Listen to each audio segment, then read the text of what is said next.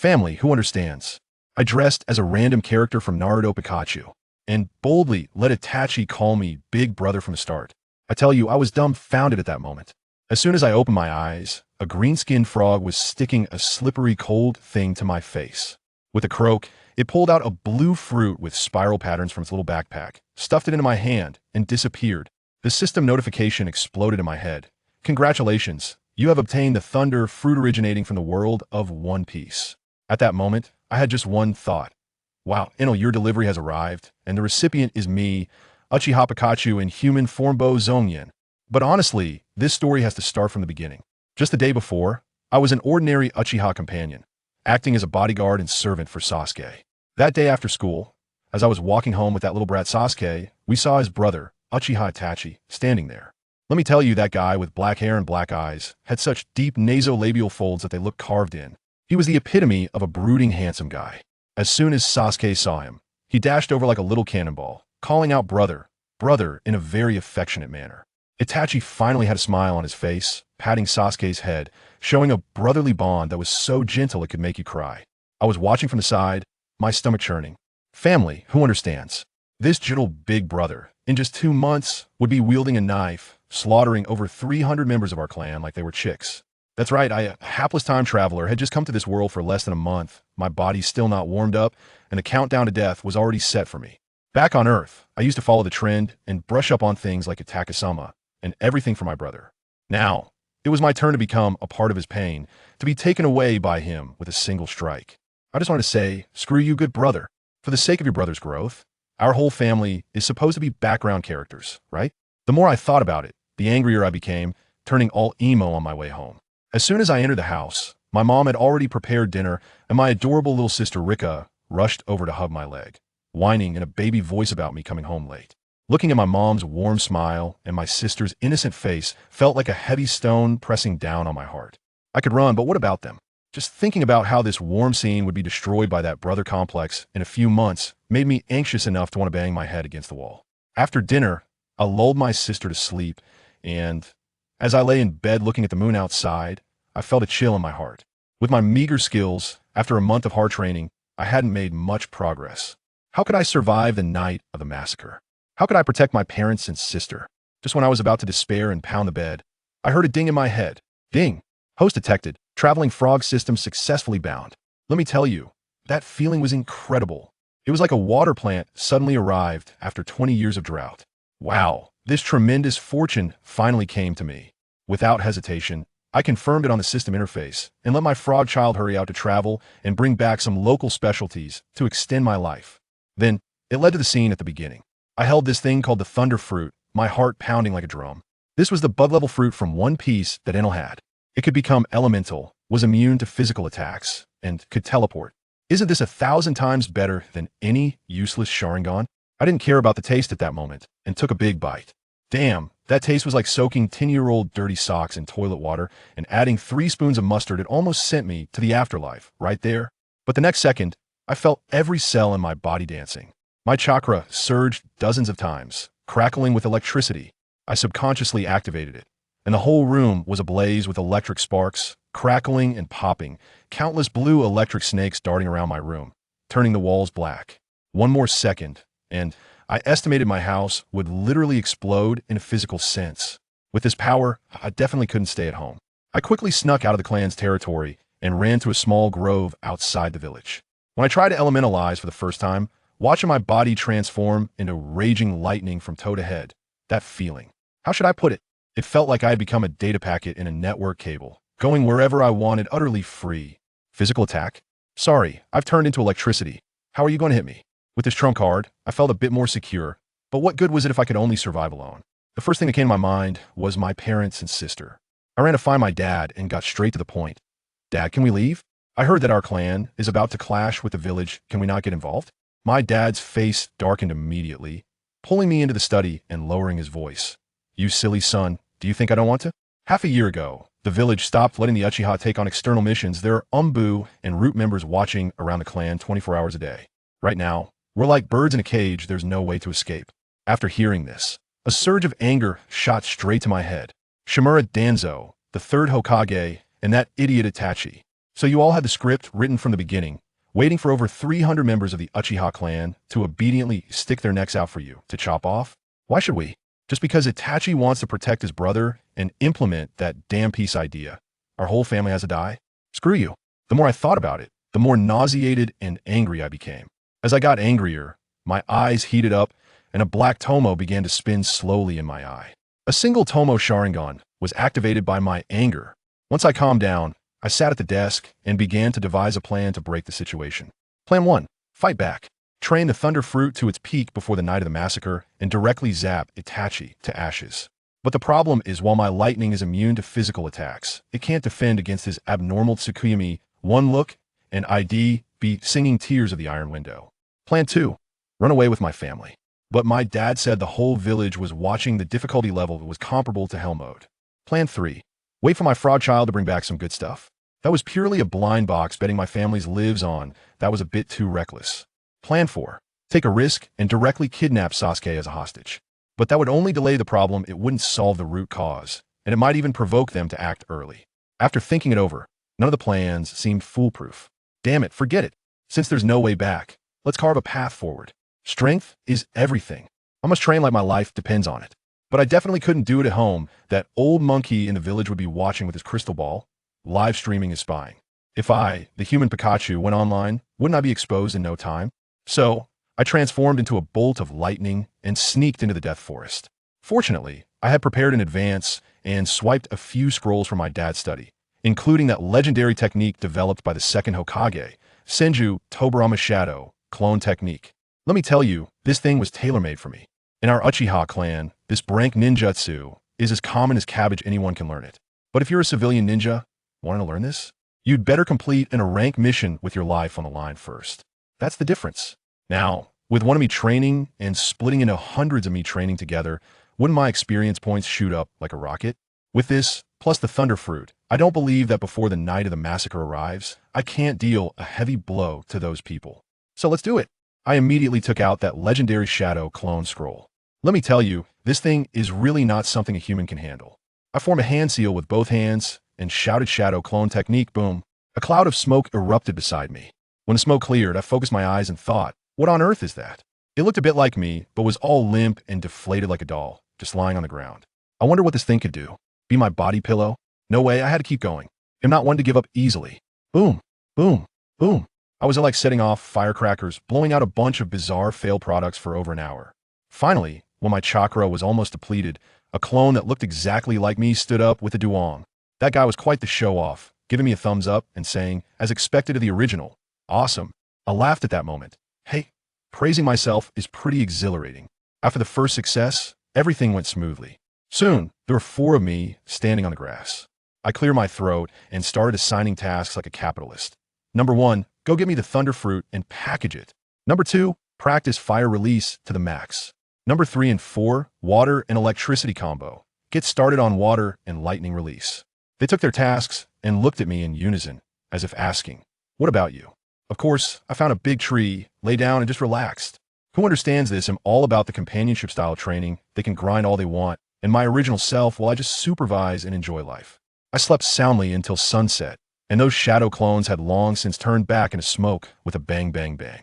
But all the experiences and memories they accumulated throughout the afternoon rushed into my brain all at once. Wow, isn't this the offline leveling up I've been dreaming of?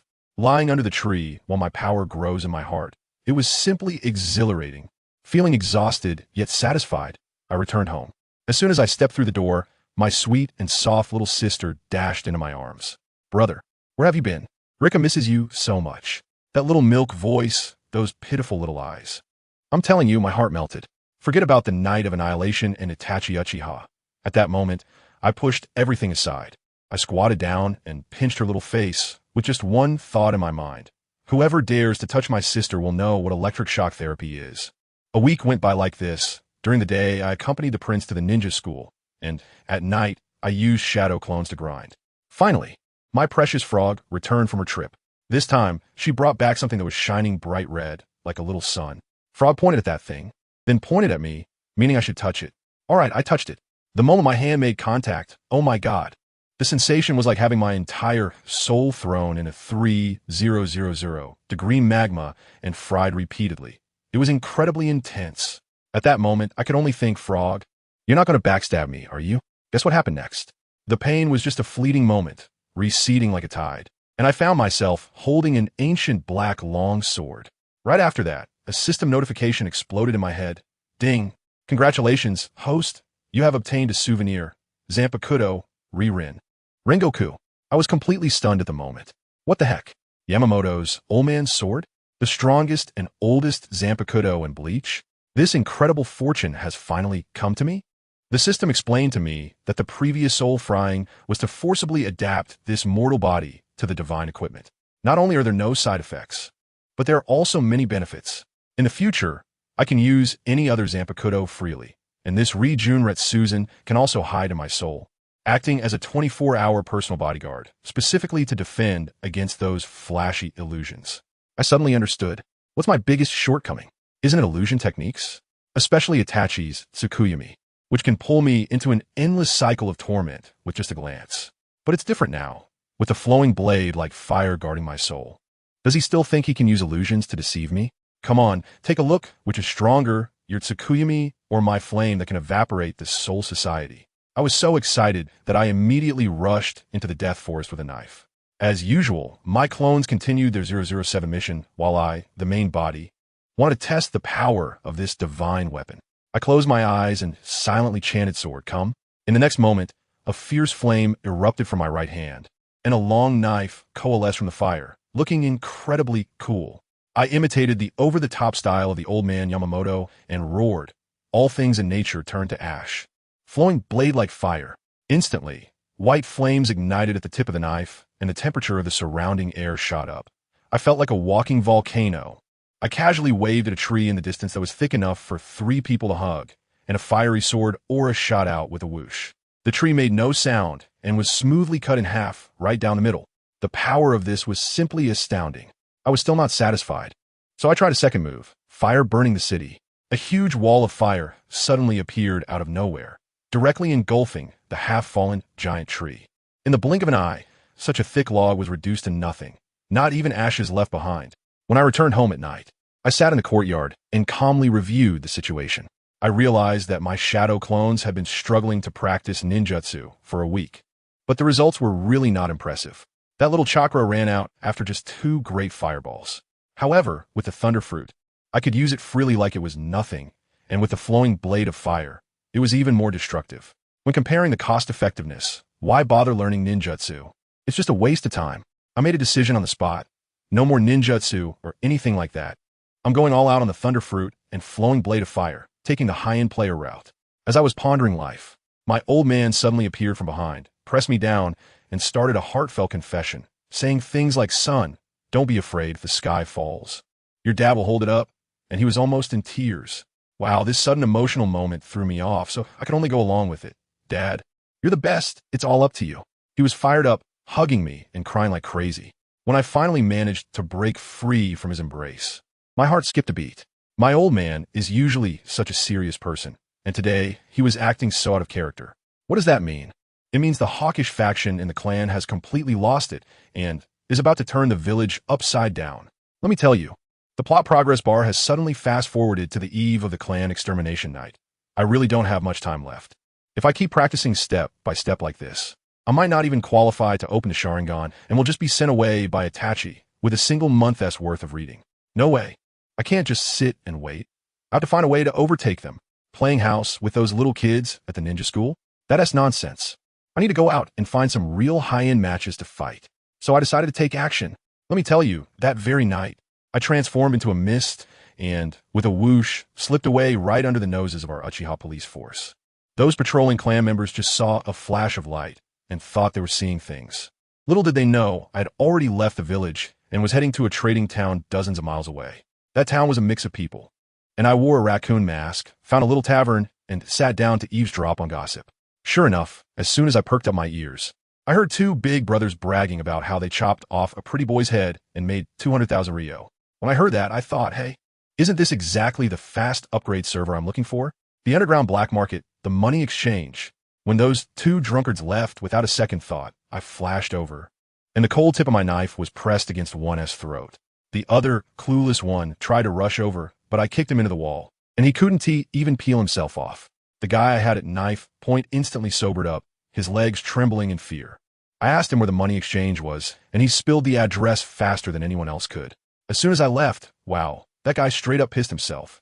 Just a pure mess. With the lead, I immediately registered a pseudonym at the money exchange, codenamed Blue Dragon. The first job I took was from a rogue ninja from the Mist Village named Uchiha. I heard that he had run away out of fear during a battle. Just a complete coward. When I found him, he was about to head to a brothel. Seeing my little frame, he tried to act tough, saying, "What can you do, little brat?" I couldn't be bothered to waste words with him. A burst of lightning erupted from my body, and terrifying electric currents crackled and darted all over me, illuminating the entire alley. When that guy saw this scene, his face turned pale, and without saying a word, he turned and ran. I thought, is that it? A lightning cannon shot over, and he was directly blasted into a charred human-shaped lump, sent to meet the Six-Path Sage. In the next 5 days, I pretended to be a good student during the day, but as soon as night fell, I transformed into the Blue Dragon and went hunting. The number of desperate criminals who died in my hands kept increasing, and my practical experience skyrocketed, making my control over the Thunder Fruit increasingly proficient. Just when I was frantically grinding for experience, my travel frog returned again. Let me tell you, this time I was much calmer, after all. I had a card in my hand and wasn't anxious. If I couldn't beat Itachi, I could just use lightning release to escape. Who could catch up to me? Unless the fourth Hokage crawled out of his grave to race me. The only downside was that my chakra amount was like a cheap phone that lasts 2 hours on a 5-minute charge, with terrible battery life. So guess what? My little frog brought me back a small bag of Senza beans from Dragon Ball. Who understands this, my friends? I was just worried about having insufficient blue bars. And here came an infinite power bank. The feeling was simply amazing. With the Senza beans, I directly transformed into the King of Scrolls. For the next 5 days, aside from eating, I spent all my time training. How did I train? I first ran to the Forest of Death, drained my chakra, summoned hundreds of shadow clones. Then popped a bean, instantly replenishing my health and chakra, and continued summoning. Hundreds of shadow clones worked around the clock, helping me practice the Thunder Fruit and swordsmanship together. The speed of my training was simply astonishing, changing every day. What NLS judgment of God, what I developed myself, the area-wide move infinite thunderclap. All my proficiency skyrocketed. But to be honest, after 5 days of non-stop training, even if my body could handle it, my spirit was about to break. I thought to myself, I need to find a way to relax. How to relax? Killing someone to relieve boredom, of course. So, I put on the Blue Dragon disguise again and strolled over to the exchange center. By now, I was already the ace assassin here. When the person in charge saw me, he was all smiles and bowing. I was flipping through the orders when I overheard 2 ninjas nearby whispering, saying, "Is that the legendary Blue Dragon? Why is he so short? Could he be a dwarf?" I was really angry at that time. I hadn't developed yet, you know? I shot them a glance, and those two instantly knelt down with a thud, almost banging their heads on the ground, seeing their cowardly appearance. I couldn't be bothered to argue, so I casually picked up a random order worth 12 million and turned to leave. This time, the target was a rogue jonin from the Mist Village named Tukuma. I couldn't help but wonder what was going on with the Mist Village, as it seemed like they were churning out rogue ninjas one after another like they were dropping dumplings. That guy Abito is really good at business. Who cares? Just kill him. I rushed to a place called Shinya Town, where my target was located like a flash of lightning. Goodness, that town was lifeless. I searched for a long time before I finally found a hotel that was still in operation. The hotel was so filthy that it was practically at a biochemical weapon level. There was a musty smell in the room, and the blankets were growing mold. I was bothered by the strong smell in the room, so I suddenly opened the window to get some fresh air. Guess what I saw? Downstairs, just as 4 people walked in, the leader, an older sister with long reddish-brown hair and an impressive figure, was leading 3 subordinates who were getting ready to check into the hotel. I was leaning on the window at that time, peeking and pondering who this big sister was. As I focused my gaze, I suddenly exclaimed, "Wow, isn't that Terumi Mei, the future 5th Mizuki? How did she come to this desolate place?" My mind raced, and I instantly understood. My target this time, that brat named Tosaka Shin, is none other than the rogue ninja from the Hidden Mist Village, right? All right, this time we've run into trouble. They brought a secret team to clean up the mess. This is troublesome. My task is to exchange Tosaka's head for money, and her task is to bring Tosaka's head back to the village. Our KPIs conflict with each other. No way. I have to get ahead of her. I can't let my stinky, shabby room go to waste. In the blink of an eye, it seemed that the beautiful Mei Ming downstairs sensed something. She looked up, and our eyes met. Although I was wearing a mask, her gaze was piercing. By nightfall, I simply strolled out. The mission intel only provided a rough location, stating that the person was hiding in this town, but didn't specify where at all. New Leaf Town isn't too big or too small, with tens of thousands of people. What's the difference between finding a stubborn upper ninja who wants to play hide and seek and searching for a needle in a haystack? There's no way around it. I can only use the simplest method. I will directly maximize the ability of the Thunder Fruit to form an electromagnetic radar, treating the entire town as a map and scanning it inch by inch. In this broken place, if there's a chakra reaction at the level of a Jonin, who else could it be besides Dotan Shin? Oh right, now we also need to include those 4 people with Zhao Meiming. Let me tell you, in the ninja world, once night falls, it really can't compare to modern society. Besides big cities like Konoha, these poor rural areas don't even have streetlights. When it gets dark, it's lifeless, and you can't see your hand in front of your face. But this is not a problem for me. I'm basically a big flashlight myself. Once my radar is on, it's better than anything else. I wandered slowly, not knowing how long I had been walking. After turning a corner, I suddenly came upon a brightly lit area, as if it were New Year's Eve. In this dark town, such a place suddenly appeared like a firefly in the night. Incredibly eye-catching. People from all directions flocked to it like moths to a flame, creating an incredible hustle and bustle. My curiosity was piqued, so I leaned in for a closer look. The sign had 3 big characters, Chunfeng Liao. Then I noticed that everyone coming in and out the door was all male. At that moment, I realized, damn, this is just an ancient brothel. Family, who understands? I was a decent person in my past life, and I've never even seen a place like this. Deep down, I really dislike these wicked products of the old society, and I want to turn around and leave. But just as I lifted my foot, I put it down again. No, I can't. I'm here to complete a mission. What if Tokumyun Shina is hiding in there, thinking that the most dangerous place is the safest place? Then wouldn't I have made this trip for nothing? Forget it. Forget it. I'll just take a quick look, just one glance. If I can't find anyone, I'll leave right away. I'm doing this for the task, and I have no choice. I entered with a critical perspective to examine it. Yes, it's criticism. I had prepared myself mentally, organized my clothes, and walked over with a light step. At the door stood 2 attendants.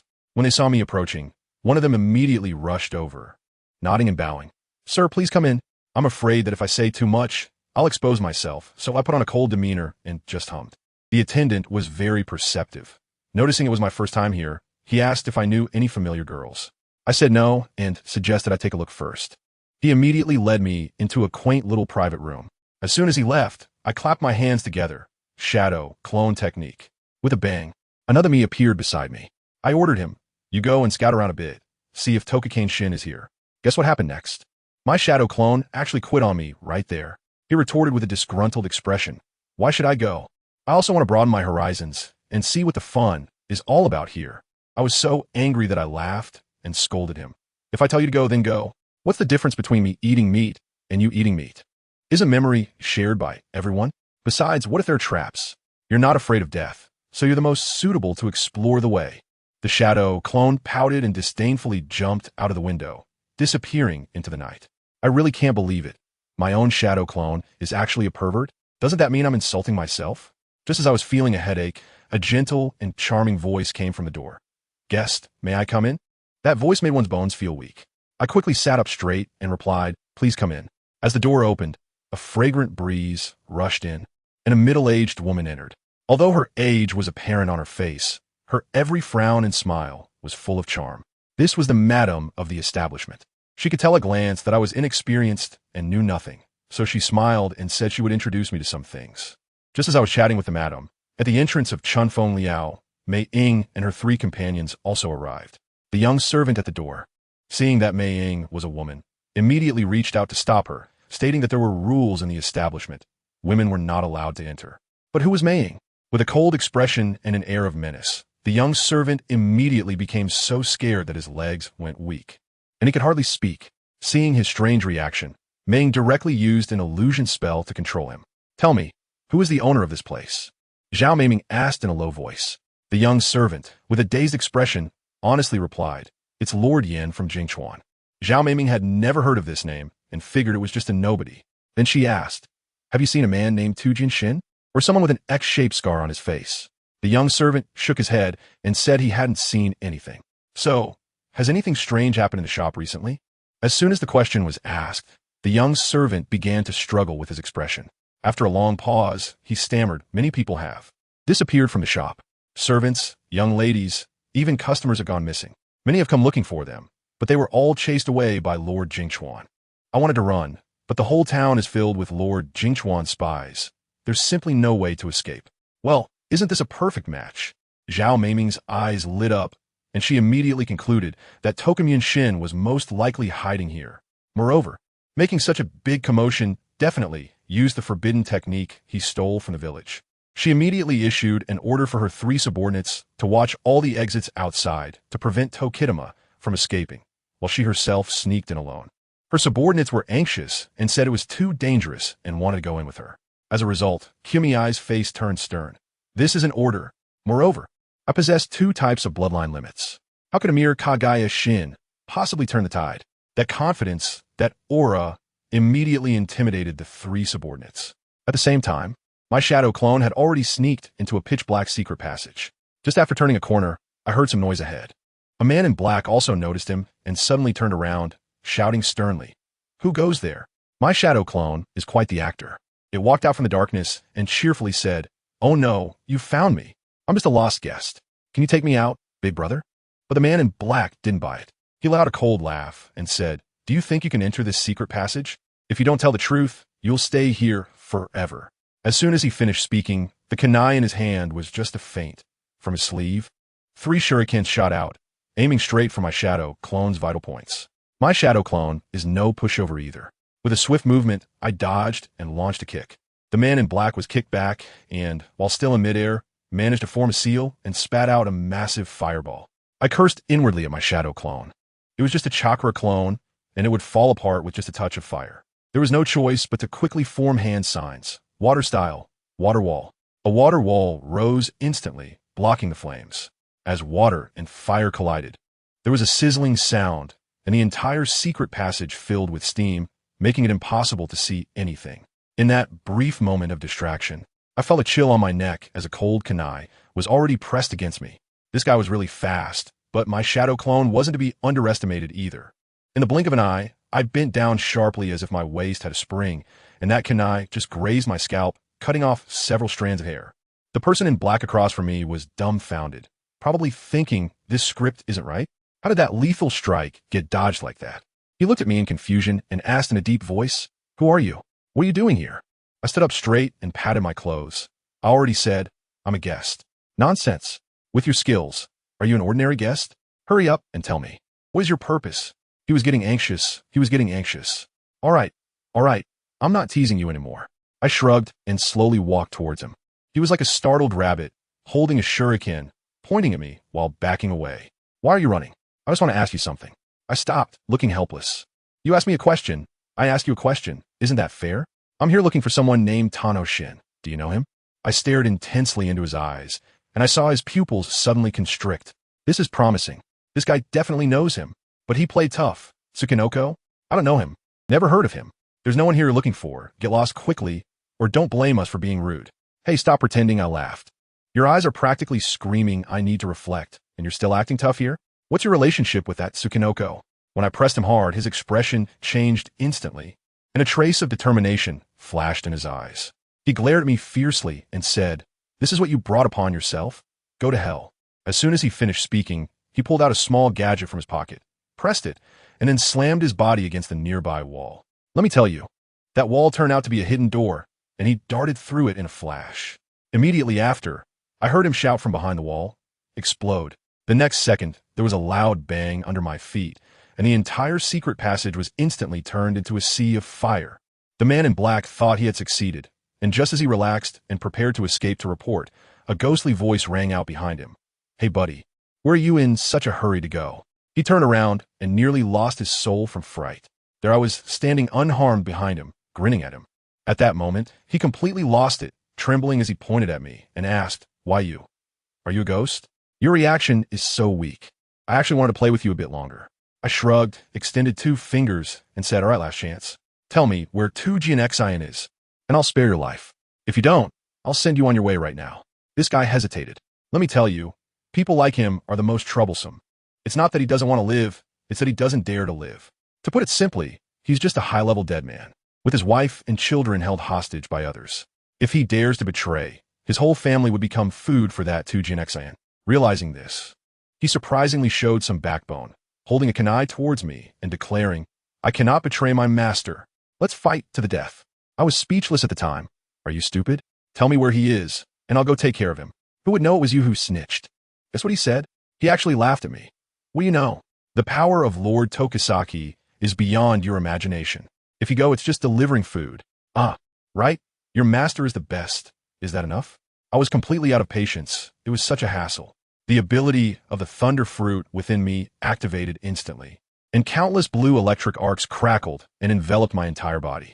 In the pitch-black underground, I looked like a human-shaped light bulb. Raiden, I let out a low shout, and my entire arm transformed into a bolt of lightning, moving so fast that he couldn't react at all. It shot through his chest with a soft puff.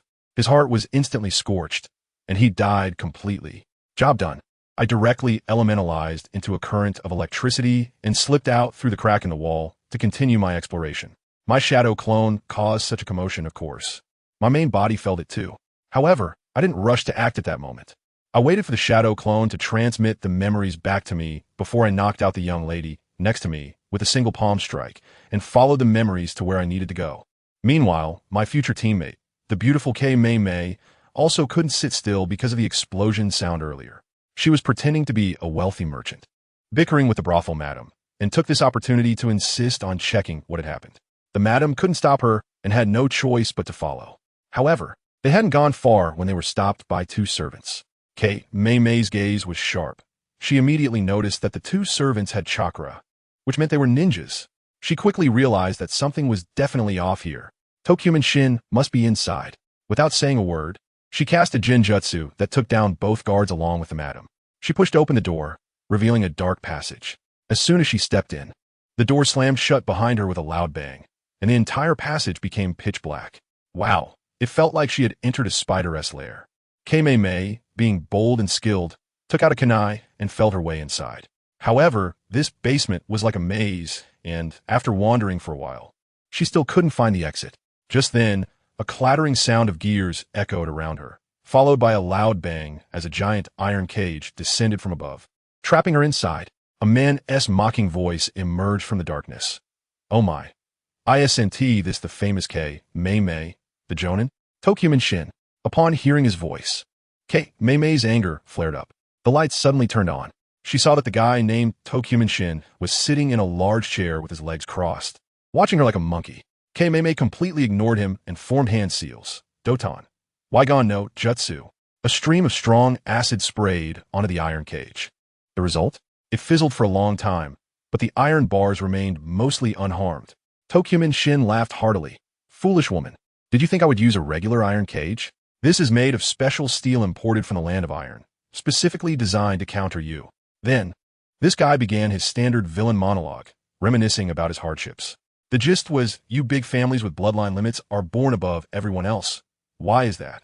I work so hard, yet get nothing in return. So, I want to take revenge on society. Anyone who understands family matters knows that this excuse is utterly kitsch. Kei Mei Mei couldn't take it anymore and retorted directly. So you steal forbidden techniques and use innocent people as nourishment? Exactly. It's their honor to become my stepping stones to power, Tokumen Shin said with a face full of self-righteousness. Just as they were debating, I happened to stroll in. As soon as I entered, I smelled a foul odor and couldn't help but say, "Hey, why does it smell so bad here?" I glanced around and my gaze landed on Tokumen Shin. Oh, so there's a disgusting bug here. Tokumen Shin's face turned dark immediately. What are you? I ignored him, drew my knife, and my whole body flashed with lightning. Stop the nonsense. I'm in a hurry to send you to hell. Seeing my stance, his expression turned serious. Without saying a word, he raised his hand and threw several invisible shockwaves at me. Those things moved at lightning speed, accompanied by a piercing sound. I raised my knife and blocked them all with a series of clangs. Even the Kagaya Mei in the cage looked tense. Uchiha sword flame. I leaped into the air, my long knife entwined with lightning and flames, slashing down at him with the momentum of splitting heaven and earth. He was also tough. He didn't dodge or evade. His right hand clenched tightly, and a stronger shockwave suddenly erupted in front of him. The two forces collided with a bang, and I was sent flying. In midair, my right hand transformed into a bolt of lightning, directly aiming for his heart. But another energy shield suddenly appeared in front of him, blocking the attack. Not bad. I landed on the ground, sneering. It seemed I had to take this seriously. Infinite thunder. As soon as I finished speaking, a massive amount of electricity instantly spread from beneath my feet, turning the entire basement floor into a sea of lightning. Tokiwa Shin's expression changed, and behind him, a pair of energy wings suddenly sprouted, allowing him to fly into the air and evade my lightning.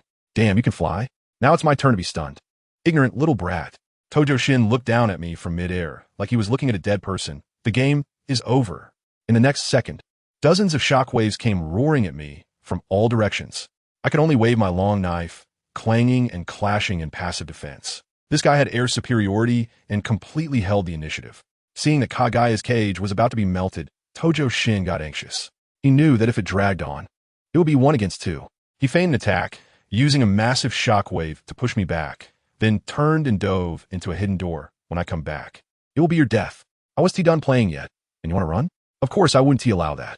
Transforming into a bolt of lightning to chase after him. Wait, don't be impulsive. Kagaya shouted anxiously from behind. I didn't look back. Take your time. Then I plunged into the dark door. Passing through a corridor, I suddenly found myself in a vast underground palace. But who could understand the scene before me? It left me utterly speechless. 99 iron cages, each filled with people, all emaciated, their bones jutting out, veins grotesquely bulging, their eyes hollow, no different from the living dead.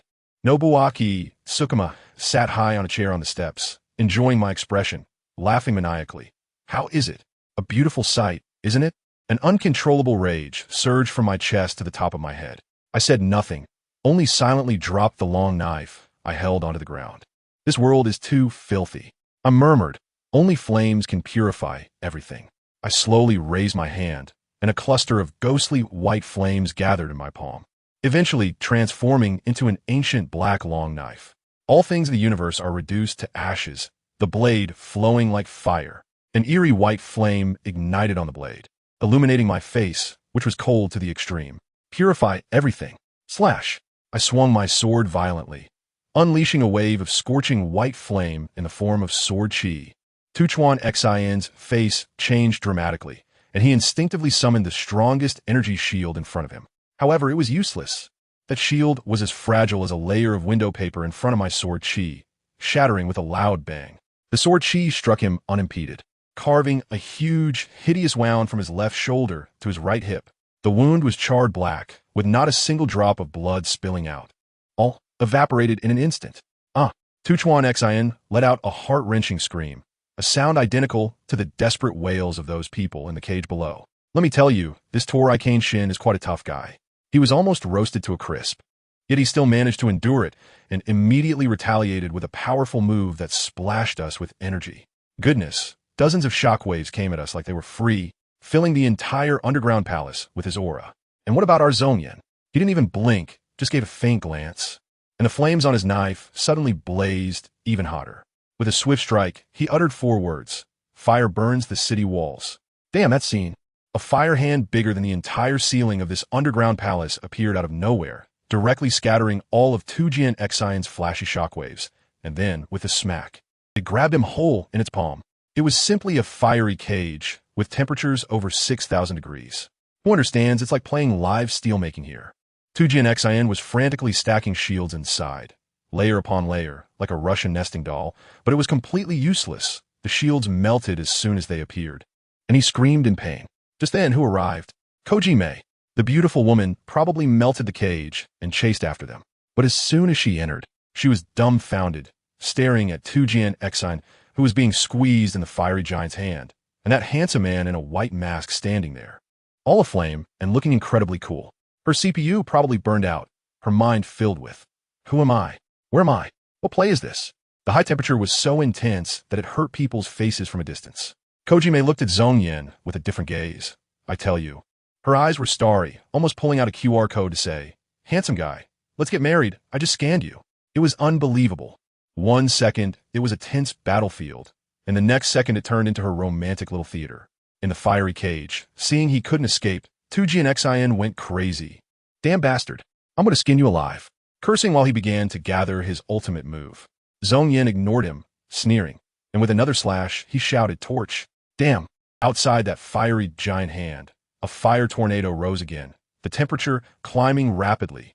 Just as he was about to be roasted into a dried corpse, Tujin Xin finally panicked, gritted his teeth, and pulled out all his hidden reserves. He extracted a large portion of the vital energy he had accumulated over several days, forming a huge energy ball around him. Vital energy explosion. Boom! A huge bang, and that energy ball exploded. The shockwave was absurdly powerful, forcibly blasting open a hole in Zongyan's fiery cage. Tujin Xin shot out like a cannonball, but he didn't attack us. He headed straight for the cages below that were holding people. The smile on his face was as sinister as it could get, and he roared, "Vital energy absorption technique." In the next second, I swear, that scene was like a hellish painting. All the people trapped below had their talismans light up instantly, and then their blood vessels burst open one after another. Blood filled the air, all attracted to him like a magnet, performing a human juicer right there. He separated all the impurities from that blood, leaving only the purest vital energy, and then, in one breath, he absorbed it all into his body. Instantly, he swelled into a huge meatball, his clothes bursting, his features squished together, and the pair of wings on his back flapping desperately, barely holding on. "Ha ha, you push me." He laughed maniacally at Zongyan. "I'm gonna make you my food." Koji Mei was beside herself with disgust, knowing this forbidden technique was sinister. But seeing the scene with her own eyes was too shocking. She trembled with anger, pointing at Tujin Xin and cursing, "You bastard who should go to hell." And Zongyan, at that moment, stood there motionless, his eyes vacant. I could feel it. He had broken down. Really, in this ninja world, peeling away the so-called passionate facade, underneath were all these man-eating things. He later told me that at that moment, he seemed to smell something, a smell so disgusting it made him want to vomit. He said, "It stinks. Simply the smell of hell." Tujin Xin didn't care if you were emo or not. His balloon-like body surged with power, raising his hand to unleash an overwhelming super vital energy shockwave. An indiscriminate attack. Zongyan was still dazed, and Koji Mei saw this and thought, "Goodness, my idol is on standby." Without thinking, she jumped in front of Zongyan and unleashed a lava cave, spitting out a large circle of lava to protect both of us. But that shockwave was like rain. Relentless. The lava wall quickly couldn't hold up, and it looked like it was about to break. Koji Mei was anxious, pushing Zongyan and shouting, "Wake up!" She was even prepared to rush out as bait. Just as the lava wall shattered, a massive shockwave surged towards Zongyan's face. Bang! Zongyan finally moved, raising his knife and effortlessly splitting the shockwave apart. "You finally woke up." Koji Mei was both surprised and delighted. Zongyan merely nodded lightly, stepped out of the defensive circle, looked up at the meatball in the sky, and said to us, "You two step aside. It will be over soon." In the next moment, the most explosive part came. Countless bolts of lightning spread from under his feet, instantly covering the entire underground palace. Tujin Xin was still up in the air mocking, "Naive. This move won't work on me." Zongyan completely ignored him, plunging his knife into the ground. Pure white flames flowed along the lightning, and then lightning and fire began to merge beneath him. Let me tell you, that wasn't just simple 1-1. It was direct nuclear fusion. A brand new, cyan-colored, liquid magma-like energy was born. Zongyan called it Qingyan. Tujin Xin sensed something was off, frantically throwing shockwaves downward. But they hit the shield formed by Qingyan and made no sound at all, directly being dissolved and absorbed. Koji Mei was also stunned. She played with lava and could feel how terrifying the temperature of that cyan flame was. Just a touch would probably mean death. At this moment, Zongyan looked at the burnt bones on the ground and suddenly seemed to understand something. He told me he couldn't change this ugly world, but he could give everyone the most fair ending, death. At that moment, the knife in his hand seemed to come alive. He slowly raised the knife, softly murmuring, "Flame of hell." Boom! The entire underground palace erupted, dozens of cyan fire pillars shooting up into the sky. Tujin Xion's shield, like paper, instantly shattered. He screamed hysterically in fear at the terrifying sight. Zongyan looked up and softly asked him, "Can you not smell it?" Tujin Xion was dumbfounded. What? In the next second, all the cyan fire pillars converged into one point and directly swallowed him. "The smell of hell," Zongyan whispered. The massive explosion blew off the ceiling of the underground palace, leaving not a trace of Tujin Xian behind. But the vital energy he had absorbed exploded out, filling the entire space. As a result, Zongyan's knife buzzed, sounding like a starving puppy after 3 days. Zongyan tossed it into the air, and it was like an energy buffet, devouring all the vital energy cleanly, even burping as it flew back into Zongyan's body. The battle ended, Qing Yin dissipated, and the entire underground palace was in ruins. Zongyan walked over and picked up Tujin Xian's head, which he had deliberately left behind. After all, this thing was worth 12 million. Just as he was about to leave with the head, Koji Mei chased after him. I haven't introduced myself. I'm Koji Mei, she said with a smile, pointing at the head. Can you give it to me? I need it for a mission. Zongyan replied decisively. No. Koji Mei was stunned. Why? His head is useless to you. Money. Zongyan shook the head in his hand. This head is worth 12 million. Oh, a bounty hunter. Koji Mei suddenly realized, then generously patted her chest. I'll pay you this amount. 12 million for you, and a head for me. No. Zongyan refused again. Koji Mei was completely confused. Huh? Why again? Zongyan said with a sense of certainty. This guy put in a lot of effort to kill, so he needs to be paid more. I was almost laughing out loud next to them. Who can resist such a cute contrast? Zhao Mei's mouth twitched, gritting her teeth. She pulled out money from her little treasure chest. All right, double. 24 million. Deal. Zongyan immediately nodded. We walked out of the ruins of the underground palace, and everyone in the spring breeze hall outside was terrified. Zongyan scanned the area and immediately ordered everyone leave, 10-minute countdown. A foolish thug attempted to take action, but was instantly killed by a glance from Zongyan that released electric sparks. At this, everyone ran out as if mad. Once everyone had fled, Zongyan stood at the door, looking at this magnificent den of evil, and sighed.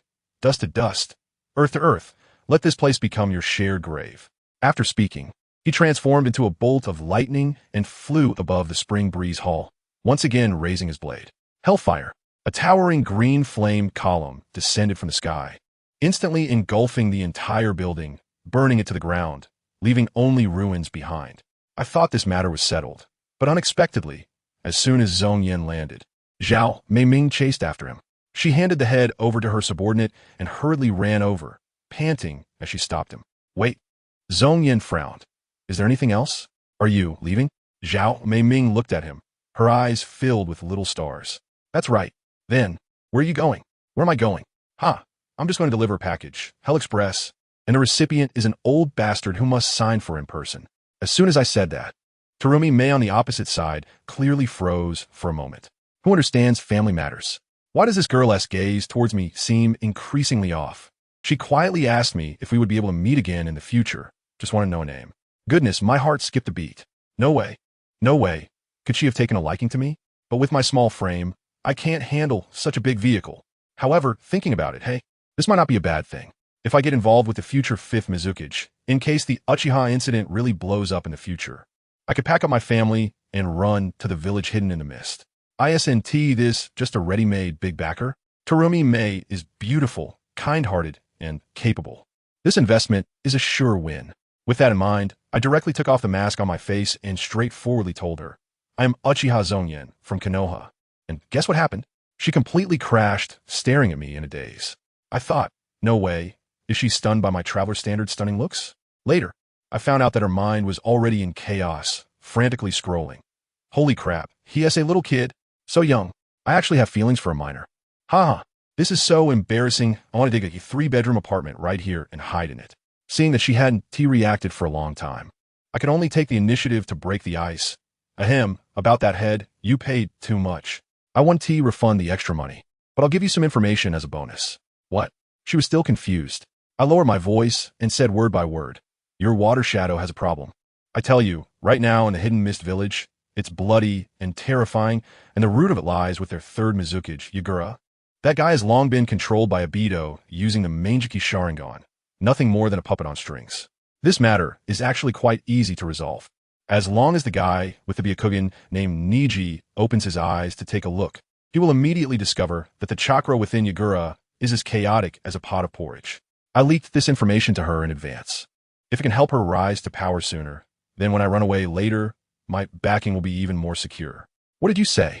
As soon as those words left my mouth, Terumi Mei instantly woke up, her gaze sharp like a knife, staring at me intently. I only said it once. I shrugged. Believe it or not, it's up to you.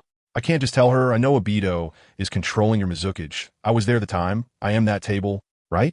As a result, she got anxious, her tone taking on a commanding flavor. You tell me clearly, what on earth is going on? I frowned, and my gaze immediately turned cold. Are you ordering me? She then realized that she had lost her composure and immediately bowed at a 90-degree angle to apologize. Looking very sincere, I'm sorry. This matter is too important for our village. I beg you to tell me. Wow, this girl can be flexible. No wonder she could become the Mizukage in the future. I was left feeling helpless by her attitude, so I could only add, he was controlled by an illusion. Let your white-eyed boy see for himself. Seeing is believing. This statement hit her heart like a bullet. She started trembling all over. Probably her mind was already in turmoil, leaving no room to care about me, the little handsome guy. Seeing that the timing was right, I greeted her and slipped away.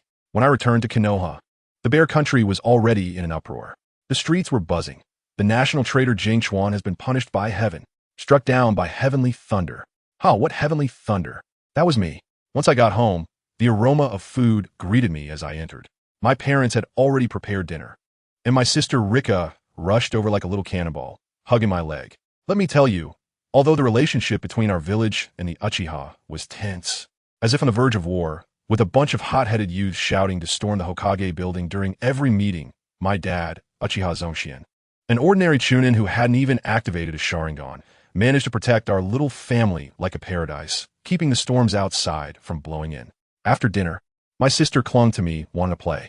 This little one, the original owner of this body, used to be a homebody who played with her every day. But now that I train every day, she has almost developed a PTSD from missing her brother. I softened my heart, picked her up, and played with her in the yard for half the day until she fell asleep in my arms. After sending my sister back to her room, I returned to my own room to review what had happened. Let me tell you, this mission was an explosive success. The best part is that my Thunder Fruit and Flowing Blade, Roho, finally fused. Combining the two powers, I gave it a super cringy name, Qingyan. What's so awesome about it? It doubles the power of all my previous techniques. To put it this way, before I left, I was at most a mid-level J-Nin, still a bit behind elites like Kakashi and Might Guy. But now, I dare say, I finally have the capital to go head-to-head with Uchiha Itachi, my newly realized technique.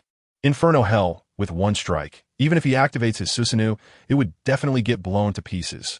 Besides this, I also found a way out, which is through Terumi Mae's line. Before, I didn't even know where to run, but now it's good. One of the 5 great ninja villages. As long as I show enough value, the Mist Village would definitely be willing to protect me. A few days passed like this, and my traveling frog came back again.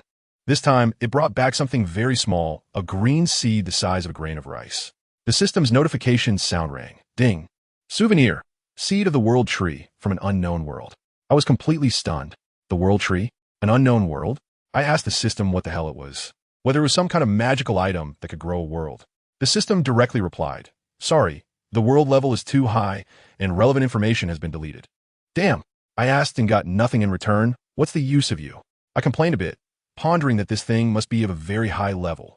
But I had no idea how to use it, so I just tossed it into the system's space to gather dust. For the next few days, I just accompanied Sasuke to ninja school as usual, and right when we arrived at the entrance, we ran into that Naruto kid. As soon as Sasuke saw him, he looked like a cat whose fur had been ruffled, and the two started their usual banter. Watching this scene, a bold idea suddenly popped in my mind. That night, under the dark moon and strong winds, I transformed into a bolt of lightning and zipped into Naruto's room. Sarutobi Hiruzen had dispatched 3 Umbu teams to protect him, taking care of him meticulously. I looked at Naruto, sprawled out on the bed, exposing the sealing technique on his belly, and one thought filled my mind. If Hokage was Minato Namikaze right now, how would he handle the conflict between the Uchiha and the village? As I pondered, an even crazier plan began to take shape in my mind. I directly infiltrated his mental world. This kid, even in his dreams, was punching and kicking Sasuke Uchiha, laughing so hard that he was about to drool. I woke him up, and he was so scared that he thought he was being kidnapped, almost crying. I had no choice but to pull out Sasuke's name. Don't be afraid, I'm Sasuke's brother. After calming him down, I squatted down, looked into his eyes, and asked the most core question. Naruto, they all call you Demon Fox and have bullied you since you were little. Do you know why? As soon as I said this, little Naruto was instantly stunned, tears welling up in his eyes, and he lowered his head and said he didn't know. I looked at him word by word, smashing the truth into his face, because inside your body, there's a real demon fox sealed. It almost destroyed the entire village, so the villagers hate it. But you are innocent. You are not the demon fox. You are the vessel that seals it. You are a hero. You should not be treated this way. Naruto was completely stunned, tears streaming down his face, staring at me blankly, unable to say a word. I looked at him, and a more radical plan in my heart was completely settled. Run? Why should I run? Passively waiting for the night of extermination to come? Why should I? No more pretending. It's time to show my cards. I want to be the chess player. If Sarutobi Hiruzen and Shimura Danzo can't tolerate the Uchiha in Konoha, then let these two old fools disappear from Konoha. The Uchiha and Konoha were originally one. With the Senju clan gone, why shouldn't this village be under our Uchiha's control? It's all the fault of the second Hokage, Senju Tobarama, that idiot who established the Konoha military police force. It sounded impressive, but in reality, it was just a gilded cage that completely kicked us Uchiha out of the power core. We became the grassroots enforcers dealing with trivial matters every day, offending the whole village, bearing all the blame, while they controlled everything comfortably from the upper echelons. It's time to settle this account. So, my plan is simple and straightforward. Let me tell you, it has 3 steps. The first step is to deal with Uzumaki Naruto and let him know what kind of person his Hokage grandfather is. This is too easy. Just throw the truth in his face. The second step is to subvert Hatake Kakashi. This guy is key. How did his father die back then? Wasn't it just Danzo stirring things up behind the scenes? As long as I lay out Danzo's dirty facts in front of him, I don't need him to join our side. Just to remain neutral will make the Konoha Jonin circle weigh their options. The final step, and the most explosive one, is to expose all the dirt on Shimura Danzo that could crash Konoha's servers. At that time, I will live stream in the center of the village. I've even thought of the title, Public Trial of Sarutobi Hiruzen, Execution of Shimura Danzo. Family, who understands this move of mine is all about precisely breaking their defenses. Without wasting a second, I got to work. While that little brat Naruto was sleeping soundly, I directly used my Zanpakuto and dove into his spiritual world in an instant. Do you want to hear a story? Naruto's little nose twitched as he sleepily looked at me and foolishly nodded. I cleared my throat and started speaking directly. Let me tell you, 6 years ago, one night, a huge fox suddenly appeared in the village, tearing everything apart and smashing things everywhere. I summarized the plot of Ninetales' Night for him in 2 minutes. After hearing it, this guy was completely stunned, frozen for a long time, then suddenly shivered all over, his eyes turned red, and he pointed to his belly and asked me, "That fox, is it this inside my body?" That's right, I snapped my fingers, and the hero who sealed it inside you, the 4th Hokage, is your father. I'm the son of the 4th Hokage. Naruto was completely bewildered, repeating that sentence like a broken record, his little face filled with disbelief at the enormous pie that had just fallen into his lap. I looked at his miserable appearance and sighed in my heart. This child was so tormented that he didn't even dare to dream a good dream. I directly took his hand and said, "Come on, you don't believe me, right? I'll take you to see the evidence. Seeing is believing." In his mental world, it was dark and gloomy, like a sewer. We hadn't walked 2 steps when we saw a giant iron cage with a huge crimson creature lying inside. See? It's a 9-tailed fox alive. Wow. It's so big. Naruto's mouth was agape, big enough to fit an egg. Suddenly, it seemed that the creature in the cage heard us. It raised its head violently and let out an earth-shattering roar towards us. Let me tell you, when it opened its mouth, one tooth was bigger than my entire body, and the drool was enough for me to wash my face. Damn humans, I will eat you. The 9-tailed fox glared at Naruto, its eyes filled with an overwhelming hatred. Naruto trembled in fear, gripping my hand tightly, and shrank behind me. I was also startled by that sense of oppression at the time. In the 2-dimensional world, it looked somewhat cute, but seeing it in person was like encountering a prehistoric beast, the kind that could swallow a child whole. But could I back down? I stepped forward and smiled, saying, "Hey, fox brother, don't be so angry, you're scaring the kids." "Shut up. Who are you?" "Me? I'm just a passerby, bringing a child to meet someone. All humans should die. Once I get out, I'll chew you up too." This 9-tailed fox probably went mad. Its words are all jumbled. My brows furrowed at that moment, and I thought to myself, "So you want to test my patience, huh?" With a flick of my mind, my flowing blade of fire ignited instantly, and the blue flames quickly heated the entire space to a boiling point. "Hey, what's going on? You don't know how to take a hint, do you? Do you believe I can give you a buzz cut?" As soon as the blade appeared, The pupils of the Ninetales shrank to the size of a needle. It didn't recognize my blade, but the terrifying aura that could roast it into Ninetales jerky was a fear etched into its DNA. Its brain was probably already starting to overload, frantically searching for what this thing was, wondering how it was even scarier than the treasures of the Sage of Six Paths. I didn't have time to waste on you. Just stay put. I pointed the tip of the blade at it, serving as my final ultimatum. Naruto, beside me, had his eyes wide open, filled with little stars. So cool. I was being modest. This is nothing. You haven't seen anything cooler yet. With that, I strode confidently to the iron cage and pressed my hand directly onto the ceiling symbol in the middle. Human, what are you doing? The Ninetales instantly exploded in anger. It probably imagined a grand annual drama where I would release it and then take it down. I didn't pay it any mind. With a slight force from my fingers, I peeled back a small corner of the talisman paper. In the next moment, a man wearing a Hokage cloak and sporting shiny golden hair suddenly appeared beside me. Grabbing my hand, wait. Don't do anything dangerous. It's Minato Namikaze. Finally, he's here. I let out a sigh of relief. I was really worried that things would go wrong. And if the Ninetales were released, it would be a big mess. No offense, fourth Hokage-sama, I said politely. Minato paused for a moment, looking me over. You're a child of the Uchiha clan? Why do you want to break the seal? We'll discuss that later. I waved my hand and nodded towards him behind me. You should first check on your son. He's been waiting for you for 6 years. When Minato turned around, he saw the dazed and red-eyed Naruto. The surprise on his face was unmistakable as he quickly walked over, wanting to give Naruto a hug. However, Naruto flinched back in fear and dodged away. Minato's hand froze in midair, a look of confusion on his face. After holding back for a while, Naruto's tears suddenly streamed down his face, and with a choked voice, he asked, "Why you really are, my dad?" Seeing the perplexed expression on Minato's face, I couldn't hold back any longer and walked over to explain softly. Why? Because this child has never known he has a hero for a father since he was born. He has been treated as a monster by the whole village. No one plays with him, and people won't even sell him anything. All he has at home are soon-to-expire milk and instant noodles. 6 years, and he has gone through it all alone. What about the third Hokage you entrusted everything to? Heh, he is the Hokage grandfather who brought Naruto the only warmth, while also being the director who created all this tragedy. Every time I spoke, Minato's fists tightened a little more, until his knuckles turned white. He looked at his son, who was cautious, eager, and yet afraid to reach out, and the fire in his chest flared up. He risked his life to protect the village. And this is how the village repaid his son? What is your biggest problem? Do you know? I looked at him and continued to stab deeper. You were too naive, putting everything in the hands of others' conscience. You forgot that the third Hokage you entrusted is first and foremost a politician. In his eyes, Naruto is just a weapon that must be firmly controlled. Minato wanted to argue, saying he still had his teacher Jiraiya and his student Kakashi. I interrupted him with a sneer. Is your teacher Jiraiya? You haven't returned to the village for 6 years after your death, busy hunting down rogue ninjas. What are you looking for in a child of prophecy? Your student Kakashi? The task machine in the village, too busy to even catch his breath. Do you really think they don't have time? 6 whole years, and it's hard to spare 10 minutes to take a look at your son?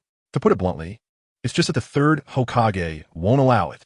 Each word was like a knife, piercing through all of Minato's fantasies. He fell silent, lowering his head, and remained speechless for a long time. I sighed and said to Naruto, "Don't doubt it anymore. He is your father, Minato Namikaze." Minato then pulled himself away from the complex emotions and squatted down, looking gently at Naruto. "I'm sorry, Naruto. It's all my fault."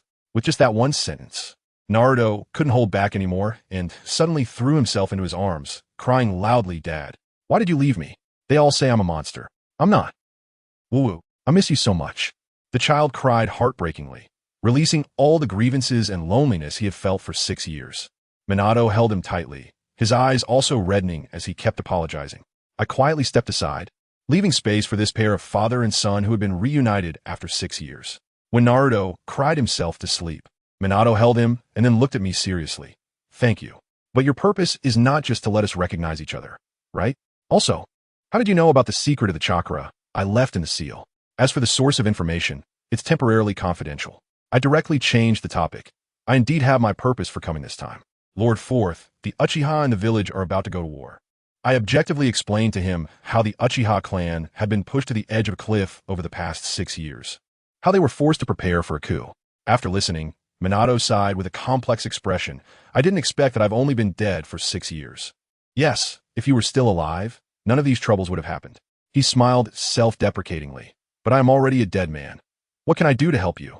No, I shook my head before I talk about my plan. I have a report to give you. A report on Shimura Danzo's crimes. Then, I laid out Danzo's numerous heinous acts one by one. Establishing route to brainwash, forcibly branding ninjas from various clans, doing nothing during the Nine Tails incident, collaborating with Orochimaru on human experiments, and ambushing Uchiha Shursui to steal his eyes, leading to the death of that genius. Minato, who had once been Hokage, was completely unaware of these matters. Because his time as Hokage was so constrained, the third Hokage never delegated power. He was just a figurehead. After hearing all this, Minato was stunned. He held Naruto, rubbing his son's blonde hair. And it took him a long time to recover before looking up at me and asking, "What do you want me to do?" My plan is to gather irrefutable evidence of Danzo's crimes and make it public. Then, using this public opinion, force the third Hokage, who has sheltered and condoned him, to resign in disgrace. This will cut off the fuse of war at its source. Minato was taken aback by my bold idea, but he quickly pointed out the flaw. You are from the Uchiha clan. If you do this, it will only be seen as an excuse for a coup.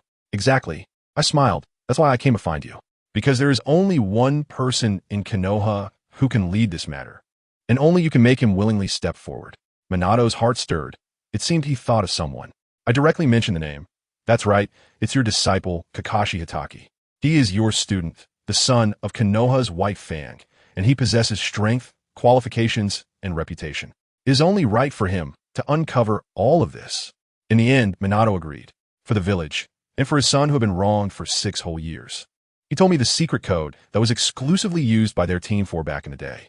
With this, even if Kakashi has doubts, he at least has to sit down and listen to me tell this story that could overturn all of Konoha. As soon as I finished speaking, I poured out the entire plan along with the 4th Hokage's instructions in the spiritual world all at once. Of course, before confronting Kakashi, I had to first reassure Naruto. After chatting with the 4th Hokage, he entrusted me to take good care of Naruto. The look in his eyes, oh my, I tell you, it was both loving and reluctant, almost making this big man break down. I quickly nodded and promised, don't worry, 4th Hokage from now on. Naruto is like my little brother. No one will bully him again. When I exited the spiritual world, Naruto had also woken up. The little guy was lying on the bed, his eyes wide open, tears streaming down his face, and he kept mumbling, was it all a dream? Oh, family. Who understands how much this hurts me? What kind of torment must a child endure in this broken village to not even dare to believe in a dream from his own father? I leaned against the wall and reassured him, hey buddy, it's all real. Your dad, Minato Namikaze, the hero of Konoha, the 4th Hokage. Naruto was stunned. His mouth agape enough to fit an egg, and he confirmed it several times before daring to believe it. And guess what? The little guy pulled the blanket over himself and twisted into a little worm, giggling foolishly. I have a dad. My dad is the Hokage. It was both real and amusing yet heartbreaking to watch. Having settled Naruto, the next day I had to get Kakashi over. How did I do that? I directly used the exclusive code left by Teacher Minato for their team, disguising it as a mysterious delivery and dropping it outside the barbecue restaurant where Kakashi often went. Well, Kakashi was having dinner with Guy and the others at the time. When he saw the code, his face turned pale. He found an excuse to slip out, and when he opened the note I left, he was stunned. It read, entrusted by the 4th Hokage, Naruto's house tonight. Signed, Uchiha Zongyan. I tell you, these words are like dancing madly on Kakashi's minefield. Uchiha, using my teacher's code, meeting in my teacher's son's house. He blew up on the spot, and, in his mind, there was probably a grand drama unfolding about the Uchiha plotting against the Jinchuriki. The whole afternoon, he followed Naruto like a shadow, sneaking around, afraid I might do something to Naruto. By the evening, as soon as I slipped into Naruto's house, Kakashi came in right behind me like a ghost, filled with killing intent, questioning me fiercely. Who are you? How do you know my teacher's code? What do you want to do to Naruto? I completely ignored his remarks and directly had Naruto recount the bizarre experience of the cyber manifestation from last night. As Kakashi listened, his expression shifted from alertness to shock, and then to guilt, especially when he heard Naruto recount what I said about the 3rd Hokage betraying the trust of the 4th Hokage. His face turned hot, and he lowered his head to apologize to Naruto. I'm sorry, Naruto, it's my fault for not taking good care of you. Seeing his attitude was decent, I began to lay out my main plan. I explained everything. The impeachment of the 3rd Hokage, the reckoning with Danzo, and resolving the conflict between the Uchiha and the village. After hearing it all, Kakashi looked at me as if I were an alien. You want to impeach the third Hokage? Are you crazy? I know that just talking is useless. Seeing him still struggling with his beliefs, I directly threw out the big bomb. Kakashi-senpai, do you know how your father, Konoha's white Fonsakamo Hatake, died back in the day? As soon as these words were spoken, Kakashi's expression instantly changed, becoming as sharp as a knife. I didn't wait for him to ask and directly revealed the trump card. It's Danzo. Back then, your father was the strongest candidate for the fourth Hokage. Danzo stirred up public opinion behind the scenes to eliminate his opponents, engaging in cognitive warfare. He turned your father from a towering hero into someone who was verbally abused into isolation, ultimately forcing him to prove his innocence through suicide. Those who were saved by your father and then turned against him were all pressured by Danzo from behind. I tell you, after saying these words, Kakashi couldn't hold it any longer. His eyes instantly turned red, his fists cracked from being clenched tightly, and he nearly bit his teeth to pieces. Squeezing out two words, Danzo, but as expected of Kakashi, who has weathered many storms. He managed to suppress this anger and coldly said to me, I will investigate this matter. If he really did it, I will definitely make him pay the price. But that doesn't mean I will join you in overthrowing Konoha. Hey, still quite stubborn. I could only add fuel to the fire, pointing at Naruto, who looked completely confused, and said leisurely, what about your teacher's legacy? Should he live his entire life bearing the title of Demon Fox, enduring everyone's disdain and discrimination? Is this how you repay your teacher? This sentence became the last straw that broke the camel's back for him. He was silent for a long time, his eyes filled with struggle. Finally, he looked up and stared at me fiercely. Prove it to me. Prove that you have the strength to overturn all of this. Otherwise, everything is just empty talk. That's exactly what I wanted to hear. Without a second thought, we immediately teleported to the death forest outside the village. That place was large enough for me to unleash my abilities. I didn't hold back, directly channeling the lightning god, arcs of electricity crackling all over my body, and said to him, lightning release bloodline, physical immunity, speed is strength. Kakashi's pupils shook. I wasn't done yet, and I quickly pulled out my old happy knife, flowing blade like fire. As the pale white flames erupted, the temperature in the entire forest rose. I told him, this thing is immune to all flashy illusions. Kakashi was stunned, probably thinking, are all 12-year-olds in this generation this absurd? What kind of technological cheat is this? Finally, I smiled and said, there's a good thing too, a brand new ability from the fusion of the two, Qingyin.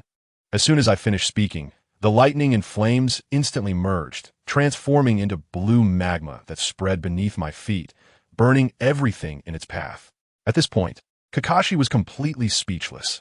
He knew that the 12-year-old boy in front of him possessed power beyond his comprehension. But he still drew a kunai, his expression extremely serious. Let's do it. I've been waiting for this. My fighting spirit ignited instantly, and I swung the flowing blade like fire fiercely, slashing. A streak of blue light from a knife, fast enough to break the limits of vision, struck forward. So fast, Kakashi exclaimed and desperately used body flicker technique to dodge. Although he avoided the blade, the high temperature from the blue flame still grazed his left arm, instantly leaving a charred burn mark. He looked at his injured arm, disbelief written all over his face, probably thinking, are you kidding me? Just a graze almost took me out? This thing really can kill me in an instant. Now, Kakashi was pushed to the edge. Let me tell you, he immediately pushed up his forehead protector, and the three-tomo Sharingan lit up directly. That gaze was instantly different. Goodness. When Kakashi got serious, he really had some skills. His dynamic vision was maxed out, and he was using various shadow clone techniques and substitution jutsu like a pro. For a moment, my brother really couldn't touch the hem of his clothes.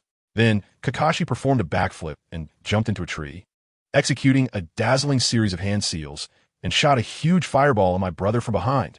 Hey, this is what a ninja should do, stealth attacks. So what happened? My brother didn't even turn his head, and with a quick slash, he shouted, fire ejection. That black knife, emitting blue flames, drew a perfect circle in the air. The next second, that enormous fireball, anyone who understands would know, was sliced in half like a watermelon. With a loud bang, it exploded, leaving Kakashi stunned, probably thinking, this knife is truly ridiculous. It can even cut ninjutsu? Before he could recover from the shock, a streak of blue light slashed through the flames, coming straight at him. Kakashi was so scared that he quickly used substitution jutsu. He escaped, but that poor wooden post instantly turned to charcoal. My brother didn't give him a chance to breathe, charging out from the fire with his knife raised and slashed down. Kakashi tried to block with his kunai. But guess what? That kunai melted like an ice pop upon contact with the blue fire. Now it was completely impossible to fight back. Kakashi could only run around, while my brother chased and slashed behind him, every strike lethal, each blow carrying a high temperature that burned the air dry, making the entire forest feel like a sauna. Kakashi seized an opportunity, trying to jump into the air to adjust his position, but my brother directly predicted his prediction, roaring, fire burning city walls. The flames on the knife instantly erupted, transforming in midair into a giant flaming hand that reached for Kakashi, just as he was about to be caught. Kakashi urgently used a shadow clone to divert the attack, while his real body circled behind my brother, gathering a crackling ball of lightning in his hand. The sound was like thousands of birds chirping, and he shot a lightning cutter straight through. The timing was spot on, but my brother didn't fall for it at all. With a quick slash, he executed that round slash again, and with a loud clang, the lightning cutter was forcefully blocked. Kakashi's hand was instantly burned, leaving a cut, and he quickly jumped back, shouting, "Stop, stop, no more fighting." He panted heavily, looking at my brother with a complex expression, and finally shook his head in resignation. "I admit defeat. Your strength is already above mine. Let me tell you, Kakashi is reasonable, and when he loses, he admits it without any hesitation." But then he changed his tone and said, "But just being stronger than me isn't enough. If you want to change Konoha, you must show the kind of power that can instill fear in the third Hokage and that old guy Danzo, the power to overturn the table. Show it to me." "Good." My brother was waiting for the sentence. He took a deep breath, flew into the air, looking down below, and then raised his knife, declaring that incredibly cool line. "All things in nature will turn to ash, flowing blade like fire." Then he unleashed the attack hellfire. Boom! Dozens of blue flame pillars shot up from the ground, instantly turning the area where they had just fought into a hell on earth. Finally, all the flame pillars converged, triggering a shocking explosion. The power cleared half of the death forest, turning it into flat ground. Kakashi was speechless on the spot. He had probably never seen such an exaggerated scene in his life. He might be thinking, with this intensity, aside from my teacher who could use Flying Thunder God, anyone who comes would have to kneel. At this point, he was completely convinced and stated, "Bro, I'm investing in your project. Let us cooperate." Having won over Kakashi, my brother slipped away, as the commotion was too great. If he didn't leave, the Umbu would come to investigate. Back home, he sat alone at his desk, pulling out a piece of paper filled with writing. It contained the 4 paths he had originally planned for himself. First, before the night of the clan's extermination, surpass Uchiha Itachi. Second, if he couldn't win, take his family and flee. Third, rely on a lucky break to give him some power. Fourth, if all else fails, take risks and kidnap Sasuke to buy time. Looking back now, hey, it was all thanks to that ambitious traveling frog. The thunder fruit, combined with flowing blade like fire, directly transformed him from character needing to flee into someone who could wrestle with Itachi. So, the escape plan was completely off the table. He stared at the 4th line on the paper, kidnapping Sasuke, and suddenly had a brand new, bolder idea. He realized clearly that to kill Danzo and force the 3rd Hokage to step down, he couldn't do it alone. He had to represent the entire Uchiha clan. But the Uchiha clan was currently a scattered group, and the clan leader Fugaku was a fence-sitter, so he couldn't count on them. Therefore, he had to step up and use absolute strength to unite the entire Uchiha clan into one force, making them his strongest backing.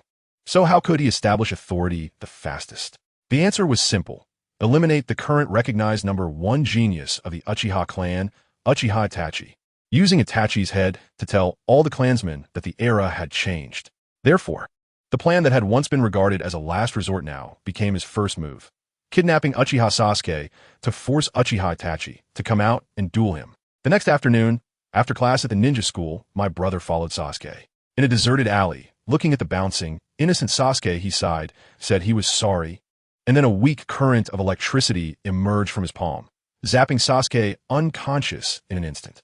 Poor Sasuke, unable to say a word, watched helplessly as he was whisked away by a bolt of lightning. When they arrived at the Death Forest, as soon as Sasuke regained his senses, he was furious, his face turning red as he yelled at my brother. "What are you doing? Why did you bring me here?"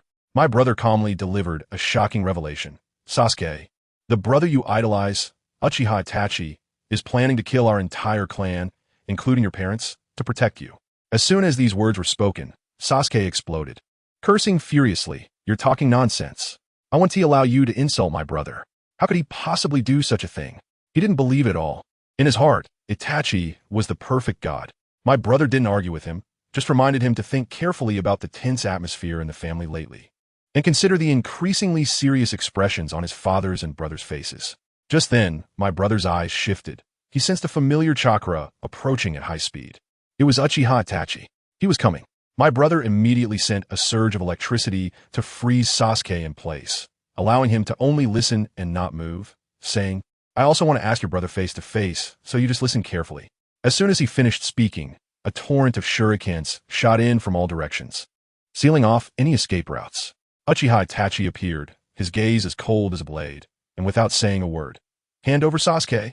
My brother smiled and retorted, "Don't you want to chat first? Aren't you curious why I'm doing this?" But Itachi didn't respond at all. He immediately cast a Jinjutsu. Suddenly, the surroundings were filled with the cawing of crows. My brother let out a cold laugh. "Playing tricks in front of me? I have physical immunity, you know?" He slashed through the illusion with a single stroke and immediately swung his blade towards Sasuke on the ground. Sure enough, Itachi's figure appeared in an instant, blocking the strike with a shuriken. Following that, my brother's entire body crackled with electricity, and, with a technique called Inazuma, he launched an attack, only to hit another illusionary clone. "Uchiha Itachi," my brother suddenly shouted, "don't you want to know why I kidnapped your brother before you slaughtered the entire clan?" As soon as those words were spoken, the cawing of crows in the forest abruptly stopped. Itachi's figure reformed on the branch, his face devoid of any emotion, but inside, he was definitely experiencing a storm of turmoil. My brother's blade pointed directly at him as he said word by word, "If I'm not mistaken, soon you will take action, right? To protect the village, to protect your beloved younger brother, you have to kill us all, right?" Itachi remained silent. In that silence, Sasuke, who was lying on the ground, felt his heart sink to the bottom of the valley. "Deny it. Quickly deny it, brother," he screamed frantically in his heart. But Itachi did not deny it.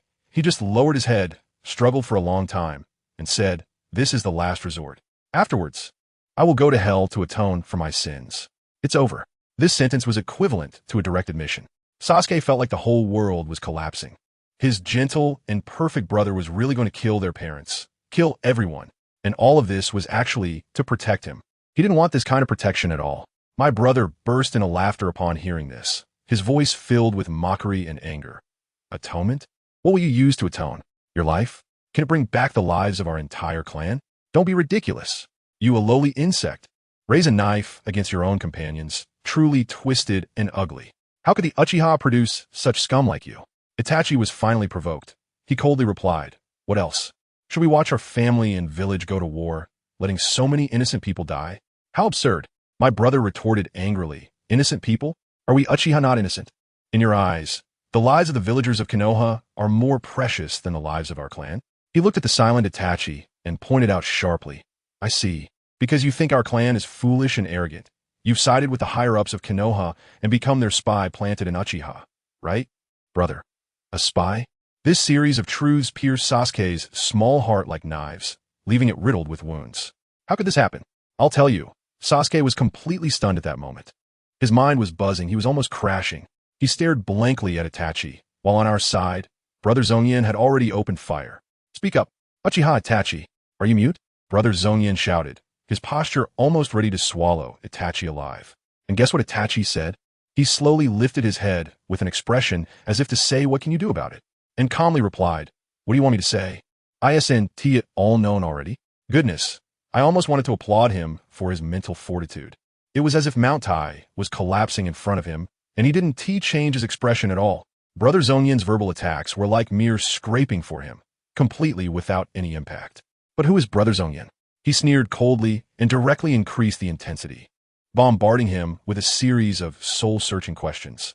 "Do you think by sacrificing the entire Uchiha, the Leaf Village would be at peace? Do you think by saving Sasuke, he would obediently live by your script like a pet you raised? Naive, you are the most arrogant one." I have to say, Brother Zongyan's few words are simply a wake-up call. He directly exposed Itachi's true nature. Has Konoha achieved peace? Nonsense. Orochimaru's plan to destroy Konoha, and later Pain flattened the village with Shinra Tensei. How many times was it without Danzo fanning the flames behind the scenes? And yet, Itachi believed this old fox's nonsense, risking the lives of his entire clan just to add bricks to Danzo's collection of Sharingan. Not to mention Sasuke. Did Sasuke follow the path Itachi laid out for him? Not all. He directly turned to Orochimaru for power, and when he learned the truth, his first thought was to destroy Konoha without hesitation. I've come to understand that Itachi's so-called love for his brother is purely a control freak plus version. He arranged a life script for Sasuke where not a single punctuation mark could be wrong. What if it went wrong? Simple. Just activate the Tsukuyomi and format everything. Reinstall a system to protect Konoha. This operation would get him roasted online even in 2025, right? He's practically the ancestor of electronic PUA. Sasuke, listening to all this, turned pale. The gentle brother who used to flick his forehead had instantly crumbled into a strange and terrifying monster. And Itachi? He was probably so enraged by Brother Zongyan's words that his inner calculations were clicking away. He decided to take down Zongyan today and then kick off the night of clan extermination ahead of schedule. As soon as he said it, Itachi wasted no time. His eyes widened, and he used the magic Kage Shuriken technique. He attacked directly. In an instant, I felt the world spinning around me, transforming from the forest into a blood-red, eerie space, where 4 large iron nails pierced through Brother Zongyan's limbs. What happened next? Before I could even gasp, the knife in Brother Zongyan's soul burst forth with pure white flames, and the illusion was shattered instantly. Family, who understands? It was like he activated a cheat. Since you 1T reason, then I 1T hold back. All things in the universe, reduced to ashes, flowing blade like fire. Brother Zongyan shouted, and a knife engulfed in blue flames appeared in his hand, striking at Itachi. The blade was as fast as lightning, and Itachi was sliced in half. But to my surprise, he burst into a flock of crows. Can't play fair, huh? Using clones? Brother Zongyan unleashed his ultimate move, Blue Flame. The ground instantly turned to magma. The forest of death was hit again, and the poor trees were almost stripped bare. This time, Itachi got serious. He hadn't expected Brother Zongyan to be this strong, muttering something about those who gain power becoming arrogant. He activated his Manjiki Sharingan, Susanoo. A gigantic red skeletal frame enveloped him tightly. The blue flames burned on Susanoo's frame, sizzling, even melting Susanoo. Itachi's expression darkened. He knew he had to settle this quickly. The giant red figure roared, and its fist, the size of a cauldron, smashed toward Brother Zongyan. Brother Zongyan didn't dodge. Instead, he countered with a backhand slash, and the blue blade collided head-on with the giant's fist. What followed was a divine battle. Brother Zongyan conjured a blue fire tornado to the face. The Susanoo giant's punch dispersed it. Brother Zongyan then unleashed a giant flame hand bigger than a Gundam. Itachi upgraded his Susanoo, transforming from skeletal form into a fully armored version, with the Yata mirror in his left hand and the Totsuka blade in his right, slicing through the flaming giant hand. Give it up. The fully realized Susanoo Itachi loomed over, exuding majesty. This was the ultimate power of the Uchiha. Brother Zongyan disdainfully scoffed. Nonsense. I can also pilot a Gundam in the future, but you will never have my power in this lifetime. After saying that, he transformed into a streak of light and flew into the sky, trying to create distance. Itachi was still analyzing. Then Brother Zongyan laughed wildly from above. Take a look at this move. Flaming hell. Boom. All the blue flames on the ground responded instantly, with dozens of flame pillars shooting up like skyscrapers, enveloping Itachi's Susanoo Gundam. Itachi was stunned and quickly used the Yata mirror for defense, but it was useless. Bang! A deafening explosion rocked the ground, and dozens of fire pillars detonated simultaneously. The scene resembled a nuclear bomb wiping the ground clean. When the smoke cleared, the shell shield of Susan Gundam was shattered, and even the main body lost an arm, half of it gone. Once Susanoo was injured, Itachi couldn't withstand it either and coughed up a mouthful of blood. Brother Zongyan slowly descended from the sky, walked up to him, and gave him one last chance. Put down your unrealistic thoughts and join me for the Uchiha, and I will spare your life. From a distance, Sasuke was nearly in tears, shouting in his heart, "Agree to him, brother." Itachi covered his mouth, coughing, feigning weakness like Lin Daiyu, saying, "If you want me to surrender." "Fine, but you have to promise me one thing." Brother Zongyan urged him to continue. "My request is, you cannot harm the village." Itachi's voice grew smaller, and Brother Zongyan had to lean in closer to hear. "Now's the time. Tsukuyomi." In Itachi's eyes, that triangular windmill spun wildly. and black blood shot from the corners of his eyes. He seized the moment when Brother Zongyan let his guard down and directly pulled him into his mental world. Damn it. No martial ethics, launching a sneak attack. In the blink of an eye, Brother Zongyan found himself bound to a wooden stake, unable to move. Before him, the sickly Itachi from earlier now had a cold expression, with killing intent almost overflowing from his eyes. A sneak attack, huh? Brother Zongyan sneered and shook his head. Itachi said nothing, conjured a kunai in his hand, and plunged it into Brother Zongyan's heart with a swift motion. The pain, let me tell you, was soul-piercing. Itachi remained expressionless, like a robot, stabbing repeatedly at the same spot. But he didn't know that Brother Zongyan had a safeguard in his soul. While he was happily stabbing away, the knife deep within Brother Zongyan's soul began to glow and heat up, with blue flames flowing over the wound, instantly healing it. Is that all? Brother Zongyan lifted his head, his clothes torn, but the wound on his chest had vanished without a trace. He looked at Itachi with a mocking expression. Is this all part of your plan? To feign weakness and then sneak attack me into a mental space for torment? Do you really think this will turn the tide? Itachi's pupils suddenly constricted, completely bewildered. He could understand why his Tsukuyomi had failed. He kept stabbing with the kunai, but Brother Zongyan remained unharmed, even taunting him. Come on, keep going. Let me see what other weak tricks you have. Finally, Itachi gave up. He knew this move was useless. He was left with only 2 cards. He stared intently at Brother Zongyan, black blood flowing again from his eye sockets, as a small wisp of black flame appeared out of thin air and suddenly lunged at Brother Zongyan. Amaterasu. The moment the black fire touched him, it hurt. It was 10 times more painful than being stabbed in the heart. In an instant, Brother Zongyan was engulfed in flames. This was the hellfire of Amaterasu. Itachi's voice was devoid of any emotion. It would turn everything to ashes. Do you have any last words? However, Brother Zongyan, wrapped in black flames, suddenly burst into arrogant laughter. Ha! Ridiculous. You actually thought you could kill me with fire? His face twisted, but his eyes were full of mockery. Do you really think this little fire can do anything to me? Itachi remained silent, just watching quietly.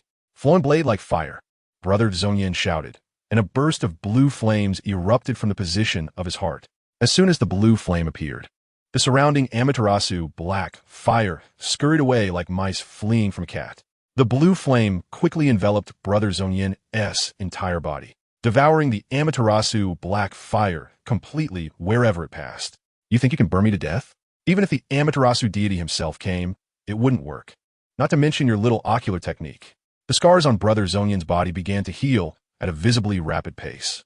Now, Itachi completely lost his composure. A trace of doubt finally appeared on his eternally icy face. Who on earth are you? I already told you, Brother Zongyan replied with a sneer. I'm just a Uchiha who doesn't want to die without understanding at your hands. But Itachi no longer believed him. His mind began to race, thinking that Brother Zongyan must be a spy sent by some power, like from the Hidden Cloud Village. Otherwise, how could an ordinary clansman be so strong? Brother Zongyan was too lazy to explain, simply gazing at him as he spoke clearly. Uchiha Itachi, I know you want to protect the village, to protect your brother. But what you can't imagine is that in the not-so-distant future, your beloved brother will personally destroy Konoha. This will be to repay the sins you commit today. Those words hit Itachi's heart like a heavy hammer. He was stunned, then roared in anger. Absurd. Nonsense. Whether it's a lie or not, the future will prove it. Brother Zongyan sneered. And on that day, I will dig you out of your grave and make you watch it all happen. What do you know? Tell me everything clearly. Itachi completely broke down.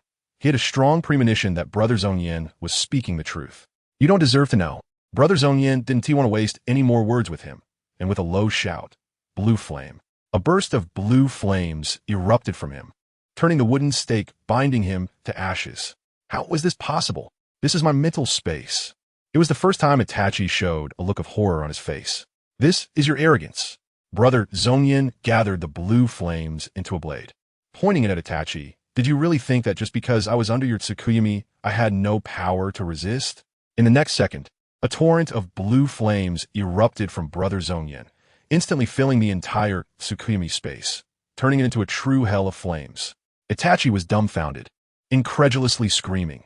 You clearly don't have the Mangeki Sharingan, not even an activated Sharingan. You're not Uchiha. How can you resist this power? Let me tell you, your question is particularly stupid. What else? Just because I'm better than you. Go to hell. I couldn't be bothered to waste words with him, so I swiftly struck back with a knife, unleashing the flame of hell. Boom! Dozens of blue fire pillars shot up from beneath his feet, and the entire mental space instantly resembled a volcanic eruption, filled with magma and flames. Let me tell you, this is no joke when the mental space is destroyed. The pain is directly seared into the soul. That kid Itachi couldn't hold back any longer. He curled up, holding his head and rolling on the ground, screaming in agony. He probably never experienced such torment in his life. Having his soul burned felt worse than physical castration. The entire mental space shattered like glass with a crack, breaking into pieces.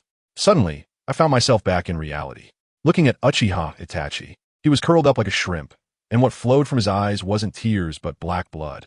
It was tragic. Sasuke, who had been paralyzed by my electric shock, heard his brother's screams and was anxious, but he couldn't move. He watched helplessly as I walked toward his beloved brother, knife in hand. Goodbye, Uchiha Itachi. I raised the knife, ready to give him a quick end, but just as I was about to send him on his way, he played a trick on me. A pitch-black crow suddenly flew out from him, cawing loudly, and to my surprise, there was a kaleidoscope Sharingan hidden in the crow's eyes. No, not the divine. Itachi suddenly opened his eyes, his gaze resolute. At that moment, I felt a buzz in my head, as if someone had smashed a brick on it, and I instantly crashed, everything going black, with no thoughts left. Then this guy thought he had won, struggling to get up from the ground, celebrating as if he were opening champagne for himself, coughing up blood and muttering to himself. Finally succeeded. If I can't control him, it will add an important combat power for Konoha. I have to tell you, his plan is simply flawless. This I was given to him by Uchiha Shursui, containing the strongest genjutsu, Kodo Amatsukami, which can directly rewrite a person's will and completely brainwash them into what he wants. He has it all figured out, wanting to brainwash me into being Konoha's loyal dog, to protect Sasuke and the village in the future. The plan is perfect. Then, he went to support Sasuke and gently absorbed the current from him. He thought Sasuke was unconscious the whole time and knew nothing. But when Sasuke woke up, it was completely different from what he imagined. The kid's eyes turned red and he shouted, "Brother, why are you doing this? Why do you want to kill everyone? Our dad, mom, and our clan nothing in your eyes?" Wow. It turns out this little brat was awake the whole time and heard everything clearly. Itachi was dumbfounded. His CPU overheated, and he couldn't say a word. He had calculated everything in his life, giving up everything just to protect this brother. But in the end, all his darkest sides were seen through by his brother. Sasuke was still crying and shouting.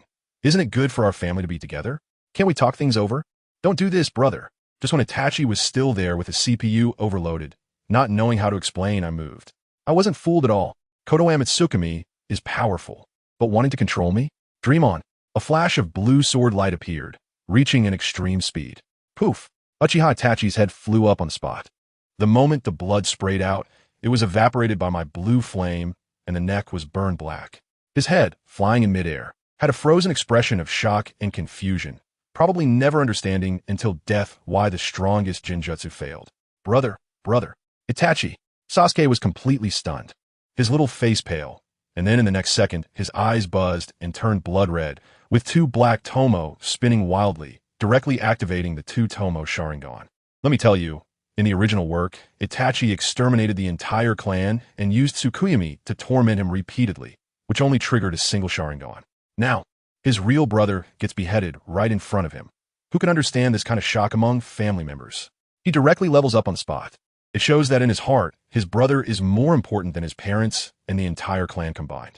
Then, this little brat went crazy, staring at me with bloodshot eyes, screaming, "You kill my brother. I will kill you. I will avenge my brother." He pulled out a kunai from his ninja tool pouch and charged at me. I laughed at that moment and sneered.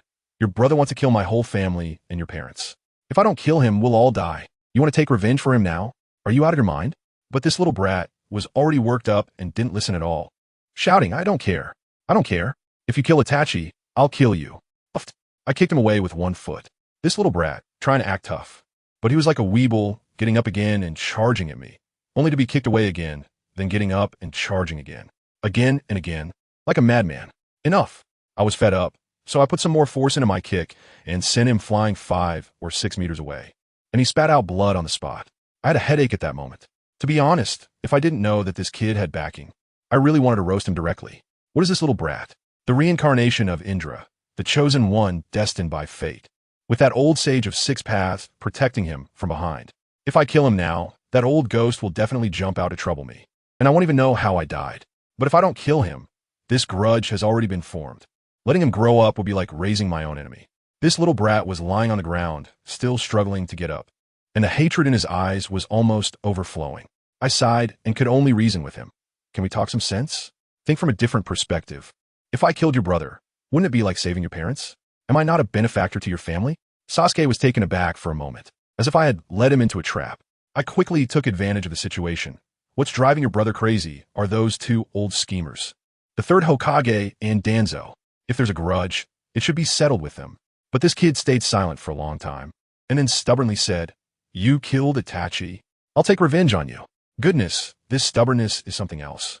I fired up in an instant, and the knife in my hand seemed to be blazing, scaring him into retracting his neck, but he still held on. There was no other way. When dealing with a troublemaker, you can only make promises. I shook my head and said, all right, your brother is the one I killed. But you don't have to seek revenge on me. As long as you behave, after a while, I'll bring your brother back to life for you. How about that? You can't say that Edo Tensei doesn't count as resurrection, right? When the time comes, I'll summon your brother to be your personal baby bus. As soon as I said this, a glimmer of hope lit up in Sasuke's eyes, which were filled with hatred. Really? You're not lying to me? Finally, I managed to distract him for the time being. I looked at his dirty little face and continued, your brother's matter has been resolved, and next, we need to address the issues within the Uchiha clan. What do you mean? Are you going to kill our clansmen, like your brother? He shuddered in fear. What are you thinking? If I wanted to kill, why would I go through the trouble of killing your brother? Wouldn't it be faster to join forces with him? I retorted impatiently, what I want is to obtain the highest power of the Uchiha. Your father, Uchiha Fugaku, is too weak as the clan leader, being led around by a group of hawks, which has brought things to this point. He needs to step down. You're talking nonsense. My father is not like that. Sasuke got anxious again. I was too lazy to explain to him, so I directly issued the final ultimatum. I'm giving you 2 choices right now. First, when you go back, tell everything you saw and heard, and help me testify. Second, you can lie, but you'll have to face the consequences. You just died, brother. Do you want her dad to die again? The little brat trembled all over, looking down at his brother's corpse with a face full of helplessness and conflict. I didn't have time to wait for your answer. I sealed Itachi's body into a scroll with one swift motion, then grabbed Sasuke's arm. And we were heading back now. Once we arrived at the South Heg Shrine, I want your choice. As soon as I finished speaking, I transformed into a bolt of lightning and disappeared from the spot with him. Uchiha Fugaku, I hope you're a smart man. The next moment, with a bang, I landed in the core territory of the Uchiha clan, the South Heg Shrine. I tell you, that speed was like a flash. Erjuzi's eyes were about to pop out, and he probably couldn't even see his own surname clearly.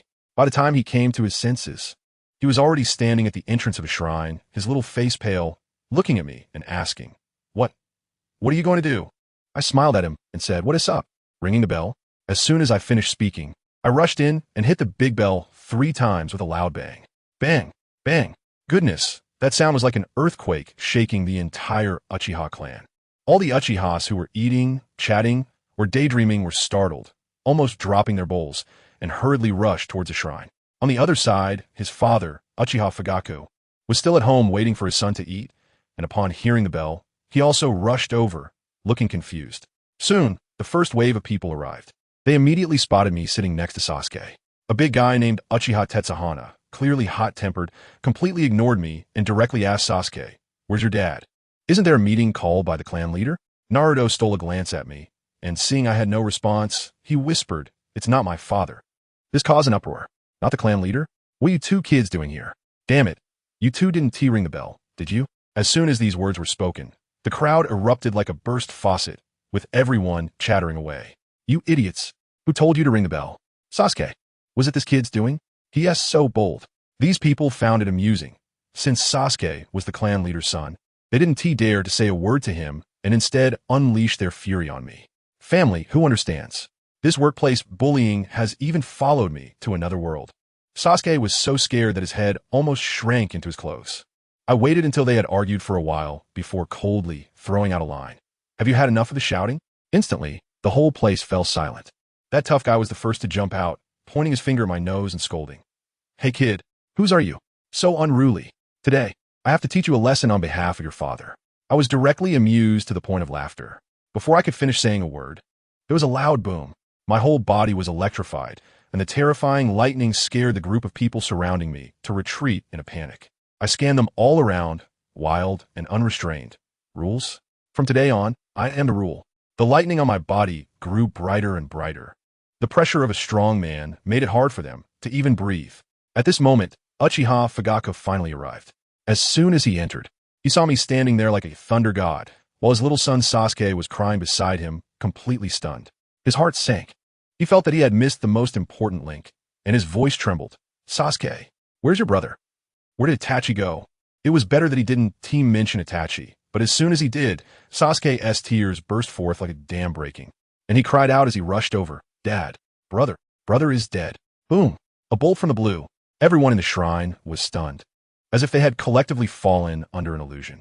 Fugaku grabbed Sasuke's shoulders, his eyes red as if they were about to bleed, and shouted, What nonsense are you talking about? I coldly replied, he wasn't talking nonsense. Uchiha Itachi is indeed dead. Everyone's gaze suddenly focused on me. Those people simply didn't believe it. He was a genius from the Uchiha clan. How could he just be dead? The way they looked at me was as if they were looking at a madman. Fugaku was so angry that his whole body was trembling, pointing at my nose and shouting, You're spreading rumors. What do you really want to do? I couldn't be bothered with small talk. So I directly pulled out a scroll from my ninja tool pouch and, with a bang, released a seal. A cloud of white smoke dissipated, revealing the body of Uchiha Itachi, cut in half, lying stiffly in front of everyone. Itachi! Fugaku's eyes instantly widened like copper bells as he pushed Sasuke aside and rushed forward. Seeing the charred neck of his son, a battle-hardened clan leader, tears streamed down his face as he let out a beast-like roar. Who did this? The entire shrine went completely mad. Some were crying, some were in shock, and others were shouting about seeking revenge from the Hokage, creating utter chaos. I looked at the scene and couldn't help but want to laugh. Now, they were all crying and wailing, but little did they know, if it weren't for Itachi lying here today, it wouldn't be long before Itachi would be the one holding the knife, sending them all off one by one. Fugaku, with red eyes, grabbed Sasuke. Sasuke, tell Dad, who is it? The second pillar instinctively turned his head towards me. At that moment, the whole place fell silent. Everyone was waiting for a name. Even the third Hokage would dare to rush forward with a knife today. But no one expected that Sasuke was actually looking at me. I, on the other hand, remained calm and nodded lightly. That's right, it's me. I did it. You're talking nonsense. Fujiyama suddenly stood up, spitting in my face. You don't even have a right to touch the edge of his clothes. Shut up. I frowned, my thoughts shifting, and the blade of flowing fire was already in my hand. The blue flames instantly covered my entire body, and the temperature of the shrine skyrocketed as if it had turned into a sauna. I raised the knife and pointed it at him. With this, I used this knife to sever Uchiha Itachi's head. Fugaku was taken aback by my imposing presence, but the pain of losing his son instantly drove him to madness. The three tomo in his eyes spun rapidly, transforming into a black, triangular windmill. Kaleidoscope Sharingan. Since it's you, then I'll kill you to avenge Itachi. I let out a cold laugh. Revenge for him? What do you plan to use to avenge all the Uchiha clan members who are about to be exterminated? As soon as I said this, Fugaku was stunned, and the clan members next to him were also shocked. What nonsense are you talking about? Fugaku's rationality had completely burned away. Nonsense? The sarcasm on my lips deepened. Fugaku, the clan leader. You don't even know that your most proud son is an undercover agent for the Hokage. How pathetic. He has long been brainwashed by the will of fire, accepting Danzo's orders, preparing to personally slaughter the entire Uchiha clan in exchange for what he calls peace for the village. Truly a great hero, except that the sacrifice is all of you. You slanderer. Fugaku completely went mad, a line of bloody tears streaming down the corners of his eyes. He roared, Amaterasu. A ball of ominous black flames appeared out of nowhere, directly engulfing me. Goodness, this Amaterasu really focusing on the father-son bond. Even the skills have to be the same, right? Sasuke screamed in fear, Dad. No, he has seen this move not work on me. Sure enough, as soon as the black flames touched the blue flames on my body, it was like ice cream falling into lava, instantly consumed completely. The flames on me instead flared even stronger. Fugaku was dumbfounded. Seeing that his trump card was ineffective, he completely went all out, red chakra bursting forth from his body. Looking like he was about to activate Susanoo, at that moment, an old but authoritative voice came. Enough. Everyone stop. The crowd automatically parted, and an old man with white hair leaning on a cane walked in. All the Uchiha clan members saw him, and, like mice seeing a cat, respectfully shouted, "Elder." This old man is the previous clan leader, Uchiha Zongyan. As soon as he arrived, he directly suppressed the scene and scolded Fugaku. As the clan leader, can you abuse your power against clan members without the judgment of the Elder Council? Fugaku trembled with anger, but still stopped his Susanoo. Elder. He killed Itachi and slandered him. The old man sighed, first casting a complicated glance at Itachi's corpse, then turning to me, his eyes sharp like an eagle. Child, the word you just said, this old man is hard of hearing. I didn't catch it. Could you please say it again? I looked at the old fox, who was neither clearly an enemy nor a friend, as he repeated my words verbatim. After I finished speaking, the room fell silent. Uchiha Zongyan nodded calmly, and then said something that made everyone's heart tighten. So that's how it is. If Itachi really committed such a grave crime, then he truly deserves to die. He then changed his tone, but this is ultimately just your side of the story. Itachi is already dead, and there's no way to verify it. We can't exactly go ask the third Hokage and Danzo to prove it, can we? I tell you, Zongyan laughed at that moment and said this matter was simple. Why look for the third Hokage when we have a live witness right here? He pointed directly at the little guy next to the Uchiha clan leader, Uchiha Sasuke. In an instant, hundreds of eyes in the audience focused on Sasuke like spotlights. Let me tell you, that scene was incredible. Some were curious, some were confused, and his father, Fugaku, looked like he wanted to eat someone, both angry and unable to believe it. Sasuke trembled a bit. Who could understand what he was going through? A 6-year-old kid, with one side being the ruthless person who just killed his own brother, and the other side being his own father. It was like choosing between hell and hell. If he nodded, his brother Uchiha Itachi would become the eternal criminal of the family, and his father, the clan leader, would also be finished. If he shook his head, with Zongyan's personality, he might just flip his brain out right there to see what was going on. Sasuke's mouth was as dry as the Sahara Desert. He couldn't say a word for a long time. His father Fugaku's eyes turned red as he roared, "Sasuke, speak up. How could your brother be that kind of person?" That shout, instead of scaring Sasuke, clarified things for him. The words Zongyan had said before flashed through his mind. If you don't do as I say, you might lose your father. In an instant, Sasuke was jolted. He had seen that power with his own eyes. Even his invincible brother was taken out in one blow. Killing his father would be like chopping vegetables, right? Fear overcame everything, and his little voice, sharp as a whistle, shouted out, "Yes, he is right." In that moment, the entire Nanga shrine fell silent. You could hear a pin drop. Fugaku was completely stunned, his mind crashing. He stood there with his mouth agape, eyes wide as saucers, like a wooden statue. It was over, completely over. His proud eldest son had become a traitor to the family, and this was confirmed by his beloved youngest son. This was even more painful than being killed. Then, boom, the crowd exploded. It was a complete explosion. What the hell? Is this for real? Sasuke admitted it. How could it be fake? Ugh, what a joke. Itachi, that white-eyed wolf. We thought he was a genius. Don't even mention his name. Does he deserve to carry the Uchiha surname? The person who grows a backbone is definitely him. I tell you, those clansmen were incredulous 1 second. And the next second, they accepted reality, cursing with such ferocity that they wished they could dig up Itachi's grave. Sasuke kept his head down, tears streaming down his face. He wanted to speak up for his brother, but he couldn't because what Zongyan said was all true. At that moment, Uchiha Tiho stepped forward, directly pointing at the still-dazed Fugaku and shouting, "Fugaku, as the clan leader, your son has done this. You need to give an explanation." Yes, a father who doesn't teach is to blame. You, as the clan leader, cannot escape responsibility. Immediately, others joined in the uproar, of course. Some of Fugaku's loyal fans stood up to refute, and the two sides started arguing below, turning into a chaotic mess. But Fugaku seemed to have lost his soul, showing no reaction at all. The elder Uchiha Zongyan looked at him with disappointment in his eyes. He sighed and turned to Zongyan. "Zongyan, what exactly do you want to do?" Zongyan stepped forward, his aura fully unleashed, his voice not loud, but clear for everyone to hear. "Elder, the conflict between the clan and the village has reached its peak. I stand up to resolve this conflict. I have a comprehensive plan that can lead the Uchiha through this crisis easily."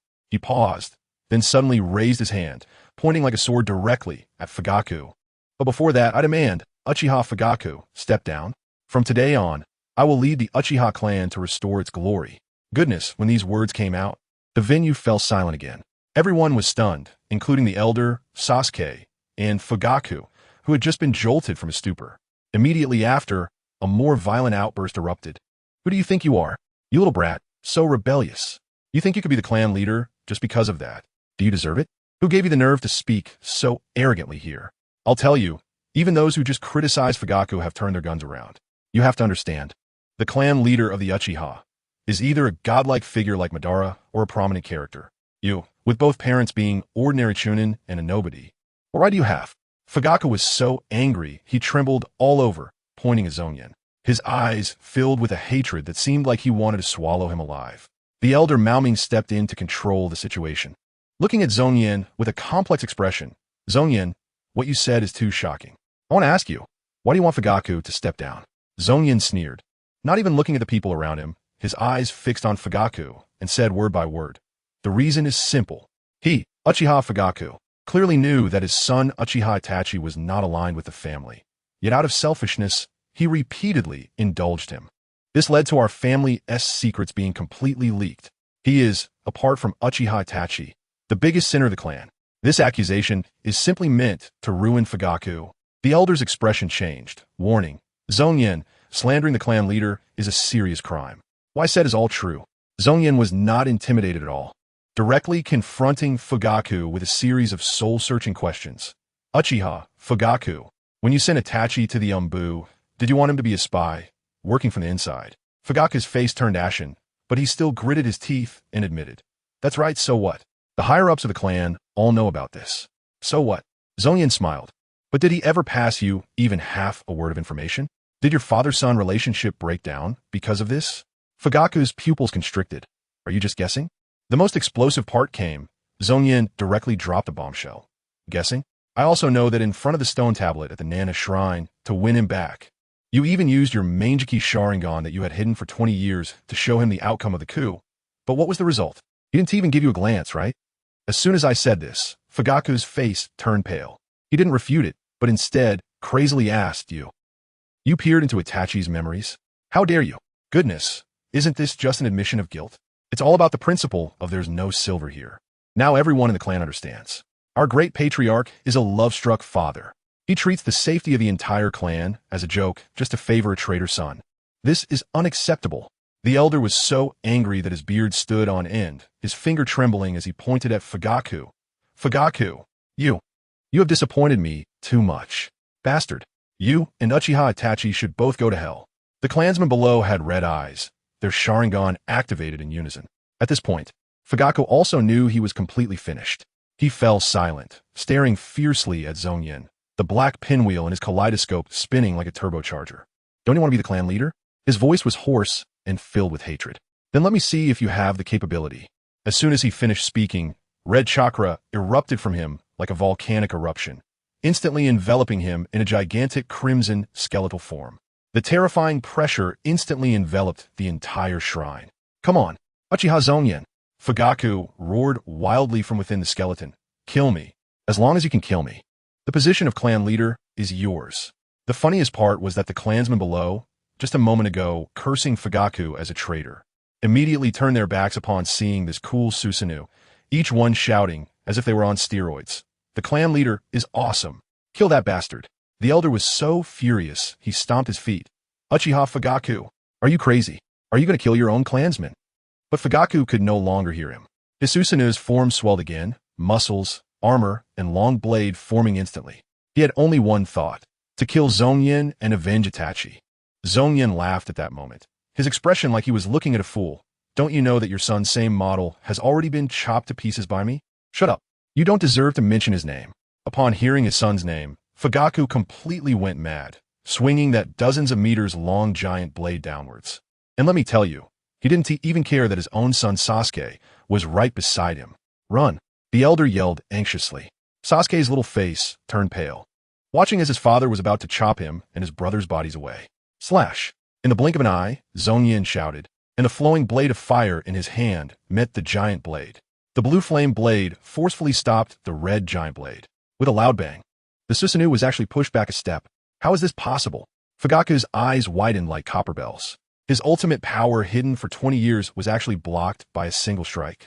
He screamed madly die, and swung down another, even fiercer blow.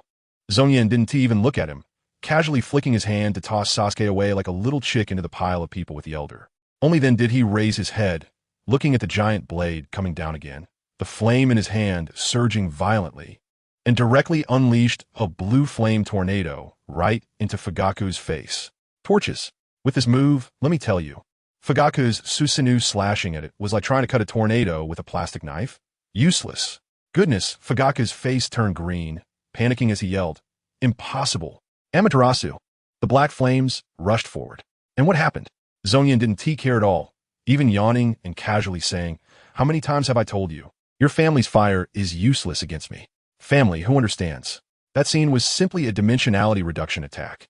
The black flames of Amaterasu barely touched Zongyan's blue flames. Instantly swallowed like ice cream dropped into a steel furnace. Zongyan swung his blade again, unleashing another torch. This time, the tornado was even larger than the previous one, completely wrapping Fugaku's red giant. The blue flame tornado, every gust of wind carrying terrifying high temperatures, made the Susanoo's armor start to sizzle and smoke, burning holes through it. Fugaku's defenses were completely broken, blood streaming from his eyes as he frantically increased his ocular power output, forcing Susanoo to grow even larger, letting out a howl as he dispersed the tornado. But it wasn't over yet. Zongyan sneered, unleashing another fire-burning city move. Let me tell you, that blue flame directly transformed in midair into a giant hand larger than Susanoo itself, grabbing it. Fugaku was furious, the blade of Susanoo igniting with Amaterasu's black flames, roaring as he swung to sever the giant hand, then aimed it down at Zongyan. "Get away from me!" Zongyan shouted at the clansmen behind him, then unleashed his big move, Hell of Flames. With a loud boom, the ground of the South He Shrine erupted like a volcano, dozens of blue fire pillars shooting up, completely encircling Susanoo. The temperature, I swear, the giant Susanoo began to melt like a wax figure, and then those dozens of fire pillars suddenly converged inwards. Boom! With a loud bang, the entire world fell silent. The South He Shrine, completely vaporized, not a trace left. Impossible. What kind of power is this? Fugaku's voice trembled, feeling like he was about to vanish at any moment. Just at this critical moment, he flipped the table. His other and used kaleidoscope activated the ultimate illusion. In an instant, Zongyan found himself in a strange space of red and black. The previous scene of destruction vanished. Beneath his feet was a blood-red river floating with white bones. And before him stood a majestic tall building. A guy wearing a dragon robe, looking exactly like Fugaku, pointed at him and shouted, "Uchiha Zongyan, you've committed countless evil deeds, yet you still refuse to plead guilty?" As his words fell, an immense pressure descended upon Zongyan, trying to force him to kneel. However, Zongyan simply retorted, "What a load of crap," and laughed. He was completely unfazed by this tactic. "Oh, you want to play games with me? Fine. Then let me show you what real hell looks like." The flowing blade of his soul trembled, instantly breaking the illusion and returning him to reality. There was no hell in sight. Fugaku's had long disappeared, and he lay on the ground like a puddle of mud, unaware of life or death. At the moment Fugaku fell, the entire Nanga shrine fell into a deathly silence. Everyone looked at Zongyan with the eyes of a monster, their jaws nearly dropping to the ground. This kid is only 12 years old. First, he threw out Itachi's corpse, then proved that this genius was a spy for the village. And finally, in front of everyone, he took down the clan leader who had activated the Manjiki Sharingan. The elder Uchiha Mei's beard trembled like a sieve, unable to utter a word for a long while. It was Zongyan who spoke first, casually saying, "Don't worry, he's not dead. After all," he asked the clan leader, "his crimes don't warrant death. I held back. I tell you, this kid is really sharp. He knows that if he kills Fugaku now, those die-hard fans of Fugaku will definitely blow up, and the internal chaos will ensue." As soon as he said this, everyone let out a sigh of relief. Little Sasuke then realized what was happening, let out a cry, and rushed to his father's side, starting to cry loudly. He didn't think about it. Just a moment ago, when his father was taking action, he didn't care about his well-being. The elder May looked at him with approval. "Zongyan, it's great that you can think this way." Zongyan waved his hand, too lazy to listen to this nonsense. "All right, enough flattery. Hurry up and take him to get treated. Don't let him actually die." Immediately, someone took Fugaku away, and Sasuke followed, crying and sobbing. Once everyone left, the atmosphere on site eased up. Zongyan cleared his throat and scanned the crowd. "So I'll ask again to impeach Uchiha Fugaku, to remove him from office. Is there any problem? This time, who would dare to object? The elder was the first to nod. No problem. Poor parenting, dereliction of duty. This clan leader indeed cannot continue. The people below, even the die-hard fans of Fugaku, could only hold it in. Are you kidding? Who would dare to challenge this monster that can tear apart Susanoo? Good. Zongyan nodded. So can I get an answer regarding my taking over as clan leader? Now, it was the elder's turn to be in a difficult position. Strength. You definitely have enough, at a crushing level. But to be clan leader, just having strength is not enough. You need prestige and connections. You, kid, can't say you have no prestige, but you can only say you have zero connections. Look at those people around. Even though they dare not speak out against you, their faces are as dark as the bottom of a pot. Seeing this situation, Zongyan understood. Whether to be clan leader, he actually didn't care that much. What he wanted was command authority. Fine, he could set aside the position of clan leader for now. He shifted his tone, his voice becoming colder. But what time is it now? It is a time of crisis. Sarutobi Hiruzen and Shimura Danzo are always thinking about how to wipe us out. Even Itachi has been turned against us. If it weren't for me, the Uchiha might have already been in a river of blood. As soon as he said this, everyone gasped in shock. It indeed made sense. The position of clan leader was irrelevant. Zongyan's voice was firm. But I demand that before we determine the outcome with Konoha, everyone must listen to my orders. I guarantee that I will lead the Uchiha to a perfect conclusion. He thought everyone would take a moment to think calmly. But good grief. These Uchiha went crazy. Kill. Let's kill them all the way to the Hokage building. That's right. With you leading us, we can definitely wipe out those bastards. Ha ha ha. You should have said this earlier. I agree to you becoming clan leader. I tell you, more than half of the people on site had red eyes, looking like they were on fire with excitement. The main theme was one of fervor and adrenaline. A few even drew their knives, just waiting for Zongyan's command. Now, if it was Zongyan's turn to be bewildered, I directly felt like an old man on the subway looking at his phone. JPG. The script wasn't written like this. He quickly signaled to the elder, indicating he didn't intend to start a fight right now. The elder also had a face full of cold sweat, fearing this kid would really lead this group of lunatics out. Zongyan had no choice but to brace himself and reassure everyone. Ahem, I still need to discuss the specific plan with the elder. We must ensure the safety of our clan members and cannot act recklessly. Everyone, please go back for now. Once the plan is ready, I will notify you all. After much persuasion, he finally managed to send this group of fervent individuals away. Meanwhile, in the Hokage building, the third Hokage, Sarutobi Hiruzen, also received intelligence from the Umbu. Uchiha clan has erupted in a battle. The chakra fluctuations are astonishing. The old man stood up in a rush. Could it be that Itachi has been exposed? He was extremely anxious. Itachi was his most important piece. If he were lost, the Uchiha bomb could not be contained. Just as he was pondering, the office door was slammed open, and Danzo, with his bandaged, corpse-like face, walked in. I wondered how this old man got the news faster than the Hokage. Sarutobi, we can't wait any longer. Danzo immediately started a rant. We must take action against the Uchiha right now. Otherwise, it will be too late. Sarutobi waved his hand, signaling the Umbu to retreat. Leisurely taking a puff of smoke. Not yet. We don't know Itachi's situation. We cannot endanger his life. Danzo exploded at once. You're being too soft-hearted. A mere Uchiha Itachi cannot compare to the safety of the entire Konoha. Once their internal strife calms down and they unite, they will turn on us. Stop hesitating. In his eyes, Uchiha Itachi was merely a tool to be discarded once used, preferably dead in the internal conflict this time.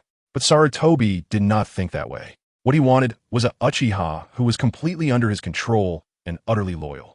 He frowned. No, we cannot act against the Uchiha unless it is absolutely necessary. They are an important force for Konoha. Damn it, Sarutobi. Danzo slammed his hand on the table. You are indulging them. Have you forgotten the words of our teacher? The Uchiha are an evil clan. Danzo, I'm Hokage. Sarutobi also stood up, completely overpowering him in momentum. You must obey my orders. Oof. You will regret this. Monkey. Danzo said a harsh word and left in a huff. Sarutobi watched his back, deeply sighing. Outside Konoha village in the woods, two even more mysterious figures were also observing. One was a man wearing a yellow spiral mask. Beside him was a half-black, half-white carnivorous plant creature. Obito, what should we do now? The carnivorous plant, known as Zetsu, spoke. The Uchiha Itachi you chose is dead, and his father has also been taken down. Now it's up to a kid named Zongyan. Does your plan still continue? The masked man, Uchiha Obito, coldly corrected him. Call me Madara. His tone revealed no emotions. My goal is simply to weaken Konoha. This situation is even more interesting. That kid named Zongyan, since he has taken down Itachi and Fugaku, must be a pro-war faction. Under his leadership, the Uchiha and Konoha will surely clash. This way, Konoha's vitality will be further depleted, and my goal will also be achieved. Regardless of the outcome, I am the winner. This guy was all about sitting back and watching the show. After all, whether it was internal strife or external war, it would be Konoha that suffered, and he would win by lying down. So, we just watched the changes. Zetsu asked. Obito shook his head, a cold glimmer flashing in the only eye visible beneath the mask.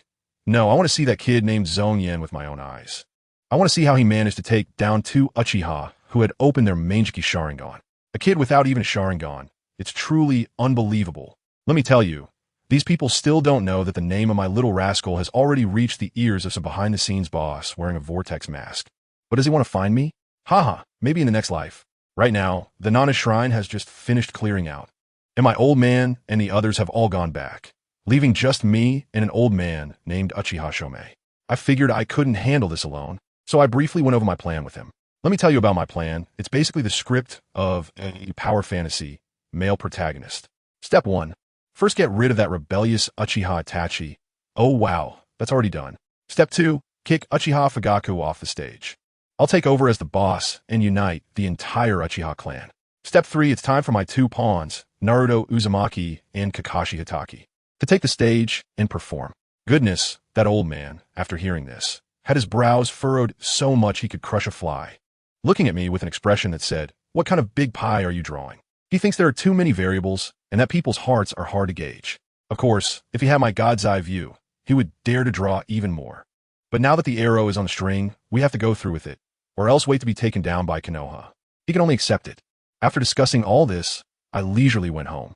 As soon as I opened the door, wow, a three-person interrogation. My dad, my mom, and my sister were sitting upright, their expressions heavy, except for my sister, who looked adorably confused, as if to say, "Who am I? Where am I? I'm back." I walked over as if nothing happened and directly hugged my sister. Brother, let me tell you, my sister, Uchiha Rika, is basically my personal mobile power bank. The moment she pounced into my arms and called out softly, all the energy I spent fighting those two powerful beings in their mechas today was instantly revived. My dad, Uchiha Zongyan, looked at me in my relaxed state, and he was almost about to crash. I can imagine his mental state at the shrine today. First, my son defeated Itachi? Impossible, absolutely impossible. Then my son also knocked down the clan leader? What the hell am I dreaming? Finally, when I announced that I wanted to become the clan leader, he probably blue-screened and crashed. An ordinary Chunin. And suddenly his son became the strongest in the clan. Who can handle that? He sighed, finally unable to hold back. Zongyan, what exactly do you want to do? Whether it's killing Itachi or defeating Fugaku, why do you want to make such a big deal out of it? I hugged my sister, looked up at him, and said seriously, to protect you, to protect this family, it's that simple. But you also can't. I interrupted him directly. Itachi wants to wipe out the entire clan. I heard it with my own ears, and Sasuke confirmed it. Fugaku is an accomplice. These two deserve to die. I'm not wrong. My dad sighed again and waved his hand. I'm not saying you're wrong. I'm just worried about you. Those two people are like a kaleidoscope. What if something goes wrong today? Do you know what the consequences would be? No one in the family understands this. It's just a regular father's most genuine concern. He doesn't want me to be a hero. He just wants a warm home with a wife and children. I felt a warmth in my heart and said, Dad, I only act when I'm sure. If I don't take action, it's you who will be in danger. Just when the atmosphere became a bit stiff, the little girl in my arms, Xiao Luhua, made her move. She tugged at my clothes, looking up at me with her big, watery eyes. Brother, please don't argue with Dad. If you're good, I'll let you have the candy I've hidden. Oh my gosh, my heart is melting. I immediately surrender. Okay, I'll listen to Dad. My mom quickly stepped in to smooth things over, standing up and saying, all right, enough of that. What do you want to eat? I'll go cook. From start to finish, my dad never asked me where I got these skills. He thought it wasn't important. As long as I was still his son, that was enough. Meanwhile, on the other side of Konoha, things were heating up. Kakashi Hatake, upon hearing the news from the third Hokage that the Uchiha clan was suspected to be in internal conflict between Itachi and Fugaku, had a clear understanding of the situation. Goodness, Kakashi's mind was racing. This is hilarious, Itachi and Fugaku. It's clearly my little brother Zongyan who is going all out. His level of initiative was simply on double speed. Meanwhile, Sarutobi Hiruzen was still in the dark. He urgently gathered Kakashi, my guy, and other key members for a serious meeting. Now Itachi's whereabouts are a mystery. We must find him. We need to see him alive or dead. He didn't believe Itachi would be dead, thinking he was most likely just hiding with serious injuries. Kakashi couldn't help but roll his eyes. Find him? You take your time. My brother's ashes are almost scattered. The mission was assigned, with Kakashi leading the Umbu to continue monitoring the Uchiha, while others spread out to search for Itachi. By the time Kakashi and his team reached the outskirts of our Uchiha clan territory, it was already dark. As a result, this area was quite lively. The news today was too big. Every man who returned home couldn't hold back, and after a few drinks, they started bragging and chatting, making the entire clan feel like a festival, with sounds echoing everywhere. One of Kakashi's Umbu, feeling anxious, leaned over and said, "Captain, I can't hear clearly. How about you sneak in to check it out?" This was exactly what Kakashi wanted. He had been planning to confirm the situation with me. All right, you all wait here. I'll go in for a bit. I have to tell you, Kakashi's stealth technique is truly impressive, like a cat, silently sneaking in. But he wasn't just wandering around. He was waiting in a corner. He knew I would definitely notice him. Sure enough, the next second, I appeared right in front of him. Kakashi-sensei, visiting me late at night? He didn't waste any time and got straight to the point. So, it was you and Fugaku? That's right. Uchiha Itachi, you killed him? That's right. Just these two confirmations seemed to shock Kakashi so much that I felt like his jaw under the mask was about to drop. He probably didn't expect my efficiency to be this high. He took a deep breath and nodded. I understand. You fulfilled your promise, and from now on, I will fully cooperate with you. With that, he disappeared. Cool, just one word. Late at night, my parents and sister were all asleep, but I had no sleepiness at all. I sat cross-legged in my room, feeling unusually energetic. Even after 2 major battles, I still felt like I was on high, which was not normal. I pondered for a long time and suddenly had a flash of inspiration. My Zanpakuto, flowing blade like fire. That thing had previously consumed a ninja's vital energy, and today it devoured 2 portions of Amaterasu's black flames. Isn't that just like taking a powerful tonic? I quickly focused my mind and looked deep into my soul. Wow, my knife, the entire blade, is glowing with golden light. And the flames are burning much stronger than before. It's like it's evolved. It turns out this knife is crazily nurturing me, using its energy to enrich my soul. We have formed a, very new symbiotic relationship. And that's not all. I felt a bit of itch in my eyes, so I ran to the mirror and, oh my Sharingan has jumped directly from 2 Tomo to 3 Tomo. Family, who understands? Others have to go through the death of their parents and their entire family, enduring countless trials to awaken their eyes. But for me, thanks to my powerful knife, as soon as my soul power surged, my eyes upgraded on their own. This is the correct way to unlock the Sharingan. Okay, evolving through stimulation and pain is just a distorted path created after the correct cultivation methods were lost. With 3 Tomo, my dynamic vision is maxed out. Coupled with my Thunder Fruit, that speed. Hey, I can even wrestle with the 4th Hokage, Minato Namikaze. Just as I was happily admiring my new eyes, my radar suddenly went off. 5 strong chakras at the Jonin level are rapidly approaching my home. My heart skipped a beat. Could it be? Did that old schemer Danzo get wind of it so quickly and send people to raid my home? No. There are only a few who know my true strength. It's impossible for the news to leak. I directly jumped from the window into the yard, waiting for them. A few seconds later, whoosh, whoosh, whoosh, 5 dark figures landed. Upon seeing me, they all dropped to one knee with a thud, their heads almost buried in the ground. Lord Zongyan. I focused my gaze, and the leader was none other than Uchiha Zongyan, one of the most hawkish jonin in our clan. Today at the shrine, they were all front row spectators. These 5 individuals were all elite jonin with 3 Tomo. Any one of them could hold their own against Kakashi in a fight. Uchiha Zongyan raised his head, his gaze fervent and frightening. Lord Zongyan, the power you displayed today at the Southeast Shrine is like a deity descending to earth. We want to follow you and become the sharpest sword in your hand. Whatever you wish to do, we are willing to charge into battle for you. The 4 people behind him also shouted in unison. Please accept us, Lord Zongyan. I tell you at that moment, all the goosebumps on my body stood up. Not long ago, I was just a little nobody accompanying the crown prince. And now, these once arrogant elite shinobi are kneeling before me, offering their loyalty. The feeling is simply unbelievable. I think I figured it out. The Uchiha clan is inherently obsessed with strength. As long as you are stronger than all of them, ridiculously strong, they will regard you as a god. Uchiha Tetsuhan is the smartest. He was the first to react. While others are still processing everything that happened today, he has already brought people over to seize the first batch of achievements from the dragon's work. Goodness, I just managed to stabilize myself here. And he has already submitted his resume over there. This kid, Tetsuan, brought 4 Uchiha Zongyan, all with impressive names like Songyan and Yehua. Together, they could easily star in a live-action version of Naruto. 5 of them, all elite with 3 Tomo, their strength is comparable to Kakashi's. Let me tell you, with this kind of power, they could establish their own village outside. Of course, I accepted everything without hesitation, no need for politeness. Right on the spot, I assigned them their positions, and from today on, you are all my people. These guys were so excited, they almost bowed to me. I told them to go back and stand by, and I returned to my room. I have to say, having a strong fist really works. In the past, no one even looked at me, but now, they are lining up to be my underlings. I was just about to lie down when suddenly, my radar exploded. A shadow-level powerhouse S-chakra appeared out of nowhere in my yard. And this guy is impressive. He actually bypassed my perception range and directly dropped right in front of me. What's going on? Teleportation? With my thunder fruit developed to this point, not even a mosquito within 3 kilometers can sneak past me. How did this person do it? My heart skipped a beat, but I kept my face steady as a rock. I jumped straight out of the window and saw a dark figure in the corner of the yard. I immediately spoke up. Hey, buddy, did you take a wrong turn? Why are you in my yard at this hour? Cosplaying? From that dark figure came strange, mocking laughter, saying that I, a mere kid, could actually take down Itachi and Fugaku, which meant that the Uchiha clan was truly out of options. Then a tall, thin figure dressed in a black cloak and wearing an orange whirlpool mask stepped out. In an instant, my heart lit up.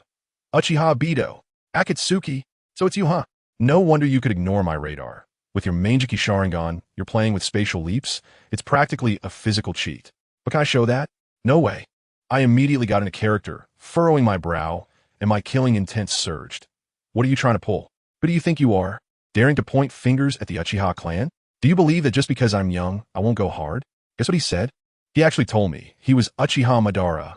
I almost couldn't hold back my laughter. I swear, I nearly shot back that I was Senju Hashirama. Madara's ashes could circle the Pacific Ocean several times. And here you're trying to play the Edo Tensei game with me? When he saw I didn't believe him. He even showed off his Mangeki Sharingan, and it did spin quite smoothly. I pretended to be shocked, then immediately changed to a disdainful expression. Is that it? Just a Mangeki? I just took down 2 blind Mangeki users today. Do you want to be the third? This guy saw he couldn't scare me and finally dropped the act. He said he didn't care whether I believed him or not. He just wanted to discuss a partnership with me. He started painting a big picture, saying that the higher-ups in Konoha were thieves who had occupied the village that we Uchiha and Senju worked so hard to build, asking me if I wanted to flip these guys over and step on their faces. I listened to him babbling, and my mind was as clear as a mirror.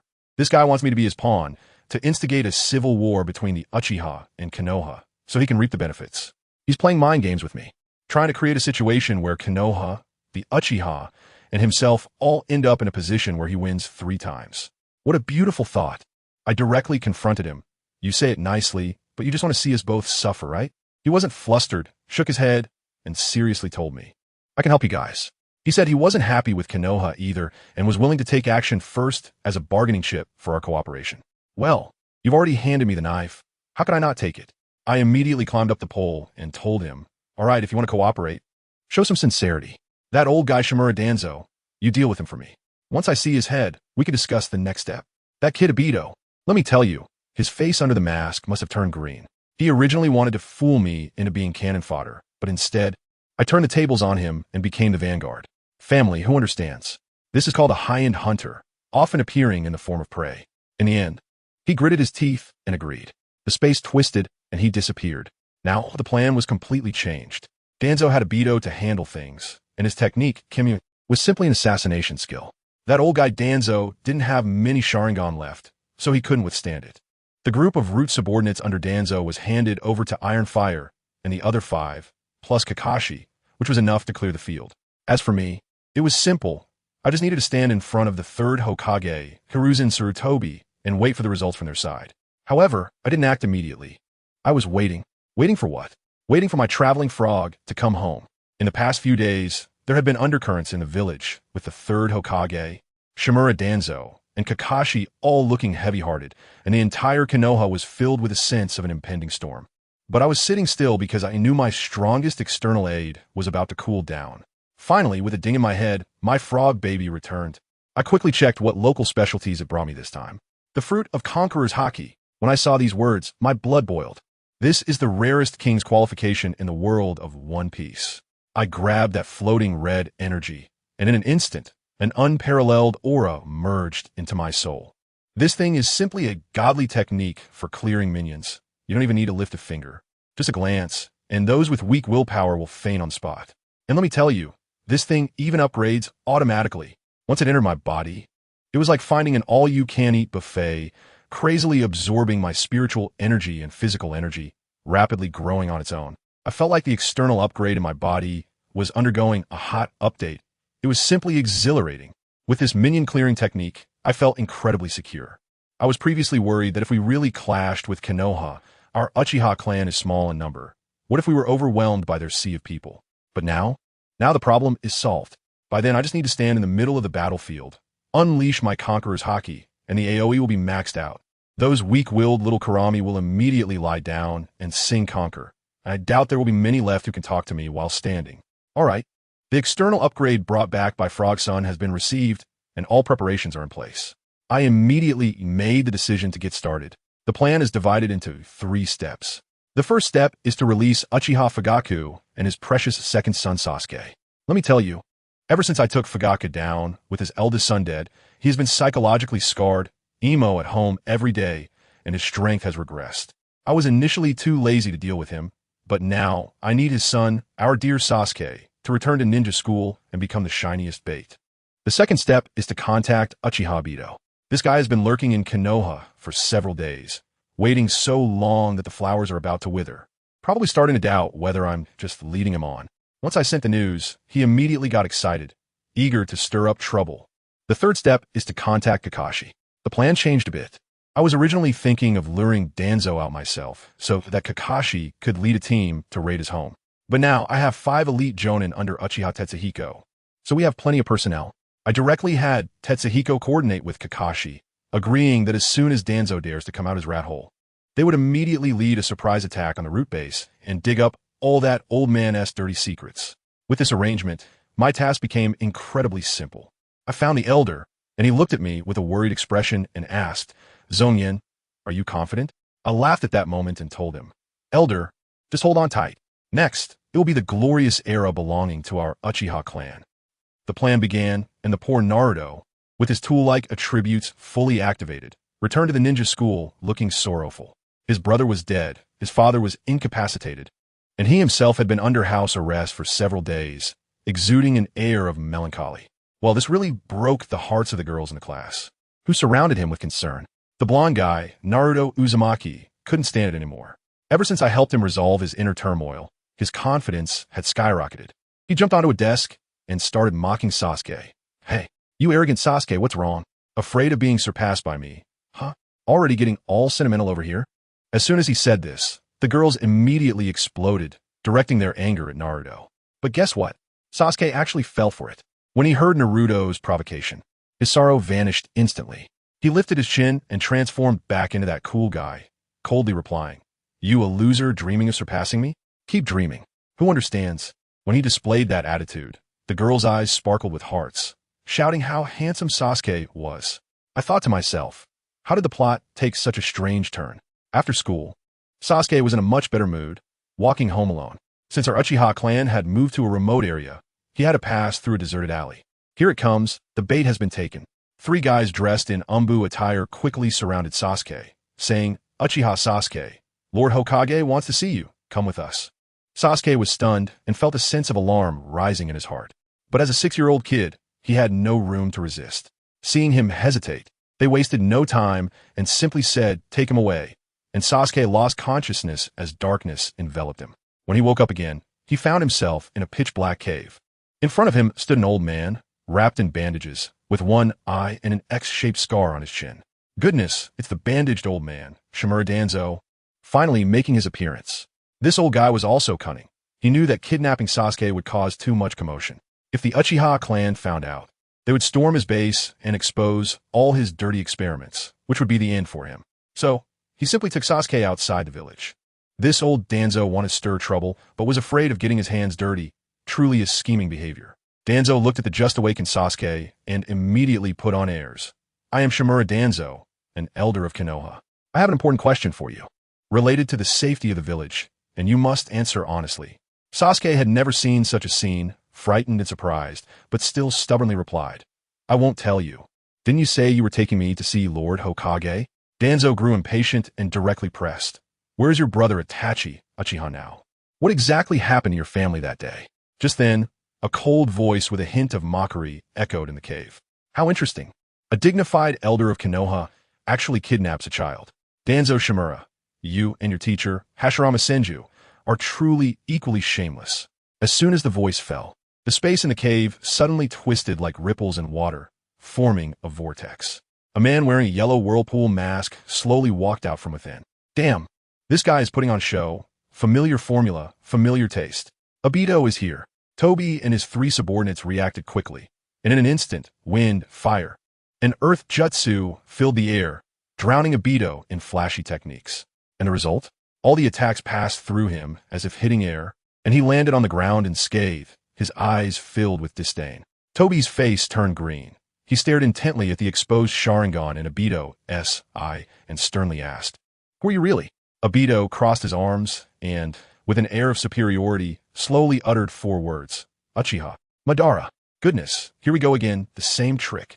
Tobi sneered at that moment, claiming he had seen Uchiha Madara in the past, and wondered if Obito really thought he could impersonate him. In truth, he was just bluffing. But let me tell you, Obito's acting skills are worthy of an Oscar. The arrogance that radiated from him, the attitude of someone too lazy to explain to mere ants, was exactly like Madara himself. He didn't even bother to prove anything. He coldly stated, whether you believe it or not is irrelevant, because you will soon be dead. At this moment, even Tobi, the old fox, began to feel uneasy, his eyes filled with suspicion. Could it be that he is the legendary Uchiha Madara? Meanwhile, outside the village, the grand drama was unfolding at our Uchiha clan's location, the Southie Shrine. I was sitting with the elder when a clansman rushed in, kneeling on one knee and reporting loudly, Lord Zongyan, Uchiha Sasuke, is missing. According to the intel, he has been taken towards the Death Forest. I nodded. The time had come. I said to that clansman, Go, ring the great bell of the shrine and gather all the clansmen. Don't, don't, don't. The heavy sound of the bell echoed throughout the clan's territory. In an instant, all the Uchiha ninjas at home sprang into action. They donned armor emblazoned with the Fan Clan crest, strapped on their katanas, and surged towards the Minamaha shrine from all directions. Soon, the open space in front of the shrine was filled with a dense crowd. Over 400 of them. Let me tell you, these are not just 400 ordinary ninjas. These are 400 Uchiha. Each one is at least a Chunin, and any one of them with a Sharingan can take on 2 of the same rank. Among them, there are dozens of powerful users with a 3-tomo Sharingan. Each one is as strong as Kakashi. I was standing at the entrance of the shrine, looking at my own invincible army below, and my blood was boiling. The power of Konoha's fear is now all in my hands. Now is the time for me to rewrite history. I directly addressed the crowd of Uchiha below me. I'm telling you, from today on, the heavens are going to change. Everyone, get your spirits up. Let's welcome a new era under the Uchiha name. As soon as I said this, the more than 400 people in the Nanha shrine erupted. Their eyes turned red, as if they had been pumped full of adrenaline. Family, who understands? The atmosphere hit me straight to the top. Regardless of faction, at this moment, everyone had only one thought. Screw it. The grievances we've endured over the years must be repaid today, with interest. Lord Zongyan is amazing. Let's take down the old man of the 3rd Hokage. Let's take down Danzo.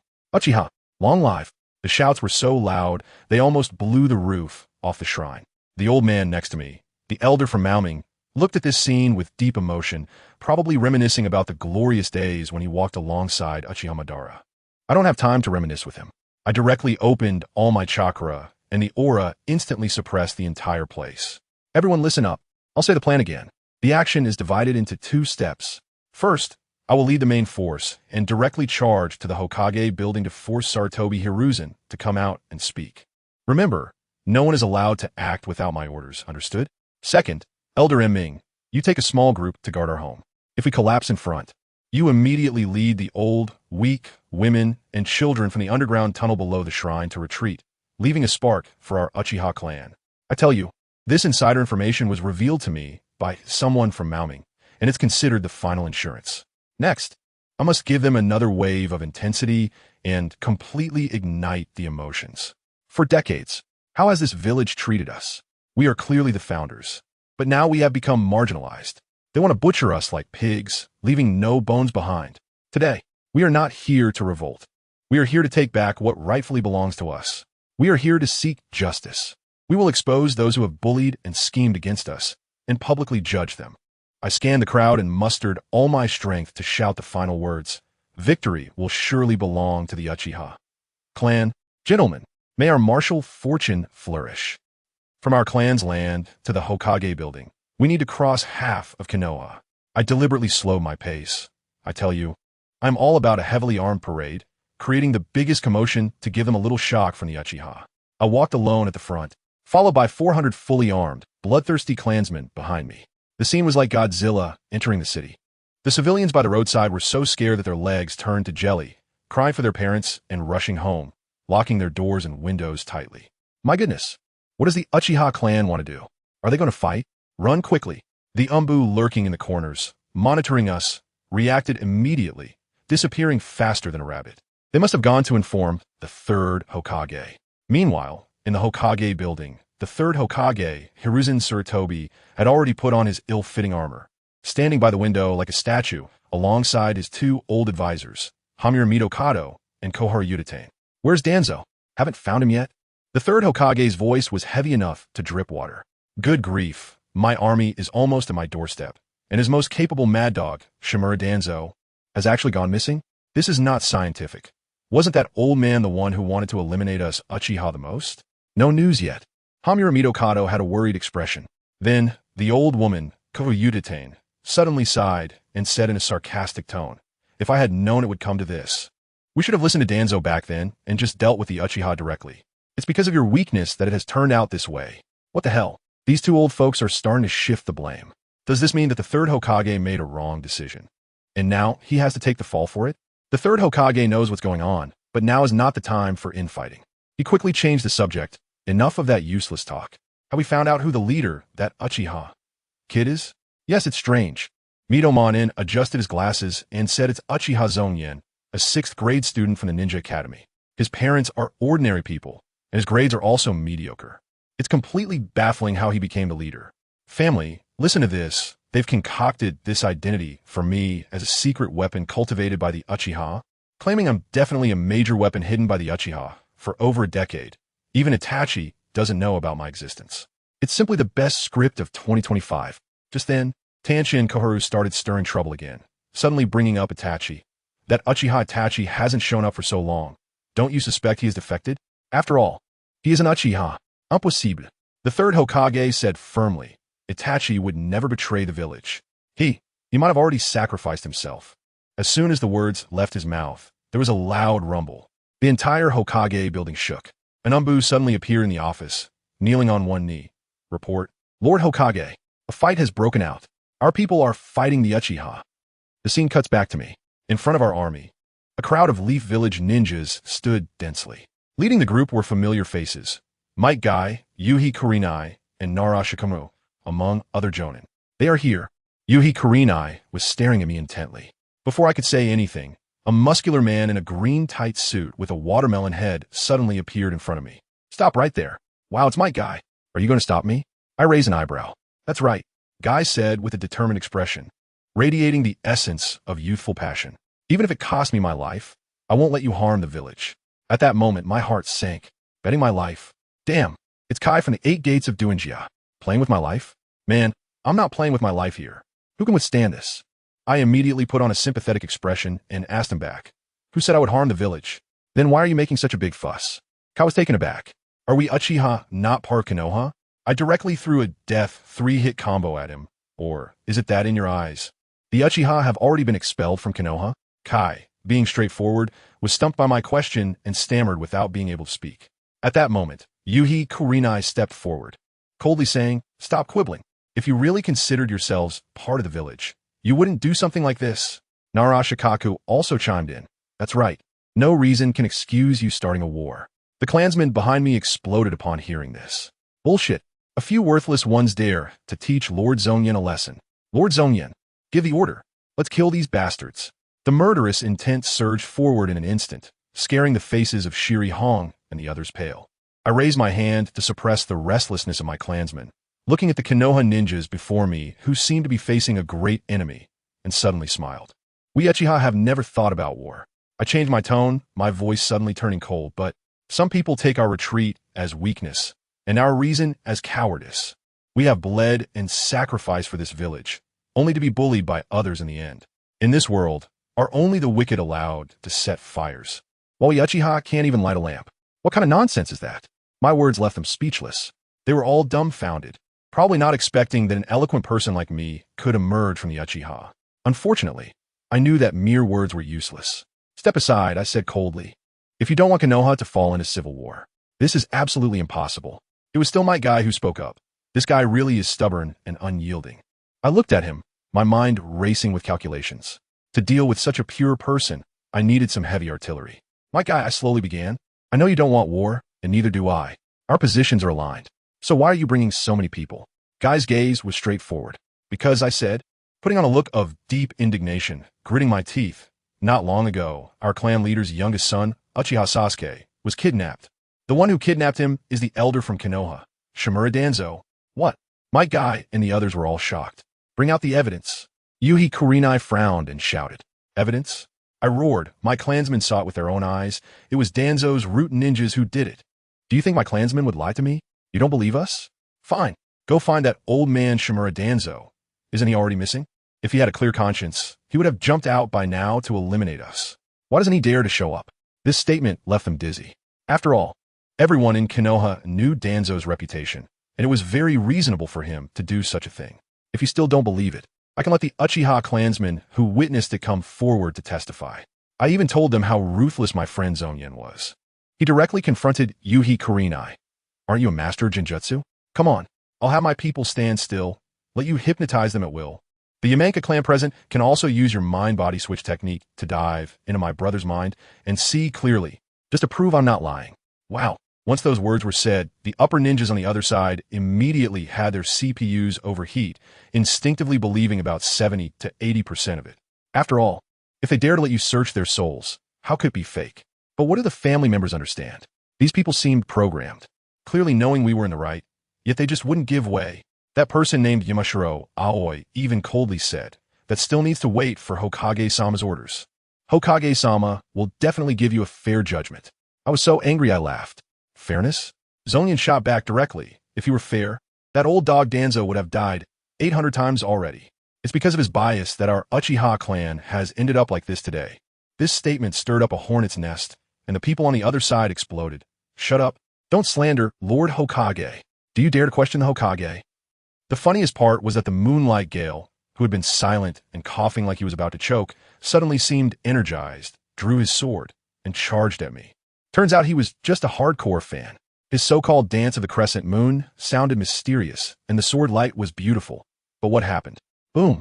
With a loud crash, Zongyan's blade, flowing blade like fire, instantly took shape, and with one strike, Moonlight Gale's sword was sent flying, and he was smashed through the roof like a broken sack, disappearing. A 1-second KO, it was simply too cool. Let me tell you, when we just got started here, the whole Konoha village was already in an uproar. Over 400 Uchiha strongmen went out fully armed, and this news spread like a virus in an instant. On the Hyuga side, the clan leader Hyuga Hayashi dropped his precious teacup with a clang when he heard the report, his eyes bulging like copper bells, repeatedly confirming. Say that again? I think I heard wrong? His expression was just like someone who had just learned that their stocks had plummeted. The people below also looked serious. Head of the family, the Uchiha are rebelling. More than 400 people, in armor with long swords, heading for the Hokage building. Good heavens, the Hyuga clan quickly summoned the elders for a meeting. This group of old men chattered away, and to put it simply, there were two factions. One faction said, we must support the Hokage. Those Uchiha fools are looking for death by fighting the whole village, right? Once they're wiped out, won't our Hyuga become the #1 clan? The other faction was even more cunning. Why rush? Let them fight among themselves. We'll just watch from the sidelines. Whoever wins will pull us in, and we'll profit for sure. Just listen, these old guys were practically counting their beads right in front of me. In the end, Hyuga Hayashi made the decision. Observe. If the Hokage calls for people, we'll just casually send a few over to clock in, fish around, and see what the Uchiha are really like. It wasn't just the Hyuga. I tell you, all the big and small clans in Konoha, except for the Inuzuka Nara and the Kimichi families who were die-hard Hokage fans, along with the Sarutobi and Shimura families. The rest were all just watching the show. Of course, the old monkey Sarutobi Hiruzen wasn't a fool either. Over the years, relying on the ninja school established by the second Hokage, he had trained a large number of civilian ninjas. These people had no clan burdens and were solely focused on Konoha, essentially being the Hokage's most loyal cannon fodder. So even though the various clans were slacking off, he still quickly gathered thousands of people under his command, surrounding the Hokage building so tightly that not even water could leak through, just waiting for us to make our move. As a result, when news of the frontline battle came back, the old monkey couldn't sit still and instinctively wanted to send reinforcements. His two old advisors, Mitarashi Anko and Uchiha Shursui, quickly stopped him. No, don't go. Just let them be bait and lure all the Uchiha into the encirclement. TSK, that was ruthless enough. After we pushed through and took down my guy and the others, we finally reached the Hokage building. The scene was filled with thousands of ninjas, dark and oppressive, with killing intent soaring.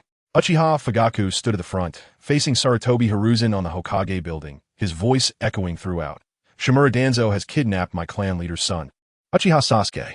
Today, we must have an explanation. The old monkey remained calm, hands behind his back, looking like an immortal. I don't believe Danzo would do such a thing. Bah! Zongyan sneered coldly. It seems Lord Hokage has made up his mind to cover for him, just like you've done for decades. Sarutobi Hiruzen's skin was as thick as a city wall, and he spoke with such righteous fervor, praising himself like a saint, that the surrounding ninjas were almost convinced, and I nearly was too. Then let Shimura Danzo come out for a face-to-face confrontation. Zongyan pressed on. Danzo is on an important mission, the old monkey replied without blinking. What if I insist on seeing him today? Zongyan's aura intensified, and the 400 Uchiha behind him instantly radiated killing intent, half of them activating their Sharingan, causing the thousands in front to instinctively take a step back. Just as it seemed a fight was about to break out, Zongyan suddenly smiled again, waving his hand as two clan members stepped forward. Lord Hokage, my two brothers witnessed the Konoha Umbu kidnapping Sasuke today. If it wasn't Danzo's doing, could it be you? As soon as these words were spoken, the entire venue fell silent. The old monkey was stunned, completely unable to comprehend Zongyan's strategy. With an army pressuring him, how could he still be going through the motions of investigating? Without waiting for him to react, Zongyan directly addressed the crowd, naming someone. That person, you are the leader of the Yamanaka clan, Mr. Yamanaka Inoichi, right? Yamanaka Inoichi's heart sank as he stepped forward. Next to him, the squint-eyed Nara Shikaku, quick-witted as ever, sighed and bluntly said, You want Inoichi to use his secret technique to directly check the memories of these two Uchiha to verify the truth? Exactly. Zongyan snapped his fingers. Mr. Shikaku is indeed clever. Lord Hokage, we're going for a public execution. Do you dare let Mr. Inoichi verify it? Now, all the pressure shifted to Sarutobi Hiruzen. He knew in his heart that this matter was most likely true, but he couldn't admit it. However, if he refused to verify it, wouldn't that show his guilt?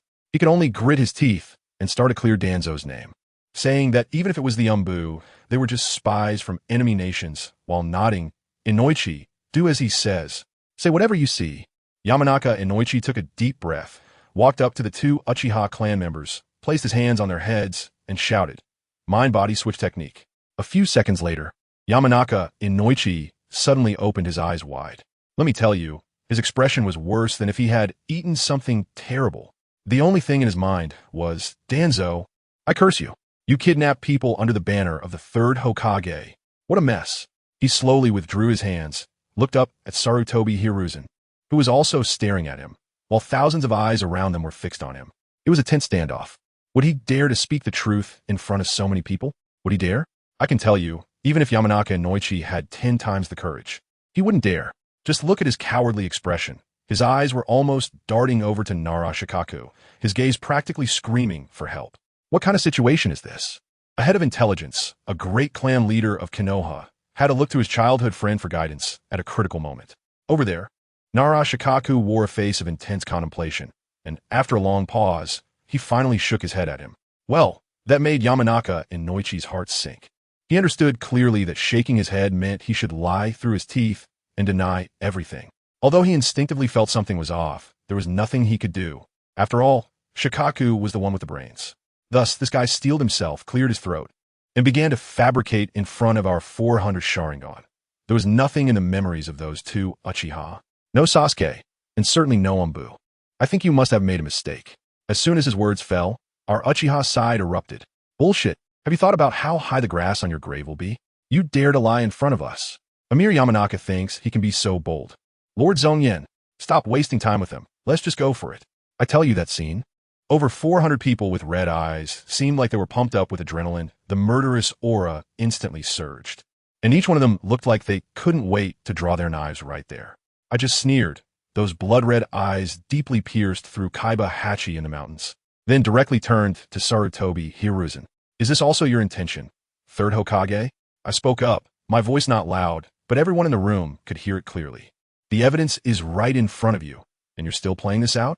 Is a single Danzo that important to you? The old monkey hadn't said anything yet, but the two old gatekeepers beside him, Mito Gate In and Uzumaki Koharu, immediately jumped up. Shut up. What Hachi said is the truth. You Uchiha still want to quibble? I completely ignored those two old things and kept my eyes fixed on Sarutobi Hiruzen. The old monkey took a slow drag from his cigarette, and the smoke he exhaled obscured his wrinkled face, his voice wavering. What do I mean? What do you mean? The answer has already been given to you. If you don't accept it, what do you want? I crossed my arms and replied to him directly, Sarutobi Sasuke. When I called his name directly, the two old guys next to me started to complain, saying it was disrespectful. I treated them like air and continued. Since the second Hokage died in the Cloud Village and you took over, it's been decades, right? How do you think you've done as Hokage?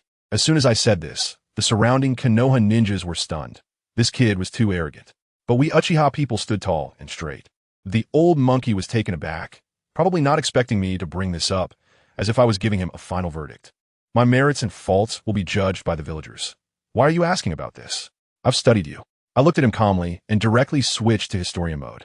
When you first took office, your teacher, Senju Tobarama, sacrificed himself to give you a chance at life. When you returned to the village, your power was unstable. You couldn't even mobilize the Umbu, and it was quite a mess. But you are indeed talented. You quickly placed people like Mito Kamen, Nara Shikaku, and Uchiha Kagami in key departments, and supported Danzo to create the route, decentralizing the Umbu and gradually regaining all the power for yourself. Then you expanded the Ninja Academy, trained the legendary 3 ninjas, and Konoha truly flourished under your leadership. With my flattery, the old monkey and his 2 companions looked a bit smug. The surrounding leaf ninjas listened with great interest. After all, these were old stories. Who understands the family dynamics? It's all about building up before bringing down. This technique is truly authentic. I changed my tone, and my voice instantly turned cold. It's a pity that you have tasted the pain of being powerless. So after gaining power, you became completely addicted to it. You and the people around you have all become slaves to power. Danzo, in order to strengthen his roots, is everywhere stealing forbidden jutsu from other clans, and you don't care. He runs an orphanage, training war orphans to only be loyal to him, and has created killing machines with the vicious curse mar technique to eliminate dissent. And you turn a blind eye? Mito Gate In, Nara Shikamaru, whose hand to clean? The terrible things they have done are beyond count. And it's all because you, the Hokage, are shielding them. What is even more ridiculous? They don't appreciate it. Danzo manipulated Kakashi into thinking that you were the one who killed his father, White Fang, and sent him to assassinate you. Those 2 old geezers are just sitting on the fence between you and Danzo. Aren't they just trying to make themselves more important? Do you think I don't know? And you, Hiruzen Sarutobi. On the surface, you get angry about Danzo's actions every day, but inside, you're secretly pleased, right? Because as long as they keep making mistakes, they need you, the Hokage, to clean up after them, and your power can remain forever stable. I threw out this shocking revelation, and the entire place fell silent. Sarutobi Hiruzen's usually calm face finally couldn't hold up anymore, turning a deep shade of blue. This was equivalent to me exposing his darkest and most despicable thoughts right in front of the whole village. Mito Gate In and Uchiha Koharu were completely thrown off guard, screaming at me to shut up as if they had lost their minds. But they could shout all they wanted. I continued with my speech.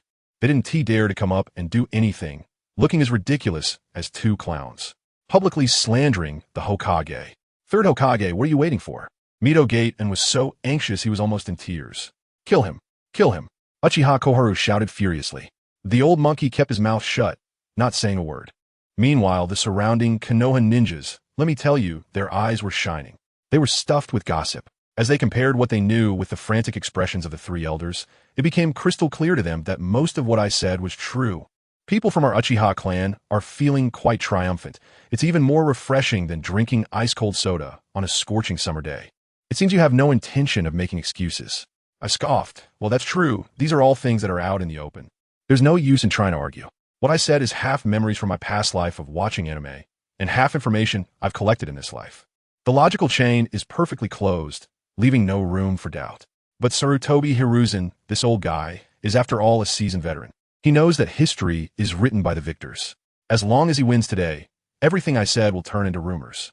He finally got annoyed by the two gatekeepers and shouted, "Shut up!" The two old men instantly fell silent. Only then did the old monkey look back at me, his previously calm gaze gone. I have acted with integrity for decades, all for the sake of Konoha. Your slander cannot shake me. When I was leading troops to victory in the Second and Third Wars, you weren't even born yet. An astonishing aura erupted from him. No wonder he was the hero of the ninjas back then. Trying to use verbal arguments to undermine my resolve? Useless. Hachi has already given his answer. Now, tell me your answer. He still wants to know what I'm really planning to do. I shook my head and glanced at the terrified Yamashiro-kai beside me. No rush, Sarutobi Hiruzen. I already said that the mastermind is Danzo. If you refuse to admit it, then we'll wait for him to come out and confront us. The Uchiha just want an answer. As a Konoha elder, he surely wouldn't be afraid to face us, right? As soon as I said this, the killing intent in the old monkey's eyes could no longer be concealed. Patience was completely exhausted. I say for the third time, Danzo is on an important mission and is not in the village. He stepped forward, nearly poking my face with his finger. Are you trying to rebel by forcing me again and again? The two old guardians saw the Hokage lose his temper and immediately understood, rushing forward. Are you Uchiha really going to start a war just to attack the Hokage for your selfish reasons? The Hokage has been patient, and you are getting more outrageous. Where's Uchiha Fugaku? Hiding like a turtle while letting a kid take the lead? As soon as they finished speaking, the 400 Sharingan behind me instantly glowed bright red, filled with killing intent. TCH, I snorted coldly. Those two stupid and ugly old fools, like cockroaches in a sewer, dare to jump around in the sunlight? Don't they know they LL die in the light? I know in my heart that it's time to show my muscles. For the sake of being from the same village, I won't kill you. I slowly raise my hand, but I leave one hand behind for you to remember this lesson. All things in the universe are but ashes. The blade flows like fire. As soon as I finish speaking, a pristine white flame gathers in my hand, transforming into an ancient black long knife, with the eerie white flame dancing on the blade, illuminating my cold face. Purify everything. Slash. I swung the long knife in my hand fiercely, unleashing a scorching flame sword aura that tore through the air, heading straight for those two old bastards. Not good. The two old geezers instantly sensed the breath of death. After decades without stepping on a battlefield, their reactions were as slow as snails, and they couldn't dodge at all. How audacious. Earth release. Earth flow wall. The old monkey reacted quickly, and a wall of earth rose from the ground. Boom. The sword aura struck the wall, creating a huge sound, but at the same moment, I transformed into a flash of lightning and went directly around the earth wall. Whoosh. X22 heart-wrenching screams echoed. Two charred severed arms shot up into the sky. In the blink of an eye, I had fulfilled my promise, standing in front of the two old geezers who were howling in agony while clutching their severed arms. Bastard. Sarutobi Hiruzen's eyes nearly popped out. He was completely caught off guard. My speed reminded him of the fourth Hokage, Minato Namikaze, from back in the day. The battle had begun. Leaf ninjas. Exterminate all these traitors. The old monkey had gone completely mad, roaring as he charged at me. Kill. Protect the Hokage. Thousands of leaf ninjas also went crazy, surging towards us Uchiha like a tide. Ha ha. Lord Zongyan is awesome. This is how we Uchiha should be. Annihilate this trash. We have 400 cases of conjunctivitis here. Not only are we not afraid, but we are also excited and shouting, charging straight in. The old monkey knows very well that regardless of winning or losing this battle, He will suffer a huge loss because his most relied upon civilian ninja troops will definitely suffer heavy casualties. So he now hates me to the bone. Summoning technique. King of the Monkey Demons. The old monkey was forced back by my blade and took the opportunity to summon reinforcements. One old monkey summoned another old monkey. And when his summoned beast, the king of the monkey demons, appeared and saw this scene, it was also shocked, directly transforming into a golden staff taller than the flying monkey sword. The scene was incredibly comical, but I didn't pay any attention to him. Instead, I turned to the crowd that was already in chaos and took a deep breath. Oof. Conqueror's Haki. I let out a sudden roar, and an invisible yet devastating aura of terror swept across the entire battlefield centered around me. At that moment, the world changed color. This Conqueror's Haki is a local specialty brought back from another world by my elusive travel frog, a pure manifestation of spiritual power that delivers a dimensional blow to the weak. For someone at the level of the old monkey, although they felt immense discomfort under the pressure, they could still stand. But the others were not so fortunate. The two old gatekeepers who had just lost their arms didn't even let out a sound. Their eyes rolled back, and they fainted instantly. The remaining elite ninjas from Konoha, like Might Guy, Kurinai Yuhi, and Nara Shikaku, could barely stand, their faces pale as if they had seen a ghost. As for those below the elite ninja level, whether from Konoha or our Uchiha clan, they felt like wheat being cut down, collapsing in droves, foaming at the mouth, and losing consciousness. Some of the more timid ones were even scared to death right on the spot by this overwhelming aura. What kind of power is this? Stop it. Sarutobi Hiruzen watched helplessly as his army of thousands fell to the ground in a matter of seconds, with only a few dozen elite ninjas still standing, leaving him utterly dumbfounded. On our Uchiha side, since individual strength is already strong, there are actually more people standing than on the Konoha side. Want to play the numbers game? I looked at him with a cold smile, my blood-red Sharingan filled with mockery. Heh, now we have numbers. With this move, aren't we far ahead? The situation reversed in an instant. Damn, I must kill you. The old monkey was completely anxious, charging at me with that big stick. At the edge of the battlefield, those remaining standing Jonin were all in extreme shock. Is this the power of God? Yuhi Kurinai murmured. It's over. Is Konoha really going to change? Nara Shikaku gritted his teeth, feeling half cold inside. Nara Shikamaru's mind was racing, his brows tightly furrowed. What does this boy want to do? If he had used this move from the beginning, we would have been wiped out.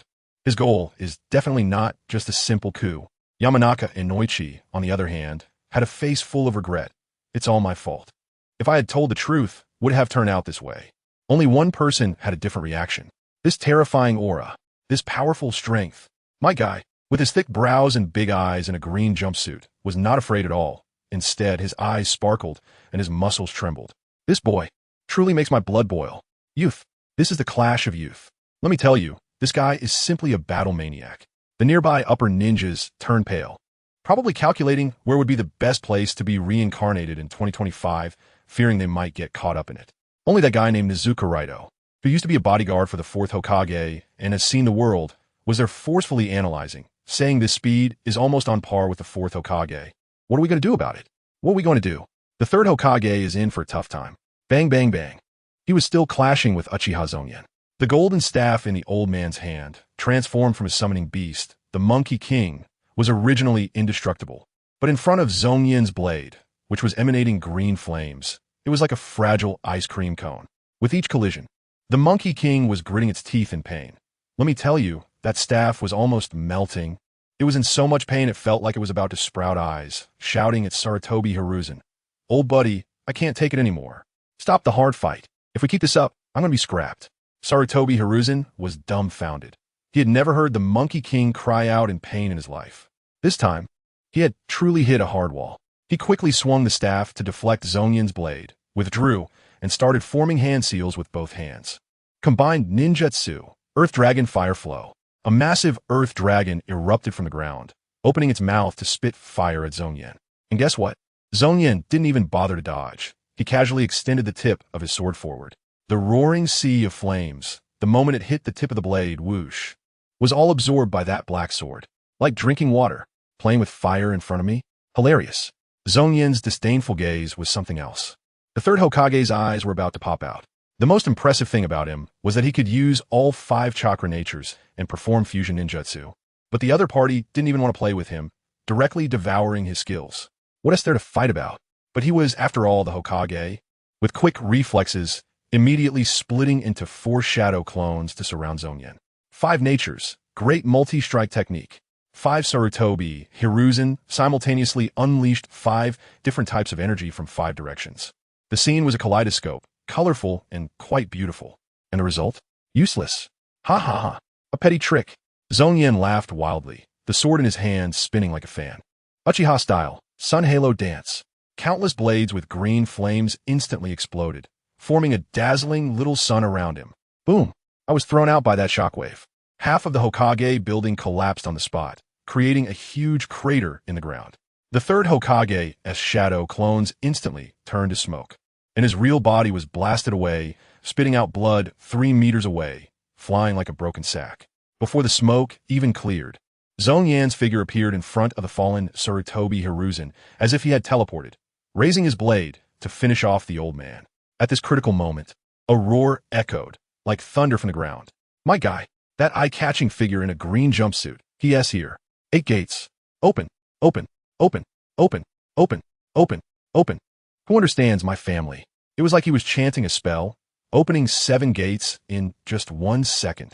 His chakra burst forth like a floodgate being opened, and blue steam was emanating from his body, his aura instantly reducing the old man to dust.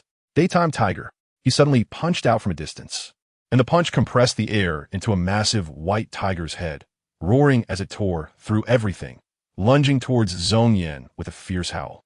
I tell you, Zongyan's face turned green at that moment, and his expression was almost like he wanted to say, "Dude, are you serious?" He completely lost the arrogance from before, turned into a flash of lightning, and ran away in a hurry, looking quite embarrassed. Goodness, that punch, although it didn't hit Zongyan, flew out and directly leveled a whole street of houses behind him. The destructive power was shocking. One missed attack only made Kai more excited. Seeing that Zongyan was too fast and couldn't be caught in the 7-gate state, his chakra exploded, and it looked like he was ready to open the 8th gate and kick the finale out. Now Zongyan was really panicking, his heart almost jumping out of his throat. He knew what the 8th gate Kai meant. If that kick landed, not to mention him, even the Sage of 6 Paths would have to call for a pause.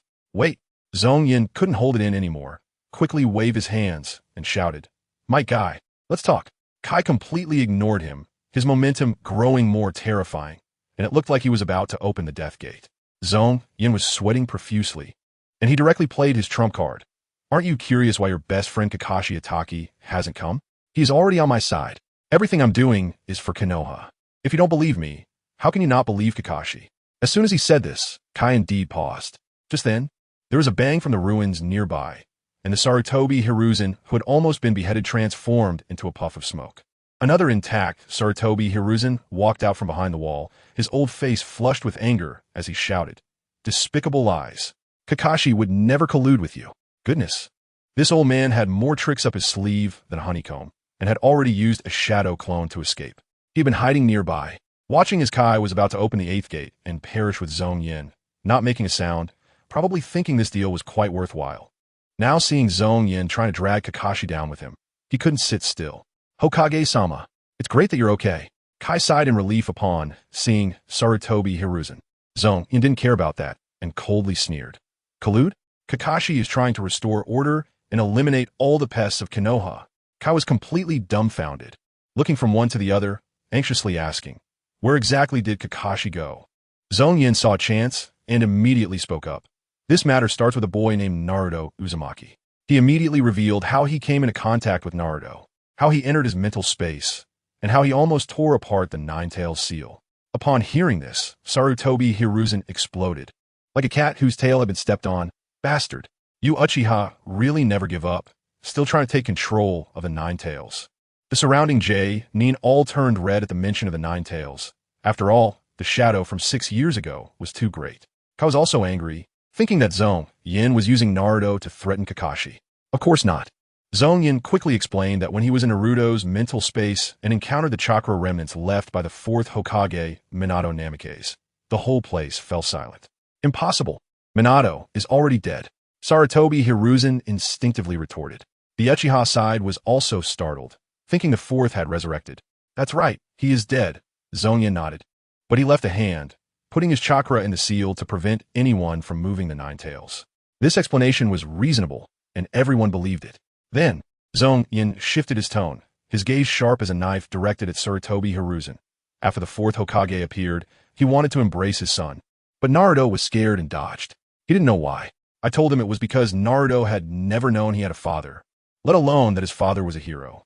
He only knew he was a demon fox, ostracized by everyone, bullied by his peers, living alone, drinking expired milk, eating expired instant noodles because shopkeepers never sold him good stuff.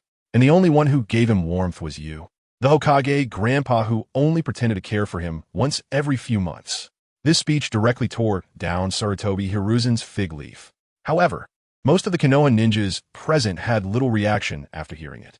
In their view, sacrificing a child's childhood to control the ticking time bomb of the Nine Tails seemed quite reasonable. After all, people come and go. The fourth had been dead for 6 years. Who still cared about how his son was doing? Ha! Indeed, Zongyan scanned the room with a mocking expression. The peace bought with the fourth's life ended up costing his son's happiness. Sarutobi Hiruzen, you really did a great job. The old man was still there, righteous, saying how he felt deeply guilty, but this was for the safety of Konoha, claiming that both Minato and his son would understand. I was almost sick of listening to it. Good grief, the sacrifices are always made by others, and the credit is all yours, right? How ridiculous. Zongyan directly fired back.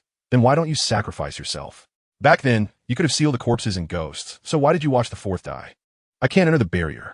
The old man argued without blushing or skipping a beat. Fine, now there's a chance. Zongyan pressed on. Weren't you willing to sacrifice for Konoha? As long as you commit suicide now, I will immediately take the Uchiha clan back home. And from then on, obey the village's orders. Do you dare? The whole place was in an uproar. What's the point of such a joke? Sarutobi Hiruzen's old face turned stern. I knew you, old man, value your life. Zongyan laughed. Then you don't dare to die. Someone else can do it. Let Shimura Danzo commit suicide in front of me, and I will fulfill my promise. After all, you're used to letting others sacrifice. One more Danzo shouldn't be a big deal, right? Now, the ball was kicked back to Sarutobi Hiruzen. Just now, he could rely on the crowd to be tough. But now there were only a few dozen people standing. How would he choose? Don't joke around. The old man's hair stood on end. Konoha is not a place that sacrifices the lives of its villagers to compromise. Zongyan almost laughed out loud. When you said that, did you forget about Hyuga Hayashi? Doesn't your conscience hurt? Because of your choice, Hyuga Niji became an orphan. As soon as this was said, Sarutobi Hiruzen's face turned green on the spot. Back then, when the Cloud Village came to provoke, in order to smooth things over, he forced Hyuga Hayashi, who was from the branch family, to die in place of the main family's brother, who in Konoha didn't know about this. At this point, the whole place fell silent. Zongyan didn't give the old man a chance to breathe, turned around, and shouted into the distance. I'm right, Hyuga Hizashi. Good grief. As soon as he shouted, the people from the Hyuga clan really emerged from behind the wall. The leader was none other than Hyuga Hizashi. Let me tell you, his face turned as green as an eggplant in an instant, but the next second he lowered his head to hide it. And when he raised his head again, he wore a poker face as if his father had died. He faced Zongyan and said with righteous indignation, that was my brother's own choice. It has nothing to do with Lord Hokage. He died without regrets for the peace of the village. TSK, what an act. If he didn't go for an Oscar, it would be a waste of talent. At this moment, the real show was just beginning. It turned out that the commotion between Zongyan and the old man just now was too loud. And the families that originally wanted to sit back and watch the show could no longer sit still, flocking over here. When the old man saw this, he exclaimed, oh no, my people are coming. His back straightened instantly, and he began to act tough again. Uchiha Zongyan, give it up. Look, this is the direction of the people's hearts in Konoha. But Zongyan didn't pay him any mind.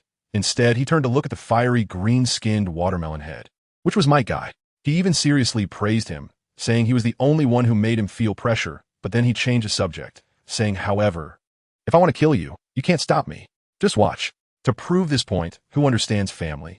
He transformed into a bolt of lightning and flew directly above Hokage Rock. He struck down at the statues of the four old men. Hellfire. At that moment, I saw dozens of columns of magma shoot into the sky with a loud boom. The entire symbol of Konoha, that broken stone mountain, exploded before my eyes into rubble. Not even a speck of dust was left. This operation was simply a team fight online and a demolition offline. It was ruthless, just when the village was in chaos. On the other side, in the Forest of Death, Obito was also engaged in a fierce battle with Danzo. To put it bluntly, it was a one-sided thrashing. With Obito toying with Danzo, Danzo was getting anxious and started to make threats. If you don't stop, I'll go back and slaughter the entire Uchiha clan. Guess what happened? Obito laughed maniacally. Oh, that would be great. You must keep your word. Family. This wave primarily focuses on abstract companionship. At that moment, Danzo was stunned, and then he heard the loud noise from the village. He was as anxious as an ant on a hot pan. This old man's eyes turned, and he actually started negotiating with Obito. Brother, I see you also hate the Uchiha, so how about this? Let me go, and within 3 days, I guarantee to arrange the Uchiha for you clearly. I tell you, this statement left Obito speechless, disgusted to the core, and without saying a word, he continued to fight. Seeing he couldn't win, that old fox Danzo, with a bold heart, actually pretended to show a flaw, letting Obito stab him in the shoulder, then suddenly tore off the bandage over his eyes, using Kodo Amatsukami. Good grief, he even used the strongest Jinjutsu. As a result, the one he controlled was a white Zetsu clone. The real Obito appeared behind him, thrusting a blade right through his heart. He even casually plucked out that Kodo Amatsukami. But, do you think that was the end? This old man actually didn't die. He lay on the ground, waiting for Obito and the others to leave, and surprisingly opened his eyes again. He trembled as he got up, unwrapped the bandages on his body. Oh my god, his entire right arm was not human skin. It even had a Sharingan embedded in it. It turned out that this old man used the Uchiha forbidden technique Izanagi, trading permanent blindness of one eye for his life. And that eye, guess whose it was? Uchiha Kagami, Shirsue's grandfather. I really can't believe it. This old man was taking advantage of the 2 generations, killing his own people. Simply outrageous. On the other side, the little brat Sasuke took advantage of the chaos to run, flailing around in the forest like a headless fly, and ended up bumping into his father, Uchiha Fugaku. This little guy had been holding on, but upon seeing his father, he burst into tears. Fugaku was originally just a useless drunkard, but seeing his last son so scared, he suddenly snapped to attention. He comforted Sasuke for a long time, and after sending him home, his gaze changed. He realized he couldn't keep being a turtle. As the clan leader, even if he had to lose in the end, he had to die standing. After saying this, he also headed toward the Hokage building. Alright, let's rewind a bit. Just when the Uchiha army had just set out, the leader of the Umbu monitoring them, Kakashi Hatake, used the excuse of reporting to the 3rd Hokage and had already slipped away alone. Where did he go? Let me tell you, he didn't go to meet the old 3rd. Instead, he slipped into a small rundown house where no birds would poop. Good grief, inside stood 5 Uchiha kings, each looking like someone owed them 8 million. The leader named Uchiha Tiho, and the others were all elite jonin from the clan. These few were the first batch to cling to the new boss, Uchiha Zongyan, after he took power, and were currently in favor. When I tell you, as soon as Kakashi walked in, someone couldn't hold back anymore. A guy named Yeffing directly spat. Why did it take you so long to come? So slow. Another one named Song Yin also fanned the flames. Exactly. What does Lord Zongyan think, letting an outsider go on a mission with us? Aren't we 5 enough? One was even more outrageous, directly sneering at Kakashi. You're the copy ninja who transplanted the Sharingan, right? Just wait and see. The Sharingan isn't meant to be used like you do. At that time, I thought to myself, who among my family understands this? The arrogance of the Uchiha clan must be ingrained in their DNA, right? We haven't even started the mission, and they're already putting pressure on me internally. Fortunately, the leader, Taihua, is somewhat sensible. With a dark expression, he shouted directly to the younger ones. Shut up. Do you dare to question Lord Zongyan's arrangements? If you don't want to do it, then get lost. As soon as he got angry, those few instantly wilted. After all, authority comes with power, and he was indeed stronger than them. Taihua then managed to squeeze out a smile that looked worse than crying, and said to Kakashi, Hatake Jonin, shall we set off? Kakashi was also burning with anger inside, but seeing the situation, he realized that the mission was more important, so he nodded. The 6 of them were all professionals. Once they decided to go, they quickly changed into the Umbu gear, donned animal masks, and the atmosphere changed in an instant. Before setting off, Kakashi stepped forward and declared with an imposing presence. Let me make this clear. I am the captain for this operation. Lord Zongyan asked me to lead because I know route better than all of you. So, all actions will be under my command. If anyone messes up, you can explain it to Lord Zongyan yourselves. As soon as he said this, the hot-tempered Song Yin was about to explode. But Taihua shut him down with another shout. Taihua stared at the remaining 4, his gaze sharp as a knife. Did you all hear that? Anyone who dares to disobey orders, you won't have to wait for Lord Zongyan to speak. I'll personally twist off their head. At this point, no one in the team dared to murmur again. I'm telling you, Danzo's old base is not even in the Hidden Leaf Village. This old guy is quite cunning. He has created an independent kingdom for himself. The six of us passed through a large forest, and just as we arrived, two root ninjas jumped out like robots. Showing no emotions, halt. Kakashi stepped forward and calmly said, "On Lord Danzo's orders, we are here to carry out a mission." Hand sign. Kakashi pretended to reach into his pocket, but after just 2 steps, the two guys opposite reacted, not saying a word, and immediately launched their big moves. Fire style, fireball jutsu. Wind style, vacuum sphere. Damn, the reaction speed is incredible. But who are they facing? Over here, our two Uchiha buddies are even faster.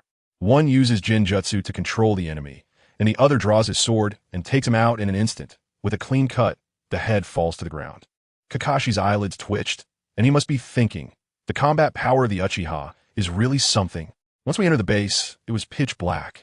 But all 6 of us had our Sharingan activated, like we were using night vision goggles, completely unaffected. As soon as we walked into a hall, wow, that guy had shurikens, kunai, and big windmills coming from all directions, and the walls and floors were covered with explosive tags, which all blew up at once.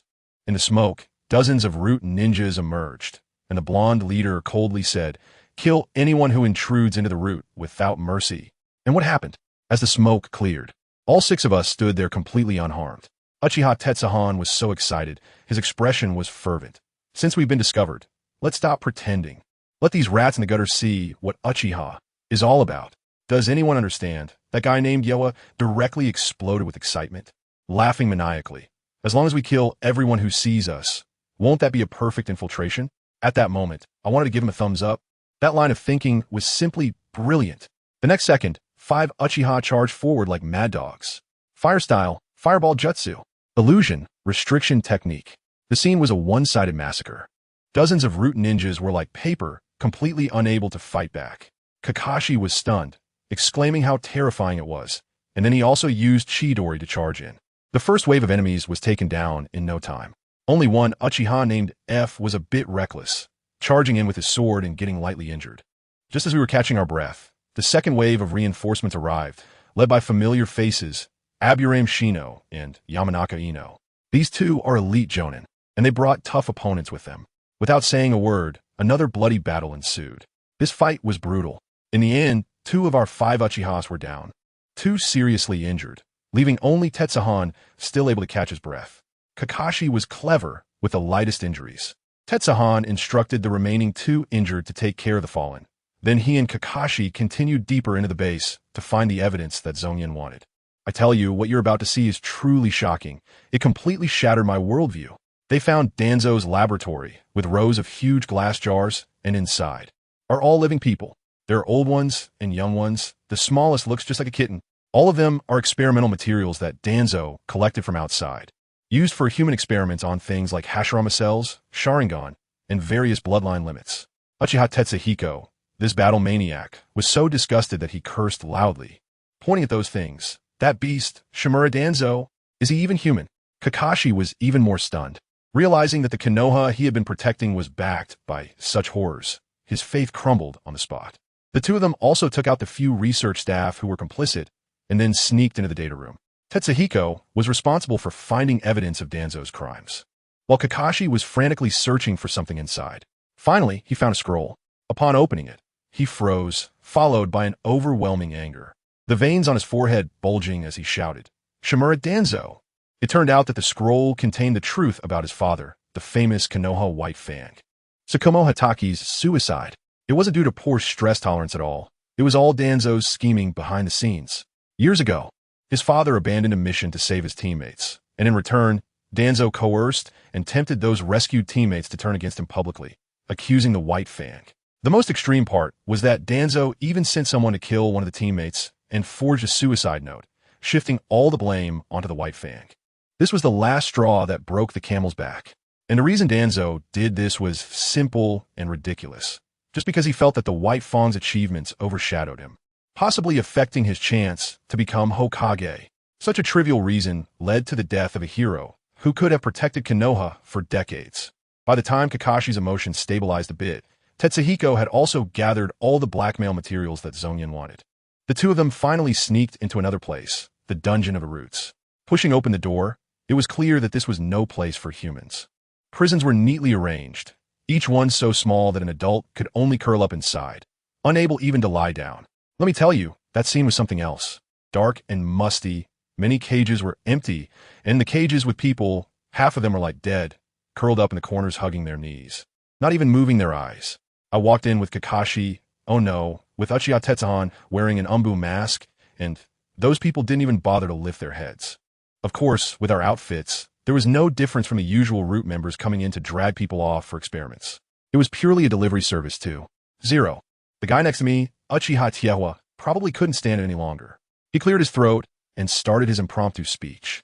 Listen up, everyone. Goodness, what happened? Complete silence. Not even a chirp. Tiewa got anxious and directly went all out. That old dog named Shimura Danzo for his own petty affairs. Has locked you all up here as guinea pigs. This is a shame on us, the Leaf Village. The third Hokage, Sarutobi Hiruzen, is just an accomplice. Now, our Lord Uchiha Zongyan is here to set things right and take down Danzo. We need you to testify. Who is willing to step up and point him out? His voice echoed in that broken dungeon like surround sound. And what happened? Still, no one responded. Family, who understands? It felt like you had just sung the entire song Love, Even If I Die at KTV, only to find out you were the only one in the room. And the waiter was peeking in the door, asking if you want another drink. Kakashi beside him probably felt like he was about to burst. Want to say something, but holding back. Actually, I understood too. These people weren't from the Leaf Village at all. Most of them were unfortunate souls captured from other countries. And some were war orphans without any ninja talent. Talking to them about the internal strife of the Leaf Village, about Danzo and the third Hokage, was purely playing music to a cow, right? Their lives were at stake. Who cared about the trivial matters of your village? Seeing this situation, Tiewa furrowed his brows so tightly they could crush a fly. The mission was urgent. He couldn't care about humanitarianism anymore. Shaking his head, he directly drew his sword, probably intending to get tough. Forget it, just take them away. Just then, from the furthest cage in the darkness, a thin voice suddenly came. I will go with you. While the dungeon was frozen in shock, guess what was happening outside by the Hokage building? Let me tell you, it couldn't even be called a battlefield anymore. It was the personal concert of Uchiha Zongyan. Think about it, this guy almost took out the third Hokage in one move. Although it was just a shadow clone, the momentum was already maxed out. Then with a burst of Conqueror's Haki, regardless of friend or foe, bam, 99 of the audience fell flat, singing Conquer. Finally, it got even more explosive. He flew up and with a fiery slash, directly turned our Leaf Village's face. The Hokage rock engraved with the fourth Hokage's face into a pile of glass shards. How could they fight like this? The third Hokage knew in his heart that he couldn't hold on without risking his life. But the problem was, Zongyan had already declared that if he made another move, the next slash wouldn't be aimed at the mountain, but straight at the city center. Wouldn't that mean the Leaf Village would be finished on the spot? Could Sarutobi Hiruzen bear that responsibility? At this moment, reinforcements from other clans in the village also rushed over. Thousands of people, looking quite intimidating. But the problem was, most of them were CH Nin. There were fewer than 100 J Nin combined. Zongyan's domineering presence meant that CH Nin were just there to make up the numbers. One move, and they'd all drop. What could the remaining 100 J Nin do? Could they block the flying figure in the sky, moving as fast as a ghost? Don't even think about it. So, the current situation on the surface was two armies facing off, but in reality, it was just Uchiha Zongyan surrounding the entire upper echelon of the Leaf Village. Everyone was dumbfounded, staring blankly at the ruins, still glowing with fire in the distance. That was Hokage Rock. The third Hokage felt a deep sense of despair. He knew this matter had completely spiraled out of control. He even vaguely guessed that Zongyan had a grand plan from the very beginning, and now he was gradually realizing it. Might Guy's thick eyebrows were twisted into a knot. He silently compared himself, and felt that even if he opened the seventh gate, he could probably create a similar commotion, but the eighth gate's death door. He wasn't sure he could achieve a one-hit kill. If he failed, and Zongyan countered with a blade, the Leaf Village would be finished. So this blue beast could only hold back, staring intently at Zongyan in the sky. And the one most anxious was Nara Shikaku.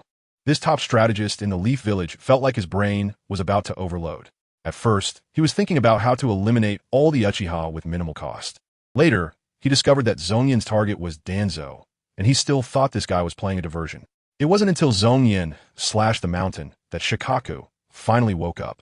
This game couldn't be solved just with intelligence. It was a pure dimensionality reduction attack. But Nara Shikaku was quite interesting. Although he was a staunch supporter of the third Hokage, being from the Ino-Shikicho trio, loyal for generations. The one he admired the most in his heart was actually the fourth Hokage, Minato Namikaze. When Zongyan said he had gained Minato's recognition, Shikaku felt like he had been bombed by a depth charge, starting to waver. He looked at Zongyan in the sky, took a deep breath, and decided to take a gamble. Uchiha Zongyan, he suddenly shouted, "May I ask you a question?" This shout woke everyone from their stupor. In an instant, all eyes focused on Zongyan. Zongyan slowly floated down from the sky, landing on the ground, smiling with ease. Of course, the more he acted like this, the greater the pressure on the third Hokage and the others. Nara Shikaku approached him, sincerely opened his hands, and asked, "What exactly do you want to do?" To be honest, with you Uchiha doing this, if you're not careful, the entire Leaf Village could be finished. If you want to start a war, the advantage is yours now. You can just act. If you want to seize power, you shouldn't do it in front of so many people. So I'm very confused. What exactly are you after? Let me tell you, Rikuji's question is really impressive. He doesn't just want to know for himself. He wants Zongyan to announce the answer in front of everyone. Zongyan couldn't help but laugh upon hearing this. It felt absurd. I'm literally holding a knife to your neck, and you're asking me what I want to do? But he quickly understood Rikuji's intention. He looked around, cleared his throat, and said, "Since you asked sincerely, I will graciously tell you. But before I do, let me introduce myself. I am Uchiha Zongyan, and a month ago, I was still a 6th grade student at the Konoha Ninja Academy. If it weren't for all these events, I should still be busy with graduation exams right now." As soon as these words were spoken, the crowd erupted. A kid who hasn't even graduated is saying he pressed the third Hokage to the ground and took down Hokage Rock? Who would believe that? Wasn't the god of shinobi just as outrageous at 12? Zongyan didn't care what they thought and continued. "I was originally just a companion reader for the clan leader's youngest son, Sasuke. But one day, I discovered a shocking secret. Our Uchiha genius, Uchiha Itachi, was tricked by the third Hokage and Danzo and is planning to slaughter our entire family." Boom. This was even more shocking than the earlier revelation. Everyone was stunned. Uchiha Itachi wants to annihilate the clan, and it's being orchestrated by the Hokage? Nonsense. Sarutobi Hiruzen was immediately agitated. He wouldn't take the blame for this. "Shut up," Zongyan shouted back fiercely. "Even if it was Danzo who acted, how can you, Sarutobi Hiruzen, distance yourself from it? Are you saying you didn't know? Or that you couldn't control him? Danzo took action against Shursui, and you pretended not to know. He took action against Itachi, and you still pretended not to know. If you don't know this and you don't know that, then what use are you as Hokage?" This was a devastating remark. Sarutobi Hiruzen was left speechless, his face turning purple, and could only grit his teeth and say, "I truly had no knowledge of it." TCH. Zongyan didn't give him a chance. "I discovered this secret and had to take action, so I killed him and brought Uchiha Itachi's head back to the clan. After killing Itachi, the clan leader Fugaku didn't believe me and fought me, and he lost. I thought that would be the end of it, but the mastermind behind it all wouldn't let us go. Today, Sasuke was kidnapped by Danzo's people on his way home from school. Sarutobi Hiruzen, how far do you intend to push us, Uchiha? Do you want us to be annihilated before you are satisfied? Since we are bound to die anyway, we might as well die gloriously." He turned and looked intensely at Nara Rikuji. "Now, I will answer your question. We Uchiha, are here today for 3 things. Fairness, fairness, and damn fairness." Zongyan nearly shouted this out, pointing at the Hokage building, his voice growing louder. "We Uchiha contributed greatly to the founding of the village. Have any of the Hokage acknowledged us? Is this fair? The second Hokage stuffed us into the police force, doing the dirty work with no high-ranking positions for us. Is this fair? During the Nine-Tails incident, we want to help, but just because of a Sharingan, we were treated as traitors and isolated, later being pushed to the village's outskirts. Is this fair? Our clan's geniuses, Shursui and Itachi, were all turned into spies by you, ending up tragically, and now you want to target child. Is this fair?" He stared fiercely at Nara Rikuji, enunciating each word. "Mr. Nara Rikuji, this is what I intend to do. I want to change all of this. I want to break these chains of injustice. I want to create fairness in Konoha with my own hands. What do you think?" To be honest, Zongyan's words were truly powerful, leaving the Chunin and ordinary ninjas below stunned, with some even lighting up with excitement. But if you look at Sarutobi Hiruzen and Nara Rikuji, those upper echelons, they were all expressionless, utterly calm. Of course, why would you talk about fairness with the vested interests? They're the top players in this unfair game. I tell you, this old man, Sarutobi Hiruzen, immediately started his top-notch performance the moment he began. Goodness, he was truly a master at it. He first let out a long sigh. And oh boy, with that expression, you'd think he had just pulled an all-nighter at work, completely worn out. The first thing he said was to completely distance himself from the matter regarding Shursui and Itachi. I really don't know. If that brat Danzo dared to act like this in front of me, I'd be the first to take him down. Folks, who understands? His acting skills deserve an Oscar. After clearing himself of any blame, he started playing the emotional card, saying how the Uchiha had been wronged, and as Hokage, he had a responsibility. He even acknowledged the great contributions and sacrifices of the Uchiha, calling them heroes. I could see the clan members next to me nearly move to tears. But here comes the twist. This old fox suddenly changed his tone, and his face instantly fell. But that's no excuse for you to stir up trouble. I was just... At that moment, he started talking about ideals, saying that the first Hokage established Konoha for peace, to get everyone to sit down and negotiate, not to resort to violence. And then, the most outrageous part came. He actually started using the Senju clan to PUA us. Look at the Senju. Their contributions are no less than yours, Uchiha, right?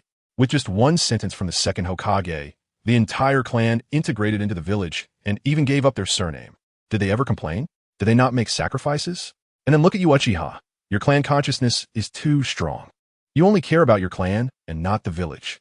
I'm really angry and amused at the same time. Isn't this just a typical case of look at the neighbor's kid? With a set of combo moves, the surrounding Konoha ninjas, who initially had some sympathy for us, immediately changed their stance and started to think that we Uchiha are not worth anything. In the end, he gave a so-called concession. All right, Zongyan, as long as you bring your people back now, I guarantee that your demands will be handled properly and met as much as possible. How about that? This is just an empty promise. Do you think Zongyan will fall for this? Huh. Zongyan just laughed. His expression wanted disdain. The knife in his hand suddenly ignited with blue flames, and with a twist of the tip, it was directly aimed at Sarutobi Hiruzen's old face. Does your old face have much face value? Or do you think my sword can't cut through your village? As soon as the words fell, he slashed backward, casually waving at an empty house in the distance. A flash of blue light passed, and that house was split in half with a bang, then burned to ashes. The entire place fell silent. Come on, kill me. Zongyan stood there, his gaze sweeping over all the Jounin present, saying, if you can kill me, you can protect Konoha. Come on. The Jounin's faces turned green, their fists cracking, but not one dared to move. Of course, whoever goes up will die. Sarutobi Hiruzen was so angry that his beard was trembling. Uchiha Zongyan, I've already made a concession. What else do you want? I want you to see the reality. Zongyan's voice suddenly rose. The times have changed. Sarutobi Hiruzen, Konoha is no longer a place where you old-timers can control everything. You take the Senju as an example. Then let me ask you, who is left of the Senju clan? Only Tsunade. Our Uchiha have been suppressed to the point where we only have half left. And what about your Sarutobi clan? In just a few decades, why have you expanded tenfold? Why is there not a single Uchiha in Konoha's fire release class? All of them are from your Sarutobi family? Don't tell me you don't know. As the third Hokage, have you been embezzling public resources to support your own family all these years? I tell you, these few sentences are simply shocking, leaving everyone dumbfounded. This matter is actually an unspoken rule, but who dares to bring it to the surface? Now, Zongyan has directly torn down this fig leaf. Sarutobi Hiruzen's old face instantly couldn't hold up, stammering for a long time, saying that the development of the Sarutobi clan is the result of their own efforts. Anyway, he just refused to admit it. At this moment, Nara Shikahisa really woke up. He directly interrupted this meaningless bickering and said to Zongyan, enough, stop arguing. You are strong enough now. No one dares to provoke you. Just state your demands and let the Hokage make a decision. On the surface, this was to mediate, but in reality, it was to give Zongyan a way out, urging him to put forward his conditions quickly. After hearing this, Zongyan suddenly smiled, and that smile sent a chill down my spine. Yes, it was time. He looked up at the sky. This grand drama should come to an end. He suddenly waved his hand and shouted to the outside. Hard work, Hataki Kakashi. Uchiha Tiewa, let us end all this. What the hell? Kakashi. The crowd exploded. Sarutobi Hiruzen's eyes were about to pop out. The next second, from the edge of the crowd, Kakashi and our Tiewa appeared. One on the left and one on the right, escorting a skin and bones little girl just like that. The surrounding ninjas instinctively tried to stop them. Zongyan narrowed his eyes, and the knife in his hand pointed ominously at that group of people. I will only say it once, clear the way. That murderous aura made me feel cold from a distance. The ninjas blocking the way scattered like they had seen a ghost, quickly making way. Kakashi and the others walked up to Zongyan. My guy was the first to rush up, grabbing Kakashi's shoulder. Kakashi, why are you? Kakashi just shook his head. Just watch. Sarutobi Hiruzen was anxious. Kakashi, are you also going to betray the village? Kakashi lowered his head, avoiding his gaze. But the words he spoke were a heavy bomb. Sorry, third Hokage. I have reasons that I must do this. Moreover, my teacher, the fourth Hokage, also supports Zongyan in doing this. Impossible. Sarutobi Hiruzen immediately rejected it. How could Minato harm the village? Harm the village? Zongyan sneered. Harm this village that bullied his son crazily after his death, treating him as a tool? The fourth Hokage saw through it long ago. This village is sick and needs a thorough cleansing. He entrusted the future of Konoha to me. I came here to exterminate the pests attached to Konoha and restore its glory. After saying this, he looked at Kakashi. Kakashi, say everything you saw. Kakashi took a deep breath, looked directly at Sarutobi Hiruzen, and his voice was not loud, but each word hit everyone's heart like a hammer. Third Hokage just now. I acted on the orders of the fourth Hokage and Zongyan to raid the root base. I saw Sarutobi Hiruzen's face, and it instantly turned pale. He knew it was over. In the dead silence, Zongyan suddenly turned his head toward a corner outside the crowd and shouted sharply, Fugaku, capture Shimura Danzo. Bring him to me. Before the words fell, a black shadow suddenly leaped from the corner, desperately trying to escape. Uchiha Fugaku, our always patient clan leader, let out a long-suppressed roar at that moment. Stay. Shimura Danzo. I tell you, when Fuji-take let out that shout, it caused quite a commotion. Another figure almost simultaneously darted out from the shadows, desperately running forward, closely followed by our fierce Fuji-take clan leader.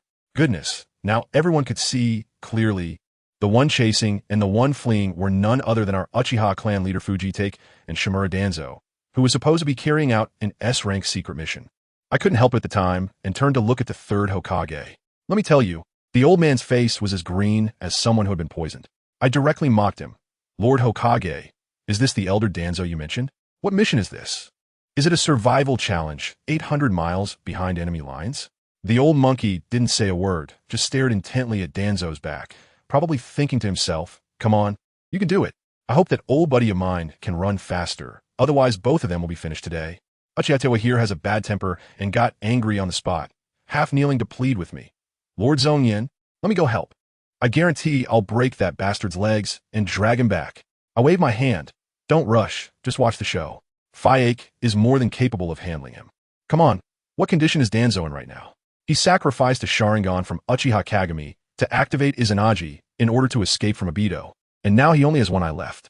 It's even hard for him to suppress the berserk Hashirama cells within him, and his chakra is all out of whack.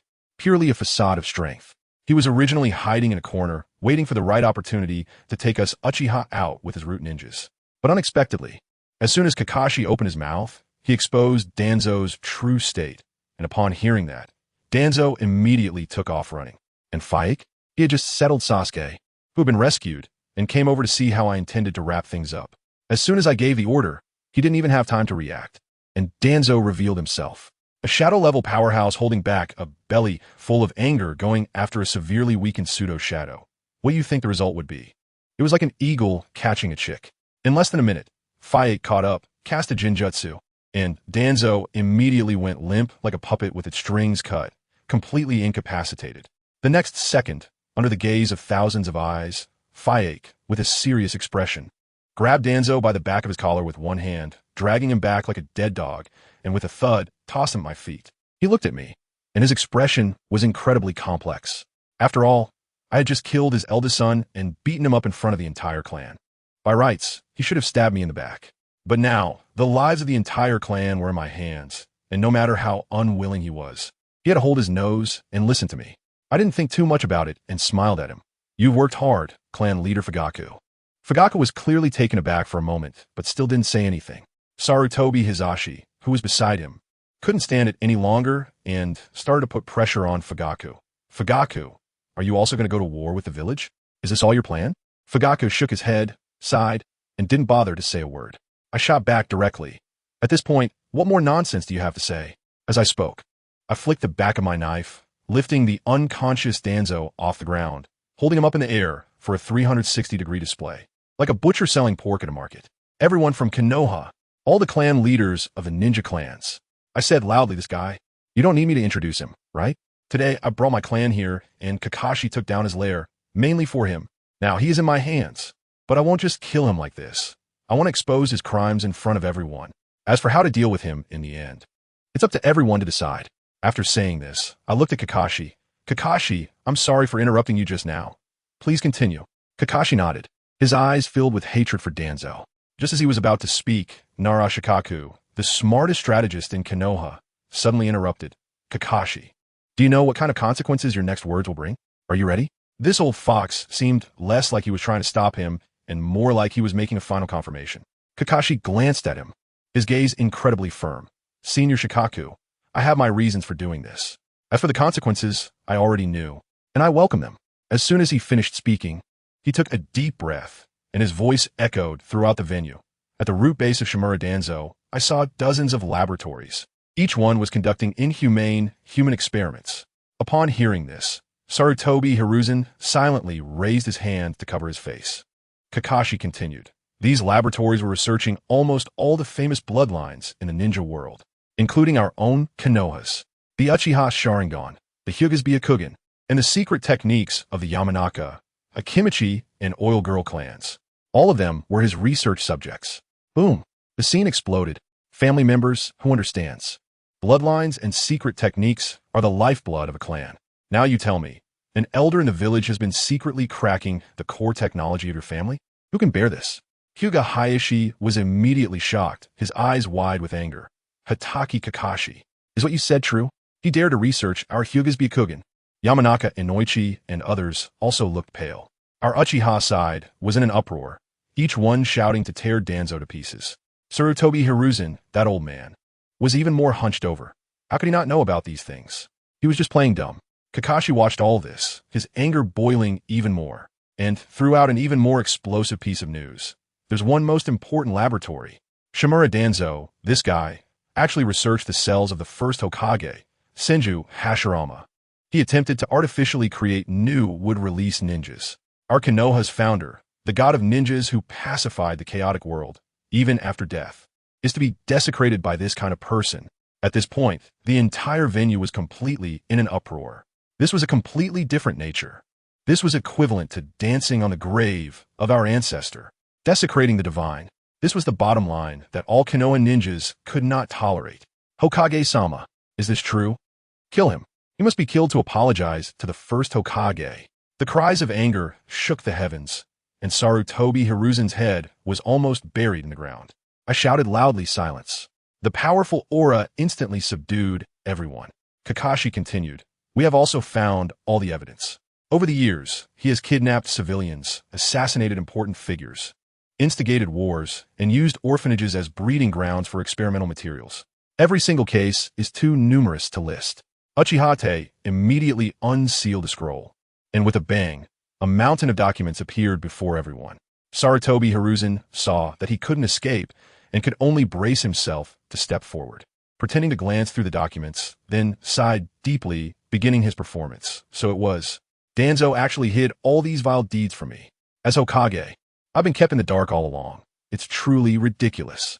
His expression suggested he was about to shed a few tears. He wanted to shift all the blame onto Danzo and quickly announce the handling of the matter to move on. So, since Danzo is guilty of heinous crimes, I declare. I still have one more thing to say. Kakashi coldly interrupted him about my father, Hatake Tsukumo's true cause of death. What a bombshell. Sarutobi Hiruzen's expression froze on the spot. Kakashi's voice, filled with suppressed sadness and anger, laid bare everything that happened back then. His father, Konoha's White Fang, Hatake Tsukumo, abandoned a mission to save his comrades, but upon returning to the village, he was met with public condemnation. The most devastating part was that those comrades he saved turned against him, accusing him, and some even went so far as to die in protest against him, completely shattering his father's beliefs, ultimately leading him to take his own life at home. But all of this was not an accident. Kakashi's tone shifted sharply, becoming fierce. Behind all this, it was Shimura Danzo's scheming. Because my father was highly esteemed and was expected to become the fourth Hokage, he blocked Danzo's path. That's why he used such despicable means, orchestrating public opinion, coercing and enticing those comrades, and directly directing my father's tragedy. Now, I have the evidence right here. Kakashi raised a scroll high, his eyes blood red. I want to exonerate my father and avenge my father's death. Just then, a weak but arrogant voice rang out. Huh, what a joke. Danzo, lying on the ground, actually broke free from the Jinjutsu and woke up. I suddenly pressed the tip of my knife against the back of his neck, and the terrifying killing intent enveloped him completely. But this old man was tough. Even at this point, he still sneered and mocked Kakashi, saying, Hatake Sakomo is just a coward. A dignified Hokage would actually die from a few rumors. It's simply ridiculous. This move was truly abstract. Uchiha Tetsahana exploded on the spot. You old fool, say that again. Kakashi's killing intent surged even more as he fixed his gaze on him. Shimura Danzo, your excuses are useless. Today I will avenge my father. Sarutobi Hiruzen stood by, his eyelids twitching, filled with a sense of helplessness. He knew that the situation had completely spiraled out of his control. And let me tell you, what followed was even more explosive. That old iron, Shimura Danzo, instead of thinking about how to save himself, actually turned the gun on the third Hokage and unleashed a barrage of attacks. Sarutobi Hiruzen, it's all your fault. It's all your fault. Good grief. His voice was so loud it sounded like he wanted to eat someone. How many times have I advised you? Eliminate Uchiha early. But you didn't listen. Now look, you're dumbfounded, right? I'm telling you, this old guy has really lost it, blaming all his problems on the 3 generations. Teacher Tobirama has said it before. The Uchiha are just a ticking time bomb. And you? Just turning a blind eye? You don't listen to me. It's because of you, you coward, that they have grown so powerful. If Konoha is destroyed, you'll be the #1 criminal, Sarutobi Hiruzen. The look on the third's face at that time, Tsuke, it was so ugly, like he had eaten a fly. He must have been thinking, if only he had listened to Danzo back then and decisively wiped out the Uchiha, we wouldn't be in this situation today. But after all, he is the Hokage. He couldn't do that. But Danzo didn't care about that. Seeing the third hesitate just fueled his anger even more. Look at you, still such a coward after all these years. It's really disgusting. Danzo's face was twisted.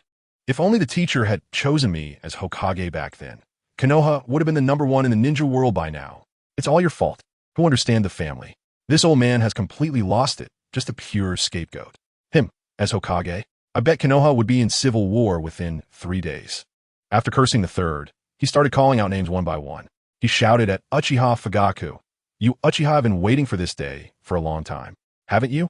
Then he pointed at our main character, Zongyan, and cursed. You little brat, if I had known you earlier, I would have killed you first. In the end, he didn't even spare Kakashi, Hataki's little brat. If your dad knew you were hanging out with the Uchiha, he would rise from the underworld in anger.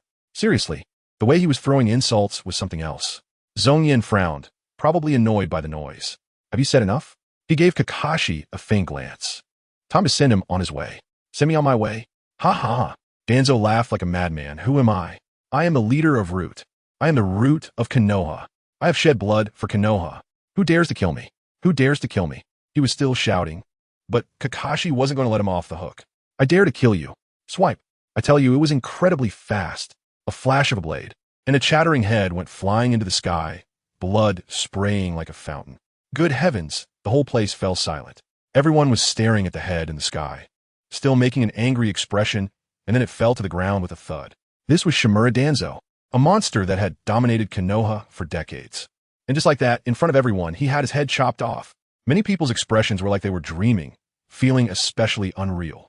The third Hokage looked at the head of his old comrade and sighed deeply, his eyes filled with complex emotions, probably recalling the decades of friendship they had since childhood and how it had come to this point. With Danzo dead, the third seemed completely drained, looking at Zongyan, asking, what do you plan to do next? Kill me and let the Uchiha take over Konoha? As soon as these words were spoken, everyone's hearts jumped into their throats, all eyes turning to Zongyan. I tell you, at that moment, this 12-year-old boy became the focus of the entire scene. His words could decide the future of Konoha. Norus. Zongyan's expression was calm and unperturbed. This guy wasn't completely dead yet, so why hurry? What is this? Not completely dead? The head has been removed, and it's still not dead? Everyone was confused. Kakashi instantly tightened his grip on his blade. Everyone was fixated on Danzo's corpse. which looked completely lifeless. Zongyan sneered. Do you think I don't know about Izanagi? Don't you know that you dug out Uchiha Kageme's Sharingan? Izanagi? The Uchiha side erupted. That was our Uchiha's forbidden technique. Fugaku was so angry he was trembling. Damn it. That beast Danzo actually dug out Senior Kageme's eyes. Just as everyone was in shock, an even more bizarre scene unfolded. The head and blood on the ground suddenly vanished into thin air, and the headless corpse had a perfectly intact head growing back on its neck. What the hell? Danzo is resurrected. How do you know that? Danzo's expression was more terrified than seeing a ghost. You don't need to know. Zongyan's voice was cold as ice. The previous knife was Kakashi avenging his father. This knife, I will do it myself. Before the words fell, he swung the knife in his hand violently, and the blue flames instantly engulfed Danzo. The temperature of that flame was terrifying. Danzo didn't even have time to let out a scream before being burned to ashes in an instant. With a gust of wind, nothing was left. I'm telling you, this time it's really dead, with no chance of being reincarnated using the impure world reincarnation technique, just a complete physical annihilation. When the third Hokage heard about Uchiha Kagami, he was momentarily taken aback and murmured to himself. No wonder Kagami's body couldn't be found back then. I'm sorry, Kagami. After taking down Danzo, this major threat, Zongyan felt completely relaxed. Who understands, family? The feeling of that huge rock that had been pressing on my chest for years finally being lifted. Suddenly, he held his forehead and burst into wild laughter towards the sky. Ha ha ha ha ha. That laughter left everyone around him confused, thinking, why is this kid so excited after killing someone? After laughing enough, Zongyan waved his hand, indicating that he was fine. All right, the damned old ghost is in hell now. Let's talk about serious matters. The third Hokage and the upper echelons of Konoha instantly became serious again. The main event is here. First of all, let me clarify. Zongyan raised a finger. We Uchiha. We're not here to fight. The Uchiha are also part of Konoha. We won't do such foolish things. As soon as these words were spoken, many people on the Konoha side breathed a sigh of relief. Secondly, I'm not interested in the position of Hokage. Zongyan continued. But we Uchiha want to participate in the management of the village in the future. We cannot be marginalized anymore. Is that all right? Who would dare to say that's a problem? The situation is stronger than the individual. Not vying for the Hokage seat is already a huge concession. Everyone nodded in agreement. Reasonable, justified. Now the last point. Zongyan's gaze suddenly sharpened. I want to impeach the current Hokage, Sarutobi Hiruzen. Boom. I'm telling you. As soon as these words were spoken, the scene exploded. You just said you wouldn't touch the Hokage position, and now you're going back on your word? The third was so angry he was blowing smoke from his ears. Arrogant. Do you think Konoha is your family business? The diehard fans of Hokage, like Nara Shikaku, jumped up on spot. On the other hand, the Uchiha were all extremely excited, feeling that Zongyan had been too soft earlier. This was what they wanted. Facing everyone's accusations, Zongyan was not flustered at all. Don't get me wrong. I'm not trying to become Hokage. The Hokage should be elected by all the Jonin. That's the rule. He paused, his voice echoing throughout the venue. I just don't want that parasite, Sarutobi Hiruzen, to continue to stay in that position. Danzo committed so many crimes. Does he not know this as Hokage? For decades, how many innocent people have been killed by Root? Does Sarutobi Hiruzen bear no responsibility? Root was supported by him all along. I propose, dismiss Sarutobi Hiruzen from the Hokage position. Let all the Jonin re-elect. As for Sarutobi Hiruzen himself, he should go home and reflect for 10 years. Good heavens, this operation is exactly the same as the previous impeachment of Fugaku within the Uchiha. The reason is all about covering up and condoning. I'm telling you, Zongyan understands path dependence. He has come this far, from a nobody who just wanted to survive the night of the massacre, step by step growing stronger with his golden finger, using the golem fruit for survival. And now, holding the entire power of the Uchiha, his desires and ambitions have expanded. After killing Itachi and taking down Danzo, now it's the third's turn. I disagree. Yuhi Kurenai stood up. The third Hokage has worked hard and deserves his position. You can't just say one word and make him step down. That's right. The problem lies with Danzo. It has nothing to do with the Hokage. A group of Hokage's loyal Jonin stepped up to oppose. They were all benefited by the third, and even if they couldn't win, they had to express their stance. But Zongyan completely ignored them, just staring at the third. Sarutobi Hiruzen, I'm not discussing this with you. I'm informing you. What I want to do today must be done, otherwise no one can bear the consequences. This statement was almost like writing "those who follow me will prosper. Those who oppose me will perish" on his face. Narashikaku was so angry that his face turned red. Uchiha Zongyan, you're being too domineering. Is there any reason left? Reason? Zongyan laughed, shaking the sword in his hand that was burning with blue flames. My sword is reason. My fist is reason. This is my reasoning. What the heck? That momentum instantly made everyone gasp for breath. This guy relies on physical persuasion. If you don't agree, he'll make you. The third Hokage was shaken by this momentum, and his last bit of resistance completely crumbled. He took a deep breath and hoarsely asked, I only ask you one thing. Is it true that the new Hokage will be elected by a vote from all the top ninjas? As soon as these words were spoken, the people of Konoha felt as if they had been struck by lightning. It's over. The old man is going to compromise. Hokage-sama, you can't agree to that. At worst, we'll fight. We Konoha ninjas aren't afraid of death. The crowd below was crying and shouting, and the scene was getting out of control. All right. The third raised his hand to stop the commotion. He looked at these ninjas who were willing to die for him, feeling a mix of emotions. Good grief, what a situation. This old man, playing politics, is really something else. He was about to start his performance. With an incredibly melancholic yet sincere tone, he said, Children, I am very touched, but there is really no need for this. I've been Hokage for decades, and I'm tired. It's time for me to step down and let someone else take over. After Minato died, I had no choice but to step back in. Now that a scoundrel like Danzo has emerged in the village, as Hokage, I have an undeniable responsibility. If I've made mistakes, I must acknowledge them. If the Uchiha can keep their promise and let everyone choose a new, better Hokage to lead Konoha, what does it matter for this old man to give up a position? Going home to enjoy peace sounds good too. So, stop fighting for me. What you need to do now is elect a new Hokage to lead you toward a better future. By the end, the old man's eyes were red, and his voice choked with emotion. Let me tell you, that acting was exceptional. In just a few words, he transformed himself from a poor guy forced to step down by force into a tragic hero who willingly sacrificed himself for the future of the village. The younger ones in the crowd had never seen such a scene. They were completely caught off guard by his children, and one by one, they started crying uncontrollably. Your decision? Zongyan coldly watched him finish his act. That's right. Then it's settled. With just a few sentences, this matter that could overturn Konoha was concluded. The two sides agreed to meet tomorrow to vote for the new Hokage. The crowd dispersed, and Zongyan led over 400 Uchiha clan members back home. Their demeanor completely changed. I was just at the Hokage building, dominating the scene like a god descending, and then I came home to hold my little sister Rika, softly telling her bedtime stories. It's all about the contrast cuteness, right? The little girl sleeps so soundly in my arms. It melts my heart as an older brother. To be honest, I've been so busy lately that I feel like I've neglected her the most. Fortunately, she's very well behaved and never causes a fuss. But the more she is like this, the more it pains me. My mom looked at me holding Lua, her gaze a mix of affection and a hint of curiosity, as if she were looking at an alien. She probably wondered how her ordinary son suddenly became the savior of the entire family, as if he had unlocked some hidden potential. But she didn't ask anything. As a mother, her concern was always whether I would be in danger. My father, Uchiha Zongyan, made it even more interesting. Let me tell you, he was as nervous as if he were going to interview for the CEO of a Fortune 500 company, dressed in a full Uchiha black suit, repeatedly asking me, Son, do I look okay in this? Is there anything off?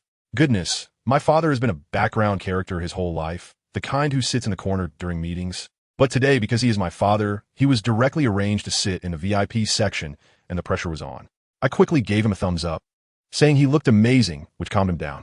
Then, we headed to the minimized shrine to prepare for the family meeting. Along the way, the looks from the clan members towards me were nothing short of fervent.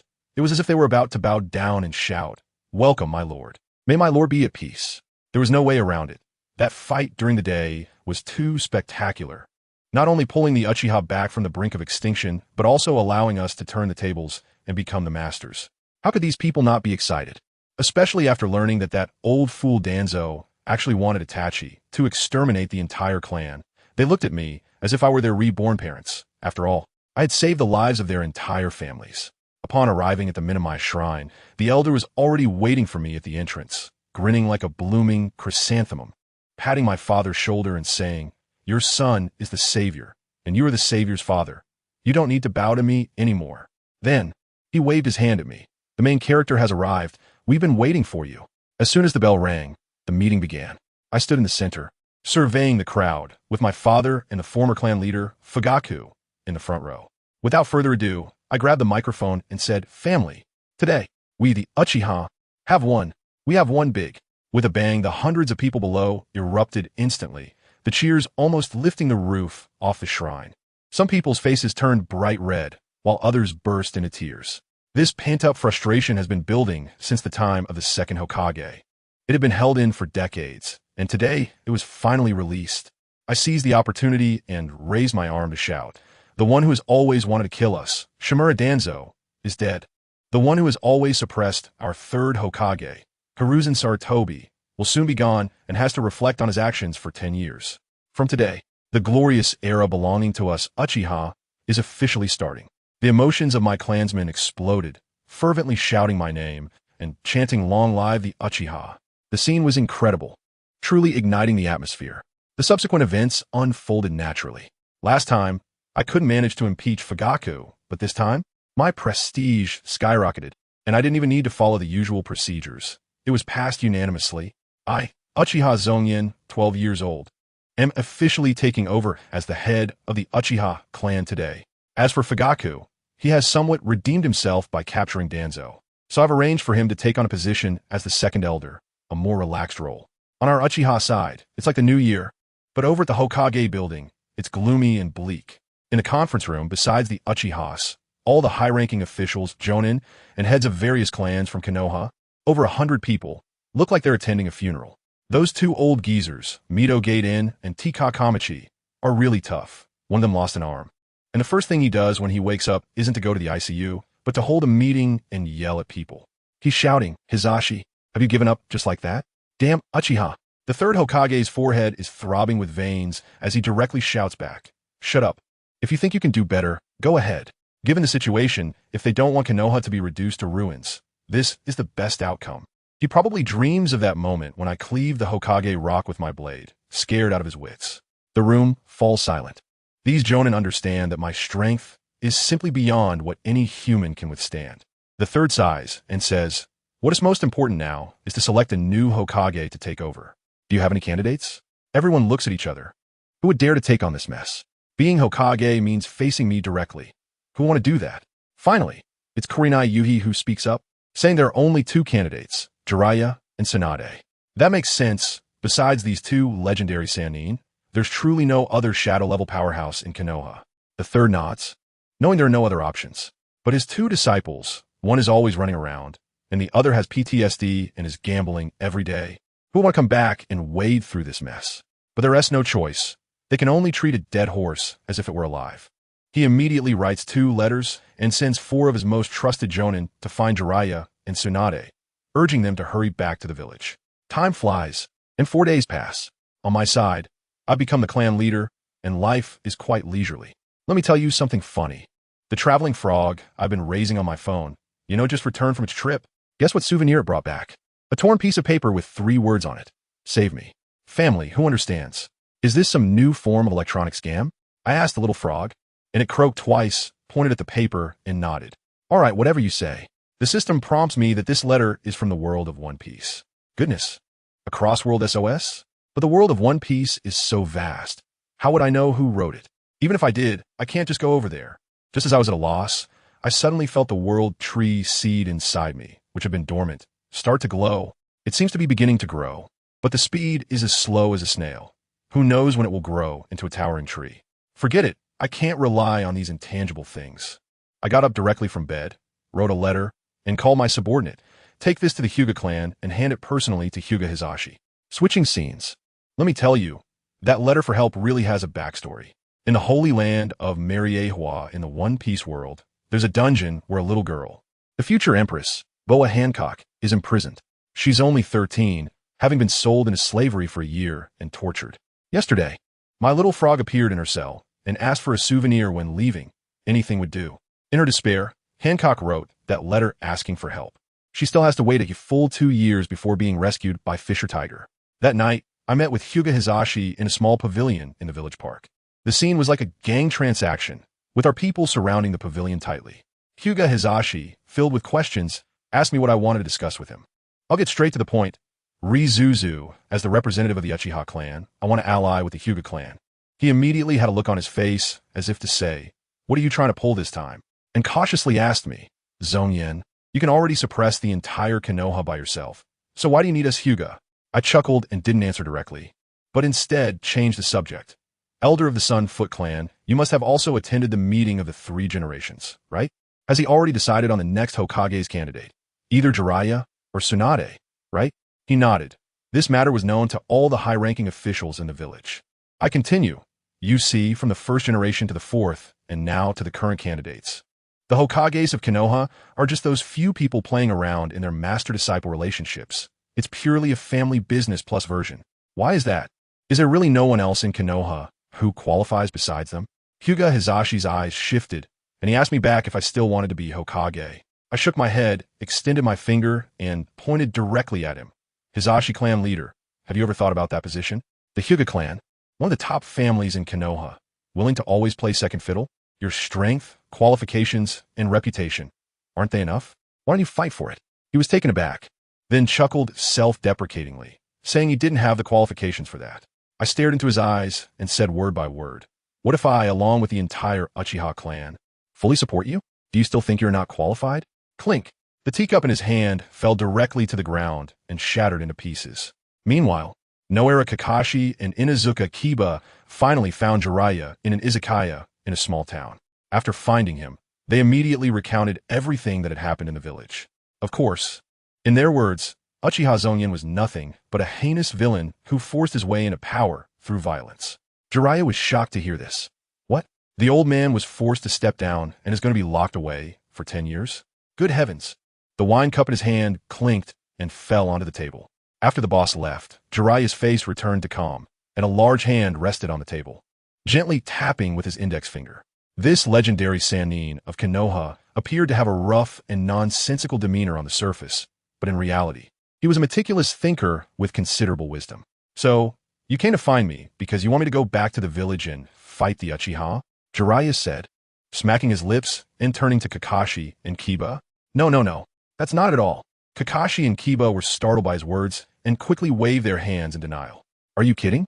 We clearly saw how terrifying that guy from the Uchiha clan is. We barely managed to ease the conflict thanks to Sarutobi's concession. You, Jiraiya, want to start a war without saying a word? Isn't that just asking for trouble? Or do you think that because you are strong, it doesn't matter? Then wouldn't we small fries just be going to our deaths? Although Kakashi and Kiba harbored resentment and indignation towards Uchiha Zongyan, they had no desire to resist, only fear remaining. Then what do you want from me? Jiraiya observed their reactions, and a trace of doubt arose in his heart. If, as they said, it was all the Uchiha clan's fault for disrupting the order of Konoha, why do they appear so frightened? It's not just the 2 of us. It's the will of all the Jonin in the village and the Hokage. Kakashi and Kiba exchanged glances. The former took out a scroll from his ninja tool pouch and respectfully handed it to Jiraiya, saying, in this critical moment for the survival of Konoha, we unanimously believe that only you, Lord Jiraiya, can save the village.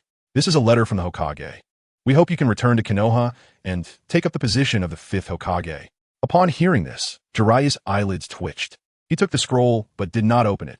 Instead, he casually placed it on the table. He then poured himself a cup of sake and took a small sip. In any case, becoming Hokage is absolutely impossible. Chapter 136. Tsunade's refusal. Hokage? Don't joke with me. I don't want to be Hokage at all. Get out of here. In another small country, in a guest house, Tsunade and Shizen had just run out of a gambling house and were staying in this guest house. The empty room had nothing in it except for a small wrapped package. At this moment, Hinata and Aoyama, who had rushed from Konoha, were kneeling respectfully on the ground, earnestly pleading with Tsunade. But what they received in return was Tsunade's cold face and words that left no room for negotiation. But the situation in the village is critical. We need you to return and take charge, Hinata said, her face filled with urgency. If you refuse, it will play right into Uchiha Zongyan's hands. The village currently has no capacity to resist, and if this continues, Zongyan's ambitions will be unstoppable. He wants to become Hokage. Aoyama clenched his fists, displaying extreme anxiety. Damn it, are you forcing me? Tsunade was enraged by Aoyama's demeanor, veins popping on her smooth forehead. She was a powerful ninja, and her anger radiated a terrifying aura. Glaring at Aoyama, making this not-so-strong Jonin break out in a cold sweat. No, that's not what I meant. Aoyama shouted in panic. Lord Tsunade, please calm down. Aoyama is just too anxious. Hinata hurriedly tried to excuse her companion. Facing this rare sight of a furious Tsunade, Shizune, holding a small pink pig, quietly moved to distance herself, trying to stay out of the fray. For a moment, the atmosphere became somewhat tense. Fine, I don't want to vent my anger on you, but I absolutely will not return to Konoha. As for becoming the 5th Hokage, that's even more impossible. Just give up on that idea. It seemed that the term Hokage was a taboo word for Tsunade. Clearly, when Hinata and Aoyama first met Tsunade, she seemed surprised but did not show any dissatisfaction.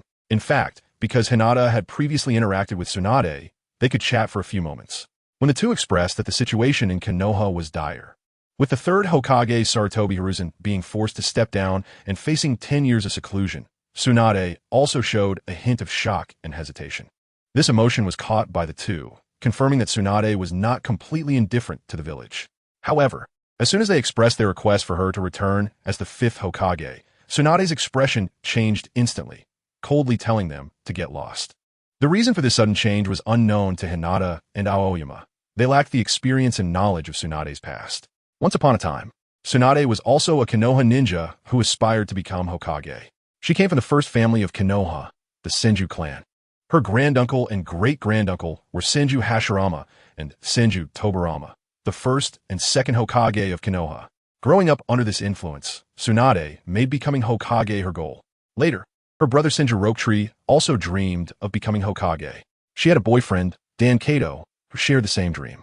In this situation, as her brother grew up and she gained support, Tsunade gradually extinguished her desire to become Hokage and instead aimed to support the two of them. She vigorously promoted the cultivation system for medical ninjas in Konoha and became one of the best medical ninjas in the ninja world. Perhaps if everything had gone smoothly, whether her brother or boyfriend became Hokage, Tsunade would have been the best assistant to the Hokage, the greatest contributor behind the scenes of Konoha. Unfortunately, fate did not favor her. During the war, her brother Senju and boyfriend Dan Kato both died in battle. Even the strongest medical ninja in the ninja world could not save their lives. On the war-torn battlefield, Tsunade pressed her hands against the wounds of her loved ones, desperately trying to help. In the end, her hands were stained red with blood, and the person she absolutely did not want to lose vanished from this world. After such a devastating blow, Tsunade developed a fear of blood. Whenever she saw red liquid, it reminded her of the battlefield, of her deceased lover and brother. The renowned medical ninja in the ninja world was now afraid of blood. Konoha became Tsunade's place of sorrow, and before the war had even completely ended, she hurriedly left Konoha with her lover's younger sister, embarking on a journey of wandering. So, in this situation, how could Tsunade possibly return to Konoha? Moreover, going back to Konoha to become Hokage, is that not enough of a thrill? In the original work, if it weren't for the Prince Naruto Uzumaki possessing the strongest illusion technique in the ninja world, talk no jutsu, given Tsunade's past setting, she shouldn't be able to return to Konoha to serve as the 5th Hokage. Not to mention that now Naruto Uzumaki isn't here. Only 2 upper ninjas with whom she has a casual relationship have come. After giving a cold refusal, Tsunade stood up and pulled Shizune to leave. Yugao and Aoi hurriedly got up to chase after her. Lady Tsunade, Konoha is on the brink of collapse. We truly need you to save us. Yugao shouted. If that Uchiha Shinjin becomes Hokage, Konoha will be finished. It will be buried by the Uchiha. That is the hard work of the 1st and 2nd Hokage. Can you bear to let Konoha be buried like this? Aoi shouted with red eyes. In an instant, Tsunade stopped in her tracks. Seeing this, Yugao and Aoi felt a glimmer of hope, thinking they had moved Tsunade. However, unexpectedly, Tsunade suddenly turned around, her eyes revealing complete disgust and anger. Uchiha? Isn't the Uchiha one of the 2 founding clans of Konoha? So what if Uchiha Shinjin becomes Hokage? Can't the Uchiha be Hokage? Tsunade said with a hint of mockery. Because Uchiha Shinjin has the powerful Uchiha clan backing him, he can't become Hokage. And my Senju clan has long since perished, so I should become Hokage. Is that how it is? Tsunade, after all, crawled out a mountain of corpses and a sea of blood. She knows very well what the situation in Konoha is. Although she has been away from Konoha for many years, given the personalities of those old guys, could they have really changed for the better? Considering that you 2 are Konoha ninjas, I don't want to lay a hand on you. But if you continue to pester me, Leaving behind a very straightforward threat, Tsunade turned and left without hesitation. Shizen could only nod apologetically to the two Konoha ninjas and hurriedly packed up to catch up. This left Yugao and Aoi staring at each other in the room, wide-eyed. Chapter 137. The Upper Ninja meeting again recently in Konoha Village, although underground currents are still surging. On the surface, it has returned to calm. The two sides that were previously at the sharpest point of conflict have temporarily put down their flags and ceased hostilities. On the Hokage side, with Shimura Danzo's death, Sarutobi Hiruzen was publicly knocked off his pedestal by Uchiha Shinjin in front of most of the village's ninjas. This third Hokage, who had sat in the Hokage position for decades, seemed to have shed the once mighty and sacred exterior, exposing an unseemly true self. After all, he is old. Being publicly ridiculed and retreating while gritting his teeth forms a stark contrast with the aggressive Uchiha Shinjin. At this moment, regardless of how glorious his past achievements were or how deeply respected he was, the number of people willing to blindly believe in and follow him has drastically dwindled. On the other side, the Uchiha clan, led by Uchiha Shinjin, shines like a rising sun, dazzling and fearsome, having gained substantial benefits and freed from long-standing shackles. The Uchiha clan has begun to feel quite pleased with themselves. Uchiha almost single-handedly brought Konoha to its knees. Who else can claim to be the Lord? Do you still dare to look at me? The traditionally arrogant Uchiha now displays an even more contemptuous attitude. Fortunately, with Uchiha Shinjin and the two elders keeping them in check, otherwise these people's behavior would soon lead to civil war again. To be honest, if Uchiha Shinjin had a different surname, regardless of whether he had crossed over to one of the clans in the Naruto series or any common family in Konoha, he would certainly look at these Uchiha with disdain. Perhaps Shimura Danzo would have even been willing to lend a hand in planning the destruction of the Uchiha clan. After all, no matter how you look at it, these red-eyed folks are truly annoying. As a member of the Uchiha clan, Uchiha Shinjin knows very well what kind of people are in this family. Thus, he has recently united with two elders to intentionally suppress the Uchiha clan's arrogance. A series of measures have been prepared to ensure that the favorable situation is not destroyed by their own people. At Sarutobi Hiruzen's home, the old monkey feels quite exhausted after a series of blows, especially as the halo around him is stripped away one by one. Seeing those ninjas who used to look at him with admiration and awe now changing their attitudes leave a lingering frustration in his chest that is hard to dissipate. However, reality cannot be changed. This old man, who is already covered in dust, can only accept the truth. Therefore, after sending 4 trusted upper ninjas out to find a successor, Sarutobi Hiruzen locked himself in his house, no longer venturing outside. On one hand, he finds it difficult to accept the disparity and does not want to face the unusual looks in people's eyes. On the other hand, he also wants to show a posture to stabilize Uchiha Shinjin. Uchiha Shinjin has asked him to repent in seclusion, and he has locked himself away even before the agreed time. This behavior can be said to be very cooperative. Uchiha Shinjin shouldn't think of finding excuses to stir up trouble anymore, and should obediently wait for the new Hokage to take office. Third Hokage, I have information to report to you. Suddenly, a ninja dressed in Umbu attire appeared in Sarutobi Hiruzen's home, kneeling on one knee. In the current Konoha village, those dressed as Umbu are all Umbu ninjas. The route has long been decimated. After that day, Sarutobi Hiruzen decisively destroyed the entire root base. Don't call me that. I am about to retire and am a man burdened with guilt.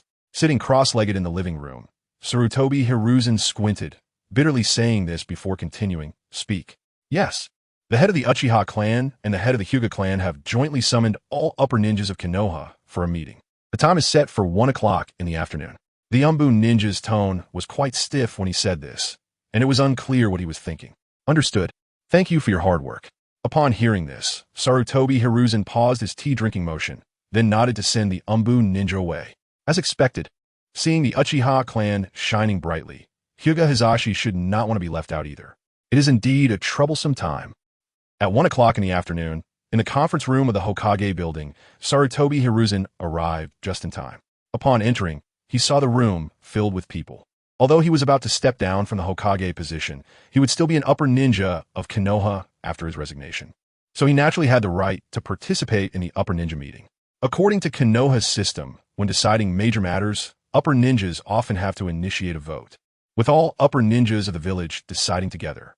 Although after 2 generations of Senju and Sarutobi Hiruzen's rule, the power of the Hokage has increasingly expanded, and this so-called upper ninja meeting has gradually become a mere formality, once it is truly put on the table. No one can deny the importance of the upper ninja vote. Third Hokage, Hiruzen. As soon as Sarutobi Hiruzen stepped into the meeting room, he immediately drew reactions from many Konoha ninjas. This old man maintained a calm expression, waved his hands slightly to find a seat, and didn't say much. Instead, his gaze locked onto the two major groups huddled together since he entered, the Uchiha with Sharingan and the Hyuga with Byakugan. These two clans, whether in terms of numbers or overall strength, are among the top families in Konoha village. Under the name of the Senior Ninja Gathering, all the senior ninja-level ninjas who could move within the clan came, except for some who had long retired or were disabled, like the elder of the Uchiha clan. Nearly 30 senior ninjas came from the Uchiha clan, and there were also 20 from the Hyuga clan. Together, these two clans accounted for 50 senior ninjas. In contrast, the other forces in Konoha combined had barely over 100 senior ninjas. This shows the profound foundation and strong power of these two clans. Moreover, what made the ninjas from Konoha feel nervous was that the clan leaders of these two families were sitting closely together. Uchiha Zongyan and Hyuga Hizashi, one old and one young, sitting together seemed to signify something. After Sarutobi Hiruzen took his seat, no one spoke for a moment. Most of the gazes were gathered on Hyuga Hizashi and Uchiha Zongyan. The former was the initiator of this gathering, while the latter was the strongest in Konoha today. Moreover, the alliance of the Uchiha and Hyuga clans must have some purpose, and Konoha could only watch and wait. Hizashi, as the initiator of this senior ninja gathering. Now that everyone is here, are you not going to say something? Seeing Hyuga Hizashi still looking calm, someone couldn't help but ask. Chapter 138. What are Hyuga Hizashi's intentions? Upon hearing this, Hyuga Hizashi was slightly taken aback, but he smiled and said, "Is it time already? Sorry, I didn't notice." Since that's the case, let me reveal the mystery to everyone. Saying this, Hyuga Hizashi stood up, his eyes glowing with a faint blue light as he scanned the senior ninjas present, and spoke solemnly. The Hyuga clan has resided in Konoha since the time of the first Hokage. After the succession of 4 Hokages, it has now been half a century. During this period, I have discovered a very serious problem, yet this issue has not received attention and resolution for many years. Therefore, today I, Hyuga Hizashi, have convened this meeting to address this oversight for Konoha. It is also to contribute to our shared village. Hyuga Hizashi's words seemed obscure. It appeared he said something, but in reality, he said nothing. None of the senior ninjas present were fools, yet all failed to grasp the underlying meaning of Hyuga Hizashi's words. Even Nara Shikaku, known for his wisdom, was left confused. A riddle speaker, huh? Riddle speaker, get out of Konoha? No one knew what the oversight that Hizashi referred to was. The senior ninjas exchanged glances, and it was finally Nari Koharu who broke the silence. This old woman and Mito Gate Yin both lost an arm, and due to Uchiha Zongyan's flowing blade, their wounds were instantly carbonized, with nerves and blood vessels all dying. With Konoha's current medical level, it was impossible to reattach their arms. Thus, both ended up with prosthetic limbs. The technological issues in the Naruto world are significant, but the medical level, with the existence of ninjutsu as a form of advanced technology, is indeed not weak. Although their prosthetic limbs couldn't be as flexible as normal hands. Hyuga's daily life was not affected. However, with this, they would certainly be unable to form hand signs to use ninjutsu. The two unable to use ninjutsu saw their strength plummet and could have applied for retirement. Yet, these two power-hungry old folks were still unwilling to give up and insisted on continuing to shine and heat up. Since the first Hokage, Senju Hashirama, and Uchiha Madara joined forces to establish Konoha in order to quickly stabilize the chaos, Lord Hashirama signed a pact with the daimyo of the Land of Fire in the name of the Hokage. From then on, Konoha existed as a military force subordinate to the Land of Fire, obeying its laws and commands and needing to fight for the Land of Fire. Hyuga Hizashi did not respond to Nari Koharu's words, but instead began to recount past events. The history he spoke of was well known to all the senior ninjas present. It was unclear why Hizashi brought it up. Only Nari Koharu spoke up, but received no response. Her old face darkened. According to the alliance established by Lord Hashirama and the daimyo of the Land of Fire, Konoha and the Land of Fire were supposed to be equal partners and did not have a nominal subordinate relationship. However, due to later changes, Konoha increasingly needed military and economic support from the Land of Fire, which gradually changed the relationship. In reality, Konoha was independent and could be said to exist as a nation in its own right. This was also historical context. After the second Hokage Senju Tobarama died on the battlefield, Sarutobi Hiruzen, entrusted with the will, returned to Konoha but could not take office immediately. This was entirely normal, as Sarutobi Hiruzen at that time did not possess particularly outstanding skills or qualifications. There were a host of old-timers in Konoha who had been there since its founding. Would they respect Sarutobi Hiruzen? Thus, internal strife arose in Konoha at that time. Eventually, Sarutobi Hiruzen got close to the daimyo of the Land of Fire and ascended to the Hokage throne with the support of the daimyo, akin to an imperial son. Sure, Jingtang. This can be said to have completely changed Konoha's ancestral laws. It should be noted that when the second Hokage, Senju Tobarama, took office, the daimyo did not dare to intervene. He even rushed to Konoha to congratulate them. However, when it came to Sarutobi Hiruzen, the situation reversed. Although Sarutobi Hiruzen was merely taking a pragmatic approach and later made efforts to amend many things, one cannot blame him entirely. Yet, was Hyuga Hisashi implying that he would criticize Sarutobi Hiruzen? So, does the meaning of the clan leader Hisashi imply that we should turn against the daimyo and restore our former independent status? Mito Gate Yan's eyes glinted coldly. If Hyuga Hisashi truly intended to do this, let alone whether the senior ninjas could pass the vote, even if they did, if the daimyo cut off economic assistance afterward, Konoha would immediately become passive. Once the normal lives of ordinary residents and ninjas were affected, Hyuga Hisashi should prepare to be assassinated. Not to mention the Hyuga clan was wealthy and could block everyone's livelihood. The Hokage would also have to die. Not at all. I just feel that it is time for Konoha to make some changes. As the foremost ninja village in the ninja world, how can the selection of the Hokage be interfered with by the daimyo? Why not start by severing the daimyo's extending hand from this Hokage election? Otherwise, in the long run, Konoha will gradually lose its autonomy. If we become the private army of the daimyo of the Land of Fire in the future, how can we face the first Hokage? Hyuga Hisashi's words were grandiose, yet always left people puzzled, because this had nothing to do with his Hyuga clan. It was true that the daimyo of the Land of Fire had been extending his influence over the years. Many people do not take it to heart. After all, strength is there, and one can break all laws with power. No matter how powerful a noble is, they are still an ordinary person, and at most can only exert some economic influence. When it comes to tearing faces, a noble doesn't have that courage. The atmosphere in the conference room is so strange that many people are looking around, trying to glean something from others' expressions. Because no matter how you look at it, Hinata Hayashi suddenly convened the largest gathering of Jonin. Then, he rambles on about a bunch of unrelated things. What is his intention? Chapter 139. The power structure and nature of ninjas in the world of Naruto in the previous life on Earth. Many fans of Naruto often had a question. In a world with extraordinary martial power, why is there still a distribution of power in ordinary human society? Powerful ninjas can move mountains and fill seas, causing the earth to shake and the heavens to collapse. Compared to those nobles who are weak due to indulgence, they are almost like gods. Logically speaking, the ninjas who possess power should be the absolute protagonists of this world. But in fact, this is not the case. In the ninja world, it is still ordinary people who hold power, controlling the majority of resources and rule-making within the ninja world. Meanwhile, ninjas live in their villages, willingly becoming something akin to enforcers. Here, we 1T delve into the national characteristics of Neon, which inherently carries a sense of servility. The most realistic reason is money.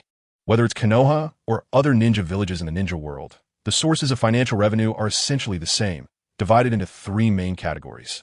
The first is the most typical, the mission system. Visitors from various countries in the ninja world come to Konoha to issue missions due to its reputation. The missions include assassination, escorting, rescue, etc. Konoha's ninjas execute the missions and receive bounties, from which Konoha takes a portion as tax. It is important to note that the mission system is the only way for ninjas to generate income. After all, ninjas who only fight and kill cannot engage in business or farming, right? However, Konoha has thousands of ninjas. How many can actually execute missions? And even if every ninja could take on missions, the number of tasks received by Konoha wouldn't be enough to go around. Look at the original work. Why did Suna, Sand Village, have conflicts with Konoha? Why did they collaborate with Orochimaru to launch the Konoha Crush Plan during the Chunin exams? A significant part of the reason is that after Suna lost the Third Great Ninja War and signed an alliance treaty with Konoha, they effectively became Konoha's subordinate. Since then, the number of missions Suna received drastically decreased, and the money from the mission system couldn't satisfy either the ninjas or the village, leaving Suna as finances on the brink of collapse. To make matters worse, the daimyo of the Land of Wind continuously cut the military funding allocated to Suna. This led the 4th Kazekage to resort to desperate measures, as he had no other choice. The income from missions is extremely important for ninja villages, accounting for a significant portion of their financial revenue. The total number of missions in the entire ninja world is limited. If Konoha takes a bigger piece, other countries will get less, and besides, Konoha itself hasn't consumed much. The second source is taxes collected from civilians. However, this is merely a drop in the bucket, as the only taxpayers in Konoha are the village residents and passing merchants. The total number of ninjas in Konoha is nearly 10,000, while the number of civilians is several times that of the ninjas. In an ordinary human society, dozens of civilians would be enough to support one soldier. But ninjas are different. A single explosive tag is worth hundreds of ryo, while a standard kunai costs 50 ryo. A family of 3 among the civilians can hardly afford a few explosive tags in a month. Even if Konoha were to squeeze every last drop from its hundreds of thousands of civilians, it still wouldn't meet the needs of Konoha's ninjas. Moreover, Konoha's tax rate is not high. It is relatively low among the major ninja villages in the ninja world. The third source is the military funds allocated by the daimyo of the Land of Fire. This is the main source, often accounting for over 70% of Konoha's financial revenue. Having discussed Konoha as financial income, let us talk about its expenditures, which also fall into 3 major categories. The first is the commissions for ninjas, essentially equivalent to salaries. With so many ninjas in Konoha, it's unrealistic for everyone to be waiting in line for missions to eat, right? Many ninjas are often assigned work, with employers being the Hokage building. There are various departments like the Torture Department, Intelligence Department, Konoha Hospital, Barrier Class, Sealing Class, etc. There are even prison guards in Konoha's prison and clerks in the Hokage building. These people also need to eat, and if the Hokage building doesn't spend money to support them, what will happen? The second is the procurement of supplies. An ordinary Konoha Chunin receives all their gear for free from the Hokage building. The green vest they wear, the sandals on their feet, the kunai in their ninja tool pouch, shuriken, explosive tags, sealing scrolls, etc. These all cost money. Moreover, every Konoha ninja can receive free supplies once each quarter. In addition, there are the standard equipment for the medical supplies for Konoha Hospital, and repair materials for Konoha's barriers. A series of items continuously drain Konoha's financial income. The third is investment in public facilities and education. Konoha Ninja Academy enrolls many students every year. Doesn't that cost money? These students don't pay any tuition or fees. Otherwise, even talented children from civilian backgrounds wouldn't be able to afford to attend school. Education is a major expense, while the repairs and construction of various public facilities are minor. These 3 categories of expenditures consume Konoha's financial income completely, and often there are instances of financial deficits. The Hokage building cannot cover these deficits, relying solely on military funding and economic assistance from the daimyo of the Land of Fire. Over time, isn't it natural for the daimyo's influence to extend further? Ninjas are also human. They need food, clothing, shelter, and basic necessities.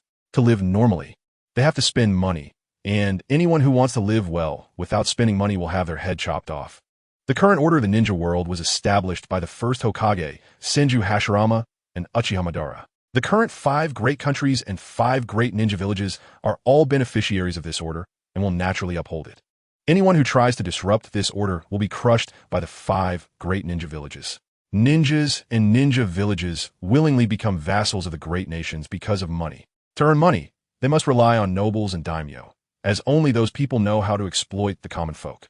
If a ninja gets hot-headed and feels that a man born between heaven and earth cannot remain in the shadows for long, and rebels by killing all the nobles and daimyo, his fate is likely to be seen as a thorn in the side of other daimyo and nobles, leading them to unite against him.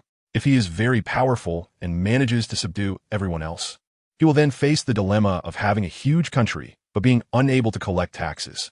If he manages to establish a system to collect taxes and execute orders for him, he will become the new daimyo, and his subordinates will become the new nobles. Once the nature of his identity changes, he is no longer a ninja. Chapter 140. The first law of Konoha Village in the conference room of the Hokage building. Everyone is staring intently at Hinata Hayashi, trying to read something from his expression. Hayashi, are you joking? The current situation of Konoha is already the best result. If you intend to break this status quo, it will lead to the daimyo developing a rift with Konoha. After that, the military funding and economic assistance will be choked off. Can you bear the consequences of that? Everyone fell silent for a moment, and Sarutobi Hiruzen could only ask. The fragile balance between Konoha and the capital of the Fire Country is something he has been striving to maintain. Once Hyuga Hizashi breaks this balance, if the daimyo of the Fire Country gets angry and stops funding, Konoha's economy will immediately collapse, and chaos will erupt in the village.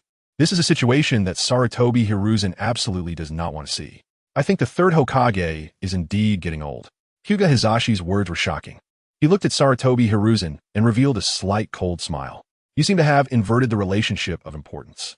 It is not Konoha that needs the Fire Country's money to survive, but rather the Fire Country that needs Konoha to receive that money. Without Konoha, who will protect the rich land and population of the Fire Country? In the ninja world, the Fire Country is located in a fertile area with abundant resources. Furthermore, it has a livable environment and a much larger population compared to the other four great nations. In past ninja world wars, Konoha had to fight against four nations at once and ended up in a multi-front war because the Fire Country was too wealthy, which made the other four nations drool with envy, all wanting to take a piece of the pie. If it weren't for Konoha repelling enemy nations with its 1-against-4 strategy in these wars, the Fire Country would have been split apart long ago, and even the daimyo would have become a prisoner. In this situation, would the daimyo dare to turn against Konoha instead of tightly holding onto its thigh? This statement seemed to awaken many people present. Many Jounins' eyes lit up as they understood what Hyuga Hizashi meant. During Sarutobi Hiruzen's tenure, Konoha's status with the Fire Country gradually shifted. The reason was that Sarutobi Hiruzen had actively opened the door, allowing the daimyo of the Fire Country to take advantage and even wanting to continue to escalate. Over time, Konoha became dependent on the military funding from the Fire Country and gradually forgot that during the first and second Hokage's periods, Konoha had a completely equal and even slightly superior status compared to the Fire Country. So, are you blaming me, the head of the Hyuga clan? Sarutobi Hiruzen's face turned cold as he questioned. I wouldn't dare. I am merely dissatisfied with Konoha's gradual decline and intend to correct it. Hyuga Hizashi smiled slightly. The large conference hall quieted down due to Hyuga Hizashi's words. Those who could become Jounin were not fools. Everyone's intelligence was at least on par.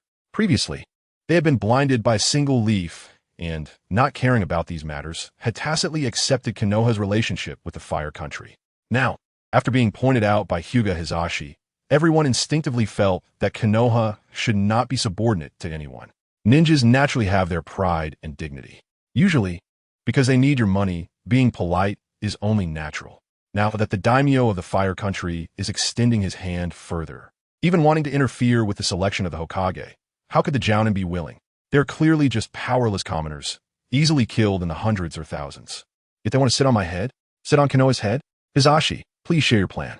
Uchiha Zongyan had been watching coldly from the sidelines, and now seeing that Hyuga Hizashi's words had some effect, he knew the time had come and spoke according to the plan. Uchiha Zongyan's sudden interjection attracted everyone's attention. From the moment the Hyuga and Uchiha clans sat together, it made the other Jounin feel uneasy. However, for a long time, Hyuga Hizashi had been the one taking the stage, while Uchiha Zongyan remained silent. Now that Uchiha Zongyan finally spoke, everyone felt a tightening in their hearts. My idea is to establish relevant rules starting from this Hokage election. From now on, Hokage elections must follow the rules set this time.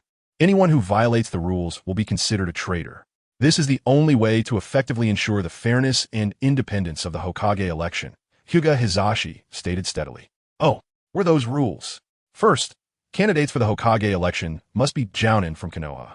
Second, no matter how many people announce their candidacy, only 2 can remain in the final voting stage. Third, the Hokage election must be voted on by all Jounin of Konoha, and only those who receive more than half of the votes can become Hokage. Fourth, the term of the Hokage is 10 years, and they can only serve 2 consecutive terms. Hyuga Hizashi listed about 10 rules in total. These rules were not much different from the previous customs of Konoha's Hokage elections, and everyone could understand and comprehend them. However, In reality, they were revolutionary, because Konoha had never had anything resembling a legal charter before. It should be noted that the background of the Hokage world is a feudal society reminiscent of ancient Japan. Feudal societies inherently disregard laws, adhering to the will of the daimyo and nobles, especially with the existence of ninjas as superhuman forces. Even in the ninja world, the Fire Country, as the largest nation, had not issued any qualified legal provisions. Konoha was even more so, relying almost entirely on orally transmitted moral standards and some localized regulations. What Hyuga Hizashi spoke of, while superficially appearing to be rules, was in essence a rudimentary legal template. If this were to succeed, the impact would be enormous. However, many of the jounin in the conference room did not keenly realize this, and even Hyuga Hizashi himself was unaware of what results these laws would bring. The jounin of Konoha furrowed their brows as they listened to the 10 or so rules laid out by Hyuga Hizashi. After hearing them, they felt somewhat relieved, even rising doubts within them. Is that it? You, Hyuga, and Uchiha united to come up with this? Shouldn't there be more excessive demands and more radical ideas? Why are these things all just what everyone had tacitly accepted before? Sarutobi Hiruzen looked worriedly at Uchiha Zongyan, whose expression was calm and unreadable at the moment. The first rule seemed to be subtly targeting Uchiha Zongyan, as he was still a student at Konoha's Ninja Academy, not yet graduated, and had not even received his genin certification. The rule that one must be a jounin to participate in the election would directly exclude Uchiha Zongyan. Chapter 141. The Uchiha clan has contributed too much. In the conference room of the Hokage building, the Konoha jounin close to the Hokage all showed puzzled expressions. They did not understand why the Uchiha and Hyuga clans would unite for such a trivial matter. Most felt that there must be more to it, that there were secrets hidden within these simple regulations that they had not yet discovered. However, Hyuga Hizashi did not give them time to think quietly. After finishing all the rules for the Hokage election, he initiated the final jounin vote. As previously mentioned, there is a lack of substantial legal charters in the ninja world, especially in ninja villages where ninjas gather when deciding on significant matters. It is often the highest-ranking ninjas who come together to make decisions. Most of the time, it is the Hokage and the elders, and in formal occasions, only the jounin's votes hold the most authority. Therefore, when Hyuga Hizashi announced the vote, even though many people were suspicious, they still raised their hands. Thus, the Hokage election rule submitted by me obtained over 90 approval in the jounin vote. From this moment on, the Hokage election rules take immediate effect. There are only a little over 100 jounin present, and raising their hands during the vote signifies agreement. Therefore, there is no need for a secretary to count the votes. Hyuga Hizashi glanced around and quickly obtained the final result. As for why he received a 90 approval rate, on one hand, the rules proposed by Hyuga Hizashi are simply the established customs of Konoha village and the entire ninja world, which have been passed down for many years. To the jounin present, this set of rules merely formalizes what has already been accepted. Moreover, confirming that the Hokage election must be decided by jounin votes is beneficial for them. In the past, Konoha's Hokage elections always claimed to be decided by jounin votes. But in reality, it was only done in the first election.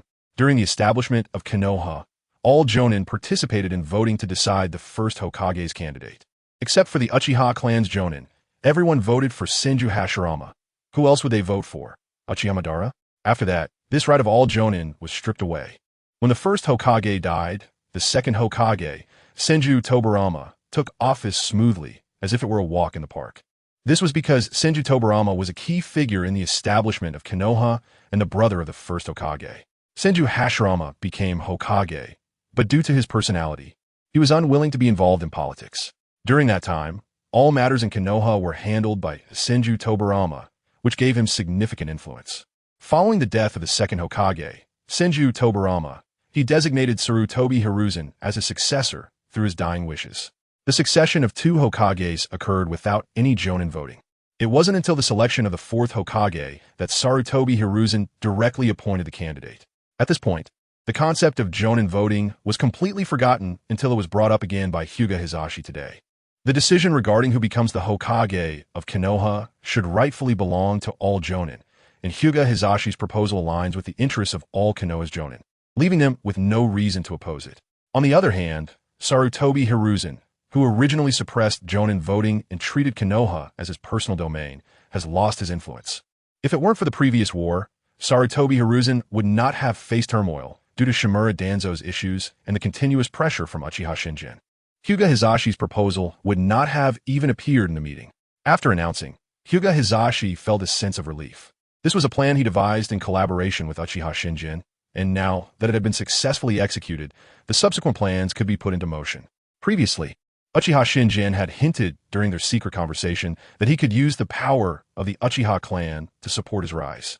How could Hyuga Hisashi not be tempted? Moreover, given the current strength of Uchiha Shinjin and the Uchiha clan in Konoha, combined with the strength of the Hyuga clan, joining forces to support his rise was not a far-fetched idea, but rather had a certain probability of success. As he saw this plan having a successful start, a sense of excitement welled up in Hyuga Hisashi's stable heart. Ahem. After Hyuga Hisashi finished his remarks and sat down, a youthful, clear voice echoed in the conference room. The matter concerning the Hisashi clan leader had been addressed, and now it was my turn to speak. Uchiha Shinjin's words immediately tightened everyone's hearts. Since the last internal conflict outside the Hokage building, Uchiha Shinjin had been living in seclusion within the clan's territory. Although the members of the Uchiha clan were jubilant due to their victory in the war and had repeatedly provoked Konoha's ninjas, this momentum was swiftly suppressed by Uchiha Shinjin. This behavior was so strange that Konoha's ninjas could hardly believe this was the same arrogant Uchiha. It was clear to anyone with eyes that since the Uchiha had achieved victory, they could not possibly refrain from reaping the fruits of that victory. If they were bullied by Konoha before the war, would they still allow it after winning? Wasn't the internal conflict fought in vain? Everyone focused their attention, straining to listen to what Uchiha Shinjin was about to say, as it concerned all of Konoha's ninjas. Ever since the second Hokage, Senju Tobarama, entrusted the Konoha Police Department to our Uchiha clan, several decades have passed. During this time, we Uchiha have diligently maintained the peace and stability of Konoha without a single day of slack. As enforcers, the Uchiha naturally faced hostility from Konoha's residents and ninjas, causing many clan members to suffer. According to the information I have gathered, many Uchiha members in the Konoha Police Department have developed mental issues such as depression, anxiety, and irritability due to prolonged insults, attacks, and the misunderstanding and resentment from villagers. It can be said that for the sake of Konoha, the Uchiha not only shed blood on the battlefield, but also endured tremendous pressure within the village. Uchiha Shinjin surveyed the room, recounting the suffering experiences of the Uchiha. This speech immediately sparked indignation among the Konoha ninjas present. What kind of reputation does the Konoha Police Department have, and what kind of reputation does the Uchiha clan have? Who in Konoha does not know? Uchiha Shinjin boldly spoke about the sacrifices and contributions of the Konoha Police Department, making it difficult for the Jonin to bear. Sarutobi Hiruzen furrowed his brows as he listened, pondering Uchiha Shinjin's motives for saying these things. Was he merely lamenting for sympathy? That would be impossible, as the Konoha ninjas would not believe Uchiha Shinjin's words. Where would the sympathy come from? Mido Gate Inn and Nara Shikaku listened with dark expressions. These two old men, deeply injured by Uchiha Shinjin, were filled with hatred and anger. However, Uchiha Shinjin's power was already etched in their hearts, preventing them from harboring any thoughts of revenge. Nevertheless, hearing Uchiha Shinjin's words stirred their resentment. How could there be such a shameless person? Nara Shikaku raised his right hand, rubbing his short beard with his thumb and index finger. A flash of inspiration struck him. Uchiha Shinjin continuously spoke about how difficult it was to serve in the Konoha Police Department, which made the Uchiha clan quite dissatisfied. On the surface, it seemed like he wanted to relinquish this responsibility, but upon further thought, it was clear that the Uchiha clan had just achieved a great victory. How could they voluntarily give up their power? Thinking deeper, Narashikaku realized that Uchiha Shinjin was trying to leverage the difficulties of the Konoha Police Department to gain more power from Konoha. However, Narashikaku thought even further. Was this about vying for power? No, it was about bargaining. Sure enough, as Narashikaku had anticipated, Uchiha Shinjin raised his head, his dark eyes shining with a divine light, and solemnly stated, "Given that such situations are becoming increasingly common, the Uchiha clan is already overwhelmed. Moreover, with the growing population in Konoha, the daily troubles are also increasing. Relying solely on the Uchiha clan is no longer sufficient to bear the responsibilities of the entire Konoha Police Department. I hope to recruit personnel from within the village to join the Konoha Police Department." This statement caused a stir. Many did not expect that after all this time, Uchiha Shinjin's conclusion would be to open the Konoha Police Department, which was originally entirely controlled by the Uchiha clan, to individuals from other factions. How could that be possible? Since Senju Tobarama entrusted the Konoha Police Department to the Uchiha clan, decades have passed, and it has been impenetrable. Why is it that today they are voluntarily handing it over? Especially after Uchiha Shinjan led the Uchiha to victory in the war. Everyone showed expressions of surprise. Even Sarutobi Hiruzen widened his murky old eyes in disbelief. However, Uchiha Shinjan paid no attention to their astonishment and continued. Now, after transferring some of the powers of the Konoha Police Department to others, the Uchiha strength will be liberated, allowing us to invest in other areas. Our clan members have suffered for years. It is time for them to enjoy some leisure. For those who want a more relaxed life, I would like to send them to the Ninja Academy. For those who want a more thrilling life, I would like to send them to the Umbu. And for those with wisdom and good judgment, I want to send them to the Hokage building. As for the elder, that old man is aging but refuses to admit it, still shouting that he wants to do his part for Konoha. Given the elder's qualifications and abilities, taking on the role of advisor among the Konoha elders should be easy. What do you all think? This was an even bigger bombshell than the previous one. The Jonin in the conference room immediately collected their surprised expressions. This is the Uchiha way, retreating to advance, sacrificing some power to gain greater and more important power.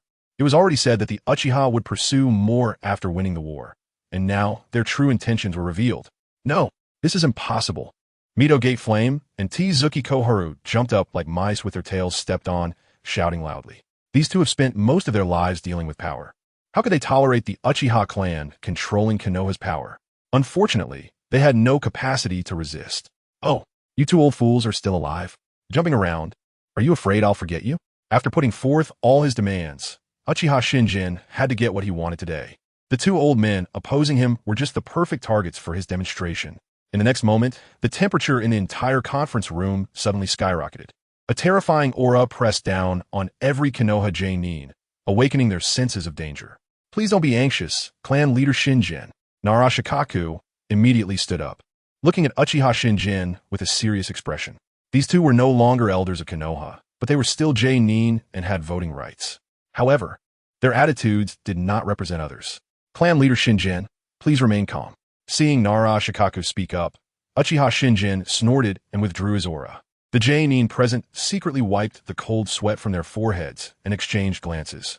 Logically, they would definitely be unwilling to let the Uchiha clan extend their hands into the Hokage building, or even such important places as the Konoha Ninja Academy. But now, the situation was stronger than any individual. Who in Konoha could resist Uchiha Shinjan and the Uchiha clan behind him? Furthermore, Uchiha Shinjan was not making unreasonable demands. He offered the Konoha Police Department as a bargaining chip. Some Jonin secretly glanced at Sarutobi Hiruzen, who still held the title of third Hokage, but whose fate was already sealed. At this moment, his expression was extremely serious. Finally, after a series of negotiations and exchanges of interests, this meeting came to a complete end. Uchiha Shinjan got what he wanted and also gave up some benefits that originally belonged to the Uchiha clan. The Konoha Police Department was originally the Uchiha clan's own, with no particularly strict planning. Generally, the clan leader also served as the head of the police department, and the number of personnel in the department was not fixed. However, after the exchange, the Konoha Police Department underwent a complete reform. It established one head and two deputy heads, further divided into 6 large teams. Each team would have 100 direct ninjas, plus administrative personnel responsible for logistics, totaling 700 people. Among them, the head would be from the Uchiha clan, while the 2 deputy heads would be from Konoha. Each of the 6 team leaders would occupy 3 positions. In total, the Konoha Police Department comprised 700 ninjas, with the Uchiha clan only occupying 300. The remaining 400 needed to be recruited from within Konoha. Thus, the era of the Uchiha clan monopolizing the Konoha Police Department had ended. Yet, after relinquishing exclusive control over the Konoha Police Department, the Uchiha clan received even richer rewards. Chapter 143, Hatake Kakashi, the trusted Umbu head, as the saying goes, you have to give to get. Although Uchiha Shinjan and the Uchiha clan behind him wielded the power of a great victory, even if they were to forcefully seize what they wanted, they could still bite off a large piece from the already weak Hokage faction of Konoha. However, while this approach might seem satisfying on the surface, it would inevitably lead to conflict, as the seeds of discord were sown again. The Uchiha, despite their strength, were still part of Konoha. If Uchiha Shinjin did not intend to lead the Uchiha clan to break away and establish their own authority, it would be best to gradually ease the tensions.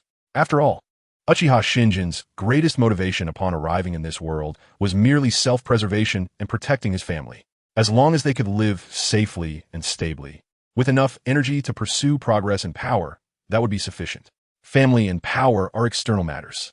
Therefore, fighting for the Uchiha clan's interests within a reasonable range and using the Konoha Police Department as a bargaining chip to suit the people of Konoha was the mature approach.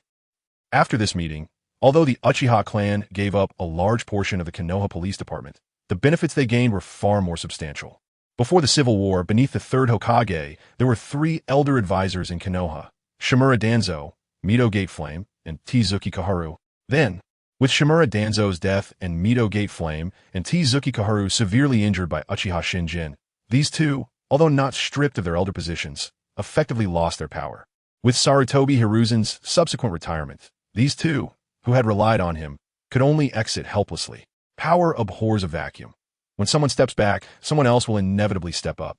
After the exchange of interests, the Uchiha Elder took the vacated position of Elder Advisor, while the remaining 2 seats were occupied by the Hyuga clan and Akimichi Torafu, a disciple of the second Hokage Senju Tobarama. Akimichi Torafu, a contemporary of Sarutobi Hiruzen, had a considerable reputation in Konoha, but had led a leisurely life in recent years after retirement. The high-ranking officials of Konoha, facing the dual pressure from the Uchiha and Hyuga clans, had no choice but to call him back. In Konoha's power structure, the Hokage occupies the highest position, followed by 3 elder advisors. Below them are the heads of various departments, which include 8 main departments: Umbu, Konoha Police Department, Konoha Hospital, Intelligence Department, Interrogation Department, Logistics Department, Education Department, and Konoha Prison. Originally, except for the Konoha Police Department, all 8 departments were under the control of the Hokage faction. Now, after the meeting, the Uchiha clan's influence had reached into the other 7 departments for the first time. Although they did not obtain positions at the ministerial level, they secured many roles below that, such as deputy heads and team leaders. As a result, the closeness between the Uchiha and Konoha reached an unprecedented level.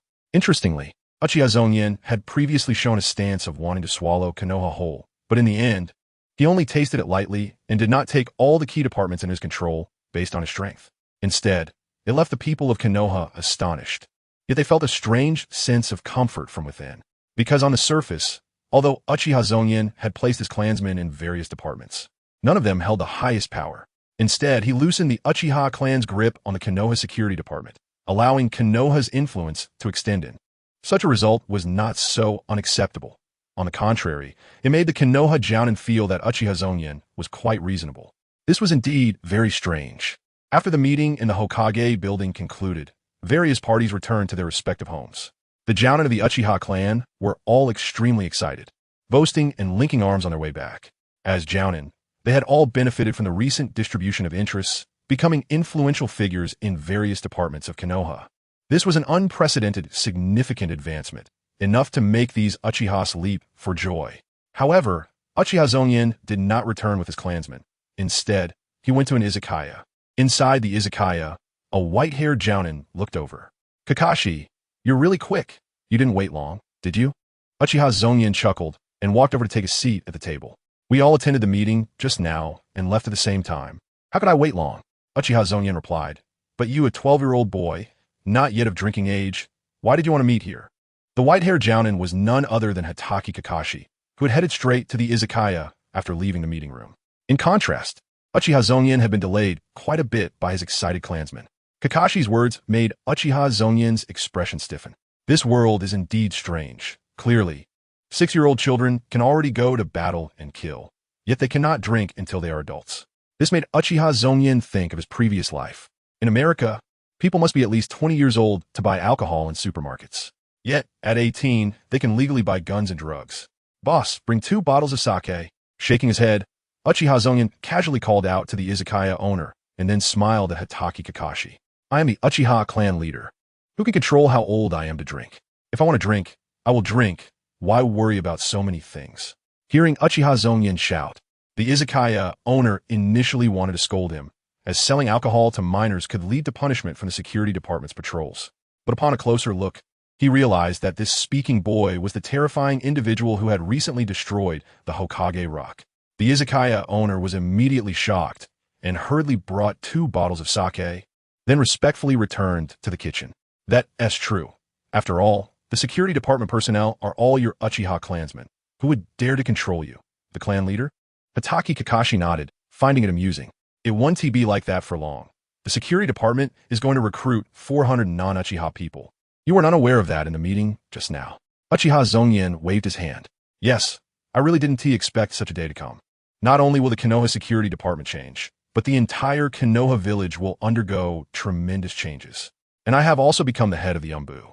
Hatake Kakashi poured himself a glass of sake and slowly brought it to his mouth, a complex expression flashing in his only visible eye. In the earlier meeting, Hatake Kakashi had been appointed as the new head of the Konoha village Umbu. Prior to this, the position of Umbu leader had been vacant due to the presence of Shimura Danzo. As the leader of the Umbu, Shimura Danzo had divided the Umbu's power and even sought to further seize control of the entire Umbu. Although Sarutobi Hiruzen had indulged him, he still firmly maintained the necessary bottom line. Therefore, after the previous Umbu leader died in battle, no new leader was appointed, and Sarutobi Hiruzen temporarily took over. Now that Shimura Danzo was dead and Sarutobi Hiruzen had stepped down, the position of Umbu leader became highly sought after. Many wanted this position, but in the end, it was Hatake Kakashi who secured it. Chapter 144. Newcomers at the Konoha Ninja School, a new day. In the early morning, the whole Konoha village was still immersed in mist. Uzumaki Naruto, however, got up early and made himself a relatively hearty breakfast. Hearty compared to before, but it was actually just that. Sandwiches and milk, along with some fruit. But this was already a treatment that Uzumaki Naruto had a hard time getting before. He had been drinking expired milk. During this time, Uzumaki Naruto's status in the entire Konoha village underwent a dramatic change. Since Uchiha Zongyan exposed Sarutobi Hiruzen's harsh treatment of the Nine-Tails Jinchuriki, the Umbu that Sarutobi Hiruzen had arranged to monitor and protect Uzumaki Naruto were all withdrawn. The Konoha ninjas knew full well that Uzumaki Naruto was now under the protection of the Uchiha clan. Although the villagers did not know, they often saw the young master of the Uchiha clan walking together with Uzumaki Naruto, and they understood that they could no longer treat this little brat with the same attitude as before. Uzumaki Naruto could finally buy decent products in various shops with money, instead of low-quality and expired food. On the way to school, Uzumaki Naruto spotted Uchiha Sasuke waiting ahead from a distance. Sasuke was leaning against a large tree, aimlessly sketching some patterns on the ground. Sasuke, Uzumaki Naruto shouted and quickened his pace to approach. Idiot, you're too slow. We're going to be late. Do you know that? If you make me late, I won't let you off. Uchiha Sasuke raised his head and saw the familiar yellow-haired boy, immediately showing a look of disdain on his face. Ever since Uzumaki Naruto stood up last time to relieve Uchiha Sasuke's stress in his own way, the two had become actual good friends.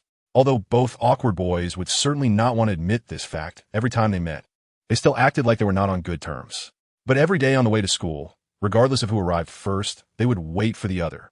Today, Uchiha Sasuke left first, so he was standing there waiting for Uzumaki Naruto. Well, don't take it to heart. Let us go. Uzumaki Naruto flashed a bright smile, knowing it was his fault for leaving late, so he didn't argue back with Uchiha Sasuke. Thus, the two future saviors of the ninja world began to establish a deep bond during their first year at the ninja school. Upon entering the school gates, the perceptive Uchiha Sasuke noticed something different from usual. Is it a member of the Hyuga clan with Byakugan? How could they appear at school? Uchiha Sasuke saw an adult ninja from the Hyuga clan, and a hint of doubt arose in his heart.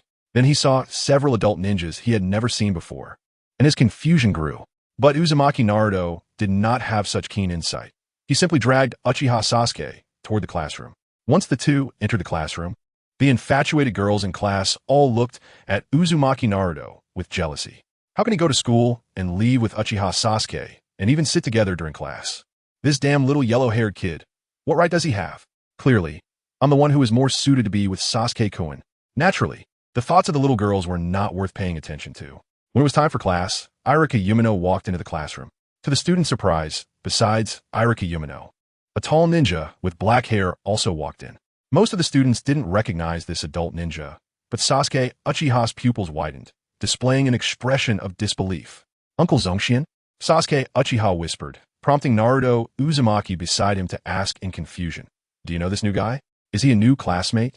Hearing this, Sasuke shot him a fierce glare and quietly warned, Idiot, how can I be a student this old? Show some respect and just listen quietly.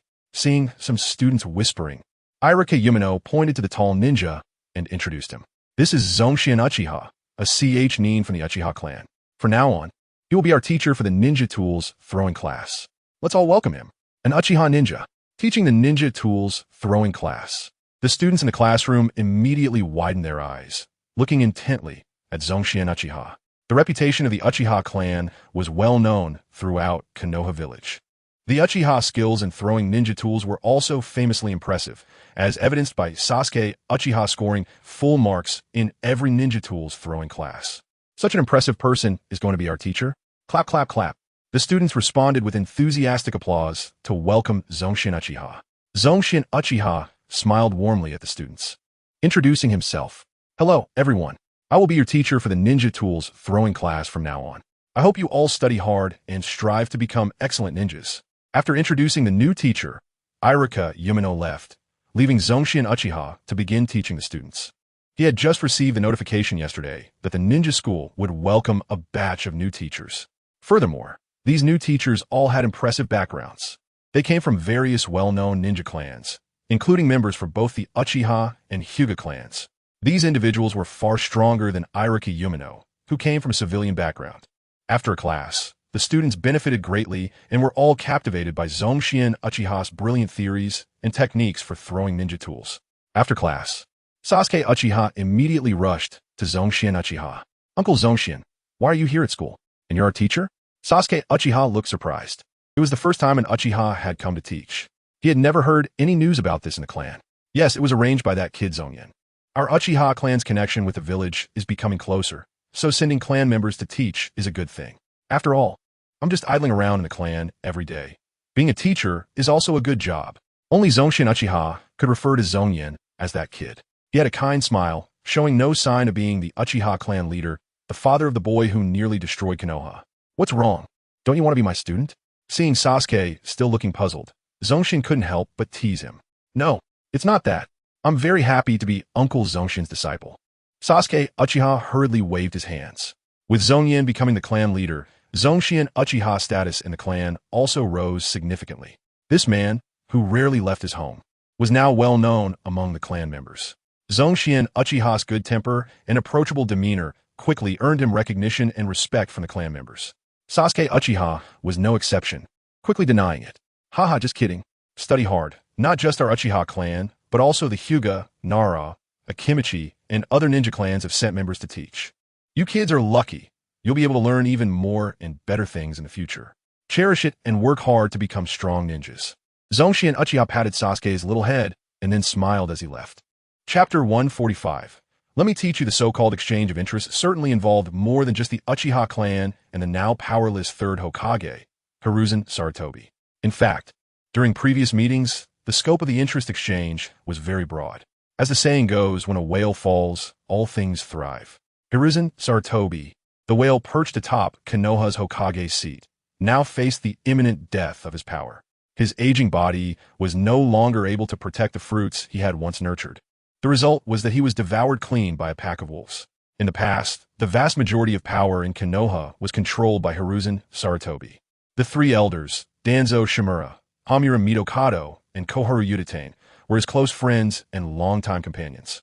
The heads of the 8 major departments, except for the Konoha military police force, were all Hiruzen Sarutobi's trusted aides. One could say that the entire Konoha village was in the palm of Hiruzen Sarutobi's hand. Including the Uchiha clan, all ninja clans not only could not extend their hands into these domains, but also had to be doubly cautious to protect themselves, lest they be swallowed whole by Hiruzen Sarutobi. It should be noted that Hiruzen Sarutobi, who inherited the will of the first and second Hokages, had always aimed to weaken the strength of the ninja clans to better integrate them into the Konoha village system. However, the ninja clans, which had survived the Warring States period for thousands of years, all possessed their own independence. They were not unwilling to contribute to the village. They just didn't want to end up like the Senju clan, which had completely disbanded and merged into Konoha, leaving no one to inherit the clan name. It is hard to ask everyone to possess the same demeanor and capacity as the brothers Hashirama Senju and Tobarama Senju. Therefore, Hiruzen Sarutobi's efforts over the years had actually yielded minimal results. In fact, due to his actions, each clan became even more cautious in protecting themselves. The Konoha Ninja School is a very typical example. The ninja school established by Tobarama Senju was initially met with opposition from all ninja clans. They could not understand why the second Hokage wanted to spread ninjutsu to the common people. After all, ninjutsu was the very foundation of ninjas and ninja clans. If the common people learned it, where would the ninja clans stand? However, no one could stop Tobarama Senju's will. The Konoha Ninja School was created and continued to grow. Seeing its unstoppable momentum, some smart ninja clans chose to pledge allegiance to Tobarama Senju and sent clan members to teach at the ninja school. Although these individuals would not teach the students their clan's secret techniques, their own experiences and insights were sufficient for the common ninja to learn. At that time, many outstanding talents were born from the Konoha Ninja School. Notable figures like the legendary three ninjas, Jiraiya, Orochimaru, and Tsunade, had all studied at the Konoha Ninja School. Later, figures like Minato Namikaze and Kushina Uzumaki also came from the Konoha Ninja School. However, by the midterm of Hiruzen Sarutobi's rule, after he had finally consolidated power through long-term efforts, it led to the ninja clan's wariness, and they all withdrew their members from teaching at the ninja school. The final result was that now, only ninjas from civilian backgrounds were teaching at the ninja school. This meeting changed that status quo. Not only the Uchiha clan, but also the Hyuga, Nara, Akimichi, Yamanaka, Inuzuka, and other large and small ninja clans all benefited significantly. When you gain something, you should also give something in return. This is the principle of exchange. Therefore, under the leadership of Zongyan Uchiha, all the ninja clans in Konoha promised to send capable members from their clans to teach at the ninja school. It could be considered a contribution to the future of Konoha. Sasuke, are you familiar with the new teacher? His last name is Uchiha, just like yours. Could he be your relative? After Uchiha Zongyan left, Naruto Uzumaki sneaked up to Uchiha Sasuke's ear, his face full of curiosity. This kid has lived alone since childhood, and basically no one has explained some everyday knowledge to him. Therefore, Naruto Uzumaki seems very ignorant about many things, not even having heard of the Uchiha clan's reputation. You idiot! He's an elder of my clan. Uchiha Sasuke glanced at him and then turned his face away, walking back to his seat. Wow, so you have such an impressive elder. Can you ask him to teach me more? My ninja tool throwing class has always been very poor, dragging down my exam scores. Otherwise, I wouldn't be at the bottom. Naruto Uzumaki's eyes sparkled as he bent over and followed Uchiha Sasuke like a clingy bug, trying to curry favor. You're at the bottom because all your subjects are poor, not just the ninja tool throwing class. Uchiha Sasuke raised an eyebrow and mercilessly attacked him with his words. Bastard Sasuke. Naruto Uzumaki's face immediately turned red from being called out. He originally had a weak foundation and couldn't compare to Uchiha Sasuke, who had been educated by masters in the clan since childhood. Moreover, due to the nine tails inside him, his own chakra was influenced by the nine tails leaking chakra, making it very difficult for him to use ninjutsu, even worse than those from civilian backgrounds. Plus, he was lazy and not very bright, often ranking at the bottom in theory classes. He was simply useless at everything, but was unexpectedly very confident. Forget it. Uncle Zongxian is very busy and doesn't he have time to give you special tutoring. Just come with me after school tonight, and I'll teach you myself. Seeing Naruto Uzumaki's reaction, Uchiha Sasuke felt a bit embarrassed, as if he had said something wrong. At this time, Uchiha Sasuke was different from the second pillar in the original work. The second pillar in the original work had his entire family wiped out, and it was his own brother who did it. So his character became extreme and irritable, making it normal for him not to speak properly to others. But this Uchiha Sasuke, although he showed excitement, hatred, and despair after his brother's death, he knew in his heart that Uchiha Itachi deserved to die, and Uchiha Zongyan had promised him that he would revive his brother, so he still had a glimmer of hope. Moreover, being only 6 years old, his character was more like that of a young boy, just with the unique pride of the Uchiha clan, preferring to keep a cold face and act aloof. Really? You'll teach me? You're not just talking big, are you? You're just a student too. Naruto Uzumaki looked skeptical. Believe it or not. I don't care if you come or not, idiot. Uchiha Sasuke immediately got angry, seeing Naruto Uzumaki's expression, coldly throwing down a sentence before turning his face away. Seeing Uchiha Sasuke's reaction, Naruto Uzumaki quickly apologized. After a long time of coaxing, he finally managed to make amends. agreeing to go back to the Uchiha clan's territory together after school that evening. Chapter 146. Konoha Police Force Recruitment. The Konoha Police Force's headquarters is located on the outskirts of Konoha, right next to the Uchiha clan's territory. For decades, the Konoha Police Force has been under the control of the Uchiha clan.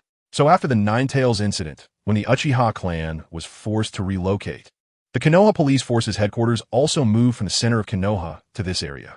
Early in the morning, Uchiha Zongyan arrived at the Konoha Police Force building. Good morning, Chief. Along the way, various Uchiha clan members greeted Uchiha Zongyan. That's right, at this time, the position of the Konoha Police Force Chief had changed hands. Originally, this position was held by the former clan leader Uchiha Fugaku, but now Uchiha Fugaku had retired to become an elder. The new clan leader Uchiha Zongyan did not automatically take on the chief position. Instead, he promoted Uchiha Zongyan, who had followed him from the beginning. Anyway, Uchiha Zongyan was exceptionally outstanding in terms of strength and qualifications, being one of the best in the clan. It was also a reward for being a loyal minister. Have the two vice chiefs not arrived yet? After entering his office, Uchiha Zongyan asked the secretary who had arrived before him. Chief, both vice chiefs notified us yesterday that they will arrive at 9 o'clock today. The secretary was also from the Uchiha clan, but due to his poor combat abilities, he took on a clerical role. TCH, what lazy guys. What right do they have to be vice chiefs of the police force? The work hours for the Konoha police force started at 9 o'clock, and Uchiha Zongyan, being new to the position, arrived before 8. Uchiha Zongyan muttered a couple of words under his breath, a displeased expression flashing across his gloomy face. However, he knew that introducing other powers to the Konoha police force was Uchiha Zongyan's decision, so he only said a couple of words before stopping. After sitting behind his desk, Uchiha Zongyan looked around the office environment. Is this what it feels like to be the chief? Choosing to support Lord Zongyan ahead of everyone else was the wisest decision of my life. Uchiha Zongyan remained expressionless on the surface, but was extremely excited inside. Never before had anyone other than the clan leader sat behind this desk, and he was the first. This was the chief of the Konoha police force. The taste of power intoxicated Uchiha Zongyan. As time gradually passed, it was finally 9 o'clock. Knock, knock, knock. The sound of knocking echoed. Come in. The secretary glanced at Uchiha Zongyan and didn't dare to speak, while Uchiha Zongyan squinted his eyes and spoke. Uchiha Yunin here. Yin Shui here. Greetings, Chief. X2, the two newly appointed vice chiefs who walked in were the ones selected in the previous meeting. Not only were the 3 chiefs of the Konoha police force confirmed, but the 6 captains of the teams had also been determined. The positions of the captains were divided among the Akimichi, Nara, Yamanaka, Inazuka, Sarutobi, and Tsukikage clans. Only the remaining 400 vacant team member spots needed to be recruited in the near future. How should I put it? You two are quite patient. Even on your first day here, you're this leisurely. I really admire that. Uchiha Zongyan had been waiting in the office for an hour and was already fuming. He never thought it was because he came too early rather than the two coming too late, which was a typical Uchiha way of thinking. Ha, Chief, you're joking. Although I'm very excited and thrilled, it's better to fill my stomach first. Hinata Yunin smiled lightly. The scheduled time is 9 o'clock sharp. Work starts after 9, so coming early doesn't make much sense. Yin Shui appeared rather indifferent, his voice flat. Upon hearing this, a trace of inexplicable emotion flashed in Uchiha Zongyan's eyes. Just not long ago, the Hinata clan was still an ally of the Uchiha clan. The two major clans united to pass the rules of the Hokage election and pressured Konoha into a series of beneficial exchanges.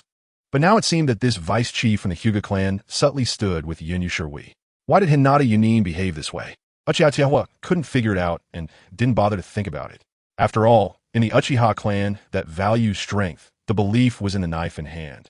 Since that's the case, let's get started. The security department still has a shortage of 400 personnel that must be filled as soon as possible. The 3 of us will go to 3 different recruitment points to find suitable talents for the department. Uchiha Tekai stopped talking and directly got up to leave. Hyuga Kumo and Yamanaka Shikaku exchanged glances and followed him out.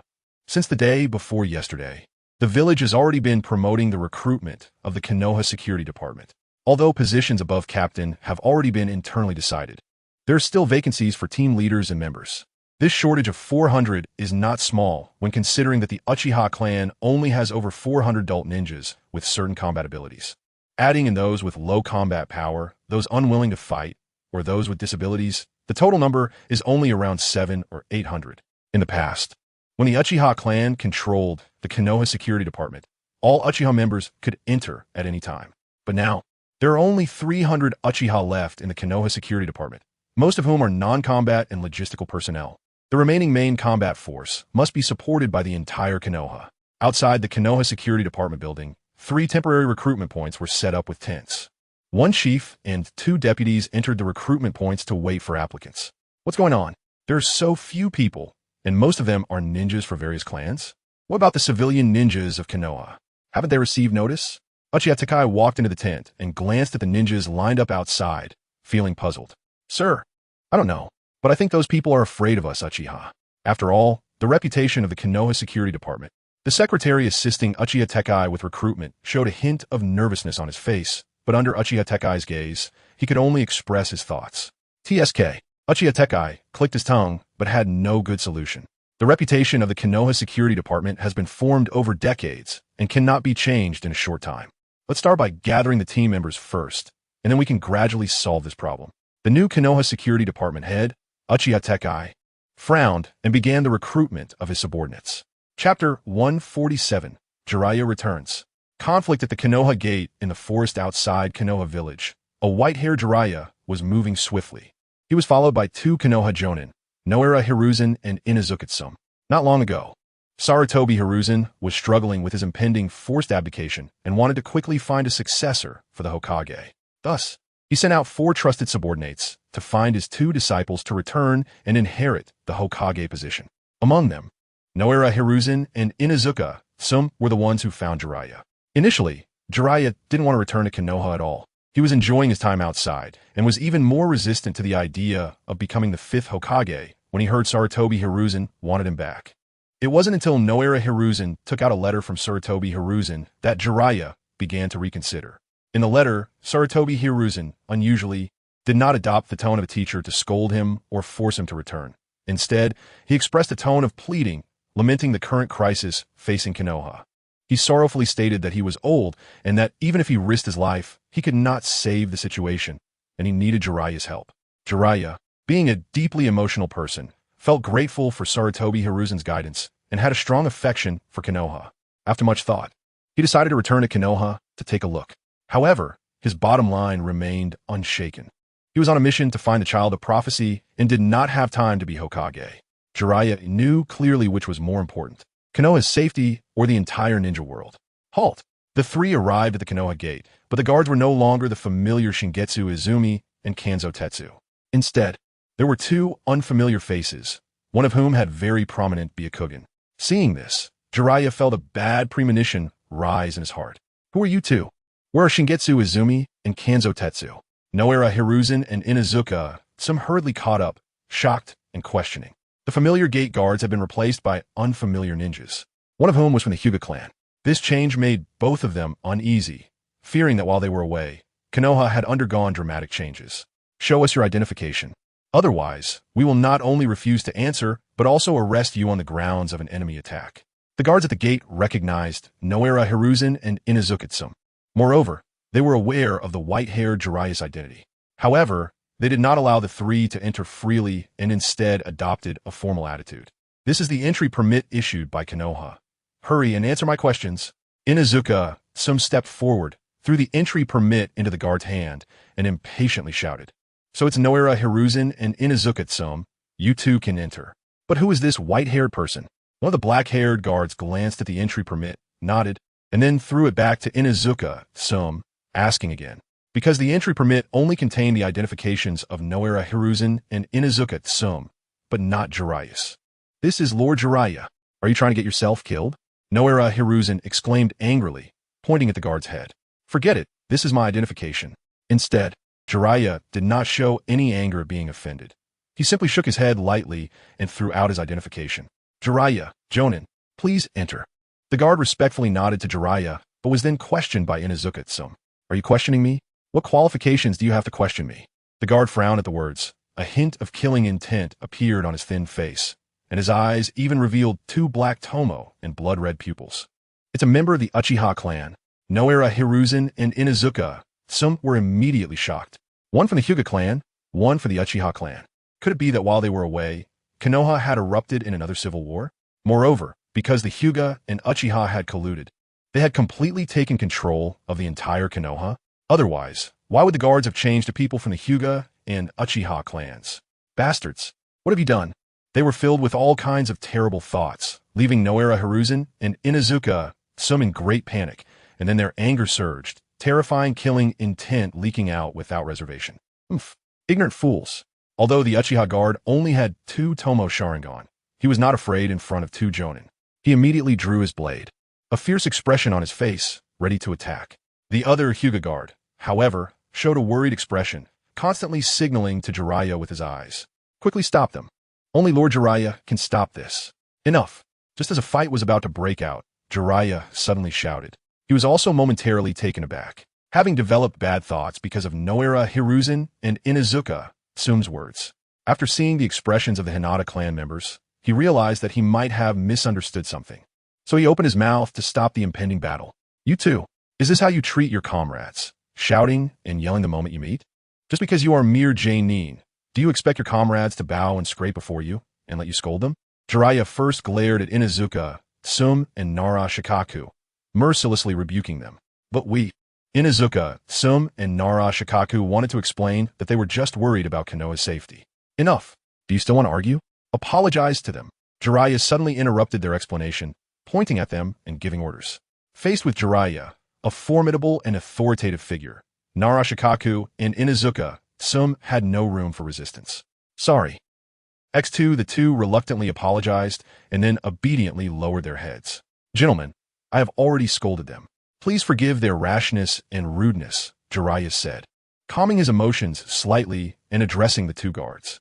Lord Jiraiya, we came here to guard the gate because after adjustments at a higher level, the responsibility for guarding the gate belongs to the Konoha police force, and we are both members of the Konoha police force. As for Kamizuki Izumi and Keizuki Tetsu, they've been assigned to other departments, but I am not sure where exactly. The Uchiha clansman, after seeing Jiraiya show sufficient goodwill, sheathed his sword with satisfaction and then explained the situation of the 2. I see. Thank you for your hard work. Jiraiya understood the general situation and realized that something might have happened in the village. Inuzuka, Tsume, and Nara Shikaku first breathed a sigh of relief because Kamizuki Izumi and Keizuki Tetsu were not in danger. But then they sensed a more dangerous signal and became flustered. Chapter 148. Meeting Jiraiya after registering with the gate guards, the 3 finally entered Konoha village. Inuzuka, Tsume, and Nara Shikaku were eager to find their comrades to inquire about the changes in the village, while Jiraiya, with a curious mindset, strolled around the village instead of rushing to find Sarutobi Hiruzen. Arriving at a commercial street, Jiraiya saw a patrol team from the Konoha police force. Those 2 were not lying. The Konoha police department truly had opened up. To his surprise, there wasn't a single Uchiha clan ninja in this team. Jiraiya quietly observed the patrolling squad as he walked past, feeling incredibly astonished. He could be sure that there were no Uchiha members in the patrol squad because the Uchiha were simply too easy to identify. Not to mention the Uchiha clan's distinctive black hair and black eyes, as well as their perpetually rebellious expressions. Almost every Uchiha wore clothing with a clan emblem. Anyone who had some knowledge could spot them at a glance. Casually walking into an izakaya, Jiraiya called for a drink and some dishes from the owner, then sat in the doorway, constantly observing the passers-by. It doesn't seem to have changed much. The residents' lives appeared to be the same as usual, not worsened or altered by the war. Moreover, judging by their spirits, it seemed they were not affected at all. This old man really exaggerates. It's as if once the Uchiha took power, the entire Konoha was about to collapse. Jiraiya took a sip of his drink and concluded in his heart. Looking at the scene of this commercial street, it was hardly different from when he left Konoha last time. In contrast to the descriptions in Sarutobi Hiruzen's letter, it was an entirely different situation. Jiraiya began to regret his momentary soft-heartedness in deciding to return to Konoha, not knowing what to do when he saw the old man. If the old man insisted on dragging him to become Hokage, that would truly be troublesome. Owner, bring me 2 bottles of sake and a few side dishes. Suddenly, a crisp voice rang out as a youthful-looking boy entered the izakaya. This little kid can drink alcohol? Is this a change that happened after I left? Jiraiya was taken aback upon seeing this. He then noticed that the izakaya's owner, who initially intended to reprimand the boy for being so young, immediately bowed respectfully upon seeing the boy's face, leaving Jiraiya confused. Could this be some important kid? While Jiraiya was still puzzled, the boy walked directly over and sat down opposite him, sharing the table. Nice to meet you, Lord Jiraiya. I am Uchiha Sauen, the current head of the Uchiha clan. The boy was indeed Uchiha Zongyan. The Uchiha clansmen at the gate had reported to the Konoha police department after seeing Jiraiya and the others return, and the news made its way to him. Thus, upon learning of Jiraiya's return, Uchiha Zongyan interrupted his training to come over. Uchiha Zongyan? Is this the person mentioned in the old man's letter? I didn't expect someone so young to become the clan leader. Jiraiya was startled, recalling what Sarutobi Hiruzen had written in his letter. However, he did not reveal his thoughts, instead displaying a hearty smile. Ha ha ha, what a kid. Coming to an izakaya to drink at such a young age? I can only say you truly are a hero coming from youth. Uchiha Zongyan chuckled and shook his head, accepting the food and drink offered by the izakaya owner, pouring a cup for himself and Jiraiya. I have long admired Lord Jiraiya's reputation. This cup is to honor you, thanking you for your contributions to protecting the village. Without waiting for Jiraiya to respond, he downed the drink in one gulp. After that, Uchiha Zongyan continued to toast Jiraiya with various reasons. Jiraiya couldn't directly refuse to drink. He wanted to observe what kind of person Uchiha Zongyan was. Thus, unexpectedly, he ended up with half a belly full of alcohol poured by Uchiha Zongyan. All right, if I drink any more, this sage will get drunk. You really are something. Pouring me so much alcohol right away. I haven't even eaten a few bites of food. Seeing Uchiha Zongyan raise his cup again, Jiraiya hurriedly pressed down on the other's hand, repeatedly saying, I didn't mean that. I just admire Lord Jiraiya's character. Seeing this, Uchiha Zongyan could only put down his cup and smile. Although he had also drunk half a belly of alcohol, there was no reaction on his face at all. You little brat, do you think I'm back to cause trouble for you? So you want to get me drunk first? Jiraiya quickly ate some food to settle his stomach before asking. Not all. I believe Lord Jiraiya is not the kind of person who can't distinguish right from wrong. He wouldn't form a bad impression of me and the Uchiha clan based solely on Sarutobi Hiruzen's one-sided words, nor would he want to take action. Facing Jiraiya's probing, Uchiha Zongyan generously shook his head. Oh, you have such confidence? I don't share your confidence. After all, the old man is my benefactor and mentor, and Konoha is the place that raised me. You led the Uchiha clan to instigate a civil war, killing Konoha's elders, forcing my teacher to step down, and even facing 10 years of imprisonment. Do you think I wouldn't be angry? Jiraiya raised an eyebrow, a teasing expression on his face, but his eyes were exceptionally bright. I'm not worried, not just because I understand Lord Jiraiya's character, but also because I believe that what I did was not wrong. Here is some information for you. After you read it, you will understand. Uchiha Zongyan took out a scroll from his ninja tool pouch, spread it out on the table, and pushed it in front of Jiraiya. This so-called document naturally recorded all the events that occurred outside the Hokage building at that time, along with evidence of the crimes committed by Shimura Danzo. As long as this material exists, it doesn't matter how Sarutobi Hiruzen described or even manipulated Jiraiya, because Uchiha Zongyan, having read the original work, was very clear about what kind of person Jiraiya was. Well, I must take a good look at this. Jiraiya's expression changed in surprise. Then he smiled and picked up the scroll to examine it carefully. Soon, Jiraiya's expression grew increasingly angry, mixed with annoyance and self-reproach, his face turning red with rage. Bang! Jiraiya clenched his fists and slammed them on the dining table, smashing it to pieces. Uchiha Zongyan activated his chakra to move away at the moment Jiraiya struck, avoiding being splattered by the flying food and drink. This damn guy. I should have just killed him when I had the chance. Jiraiya's face was filled with fury. Although he already knew that Shimura Danzo had done nothing good, he was unaware that the other party would stoop to such depths, a level that could provoke the wrath of both gods and men. Chapter 149. An encounter outside the clan grounds. Furious, Jiraiya did not act impulsively. After all, Uchiha Zongyan had never interacted with him before, so he couldn't fully trust him based solely on a document. Therefore, after apologizing to Uchiha Zongyan, he took the information and headed to the Hokage building. It was obvious that this Konoha Sannin was going to seek verification, most likely from his teacher, Sarutobi Hiruzen. Uchiha Zongyan naturally would not stop him. There was no need to do so, because everything in that document was true without a single lie. And Jiraiya wasn't foolish. Even if Sarutobi Hiruzen wanted to brush it off, he couldn't. So Uchiha Zongyan simply watched Jiraiya leave, then got up to prepare to return to the Uchiha clan grounds. Uchiha-sama. Just as he was about to leave, the voice of the izakaya owner came from behind, sounding somewhat anxious. Is there something else? Uchiha Zongyan turned around in confusion. And no, nothing. Uchiha-sama, take care. The izakaya owner looked very nervous. He initially wanted to say something, but hurriedly saw him off as soon as he noticed Uchiha Zongyan turning back. Uchiha Zongyan thought about it and didn't pay it much mind, lifting the curtain and walking out. Phew, these damn ninjas daring to dine and dash. Truly outrageous. Watching Uchiha Zongyan leave, the izakaya owner deeply exhaled, then quietly cursed. It turned out that Uchiha Zongyan and Jiraiya hadn't paid their bill yet. Jiraiya had rushed out, and Uchiha Zongyan didn't remember this either. The izakaya owner wanted to remind them, but became timid at the thought of the boys' fearsome reputation. No need to look for them. Suddenly, a voice rang out, and a large bill appeared at the izakaya owner's kitchen window. Before the izakaya owner could even look up, Uchiha Zongyan disappeared again.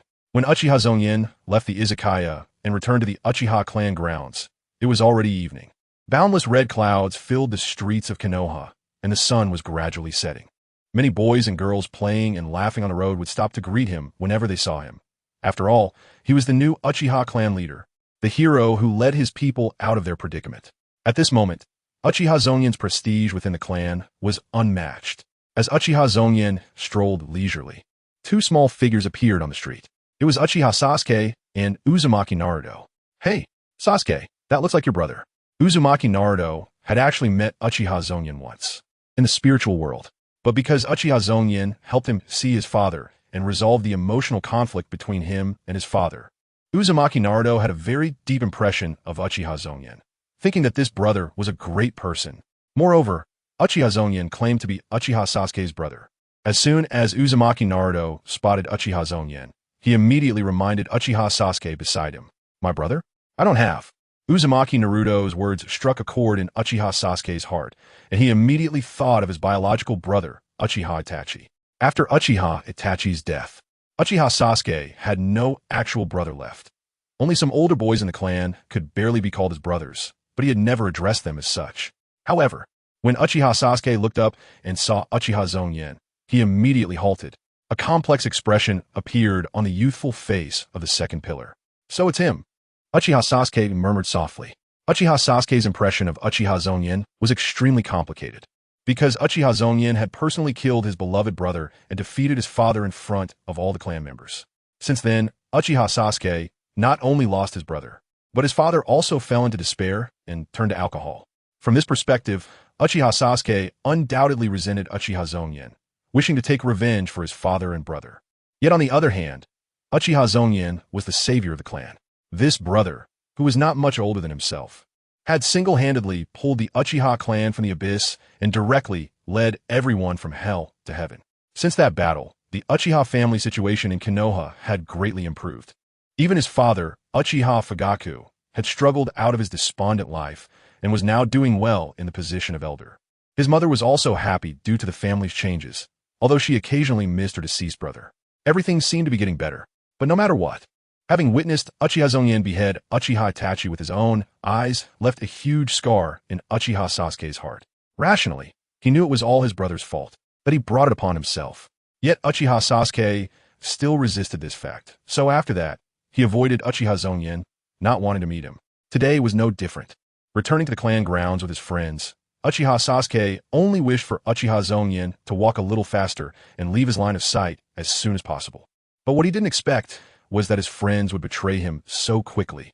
Sasuke's brother, slow down. Uzumaki Naruto didn't wait for Uchiha Sasuke's reaction, but he didn't care. Instead, he jumped up excitedly and shouted. This was his great benefactor. There was no point in not saying hello after finally meeting him. From a distance, Uchiha Zongyan, with keen hearing, immediately heard Uzumaki Naruto's voice. He turned around and saw the bouncing blonde hair, along with the shy and uneasy Uchiha Sasuke beside him. Oh, it's these two kids.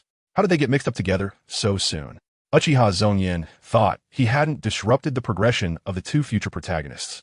But the scene before him indicated that changes were occurring that he was unaware of, which was quite interesting. Naruto? It's been a long time. He smiled at Uzumaki Naruto and then looked at Uchiha Sasuke.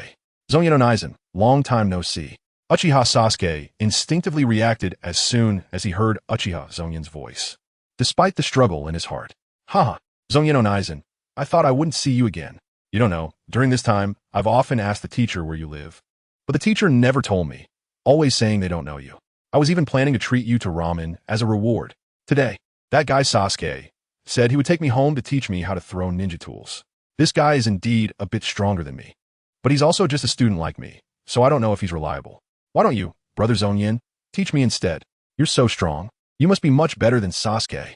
Uzumaki Naruto ran over, looking up at Uchiha Zongyan, talking nonstop. Chapter 150. Teaching the future protagonist, this little yellow-haired kid talks so much, tilting his head back without knowing how sore his neck might get. In the original story, Uzumaki Naruto was only about 7 meters tall until the Shippuden arc. Now, Uchiha Zongyan is about the same age as Naruto during Shippuden, but he's already grown to 75 meters. It can only be said that the kids in this world develop a bit too early. I estimate that Uchiha Zongyan won't grow any taller in the next 2 years. 8 meters is probably his maximum height. All right, I know what you want to say. The little yellow-haired kid is chattering away, his mouth flapping like a little horn. Uchiha Zongyan was a bit dizzy from the noise and immediately raised his hand to block Naruto's face, stopping this little horn. You want to learn from me? Then you must first pass my test. If you don't have enough talent, you won't qualify to learn from me. Uchiha Zongyan thought for a moment and said to Uzumaki Naruto, Brother Zongyan, don't underestimate me. I'm a genius. This genius has extraordinary talent. There's no test I can't pass. The little yellow-haired kid is always mysteriously confident in his abilities, and he really is a genius after all. After all, he is the protagonist of destiny. All right then, if you want to learn, come with me. Uchiha Zongyan nodded with a smile, then called out to Uchiha Sasuke, who was shrinking in the corner. Sasuke, you come here too. Uchiha Sasuke was startled and pointed incredulously at himself. When he saw Uchiha Zongyan nodding with a smile, he felt relieved and a sense of ease rose in his heart. After Uchiha Zongyan became the clan leader, a brand new residence was arranged for him within the clan. Originally, their family house, which accommodated 4 people, was not crowded. A smaller house would feel even cozier.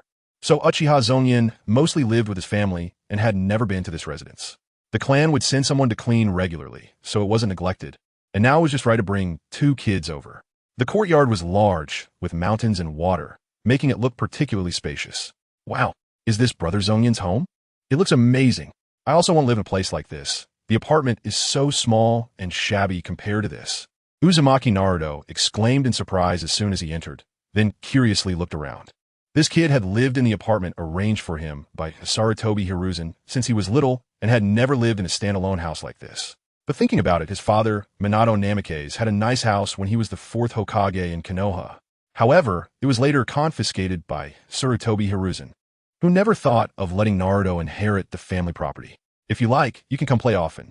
You can even sleep here. After all, I don't come here often. Uchiha Zongyan said with a faint smile. It's just a house. What does it matter? If it can help me build a good relationship with the future protagonist and even bring him under my wing, then not just 1 house. But 10 or 100 would be fine. Really? Uzumaki Naruto exclaimed in surprise, his lake blue eyes sparkling with little stars. TCH, what a guy who's never seen the world. Uchiha Sasuke followed behind and, seeing his partner's embarrassing expression, pouted in dissatisfaction. The young Sasuke didn't know the hardships of life and didn't understand what kind of life his partner had lived up to now. So he didn't realize what emotions Naruto felt when he heard he could stay here. Forget it. I don't want to trouble Brother Zongyan. Uzumaki Naruto thought for a moment and ultimately lowered his head to refuse. Then he raised his head again, a smile on his face, and explained, Well, it's because the apartment is closer to school, and even though it's small, I gotten used to living there for so many years. As you like. My door is always unlocked. Uchiha Zongyan could roughly guess what Uzumaki Naruto was thinking, but he wouldn't poke holes in it. Uchiha Zongyan led the 2 kids to the pond in the courtyard. Now, I will teach you a ninjutsu. If you can learn this ninjutsu and successfully use it within a week, you can study with me. Otherwise, that will prove that your qualifications are not enough to meet my requirements. Do you understand? Uzumaki Naruto and Uchiha Sasuke exchanged glances, both able to see the spark in each other's eyes. Uchiha Sasuke had truly witnessed Uchiha Zongyan's power, and being able to learn from him would undoubtedly be a stroke of good luck. In his world, his father and brother were already the strongest. But this person in front of him had killed his brother, defeated his father, and taken the strongest throne. Uzumaki Naruto was simpler. He hadn't seen Uchiha Zongyan make a move, but his intuition told him Uchiha Zongyan was very powerful. Next, watch carefully as I perform the hand seals. Don't get wrong. Boar, dog, dragon, rat, dog, pig, snake, tiger. Shadow clone technique. Bang. With a crisp sound, a cloud of smoke erupted beside Uchiha Zongyan. After the smoke cleared, an identical Uchiha Zongyan appeared within it. Wow, Is this the clone technique? Why is there smoke? Uzumaki Naruto immediately thought of the clone technique he had learned in ninja school when he saw this scene. Idiot! This is not just the clone technique. The shadow clone technique is a B-rank ninjutsu created by the second Hokage, Senju Tobirama. The clones created have the same combat power as the original. This means that if you can create one clone, you have two people fighting the opponent, and if you create 10 clones, that's 10 of you attacking the opponent together. Seeing his partner so ignorant, Uchiha Sasuke could only explain quietly to him. The shadow clone technique was not something ordinary. Even Uchiha Sasuke had only heard about it from his father and brother. His father and brother could definitely perform this technique, but they hadn't taught him yet. Uchiha Sasuke was very happy to be able to learn such a powerful and practical ninjutsu now. I see. That's so amazing. Uzumaki Naruto pretended to understand by clenching his left fist and pounding it into his right palm. But looking at his confused eyes, it was clear that this kid hadn't absorbed any of it. Uchiha Zongyan looked at the two kids amusingly and then clapped his hands. I've already taught you the way to form hand seals, but before learning this ninjutsu, you still have many basics to learn. The shadow clone technique tests a ninja's chakra control ability. If your control ability is insufficient, you won't be able to release this ninjutsu for a lifetime. So, you need to master a skill first, which is walking on water. Now, come to the surface of the river. Chapter 151. Jiraiya meets Uzumaki Naruto for the first time. To be honest, Uchiha Zongyan has a relatively good impression of Uzumaki Naruto and Uchiha Sasuke, the two protagonists of the original story. After all, he had been following the original animated series for 10 years. Later, he watched countless related fan works. If he didn't really like it, he wouldn't have been able to keep watching. Now, having crossed over to the world of Naruto, he had resolved the dangerous predicament that surrounded him. In his spare time, interacting with two favorite characters and giving them some benefits wasn't a big deal. In the courtyard, Uchiha Zongyan finished teaching the techniques needed for walking on water and let the two little ones practice on their own. The gap in their abilities quickly became apparent. Uchiha Sasuke, although initially struggling like Naruto Uzumaki, gradually became more proficient. Though he still stumbled and his feet occasionally splashed into the water, he was able to maintain his balance. Naruto Uzumaki, on the other hand, fared much worse, getting completely drenched from head to toe. Especially since he had no idea how to learn from his failures. His mind was filled only with recklessness. The more he failed, the more anxious he became. The more anxious he was, the easier it was to fail. Lord Clan Leader, someone is here to see you. It seems to be Jiraiya, one of the legendary three. A Uchiha clansman quietly reported to Uchiha Zongyan, who was standing at a distance with his arms crossed, watching the two kids practice and witnessing their continuous failures without stepping in to correct them. Jiraiya has come? Uchiha Zongyan raised an eyebrow and casually nodded. Then please invite him in. Yes, this guy Jiraiya, during this time, probably found Sarutobi Hiruzen and verified the information Uchiha Zongyan had given him. It was uncertain what his intentions were in visiting Uchiha Zongyan. But looking at Naruto, who was struggling to crawl back to shore after falling into the water again, Zongyan felt a hint of amusement and wanted to see what would happen when Jiraiya met Naruto. After all, Jiraiya had been searching for the child of prophecy for most of his life. In the original story, Jiraiya only realized that the child of prophecy he was looking for had been by his side all along at the end of his life. For decades, the Uchiha clan had followed a semi-closed policy due to conflicts with Konoha. During this period, very few outsiders could enter the Uchiha territory, let alone someone like Jiraiya, a renowned figure and a powerful shinobi at the Hokage level. If it weren't for Uchiha Zongyan's rising fame, which gave the Uchiha clan ample confidence, Jiraiya would have faced fierce resistance from the warlike clansmen if he dared to approach the Uchiha. It was not impossible that they would draw their blades without hesitation. The Uchiha clansmen who had just reported quickly returned to the entrance of the Uchiha territory after receiving Zongyan's orders, leading Jiraiya through the clan grounds. Along the way, they were surrounded by Uchiha clansmen with black hair and eyes. Seeing Jiraiya, who had a head full of white hair, they all cast curious glances. Some clansmen, especially those with children, immediately shielded their kids behind them upon seeing Jiraiya, regarding him with wary eyes, which made the legendary three feel quite awkward. Lord Clan Leader, I brought Jiraiya. Thank you for your hard work. The clansman bowed and left after bringing Jiraiya to Uchiha Zongyan's residence. Although he worried that a strong figure like Jiraiya might cause significant damage if he were to act recklessly in Uchiha territory, he felt reassured as the clan leader was present. Jiraiya-sama, you were looking for me? Uchiha Zongyan turned around and saw Jiraiya, who looked quite embarrassed. and asked with a light smile. Jiraiya nodded, about to say something, when his attention was suddenly drawn to the two children in the courtyard. One with black hair and black eyes, the other with blonde hair and blue eyes, seemingly playing in the water. The black-haired child must be from the Uchiha clan. But the blonde-haired one definitely wasn't. How come an outsider child is allowed to play in the Uchiha clan? This made Jiraiya curious. That child? He asked, not from the Uchiha clan. Uchiha Zongyan shook his head, a mischievous smile appearing on his face. Speaking of which, that child has a deep connection with you. Jiraiya-sama, his parents wanted to entrust him to you before they died. Unfortunately, their wish came to nothing. How could someone as busy as you have time to take care of a child? So, this kid grew up facing countless bullying and humiliation. And it's really not easy for him to survive. Naruto Uzumaki's father, Minato Namikaze, was Jiraiya's disciple. When Minato decided to sacrifice his life to seal the Nine Tails and save Konoha, he was confident that his child would have a hero's upbringing, thinking that his teacher and fellow disciple would help take care of him, ensuring a carefree growth. Little did he know that both his teacher and disciple, whether under pressure from Sarutobi Hiruzen or simply not paying attention, led to Naruto not receiving care from them at all during the 6 years since his birth. Are you saying he asked Naruto? Jiraiya's heart tightened upon hearing Uchiha Zongyan's mocking words. He wasn't foolish. He understood from Zongyan's words that the blonde-haired, blue-eyed kid in front of him was the orphan left behind by his disciple Minato. He and T expected him to have grown so big. Jiraiya's eyes fixed on Naruto Uzumaki, murmuring, Naruto's appearance is just like his father, Minato, especially that dazzling blonde hair. It instantly brings back memories and warmth. Indeed, it's been 6 years since I last saw him, and he has grown so much, Uchiha Zongyan remarked, noticing Jiraiya's reaction and instinctively teasing him. Oh, come on. Jiraiya recognized Uchiha Zongyan's sarcasm, but he had no way to explain his situation. When he learned that his disciple had sacrificed his life to save Konoha, he had been heartbroken for a long time.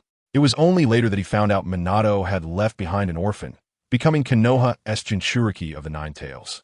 But during that time, Jiraiya was busy traveling the ninja world, searching for the child of prophecy mentioned by the great sage.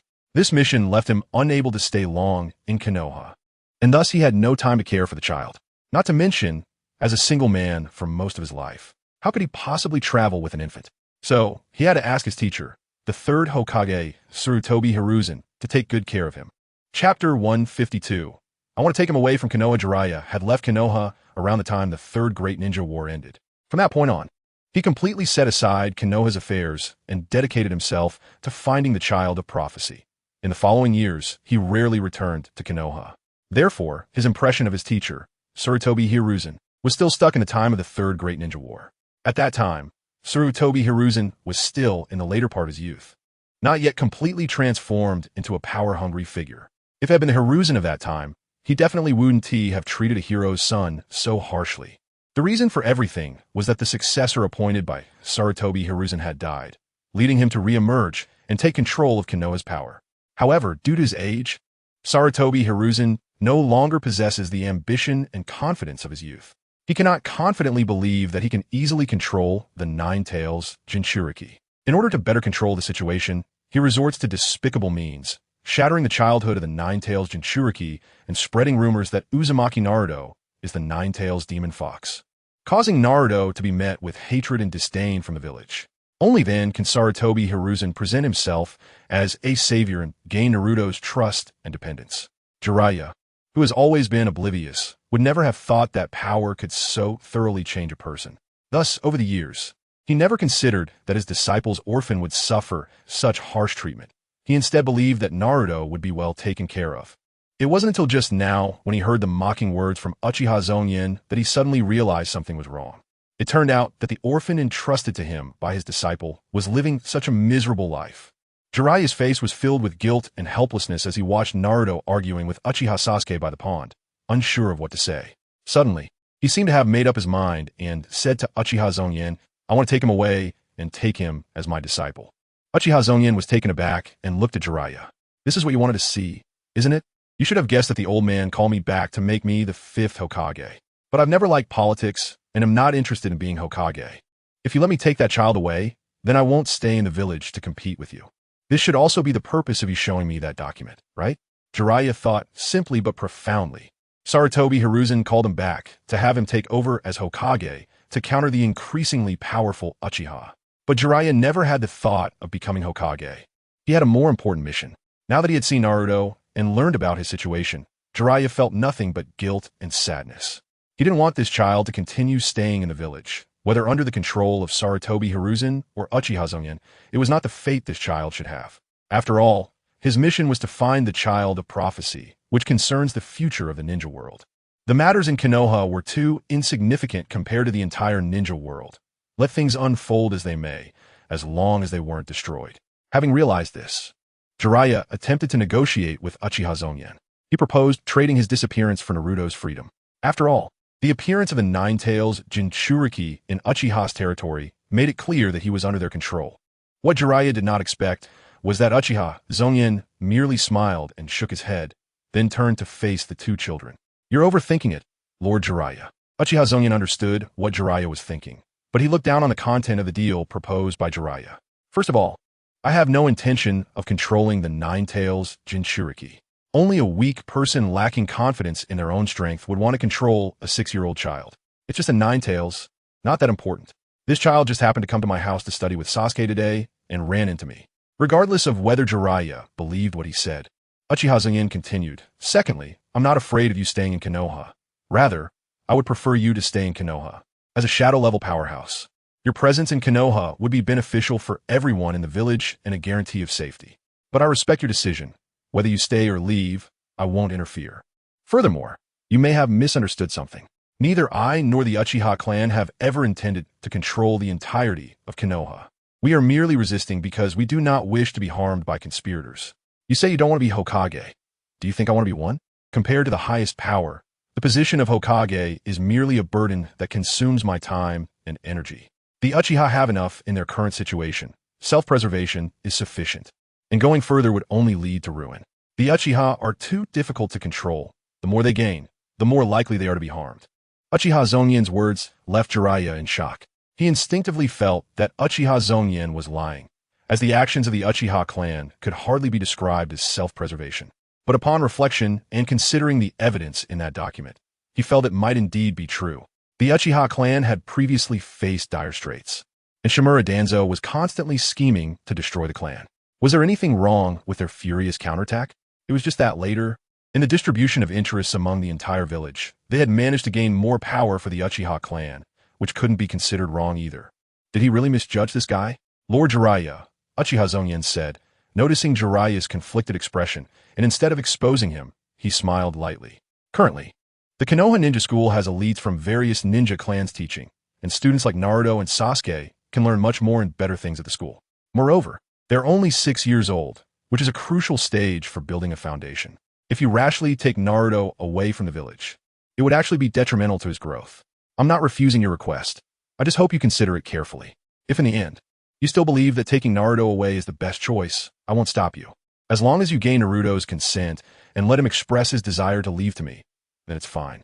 After all, he's just a Nine-Tails Jinchuriki. Compared to being the son of the 4th Hokage, I think that identity is much more important." After speaking, Uchiha Zongyan stepped toward the pond, leaving Jiraiya deep in thought with a conflicted expression. He looked up at the pond's edge, where Uchiha Zongyan was sternly calling the two kids, explaining the various points of chakra control in detail, while the two kids were glaring at each other, awkwardly turning their heads away. Chapter 153. A different Uchiha. Jiraiya stood silently in place, watching Uchiha Zongyan educate the two children with a stern face. The scene before him stirred an indescribable sense of astonishment in Jiraiya's heart. Is this really an Uchiha? Moreover, a genius youth whose power surpasses all in Konoha, who nearly crushed the entire village single-handedly in a war. Jiraiya grew up in Konoha and has been there for decades, having seen countless Uchihas. Not to mention that during various wars, he fought alongside these Uchihas and even served as the overall commander in large-scale battles, with Uchihas under his command. In Jiraiya's impression, the Uchiha clan had always been incredibly arrogant, each wearing a condescending expression. Whether older or younger, strong or weak, they all had this demeanor. Even those too close to the Konoha Hokage system, praised by Sarutobi Hiruzen for their broad-mindedness and great character, Uchiha Shursui and Uchiha Itachi appeared polite on the surface, with Uchiha Shursui even displaying a friendly demeanor. But Jiraiya could always see that the two still carried the pride and fervor unique to the Uchiha clan deep down. There had never been anyone like Uchiha Zongyan. Although Uchiha Zongyan appeared serious and even somewhat indifferent, the earlier conversation and his attitude toward the two children showed that this youth indeed treats others sincerely and does not take pride in his strength. Jiraiya even sensed a profound rationality in Uchiha Zongyan's words as he handled matters with remarkable calmness. This made Jiraiya start to reevaluate whether his thoughts were correct. Is it really a good thing to take Naruto away from Konoha now? Jiraiya instinctively rubbed his stubbled chin, his gaze lingering on Naruto Uzumaki's dazzling blonde hair. Naruto was only 6 years old now, just starting his studies at the Konoha Ninja Academy. 6 years of independent living had given Naruto a certain level of self-care ability, but he lacked much more. After all, he was not like the children from those great clans, and he was even worse off than kids from ordinary families. Because even children from ordinary families would be constantly educated by their parents during their growth, instilling in them many common sense and knowledge they should possess. Naruto lacked this knowledge, and with his one-track mind, he often appeared quite foolish. If Jiraiya were to take Naruto away from Konoha, it would surely be the same as before, continuously traveling throughout the ninja world, searching for the legendary child of prophecy. In this process, as an old bachelor, what could Jiraiya teach Naruto? Ninjutsu, taijutsu, even summoning techniques and sage techniques. These were all things Jiraiya could offer, and they were all extremely precious abilities and knowledge in the entire ninja world. However, Jiraiya also knew that teaching Naruto these things at this stage would be akin to pulling up seedlings to help them grow, not to mention whether Naruto could learn them. Even if he did learn them, without a solid foundation, mastering these abilities would only lead to a castle in the air. To give an inappropriate example, take Kakashi Hitaki. This guy had top-tier talent and qualifications in the original story, able to graduate from the Ninja Academy early, becoming a J-nin at a young age, and breaking records in Konoha one after another. But his subsequent development was not satisfactory. As an adult, his strength peaked, and he remained stuck at the elite J-nin level without any progress. Perhaps this was partly due to the Sharingan left by Obito Uchiha. But more importantly, it was because Kakashi grew too quickly, and his foundation was not solid enough. From this perspective, taking Naruto away really wasn't the best option. But Minato, I really don't know what to do. Jiraiya gently sighed, recalling his brilliant and talented disciple. That man, warm like a small son, trusted him and Konoha so much that he entrusted his child to them. In the end, Jiraiya found himself overwhelmed with thoughts, feeling indebted and guilty towards Minato Namikaze and Naruto Uzumaki, which led him to constantly blame himself. Yet when it came to taking action to make amends, he didn't know where to start. That bastard Sasuke, how did he master it so quickly? Seriously, he started learning with me, and he is already. Plop. Uchiha Sasuke and Naruto Uzumaki stepped onto the water again, but not long after, Naruto felt his chakra becoming uncontrollable, and he lost his balance and fell into the pond.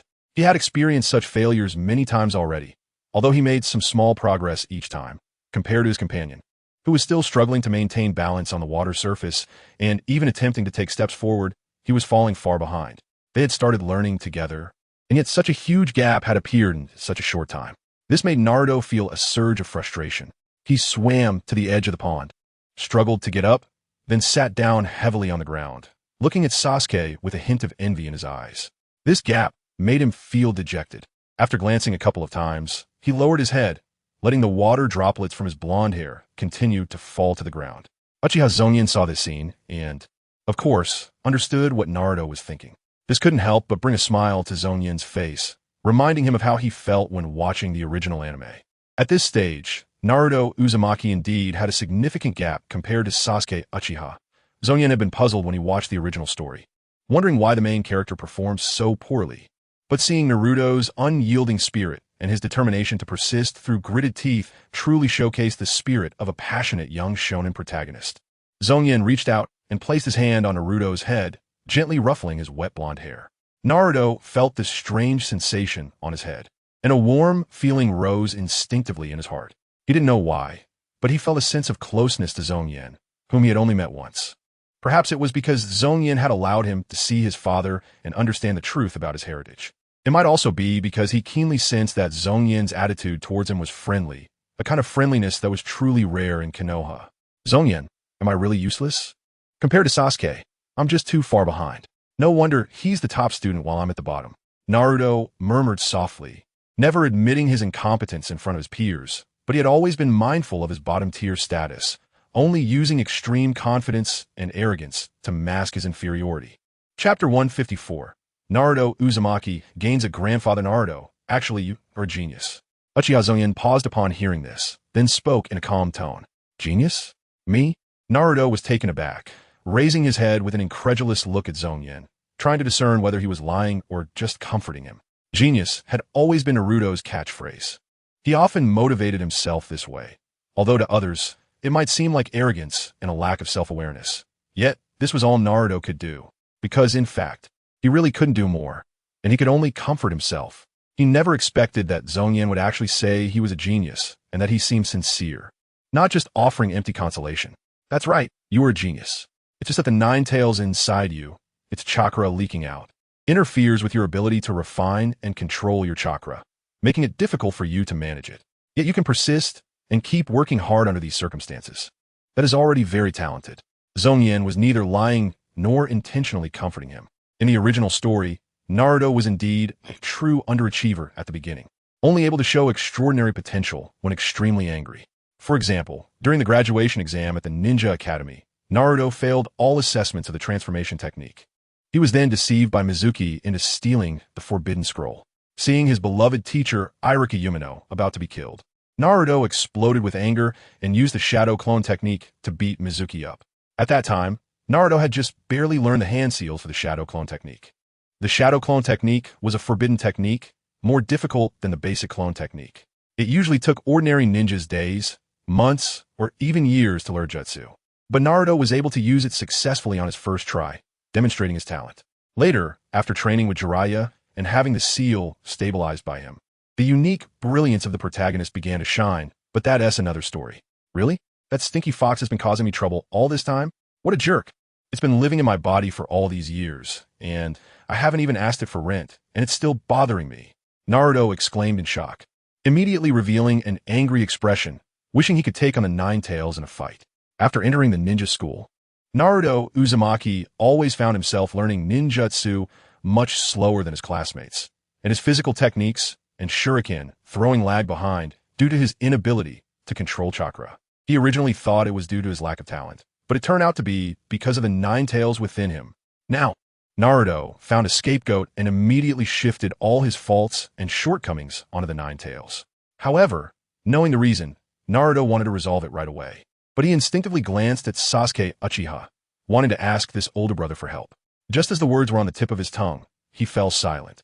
Naruto couldn't bring himself to ask, not to mention that he didn't have a special relationship with Sasuke Uchiha.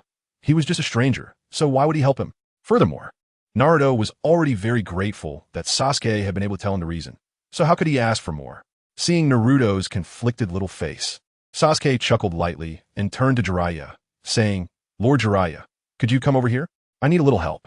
Jiraiya, who had been lost in thought, was startled and nodded as he walked over. Although a ninja of Jiraiya's caliber had keen hearing and sight and could easily hear their conversation from such a close distance, Sasuke was teaching knowledge, and even if that knowledge was insignificant to him, he shouldn't eavesdrop. Naruto, I know what your problem is, but I can't help you. But this person can. Lord Jiraiya is a master of sealing techniques, one of the top in the entire Hidden Leaf village. He can easily solve your problem. Naruto looked at Jiraiya with curious eyes. Upon hearing Sasuke's words, Naruto's eyes lit up with boundless anticipation, as Sasuke had undoubtedly indicated that the white-haired ninja before him could solve his issue. Sealing techniques? What problem does Naruto have? Jiraiya furrowed his brow upon hearing Sasuke's introduction and looked at Naruto. After all, Naruto was the Nine Tails Jinchuriki. Wasn't his sealing meant to contain the Nine Tails? If there was a problem with the Nine Tails sealing, that was a huge issue. Sasuke, come here for a moment, Sasuke Uchiha called over Sasuke, pointing at Jiraiya and introducing him to the two kids. This is Lord Jiraiya, one of the legendary Sannin of the Hidden Leaf. In the entire ninja world, Lord Jiraiya's strength is also among the best, on par with the leaders of various villages. The two kids were taken aback by this revelation. Jiraiya's reputation was indeed impressive. Lord Jiraiya, X2 haha, it's just a title, not worth mentioning. Jiraiya felt a bit embarrassed under Naruto's admiring gaze, but felt more pride.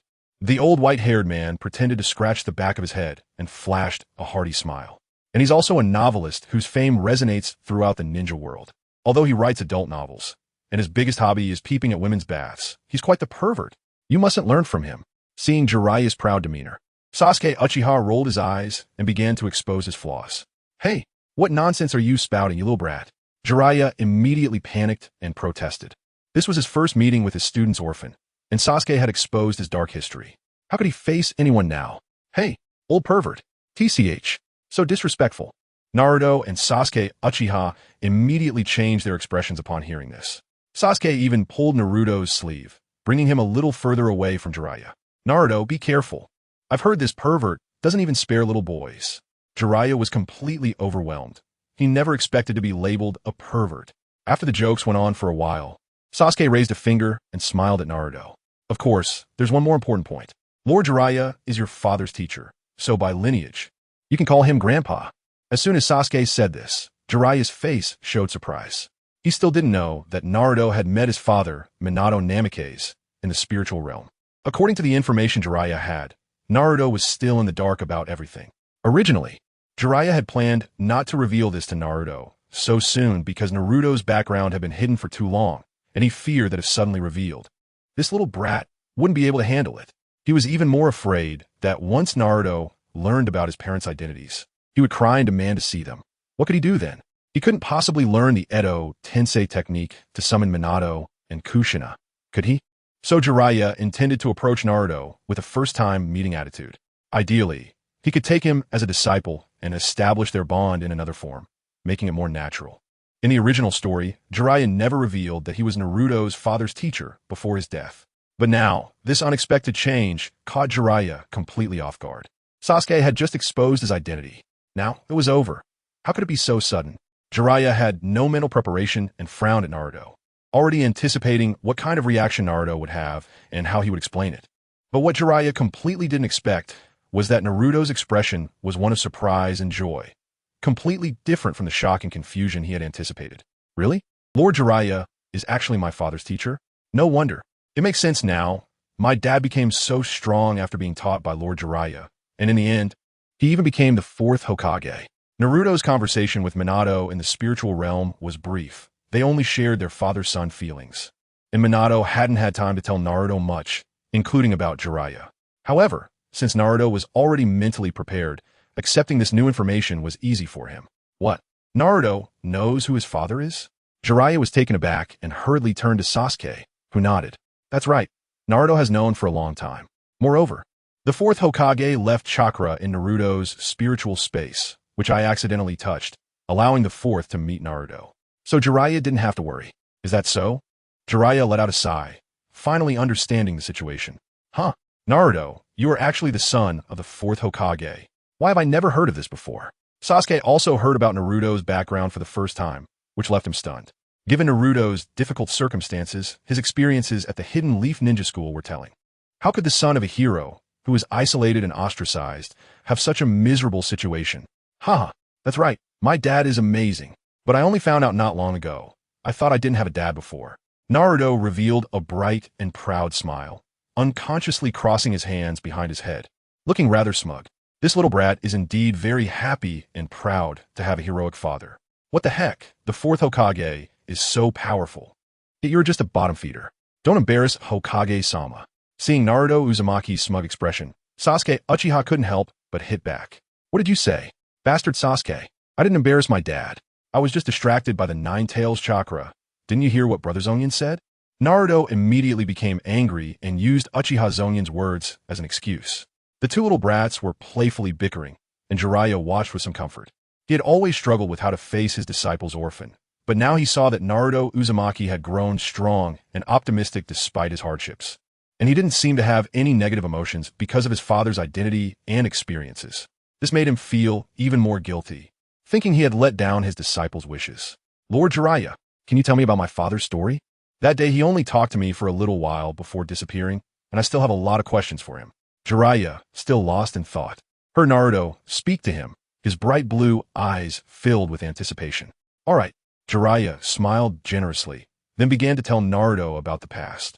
After finishing the story, Naruto's image of his father became even fuller and clearer in his mind, especially the glorious image of Minato Namikaze, which made Naruto very satisfied. This was how he envisioned his father. After Jiraiya finished speaking, Zongyan Uchiha brought up the serious matter. Lord Jiraiya, there are still issues with Naruto that need a resolution. From my observations, the sealing technique used by the fourth Hokage to seal the Nine Tails inside Naruto has gradually weakened over time. Now, the Nine Tails inside Naruto often leaks chakra through the cracks in the seal. This chakra interferes with the operation of Naruto's own chakra, making it very difficult for him to master physical techniques, ninjutsu, and jinjutsu. I'm not good at sealing techniques, so I can only ask Lord Jiraiya to take care of it. Otherwise, as Naruto grows, the cracks in the seal will become larger, and it may ultimately pose a significant threat to him. Zongyan Uchiha explained to Jiraiya, who listened with an increasingly serious expression. This is how it was in the original work. Naruto Uzumaki's seal was never repaired, leading him to be unable to control his chakra. This was only a secondary issue. More importantly, as Naruto grew, the Nine Tails chakra would leak out repeatedly, and the Nine Tails would use this chakra to interfere with and affect Naruto's mind, leading to Naruto's multiple instances of tailed beast transformation, which could even threaten his life in severe cases. However, the sealing technique could not perfectly resolve this hidden danger. Ultimately, Naruto had to reconcile with the Nine Tails himself. I understand. Jiraiya nodded seriously, then called out to Naruto, greeting Zongyan Uchiha before taking Naruto into the house. He needed to find a quiet place to reinforce Naruto's seal. Chapter 156, Perverted Old Man. What did you do to Naruto? The sealing technique used by Minato Namikaze to seal the Nine Tails is the four-symbol seal. This sealing technique comes from the Uzumaki clan. The four-symbol seal leaves a mark on the human body or other objects, which can completely seal a powerful enemy inside the chosen object for a long time. The strength of the sealing mark depends on the skill of the user. The stronger the user, the more enduring and solid the mark is. However, over time, the power of the mark will still weaken, and if no one reinforces it, once it weakens to a certain extent, the sealed target may break free from a seal. The problem arises here. Uchiha Obito deliberately chose to attack Konoha village when the Nine Tails Jinchuriki, Kushina Uzumaki, was giving birth. On one hand, it was because Kushina was giving birth and her strength was diminished, making her unable to control the Nine Tails within her. On the other hand, it was also because when a Jinchuriki gives birth, the seal shows vulnerabilities, allowing him to extract the Nine Tails. Although later, Minato Namikaze repelled Obito with his formidable strength and combat wisdom, and with Kushina's unparalleled sealing ability, he managed to seal the Nine Tails again. However, Kushina, who had already been opened once, clearly could not put the Nine Tails back in.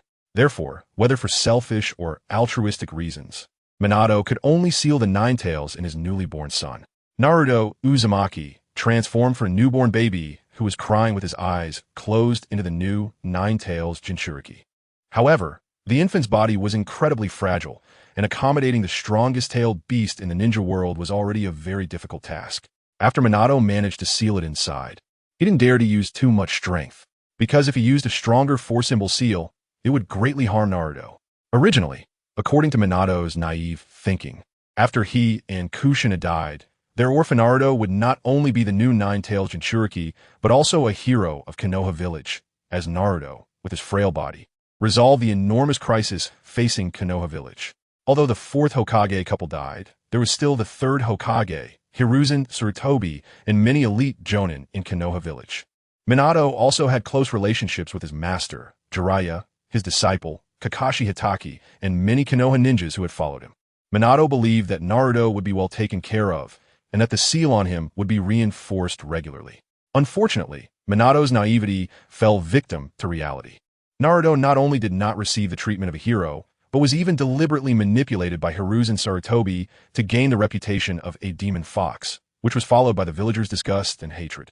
And the seal on Naruto seemed to have been subconsciously neglected.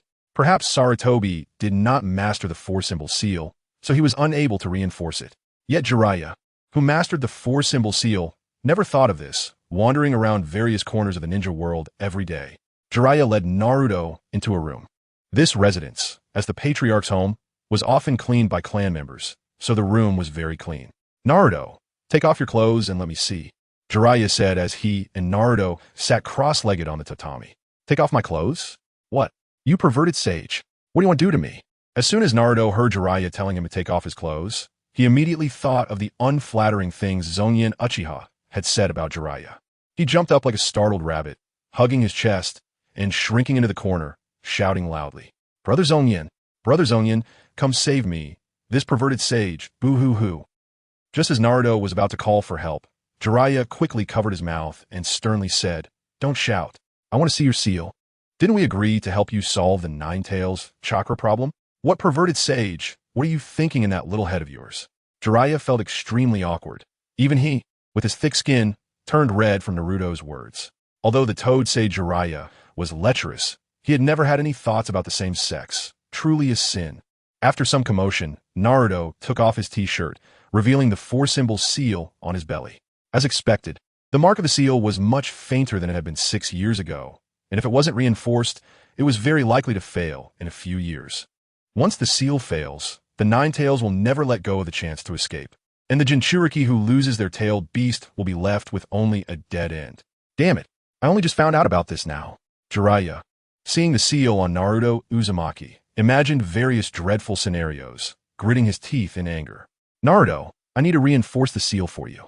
It might hurt a lot, so bear with it. Okay, I'm not afraid of pain. Four-symbol seal. Jiraiya gathered chakra in his right hand and, in an instant, placed it on Naruto Uzumaki's abdomen. Just a moment ago, Naruto had confidently claimed he wasn't afraid of pain, but the next second, an unprecedented agony swept over him, causing him to instinctively cry out. The immense pain crashed over him like waves, and Naruto's self-protection mechanism in his mind made him lose consciousness, sinking into a deep sleep. In his dazed state, Naruto seemed to hear a terrifying voice roaring in his mind. Damn it, who the hell dares to do this? Once I get out of here, I will definitely kill you and eat you. Jiraiya naturally couldn't hear the Nine Tails roar. But he saw Naruto faint immediately after the seal was applied and quickly reached out to catch him, carefully laying him on the ground. This should be fine now. This seal can last at least 5 or 6 years. Jiraiya observed the sealing situation carefully and came to a relatively good conclusion. Since Naruto was now 6 years old, his physique was different from when he was just born, allowing him to endure a stronger seal. Thus, Jiraiya used more chakra, making the seal more solid. You bastard! Perverted old man! What did you do to Naruto? Suddenly, hurried footsteps sounded, and Sasuke Uchiha rushed in with an anxious expression. Just outside, Sasuke had heard Naruto calling for help, followed by Naruto's cries. This made Sasuke jump to conclusions, especially since Jiraiya was a complete perverted old man. So, he rushed in and pushed the door open, only to see Naruto lying on the ground without clothes. You bastard! Perverted old man! What did you do to Naruto? Chapter 157. Information on the Akatsuki organization. Although it was indeed just a misunderstanding, the impression of Jiraiya as a perverted uncle was etched in Sasuke's mind and could never be changed. To Jiraiya and Sasuke's surprise, once Naruto woke up, he immediately noticed the changes in his body. I've become an adult. No, I should say Jiraiya helped me unlock my potential. Somehow, this phrasing felt strange. Naruto realized that the chakra, which had always entangled him and prevented him from properly performing jutsu, was now gone. Lord Naruto has finally stood up.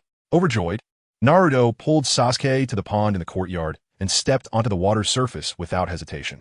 TCH, even if there's a change, it can't be this fast, idiot. Sasuke stood to the side, watching with a look of disdain.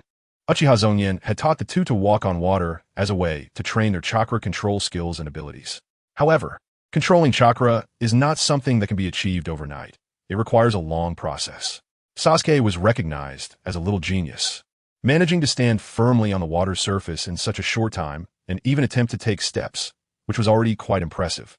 But he was still a bit short of the requirements to learn the shadow clone technique. Naruto, on the other hand, was struggling.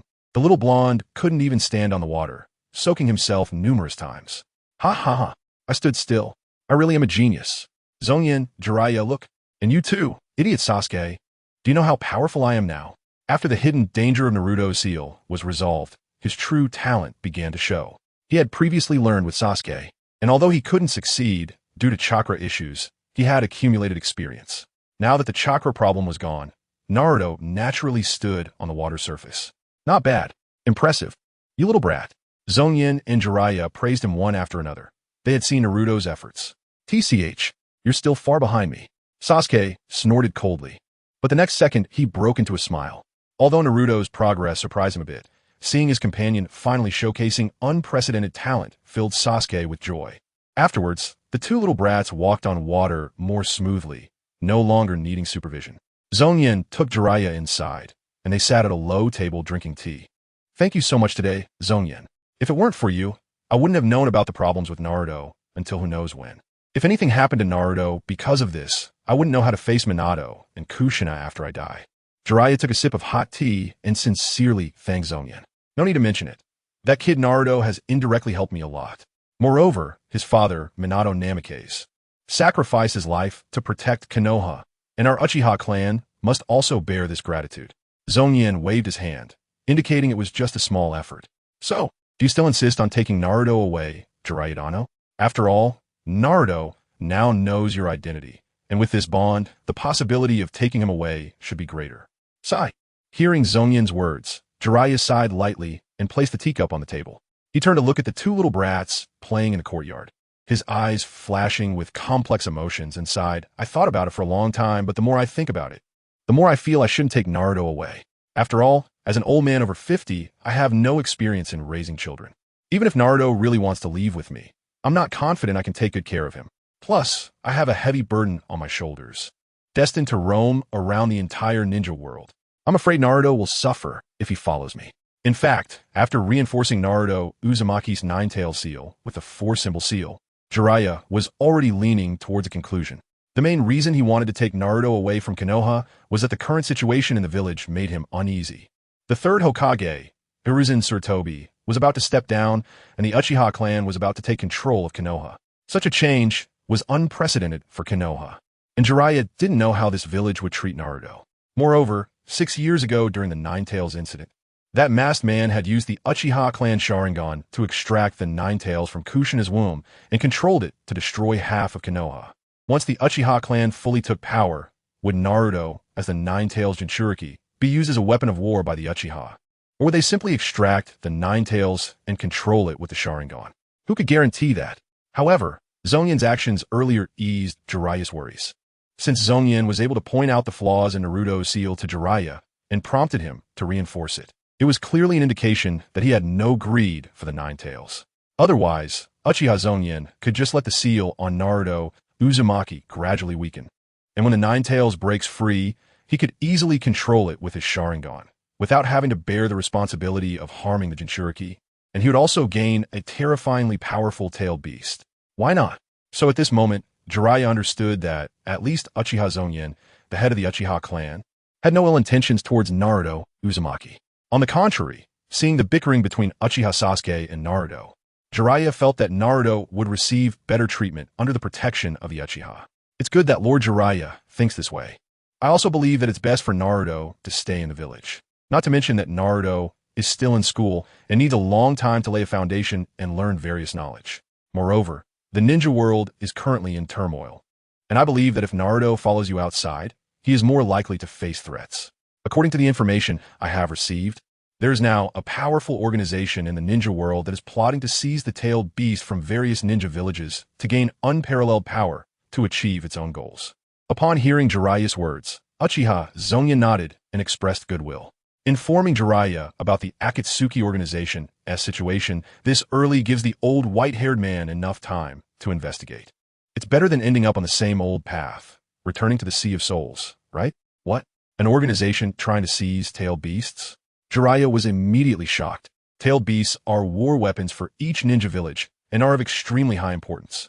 How confident must this organization be to try to snatch food from the mouths of each major ninja village? What is its ultimate goal? At this moment, a sense of urgency and threat rose in Jiraiya's heart. Chapter 158, Jiraiya's challenge when reading the original work in his previous life. The Akatsuki organization had not yet made an appearance at this point in time. Uchiha Zongyan also had no relevant memories of what the Akatsuki was doing during this period. So there wasn't much he could tell Jiraiya, and the rest would require Jiraiya to track and investigate on his own. I understand. I will pay more attention. Seeing Uchiha Zongyan's serious expression, Jiraiya probably also knew the importance of this information. So he nodded seriously and took on the task of investigating the Akatsuki organization. Then, the two fell into silence, with only the fragrance of tea filling the air. Uchiha Zongyan took a gentle sip of tea and, seeing Jiraiya's conflicted expression, couldn't help but break the silence. Is there something troubling you, Lord Jiraiya? You might as well say it. Sigh, how should I put this? I hope, Zongyan, you won't mind. Jiraiya shook his head, hiding his helpless expression. The thing is, I was originally in a small country gathering information when my old man sent 2 people to find me. In the letter he sent, he mentioned many serious matters, which made me rush back in a panic.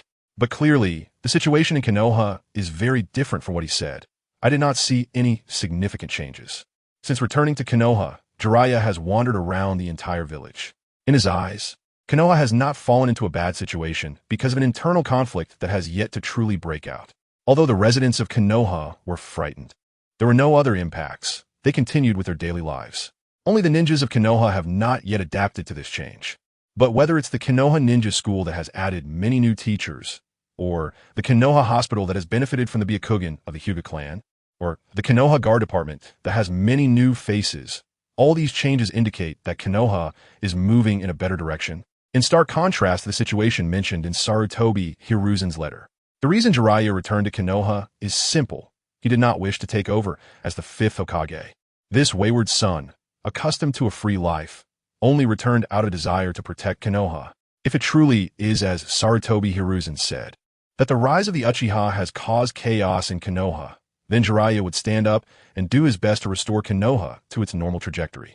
But in fact, because of Uchiha Zongyan's presence, Konoha is better off. So does Jiraiya still have a reason to stay?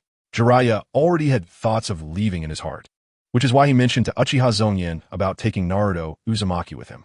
However, what troubled Jiraiya was that if he just left, he wouldn't be able to explain himself to Sarutobi Hiruzen.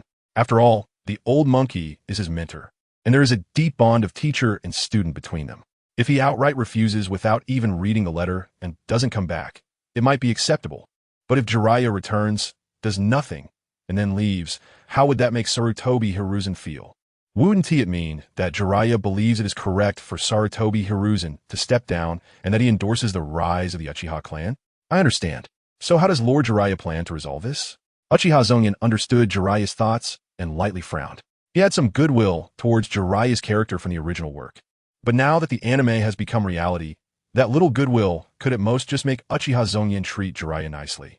But wouldn't he make him yield to Sarutobi Hiruzen? Therefore, Uchiha Zongyan decided to listen to Jiraiya's thoughts. If they didn't align with his own, then it would be a pity. What I want to say is, why don't we have a match? It would serve as an explanation to the old man and to myself. If you are indeed stronger than me, then Naruto can grow under your protection, and I would feel more at ease. Jiraiya gritted his teeth, feeling that his request was somewhat excessive, and didn't he want Uchiha Zongyan to develop hostility. Of course, even if you lose to me, I will not have any requirements, and I will tell others that you won. Jiraiya shouldn't have said this. But as soon as he did, Uchiha Zongyan's expression became even worse. What do you mean by losing to you, but still saying I won to others? Are you suggesting we throw a match? No problem. Since Lord Jiraiya is interested, I am happy to oblige. Uchiha Zongyan placed the cup on the table lightly, his expression calm as he spoke. Outside Konoha, in the forest, 2 graceful female figures were rapidly heading towards Konoha. The one in front had an imposing presence, with beautiful golden hair and attractive features. The one behind had black hair and black eyes, holding a pink pet pig in her arms. Lady Tsunade really is contradictory. She clearly sternly rejected the requests of Yuhi Kurenai and Yamashiro Aoba, driving them away. But not long after, she secretly headed towards Konoha, clearly very worried about its safety. This tsundere appearance is so cute. Kato Shizen secretly watched Tsunade's back, silently thinking. Upon seeing Tsunade, Kurenai and Aoba were driven away without even being able to take out a letter, not daring to anger Tsunade. The 2 could only consider it a failed mission and return to Konoha. But unexpectedly, right after driving them away, Tsunade then made an excuse to go to another country. And during this time, she actually passed by Konoha. It's really hard to understand how this roundabout route could be considered passing through. Shizen, what are you thinking about?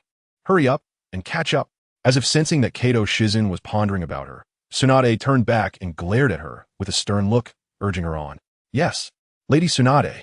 Shizen Kato didn't dare to retort, obediently nodding her head and quickening her pace. Lord Tsunade was indeed very gentle.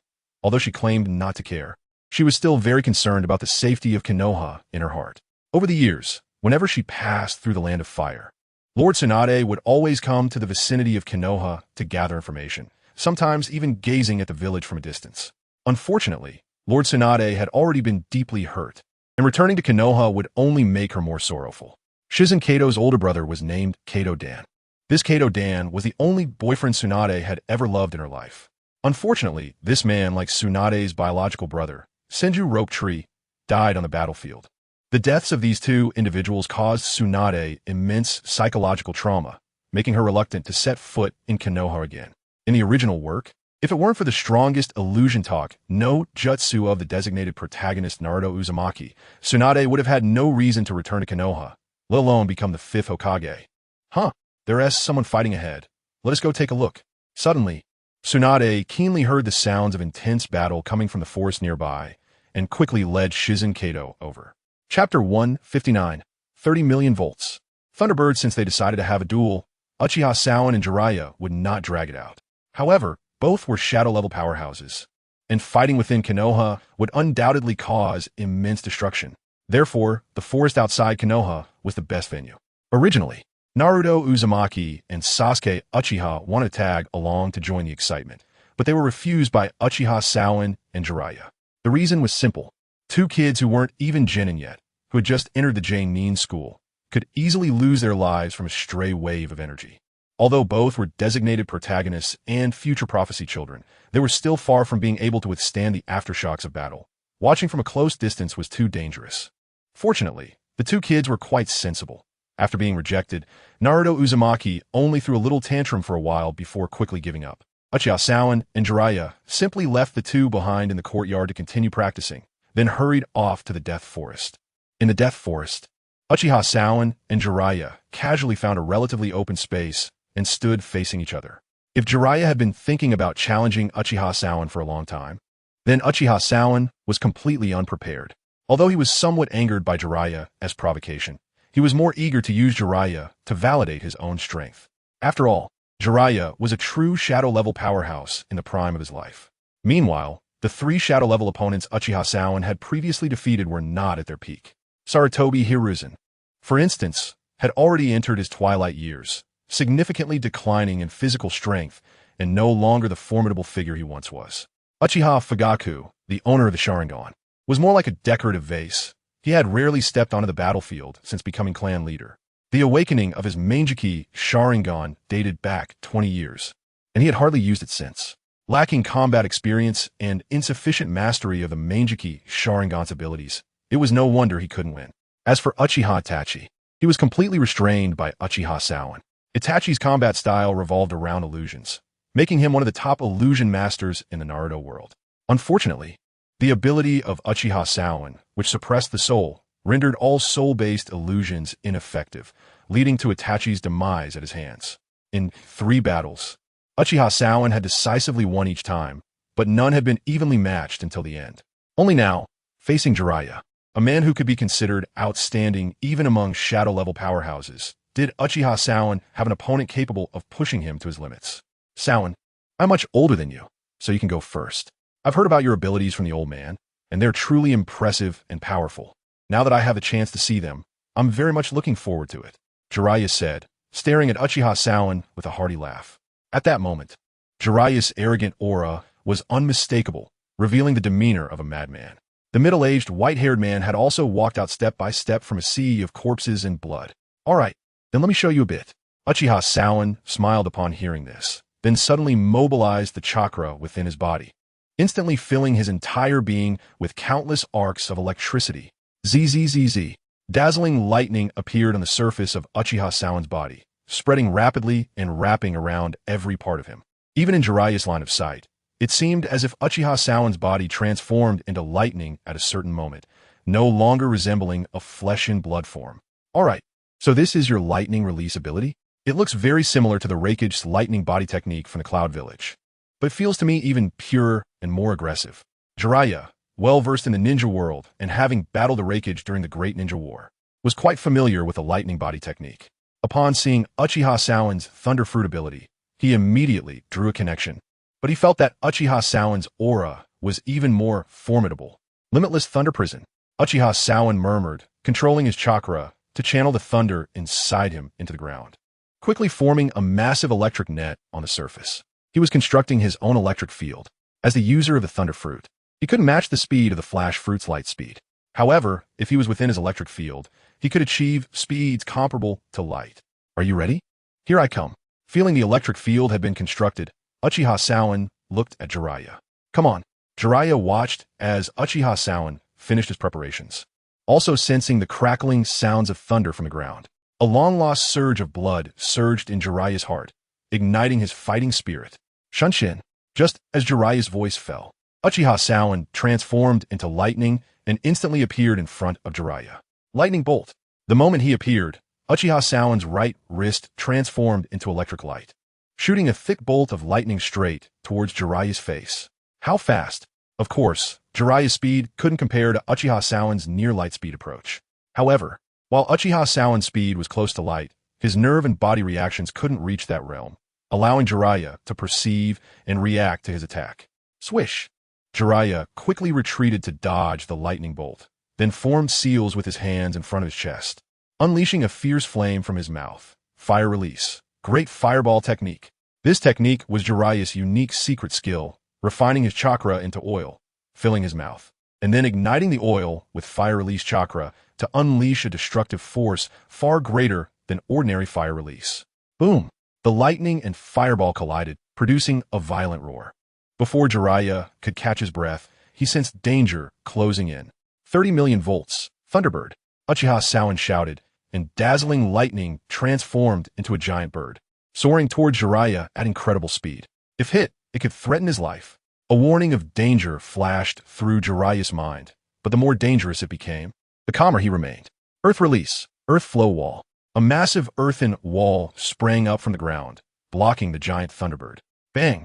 The earthen wall shattered like tofu, easily crushed by the Thunderbird, which relentlessly charged at Jiraiya.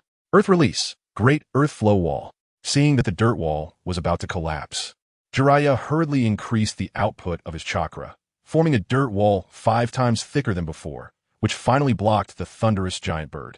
Divine judgment. Suddenly, the voice of Uchiha Zongyan echoed in front of the broken dirt wall. Jiraiya's heart stirred, and he looked up at the sky, only to see a bolt of lightning as thick as a barrel striking directly at him. Ninja Art. Needle Kazashi. Chapter 160. The Stomach of the Great Toad of Awagakure. Sage Mode Jiraiya. After Uchiha Zongyan created the electric field, his speed within its range was unmatched. Of course, Jiraiya couldn't keep up, so he fell into a passive position, receiving a barrage of attacks. Uchiha Zongyan teleported repeatedly, unleashing terrifying lightning attacks on Jiraiya. However, Jiraiya was strong and had a tough physique. As long as he wasn't directly hit by the terrifying lightning like the Thunderbird, he wouldn't suffer major injuries. The situation reached a stalemate for a time. But as time passed, Jiraiya gradually adapted to Uchiha Zongyan's lightning speed and began to regain the upper hand. Ninja Art. Wild Hair Lion Technique. Jiraiya sees an opening, his white hair extending abruptly and rolling towards Uchiha Zongyan. But unexpectedly, it rolled into thin air. Uchiha Zongyan did not dodge, and at the moment of contact with the white hair, he transformed into lightning and teleported again to Jiraiya's front. Now's my chance. Toad Mouth Binding Technique. Seeing Uchiha Zongyan easily evade his attack, Jiraiya was not discouraged but instead smiled with joy. This was the opportunity he had been waiting for.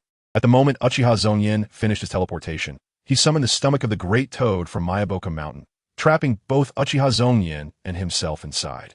This Great Toad's stomach was enormous. It could contain a small mountain, and there was no chance for enemies trapped inside to escape. Got you now, Zongyan. Jiraiya looked at Uchiha Zongyan with a proud smile, having been beaten up for a while, almost to the point of losing his temper. Now that he had finally found the opportunity to trap Uchiha Zongyan, he couldn't help but laugh. Yes, you caught me. So what now? How can you harm me? Uchiha Zongyan looked around, observing the scenery inside the Great Toad's stomach, and casually replied to Jiraiya's words. Hee. Don't underestimate the sage Jiraiya. I'm going to use my full power. Jiraiya grinned, then slammed his hands on the ground to perform the summoning technique. Little Jiraiya, have you encountered an enemy that requires us to be summoned? As the smoke cleared, 2 toads appeared on Jiraiya's shoulders. One had a long beard, and the other had purple curly hair, both looking quite spirited and showing signs of nervousness upon appearing. Shinazaku-san, Shimane, don't be nervous. It's not an enemy. It's just a spar with a junior from a village, but this junior's strength is a bit beyond my expectations. So I can only ask you two for help. Jiraiya explained the situation to the two toad sages with a smile. I see. I thought we were facing some dangerous enemy, said Shinazaku's sage. Little Jiraiya, you idiot. If it's just a spar, why did you call us here? I was cooking bugs at home. After hearing this, both Shinazaku and Shima Sage grumbled at Jiraiya, but still accepted his request for help. So, this is little Jiraiya's junior? He looks so young. How old is he? Shinazaku Sage remarked, astonished at the somewhat youthful Uchiha Zongyan. This kid's lightning is terrifying. What kind of background does he have?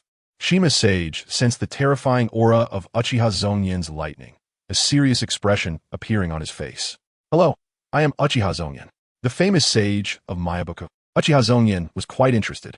However, seeing the two green toads in reality left him somewhat disappointed. Ha! This kid is the new clan leader of the Uchiha clan. The strongest combat force in Konoha now. Don't underestimate him. After a brief chat, both sides entered a battle state. Zongyan, don't say I'm taking advantage of you. I really need the help of the two sages to enter sage mode. It would be a pity not to have an exhilarating battle without using all my strength. Jiraiya explained to Uchiha Zongyan, then let the two toad sages help him absorb natural energy and enter sage mode. In sage mode, Jiraiya had obvious frog-like features, with two distinct oil paints on his face, and his pupils turned rectangular, giving him a rather odd appearance. No problem. I also want to see how strong Lord Jiraiya is when he fights with all his might. Uchiha Zongyan shook his head indifferently, then summoned the flowing blade of the fire. A black blade, emitting a scorching aura, appeared in Uchiha Zongyan's hand. In the air in the great toad's stomach began to heat up. Is this the terrifying blade the old man mentioned? It truly is extraordinary. Jiraiya silently admired Uchiha Zongyan's flowing blade of fire. Come on, Jiraiya shouted suddenly, and his white hair immediately expanded, shooting out countless white needles. Sage art. Hair needle 1,000 needles. Countless white needles poured down like a torrential rain, filling the entire space without a single place to evade. Using elementalization to dodge? No, these hairs carry natural energy, not simple physical attacks. Uchiha Zongyan initially thought he could dodge using elementalization, but upon closer inspection, each white needle carried a faint green energy. Clearly natural energy. This was Uchiha Zongyan's first battle against a ninja who practiced natural energy, and he was unsure whether natural energy could harm his elementalized form. However, according to the rules, elementalization could immunize against physical damage, but it couldn't completely immunize against energy attacks. Natural energy is a type of energy. One must not be careless. Flame wall. Uchiha Zongyan twirled the black blade, and scorching blue flames erupted, condensing in front of him to form a thick flame wall. The moment the white needles approached the flame wall, they melted under the terrifying high temperature. Despite their countless numbers, none could break through the wall's protection. Super, big ball Bozongyan. Jiraiya's voice rang out as he charged over at high speed, gathering a massive sphere of light in his right hand, which he pressed against the rock wall. Boom! A tremendous explosion sounded as the flame wall couldn't withstand the attack of the big ball Bozongyan and shattered. The chaos from the explosion affecting Uchiha Zongyan's vision. Meanwhile, Jiraiya's big ball Bozongyan only shrank slightly after destroying the flame wall, continuing to rush towards Uchiha Zongyan. Flame engulfing city. Uchiha Zongyan's eyes turned cold as he swung the flowing blade of fire, releasing a massive amount of blue flames that gathered in the air to form a giant hand, reaching out to grab Jiraiya. Boom! Jiraiya was caught off guard, grabbed by the fiery giant hand, but in an instant, he exploded into a cloud of smoke. It's a shadow clone. Here, in the blink of an eye, the voice of Jiraiya came from behind Uchiha Zongyan. He turned around to see Jiraiya's big ball Bozongyan was just a hair's breadth away from him. Chapter 161. Magical Toad Summoning Song. The moment Jiraiya used Sage Art, hair needle 1,000 needles, the rain of needles attracted Uchiha Zongyan's attention. This forced Uchiha Zongyan to use the flame wall to block the attack. The range of the needle 1,000 books was vast, almost covering all angles in front of Uchiha Zongyan. Therefore, when using the flame wall, he had to cover all the space in front of him. It was at this moment that Jiraiya used the shadow clone technique. The shadow clone left in front unleashed the Bozongyan to shatter the flame wall and attract Uchiha Zongyan's attention. Meanwhile, the real body quickly concealed itself behind Uchiha Zongyan and also used the Bozongyan to launch a surprise attack. Both were masters among shadow-level powerhouses, and the explosive battle was naturally ever-changing. Despite the detailed description, it all happened in the blink of an eye. Fire block. If it were an ordinary enemy, Jiraiya wouldn't even need to put this much thought into it. Even other renowned shadow-level powerhouses would need to hastily dodge under Jiraiya's surprise attack. However, Uchiha Zongyan was different. He possessed the ability of the Thunder Fruit, which allowed him to detect the enemy's position through the radar formed by electric currents. As Jiraiya charged from behind, Uchiha Zongyan instantly gathered a scorching blue flame around his body and then detonated the terrifying blue flames in an instant, creating a massive firework display right in front of Jiraiya. Little Jiraiya, be careful. Quickly dodge. The two-toed sages on Jiraiya's shoulders sensed the impending danger. The sudden explosion was so swift, and the terrifying temperature of the blue flames, even before they could feel it directly, had already instilled fear in the two-toed sages. Sage Art. Needle Earth Store. Caught off guard, Jiraiya had no time to dodge the detonated blue flames and couldn't form seals to use ninjutsu for defense. Therefore, in a hurry, he could only once again expand his white hair to wrap himself and the two-toed sages within. Unlike before, this time Jiraiya's Needle Earth Store used natural energy, and the white hair was covered with a layer of light green energy, greatly enhancing its defensive power. Bang! A huge explosion sounded, and Jiraiya was violently blown away, like a white furball being struck, instantly flying backward and rolling down for more than 10 meters in the stomach space of the great toad of Awagakure. Cough, cough, cough. Jiraiya rolled around, feeling as if his internal organs had been displaced, unable to stop coughing. The white hair wrapping around his body from the Needle Earth Store also retracted, but compared to its previous gleaming appearance, it now looked patchy and dark. Whoosh! Before Jiraiya could recover and regroup, Uchiha Zongyan immediately pursued again. Holding the black blade wrapped in blue flames, Uchiha Zongyan coldly swung down with a fierce blow, and the scorching flames surged once more. There's no other choice. Bosses, let's use that. Jiraiya gritted his teeth, narrowly avoiding Uchiha Zongyan's blade. Although the flowing blade of fire didn't hit him, the intense blue flames still left him covered in soot. The situation once again leaned heavily in Uchiha Zongyan's favor, forcing Jiraiya to dodge left and right, unable to retaliate. What a hassle. It's just a spar. Do we really need to go this far? Sage Shima was initially very anxious because Uchiha Zongyan's attacks were ridiculously powerful, and even the slightest contact could cause tremendous damage. However, as the battle progressed, Sage Shima realized that Uchiha Zongyan did not harbor any killing intent and was merely confined to the scope of a spar. Otherwise, the current scenario wouldn't be Uchiha Zongyan pursuing Jiraiya with a flowing blade of fire, but rather unleashing endless blue flames.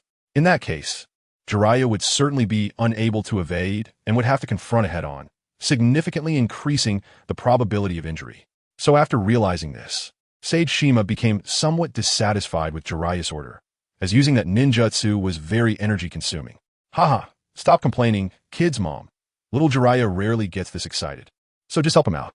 Sage Fukasaku chuckled and exchanged a knowing glance with Sage Shima. Uchiha Zongyan naturally heard the conversation among the three, and the reason he didn't pursue relentlessly was that there was no need to fight Jiraiya to the death. Secondly, he wanted to observe more of Jiraiya's trump cards. After hearing Sage Fukasaku's words, Uchiha Zongyan sensed what the other side intended to do, so he steeled himself. Torch, suddenly drawing his sword. The blue flames on the blade of the flowing blade of fire surged forth, creating a tornado-like flame in the air that rushed towards Jiraiya with suffocatingly high temperatures. Earth release, earth flow, thick wall. Seeing that the tornado was unavoidable, Jiraiya had no choice but to stop his evasive steps, forming a thick rock wall in front of him by sealing his hands and channeling chakra. Magical art, Toad's Chorus. Seizing this opportunity, the two-toed sages on Jiraiya's shoulders opened their mouths and began to chant an eerie and mesmerizing croak. This was a jinjutsu known as Toad Duet, which ranked among the top 5 powerful jinjutsu in the entire original work. Unlike regular jinjutsu, Toad's Chorus controlled the opponent through sound. Ribbit, ribbit, ribbit, ribbit, ribbit, ribbit, ribbit, ribbit. In an instant, Uchiha Zongyan felt as if he were in a summer pond. The endless croaking echoed in his ears, turning his mind into a mushy mess. Regular jinjutsu and Uchiha's Manjiki Sharingan jinjutsu were fundamentally different. The Manjiki jinjutsu actually belonged to the category of ocular techniques. Simply put, Regular Jinjutsu interfered with the enemy's chakra, trapping them in an illusion to achieve its purpose. In contrast, Uchiha's Mangeki Jinjutsu targeted the enemy's soul, making it a more direct and efficient means of attack. However, Uchiha Zongyan, protected by the flowing blade of fire, had a soul slayer sword that had burned countless souls over millennia, guarding his own soul, making him resistant to all soul-targeting Jinjutsu. Instead, regular Jinjutsu was more likely to harm Uchiha Zongyan. Oh no, it seems I may have overestimated myself. Uchiha Zongyan, amidst the croaking sounds, found himself completely unable to regain control of his body. At that moment, he felt like a drowning person in the sea, with a glimmer of clear awareness in his mind, yet unable to escape this predicament, watching himself gradually sink. Meanwhile, on the outside, Jiraiya finally let out a sigh of relief upon seeing the two-toed sage's attack succeed. Previously, he had been somewhat overwhelmed by Uchiha Zongyan's relentless assault, barely managing to defend himself. Summoning technique, release. Sealing his hands, Jiraiya canceled the summoning of the Great Toad of Awagakure, sending it back to Mount Maiboku. Finally won. This kid is really troublesome. If it weren't for my superior skills, I might have actually lost. Jiraiya smiled at the dazed Uchiha Zongyan, stepping forward to end this spar. But it wasn't going to end so easily, Lord Jiraiya. Suddenly, the dazed Uchiha Zongyan's eyes regained their spark as he smiled and spoke. What? Not only was Jiraiya taken aback, but even the two-toed sages were startled. Since they mastered Toad's chorus, they had never seen an enemy escape from it. Let us deliver the final blow, Lord Jiraiya. Uchiha Zongyan, having undergone 2 transformations with the Thunder Fruit and the Flowing Blade of Fire, had significantly enhanced his resistance to Jinjutsu. Although he was temporarily restrained by Toad's chorus, he would soon break free. Chapter 162, Flowing Blade like Fire versus. Gomen is right ahead. Tsunade sensed the intense battlefield right in front of her and rushed forward. Surrounding Konoha, battles between shadow-level experts erupted, which made Tsunade nervous, as Konoha was her beloved homeland. Lady Tsunade, be careful. The voice of Cat Shizen echoed from a distance behind her. After all, she was just a medical ninja who had barely stepped into the Jainin level and had neglected combat over the years while following Tsunade. It was already commendable that she hadn't regressed in strength. So, after Tsunade burst forth with all her might, Shizen couldn't keep up. There, Tsunade didn't have time to heed Shizen's concern as she leaped several dozen meters, landing on a branch of a towering tree, overlooking the battlefield ahead. It was an open area, but it had become quite a scene of devastation. There was a large charred mark in the ground, with black shadows left by the raging flames and craters caused by explosions scattered everywhere. What caught Tsunade's attention were the 2 figures in the middle of the clearing. Is that Jiraiya? Why is he here, fighting an enemy? In an instant, Tsunade recognized the middle-aged man with white hair in the arena. He was the man she had grown up with since childhood, a companion and comrade for many years. After decades of bonds, Tsunade was all too familiar with this person, even though Jiraiya's clothes were tattered and his hair was burnt and unrecognizable.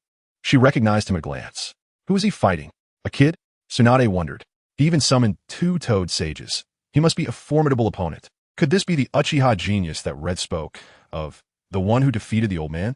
After observing the situation in the arena, many thoughts crossed Tsunade's mind, and she quickly deduced the identity of Uchiha Zongyan.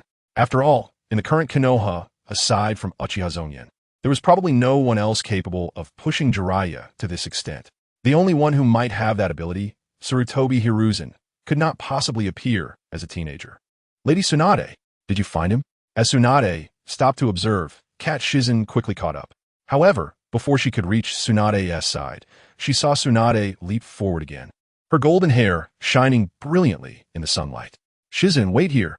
Don't come over. Flame Hell. After issuing the final blow, Uchiha Zongyan gathered his strength and swung the flowing blade like fire. As the blade was swung, the blue flames on the ground instantly boiled. Dozens of flame pillars shot up into the sky, carrying terrifying heat, completely destroying the clearing of this death forest. In the next moment, the dozens of flame pillars converged together, heading towards Jiraiya. And of course, Jiraiya would not retreat. He shouted to the 2 toad sages at his sides. Fukusa, use wind release. Shima, use oil. I'll use fire. Let this kid witness the strongest technique of this sage. Under Jiraiya's command, 1 man and 2 toads executed a brilliant combination. Wind, fire, and oil, 3 different substances spewed from the mouths of this man and 2 toads. The fire ignited the oil, and the wind fanned the flames, creating an extremely terrifying fire that coalesced before them. This was Jiraiya's most powerful sage technique, formed through his cooperation with the two-toed sages, resulting in a compound ninjutsu. This flame could create a massive burning range, incinerating all enemies, theoretically possessing the ability to consume some tangible materials like Amaterasu. Uchiha Zongyan and Jiraiya each unleashed their strongest techniques, directly colliding. The towering flame pillars collided with the fire of Gomen, creating a scene of raging flames. The two flames clashed, intertwined, converging, and ultimately resulting in a massive explosion. Boom, boom, boom. The roaring explosion echoed throughout the heavens and the earth, leaving both parties within the explosion range dazed, surrounded by a sea of fire, resembling hell itself. Jiraiya, Jiraiya, bastard, I'm going to kill you. Seeing Uchiha Zongyan and Jiraiya being engulfed by flames, Tsunade's eyes turned red with urgency. She shouted loudly and rushed into the sea of fire without hesitation. However, both Uchiha Zongyan and Jiraiya had no intention of killing each other and were aware of the need to dodge the explosion. There was no way they would let their own ninjutsu kill them. So, as the explosion occurred, both sides swiftly evaded, distancing themselves from the sea of fire. Painful sky kick. Just as Uchiha Zongyan emerged from the sea of fire, he heard an angry female voice beside him, followed by the dangerous sound of something slicing through the air. Shunshin, Uchiha Zongyan instinctively used the body flicker technique to dodge the attack. It was then he had time to see who was attacking him. The recent explosion had captured all his attention, and he had not noticed an enemy approaching. What he saw startled him. A beautiful female ninja wearing a green coat, with a golden ponytail on her head and a fierce expression. Tsunade. Uchiha Zongyan instantly recognized the woman before him. In fact, in the entire ninja world, aside from this legendary Konoha Sannin, the toxic beast Tsunade, there was no other woman with such assets. What are you looking at? Super strength fist. Feeling Uchiha Zongyan's gaze sweep over her chest, Tsunade, who was already angry and worried about Jiraiya being in danger, became even more furious. Without saying a word, she charged over, her seemingly weak fist carrying the power to shatter everything, aimed directly at Uchiha Zongyan's forehead. If she landed a punch, it would probably be no different from being hit by a heavy sniper rifle. After all, the result would be the same. His head would explode. Wait, Tsunade, it's not what you think. Stop. Jiraiya also quickly noticed the situation and shouted loudly to explain to Tsunade. So you two were just sparring? In the end, it was Jiraiya who rushed over to stop the furious Tsunade. After a round of explanations, Tsunade finally understood that the two were not enemies, and this terrifying scene was merely a sparring session. Exactly. Uchiha Zongyan nodded. Hee. I didn't expect you to worry about me so much, Tsunade, that you would rush in without a second thought. Jiraiya chuckled foolishly, scratching the back of his head. After this battle, although Jiraiya had not sustained any injuries, his clothes and white hair had suffered, making him look no different from a beggar. During the escape from the Sea of Fire, he had already sent the two-toed sages back to Mount Mayaboku to protect them from harm. On the other side, Uchiha Zongyan had also lost some clothing due to the explosion-esque flames, but fortunately, his hair was unharmed. Chapter 163. Is the Senju clan going to perish like this? Idiot. I would worry about you. I'm just worried that you, this bastard, will destroy the forest my grandfather painstakingly cultivated. The death forest outside Konoha did not exist before Konoha was founded. It was merely the first Hokage, Senju Hashirama, who wielded the power of wood release, creating such a lush forest around Konoha to provide a safe environment. Therefore, the trees destroyed in the battle between Jiraiya and Uchiha Zongyan were the legacies left by Senju Hashirama. Seeing Jiraiya's goofy grin, Tsunade's anger flared up. She swung a punch, knocking Jiraiya to the ground. Poor Jiraiya. He wasn't injured at all during that intense battle, but ended up dizzy and disoriented after it was over. Seeing the familiar scene from the original work, Uchiha Zongyan couldn't help but laugh out loud. However, after noticing Tsunade's unfriendly gaze, he quickly lowered his head to hide it. What are you laughing at? Tsunade didn't speak, but Jiraiya jumped up, pointing at Uchiha Zongyan, his face flashing with embarrassment and shyness. I didn't. Uchiha Zongyan denied it. You clearly laughed. I saw it. Jiraiya insisted, grabbing Uchiha Zongyan and not letting go. I'm a head of the Uchiha clan, I wouldn't laugh. I heard you, and you still deny it. That was because I thought of something happy. After a burst of laughter, the earlier incident was naturally brushed aside. At this time, Cat Shizen also came to Tsunade's side, quietly peeking at Uchiha Zongyan from behind Tsunade. This boy, he can actually fight with Lord Jiraiya, and the destruction caused by their fight is truly terrifying. No wonder Hong and Aoyaka said that this Uchiha has the ambition and strength to dominate Konoha. Uchiha Zongyan's name had already been mentioned by Yuhi Kurenai and Yamashiro Aoyaka when they found Tsunade. In their words, Uchiha Zongyan had almost become a notorious demon. Not only did he possess terrifying strength, but what was even scarier was his mad ambition and bloodthirsty nature. At that time, Cat Shizen thought the demon they spoke of would be terrifying, but she never expected it to be a rather youthful-looking boy. Speaking of which, Tsunade, why did you suddenly come back? Could it be that the old man sent you a message, and you came back to take over as the 5th Hokage? Jiraiya rubbed the spot on his face where he had been hit and asked Tsunade. Upon hearing this, Uchiha Zongyan's expression changed. According to his understanding of the original work, Tsunade shouldn't be near Konoha. But now, the fact proved that Tsunade had indeed returned to Konoha. It was just unclear what her mindset was. If Tsunade really wanted to take over as the 5th Hokage, it would likely have a significant impact on his subsequent plans.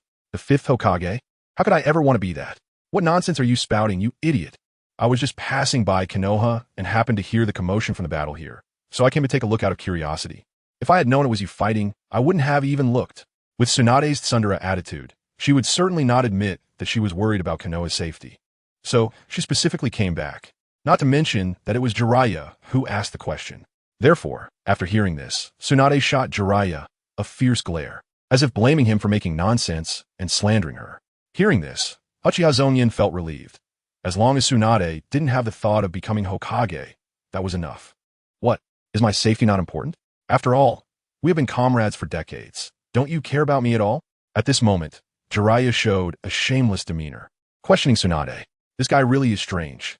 He has had a crush on Tsunade for decades, but has never had the courage to confess, choosing instead to silently protect her like a lovesick puppy. As if that wasn't enough, Jiraiya's personality is particularly annoying. Whenever he meets Tsunade, he always has a look that begs to be hit, which leads to him getting smashed to pieces by Tsunade's monstrous punches. Idiot! Bang! With a heavy punch, Jiraiya was sent flying and crashed against a nearby giant tree. There's really nothing to say to this idiot. Shizen, let's go. Since they encountered Jiraiya and Uchiha Zongyan here, Tsunade certainly had no reason to continue heading to Konoha. So she made a quick decision and turned to leave with Cat Shizen. Oh, okay. Cat Shizen stared blankly at the fallen Jiraiya and then secretly glanced at Uchiha Zongyan, whose expressionless face made her feel uneasy, so she quickly followed Tsunade's footsteps. Lady Tsunade. Just as Tsunade and Cat Shizen were about to leave, Uchiha Zongyan suddenly spoke up from behind. What do you want, brat? Tsunade stopped and turned coldly to look at Uchiha Zongyan. After Jiraiya's explanation, Tsunade certainly knew the identity of the boy in front of her.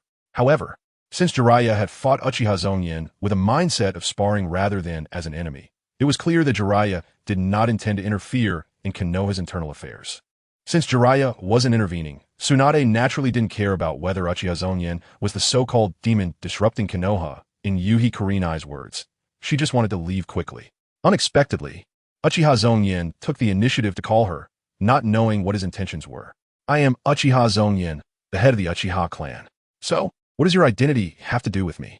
Because Lady Tsunade is the last remaining member of the Senju clan. Uchiha Zongyan's words instantly made Tsunade's eyebrows furrow, and anger flashed in her eyes.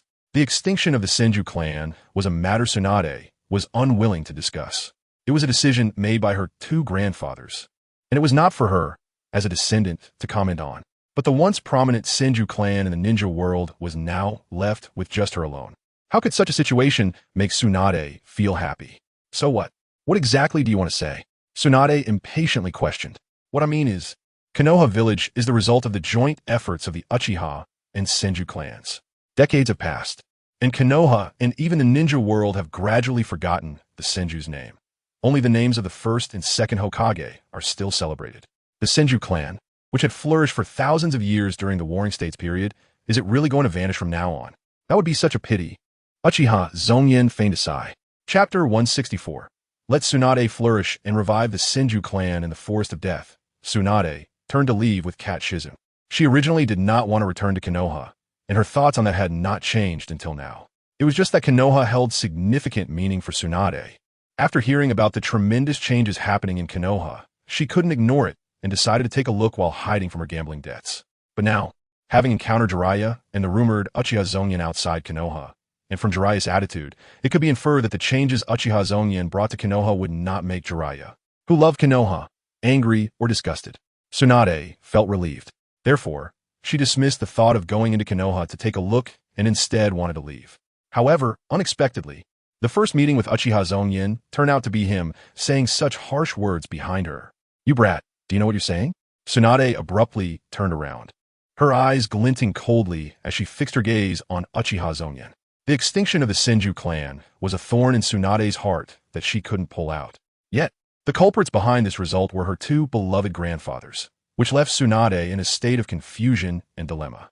On one hand, she loved the Senju clan and her clansmen, cherishing the atmosphere of the whole family gathering together.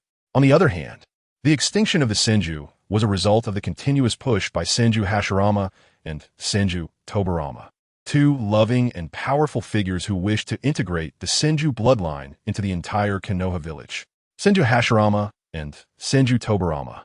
One is warm on the outside, but cold on the inside, usually appearing carefree and like a cheerful optimist who seems indifferent to everything. However, if anyone harms the thing he cherishes the most, which is the Konoha village he founded, he will not hesitate to strike down even his best friend, Uchiha Madara. Senju Tobirama, on the other hand, is cold on the outside but warm on the inside. He seems distant and unapproachable, not saying a kind word. Yet his love for Konoha is definitely not inferior to anyone else's. Because of the existence of these two brothers, the Senju clan, which has stood at the pinnacle of the ninja world for thousands of years since the Warring States period, vanished overnight. Countless clan members bearing the Senju bloodline concealed their surnames and, like countless stars, completely integrated into the Land of Fire. To be honest, if the two brothers hadn't done this, the Senju clan would still be one of the most powerful clans in the ninja world today, on par with the Uchiha. But that was not the kind of Senju that the two brothers wanted to see. Compared to a powerful Senju clan, Hashirama and Tobirama wanted to see a powerful Konoha. The final result was that the two brothers got their wish. Konoha, due to the selfless dedication of the Senju clan, produced batch after batch of exceptionally talented civilian ninjas. This also allowed Konoha to win consecutive victories in the Ninja World Wars, becoming an undefeated victor. It is hard to say whether the powerful ninjas now appearing in Konoha carry the Senju bloodline. But it is certain that Konoha's strength and prosperity are definitely inseparable from the Senju. However, the brothers' wishes were fulfilled. They sacrificed themselves and their clansmen to forge Konoha.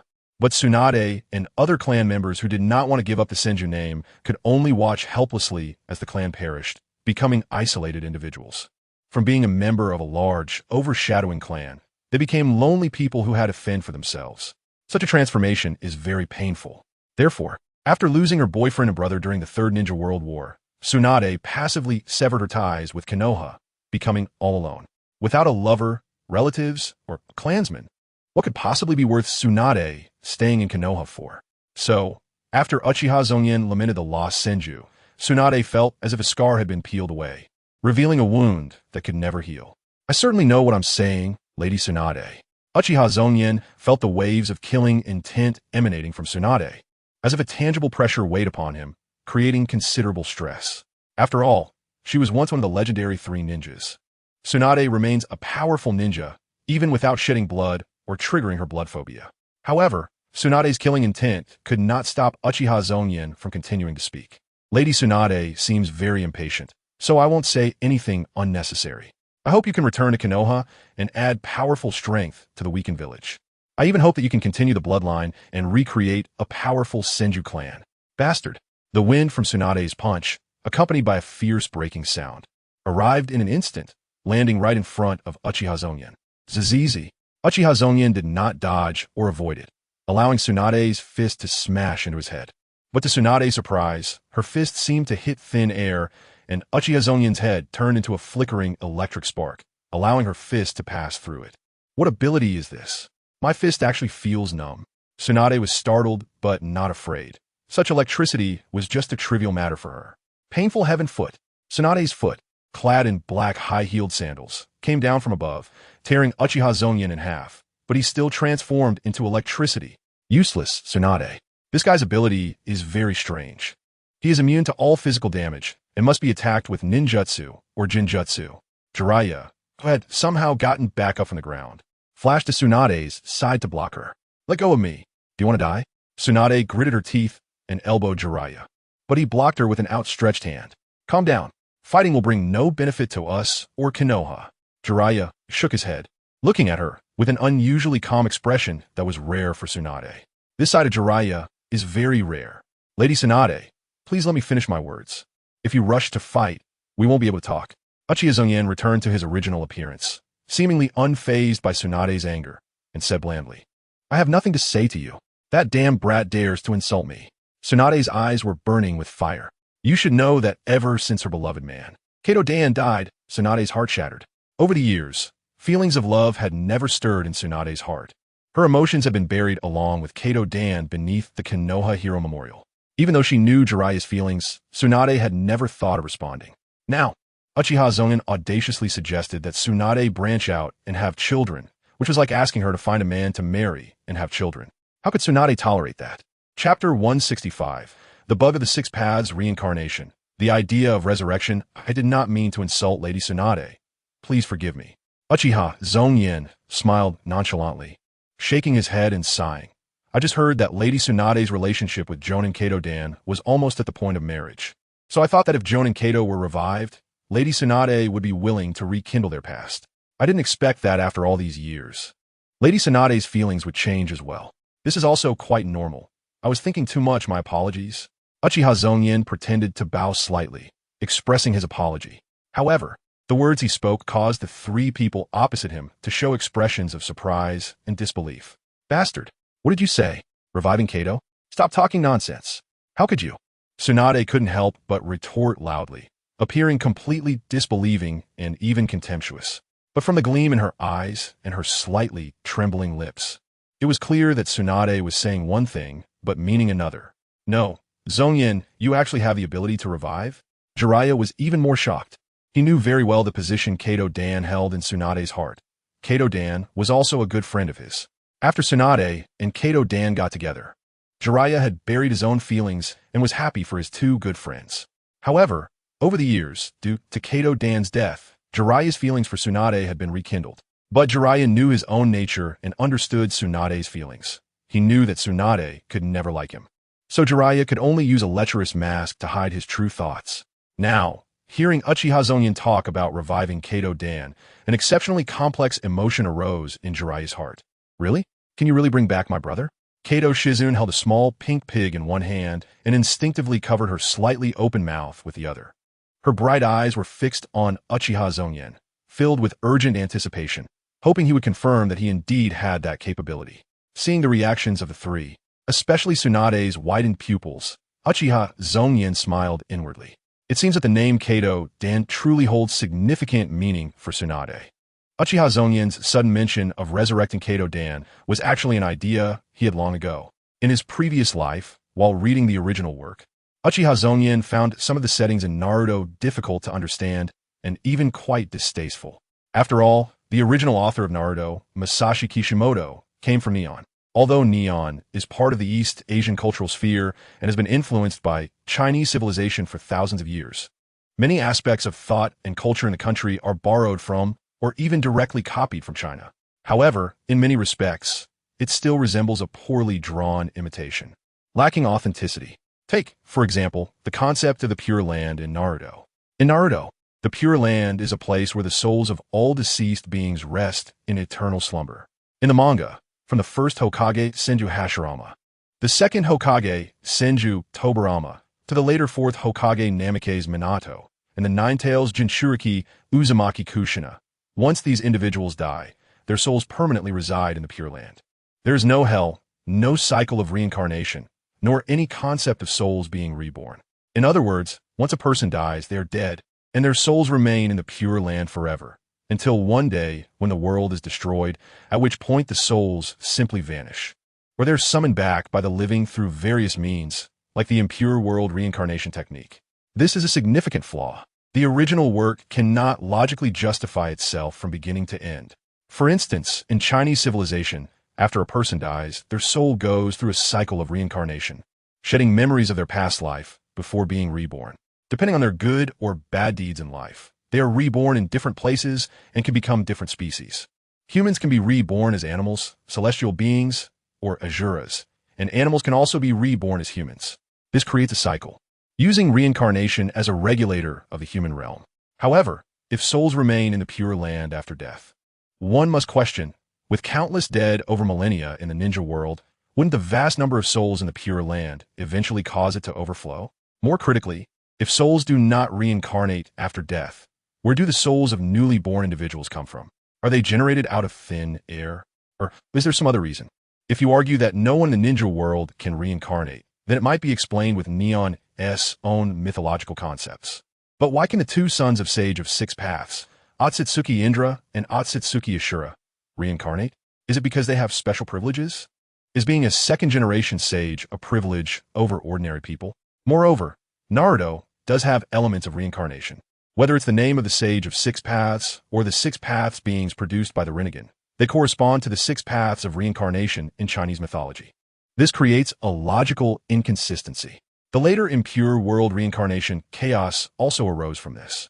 Even impure world reincarnation itself is a significant flaw, and I won't elaborate on that here. However, it is precisely because of the flaw of the Pure Land that Uchiha Zongyan conceived a unique idea.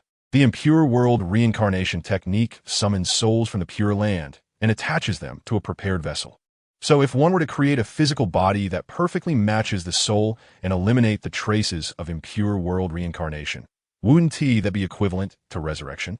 For example, summoning the first Hokage, Senju Hashirama. If one were to use Hashirama's cells to create a clone that is exactly like him, and then insert Hashirama's soul into it, wouldn't that mean Hashirama has been resurrected? Of course, there are many issues to address. For instance, in the original work, those who are reincarnated in the impure world exhibit a state of being like living dead, lacking perception, taste, and pain. Additionally, the impure world reincarnation technique has a limited duration, after which it will dissipate. But these are challenges that can be overcome. After all, if one can pull someone out of the Pure Land, what else could be difficult? Moreover, while these issues may be challenging for Uchiha Zongyan, they may not be as daunting for an expert. For example, Tsunade, who is the best medical ninja in the ninja world. I'm not being fanciful. This is a practical plan. As long as Lady Tsunade is willing to cooperate with me, reviving Kato Dan and even reviving Senju Rope Tree is not an impossible task. Uchiha Zongyan looked at Tsunade, whose eyes were filled with shock and faint anticipation, and spoke plainly yet earnestly. Chapter 166, A New Journey Begins. In Konoha Village, Uchiha clan grounds, the Uchiha family was enjoying dinner together in harmony. With the recent rise of the Uchiha clan, the lives of the Uchiha people are now improving. For example, his father, Uchiha Zongyan, has become a teacher at the Konoha Ninja Academy. This is an unprecedented attempt, representing the Uchiha clan's involvement in the core interests of the Hokage system. It is well known that the Konoha Ninja Academy was established by the second Hokage, Senju Tobarama. The original intention of this school was to cultivate more ninjas loyal to Konoha Village and the Hokage, rather than prioritizing the interests of their clans like the students from ninja clans. Initially, the various ninja clans in Konoha opposed the existence of the Ninja Academy vehemently, but they could not resist Senju Tobarama, so they could only swallow their anger and watch. However, as time passed, the Ninja Academy continuously supplied fresh blood to the Hokage, and by now, many ninja clans within Konoha have gradually sided with the Hokage. Many clan members have started their education at the Konoha Ninja Academy at a young age, imprinting the influence of the Hokage system on them. This transformation is quite interesting. The ninja clans have shifted from initial resistance to reluctantly accepting reality, and then began sending their clan members into the academy. This is a clear manifestation of being bound to the Hokage system. The previous Uchiha clan also had a compromise, sending Uchiha Itachi and Uchiha Sasuke, the sons of the clan leaders, to the Ninja Academy for education. But now, the situation is entirely different. After all, being a student is different from being a teacher. Students are educated in school, while teachers are the educators. Previously, the teachers at the Konoha Ninja Academy were all loyal Konoha civilian ninjas. Their education of students was certainly biased, emphasizing loyalty to Konoha and the Hokage. This cannot be said to be wrong. After all, in a unified regime, the ideology of loyalty to the regime itself and its supreme leader is inherently correct and reasonable. However, in this world, correctness and reasonableness are not absolute. Everyone's position determines their ideological bias. For the Hokage, such education is undoubtedly correct. But for the various ninja clans, they hope to incorporate their own elements into it. For example, under the premise of finally being Konoha and finally being Hokage, can they also promote the influence of their own factions? The goal of teachers like Uchiha Zongyan, who come from ninja clans, is just that. Perhaps they do not have a definite intention to do so, but every teacher from a ninja clan inherently represents the face of that clan. For instance, Uchiha Zongyan represents the Uchiha clan. When this teacher teaches at the school, the students he educates will naturally develop a favorable impression of the Uchiha clan. As time goes by, the subtle influence will gradually increase, and the impression and reputation of the Uchiha clan in the hearts of the next generation of ninjas may become entirely different from what it is now. Besides his father, Uchiha Zongyan, entering the Konoha Ninja Academy with a political task, his mother and sister felt the changes in the village even more acutely. In the past, the Uchiha clan had a very poor reputation in Konoha village. The existence of the Konoha Guard Department, coupled with the Uchiha clan's inherently bad reputation, has resulted in a general dislike for the Uchiha clan among the various ninja clans and civilians of Konoha village. Additionally, under the strong suppression of the third Hokage, Sarutobi Hiruzen, and the root leader Shimura Danzo, the Uchiha clan often chose to keep to themselves, living in isolation within their clan grounds. Fortunately, the Uchiha clan's territory was large enough and their numbers sufficient, allowing them to live normally even while being secluded from the outside world.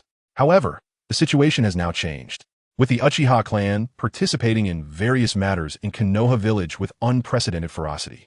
Moreover, due to the presence of Uchiha Zongyan, no one in Konoha dares to confront the Uchiha clan head-on. As a result, many Uchiha clan members have had more contact with the outside world during this period, and the elderly, women, and children have all begun to step out of the Uchiha territory, integrating into the environment of Konoha village. The outcome has been quite positive. Uchiha Rika, this little girl, has made many new friends in the village, and her mother's smile has increased. After dinner, Uchiha Zongyan returned to his room, finally able to calm his mind for a while. He looked out at the bright moon and felt a sense of relief. Previously, in the Death Forest, Uchiha Zongyan had fought to a draw with Jiraiya. After all, they weren't mortal enemies and had no intention of killing each other, so they controlled the intensity of the battle. Jiraiya's strength goes without saying. Before the Akatsuki leader pain appeared, Jiraiya, possessing the Sage Mode, was already one of the top powerhouses in the ninja world. Uchiha Zongyan felt quite satisfied with his current combat power after being able to fight Jiraiya to a draw. Although the sudden arrival of Tsunade ended the battle, Uchiha Zongyan had already grasped his opponent's capabilities. If they were to fight again, he would be more confident in achieving victory. He just wondered if Tsunade would be able to listen to what he had to say. Uchiha Zongyan murmured to himself. In the Death Forest, Uchiha Zongyan had proposed using the revival of Kato Dan as a bargaining chip to convince Tsunade to return to Konoha. However, in reality, Uchiha Zongyan himself had no knowledge of resurrection ninjutsu. He used this as bait, merely wanting to take advantage of the situation. Using a method he devised, he hoped to entice Tsunade to actively conduct related research and experiments, but whether he would achieve the desired results was uncertain. In any case, whether it succeeded or failed, Uchiha Zongyan himself would incur no losses. If it worked, that would be great, and if it didn't, it was no problem. The key was to bring Tsunade back to Konoha village. If Tsunade truly returned to Konoha due to her desire to revive her lover, she would no longer entertain thoughts of becoming Hokage, and Sarutobi Hiruzen's hopes would be dashed. After all, Tsunade had previously dismissed the idea of becoming Hokage because she had fallen in love with Kato Dan, who also aspired to be Hokage. With Kato Dan's bond lingering in her heart, Tsunade would naturally not tread that path. In comparison, such a Tsunade would be much safer than remaining scattered outside, becoming an unstable factor. Ding! Your travel frog skill cooldown has ended. Would you like to start a new journey? Chapter 167, Brother's Room. A strange woman in the early morning of Konoha, a thin layer of mist enveloped the entire city. The newborn sun hung low in the sky, casting rays of light that had yet to penetrate the haze. The time was now 9 in the morning, and the sleeping city was slowly awakening. Uchiha Rika was in a small park within Konoha, preparing to bid farewell to her friends. Shinji-chan, Yumi-chan, Tachibana-chan, Kid-chan, I'll head off first. See you all tomorrow. In the small park stood 8 or 9 little girls, all around 4 to 5 years old. In Konoha village, 6 years old is the age for starting school. And except for rest days, they have to go to Konoha Ninja School early every day. Younger children, like those 2 or 3 years old, still need adult care and companionship and cannot play outside alone. Thus, only children of this age can have the opportunity to make friends and play together. See you, Rika-chan. Let's meet here again tomorrow. I'll bring my mom's tempura for us to eat together. I'll bring Dango. The little girls standing opposite Uchiha, Rika smiled and waved goodbye. Then, both sides turned to leave, with only Uchiha Rika heading in one direction. There was no helping it. After all, the Uchiha clan's territory was located at the very edge of Konoha, occupying all the residential areas there. Naturally, Uchiha Rika's friends lived far from the Uchiha clan's territory. After bidding farewell to her friends, Uchiha Rika walked home with a happy smile, bouncing along. These little girls were her new friends she had recently made. Before this, the Uchiha clan situation in the village had been quite dire, due to various reasons. The Uchiha clan was particularly unwelcome in Konoha village. This was true for adult ninjas and children alike. Moreover, before Uchiha Zongyan's emergence, the Uchiha clan had been constantly hovering on the brink of danger, potentially falling into the abyss at any moment. Therefore, during that time, the Uchiha clan often remained within their territory and rarely went out. In the entire clan, younger children generally could only play within the clan grounds. Aside from Uchiha Sasuke and Uchiha Zongyan, the 2 minors who needed to attend ninja school, other underage clan members might never have stepped outside the clan territory, let alone making new friends to play with. Such a situation would have been impossible in the past, because both ninja clans and civilian families tended to avoid the Uchiha surname, and some even displayed obvious dislike and caution. The children of these people would also be taught by their parents to keep their distance from Uchiha clan members. With black hair and black eyes, and wearing clothes emblazoned with the prominent clan emblem, Uchiha clan members would be met with cold stares wherever they went. Fortunately, the current situation has completely changed, with Uchiha Zongyan acting as a powerful presence in Konoha. Uchiha Rika, this little girl, can now freely frolic about. During this time, she has been running around Konoha, truly seeing all the places she had never encountered before. As a result, she has made many friends she would never have met before, including peers from different backgrounds. For instance, the little girls in the small park earlier included members of the Hyuga clan, the Yamanaka clan, and the Yamanaka clan. Aside from children from ninja clans, the others came from civilian families. These children had never seen Uchiha Rika before and had no impression of this girl with black hair and black eyes, who always wore a smile. However, Uchiha Rika had a great personality, being warm and cheerful, quickly bonding with them and becoming good friends. Rika-chan is back. Please send my regards to Lord Zongyan. Rikane, can you take me to play next time? After entering the Uchiha clan territory, the passing Uchiha clan members greeted her with smiles. As the younger sister of the current Uchiha clan leader, Uchiha Zongyan, and being young and approachable herself, Uchiha Rika is naturally well-liked among the clan members. Even those who might not particularly like her would still offer a smile out of respect for Uchiha Zongyan. Uchiha Rika was initially very anxious and uneasy when she received such treatment. She was not used to the sudden warmth from her clan members and did not understand why such a change had occurred. However, as time passed, little Uchiha Rika had already gotten used to it and would respond enthusiastically. Fortunately, the little girl had a good nature and did not become arrogant due to this change. No, that's a girls' gathering. How could I take you, a boy, with me? Uchiha Rika shook her head, rejecting the little boy in front of her who looked at her with hopeful eyes, asking her to take him to play. The little boy lowered his head in disappointment. But next time when it's not a girls' gathering, I might consider taking you with me. Thank you, Rikane. Uchiha Rika did not understand why her life had changed so much. Even her parents and elders, who had previously forbidden her from leaving the clan grounds, no longer hindered her from going out. But she was very much enjoying her current days, feeling quite immersed in them. Rika is back, so let's get ready for the morning lessons. Upon returning home, her mother, who was busy cleaning in the living room, reminded her. Although she was still not of school age, being born into the prominent Uchiha clan meant that her education would certainly not be neglected. Little Uchiha Rika, at the age of 5, had morning lessons to attend every day, either going to the clan school for unified study or being taught at home by her parents. Okay, but what about my brother? After casually agreeing, Uchiha Rika immediately walked toward her brother Uchiha Zongyan's room. Zongyan hasn't gotten up yet. You can go call him. Strange. Zongyan used to be out training at this time. Why is he still in bed this morning? Her mother mumbled a few words. Breakfast was usually served around 6 or 7 o'clock. However, today, even after 9 o'clock, Uchiha Zongyan had not come out of his room, and breakfast had gone cold. Is he not getting up? Brother is being lazy. Uchiha Rika's eyes lit up at the words. In her memory, her brother had always been very diligent, and she had never seen him laze around.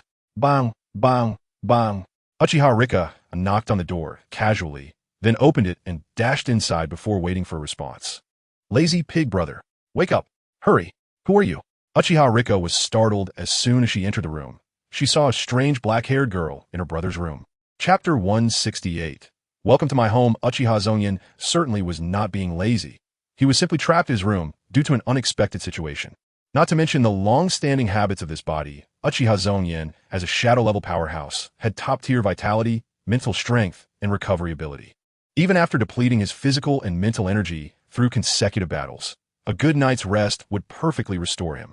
The usual physical and mental energy consumed during training was nothing in comparison. The reason he had not stepped out of his room from 6 in the morning until after 9 was simply because when he opened his eyes, he found a strange girl in the room. Time rewinds to just a little while ago. As Uchiha Zongyan woke up, the traveling frog also returned from its journey.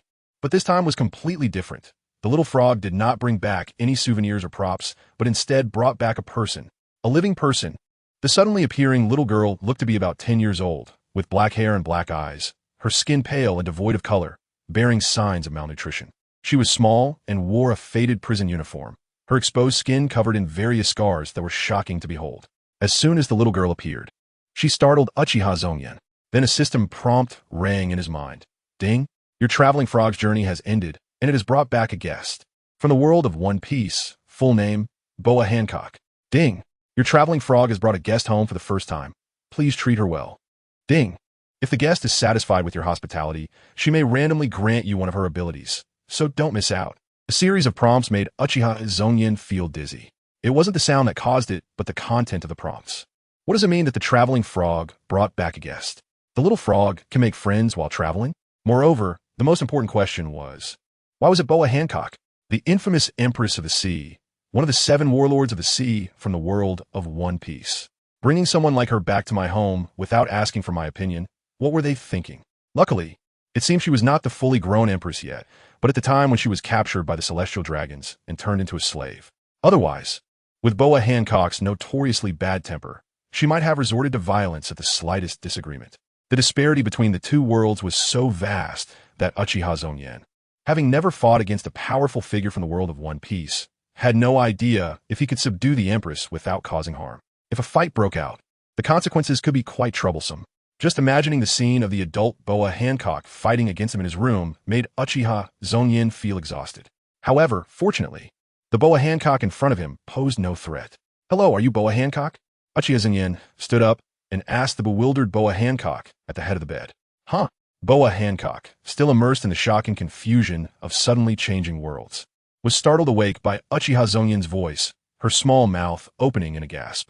Then, upon seeing Uchiha Zongyan's indifferent expression, mainly due to the Uchiha clan's bloodline, which naturally made them appear cold, she immediately became frightened, crouching on the ground with her hands on her head, her small body curling up. Don't hit me. I don't know anything. Please don't hit me. Boa Hancock shrank her head and limbs, hiding under the bed to avoid Uchiha Zongyan's gaze, quietly pleading for mercy. This was purely an instinctive reaction developed over years of being a slave. After all, as a slave to the celestial dragons, Boa Hancock had suffered a lot, enduring countless beatings and abuse, which had long since ingrained this habit in her. Uchiha Zongyan was somewhat stunned by Boa Hancock's reaction and quickly explained, I won't hit you. Don't be afraid.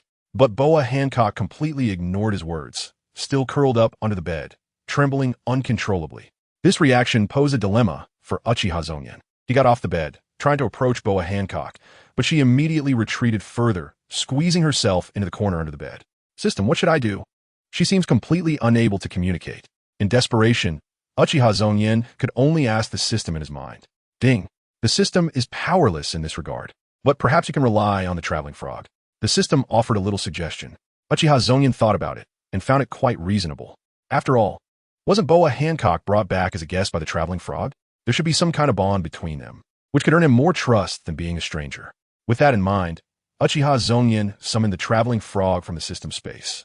As soon as the little frog appeared, It enthusiastically croaked a couple of times. Ribbit, ribbit. The sound of the frog made Boa Hancock, who was at the corner of the wall, tremble, and she cautiously raised her head, seeing the familiar shade of green. It was this little green frog that appeared twice in her cage, providing her with some comfort. This also reminded Boa Hancock that she had just been in the cage of the celestial dragons, and the little frog suddenly appeared before her. At that moment, Boa Hancock was filled with despair and fear, constantly wanting to escape from this hell.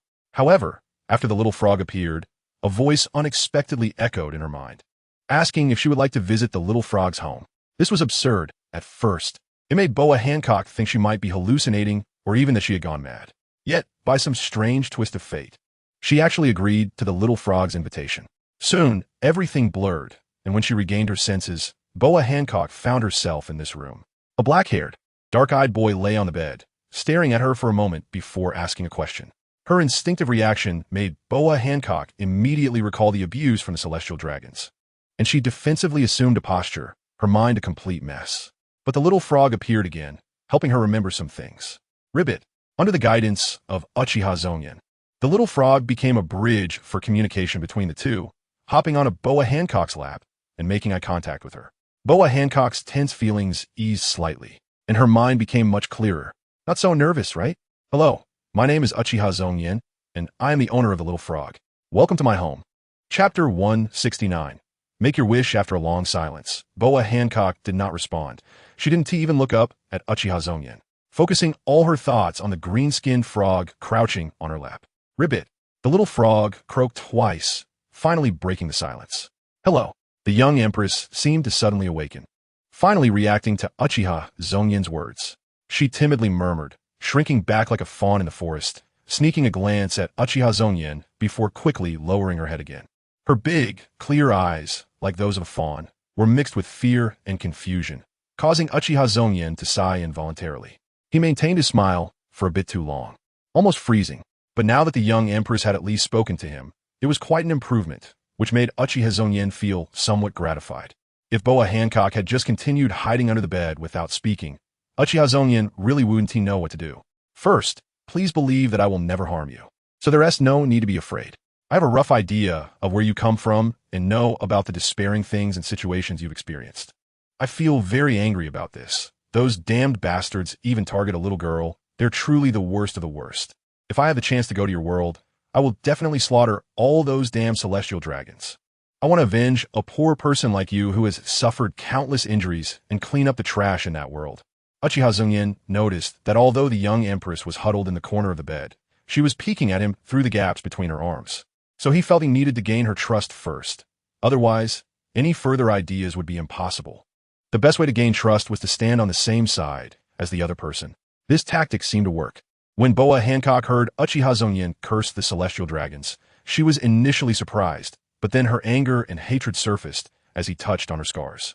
In the end, although Boa Hancock didn't believe that this boy, who looked only slightly older than her, could have the ability to kill the celestial dragons, it didn't stop her from feeling a sense of comfort and a hint of goodwill from Uchiha Zongyan's stance. No need to. Those people are very vicious and brutal. They're the nobles of the world, ruling everyone in the entire world. You must not provoke them, or you won't have a good end.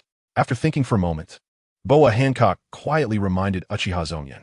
As a slave to the celestial dragons, she wanted revenge more than anyone, but she also feared the power and influence represented by the celestial dragons, an existence that could not be matched by individual strength.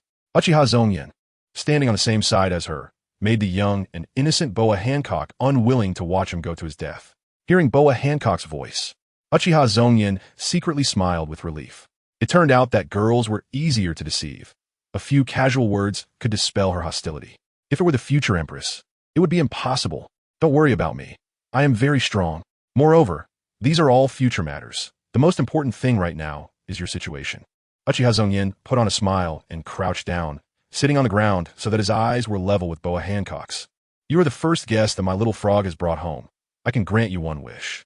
As long as it is within my capability, you can ask for anything. Just don't ask me to go to your world. I can't do that for now.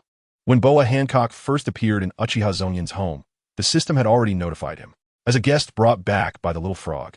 If Uchiha Zongyan could fulfill her wish, he could extract one of her abilities. Initially, Uchiha Zongyan didn't care much about this reward.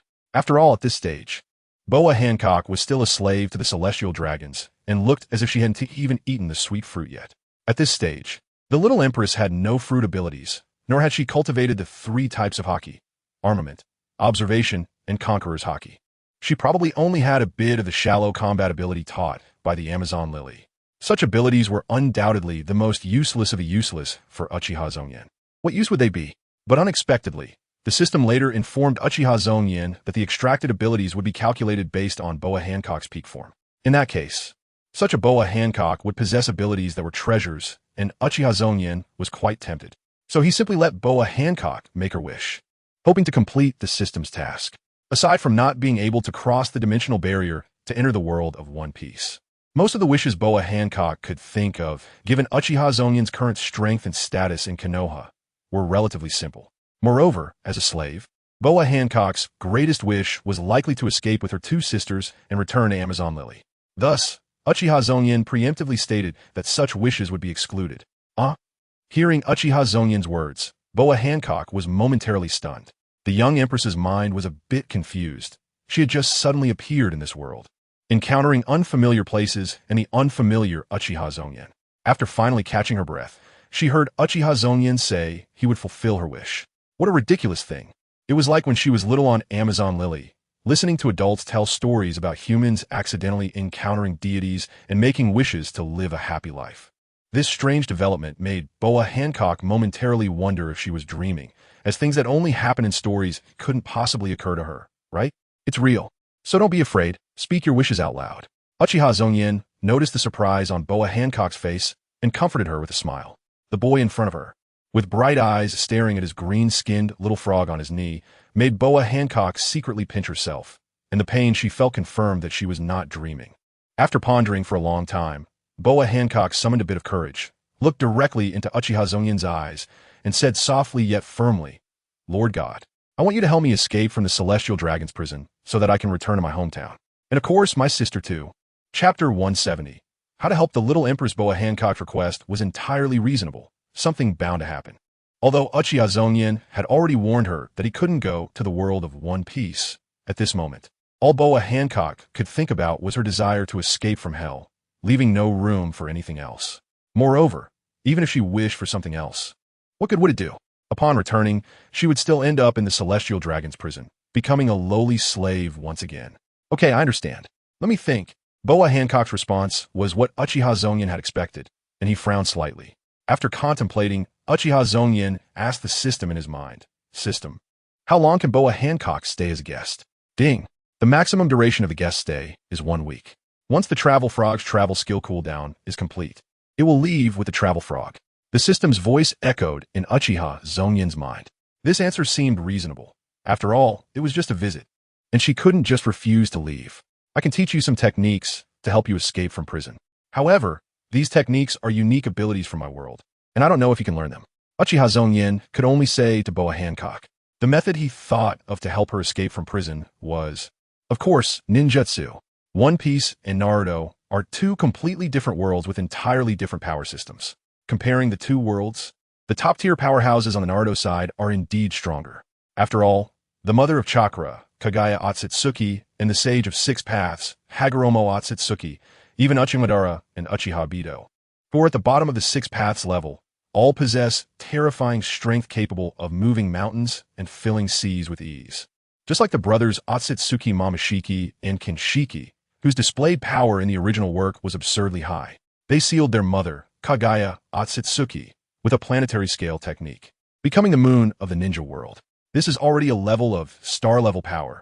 On the One Piece side, the strongest are probably at the level of the Admiral. Whether it's the strongest man Whitebeard from the old Yonko, invincible in one-on-one Kaido, red-haired Shanks with a face fruit, or Big Mom. The new Yonko, Blackbeard Teach and Luffy, possess strength similar to that of Nagato, the leader of the Akatsuki, Uchiha without the Rinnegan, and the first Hokage, Hashirama Senju. The new and old admirals of the Navy are the same. Moreover, some abilities from the Naruto world, if placed in the One Piece world, would leave the pirates and Navy, who have never seen ninjutsu, completely unable to react at first, let alone know how to deal with it. For instance, the clone technique and transformation technique that Uchiha Zongyan had just planned to teach Boa Hancock. Unless faced with someone possessing haki, it would be nearly impossible to see through these two ninjutsu. If Boa Hancock learns these two techniques, she could leave a clone of herself in prison while she transforms into a guard or someone else to find an opportunity to escape, which has a relatively high success rate. If she were a bit bolder and more meticulous, it wouldn't be impossible to escape with her two sisters. However, the key point that made Uchiha Zongyan hesitate was whether Boa Hancock could learn these two ninjutsu. Although the clone technique and transformation technique are basic in the ninja world, appearing in the graduation exams of ninja schools, and all genin can perform them, it is essential to note that the reason ninjas in the ninja world can use ninjutsu is due to chakra. The source of chakra in the ninja world comes from the divine tree brought by Kagaya Otsutsuki and Ishiki Otsutsuki, who were sent from the Otsutsuki clan in the universe. The original work states that the divine tree is the root of all chakra. All chakra in the ninja world comes from the divine tree. This means that only those from a ninja world can extract chakra, and whether Boa Hancock, a traveler from the One Piece world, can extract chakra is uncertain. However, these thoughts were just in Uchiha Zongyan's mind, and there was no need to tell Boa Hancock at this moment. Great. Thank you, Lord God. Although the Lord God did not agree to help him directly, the fact that he could provide a method made Boa Hancock very satisfied. Having been deeply imprisoned in the abyss for over a year, Boa Hancock had long lost hope. The sudden appearance of the Lord God, willing to help her, felt like a stroke of luck. What more could she ask for? The little empress rekindled excitement and anticipation, quickly crawled out from under the bed, and then knelt down in front of Uchiha Zongyan, her little face full of happy tears. Don't do that. We still don't know if this method will work. Uchiha Zongyan quickly got up to dodge. In his mind, he had not yet adapted to someone kneeling and bowing to him, so he couldn't accept Boa Hancock's gratitude at that moment. Moreover, the method he proposed still needed to be practiced. If Boa Hancock couldn't extract chakra or learn the two ninjutsu within a week, wouldn't that mean she bowed for nothing? Also, I'm not a Lord God. I'm just someone from a different world than you. Uchiha Zongyan also found it hard to accept Boa Hancock's spontaneous title of Lord God. In my heart, you are Lord God. Only the Lord God from stories would descend beside me at such moments to help me. Boa Hancock said, wanting to bow again. Okay. Get up first. Uchiha Zongyan quickly went to help Boa Hancock up, pulling the little empress up. Having suffered so much, Boa Hancock was frail and lacked strength, unable to resist Uchiha Zongyan's actions, and could only obediently stand up. Since you are willing to learn, I will teach you how to extract chakra today. Just as Uchiha Zongyan was about to explain the meaning of chakra, a noise suddenly came from the door. Knock, knock, knock. Lazy pig brother. Wake up. Hurry. Who are you? Uchiha Rokuka was startled as soon as she entered the room. She was surprised to see a strange black-haired girl in her brother's room. Chapter 171. Yunin Village. Planning to start a new war, although the sudden appearance of the young Empress Boa Hancock brought quite a shock to the Uchiha siblings. Uchiha Zongyan and Uchiha Luwa, especially to little Uchiha Luwa, who was stunned to see a strange girl in her brother's room. In her dazed little mind, her first thought was that her brother had found a girlfriend. Fortunately, after Uchiha Zongyan's explanation and deception, Uchiha Luwa was led to believe that this sudden visitor was a victim originally held captive in the base of the Root organization under Shimura Danzo. She was not from Konoha, but had been kidnapped by Root ninjas from another country, leading to her family's demise. At such a young age, having suffered the pains of the world was somewhat similar to Boa Hancock's original situation. This not only convinced little Uchiha Luwa, but also sparked her sympathy for the poor young lady, making her tearfully show concern for Boa Hancock. This left Boa Hancock feeling awkward, unsure of how to respond to the girl's enthusiasm. While 5-year-old Uchiha Luwa was easy to deceive, Uchiha Zongyan's parents were not so easily convinced. Therefore, Uchiha Zongyan decided to temporarily house Boa Hancock in a residence allocated to him within the clan, visiting daily to bring her food and daily supplies. After settling Boa Hancock, Uchiha Zongyan began teaching this traveler from another world the techniques for chakra cultivation. On another front, the significant changes in Konoha, in the Land of Fire, could not be hidden from others. The conflicts between the 5 great nations had never ceased, and the brief peace was merely a preparation for the next war. For a long time, various major nations had been planting insiders and spies in each other's territories, which was quite common. One of the basic functions of the Umbu in each village was to search for and root out the mice in their territory. Over time, spies who managed to evade multiple inspections often did not act recklessly. They would only expose their identities to relay information when the right moment came. For instance, the recent internal strife that occurred within Konoha, aside from a secluded Kirigakure in the Land of Water, which was too far from the center of the ninja world. Spies from the other three major countries had infiltrated Konoha. After the internal strife broke out, they immediately sought opportunities to send information out. Later, these exposed spies were naturally eliminated by the Umbu of Konoha, with the Uchiha clan contributing significantly to the effort. The shocking news was brought to the table, but the reactions of the various countries were different. In the Land of Lightning, Yanin village, the fourth Raikage was a towering figure covered in intimidating muscles, with skin darkened from exposure to the sun due to the geographical environment of Yanin village. Yet he exuded a healthy and robust aura. As the leader of Yanin village, the fourth Raikage not only inherited the position of Raikage but also the name A.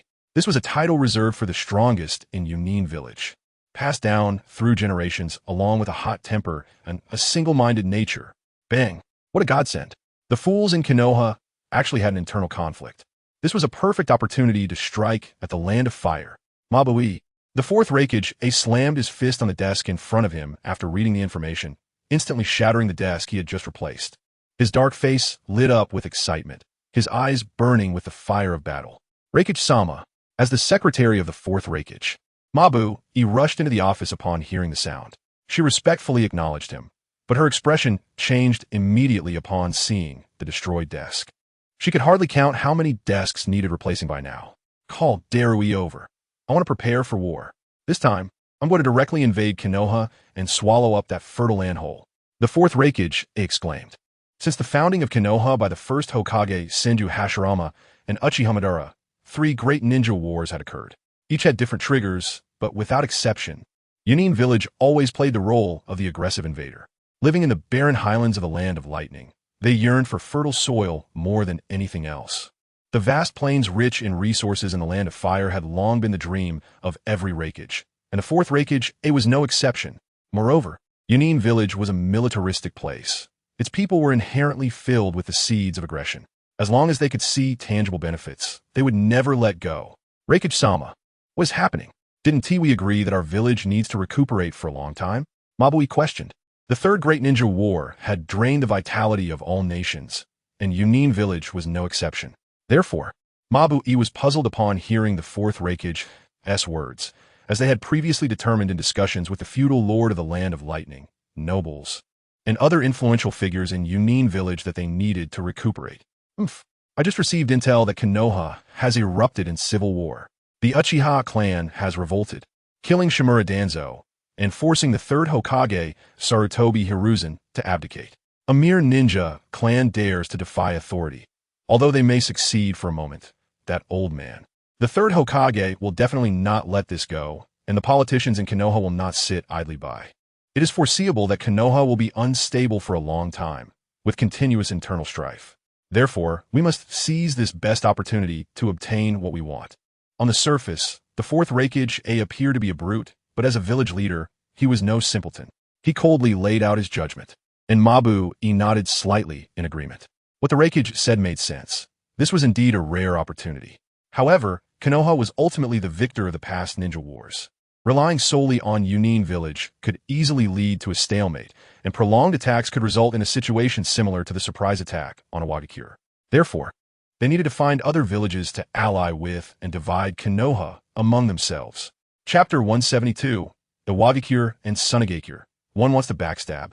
The other just wants money on the side of Yanin village. The fourth Raikage took Mabuyi's advice. After gathering Darui and other influential figures from Yanin village, they finalized their plan. First, they would prepare within the village, sharpening their weapons and gathering various supplies needed for war, such as marching equipment, food for ninjas, tents, medical supplies, etc. They also needed to design various tactics and create plans for all possible battle scenarios. The outcome of a war does not only depend on the number and strength of ninjas on both sides. It also requires careful preparation of logistics and the formulation of strategies and tactics. War is a comprehensive competition of timing, geography, and human factors, and a contest of the comprehensive national strength of 2 or more countries. Following Mabuyi's suggestion, Yanin village extended invitations to Iwagakure, Sunagakure, and Kirigakure. Even the half-god of the ninja world, Hanzo of the Salamander, has sent out invitations from the Rain village. The purpose is singular. Taking advantage of the internal chaos in Konoha village, they aim to gather all forces and break through Konoha's defenses in one fell swoop, dividing up the most fertile land in the ninja world, the Land of Fire. In the Land of Earth, Iwagakure, the elderly third Tsuchikage, Inoki, is meditating in his office, floating cross-legged. Beneath him is a chair, and in front of him is a desk. However, this short old man with a large, bulbous nose does not like to sit on the chair, as it puts great pressure on his spine. Floating in the air is much more comfortable. Inoki's desk has a piece of intelligence from Konoha. This intelligence was sent with great effort by a spy embedded within Konoha by Iwagakure. It details the earth-shattering changes that occurred in Konoha recently. But unlike Reikage A of Kumogakure, Inoki did not rush to respond upon seeing this intelligence. Instead, he calmly set it aside, not revealing it to anyone else in Iwagakure. He knows that there are those who would be more anxious than he is upon receiving such intelligence. Lord Tsuchikage, a message from Kumogakure has arrived. An umbu from Iwagakure appeared in Inoki's office, kneeling and presenting a scroll. Here it comes.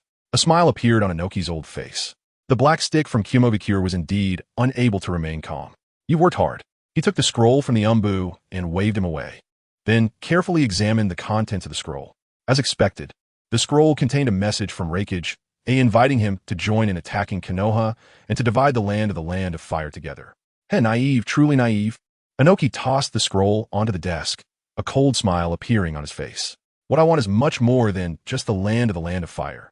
I want to take this opportunity to eliminate both Konoha and Kumogakure, the two greatest threats to Iwagakure, in one fell swoop, so that when I am old and powerless, Iwagakure will not weaken due to a successor I look down upon.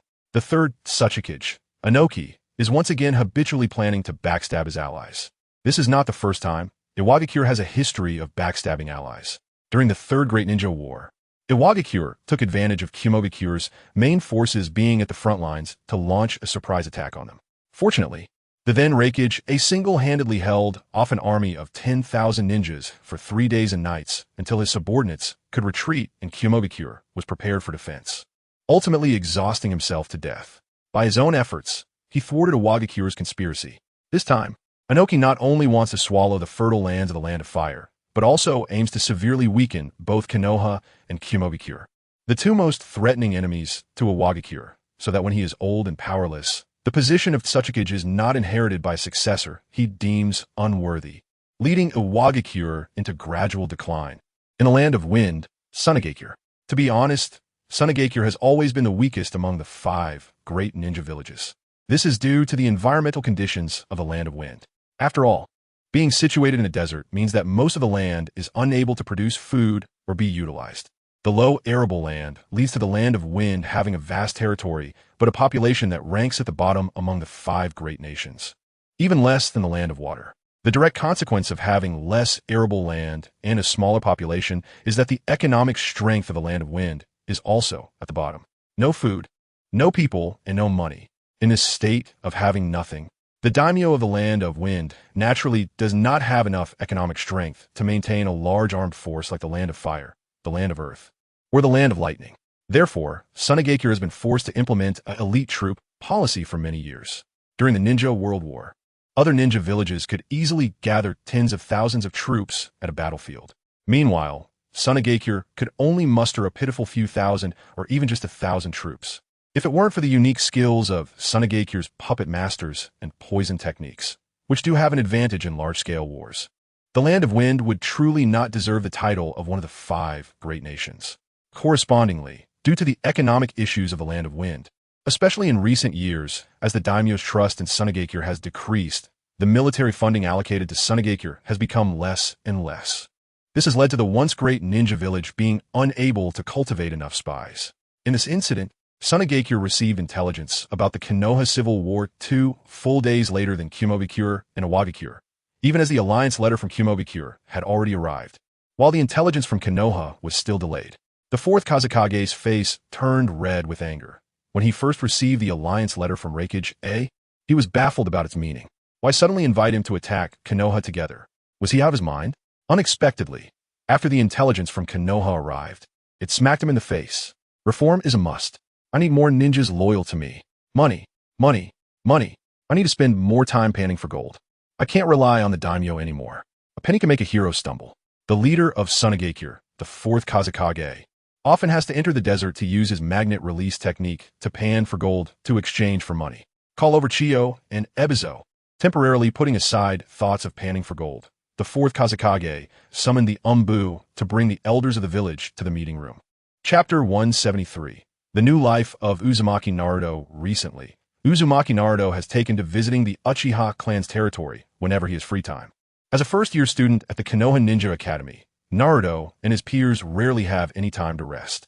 After all, in Konoha Village, or rather, in this ninja world, there is no such thing as a 2-day weekend or an 8-hour workday. In a world where the exploiters wield absolute power and strength, while the exploited have no capacity for resistance, uprisings or labor movements are impossible. Even if some not-so-bright individuals were to attempt a rebellion, a group of ninjas could easily wipe them out in no time. Thus, in this cruel world, the exploited and oppressed civilians labor and contribute to the exploiters from birth to death, every year and every day. If the upper class has even a slight bit of conscience or happens to be in a good mood, they might at most smile kindly at you and generously allow you to keep a little food for your family instead of forcing you to hand over all your harvest and eat tree bark. The world's tone is set this way, so Konoha Village is no exception. At least compared to the outside world, life in Konoha Village can be described as paradise. Ordinary residents of Konoha can have their income guaranteed, with at least enough earnings from work each day to support their families. Concepts like vacations or weekends do not exist for them. Ninjas are always on call year-round, let alone the reserve ninjas at the Konoha Ninja Academy. Basically, students at the Ninja Academy only get 1 day off every 10 days. However, considering the limited energy of young students, the school day is not very long.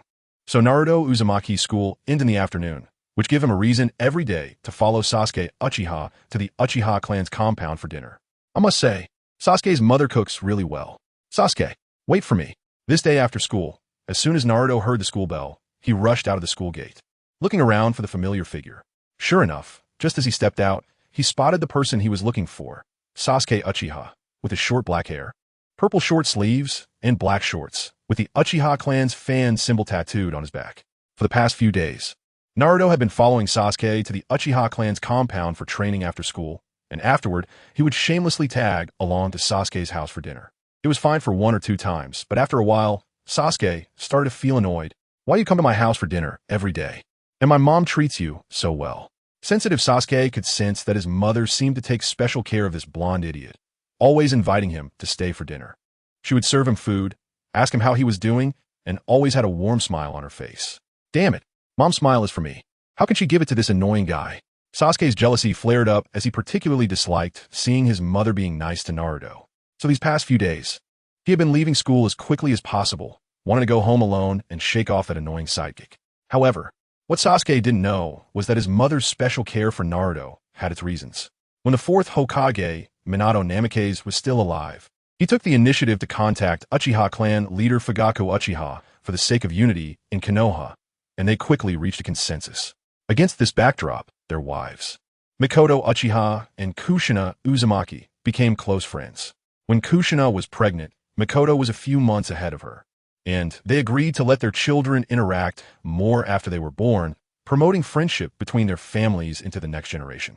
Unfortunately, Minato died young, along with his wife Kushina, and when the Nine Tails appeared, it led to a significant increase in Konoha's suspicion towards the Uchiha clan. The Uchiha clan's compound was moved from the center of Konoha to the outskirts due to this incident, and the entire family bore a heavier burden. Under these circumstances, even though Fugaku and Mikoto wanted to help Naruto out of respect for Minato and Kushina, it was entirely impossible. The previous Nine Tails Jinchuriki was killed by someone suspected to be from the Uchiha clan. How could the new Nine Tails Jinchuriki be allowed to interact with Uchiha clan members? Therefore, in the original story, until the night of the massacre, Fugaku and Mikoto never had any contact with Naruto, even when Fugaku was killed by his eldest son. However, the situation is different now. The rise of Sasuke's brother, Shinjin Uchiha, has broken all shackles. Naruto, as the Nine Tails Jinchuriki, boldly enters and exits the Uchiha clan's compound every day. Who would dare to speak against it? Even the third Hokage, Hiruzen Sarutobi, could only watch as the Jinchuriki he had worked hard to nurture for 6 years was being tamed by the Uchiha. So when Mikoto Uchiha saw Naruto, She immediately thought of his parents. Out of her feelings for Kushina and the gratitude towards Minato, and most importantly, the sight of Naruto, who remained cheerful and optimistic even in darkness, completely moved Mikoto. During this time, Mikoto has been even kinder to Naruto than to her own son, Sasuke. It's only natural for Sasuke to feel jealous. Idiot, don't follow me. Sasuke, walking ahead, immediately rejected the familiar shout with annoyance. What are you saying? Didn't we agree to go to Shinjin's house for training together? Who agreed to that? Don't get ahead of yourself, idiot. Hee hee. But Aunt Mikoto told me yesterday that she would prepare a feast for me today. Shut up. Shut up. You can't mention my mom. And you can't eat the food my mom makes. Naruto's casual words made Sasuke burn with jealousy as he shouted loudly. His loud voice attracted the attention of those around them. At this time, the ninja school was letting out, and most of the people on this road were students from the school, along with some parents picking up their children. In their eyes, Sasuke Uchiha, with his black hair, black eyes, and family crest, was certainly very eye-catching. After all, he is an Uchiha, so when they heard Sasuke suddenly shout loudly, all eyes turned to the two of them. Sasuke quickly sensed the gazes of these people and blushed. But Aunt Mikoto promised me that I had to go. Naruto, still unaware of why Sasuke suddenly got angry, started to explain blankly. But Sasuke knew that staying there would only make them the center of attention. So he could only grab Naruto's hand and hurry away. Stop talking nonsense. Let's go, idiot. Chapter 174. Naruto, Uzumaki, and the Empress once they entered the Uchiha clan's compound. Their pace slowed down. The path was almost filled with Uchiha clan members, and they were naturally familiar with Sasuke, the son of the former clan leader. Although previously, the current clan leader, Shinjin Uchiha, had publicly reprimanded and defeated Fugaku Uchiha at the South-East Shrine, causing Fugaku's reputation to plummet. With the subsequent victories of the Uchiha, Fugaku retired to become an elder, and the conflict with Shinjin was resolved. Those who still appreciated Fugaku's leadership over the years certainly wouldn't hold on to past mistakes. In fact, many clan members still held a place in their hearts for Fugaku. These people were very polite to Sasuke. Along the way, clan members greeted him, and Sasuke behaved very courteously. Meanwhile, Naruto, who had suddenly entered the public eye recently and was rumored to have received guidance from Shinjin, was seen as someone not to be offended by these Uchiha clan members, so there was no way they would dare to trouble or criticize him. According to past practices, at this time, Shinjin was either handling official business or training alone. Therefore, there would be no one in Shinjin's residence. The two little guys, with Shinjin's permission, easily entered the residence. They had been training here for some time, and the space was large enough. However, this time, as soon as Sasuke and Naruto stepped into the courtyard, they saw an unexpected scene. A girl with long black hair, petite and wearing slightly oversized clothing, was sitting cross-legged on the floor of the corridor outside the living room, eyes closed as if in meditation. Who are you? Sasuke immediately questioned. Isn't this Shinjin's house? Why are you here? Naruto also looked puzzled, but he didn't sound as aggressive as Sasuke. Hearing their questions, the girl sitting on the ground was startled and immediately opened her eyes. This girl was, of course, Boa Hancock. Since she arrived in this world that morning, she had experienced quite a lot of shocks. First, she was startled by the suddenly changed, unfamiliar surroundings, and then she was surprised by Shinjin Uchiha. Finally, she was startled by Uchiha Rika, who suddenly barged into the room. After everything was explained clearly, she was brought to this residence under Uchiha Zongyan's arrangement, where she had a full meal, took a shower, and changed clothes. The clothes she wore were Uchiha Zongyan's old ones. After settling Boa Hancock, Uchiha Zongyan temporarily taught her the method of refining chakra. The basics of chakra refinement do not yield immediate results. It requires a careful process of understanding and discovery. Therefore, after teaching her, Uchiha Zongyan left and went to train in the Forest of Death. However, he did not expect that Uchiha Sasuke and Uzumaki Naruto would return so early today. Who are you two? Seeing the two young kids who spoke, both looking no older than 6 or 7 years and not appearing menacing or aggressive, Boa Hancock let out a slight sigh of relief. However, her long-standing habits made her instinctively retreat into the living room, revealing only half her face at the door as she stared at Uchiha Sasuke and the others. You don't know who I am on Uchiha territory? Although Boa Hancock was already 13 years old, long-term malnutrition had left her frail and small, not much bigger than Uchiha Sasuke and the others. Therefore, Uchiha Sasuke instinctively regarded her as a peer, speaking in a tone that was naturally unpolished and carried Uchiha's unique arrogance. Sorry to scare you. I'm Uchiha Sasuke, and this is Uzumaki Naruto. were both considered disciples of Brother Zongyan. What is your relationship with Brother Zongyan? Uzumaki Naruto was naturally much more polite, showing a simple smile that eased Boa Hancock's tension. In his view, anyone who could appear in Uchiha Zongyan's home must have some connection to him. Therefore, clarifying his relationship with Uchiha Zongyan would help bridge the gap between them. Disciple of the Lord God? Boa Hancock murmured upon hearing this. Uchiha Zongyan's name had been introduced to her this morning, but the title Lord God was something she could not explain. She insisted on calling him that and ultimately had to give up. However, Uzumaki Naruto's words were quite effective. Upon realizing that the two boys in front of her were Uchiha Zongyan's disciples, Boa Hancock's wariness diminished a bit, and she then explained, I'm Boa Hancock, and the Lord God asked me to train here. Lord God? Uchiha Sasuke and Uzumaki Naruto exchanged glances, seeing confusion in each other's eyes. It was the first time they had heard someone refer to Uchiha Zongyan in this way. Lord God? That man indeed deserves such a name. Uchiha Sasuke recalled the scene of Uchiha Zongyan beheading Uchiha Itachi. Training? What are you training in? Learning some ninjutsu? Uzumaki Naruto didn't think too much about it. His attention was immediately drawn to ninjutsu. After Uchiha Zongyan taught them chakra control techniques the day before, their progress had been very fast. But up until now, Uchiha Zongyan had still not taught them the shadow clone technique. So, hearing that Boa Hancock was training in something, Uzumaki Naruto couldn't help but ask, thinking she must be learning some powerful ninjutsu from Uchiha Zongyan. Ninjutsu? No. The Lord God taught me how to refine chakra. I just haven't learned it yet. Boa Hancock hurriedly waved her hand to deny Uzumaki Naruto's guess. But as she spoke, her voice grew softer. After finishing lunch and tidying up her personal hygiene at noon, Boa Hancock had been taught the method of chakra refinement by Uchiha Zongyan. However, several hours had passed, and she still hadn't grasped what Uchiha Zongyan had explained. This feeling of failure left the young empress very frustrated. After all, Uchiha Zongyan had said that she could rely on this ability to escape the celestial dragon's prison and even rescue her two sisters. Clearly determined to seize this God-given opportunity, learn the Lord God's gift, and return to take her sisters away from hell back to Amazon Lily, her hopes were gradually extinguished by reality. Chapter 175, Failure. The Empress lacks talent as a ninja. It was quite normal for Boa Hancock to be unable to refine chakra from her body. As mentioned earlier, everyone in the Naruto world has chakra seeds in their bodies, left behind by Kaguya Otsutsuki when she harvested the fruit of the god tree 1,000 years ago. Later, Kaguya's son, the sage of six paths, Otsutsuki Hagoromo, created a series of methods to excavate and use this power based on chakra's characteristics.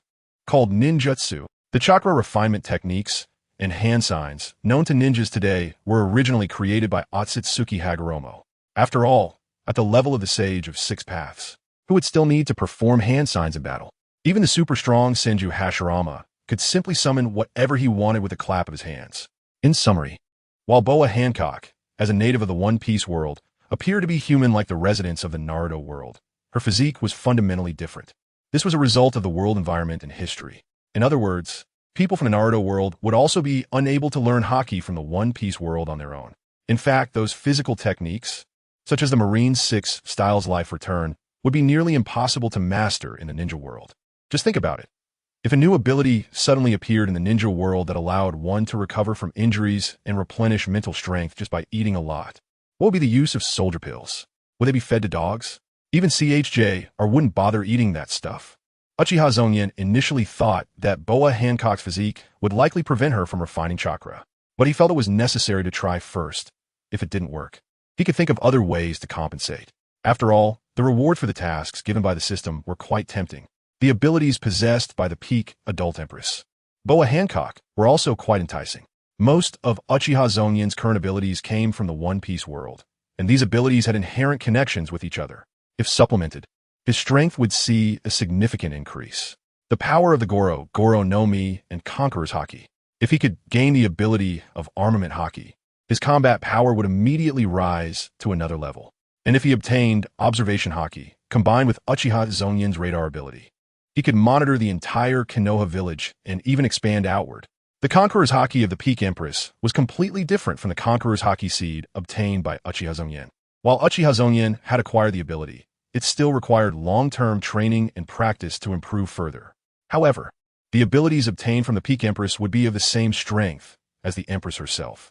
As one of the 7 warlords of the sea, Boa Hancock was a powerhouse only second to the admiral level. The haki she possessed ranked among the top in the entire One Piece world. Therefore, no matter what, Uchiha Zongyan had to try to see if he could complete this task. Even if Boa Hancock cannot refine chakra, she will think of other ways. In Uchiha Zongyan's house, the three children have gained a preliminary understanding of each other. Since Uchiha Sasuke and Naruto Uzumaki did not make any dangerous moves and are related to Uchiha Zongyan, Boa Hancock lowered her guard and started chatting with the two.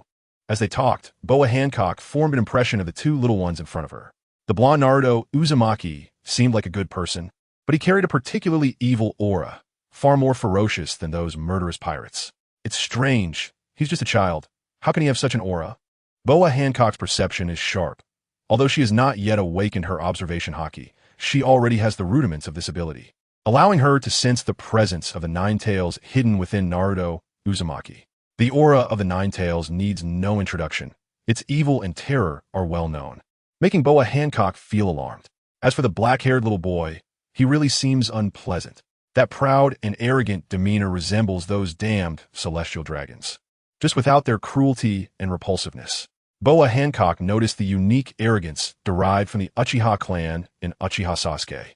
A 6-year-old child carries such rude arrogance, which made Boa Hancock feel very annoyed. So during the conversation, she spoke more with Naruto Uzumaki. Uchiha Sasuke kept a cold face, silently observing Boa Hancock. This woman actually refers to Zongyan as Lord Deity. What is her background? Moreover, she looks completely clueless, as if she just arrived in Konoha and knows nothing about it. Could she be a spy sent from another ninja village? No, if she were a spy, she wouldn't dare come directly to the Uchiha house, especially Zongyan's residence. Also, from her appearance, it seems she can't even refine chakra. Is she an ordinary person without talent? Uchiha Sasuke crossed his arms and sat on the ground, his eyes fixed on the two chatting, silently pondering. Naruto Uzumaki, however, did not share his thoughts. Instead, he felt an inexplicable sense of familiarity with Boa Hancock. The despair and hatred subtly revealed by Boa Hancock, having been kept as a slave by the celestial dragons in a dungeon for a long time, felt very familiar to him, reminiscent of the feelings he had when he was ostracized and bullied in Konoha. This made Naruto Uzumaki even more enthusiastic about Boa Hancock, sharing everything he knew. Oh, you two are here too. At that moment, a sound of the door opening was heard, and Uchiha Zongyan walked in from outside. He didn't expect Uchiha Sasuke and Naruto Uzumaki to come back from school so early today, so he arrived a bit late. However, seeing the three sitting together and chatting, it looked like they were getting along well. Zongyan brother. Zongyan big brother. Lord Deity. Upon seeing Uchiha Zongyan approach, the three immediately stood up to greet him. Their addresses were different, but Uchiha Zongyan smiled and acknowledged them. Let me introduce you. This little girl is Boa Hancock, an innocent person brought back by Shimura Danzo from another country, imprisoned in the Roots dungeon as experimental material. Her background and experiences are quite pitiful, so you two must not bully her.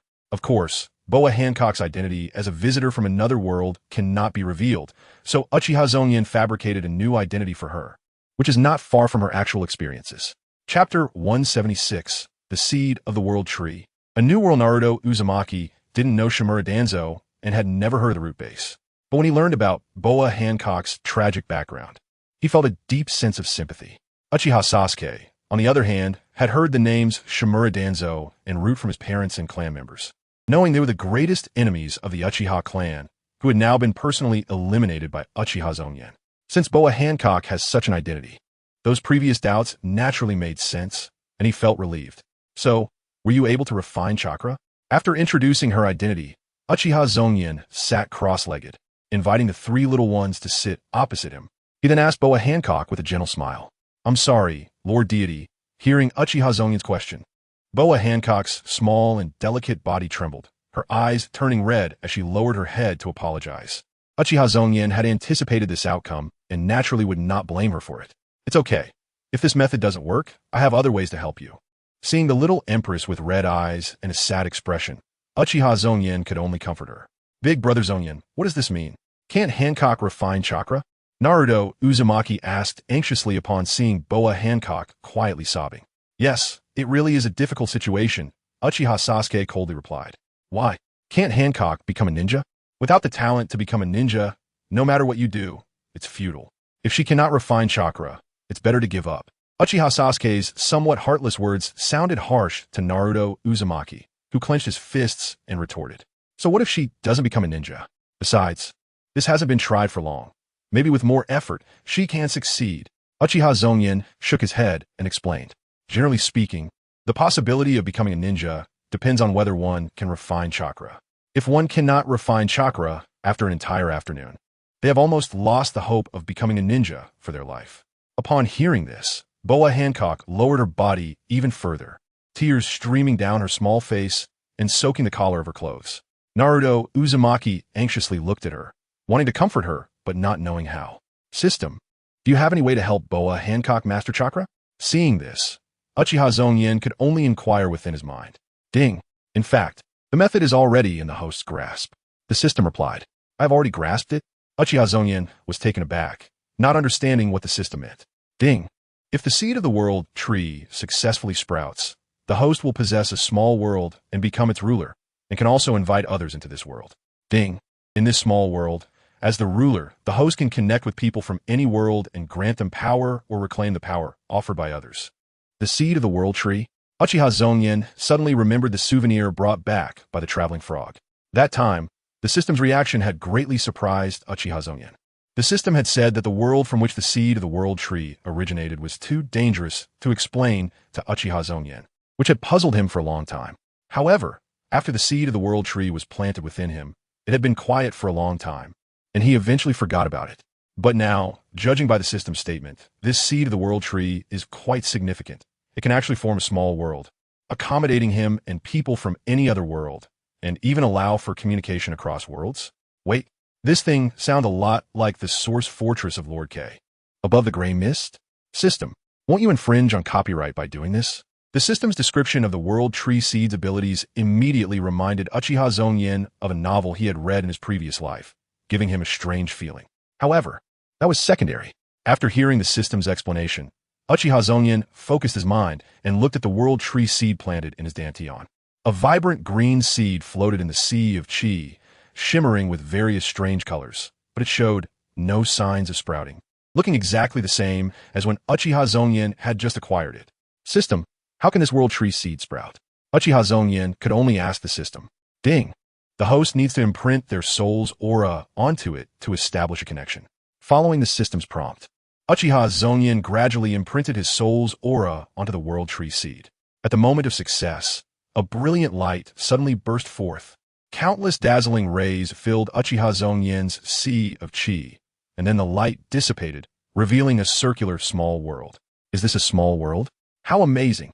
The small world formed by the sprouting of the world tree seed was not large, about 100 miles in circumference, but according to the system, this small world would expand as Uchiha Zongyan's strength increased. If, in the end, Uchiha Zongyan's strength reached an incredible realm, then this small world might also evolve into a vast world.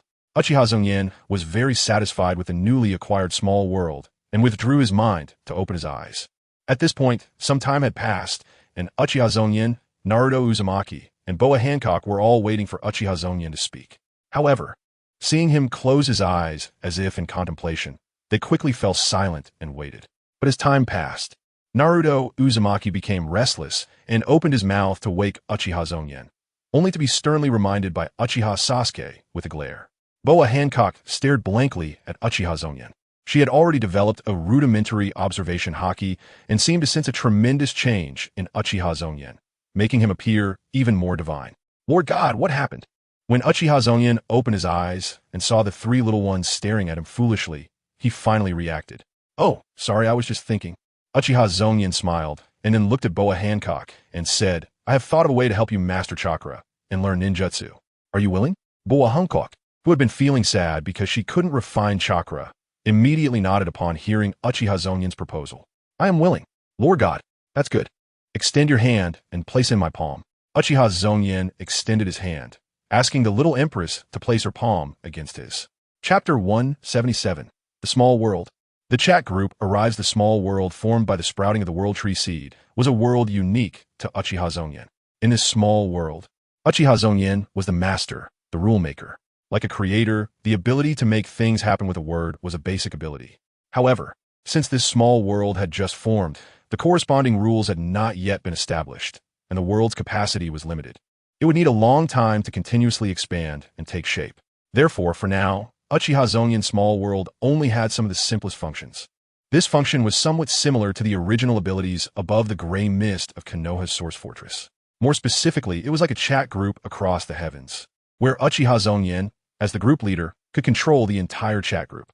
Whether inviting other members to join the chat or transmitting power to members through the chat group was merely a thought away. Moreover, this chat group could span different worlds, allowing members in various worlds to have a timely communication platform and conduct trades, etc.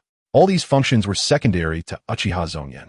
The most crucial aspect was that all members entering the chat group would accelerate its growth and improvement. The stronger the members, the greater their contribution to the chat group's growth, all of which was passive and would not deplete the members. After understanding the small world formed by the World Tree Seed, Uchiha Zongyan immediately prepared to bring Boa Hancock into the small world. This was not only because, after entering the small world, Uchiha Zongyan could share some of his power with her to help her achieve her wish of escaping from the Celestial Dragon's prison. More importantly, the future Empress Boa Hancock, who would grow to become one of the 7 warlords of the sea, would greatly aid the growth of the small world. Since she was a perfect worker, why not bring her in to share the workload? In Uchiha Zongyan's house, he and Boa Hancock sat in the living room, while Uchiha Sasuke and Naruto Uzumaki were sent off to continue their training. This feeling, it seems like a strange power has appeared within me. Is this chakra? After imprinting Boa Hancock's soul aura into the small world, Uchiha Zongyan used the small world channel to send a portion of his chakra into Boa Hancock's body. The little empress suddenly felt a powerful force surge within her, invigorating her spirit. However, unlike her own refined chakra, the chakra Uchiha Zongyan gifted her was a consumable. Once used up, it would be gone. A ninja's own chakra is produced from the combination of physical energy and spiritual energy within the body. It cannot be stored and is used immediately, differing from energy in the general sense. Just like the tailed beast's energy, although it is also chakra, it is fundamentally different from a ninja's chakra. That's right, this is chakra, a gift from me to you. But you must remember, this chakra is not cultivated by you. Once it is consumed, it will disappear forever. So you need to cherish it and use it carefully. Since Boa Hancock was able to accept his chakra, it indicated that her mission had a good chance of success, which made Uchiha Zongyan relax and smile. Thank you, Lord God. Boa Hancock gazed at Uchiha Zongyan in a daze, her small face filled with complex emotions. Then, she suddenly knelt on the ground, prostrating herself before Uchiha Zongyan. Lord God, I will remember your kindness for a lifetime. Once I rescue my sisters, I will repay your kindness, even if it means going through fire and water. Boa Hancock gritted her teeth, her words filled with determination, as if she had made up her mind. This was a scene she could only dream of after so long of being enslaved. She finally saw the light of hope and found a way to save herself and her 2 sisters, making her extremely excited. There's no need to be so serious. It was just a small effort on my part. Uchiha Zongyan looked at the little empress before him, like watching a willing worker striving to buy a car and house for their boss, squinting his eyes and smiling, while pretentiously saying, "Don't say any more. Since you have already obtained chakra, it's time to learn ninjutsu." Seeing that Boa Hancock was still excited and wanted to say something, Uchiha Zongyan interrupted her. Here, ninjas need to be trained from a young age. Those 2 little brats in the yard are only 6 years old this year, but they have already started school to learn the relevant knowledge, and they won't graduate to become qualified ninjas until around 12 years old. However, you are different. You don't have such a long time to learn and train. You can only stay in this world for a mere 7 days. You must learn the essential ninjutsu within this short time to save yourself and rescue your 2 sisters. Time is precious, so don't waste it on thanks. Generally, a ninja needs at least a day to learn a simple ninjutsu, and a more difficult one might take a week, a month, or even several years to master. The speed of learning ninjutsu mainly depends on the ninja's talent, daily accumulation, and compatibility with the ninjutsu. Boa Hancock has just gained chakra, and Uchiha Zongyan doesn't know how long it will take for this little one to learn the body replacement technique, which is a basic ninjutsu. However, considering that Boa Hancock later became a great pirate known as one of the 7 warlords of the sea, her talent and effort must be significant. It should be promising for her to learn the body replacement technique within a week. Let us go to the yard. I will teach you how to learn the body replacement technique. Uchiha Zongyan stood up and led Boa Hancock into the yard.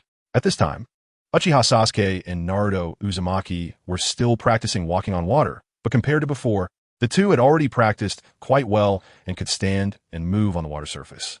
Brother Zongyan, Big Brother Zongyan, are you done with your business? Seeing Uchiha Zongyan and Boa Hancock approaching, the two little ones hurriedly walked over from the surface of the pond. Well, starting today, Boa Hancock will learn ninjutsu with you too. Please help her out, Uchiha Zongyan said as he patted Boa Hancock's little head, signaling her to speak. Thank you very much. I look forward to your guidance. Boa Hancock understood and immediately bowed to the two little ones, who were slightly shorter than her. Got it. Ha ha ha ha. Of course, no problem. I will teach you well. Uchiha Sasuke and Naruto Uzumaki responded, one coolly and the other warmly, both nodding in agreement. Chapter 178. Homeless Uchiha Obito. Night. After training in the yard, Naruto Uzumaki followed the impatient Uchiha Sasuke like a little tail to his house for a meal. Meanwhile, Boa Hancock followed Uchiha Zongyan home for dinner. Upon seeing Boa Hancock, her parents were surprised, but after Uchiha Zongyan explained, they immediately accepted the poor little girl. The gentle mother even teared up at Boa Hancock's tragic experience, continuously serving her dishes during dinner, which made Uchiha Rika, who was watching, a bit jealous. However, Uchiha Rika, being a kind-hearted person, after dinner, organized to take Boa Hancock out to play. Balancing work and rest is the right way. After training all day, you need to relax. Come play with her. Facing Boa Hancock's troubled expression, Uchiha Zongyan smiled and spoke. Thus, the little empress was taken out by Uchiha Rika, who was 8 years younger than her, to play with some younger Uchiha in the clan. As for Uchiha Zongyan, he returned to his room, intending to spend some time studying the small world. Swish. Sir Clan Leader, here is a letter for you. It was brought by a merchant team from the Land of Water. The leader of the merchant team said the letter was entrusted to them by the elite Jonin Terumi Mei from the Land of Water. Just then, a sound of something cutting through the air rang out. A serious-looking Uchiha ninja knelt on one knee before Uchiha Zongyan, holding out a letter with both hands. Terumi Mei? Hearing this familiar name brought back memories for Uchiha Zongyan. She was the leader of the Umbu from the Land of Water he encountered while hunting down the rogue ninja from the Land of Water, Tobi. In the original story, Terumi Mei later became the 5th Mizukage of the Land of Water. Could it be that the information I revealed last time had an effect? That guy Uchiha Obito, using his Mangeki Sharingan to control the Three Tails Jinchuriki, Yagura, secretly manipulated the entire Kirigakure, turning it into a bloody mist where fighting was incessant. To take revenge for Kirigakure implanting the Three Tails into Lin's body, which ultimately led to her death, Uchiha Obito stirred up chaos in Kirigakure, reducing a major ninja village to a half-wrecked state. And I, in order to trip up Uchiha Obito, had informed Terumi Mei of this information ahead of time, and unexpectedly, it really had an effect. Uchiha Zun's thoughts raced, then calmly reached out to take the letter from the Uchiha Ninja's hands, nodding at him. Thank you for your hard work. Is everything going smoothly in the Umbu? The Uchiha Ninja, standing before him, wore the standard uniform of the Konoha Umbu, except he wasn't wearing a mask. This was a part of the benefits that Uchiha Zongyan had seized during the last redistribution of power. Although he had given up the Konoha Security Department, which was monopolized by the Uchiha clan, it also allowed Uchiha clan members to step into areas they could not enter before, such as the Umbu. Previously, only Uchiha Itachi had entered the Umbu, and he was a double agent. Now, due to Uchiha Zongyan's presence, more than 20 Uchiha ninjas had become part of the Umbu, each being an excellent ninja capable of standing alone, forming a force that could influence the Umbu very smoothly.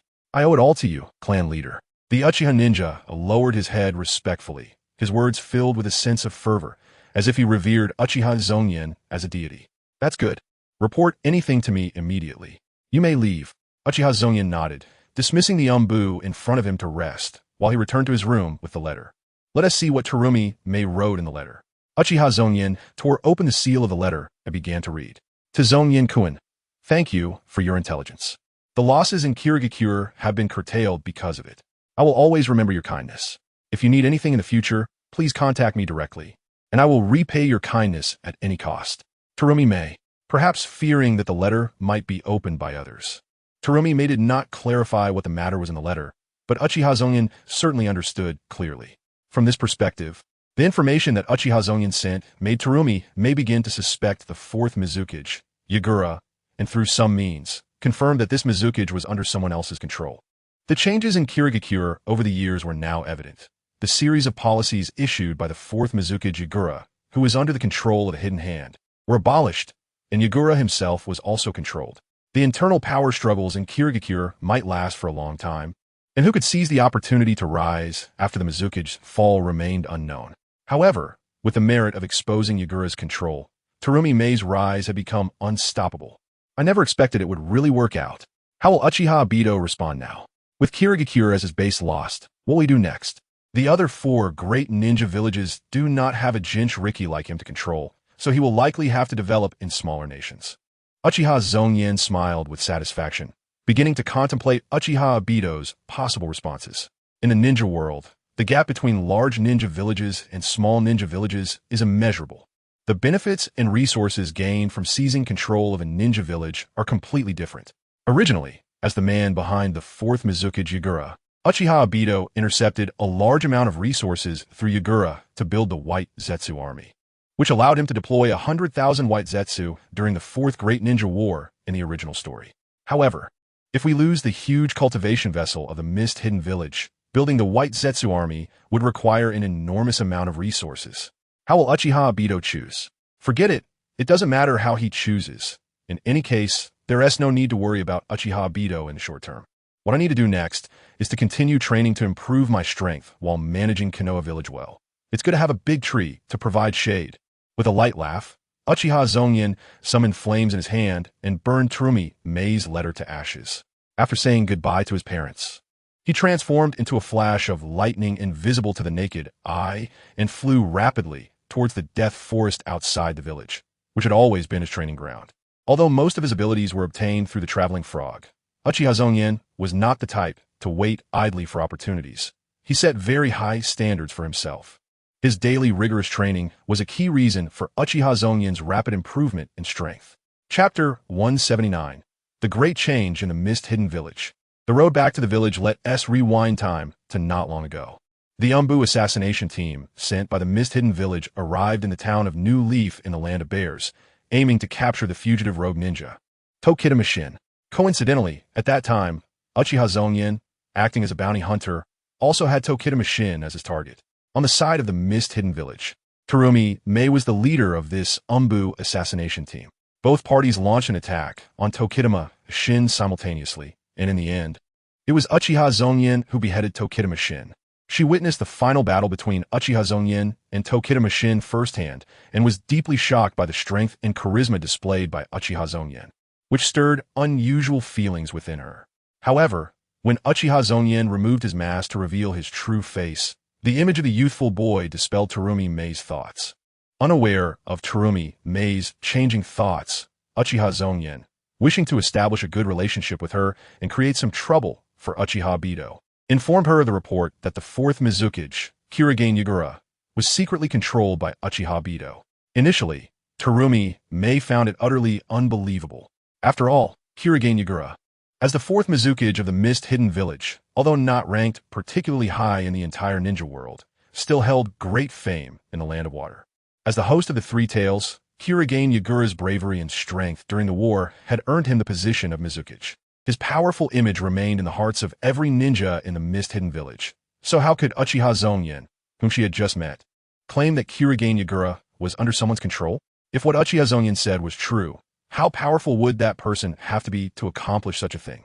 At this time, the era of the first Hokage, Senju Hashirama, and shinobi world Azura, Uchiha had long passed, and many stories about the two had been buried in history books and the memories of the elders.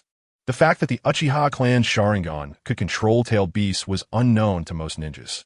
Without any intelligence, Terumi Mei had no idea who could control Kirigane Yagura, the Mizukage.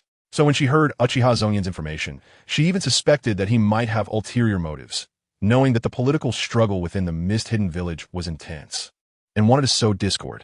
But when Terumi Mei calmed down, she realized that Uchiha Zongyan didn't need to do this. Firstly, the boy from the Uchiha clan of Konoha had no relation to the internal political struggles of the Mist Hidden Village. Who became the ultimate victor within the Mist Hidden Village seemed to have nothing to do with Uchiha Zongyan. At most, he might use the internal strife of the Mist Hidden Village to achieve the goal of depleting its power and that of the Land of Water. However, according to the information Terumi Mei knew, the Uchiha clan was being marginalized and suppressed in Konoha. Who in the ninja world with any intelligence would not know that? Would someone in Uchiha Zongyan situation be eager to help Konoha deplete the strength of the Mist-Hidden Village? Conversely, helping the Mist-Hidden Village stabilize the chaos quickly would allow it, as one of the 5 great ninja villages, to regain strength and re-emerge on the stage of the ninja world, putting greater pressure on Konoha. As long as the external pressure on Konoha was strong enough, the Uchiha clan within might not take overly aggressive actions. After all, under the principle of unity against external enemies, even the Uchiha clan was one of Konoha's forces against outside foes. Secondly, Terumi Mei and her group had come in a hurry, with more of a temporary plan. If Uchiha Zongyan were a mastermind wanting to stir up chaos, he shouldn't be contacting an ordinary jonin from the Mist-Hidden Village at this time and revealing such important information. According to Terumi Mei's thoughts, if Uchiha Zongyan really wanted to take advantage of the chaos in the Mist-Hidden Village, there were many who would be willing to cooperate with him, such as those from the Kagaya clan, whose minds were filled with muscles. This clan was full of war maniacs with little intelligence, knowing only to rely on strength to crush their way through. If they could crush it, they would win, and if they couldn't, they would die. If Uchiha Zongyan wanted to cause trouble, these fools would undoubtedly be the best choice, right? Of course. Just this alone couldn't convince Terumi Mei to believe what Uchiha Zongyan said.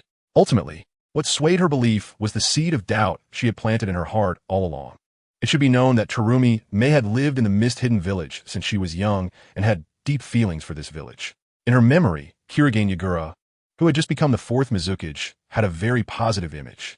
He was wise and decisive, strong, and more importantly, had a heart willing to protect the village, being a competent Mizukage.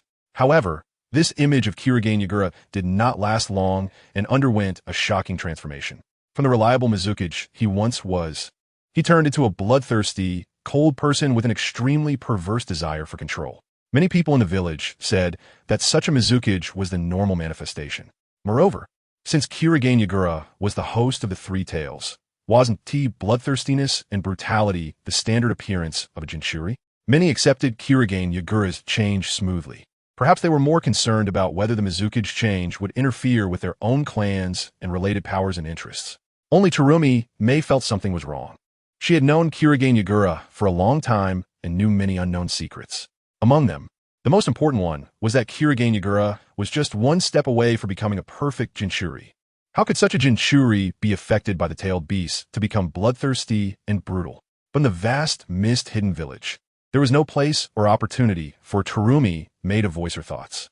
Faced with the increasingly bloody and cold environment within the Mist-Hidden Village, along with the high-pressure policies constantly issued by Kirigane Yagura, the village felt like a pot of boiling soup on the verge of exploding at any moment. Treating the lives of villagers as fuel, it was unclear how many lives this pot of soup would eventually consume, and Terumi Mei could only choose to escape. For a long time, she had served as part of the Umbu assassination team, traveling back and forth across the entire ninja continent, just to avoid returning to that oppressive and despairing village. However, today, the information Uchiha Zongyan revealed made Terumi Mei completely understand everything.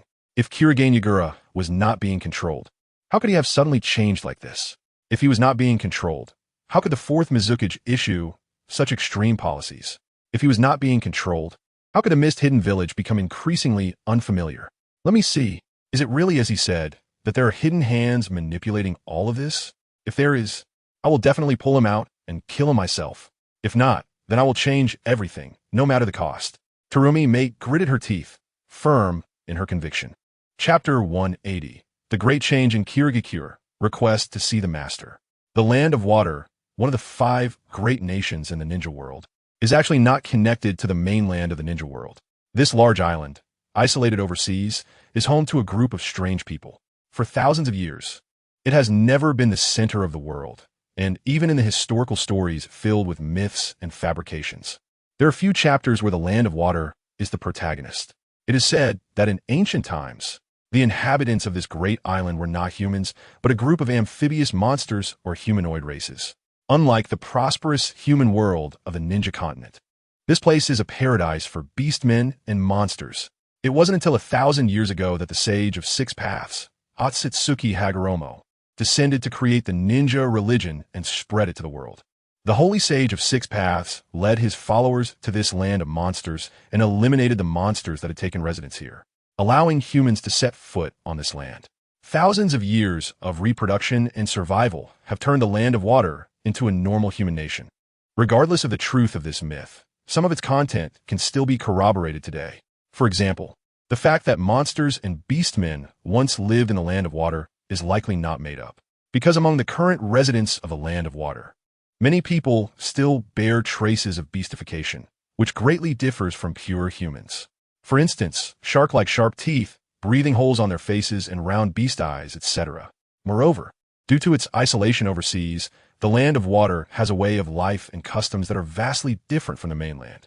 Therefore, in this nation, having traces of beastification does not astonish ordinary people, and they are not regarded as monsters. The residents here seem accustomed to this, even appearing somewhat envious, because those with beast-like features often make for good ninja candidates. Returning from the bear country to the land of water can only be done by water routes. Departing from the port at the border of the bear country, it takes about half a month by boat to reach the port of the land of water. Therefore, many people often choose to stop at the small islands along the way for supplies and rest. However, Terumi Mei and her four Umbu subordinates are naturally different from ordinary people. As ninjas, especially powerful ones, their stamina and energy are completely different from that of ordinary people, and their survival abilities are exceptionally high. Ordinary people need to bring many supplies for long voyages, such as food, fresh water, vegetables, etc., with alcohol being the most important. But for ninjas, it is much simpler. When hungry, they can dive into the water and catch some fish to eat. When thirsty, they can use water release to obtain fresh water. A lack of vitamins does not have a serious impact on ninjas, and if necessary, they can always eat military rations. As for alcohol, which ninja would drink while on a mission, especially Umbu ninjas? Lord Terumi Mei, we are about to arrive at the port. Terumi Mei and her group of 5 were traveling alone in a small boat towards the land of water and were now nearing their destination. As the leader, Terumi Mei naturally didn't need to handle food and drink herself, so she had been staying in the captain's cabin during this time. Her 4 subordinates thought that Terumi Mei was always focused on training, but in reality, Terumi Mei was deeply contemplating her plans after returning to Kirigakure. Got it. Thank you for your hard work. You're welcome. Terumi Mei opened her eyes, smiled softly at her subordinates, and her beautiful face made the subordinate who came in to report blush immediately, hurriedly lowering his head and retreating. We are almost there. Looking at the vaguely visible land ahead, Terumi Mei sighed softly, her beautiful eyes filled with complexity and confusion. Kirigakure is not far from the border of the land of water. After disembarking, Terumi Mei and her group returned to Kirigakure at the speed of a ninja's rapid march. You all go rest. I need to see Master. After handing over the village exit permit at the gate, Terumi Mei said to her 4 subordinates as they entered Kirigakure. In the past, when the 4 subordinates received the order to rest, they would definitely leave with joy, but this time was different. The 4 subordinates exchanged glances, and, after a moment of silence, one of them finally spoke seriously in a low voice. Lord Terumi Mei, no matter what you want to do, please trust us for. Although we may not be strong, we will never betray you. We are willing to do anything. It turns out that Terumi Mei's behavior throughout the journey had been noticed by the 4 subordinates. Her conflicted and confused appearance could be easily recognized as problematic by anyone who looked at her. However, Terumi Mei had not said much to her subordinates, so they could only speculate in their hearts. Now, seeing the determination in Terumi Mei's eyes, they knew something was about to happen, and the subordinates could only step forward to express their intentions. That's right, and me too. Lord Terumi Mei, we swear to follow you to the death. The other 3 spoke one after another, their expressions very serious and earnest. Terumi Mei was slightly taken aback, unable to stop the smile from appearing on her face. But she did not relent. Instead, she glared at the 4 with her beautiful eyes and scolded, "You idiots, we're already back in the village. What could possibly happen? I didn't see you showing such loyalty when fighting against Uchiha Shin before, but now you all step forward. Hurry up and leave. If there's anything, I will notify you. Don't end up drunk and unable to move." Moved by her subordinate's loyalty, the tension and pressure in her heart were slightly alleviated. However, since nothing was confirmed yet, Terumi Mei wouldn't reveal anything at this time, so she could only give a hint. Yes, for the 4 subordinates were not fools. They naturally understood Terumi Mei's meaning and turned to leave, returning to their long-lost homes. Terumi Mei herself then withdrew her smile and walked slowly towards a mansion in the center of Kirigakure. Halt! Outside the door, a Kirigakure Umbu suddenly appeared, blocking Terumi Mei's path, his voice cold under the mask. No one is allowed to barge into the master's residence. The master, as an elder who co-founded Kirigakure alongside the first Mizukage and has survived until now, holds an extremely high status in Kirigakure. Many times, even the leader of the village, the Mizukage, must consider the master's feelings. Therefore, there have long been Umbu ninjas loyal to the master guarding the vicinity of his residence, and entry requires permission. Please report to the master. Terumi Mei has important matters to discuss. Terumi Mei said plainly to the suddenly appearing Umbu ninja. Chapter 181. The Living Fossil of Kirigakure. The master is already very old, so old that when he sits alone in an empty room, he often falls into a daze intermittently.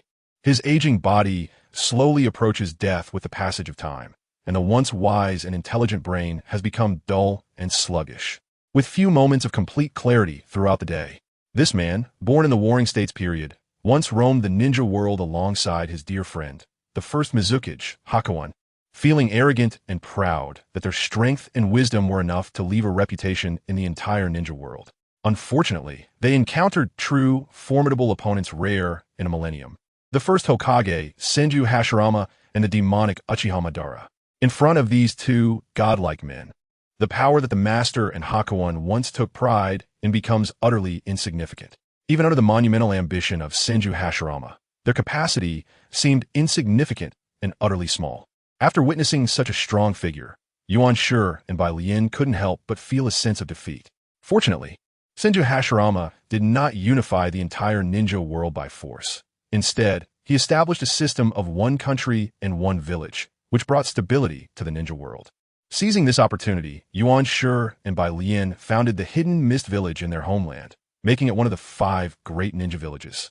At the 5 Kage Summit, thanks to Hashirama's kindness, the Hidden Mist Village received the 3 Tails Isabu, with a tailed beast to guard it. The village gained the confidence to suppress any threats. Unfortunately, not long after, both Uchiha Madara and Senju Hashirama passed away, and the ninja world was once again engulfed in the flames of war. The Hidden Mist Village, isolated from the continent, was drawn into the conflict due to greed and interests. Politics, war, death, interests, fire and blade, food and land. This world can never escape the vortex of strife. Just as the peace achieved by Senju Hashirama through his own vision was merely a reflection in a well or a flower in a mirror.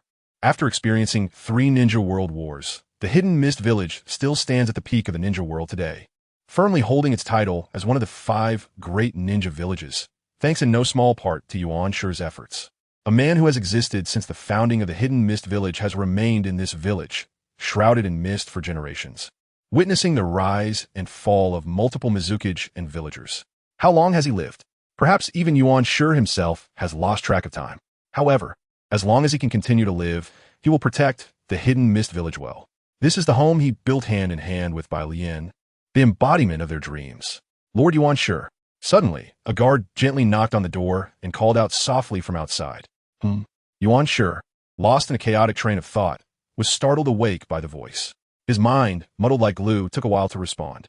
The elderly man indeed lacked the quick reflexes of his youth. Lord Yuan Shi, Jonin Terumi may request an audience. Upon hearing the response from inside the room, the guard outside explained. It was as if an old phone that could be easily beaten by 99.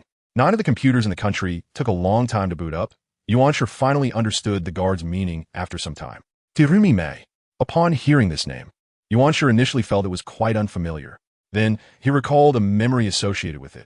A young girl about 5 or 6 years old, with crescent-shaped eyes that became crescent moons when she smiled, looking very adorable. Has this little girl already become a Jonin? The girl from the Terumi family. Please let her in. Yuan Shi slowly spoke, his voice hoarse as if he hadn't drunk water in a long time, like 2 rusted iron plates scraping against each other, creating a chaotic sound. But the guard outside was already accustomed to Yuan Shi's slowness and his slightly strange voice, and he respectfully replied, yes. Before long, Terumi Mei pushed the door open and walked in. This young female Jonin, upon entering and seeing the elderly Yuan Shi, was taken aback at first, realizing the astonishing difference between the old man before her and the image she had in her mind. However, thinking of Yuan Shi's age, And the fact that she hadn't seen him for several years, such a significant change wasn't too surprising. Lord Yuan, sure. Terumi Mei respectfully knelt down in front of the elderly man who had accompanied the hidden mist village through thick and thin, slowly bowing her head in greeting. No need for such formality. Yuan Shi smiled warmly at the young jonin, gently raising his hand to signal her to rise. So many years have passed. The little girl from the Terumi family has grown up so beautifully, which truly makes one happy. Seeing the younger generation of the village grow, Yuan Shi felt genuinely pleased. How about it? Have you found a boyfriend? A beautiful girl like you must have many suitors, right? Hee, if you have someone you like, then love each other well. And have excellent children. That would be a great contribution to our village. Yuan Shi smiled broadly, but his words expressed concern for Terumi Mei's marital matters. This sudden concern caught Terumi Mei off guard, and her cheeks quickly flushed from her neck to her ears. She lowered her head, unsure how to respond to the elder's concern. As Yuan Shi said, young and beautiful, with formidable strength, Terumi Mei had many admirers in the Hidden Mist Village. She herself was not opposed to the idea of finding a boyfriend. She just didn't understand why. Whenever she wanted to accept a certain suitor and start romance, that suitor would suddenly change heart, finding various reasons to avoid her and keeping his distance. Her companion said it was because Terumi Mei's personality was too fiery and controlling, which caused those suitors to feel lost after getting to know her true self, even developing an avoidance mentality. But how could Terumi Mei possibly agree with such a claim? Over time, her thoughts on this matter faded. Today, when Yuan Shi suddenly brought it up, a youthful yet handsome face flashed through her mind. Damn it, he's only 12 years old. What am I thinking? Terumi Mei instinctively shook her head, dispelling the thoughts in her mind, then raised her head to look at Yuan Shi, saying seriously, Lord Yuan Shi, we can discuss these trivial matters later. I came to see you today because of an important matter, a matter concerning the fourth Mizukage and the safety of the entire Hidden Mist Village. Chapter 182. It's actually true after Terumi Mei revealed her intention. Yuan Shi's originally cheerful demeanor changed. The warmth in his smile faded, and the elderly man before her displayed a solemn expression. It was then that Terumi Mei realized that Yuan Shi's appearance now was indistinguishable from the image she had in her memory of the strong figure who held the power of the Hidden Mist Village in his hands, capable of life and death. At Yuan Shi's gesture, Terumi Mei slowly recounted how she led a team to pursue Uchiha Bito, encountering Uchiha Shinjin along the way, and how she obtained information from Uchiha Madara during their parting. Moreover, she did not simply relay the information. She also shared her suspicions and thoughts regarding the changes in the fourth Mizukage, Kagaya Yagura. Since Yuan Shi had become older in recent years and rarely appeared in the village, Terumi Mei feared that he might not be aware of the changes in the Hidden Mist Village over the years. So she took the time to analyze a series of policies implemented by Yagura after he took office. Once she finished speaking, Terumi Mei lowered her head, waiting for Yuan Shi's final response. After all, although Terumi Mei came from the Terumi family, one of the powerful bloodline clans in the Hidden Mist Village, as a woman, she had not been able to enter the core decision-making circle of her family, and the power she wielded was very limited. At this moment, being summoned by Yuan Shi as a jonin was already a very bold move. If Yuan Shi had not remembered her name and the person she was, it would have been difficult for her to truly meet him. Moreover, the news Terumi Mei brought was of great significance. A jonin from the Hidden Mist Village, while on a mission, encountered a ninja from Konoha and, upon hearing information from them, immediately began to suspect their own Mizukage. Such a matter sounded incredibly unreliable. If someone else were to say it, they would surely be suspected of being a spy or having ulterior motives.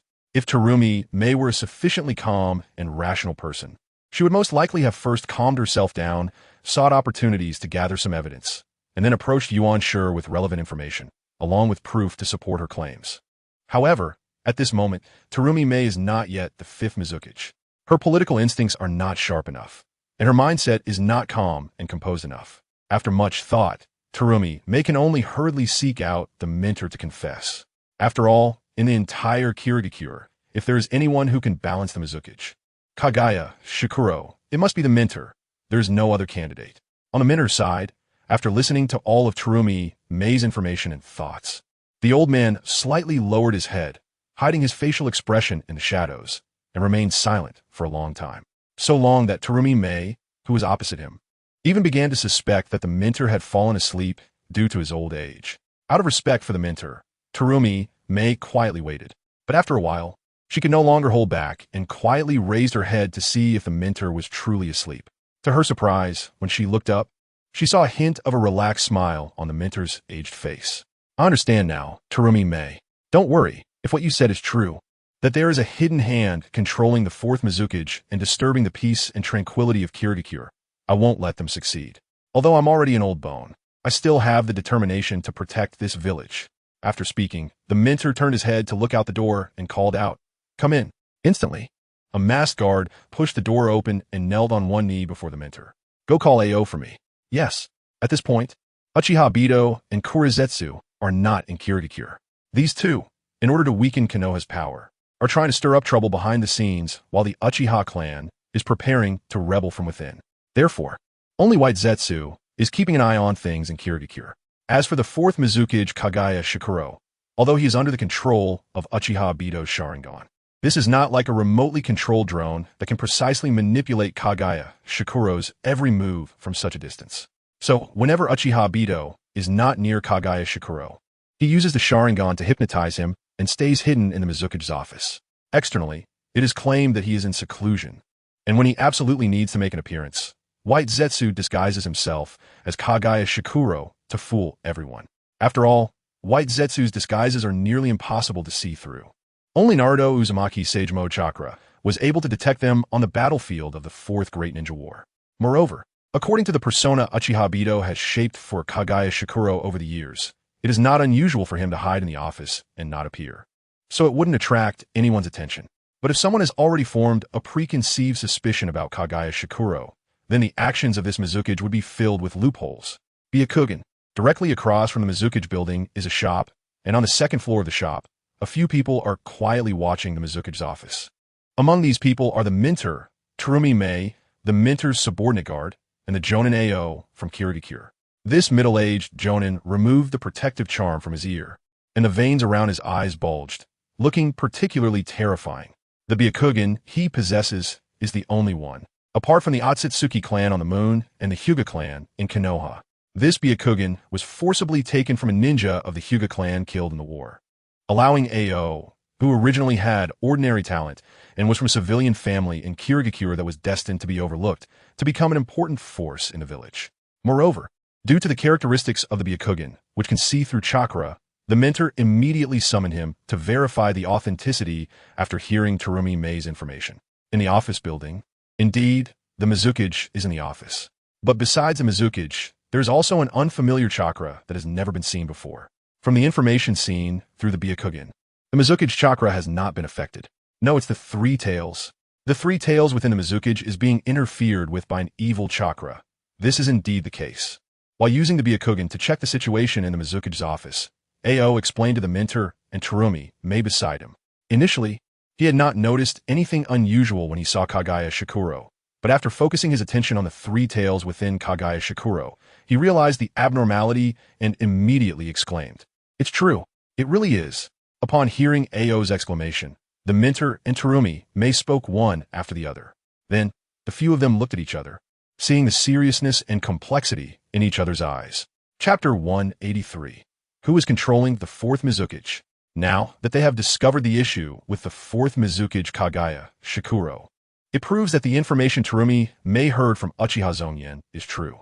The leader of Kirigakure has actually been controlled by a hidden hand, and this has gone unnoticed for all these years. If it weren't for the information Terumi Mei brought back, such a terrifying situation could have continued for an unknown amount of time. Instantly, this thought arose in the hearts of everyone, including Terumi Mei. After all, the situation that happened to Kagaya Shikuro is simply shocking. Since the establishment of Konoha by Senju Hashirama and Uchimadura, there has never been a case of a village leader being controlled in the entire ninja world. Who would have thought that today, Kirigakure would take the lead in such a shocking event? With this thought, the mentor's frail body trembled slightly, and a myriad of complex thoughts surged in his heart. I truly apologize to you, Hakurin. Before you passed away, you entrusted me to protect Kirigakure well. I thought I had been diligent for the village all these years, and even in death, I could boast about my contributions to you. I never expected that before my death, such a horrifying scandal would occur right under my nose, and I let it continue for years without noticing. The mentor lowered his head and muttered to himself, feeling very guilty towards his close friend, the first Mizuki Hakurin, with whom he founded Kirigakure. Mentor, this is not your responsibility. Please do not blame yourself so much. Terumi Mei immediately spoke to comfort him, stepping forward to support the mentor's weak body, and said firmly, "You have protected the village for so many years and have already done your utmost. Now that such a thing has happened in the village, it is entirely our fault as the younger generation. Even if the first Mizuki has a spirit in the afterlife, you should blame us." At this moment, Ao and the others also reacted and began to comfort the mentor in unison.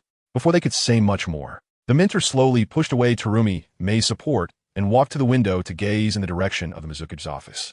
No need to say more. This matter is my responsibility, and your responsibilities cannot be shirked either.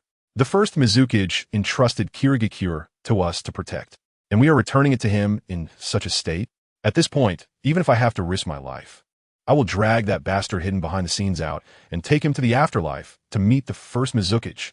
An uncontrollable rage appeared on the mentor's wrinkled face, and a cold, killing intent brewed in his eyes. Kirigakure, as one of the 5 great ninja villages in the ninja world, although it is not as renowned as Konoha, Kumogakure, and Iwagakure, and has always played a supporting role in various ninja world wars, it has never once become the protagonist and shine in this world. However, being one of the dominant forces in the ninja world, it certainly has its depth. Therefore, after Ao discovered the problem with the 4th Mizuki Kagaya, Shikuro using the Byakugan, the mentor immediately devised a response plan and mobilized manpower and resources. Not long after, the Water Shadow's office was surrounded by the elite of the Mist Village, locking Kajitsun Yagura inside. This not only restricted Kajitsun Yagura, but also prompted the leader to dispatch all reconnaissance ninjas from the Mist Village to conduct a thorough search, hoping to uncover the hidden mastermind. However, at that moment, Uchiha Bido and Kurizetsu were still on their way back from Konoha, so their search yielded no results. The leader originally intended to patiently wait for the search results and avoid rashly engaging with Kajitsun Yagura to prevent alarming the snake in the grass. But since the search was fruitless, the leader decisively sent people to storm the Water Shadow's office and took control of Kajitsun Yagura, who was under the hypnosis of the Manjiki Sharingan. At that time, a white Zetsu was also hiding in the Water Shadow's office. When the ambush on the Mist Village occurred, this white Zetsu immediately reacted and tried to escape, but it was also captured. After the operation was successful, Kajitsun Yagura and the white Zetsu were taken to a secret chamber arranged by the leader. "Lord Leader, the people have been brought in." The Mist Umbu pushed open the door to the secret chamber, bringing in the unconscious Kajitsun Yagura and the struggling white Zetsu. Inside the chamber were not only the leader, but also Terumi Mei, Aoi, and other informed individuals.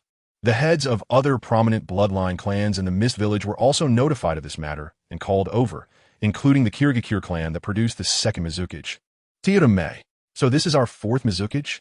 Controlled like a child by someone else. A clan leader from the bloodline families who had conflicts with Kajitsun Yagura sneered. "I never expected that the imposing Mizuki, who treats the Mist Village like his personal fief, is actually someone else's puppet. So, is it true that all the policies he enacted after taking office are the intentions of that mastermind?" Then someone else spoke up. "Ultimately, the reason Uchiha Abido wants to control Kajitsun Yagura is primarily because Kajitsun Yagura is the host for the 3 Tails, which happens to be severely restrained by his Manjiki Sharingan.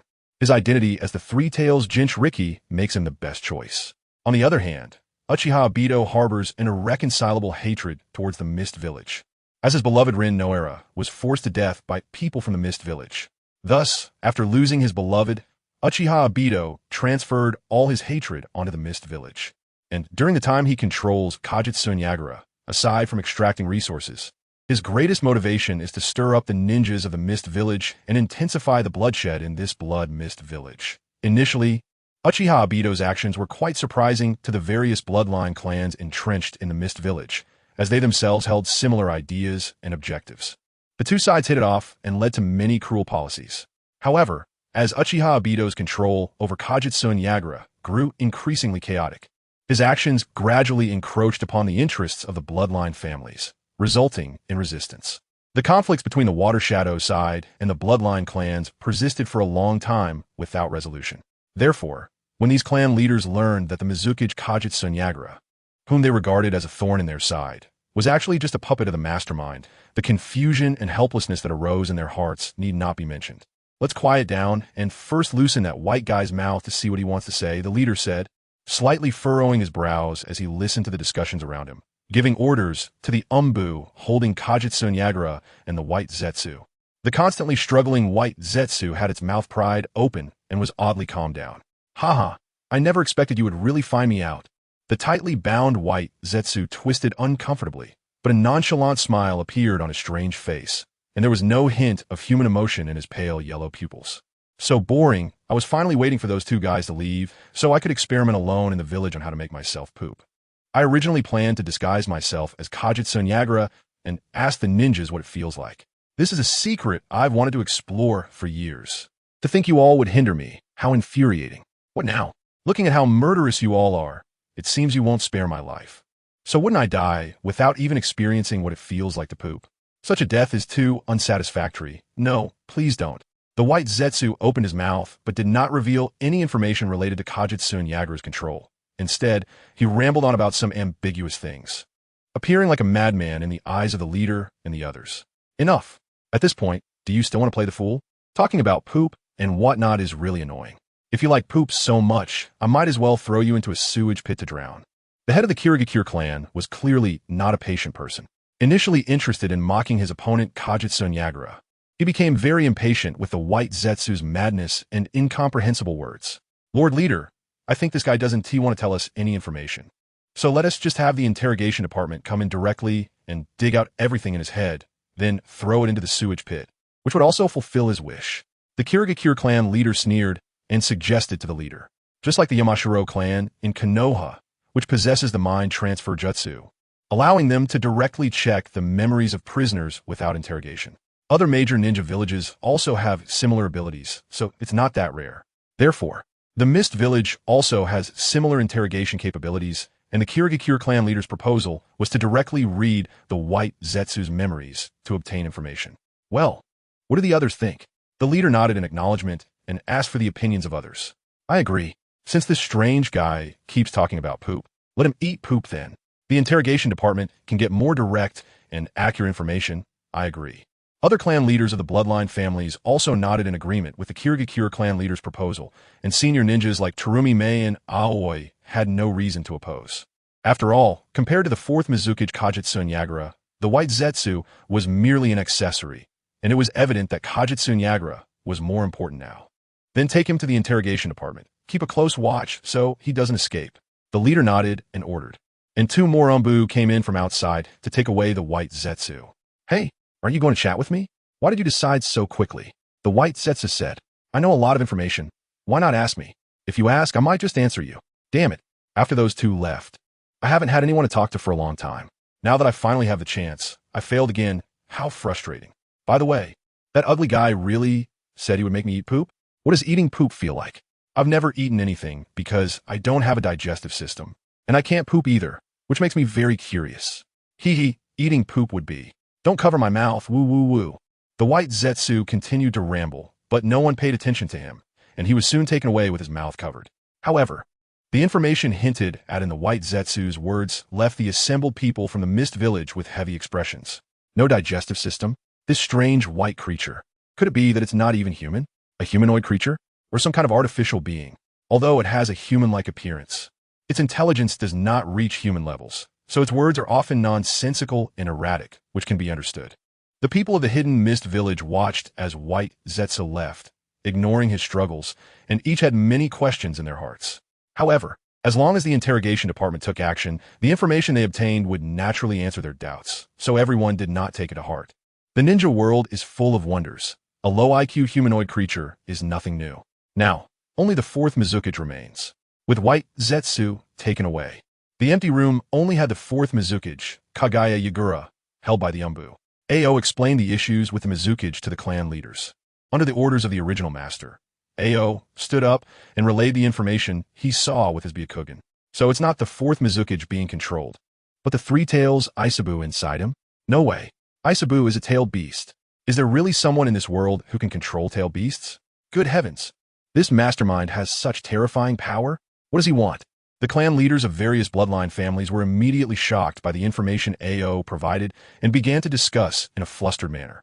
This wasn't due to their lack of experience. Rather, it was their extensive knowledge that made them anxious. Initially, they thought the fourth Mizukichi himself was being controlled.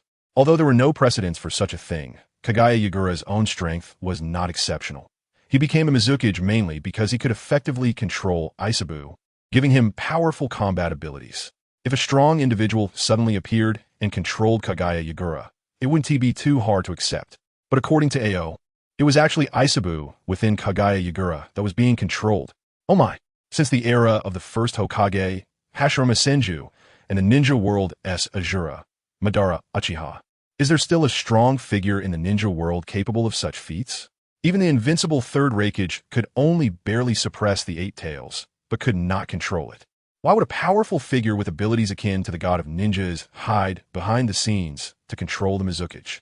This question lingered in the minds of the clan leaders, leaving them unsettled. Controlling tailed beasts isn't entirely unbelievable. While everyone was discussing, the original master suddenly spoke in a deep voice. The scene immediately fell silent, and all eyes turned to the original master. This living fossil who had survived since the Warring States period, having interacted with both the god of ninjas and the Azura of the ninja world in his youth. The original master was privy to many secrets unknown to others, which is very normal. In the old man's memory, the only two individuals capable of easily subduing tailed beasts were the god of ninjas, Hashirama Senju, and the Azura, Madara Uchiha. Both relied on their godlike strength to forcibly suppress tailed beasts, but apart from them, no similar examples could be found. The original master sighed with emotion, recalling the terrifying figures he saw in his youth, their godlike and devilish postures still vivid in his memory. But aside from brute force, I also know of a method to control tailed beasts. Have you heard of the Valley of the End battle? The original master asked. Of course. That was the great battle between Hashirama Senju and Madara Uchiha, where Hashirama ultimately killed Madara, but not long after, he himself passed away due to severe injuries, leading to the decline of Konoha. Anyone familiar with ninja world history would know this period. So as soon as the original master spoke, someone immediately responded. That's right, but the information I have indicates that during the Valley of the End battle, Madara controlled the Nine Tails to fight Hashirama. Moreover, a few years ago, I received information that someone in Konoha was again controlling the Nine Tails, resulting in the deaths of the Nine Tails Jinchuriki and the fourth Hokage, Minato Namikaze. After the battle, rumors spread in Konoha that the Nine Tails' eyes shone with the Sharingan of the Uchiha clan. Can you guess the relationship between these two? The original master, being quite old, struggled to maintain his breath as he spoke, and his voice grew softer towards the end. However, everyone present were high-ranking ninjas, so they heard him clearly. The Sharingan? Madara Uchiha controlled the Nine Tails, and the Nine Tails attacked Konoha with the Sharingan, indicating that the Sharingan can control tail beasts? Is that so? No wonder the Sharingan of the Uchiha clan has such a great reputation, regarded as the strongest Dojutsu bloodline in the ninja world. The clan leaders were not fools and immediately reacted, with someone praising the power of a Sharingan. However, wait, if the Sharingan could control tailed beasts, why are there so few historical examples, and none that serve as direct evidence? If the Sharingan is so powerful, wouldn't the Uchiha clan be able to directly control all nine-tailed beasts and become invincible? Haha, I heard that the Uchiha clan is currently being oppressed in Konoha, and there was even intelligence suggesting that the Uchiha clan is plotting a rebellion. If the Sharingan were really that formidable, how could they have been forced into such a position? Some people held opposing views, believing that the claim of the Sharingan controlling tailed beasts was exaggerated. Terumi Mei and Ao quietly listened to the clan leaders debate back and forth, not speaking, but exchanging glances that conveyed their understanding. They both felt that the answer must be this way. Well, everyone has a point, but the truth still needs to be verified. Go and call the sealing team over. Prepare to seal Isabu at any time, and we need to ask the fourth Mizukichi face-to-face who exactly is the mastermind controlling him. Chapter 184, Uchiha Obito. In a swamp 100 miles away from the hidden mist village, Uchiha Obito quickly traversed the marsh, appearing quite self-satisfied. Meanwhile, beneath his feet, Black Zetsu was lurking, following closely behind. Uchiha Obito's apparent satisfaction was mainly due to the successful outcome of the recent mission to Konoha. As someone who has taken on the name Madara Uchiha and worked behind the scenes to build the infinite Tsukuyami plan, Konoha has always been one of his imagined enemies, and the most threatening among them. After all, Konoha, with its deep history and reputation as the strongest ninja village since its founding, is undoubtedly the biggest obstacle in his path. Otherwise, Uchiha Obito would have taken advantage of his mentor's wife, Kushina Uzumaki, about to give birth, and the weakening seal of the Nine Tails to infiltrate Konoha and orchestrate the disastrous Nine Tails attack that caused heavy losses for the village. This even led to the deaths of his teacher, the fourth Hokage, Minato Namikaze, and his mentor, Kushina Uzumaki. However, sacrifices bring rewards. After the death of the fourth Hokage, the aging third Hokage, Hiruzen Sarutobi, returned to power and swept away the new direction and ambition that Minato had established, adopting a very conservative approach to balance the situation in Konoha. If this were 20 years ago, when this hero of the ninja world was still in his prime, his ascension would have made Konoha even more prosperous. But 20 years have passed, and the once ambitious hero has turned into a frail, power-hungry figure, playing the balancing act poorly and allowing Danzo Shimura to wreak havoc in Konoha, resulting in the Uchiha clan's estrangement. If it weren't for the contributions of Hiruzen, Sarutobi, and Danzo Shimura, how could Konoha have suffered such severe damage so easily? As Uchiha Obito traveled, he pondered in his heart, does Madara-sama seem very pleased?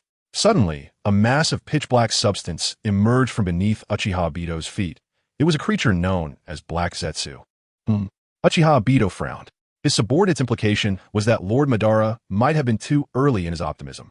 The developments within Konoha village were not proceeding as he had anticipated, and instead, unexpected results had arisen. Black Zetsu slowly spoke, and his words left Uchiha Obito feeling somewhat uncertain. From Obito's perspective, the Uchiha clan's rebellion within Konoha was something he had long planned. A few months ago, Obito had infiltrated Konoha with Black Zetsu, engaging with Itachi Uchiha while secretly inciting unrest, waiting for the right moment. However, he did not expect that the Uchiha he had high hopes for, Itachi, would inexplicably die at the hands of Uchiha SJN. And this Uchiha SJN was clearly just an ordinary student from the Ninja Academy, according to the records. This unexpected turn of events significantly complicated Obito's plans, rendering his original strategy entirely unfeasible. Thus, he had no choice but to actively make contact with Uchiha SJN. The good news was that the results of this contact were very favorable.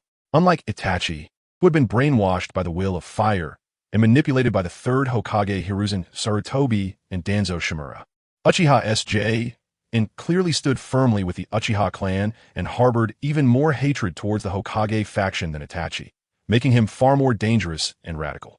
If Itachi were involved, the best outcome would be the complete annihilation of the Uchiha clan. However, Uchiha SJN could potentially lead the Uchiha clan in a rebellion, directly sparking a civil war with the Hokage faction, which could very likely paralyze Konoha. This was why Obito could be so easily persuaded by Uchiha SJN to directly intervene against Danzo. The prospect of Konoha being destroyed by civil war was evidently much more enticing. But at this moment, Black Zetsu actually said that there had been changes in Konoha. What kind of changes? Could it be that the rebellion instigated by Uchiha SJN was effortlessly quashed by Konoha? That would be utterly pathetic. Obito's mind was racing with thoughts, but he did not show it on the surface, instead maintaining a calm demeanor. Lord Madara, according to the response from White Zetsu that I left in Konoha, the civil war you anticipated has only just begun, and the outcome has ended peacefully for both sides. Only Danzo and his root ninjas have died, while no other ninjas from Konoha or the Uchiha clan were lost. Moreover, it seems that Danzo revived after you left. But upon returning to Konoha, he was killed on the spot by Uchiha SJN. The method he used to escape seems to have been the Izanagi technique.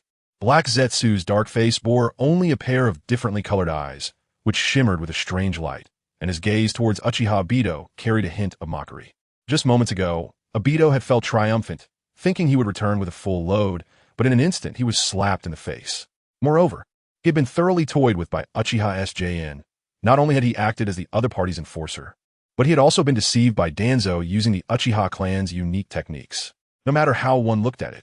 This was completely inconsistent with the persona of a figure like Madara Uchiha, making Obito look like a fool who had been played.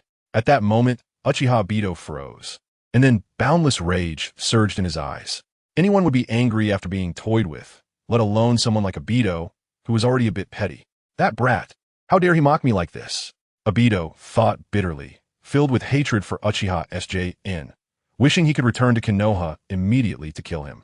But rationality told him that since Uchiha Zongyan had done such a thing, he would definitely be on guard. Moreover, since the other party had resolved the internal issues of Konoha, it was highly likely that Konoha would return to normal. And as the strongest ninja village in the ninja world, it was not something that could be provoked so easily.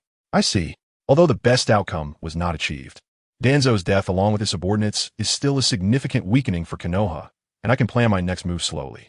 Uchiha Obito gritted his teeth, trying to find a way to save face, but before he could regain his composure, he suddenly sensed that the Sharingan power he left in the body of the fourth Mizukage, Yagura Karatachi, had vanished. This meant that his control over the fourth Mizukage had been discovered by the Mist Village. It also meant that the Mist Village, which had been the best breeding ground for White Zetsu, was now rendered useless. Heh, Black Zetsu, I have something to tell you too. Uchiha Obito let out an ambiguous laugh and looked down at Black Zetsu. We can go back to the Mist Village. Chapter 185. Hiruzen Sarutobi's Insight, Konoha Village. Ever since the last time in front of the Hokage building, when the third Hokage, Hiruzen Sarutobi, was forced by Uchiha Zongyan to peel back his hypocritical facade in front of all the ninjas in Konoha, it can be said that no matter how much prestige Hiruzen had in Konoha or how many connections and wealth he had accumulated over decades of careful governance, everything had been completely squandered, because as Hokage, Hiruzen was publicly compelled by Uchiha Zongyan to admit his mistakes and take the blame for the chaos happening in Konoha. From that moment on, Hiruzen Sarutobi's political life had ended, not to mention that he had promised to take responsibility for those mistakes and would be confined at home for 10 years. Even though many ninjas in Konoha still remembered him as their Hokage, if he truly went mad and attempted to overturn his previous statements to stand against Uchiha Zongyan and others for power again, it was likely that very few would be willing to follow him to their deaths. However, even though the situation was set, there were still some individuals unable to see reality, secretly plotting to do something. For example, Mito Gate-in and Tsunade Sh-Rin, who had their arms severed by Uchiha Zongyan and could not recover, losing their positions as a result. These two old men had always acted as the balancing act between Hiruzen Sarutobi and Danzo Shimura during Sarutobi's administration, thinking themselves to be important roles in maintaining equilibrium between the two sides. But in reality, the role played by Mito Gate-in and Tsunade Sh-Rin could be summarized as helping Hiruzen suppress Danzo, keeping this ticking time bomb under control within tolerable limits. And once Danzo's actions became too outrageous and were discovered by Hiruzen, when Hiruzen became angry and wanted to take action against Danzo, they would jump out to defend him. Beyond that, they had no other functions. Therefore, as the core of power in Konoha, Hiruzen Sarutobi and Danzo Shimura, regardless of whether their actions were good or bad, at least both had been active and were doing what they deemed beneficial for Konoha. However, these two troublemakers had always maintained their positions in power, oscillating between Hiruzen and Danzo, neither fully committing to one side nor allowing one side to completely lose power. Because if Hiruzen completely decided to reclaim Danzo's power, then once Danzo fell, there would be no space left for them to survive. This was akin to workers in a fully automated assembly line factory. Once the boss found out that you were not related to production efficiency at all, your job would be over. Mito Gate-in and Tsunade Sh-Rin have been living comfortably over the years relying on this method of balance. I never expected that one day, not only would the two of us completely lose our power, but even the people we depended on, Sarutobi Hiruzen and Shimura Danzo, would one retire and the other die. How can this be? Once someone has tasted the flavor of power, who can easily let go? Moreover, the situation in Konoha is constantly changing, with the Uchiha and Hyuga clans continually encroaching on the power that originally belonged to the Hokage lineage. This completely contradicts the political philosophy of the second Hokage, Senju Tobirama, and has completely interrupted the process of denuclearizing the ninja clans that Tobirama proposed with Konoha at its center. This is reversing history. As disciples of Senju Tobirama, how can we just watch this happen? Hiruzen, are you really going to just watch this unfold? Those people are relentlessly destroying the situation that Lord Tobirama worked so hard to create. In Sarutobi Hiruzen's home, Mito Gate-in and Tsunade Koharu faced Hiruzen, looking extremely worried. That's right. Ever since Lord Hashirama established Konoha, what we have always wanted to do is eliminate the barriers between the ninja clans and unify the entire village, right? To achieve this dream, both Lord Hashirama and Lord Tobirama took action and directly disbanded the Senju clan, allowing the Senju bloodline to integrate into the entire village. Such a great ideal, such a spirit of selfless dedication. Both Lord Hashirama and Lord Tobarama have given everything for the village. Can we just sit by and watch their hard work be destroyed? Mito, Gadian, and Tsunade Koharu spoke one after another, while Sarutobi Hiruzen, sitting cross-legged on the ground, kept his head down, smoking quietly. What is this reaction? Mito, Gadian, and Tsunade Koharu exchanged glances, not expecting Hiruzen's response to be so indifferent. It is important to note that all of them are disciples of Senju Tobarama and are very clear about his political philosophy. Ever since they returned to Konoha, carrying Tobarama's legacy, and after enduring various struggles to finally grasp the power of the village, they've been practicing Tobarama's ideals, suppressing the major ninja clans, courting the minor ninja clans, and continuously cultivating loyal Konoha ninjas from commoner backgrounds. After decades of effort, Konoha's situation is gradually moving in the right direction, even in their and Danzo's plans. They were about to take action against the Uchiha clan to completely eliminate this obstinate major ninja clan. By doing so, the strength of the Hokage lineage in Konoha would become unprecedentedly powerful. However, no one expected that a Uchiha Zongyan would suddenly emerge from the Uchiha clan. Bang! Hiruzen, say something. Tsunade Koharu looked at the silent Hiruzen, slamming his remaining hand on the low table, shouting loudly. Hearing this commotion, Hiruzen finally raised his head. Smoke swirled around his dimly lit face, and Mito, Gadian, and Tsunade Koharu could only see Hiruzen's murky eyes, but within those eyes, there flickered a look that startled both of them. Say something? What should I say? Hiruzen looked at his once close comrades, seeing the anger and hatred on their faces, and couldn't help but sigh. Decades ago, when they followed their teacher, Senju Tobarama, to quell the First Shinobi World War, everyone was still an ambitious youth, filled with dreams of strengthening Konoha, and confident in their ability to achieve this. Those were good times, with Tobarama-sensei's upright and sturdy back in front of them. All they had to do was follow his words. Under Tobarama-sensei's wisdom and insight, Konoha had always been on the right path. But then everything changed. To protect these people, Tobarama-sensei selflessly sacrificed himself. After inheriting Tobarama-sensei's will and completing his political ideals, they returned to Konoha, endured various struggles to seize power, thinking that this would lead to the desired results. But decades have passed. Why is reality so different from what they envisioned?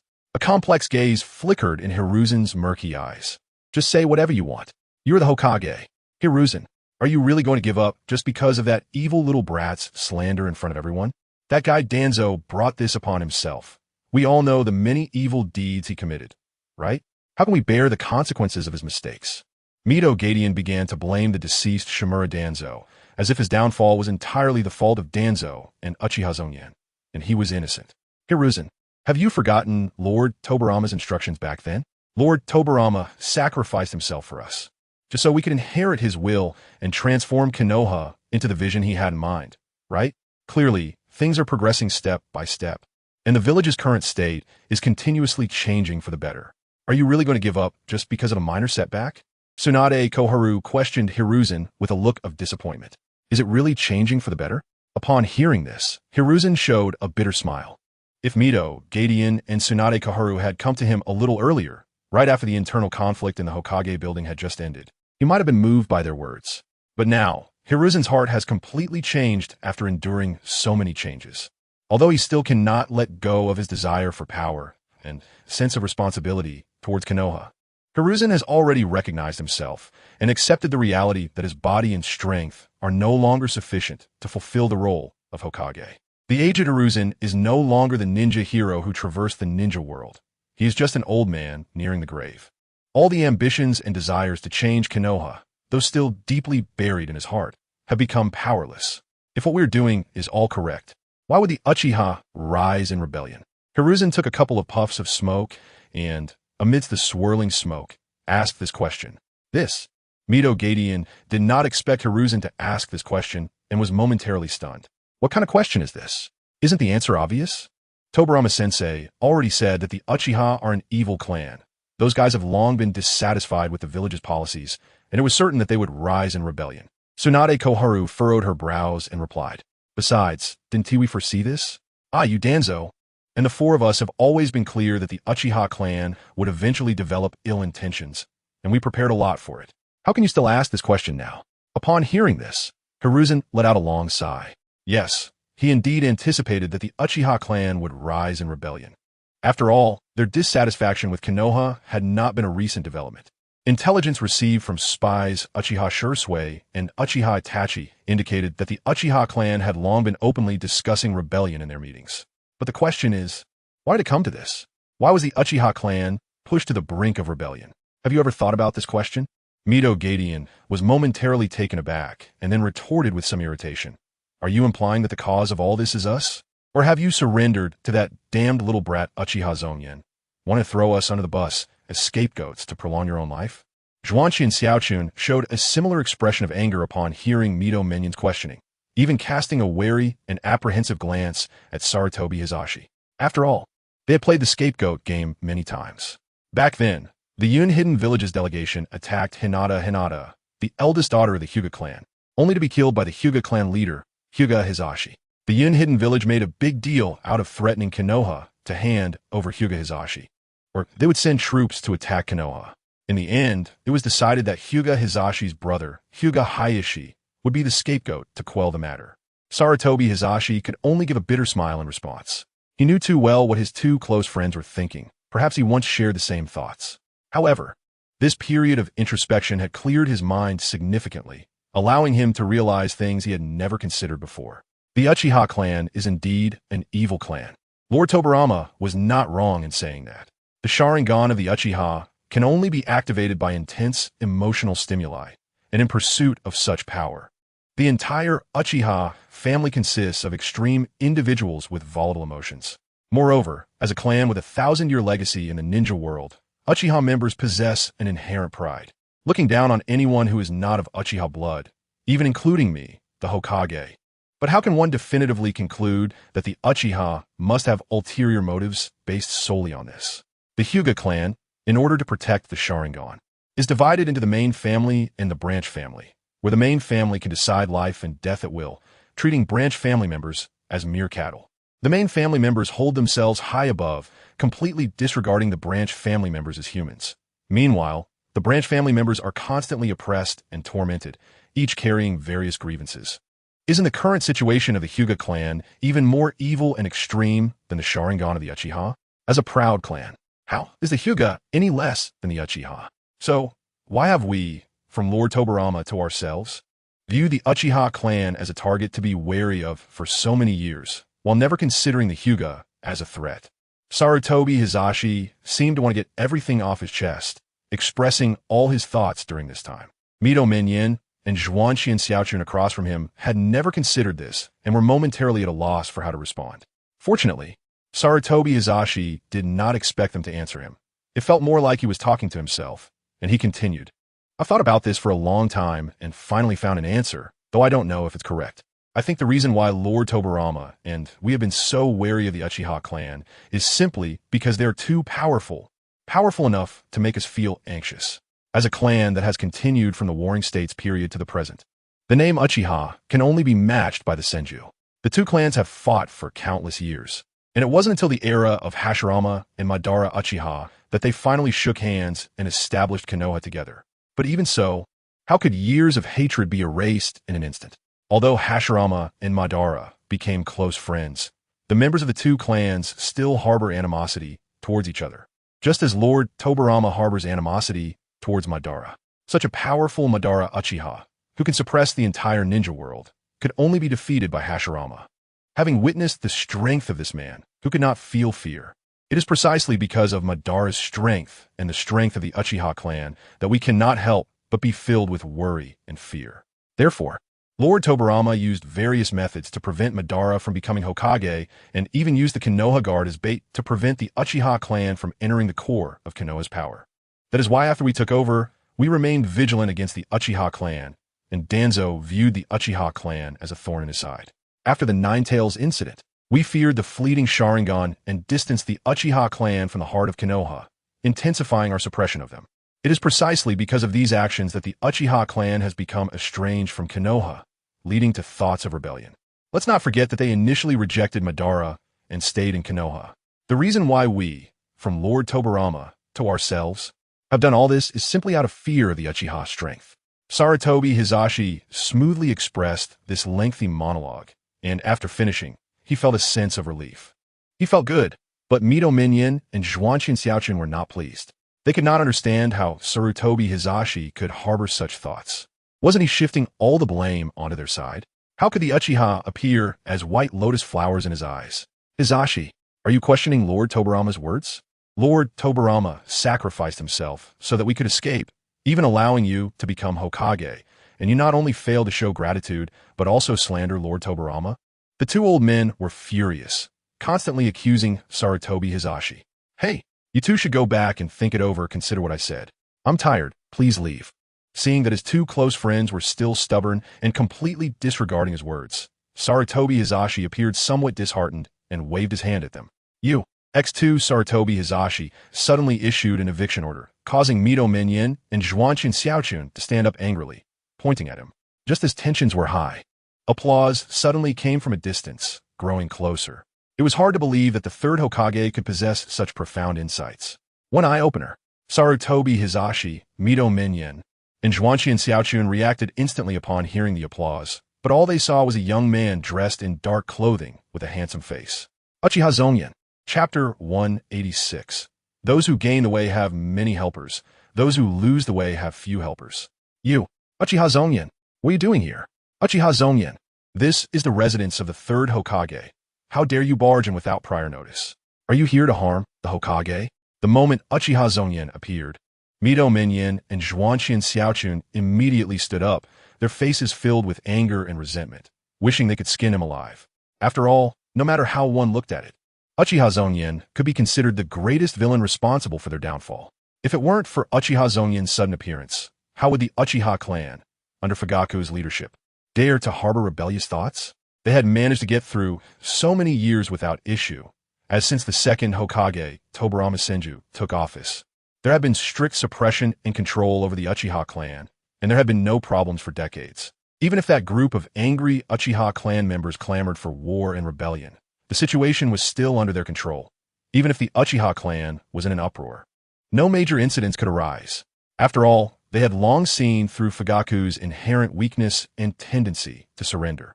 As long as Fugaku held the position of clan leader, he would never allow the Uchiha to reach that point. Not to mention, they still had two trump cards. One was Uchiha Shursui, the only known Uchiha who had awakened the Manjiki Sharingan. The other was Uchiha Itachi, the son of the Uchiha clan leader who secretly acted as a spy for the Hokage faction, with Fugaku above and Shursui and Itachi below. How chaotic could the Uchiha clan really become? Although Uchiha Shursui later mysteriously disappeared and his body was found without his Manjiki Sharingan, Shimura Danzo had already secretly informed them, using Uchiha Sasuke, Shursui's younger brother, as leverage to force Uchiha Itachi to make a final choice between his family and the village. Uchiha Itachi chose to protect his brother and the village, sacrificing the entire clan. When Mito Gadian and Teen Naka Koharu received this news, they were so overjoyed they could have jumped up, not to mention that eliminating the stubborn burden of the Uchiha clan. A ticking time bomb that could explode at any moment would make everything in the village much easier and stabilize their power. Not to mention that once the colossal Uchiha clan fell, the spoils would be enough for them to indulge in. When a whale falls, all things thrive. With the death of the Uchiha clan, everyone in the village could feast, and, as high-ranking officials, they would receive the largest share. What's not to like? Who would have thought that in their desperate struggle, Uchiha had emerged with Uchiha Zongyan, who forcefully pulled the Uchiha back from the brink. Not only did he pull them back, but he also directly caused chaos, reversing the entire situation. Even, they were both left crippled, with one losing a hand. According to the unspoken rules in Konoha village, ninjas who lose their combat ability would directly enter retirement, losing their positions regardless of their rank. Even Mito Gadian and Teen Naka Koharu, as elder advisors, could not escape this rule. Decades of accumulated power and hard work were lost in an instant. How could this not make them hate Uchiha Zongyan to the bone? Sarutobi Hiruzen did not pay attention to the two old friends' outbursts, merely raising an eyebrow at the slowly approaching Uchiha Zongyan, pondering his intentions.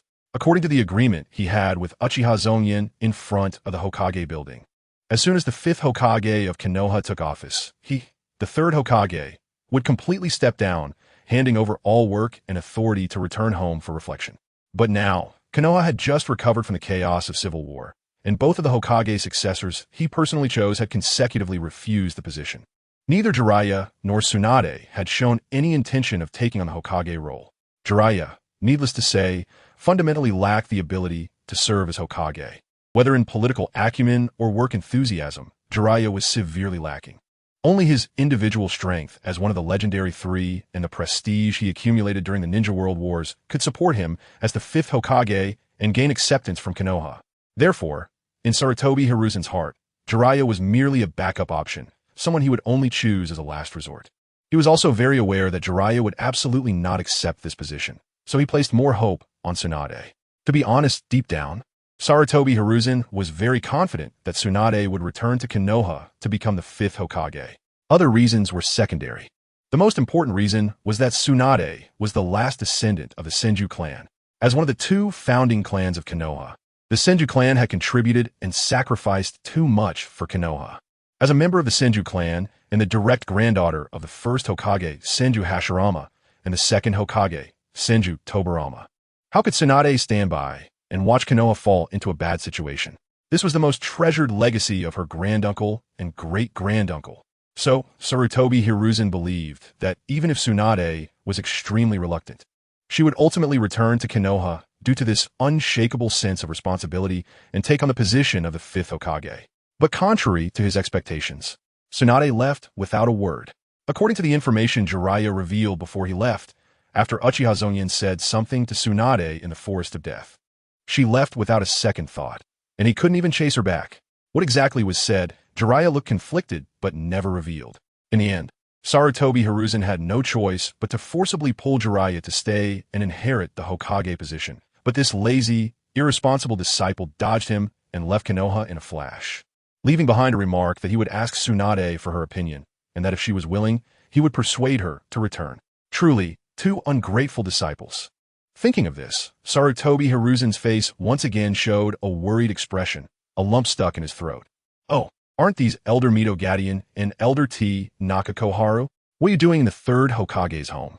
Uchiha Zongyan smiled lightly, completely unconcerned with the anger on the faces of the two old men, and greeted them cheerfully. Quickly answer the old man's question. What does our presence here have to do with you? Leave now, or I will have to call the Umbu to arrest you. Midogadian and T Nakakoharu scolded loudly. Sarutobi Hiruzen, hearing this, couldn't help but show a look of surprise. Come on, do you really want to call the Umbu to arrest Uchiha Zongyan? Have you lost your mind? You should know that this seemingly young Uchiha ninja, after the recent power distribution, had already become the most untouchable person in Konoha. Not to mention that his strength had long been unmatched in Konoha. Which Umbu could arrest him? Is that so? Uchiha Zongyan initially thought the same, but after looking at the expressions of Midogadian and T Nakakoharu, he saw a trace of hatred in their eyes.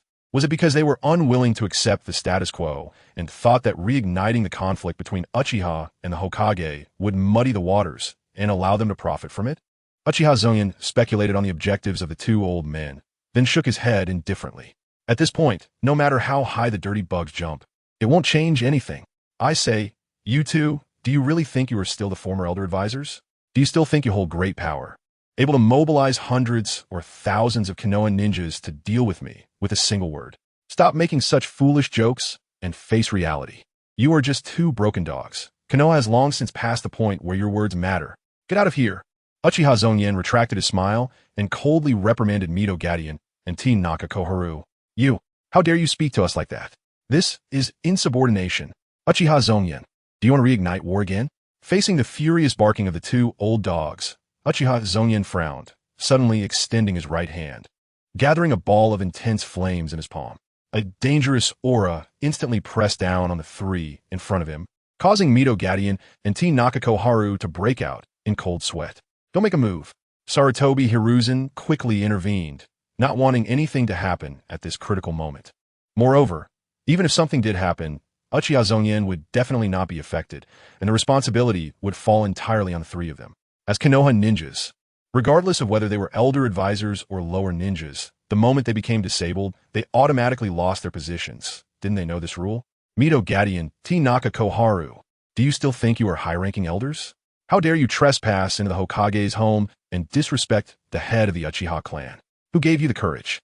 Uchiha Zongyan's aura grew stronger, even more intense than when he was at the Hokage building. It is evident that Uchiha Zongyan at that time was not at the peak of his strength.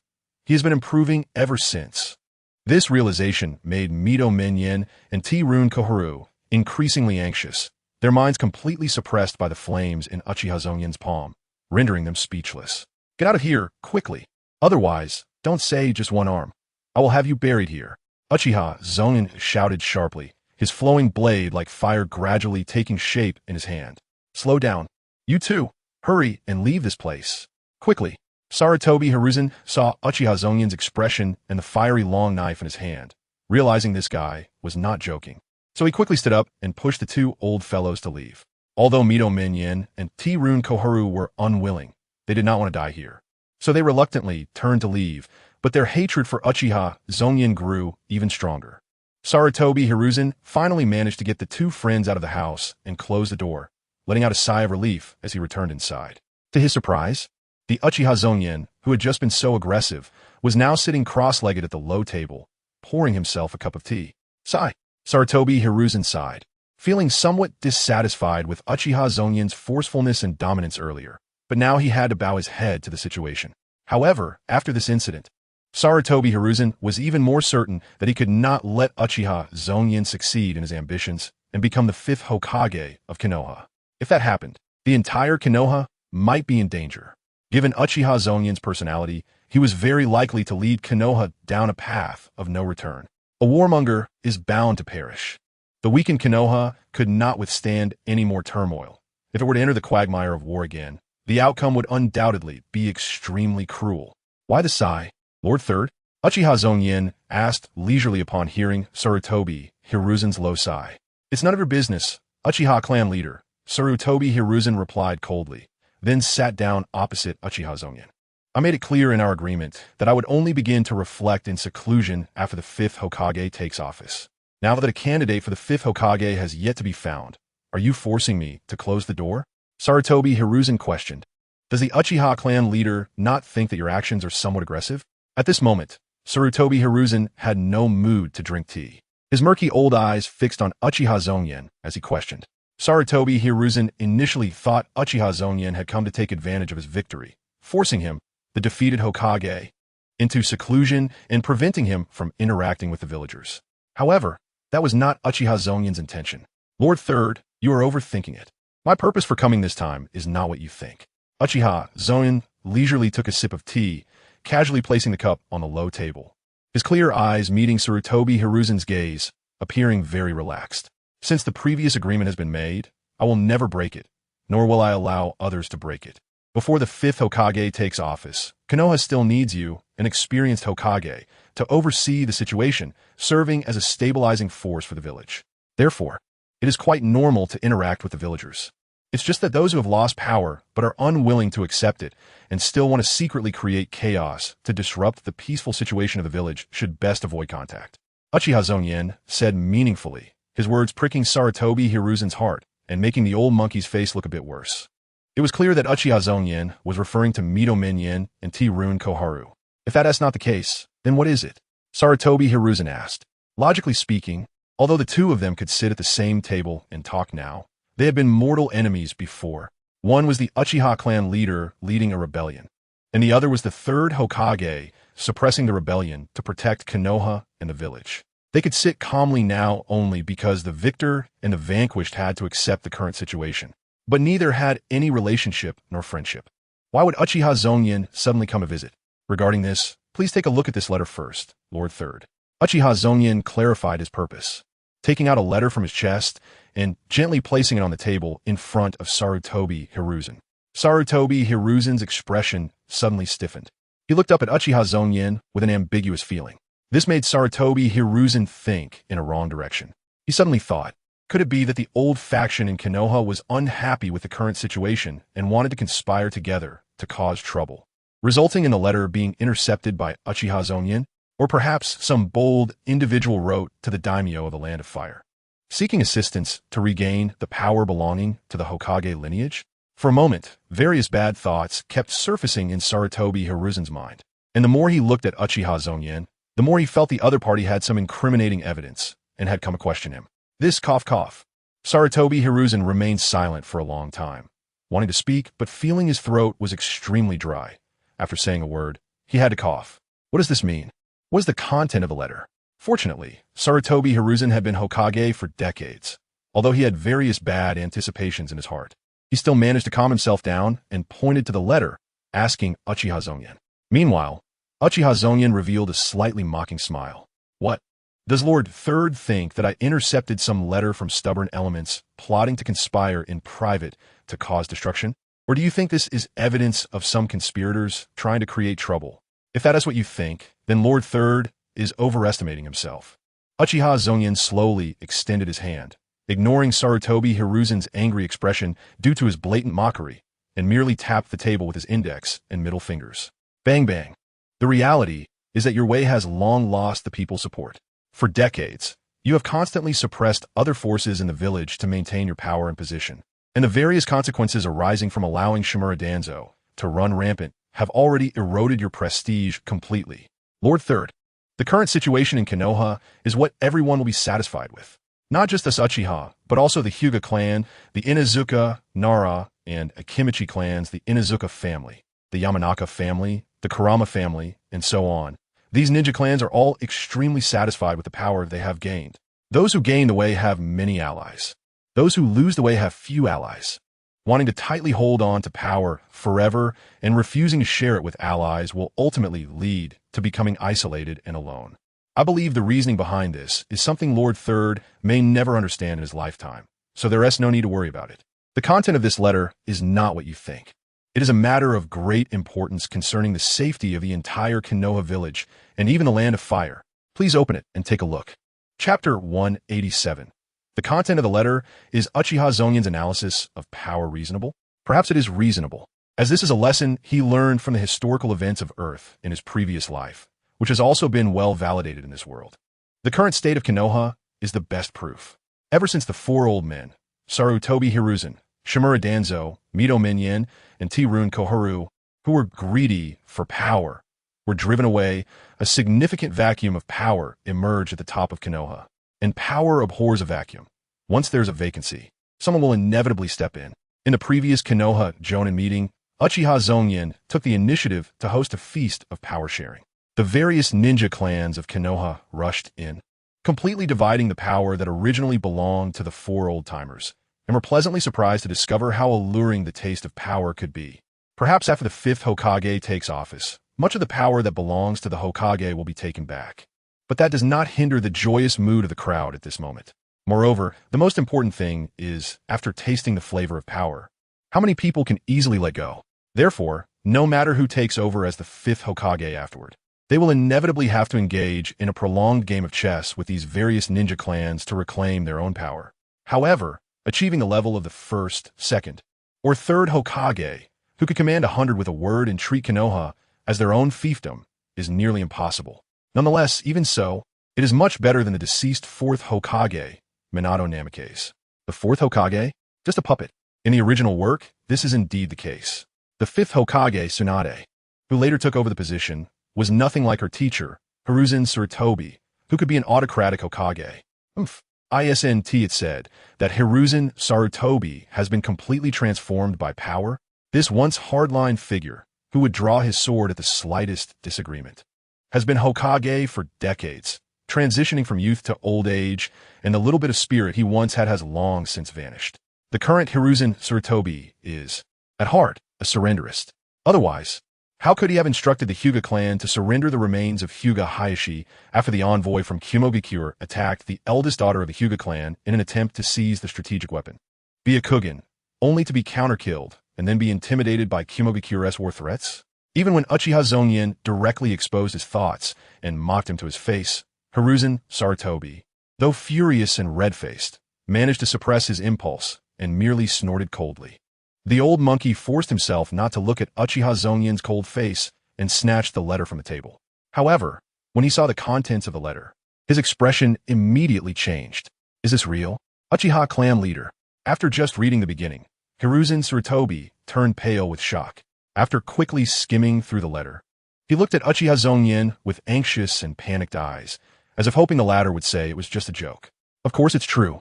Who would joke about such things? Seeing Hiruzen Tsurutobi like this, Uchiha Zongyan felt inexplicably uncomfortable and sighed before answering. But this Hiruzen Tsurutobi's hand holding the letter trembled slightly, indicating the immense shock and pressure the contents of the letter had caused him. It turns out this letter was similar to the one Uchiha Zongyan had previously received from the merchant group, sent by Terumi, Mei, and Kirigakure. The difference was that the previous letter was highly confidential, disguised as civilian communication, and sent to Uchiha Zongyan via a merchant passing through Konoha. This way, although the letter took a long time to reach, it was unlikely to be intercepted or discovered. Now, however, the letter Hiruzen Tsurutobi held was sent through official channels from Kirigakure, directly delivered by a ninja from Kirigakure. This method was fast, but lacked confidentiality and could not escape the eyes of the observant. Fortunately, the contents of this letter did not require too much secrecy, and soon the entire ninja world would know about this matter. That is, Kumogakure is leading an attempt to form an alliance with Iwagakure and Sunagakure to take advantage of Konoha's internal strife and launch a new ninja world war. Not long ago, Kirigakure, relying on the intelligence sent by Terumi Mei, rescued the fourth Mizukage, Yagura Kartachi, who had been controlled by Uchiha Obito, and killed the white Zetsu who had been lurking beside Yagura to monitor him. Following that, the fate of Yagura was self-evident. Under the leadership of the Mizukage, Kirigakure held a high-level meeting, stripped Yagura of his title as fourth Mizukage, and to ensure he would not be controlled again, imprisoned him in a heavily guarded prison. This was also a form of punishment. The fact that Yagura, as a village leader, was controlled and used by someone else had caused irreparable losses and damage to the entire village, which alone was enough for him to spend the rest of his life in jail. After deciding Yagura's fate, Kirigakure lost its leader and had to call upon the Mizukage to hold the fort. At that time, many ambitious individuals stepped forward to vie for the position of fifth Mizukage, including the prominent bloodline clans within Kirigakure. Unfortunately, all of them were coldly rejected by the Mizukage, who stated that he would temporarily hold the position of Mizukage and wait for a truly capable young person to emerge from the next generation. This statement was clearly paving the way for Terumi Mei.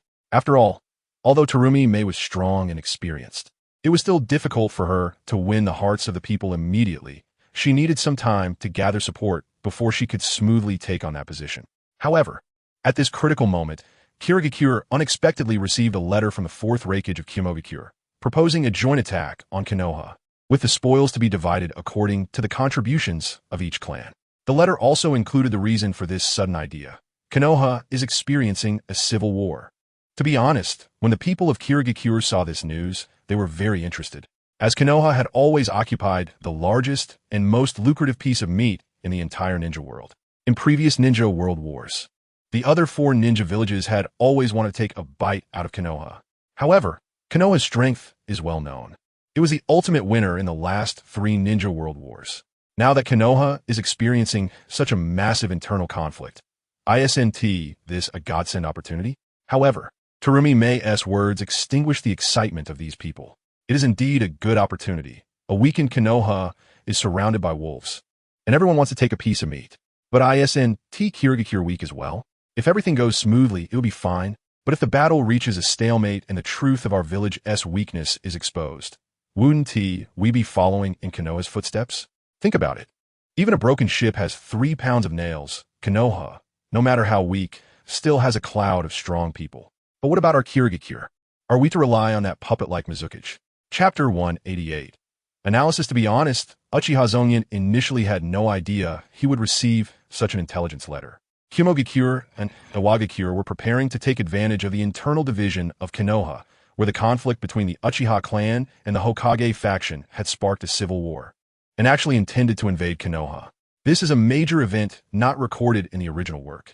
In the original story, Uchiha Itachi, in conjunction with Uchiha Obito and the Hokage faction, directly slaughtered the entire Uchiha clan from top to bottom, leaving only his poor brother. Konoha directly cut off an arm, suffering a tremendous loss. However, the original work did not describe the reactions of other great nations after the Uchiha clan was slaughtered. Logically speaking, the war-hungry Kumogakure and the ever-watchful Iwagakure would definitely not miss such an opportunity. But in reality, there was no large-scale war triggered because of this. However, this time, under Uchiha Zongyan's leadership, the Uchiha clan obtained what they deserved without shedding blood. In Konoha, aside from losing the darkness of Shinobi, Shimura Danzo, and the root organization he controlled, there were no other losses. One could even say that after getting rid of the disruptive Shimura Danzo, Konoha's overall strength has become even stronger. After all, without that old zombie who always viewed the Uchiha clan as a thorn in his side, constantly plotting against them, the Uchiha clan that has been liberated can unleash an immeasurable amount of power. Now, an interesting situation arises. In the original work, Konoha lost the Uchiha clan, yet the other great nations did not launch a war.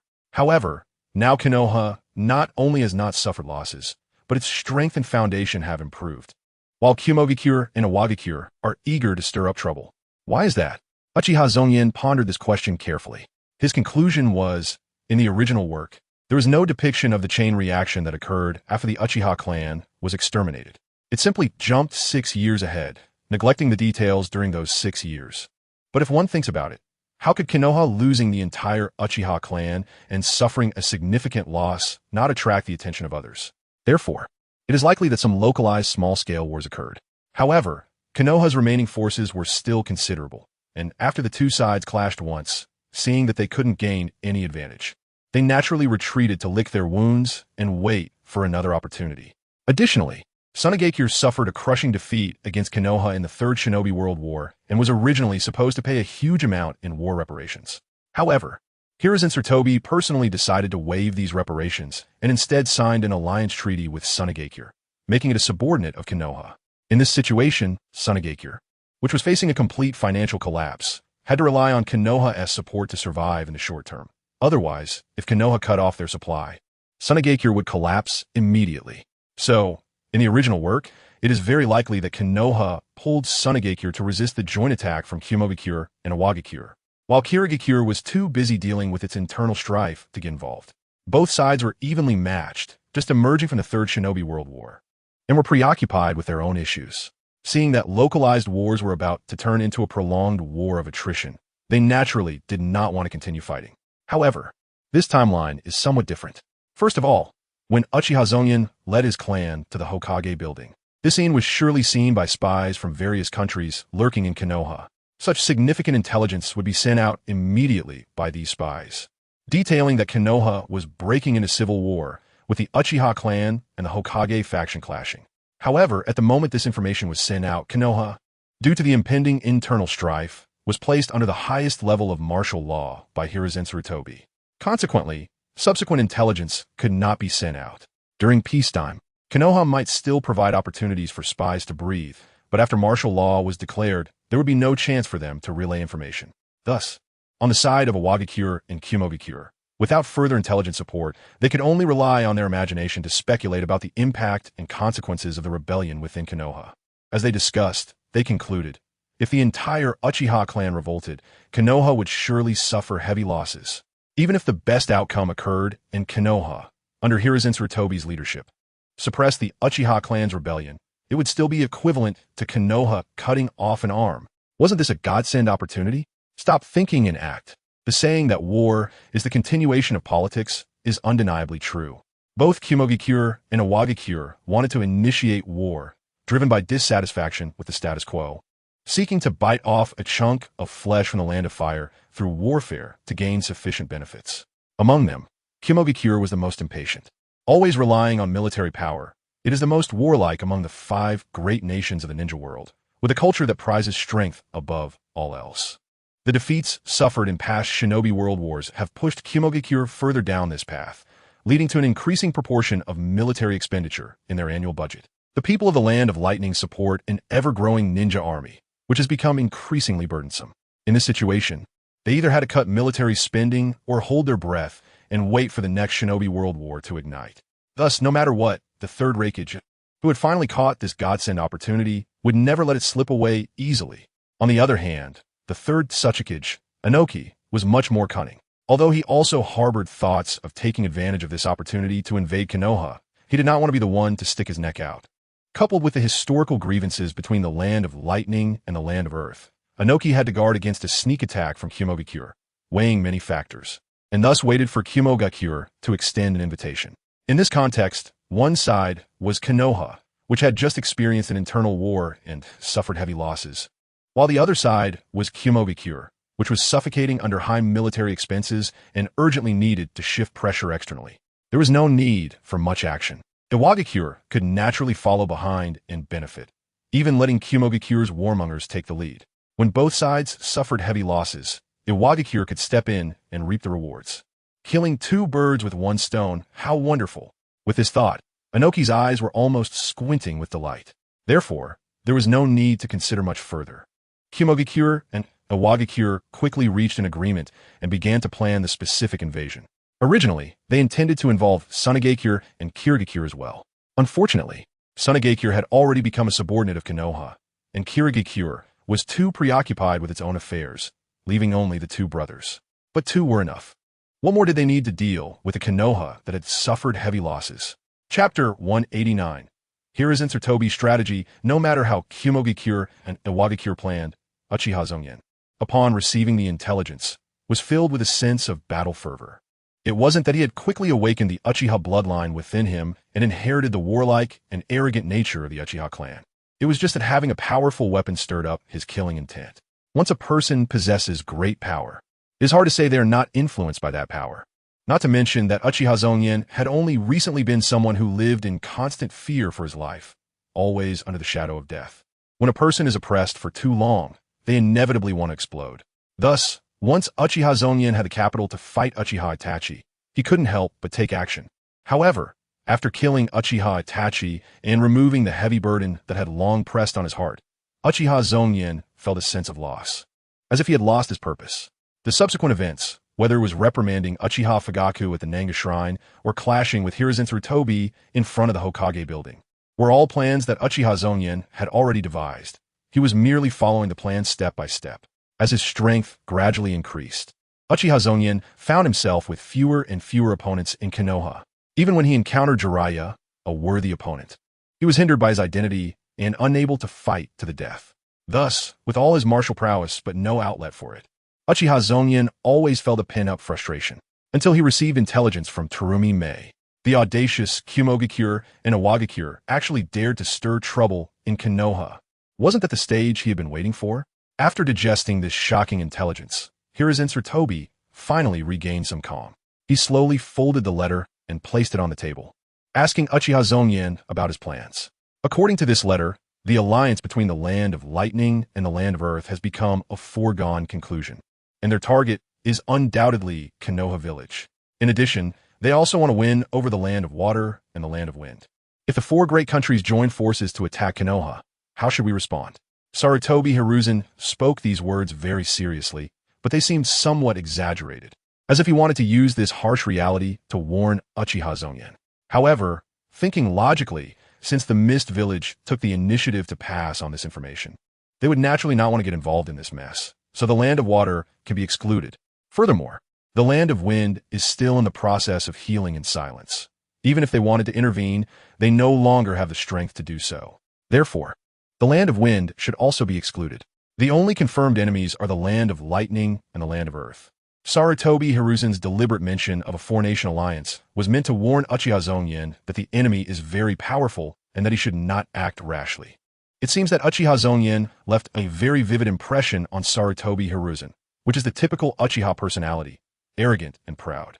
The old monkey is worried that Uchiha Zongyan cannot see the situation clearly and will recklessly lead Konoha into battle. If that happens, Konoha will not have caught its breath from the Third Great Ninja War before heading to a new battlefield, and if they are defeated, it will be a devastating blow to Konoha. Of course, we should fight back. Since they dare to reach out to Konoha, they must be prepared for their claws to be severed by me. In front of Sarutobi Hiruzen, Uchiha Zongyan did not hide his plans, but calmly expressed his thoughts. However, Sarutobi Hiruzen sensed that beneath this calmness, there was a brewing, terrifying, killing intent. Are you crazy? Uchiha Zongyan, what capability does Konoha have to confront two great nations right now? Are you trying to drag Konoha down with you? Sarutobi Hiruzen immediately slammed the table, stood up, and glared fiercely at Uchiha Zongyan, no longer even calling him clan leader, but directly addressing him by name. His thin body erupted with a powerful aura, and at this moment, the determination of the third Hokage to protect Konoha could not be underestimated. So what do you propose we do? The alliance of the Cloud and Rock villages invading is already a foregone conclusion. With the fourth Reikage, AI's brutish temper, and the third Tsuchikage, Anoki's greedy shamelessness. Do you think these two can be easily dismissed? If we do not strike them hard on the battlefield, how could they willingly give up the chance to devour Konoha? Uchiha Zongyan coldly shot a glance at Sarutobi Hiruzen and retorted. Sarutobi Hiruzen instinctively wanted to say something, but the words were swallowed back. After all, Sarutobi Hiruzen is essentially a pacifist at heart.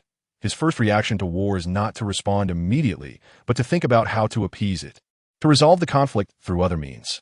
Just like when he faced the shameless war threats from the Cloud delegation. He did not choose to uphold Konoha's dignity and the Hokage's authority, but instead opted to use the corpse of Hyuga Hizashi to calm things down. If this were before, when Sarutobi Hiruzen was still the powerful Hokage, his immediate reaction would have been to call his good friends over to discuss how to avoid this war without much conflict. But the situation is completely different now. Shimura Danzo is dead, and after Mito Kazuma and Nara Shikaku were incapacitated, they've already lost their power. And he, the third Hokage, is also about to face self-imprisonment. Given Sarutobi Hiruzen's character over the years, the first thought that comes to his mind is to pay some price and then use reconciliation to avoid this war. However, the three scapegoats he relied on are all gone. Should Sarutobi Hiruzen himself take on the role of the pacifist? Forget it, after all. I am about to resign from this position, so there is nothing to fuss about. Sarutobi Hiruzen sighed silently and sat down on the tatami, beginning to share his thoughts with Uchiha Zongyan. As you said, the Cloud and Rock villages are hungry wolves that will never give up easily. Therefore, our first step is to send elite troops to take the initiative and deliver a heavy blow to the enemy, demonstrating our strength and attitude. However, given Konoha's current situation, we can only support localized small-scale battles. Once the scale of the war expands, Konoha will definitely not be able to cope, so we need to control the scale of the war. The second step is to send delegations to the Rock and Cloud villages, tempting them with benefits to divide them. Both AI and Anoki just want to gain benefits from the external war to stabilize their villages. So, as long as we are willing to offer benefits, they will not refuse. The third and final step is to promise great benefits to the Sand Village, bringing them into our camp. This way, the situation will become 2 against 2, and the Cloud and Rock villages will naturally have to weigh their options. Before them will be 2 choices: to continue attacking Konoha at the risk of possible defeat, or to withdraw and return to their villages without bloodshed while still gaining benefits. I believe they know what choice to make. Chapter 190. Heartfelt Destruction. Uchiha Zongyan quietly listened to Sarutobi Hiruzen's thoughts, and then an uncontrollable cold smile appeared on his face. As expected, it was like this again. Having lost their blood and courage, Sarutobi Hiruzen, who is filled with thoughts of maintaining stability, can only come up with ideas of this level. Therefore, Uchiha Zongyan, who had long been mentally prepared, did not further ridicule or anything. After all, Sarutobi Hiruzen's era has already ended, and for this old politician who has spent most of his life in plots and schemes, his vision is limited to this. It's sad and lamentable. Heroes grow old easily. Time is always so cruel. Uchiha Zongyan suddenly sighed, causing Sarutobi Hiruzen to frown. Originally, after Sarutobi Hiruzen hurriedly finished his strategy, he was waiting for Uchiha Zongyan's response with suppressed thoughts. He never expected that after waiting for a long time, he would receive such an irrelevant sigh from Uchiha Zongyan. What do you mean by heroes grow old? Are you mocking me for being old and lacking the courage to face war, only thinking about surrender? Sarutobi Hiruzen immediately had such a thought, but upon carefully observing Uchiha Zongyan's expression, he realized that the other party's words did not seem to be directed at him. Clan leader Zongyan, what do you mean by that? I just said it casually. Please do not overthink it. Third Hokage. Uchiha Zongyan shook his head.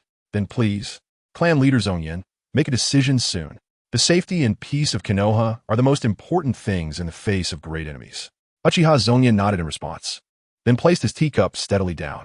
He exerted force with his feet, stood up from the tatami, and walked outside under Sarutobi Hiruzen's gaze, looking at the scenery in the courtyard without saying a word. As the Hokage and the leader of the great Clan Sarutobi clan of Konoha, Sarutobi Hiruzen is certainly very wealthy. So the house he lives in is even more spacious than the one Uchiha Zongyan was allocated in the Uchiha clan land. There are ponds, rockeries, and greenery. Everything that should be there is present. At this moment, it is afternoon, and the sun is hanging low in the sky, radiating warm light, illuminating Sarutobi Hiruzen's courtyard, with a gentle breeze blowing, making it quite pleasant. Clan leader Zongyan? After waiting for a while, Sarutobi Hiruzen saw Uchiha Zongyan silently observing his courtyard without responding, and he could not help but ask anxiously, "Third Hokage, do you believe that there can be true peace in this world?" Uchiha Zongyan, after hearing the urging voice, not only did not answer Sarutobi Hiruzen's question, but instead shifted the topic.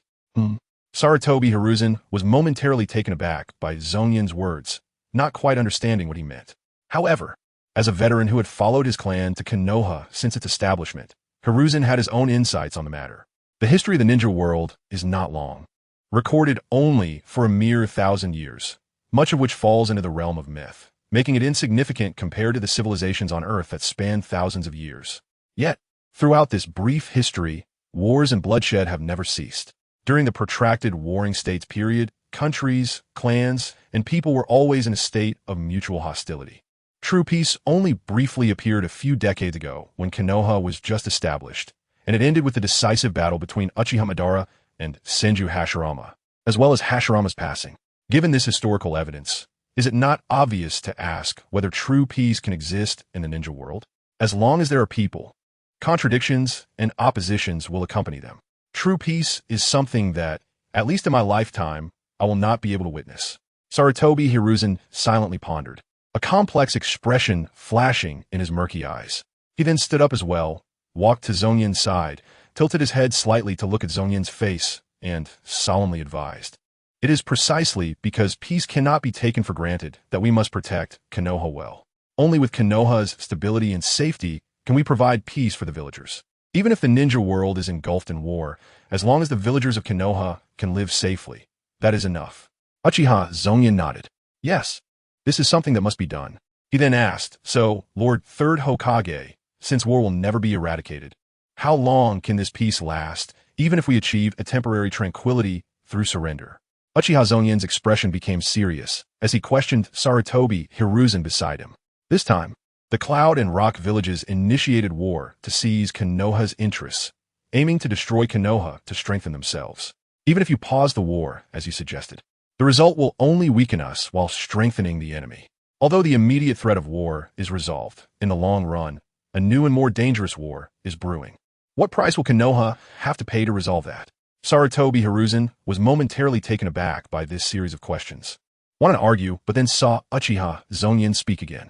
Moreover, Sunagakure has been advocating for an offensive against Konoha since the Second Shinobi World War, and has always been our mortal enemy. During the Second Shinobi World War, Konoha defeated Sunagakure and signed a treaty with them. In the Third Shinobi World War, Sunagakure took the initiative to provoke, still targeting us.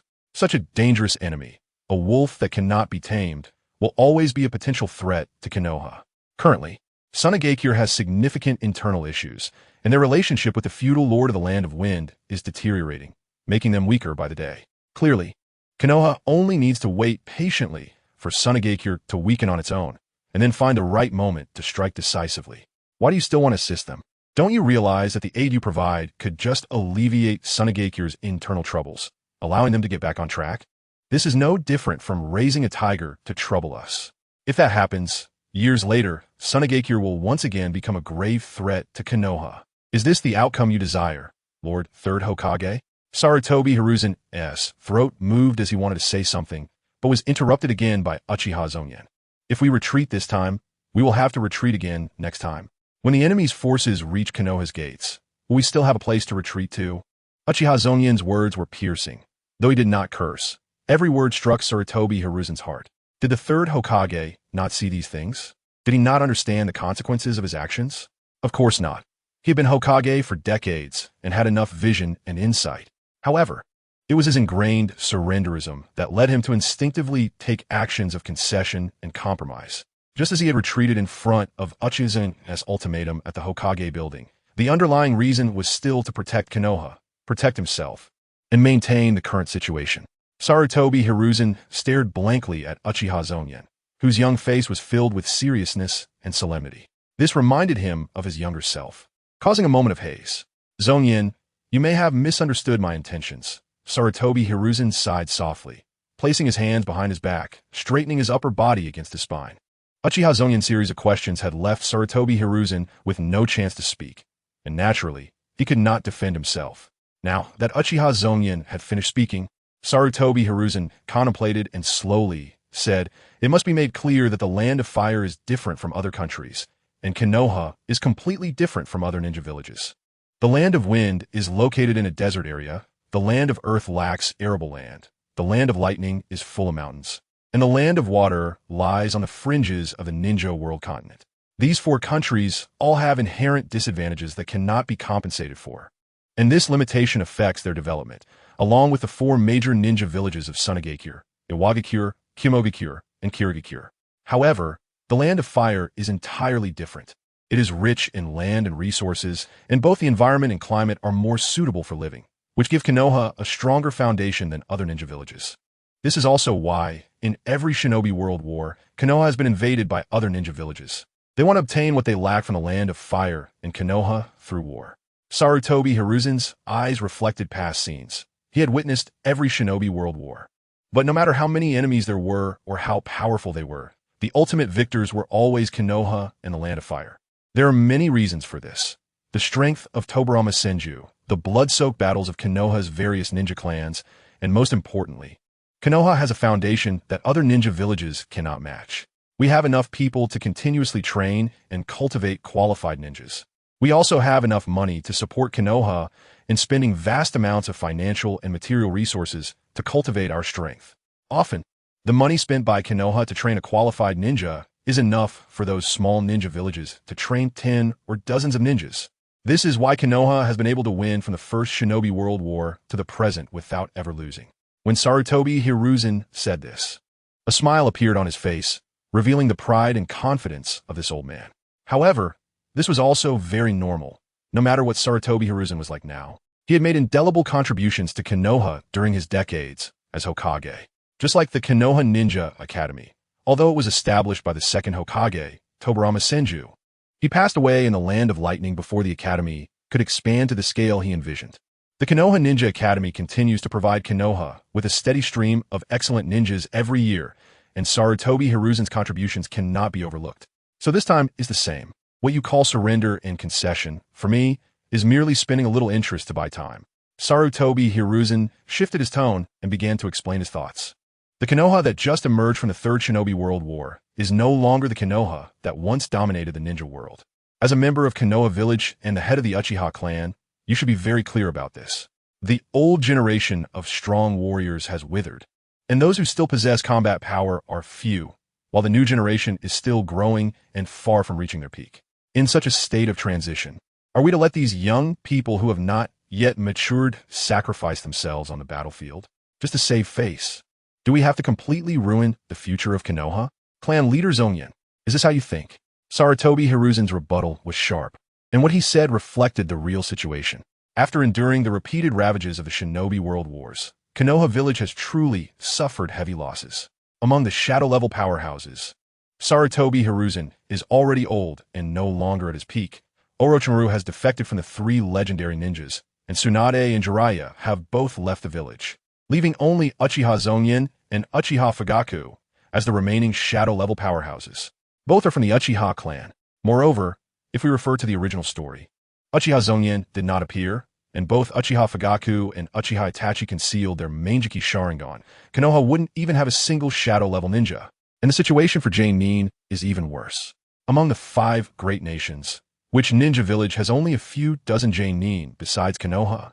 Even if we combine the Nin from the Uchiha and High-Ga clans, Konoha only has about 60 or 70 Nin. You mentioned Sunagakure? Huh. Does Sunagakure count as one of the 5 great ninja villages? It is precisely because of Konoha's weak state that Sarutobi Hiruzen is forced to compromise and concede repeatedly. After a while, with so many compromises, he naturally becomes part of the surrender faction.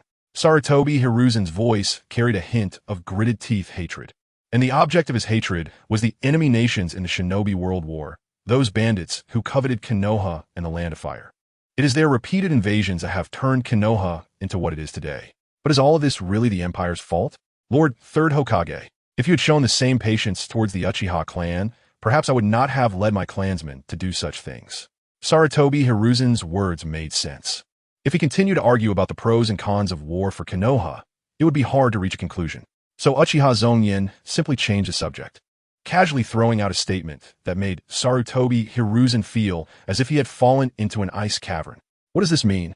Uchiha Zongyan suddenly brought up the recent internal conflict, causing an uneasy feeling to rise in Sarutobi Hiruzen's heart. That incident was the most painful experience of Sarutobi Hiruzen's life, and it was also the most unpredictable. The Uchiha, who had always been under control, suddenly made such an astonishing move. Moreover, not only did they act, but they also succeeded. Killing Shimura Danzo forced him to announce his resignation. What does Uchiha Zongyan mean by bringing this up now? Sarutobi Hiruzen's eyes fixed on Uchiha Zongyan, trying to see what this guy really wanted to say. I mean, if you could have this kind of compromise and concession when dealing with our Uchiha clan, how could you have forced us Uchiha to take such risks? Uchiha Zongyan smiled slightly, but Sarutobi Hiruzen saw mockery in that smile, sending a jolt through his heart. Don't say it was led by Shimura Danzo. Such words might fool others, but don't fool yourself. It's not just us Uchiha. Even the former Konoha, White Fongsakomo Hatake. If you hadn't turned a blind eye and had acted sooner to control public opinion, Konoha wouldn't have lost such a general. And the Nine-Tails Jinchuriki, clearly the son of a hero, was misunderstood and bullied by the villagers. Aren't all these matters your responsibility? Sarutobi Hiruzen? Sarutobi Hiruzen trembled slightly at these words. You keep saying that as long as there is enough time, Konoha can recover its vitality and allow the new generation of strong warriors to grow. Then there would be the strength and confidence to face strong enemies. But according to your and Shimura Danzo's methods, what good would more time do for you? Even if new strong warriors and new clans emerge in the village, as long as they don't align with your interests, won't they be forced to death or to defect? Uchiha Zongyan's words carried a hint of cold mockery. Just like our Uchiha, if I hadn't risked everything to lead my clansmen to resist, the final outcome would have likely been that we would be slaughtered alongside you by that Uchiha Itachi guy, right? The Uchiha, who once established Konoha village alongside the Senju clan, would ultimately disappear, just like the Senju, leaving only a few clansmen behind. Is that the outcome you wish to see? No, I have never had such thoughts and have never wanted to harm the Uchiha clan. Sarutobi Hiruzen loudly refuted Uchiha Zongyan's words. Yes, you haven't, but Shimura Danzo has, and he is very resolute about it. And you, quietly watching his actions from behind, neither affirming nor denying. In any case, regardless of the final outcome, it has nothing to do with you, the third Hokage, right? Chapter 191. Umbu Minister Hatake Kakashi Uchiha Zongyan walked out of Sarutobi Hiruzen's residence, leaving the old monkey standing there in a daze, staring blankly at Uchiha Zongyan's departing figure, speechless. It can be said with certainty that Sarutobi Hiruzen's mood at this moment is extremely bad. After all, Uchiha Zongyan's words were repeated to hit Sarutobi Hiruzen's will hard. They peeled off his hypocritical mask of self-deception, allowing him to clearly see how ugly and filthy the face hidden beneath that mask was. At this point, Uchiha Zongyan had completely achieved his purpose for this visit. The reason he visited Sarutobi Hiruzen at this time was to prepare in advance. After this conversation, Sarutobi Hiruzen would no longer stand in the way of him leading Konoha village to confront the coalition of Kumogakure and Iwagakure. And what happens to Sarutobi Hiruzen after this blow has nothing to do with Uchiha Zongyan.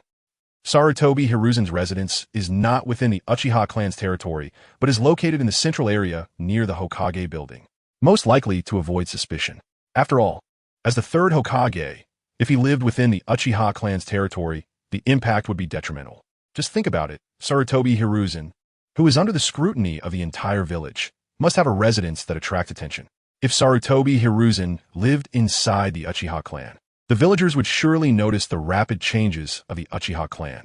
Here, rapid changes refers to how, after Sarutobi Hiruzen became the third Hokage, the Uchiha clan transformed from an ordinary small ninja clan without bloodline limits and clan secret techniques into the largest and richest clan in Konoha village within a few decades. How would the villagers view this? What would other ninja clans think? Therefore, Sarutobi Hiruzen chose to keep the Uchiha clan low-key and did not set the clan's territory in the central area of Konoha village, but rather in a slightly more remote location. Lord Zongyan, X2 walked out of the Sarutobi Hiruzen's mansion, and the Konoha ninjas guarding on both sides hesitated for a moment before bowing to him. From being opposing enemies to now becoming a figure to look up to, Uchiha Zongyan, still a youth, has now left a special impression in the hearts of all Konoha ninjas. However, since the hierarchy among ninjas is strict, They must still bow when they see Uchiha Zongyan. Protect Lord Third. Uchiha Zongyan nodded slightly, and then walked towards the Hokage building. Since Sarutobi Hiruzen still held the title of Third Hokage, the treatment he received couldn't be lacking, at least until the 5th Hokage takes office. Not a single Konoha ninja assigned to guard Sarutobi Hiruzen could be missing. Even after the 5th Hokage takes office, it would be the same. It's just that at that time, the Konoha ninjas sent would not be for guarding Sarutobi Hiruzen, but more for surveillance purposes. Although there had been a civil war, the Hokage building had not been damaged during the fighting due to mutual restraint between both sides. However, the Hokage rock not far away was still undergoing complicated restoration work. After all, the solemn existence of Hokage rock cannot be simply fixed by sending 2 ninjas skilled in earth techniques to cast a couple of ninjutsu. The faces up there must be meticulously carved out by craftsmen. Therefore, after being destroyed by Uchiha Zongyan, the entire Hokage rock, from the 1st Hokage Senju Hashirama to the 4th Hokage Namikaze Minato, needed to be recarved, which was quite a troublesome task. TSK, if I had known, I would have just destroyed Hokage rock completely back then to avoid all this tedious repair work. Speaking of which, why make it so complicated? To commemorate the predecessors. Couldn't they just hang a few portraits in prominent places? Engaging in such formalism is truly a waste of time and money. Uchiha Zongyan gazed at the busy craftsman on Hokage rock, pondering some disrespectful thoughts. He also recalled that according to the original story, in a few years, Akatsuki's leader Nagato would use his Super Shinra Tensei to directly destroy the entire Konoha village. Yet when rebuilding, they still wouldn't forget to restore these faces. How boring. Lord Zongyan. As Uchiha Zongyan reached the entrance of the Hokage building, an Umbu ninja suddenly emerged, respectfully bowing to him and asking, "May I ask what brings you to the Hokage building, Lord Zongyan?" The Hokage building is the power center of Konoha village, and besides the Hokage working here, most of the core power departments in Konoha village also have their offices inside the Hokage building for convenience. Therefore, those who generally come to the Hokage building either have a job to do there or are here on business. This Umbu ninja also wanted to know the purpose of Uchiha Zongyan's visit. Since Uchiha Zongyan currently only held the title of clan leader of the Uchiha clan, without any other position, he naturally wasn't there to work. "I'm here to see the Umbu leader, Hatake Kakashi," Uchiha Zongyan replied. Indeed, Hatake Kakashi had now become the leader of the Umbu. Speaking of which, Hatake Kakashi had once been a hopeful candidate for the Umbu leader position. During the time when the 4th Hokage Namikaze Minato was in power, the Umbu, directly controlled by the Hokage, had not been handed over to Minato, but remained under the control of the previous Hokage, Sarutobi Hiruzen. The reasons behind this are naturally unknown, but it can be imagined that Namikaze Minato must have been quite dissatisfied. A Hokage lacking an Umbu is like missing an arm. Therefore, as Minato's disciple Hatake Kakashi, who still carried the title of genius, naturally became one of Minato's means to control the Umbu. Minato's idea at that time was to transfer Kakashi into the Umbu as a small team leader and, as his grasp of power as Hokage gradually solidified, to slowly promote Kakashi. Finally, at the right moment, Kakashi would take over as the Umbu leader, allowing Minato to completely take control of this core combat department. Unfortunately, with Minato's passing, Kakashi, who was originally arranged in the Umbu, naturally lost his hopes of advancement.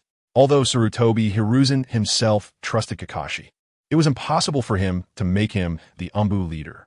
However, with the outbreak of the previous civil war, Kakashi, who had destroyed the root base and stood up to identify Shimura Danzo and Sarutobi Hiruzen as culprits, naturally had to be rewarded. The Umbu leader loyal to Sarutobi Hiruzen fell alongside him. So Kakashi, who had been rooted in the Umbu for many years and had the strength and qualifications, becoming the leader was quite reasonable. However, because of this, Kakashi's reputation among Konoha ninjas had severely declined.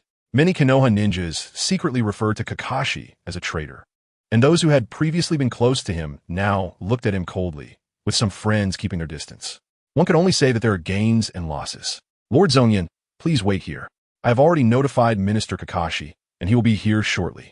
The Umbu ninja led Uchiha Zongyan to a reception room and then respectfully left. Not long after, Hatake Kakashi knocked and entered. "Kakashi, it seems you haven't been doing well lately. You look quite haggard," Uchiha Zongyan said with a smile upon seeing Kakashi holding a teacup, who looked exhausted. The Kakashi who pushed the door in, aside from having a different style of clothing, had dark circles around his only visible eye, with bloodshot eyes. At first glance, He looked as if he and T rested for 3 days and nights and was in poor spirits. This is all thanks to you, Lord Zongyan. I'm so exhausted. I haven't T had a moment to rest. Kakashi weakly complained, rolling his eyes discreetly. He then plopped down in front of Uchiha Zongyan, collapsing onto the sofa. Is there something important you need to discuss with me at this time, Lord Zongyan? What does that mean? Can't I come to see you unless there is something important? I thought after that incident, we were comrades fighting side by side, Uchiha Zongyan teased, increasingly wanting to joke with Kakashi as he observed his state. Comrades? Hearing this, Kakashi twitched his mouth under the mask and weakly waved his hand. It's not that I want to complain, but I suddenly took over this position, and there's just too much work to do. I've been getting less than 5 hours of rest every day, and it's to the point where I see the bed and just want to sleep. If Lord Zongyan really doesn't have anything important, please let me go back to continue working. I can only rest once I finish the tasks at hand. Kakashi was not lying. It should be known that Konoha is a large organization, and the Umbu is one of its most important military departments. As the newly appointed Umbu leader, Kakashi's primary task is to take over various documents left by his predecessor, whether it's about the spies embedded in various countries or highly confidential information. As the Umbu leader, he must grasp all these things in the shortest time possible and be thoroughly familiar with them. Therefore, at this moment, Kakashi did not want to engage in idle chit-chat with Uchiha Zongyan, not only because he was busy with work, but also because he always felt awkward whenever he saw Uchiha Zongyan. It was precisely because of Uchiha Zongyan's push that he had made the decision to identify Shimura Danzo and the third Hokage. This is contrary to the ninja will he upheld before, is already an act of betrayal. Although this is something that must be done to clear his father Hatake Tsukumo's name, Hatake Kakashi still carries a bit of shadow in his heart. Is that so? That does sound quite tough. Uchiha Zongyan ignored Hatake Kakashi's dissatisfaction and didn't notice his thoughts. Or rather, even if he did, he wouldn't care. He took a gentle sip of tea, then placed the teacup on the table and pulled out a letter from his bosom. However, this hardship will likely continue for a long time. I hope Minister Kakashi can summon his spirit and hold on a bit longer. What do you mean? Hatake Kakashi was taken aback by Uchiha Zongyan's actions and straightened up, questioning him. This letter is an urgent message sent by the Jonin Terumi Mei from the Mist Village. You'll understand the contents once you take a look. Upon hearing this, Hatake Kakashi took the letter, opened it, and immediately his expression changed, revealing anger in his eyes. Minister Kakashi, while I want to empathize with your current struggles, the situation outside is so serious and poses a great threat to Konoha. Yet the Umbu has received no information at all. This is completely unacceptable. Regarding this, it wouldn't be an exaggeration to say that you are neglecting your duties, Minister Kakashi. However, considering that you have just taken over as Umbu Minister, I believe the people in the village can understand and forgive this. Seeing Hatake Kakashi's reaction, Uchiha Zongyan smiled and then stood up. Next, I will trouble Minister Kakashi to inform those who need to know about this news. Also, let them know that I want to hold a meeting with them tomorrow at 2 p.m. to discuss how to respond to the upcoming war and to quickly confirm the candidate for the 5th Hokage. Shadow Clone Technique. Bang! A puff of smoke suddenly erupted, and within the smoke appeared a somewhat dazed, black-haired little girl. Failed again. In the Uchiha clan's territory, in the house belonging to Uchiha Zongyan, Boa Hancock attempted the Shadow Clone Technique once more, only to end up with a half-baked result that looked nothing like it should. Seeing the outcome, Boa Hancock felt a surge of frustration and angrily squatted down, biting her lip in silence. Clearly, it was a rare opportunity bestowed by the gods, and the divine being was willing to help me. Yet, I couldn't seize this heavenly chance, and I can't even master the Shadow Clone Technique. At this rate, let alone the Shadow Clone Technique. If I can't even grasp the basic clone technique or transformation technique, I won't be able to escape that hell when I go back. Not to mention taking my sisters with me. Boa Hancock muttered to herself through gritted teeth, feeling immense guilt. Since coming to this world yesterday and meeting Uchiha Zongyan, the divine being, Boa Hancock thought she had finally received heavenly favor and could change her tragic fate.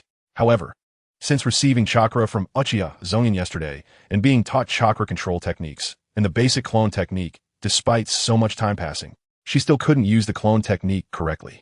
This sense of disparity left Boa Hancock feeling utterly desperate. It wasn't just because she couldn't master the clone technique and transformation technique. Returning to the world of One Piece in the Celestial Dragon's prison without any hope of rescue felt hopeless. She also felt she had let down the favor of the heavens and the trust of the divine being. Hancock, are you there? I'm coming in. Just as Boa Hancock was drowning in her own sorrows, a loud voice suddenly rang out from outside the door, followed by someone barging in without knocking. Idiot. Didn't I say to knock first? Do you not understand any manners? Accompanied by another somewhat cold voice scolding him, two boys ran right up to Boa Hancock. Startled, Boa Hancock immediately stood up, hurriedly wiping her face with her small hands and looking at the newcomers. Hey, what are you doing here? Are you training? Naruto Uzumaki, completely unconcerned by Uchiha Sasuke's shouts, first asked Boa Hancock in confusion upon seeing her, then noticed the little girl's slightly red eyes and instinctively spoke up, only to be immediately covered by Uchiha Sasuke's hand. What does it matter to you? Asking questions without any politeness. Uchiha Sasuke then nodded to Boa Hancock. Sorry for bothering you. This guy insisted on coming here to train, and I couldn't stop him. The 6-year-old Uchiha Sasuke, as the son of the clan leader and the young master of the Uchiha clan, naturally had no lack of etiquette. In the original story, he also behaved somewhat coldly, but was not rude in his interactions. It was only later, after the massacre of his clan and his older brother's defection, that Uchiha Sasuke became someone despised by others. Brother Zongyan said, "We could train here." Naruto Uzumaki pulled his mouth free from Sasuke's hand, spat a couple of times, and then spoke to himself. It's fine. Boa Hancock looked down and avoided eye contact with the two boys, subtly waving her small hand and speaking softly. This is the place of the divine being. It is not my home. As long as the divine being allows, you can come here anytime. Boa Hancock had been living in this house for the past couple of days. The two boys then fell silent, and the atmosphere became somewhat awkward. Hey, why are you two not talking? Did something happen? Naruto Uzumaki, completely oblivious, broke the silence with his question. None of your business. Hurry up and train. Didn't you keep shouting that you want to come here to train? Uchiha Sasuke, dissatisfied, pulled on Naruto's clothes, dragging him to another area. Let go. Let go. Damn Sasuke. I can walk by myself. Naruto Uzumaki shouted in annoyance, but did not resist Uchiha Sasuke's pulling. These two, watching their backs. Boa Hancock let out a small sigh. Over the past couple of days, Boa Hancock had interacted quite a bit with Naruto Uzumaki and Uchiha Sasuke. However, due to her timid personality, she hadn't really engaged in much conversation with them and even avoided eye contact. But she was very clear in her heart that the two boys in front of her were both brothers of the divine being, one by blood and the other not. And she was just someone who had suddenly come from another world, seeking help from the divine being, utterly useless. Being able to stay in the divine being's home was already relying on the divine being's mercy. Yet the two brothers of the divine being still felt the need to apologize for coming into this place. It was simply unbelievable. One could say they truly are the divine being's brothers. They are completely different from ordinary important figures. Reflecting on the ugly faces of the celestial dragons in her original world, Boa Hancock couldn't help but think this way. Subsequently, Boa Hancock stopped trying the clone technique and instead sat on the steps under the eaves, quietly observing Naruto Uzumaki and Uchiha Sasuke's training. The two saviors had now finished their training of climbing trees and walking on water. At this stage, their chakra control had reached an average level. With this level of chakra control, they could attempt to practice most ninjutsu, except for medical ninjutsu and sealing techniques, which require higher chakra control skills. So Naruto Uzumaki has begun training the Shadow Clone technique, while Sasuke Uchiha is training his fire release ninjutsu. It's interesting to note that although these two guys are enemies who turn their heads away from each other as soon as they meet, when they come together to train, the results are surprisingly good, almost improving at a speed visible to the naked eye. One can only marvel at the magical bond of the Otsutsuki clan bloodline. Should I seek their help? No, that's the brother of the deity. I can't disturb them. But both Naruto Uzumaki and Sasuke Uchiha seem to be very nice people, so they probably wouldn't refuse me, right? What should I do? I don't want to go back there without learning anything. I don't want to disappoint the deity. Unconsciously, Boa Hancock bit her lip, her gaze towards the two revealing no hint of concealment. Meanwhile, Sasuke Uchiha, sensing Hancock's gaze from a distance, couldn't help but let out a soft sigh. Well, I might as well go ask. Since the training began, Hancock has been staring at him, and Sasuke initially thought of ignoring her and pretending not to see. But Hancock hadn't blinked for a long time, leaving Sasuke with no choice. Naruto, you continue training. I'll go over there for a bit. After giving Naruto a reminder, Sasuke slowly walked up to Boa Hancock. At that moment, the black-haired little girl was caught in a fierce struggle in her mind, constantly swaying back and forth on whether to seek help, completely unaware of Sasuke's arrival. Excuse me, Miss Hancock.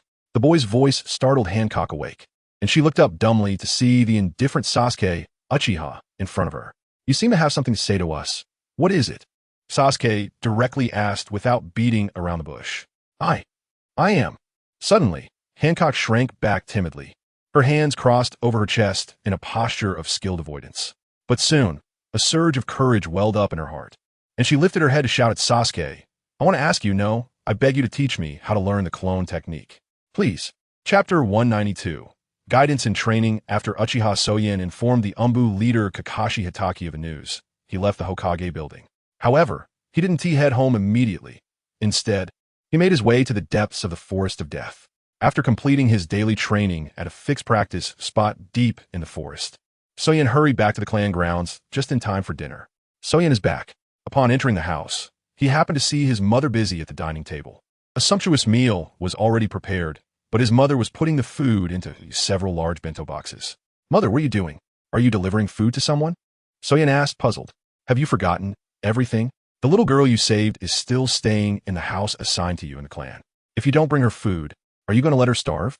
His mother shot him an annoyed glance upon hearing his words. Regarding the suddenly appearing Boa Hancock, Zongyan certainly couldn't reveal her true background to his family. So he explained that she was a poor girl rescued from the root base, whose entire family was persecuted to death by root ninjas, leaving her to live alone. Although she would eventually be sent to a specialized orphanage in Konoha, that orphanage was originally used by Danzo Shimura to train root ninjas, and it needed to be renovated before it could be used again. Therefore, Hancock would temporarily need to stay in the Uchiha clan grounds for a while. Fortunately, Zongyan's parents and sister did not question his words, and instead, they felt very sorry for Hancock due to the tragic story Zongyan fabricated. In this situation, Zongyan, who had completely forgotten about the little girl after a whole day away from home, naturally had to bear the brunt of his mother's reprimands and glares. Sorry. I was really busy today. Zongyan finally remembered that there was another little empress at home waiting to be fed. I'll go right now. After saying that, Zongyan grabbed the bento box prepared by his mother and turned to leave, only to hear his mother's reminder from behind. Your portion is also in there. And after dinner, comfort that little girl a bit. Be a gentle person, Zongyan. Although Zongyan had already shown great strength and held a transcendent status and reputation both within the Uchiha clan and Konoha in his mother's eyes, he was still a boy who needed constant reminders and education.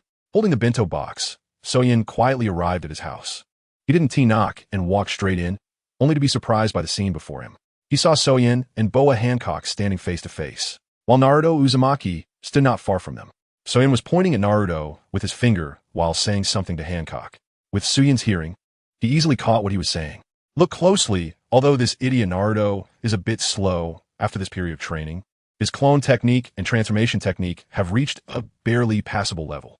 These two ninjutsu are very basic. As long as you settle down and study, you will definitely be able to learn them. I don't know what urgent matter you have that makes you so eager to learn these two techniques. But my brother once told me when he was teaching me that haste makes waste. The more anxious you are, the less you can control your chakra. And as a result, the ninjutsu you could have used may fail because of your impatience. So the priority is to think more, train more, and try more, and you will soon achieve results. Sasuke Uchiha, with his usual cold expression, earnestly spoke to Boa Hancock. It looked amusing, even though Hancock was a head taller than him. She listened attentively to Sasuke's instruction with a serious demeanor. Sasuke's demeanor was quite different from his usual self. He was very patient. However, Naruto, whom he referred to as an idiot, was quite angry, flailing his arms and shouting, Hey Sasuke, who are you calling an idiot? I've clearly mastered the clone technique to a high level. What do you mean, barely passable? Are you looking for a fight? Watching this scene, Zongyan felt a strange sense of amusement, but he didn't immediately interrupt. Instead, he waited until Sasuke finished speaking and began his usual banter with Naruto before he walked over and chuckled. Not bad, Sasuke. It seems you have a talent for being a teacher. Are you planning to work in education later? The sudden voice startled the three of them, and they turned to see Zongyan, each reacting differently. Lord Deity, a flash of surprise crossed Hancock's face, which was quickly replaced by a respectful expression as she deeply bowed to Zongyan. Brother Zongyan, help me reason with him. That jerk Sasuke is talking bad about me again. Naruto waved at Zongyan with a smile and then immediately pointed at Sasuke, shouting, As a teacher or something, I'm really not interested. I only helped Hancock this time because she asked me for assistance. Uchiha Sasuke was taken aback, his face turning red from Uchiha Zongyan's teasing, and he immediately denied it. TSK, the three major working-class comics from my previous life. the dual protagonists in Naruto, the most popular female character in One Piece. This scene made Uchiha Zongyan feel a bit dazed, but it quickly faded away. Don't be polite. Hancock, you've trained all afternoon and must be hungry, right? My mother has prepared dinner for you. Come and eat with us. Uchiha Zongyan raised his hand, showing the bento box he was holding, and smiled as he walked into the house. Dinner. So it's already time for dinner. Uzumaki Naruto was surprised, immediately looking up at the sky and only then realizing that it had become dim. It's all because of you. Damn Sasuke, rambling on endlessly, more verbose than the teachers at the ninja school, making us miss dinner time. Oof. It's clearly your fault for being so dumb. How can you blame me? Not at all. Anyway, it's all your fault. I'm so hungry. Let's hurry to your house for dinner. Aunt Mikoto has probably been waiting for a long time. Uzumaki Naruto lifted his foot, ready to leave for Uchiha Sasuke's house for dinner. During this time, he had been eating at Uchiha Sasuke's house because Uchiha Mikoto welcomed him very much, preparing his favorite dishes every time he went. This made Uzumaki Naruto rarely feel the warmth. However, Uchiha Sasuke was very displeased with this, thinking that Uzumaki Naruto was being shameless and impolite. Moreover, every time he saw his mother, Uchiha Mikoto, smiling and taking care of Uzumaki Naruto, he felt a tinge of jealousy, as if his own mother was being taken away. You idiot! Who told you to come to my house for dinner? Uchiha Sasuke gritted his teeth and said angrily. Aunt Mikoto, she told me yesterday to come today, saying she would make tempura for me. Uzumaki Naruto seemed unaware of Uchiha Sasuke's anger and replied with a grin. Damn it. The two started bickering again. Uzumaki Naruto wanted to go eat, but Uchiha Sasuke blocked him from leaving, both of them in standoff. On Uchiha Zongyan's side, after placing the bento box neatly on the low table inside the house and opening it, the rich aroma of the food immediately wafted out, making the already hungry Boa Hancock's stomach growl. Don't mind them, let's dig in. Over these days, Uchiha Zongyan had long been accustomed to the bickering of the two saviors. So he smiled and urged Boa Hancock without a care. Thank you, Lord, but there is too much food. I might not be able to eat that much. Boa Hancock looked at the table full of bento boxes, a hint of crimson on her face. Before she came to this world, she had been suffering in the Celestial Dragon's prison, and the food she could get each day was pitifully little. Over time, this caused Boa Hancock's stomach to not be able to hold much food. However, the rich food in front of her was prepared by the mother of Lord God. If it were wasted, wouldn't that be blasphemy? It's okay if you can't finish it. It's just a bit of food. Uchiha Zongyan waved his hand. I want to say, can we share this food with your two younger brothers? I mean, they haven't eaten either. And if there is too much food left over, it would be a waste, so why not let them eat together? Boa Hancock lowered her head, struggling to finish her words. Her voice carried a plea and a hint of timidity, as if she were afraid that Uchiha Zongyan would be angry because of her request. Blinking, Uchiha Zongyan seemed to understand the little empress's meaning and nodded. You make a good point. We can't easily waste the dishes that mother worked hard to make. Naruto, Sasuke. Then he turned to the two little ones still entangled in the yard and called out, asking, do you want to eat together? There's a bit too much food, and Hancock wants to invite you to share. The friendship among the youth is always pure. Uchiha Sasuke and Uzumaki Naruto helped Boa Hancock, who then repaid them with food. This act seemed to suddenly break the barrier, allowing the previously unfamiliar boys and girls to successfully form a friendship. Although Boa Hancock's personality was still a bit shy and introverted, after one meal, she was already able to chat with Uzumaki Naruto and Uchiha Sasuke. However, the conversation was mostly centered around Uzumaki Naruto. Uzumaki Naruto boasted boldly, and Boa Hancock echoed him. Uchiha Sasuke hit back mercilessly, and Boa Hancock nodded gently. The two saviors began to bicker with each other again, while Boa Hancock watched with delight as she took small bites of her food. Soon, the meal was finished. All right, since we've finished dinner, it's time to get moving. Watching the three kids clean up the bento boxes and table, Uchiha Zongyan stood up. Come with me to the yard. Soon, the three little ones followed Uchiha Zongyan to the yard and stood side by side in front of him. Let me think. Uchiha Zongyan instinctively scratched his chin, carefully observing the three little ones in front of him. First, Boa Hancock, you come forward. Upon hearing this, Boa Hancock immediately took 2 steps forward. But feeling Uchiha Zongyan's scrutinizing gaze, she shyly lowered her head. Don't be afraid. I heard that you asked Sasuke for help because of your troubles with the shadow clone technique and transformation technique, right? Boa Hancock nodded. What Sasuke said is correct. Your biggest problem is that you're too impatient. I understand your urgency, but it's indeed your greatest obstacle. A ninja is not a berserker or a scion with spiky yellow hair dominating the universe. It's not that the angrier you are, the stronger you become. Intense emotions do not make you more powerful, except for the Uchiha clan, who need strong emotional stimulation to awaken and upgrade their Sharingan. All other ninjas in the ninja world often need calmness and rationality to defeat their enemies. A person's brain is singular. During a battle, one must think and control chakra to perform ninjutsu. If your mind is filled with anger, tension, and urgency, how can you calm down to think? Naturally, controlling chakra becomes quite difficult.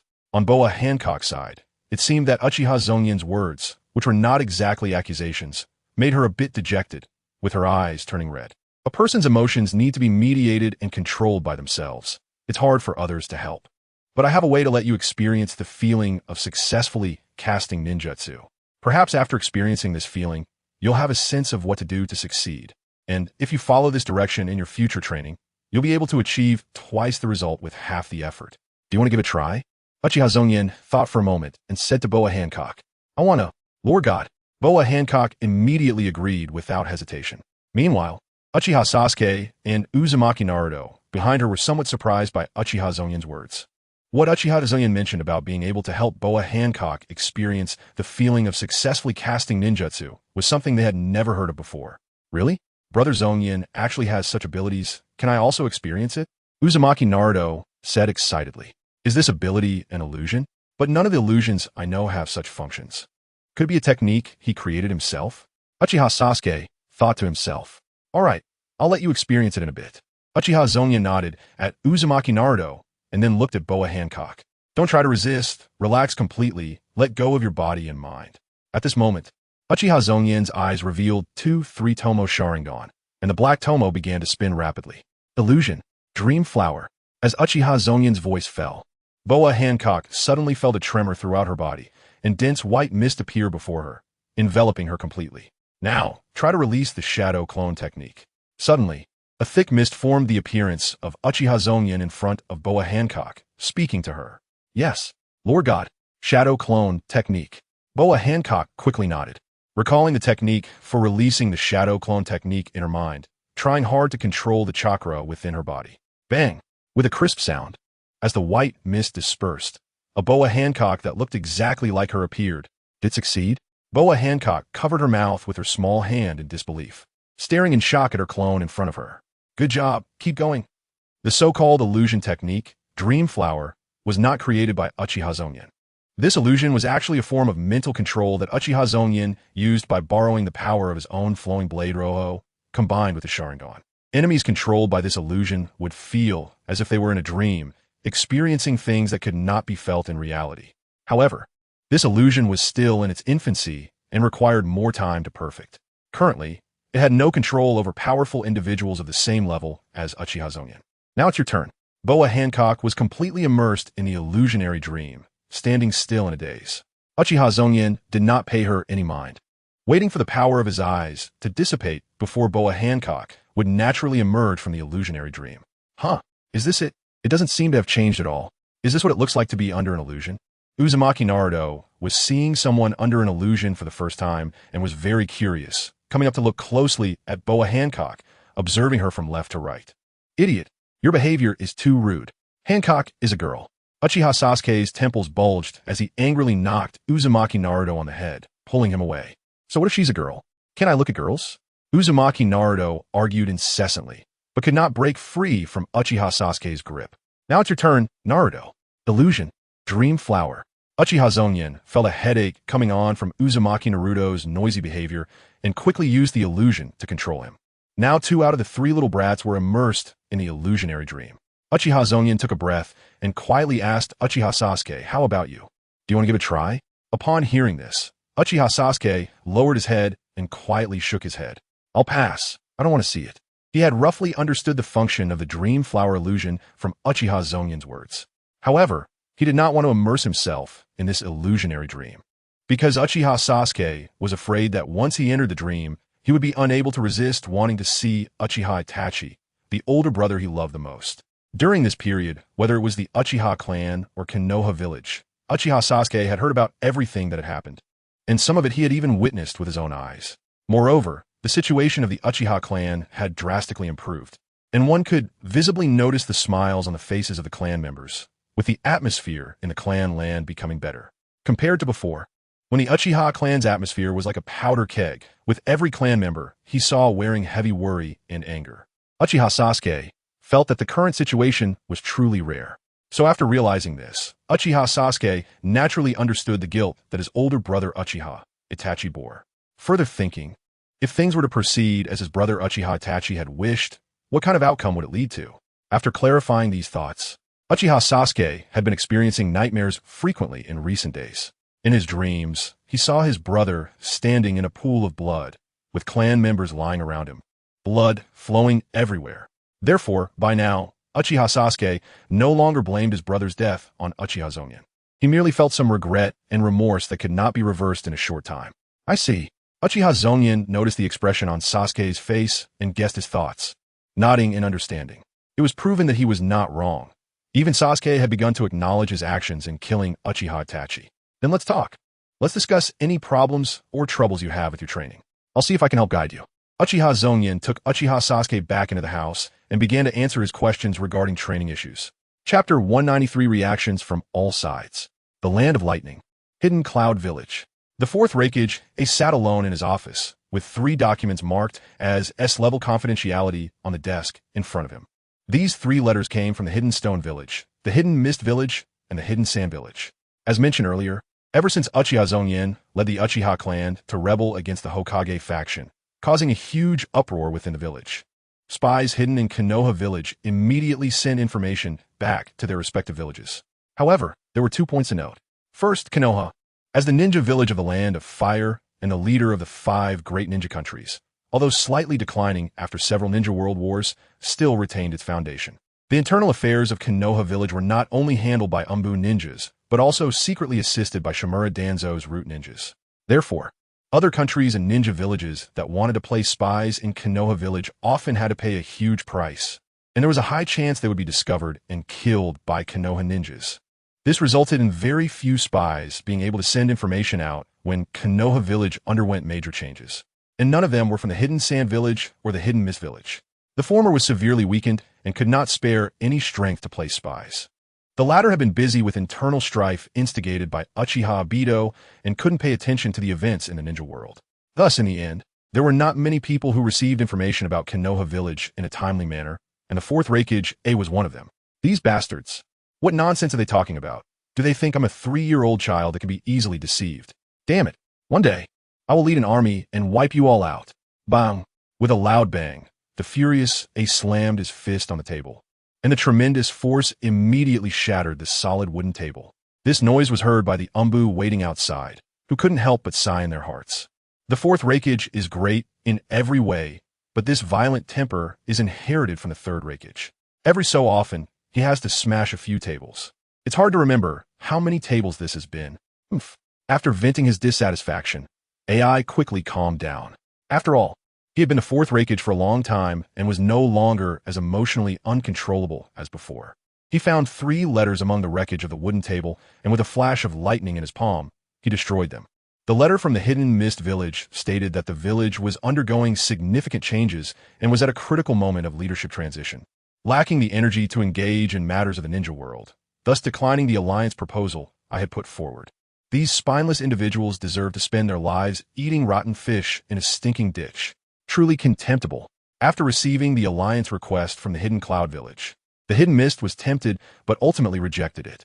The key figure in this decision was Terumi Mei, who advocated for the Hidden Mist Village to prioritize handling its own affairs and not to interfere at such time, as it would only bring extremely adverse effects to the village. Those fools from the Hidden Sand, they are so greedy that they want us, the Hidden Cloud, to cover all military expenses and then audaciously claim 1/3 of the spoils during the distribution. Do they not consider, given the current state of the Hidden Sand, that such unreasonable demands are beneath them? The Hidden Sand was preparing to benefit from both sides. The fourth Kazekage, Raza, is an extremely ambitious man, although the village elders, Chiyo and Chiyo's brother, Kaiza, believe that the Hidden Sand should not get involved in this muddy water. Moreover, the treaty with Konoha had not been signed for long after the Third Great Ninja War ended. If they were to tear up the treaty again and attack Konoha, it would severely damage the Hidden Sand's international reputation. But the fourth Kazakage, Raza, was determined to turn the unfavorable situation of the hidden sand around. And when a request from the hidden cloud came, he immediately made exorbitant demands, hoping to profit from it. He even thought that based on his impression of the third Hokage, Hiruzen Tsurutobi, that old man would likely offer concessions to the hidden sand in exchange for their military assistance. At that time, the hidden sand would reap the benefits from both sides without lifting a finger. This is what they call a win-win situation. And then there's Noki from the Hidden Stone Village. That old man is ambiguous, implying that we, the Hidden Cloud, should take the lead while he follows with his Hidden Stone troops. Old fool, do you think I don't know that you're also very tempted? You're just trying to deplete our Hidden Cloud's strength and then fantasize about reaping the benefits. What a pipe dream. The fourth Raikage, AI, sat in his chair, recalling the communications with the three ninja villages over this period, trying to form an alliance to attack Konoha together. However, the exchange of interests between countries is not so simple to achieve. Therefore, the schemes and deceptions during this time made AI extremely frustrated, wishing he could throw all these political calculations aside and lead the Hidden Cloud troops directly into battle.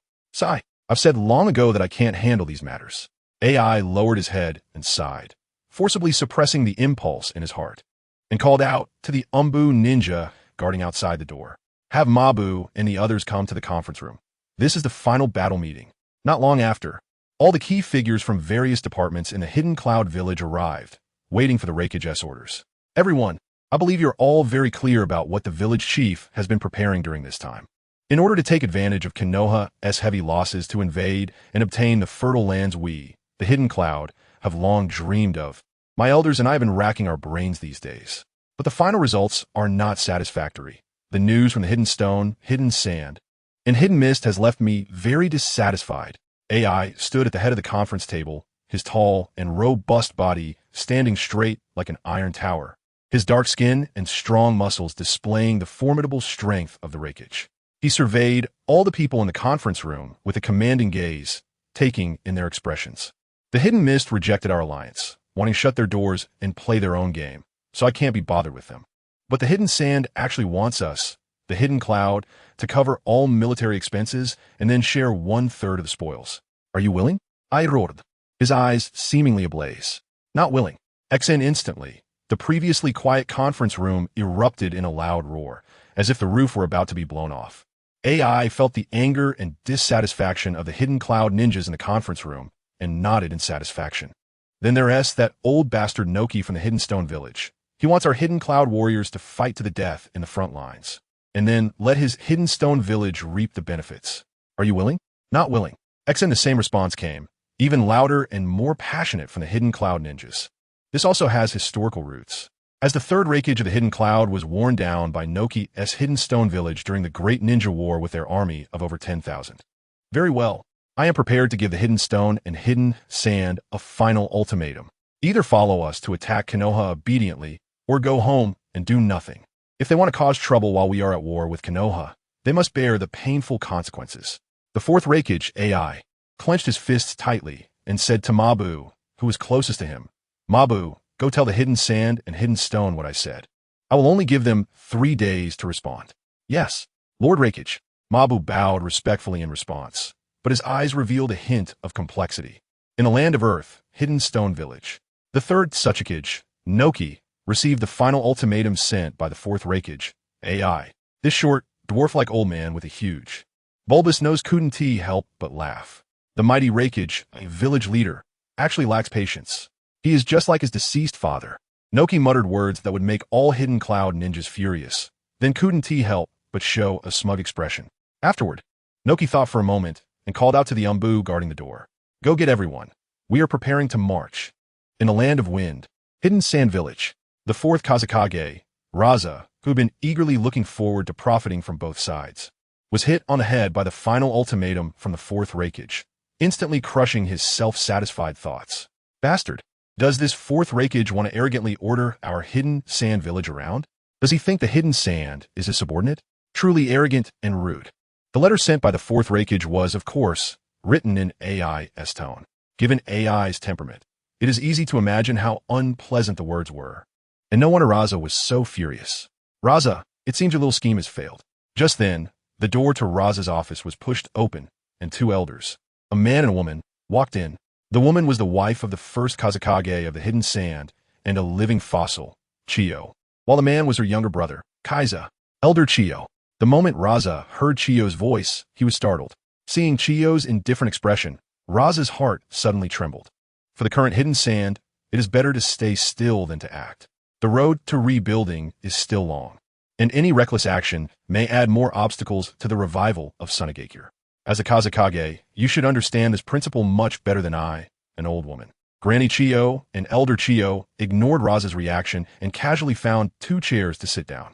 Indeed, Sunagakure has been reduced to such a state, and, as the leader, the fourth Kazekage carries the weight of countless villagers on his shoulders.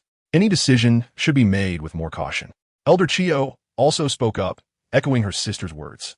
Two elders, I just want to revive the village more quickly. Raza forced himself to defend, feeling extremely aggrieved. He, the fourth Kazekage of Sunagakure, was not the highest authority in the village.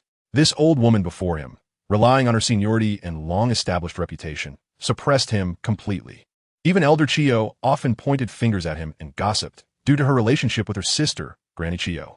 This led to Raza having little decision-making power over major village matters, often having to refer to Granny Chiyo and Elder Chiyo's opinions, which left him feeling very frustrated over time. This time was no different. Raza firmly believed his plan was excellent and was motivated by the village's interests.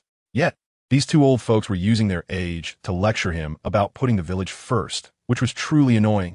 Granny Chiyo and Elder Chiyo were still talking, and Raza couldn't help but lower his head. He feared that if he continued to listen, the anger and disgust on his face would be impossible to hide. All right, let's end this matter here. I hope you can become more mature in the future. Granny Chiyo dropped her last piece of advice and then stood up to leave the office. Her brother, Elder Chiyo, followed closely behind her, resembling a loyal old dog. Those two damn old folks. After they had been gone for a long time, Raza finally lifted his head again, his eyes flickering with deep resentment. Chapter 194. Orochimaru and Yakushi Kabuto in the Land of Rice. The Sound Village established by Orochimaru. After being backstabbed by Danzo Shimura, who leaked his illegal human experimentation to the third Hokage, Hiruzen Sarutobi, Orochimaru was caught off guard by an enraged Hiruzen and could only rely on their deep master-disciple bond for his life. Since then, he has been roaming the ninja world in search of suitable locations. Unlike ordinary rogue ninjas, Orochimaru is a very special case. Typically, rogue ninjas, regardless of their strength, often live like stray dogs after leaving their village. On one hand, they lose their sense of belonging after leaving a place they have lived in for many years. On the other hand, being a rogue ninja carries a significant stigma. Furthermore, rogue ninjas often possess important information about their village, prompting every ninja village to send assassination squads to pursue them, attempting to recover or destroy that information. Even powerful rogue ninjas like Kisame Hashigaki, Zabuza Momochi, and JZ Biwa from the Mist Village have lost their fixed bases after leaving the village. However, Orochimaru is different. It can even be said that the reason Orochimaru became a rogue ninja is significantly different from that of other rogue ninjas. Rogue ninjas often engage in actions detrimental to their village's interests and refuse to await their village's judgment, leading them to abandon their village. However, the things Orochimaru did in Konoha hardly harmed Konoha. In fact, they were beneficial. Thinking back, did Orochimaru initially take the initiative to conduct human experiments? No. At first, he was still confused and lost about the meaning of life due to the brutality of war, without having taken the first step towards researching life. But his teacher, the third Hokage Hiruzen Sarutobi, actively sought him out, hoping he could connect with the root and monitor its leader, Danzo Shimura. This was problematic. Danzo quickly saw through Hiruzen's intentions and immediately countered. If you want your disciple to monitor me, then I'll drag your disciple down with me and see who is monitoring whom. Not long after, Danzo voluntarily allocated funds to help Orochimaru establish his laboratory. Thus, fate played its hand. Orochimaru, in pursuit of the secret of immortality, ended up becoming enemies with his mentor, Hiruzen Sarutobi. So, even after he left Konoha, how could he give up this ideal? Therefore, after leaving the village, Orochimaru spread his footprints across the entire ninja world, with Konoha's Umbu assassination squad and his close friend Jiraiya trailing behind him. In the end, Orochimaru established several laboratories and bases in various small countries, with the Sound Village in the Land of Rice being the largest and the place where Orochimaru spent the most time. Here, He had all the experimental equipment he needed. The Sound Village also housed a large number of fanatical followers willing to dedicate their lives to Orochimaru and a continuous stream of captured subjects used as experimental materials. After establishing this base, Orochimaru's life became increasingly comfortable. In an underground laboratory of the Sound Village, a bright experimental room, the experimental subject on the operating table had become unrecognizable, with a face that still bore extreme fear and hatred, unable to close its eyes in death. The 367th experiment had failed. Dressed in a white lab coat, Orochimaru emotionlessly cleaned and disinfected the surgical instruments and placed them aside, finally slowly removing his lab coat. At that moment, the door to the laboratory was knocked on. "Lord Orochimaru, come in." The door opened, and a young man with round glasses and a silver ponytail walked in. This young man looked somewhat youthful, but a strange smile hung on his handsome face, and his bright eyes held an inscrutable meaning. "Lord Orochimaru, I have new intelligence. It's about the alliance of the Lightning and Earth countries attacking Konoha." This young man was none other than Orochimaru's most powerful assistant and tool, Yakushi Kabuto. Since following Orochimaru, Kabuto had showcased his intelligence and potential, quickly becoming an indispensable important aid to Orochimaru. His importance in Orochimaru's eyes was much higher than that of others. Compared to the Sound Four, Sakan, Taiya, and others, Kabuto was incomparable. They were merely useful weapons that could be replaced at any time using cursed seals.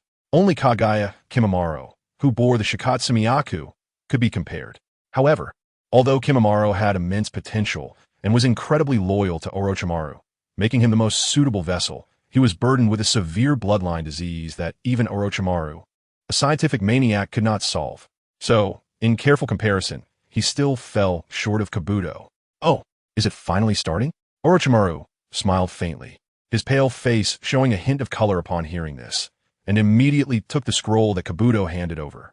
Since a while ago, Orochimaru had been concerned about the internal turmoil in Konoha that he learned through his hidden connections.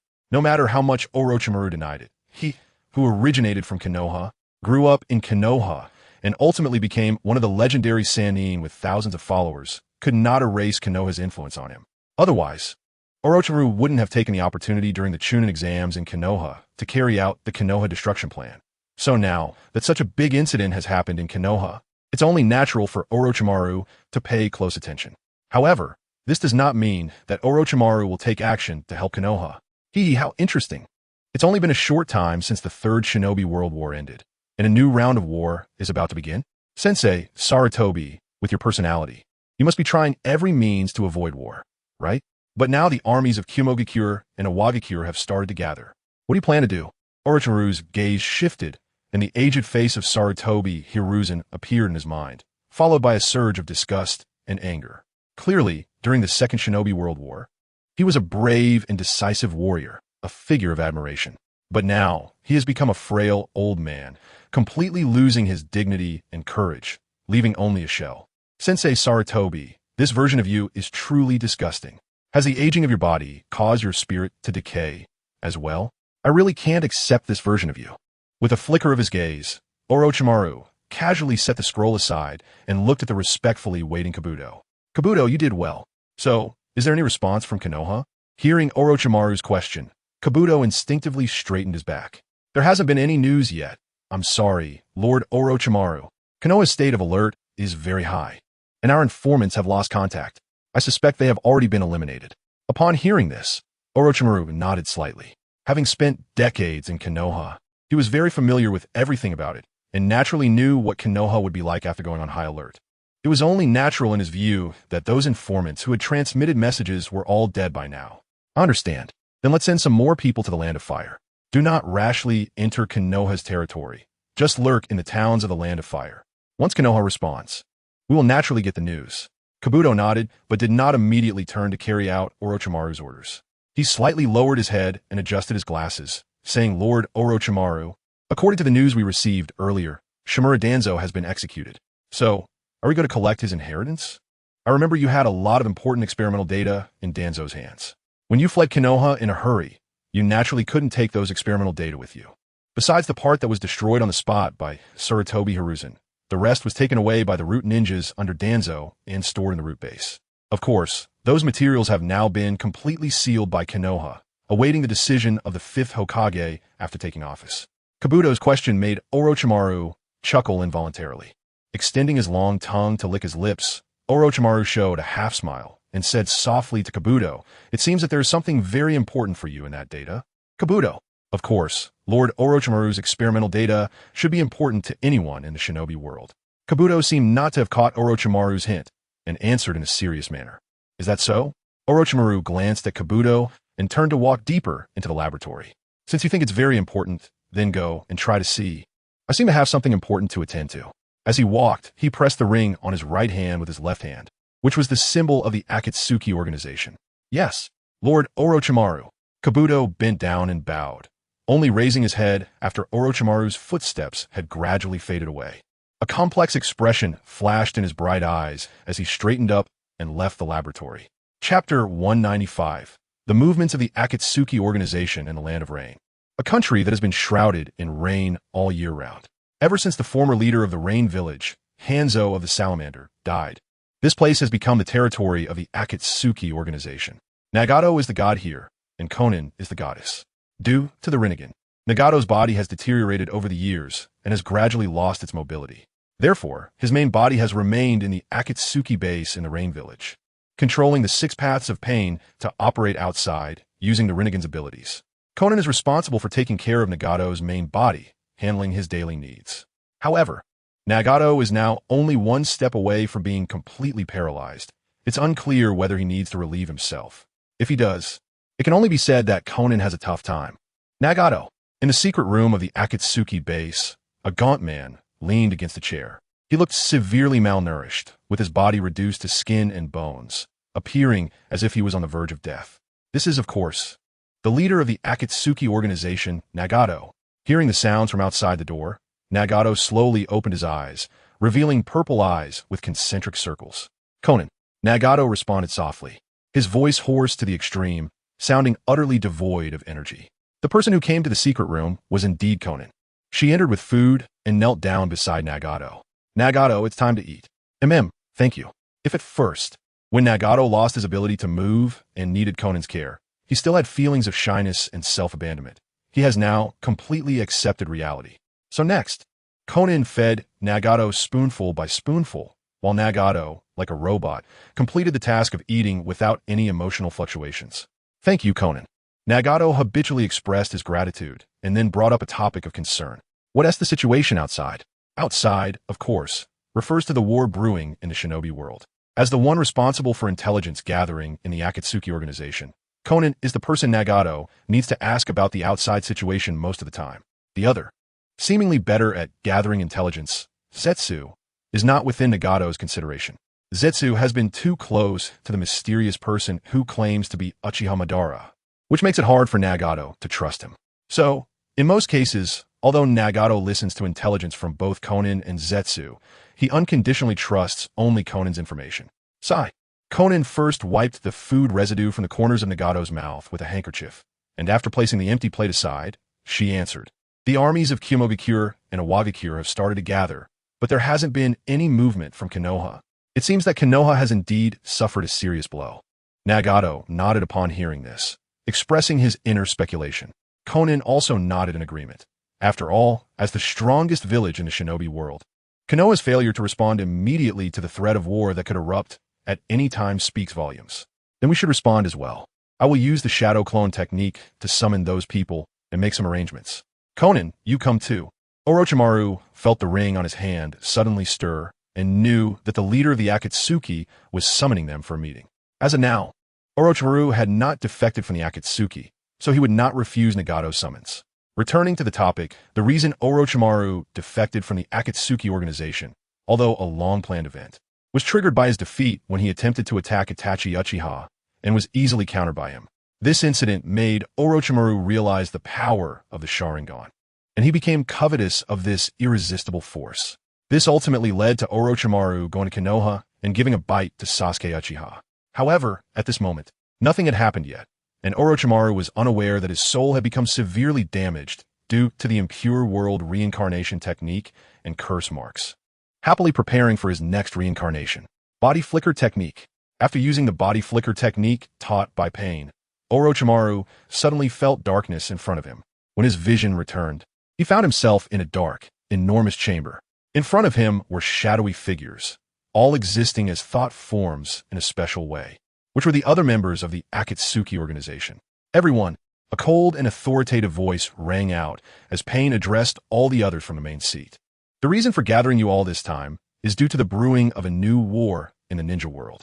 These great nations, feeling powerful, completely disregard the existence of smaller countries. Just after the Third Ninja World War has barely concluded, they are preparing to initiate a new round of conflict. Since they desire war, we shall let them thoroughly enjoy the cruelty of it, although Pain was merely a body made of a corpse. The words he spoke carried the emotions of a real person, filled with indignation. Upon hearing this, Orochimaru felt a stir in his heart. I wonder what the leader intends to do. Could it be that we are also to participate in this war? A low voice among the figures questioned in response. Not so simple, Pain replied coldly. I have told you before. The purpose of our Akatsuki organization is to collect tailed beasts and create peace in the ninja world. Currently, the only ones holding tailed beasts, aside from the Takigakure, are the 5 great nations. These great nations are powerful and deeply rooted. Directly clashing with them to seize tailed beasts will require a long time for planning and arrangement. The stronger the 5 great nations are, the harder it will be for us to seize the tailed beasts. Therefore, this war is a good opportunity to weaken the power of the 5 great nations. Upon hearing this, the other thought forms created by the body flicker technique revealed expressions of realization, understanding Pain's intention. So, the leader's idea is to promote the scale of this war, letting the great ninja villages involved in the war spill more blood, right? But how are we to do this? Orochimaru asked with interest, licking his lips.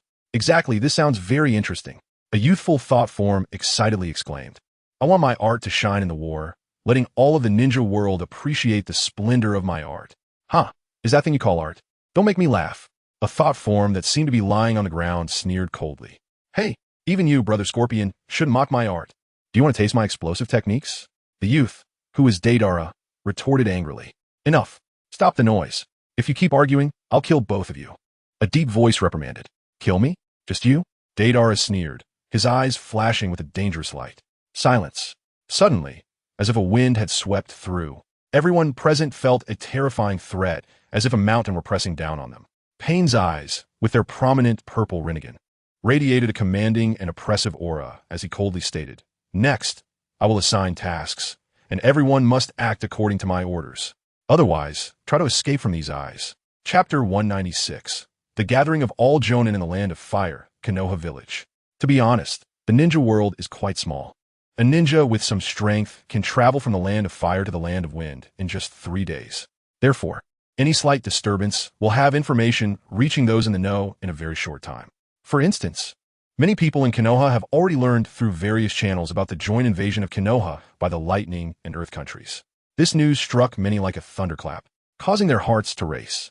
Instinctively, people wanted to find a pillar of support to help them stabilize their emotions and plan their next steps.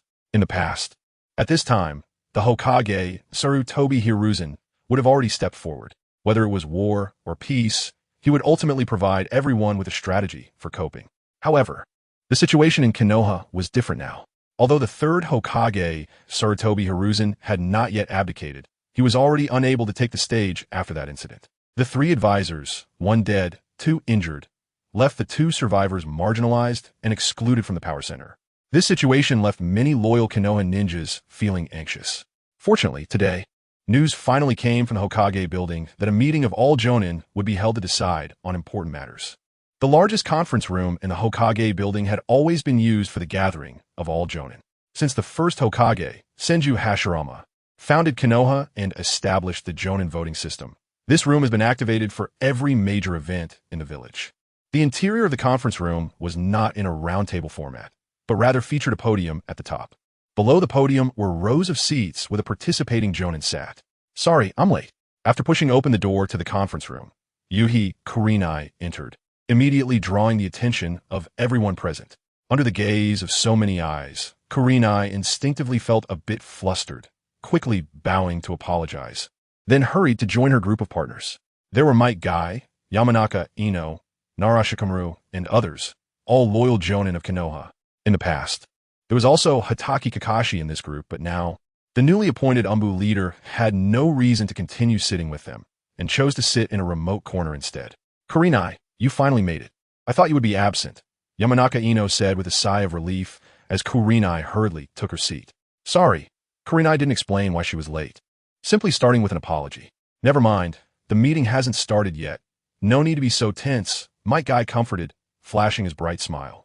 After chatting a bit with her companions, Kurenai's group naturally fell silent. The atmosphere in the conference room was somewhat serious, and many familiar and unfamiliar jonin were quietly waiting, making it difficult for Kurenai's group to speak up again. It's really serious. It makes me feel so anxious, Kurenai thought, trying to calm her heart as she secretly observed the others in the conference room. At this moment, holding a gathering of all jonin, was it to respond to the impending war? But given Konoha's current situation, did they really have the capability to respond to war? I hope there won't be a war. Otherwise, many people will die on the battlefield. Konoha really cannot bear such losses. Kurenai recalled the news and intelligence she had heard recently, speculating about the purpose of this meeting. The third Hokage seemed to look much more haggard than last time, while the two elders appeared more spirited than before their injuries.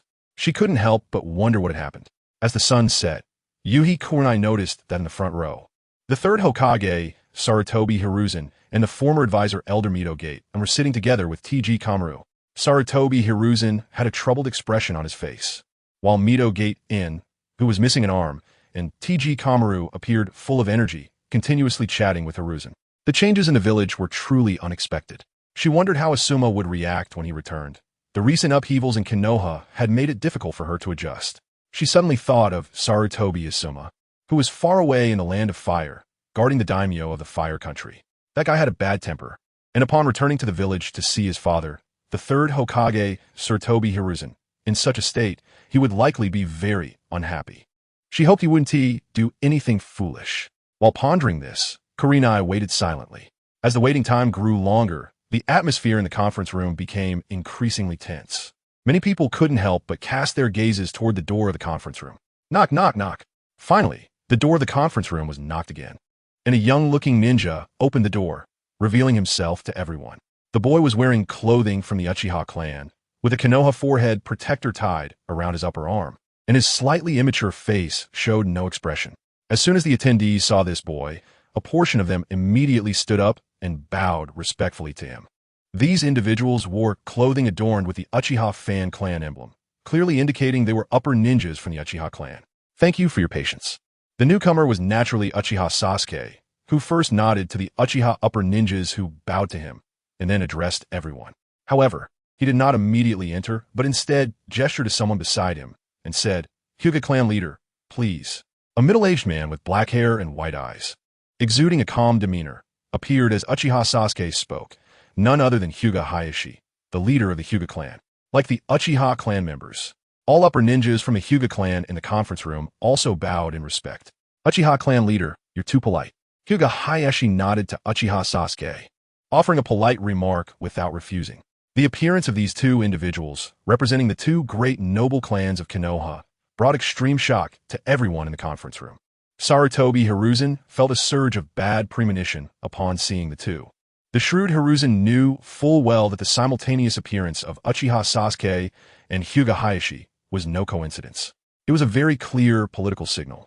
This signal indicated that the two great noble clans of Konoha would stand together at this upper ninja conference. Damn it, the Uchiha and Hyuga have actually colluded. Mito Gate In said angrily. Hiruzen, what should we do now? Should we continue with our previous strategy? T.G. Kamaru asked with concern. Although the three of them had gradually faded from the center of power, Konoha was currently facing two major issues, the change of Hokage and the threat of war, which were crucial to the life and death of Konoha. They could not afford to rely on others at this time. Let's wait and see. Sarutobi Hiruzen's eyes flickered, but he could only say that. Chapter 197. An unexpected candidate, just as Sarutobi Hiruzen and the others had guessed. The joint appearance of Uchiha Sasuke and Hyuga Hayashi had been prearranged. After the conflict outside the Hokage building concluded, Hyuga Hayashi promptly sought out Uchiha Sasuke. It was at that moment that they reached a tacit understanding. This signal also reached all the upper ninjas in the conference room. People were restless, each with their own speculations, but in this situation, They could not whisper to one another and could only suppress their emotions while waiting for the changes that were about to unfold. It seems we were the last ones to arrive. Uchiha Sasuke looked around and found the conference room full, with everyone who should be there present. That's right. Since everyone is here, please let the third Hokage begin the meeting. Hyuga Hayashi nodded and, together with Uchiha Sasuke, found a seat. He then smiled at Sarutobi Hiruzen in the front row. Sarutobi Hiruzen's mind was complex, but at this moment, he could only stand up and walk to the podium. After all, he had not yet abdicated, and such a large meeting still required him to preside over it. Since I am hosting this Upper Ninja Conference, let's not waste time with unnecessary talk. There are two pressing matters at hand that I believe everyone is aware of. The first is the selection of the fifth Hokage. The second is the war threats from the land of lightning and the land of earth. Sarutobi Hiruzen, departing from his usual lengthy and verbose style, spoke concisely at the podium. His words naturally stirred a commotion, although many present were already aware of the situation outside. Hearing it confirmed by the Hokage himself still had an impact. These two matters were crucial to the survival of the entire Konoha village, especially the war. The Third Great Ninja War had just ended, and the land of lightning and the land of earth were brazenly making such moves, clearly attempting to provoke a new round of ninja world conflict. However, to respond to the war, Konoha needed a Hokage with strength, qualifications, and reputation that everyone could recognize to lead the response, which would help Konoha through this difficult time. I have served as Hokage for decades, and now I'm entering my twilight years, feeling increasingly muddled. It is truly difficult for me to bear this heavy responsibility, so I urgently need to find a suitable successor to hand over Konoha to. Sarutobi Hiruzen's words elicited varied expressions among the audience below. The upper ninjas directly under the Hokage, remembering Sarutobi Hiruzen's contributions to Konoha over the years, felt a sense of regret and emotion seeing the former Hokage in such a dim state on stage. Some even had tears in their eyes. However, those who were not aligned with the Hokage and had often been marginalized and oppressed, such as the upper ninjas from the Uchiha clan, looked on with cold eyes, their faces showing mocking sneers. In the previous Upper Ninja Conference, I nominated two candidates for the fifth Hokage, Jiraiya and Tsunade. However, in the past few days, one has outright rejected me, and the other has yet to return to Konoha. Under these circumstances, I can only ask everyone to renominate a successor for the fifth Hokage. Anyone can propose their choice for Hokage, but the candidate must meet the standards of strength, qualifications, and reputation to enter the final voting. Now, let us not waste any more time. Please proceed. As soon as Sarutobi Hiruzen finished speaking, Mito, Gate, In, and TG Kamaru immediately stood up and said loudly, I, Mito Goten, I, Te Komaru. We jointly nominate the disciple of the second Hokage, Senju Tobarama, the head of the Akimichi clan, Akimichi Torafu, to succeed as the fifth Hokage. Indeed, Akimichi Torafu was the last hope for Sarutobi Hiruzen and the others. With Jiraiya's rejection and Tsunade's indifference, the Hokage lineage that Sarutobi Hiruzen had worked for decades to build could no longer find a prominent shadow-level powerhouse. Ultimately, they could only choose Akimichi Torafu to succeed this position, even if he was not the most qualified candidate. Shodao Chifeng, as a disciple of Senju Tobarama and a classmate of Sarutobi Hizashi, was a comrade who entrusted their lives to each other on the battlefield. However, for some reasons, he voluntarily left the center of power and has been quietly nurturing the next generation within his family over the years. Being suddenly pushed to the forefront in this occasion clearly surprised many. Their gazes instinctively searched for Chiodao Chifeng in the conference room, quickly locating their target. After all, the Chiodao clan is known for its large size. A few of their J-nin sitting together would naturally take up 2 seats, making them incredibly conspicuous. Chiodao Chifeng, under the focus of everyone's attention, remained calm and unperturbed, as if he were not at all surprised that his name was called. It seems that the third Hokage had already communicated with him privately, which explained his tranquility. Based on Chiodao Chifeng's reaction, some speculated, all right, Chifeng is indeed a great candidate. Once a disciple of Lord Tobarama, he has made countless contributions to Konoha on the battlefield. Whether in terms of strength, experience, or reputation, he is a rare choice. I believe Chiodao Chifeng should be included in the final voting lineup. Does anyone have any objections? Sarutobi Hizashi nodded, first praising Chiodao Chifeng enthusiastically, then asked everyone present. Naturally, no one stood up to oppose. After all, Sarutobi Hizashi himself had said that Chiodao Chifeng was capable in many aspects. So what was there to question? Moreover, Shodao Chiefing not only had the support of Sarutobi Hizashi, but also had the backing of the Inazuka, Nara, and Akimichi clans, whose combined influence in Konoha was significant. Kurama Zuyun proposed that Uchiha clan leader Uchiha Zongyan succeed as the 5th Hokage. Then, an unremarkable Nin suddenly stood up, seriously addressing Sarutobi Hizashi at the podium. At this moment, all eyes in the room turned to Uchiha Zongyan. However, no one was shocked. Instead, they felt this was quite normal. The Uchiha clan had coveted the Hokage position for many years, and now that they finally had a chance, how could they not attempt to seize it? However, many were surprised that Kurama Zuyun was the one to propose this. Did this mean that the Kurama clan had sided with the Uchiha clan? Ahem, the Uchiha clan leader, Uchiha Zongyan, is also a very good candidate. Does anyone have other opinions? Sarutobi Hizashi calmly nodded and asked again. Mito Minyin and T-Rune Koharu exchanged glances, both sensing the wariness in each other's eyes. They both wanted to stand up to voice their opposition, but unfortunately lacked the courage. After this, several others stood up and mentioned 2 names. However, everyone knew that these 2 proposed individuals were merely filler, with no chance of success. If it's just Uchiha Zongyan, our chances are very high.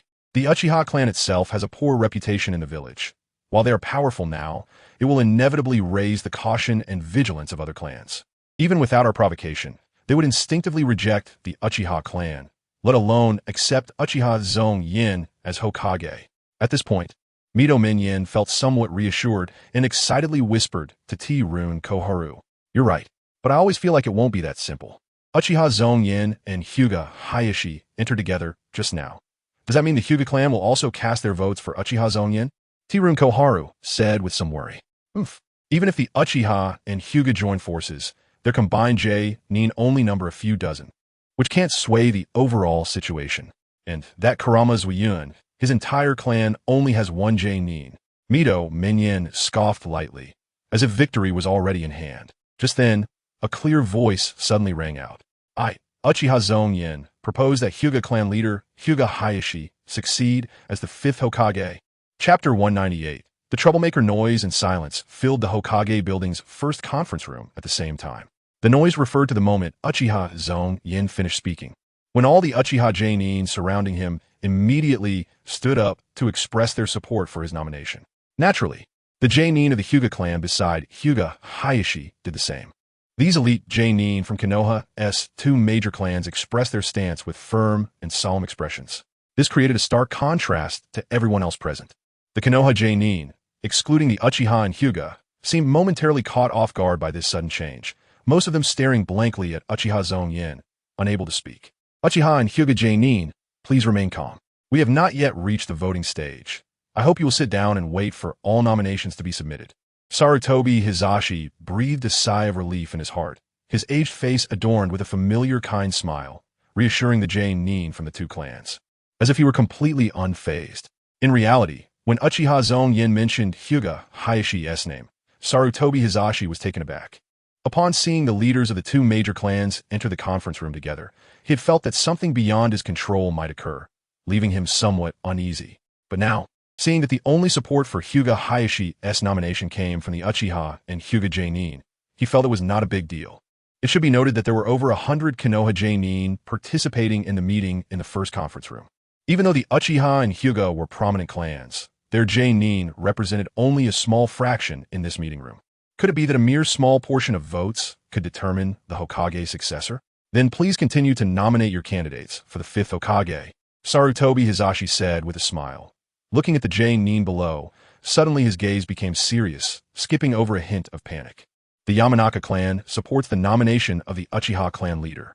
Unexpectedly, a Nin sitting in the corner, seemingly invisible and unnoticeable, suddenly raised his hand and spoke in a deep voice.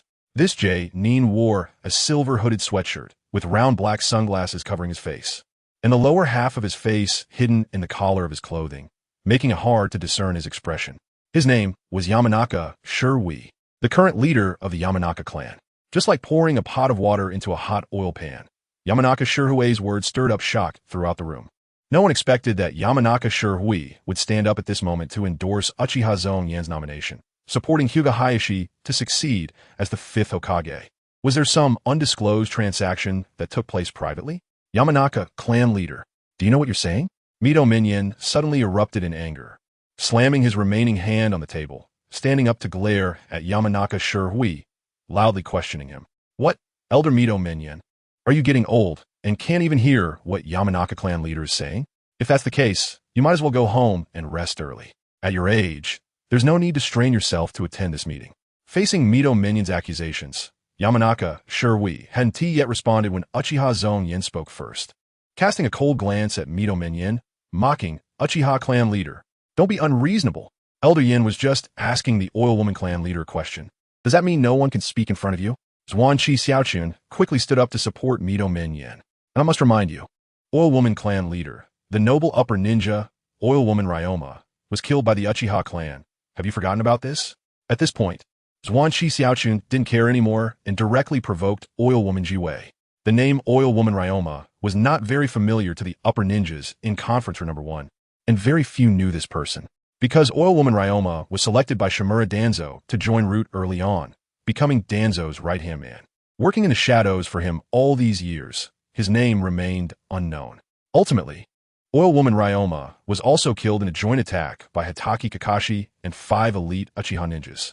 Zhuan Qi Xiaochun brought this old matter up to plant a thorn in Oil Woman Jiwei's heart.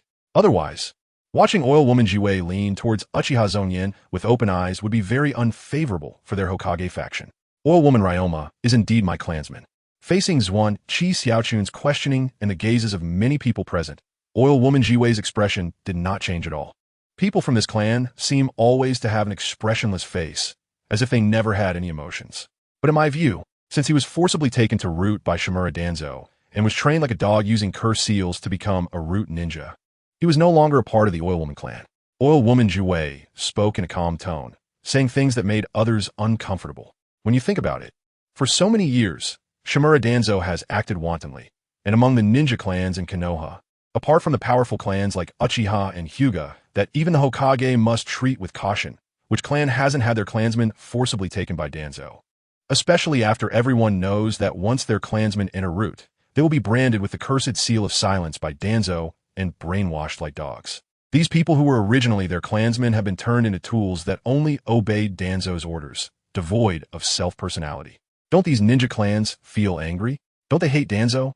Of course, they do, to the point of wishing to skin him alive and grind his bones to ashes. However, with Sarutobi Hiruzen supporting Danzo from behind, these clans have no choice but to endure in silence.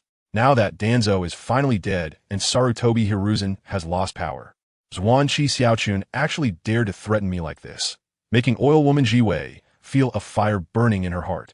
Compared to Oil Woman Ryoma, who no longer belongs to the Oil Woman clan, I feel even more sorrow for those clansmen who died tragically in the Root base. Those who executed Danzo's orders in the dark and died worthless. Therefore, I don't want to experience this kind of thing anymore. And I don't want to watch my clansmen turn into someone else's pigs and dogs.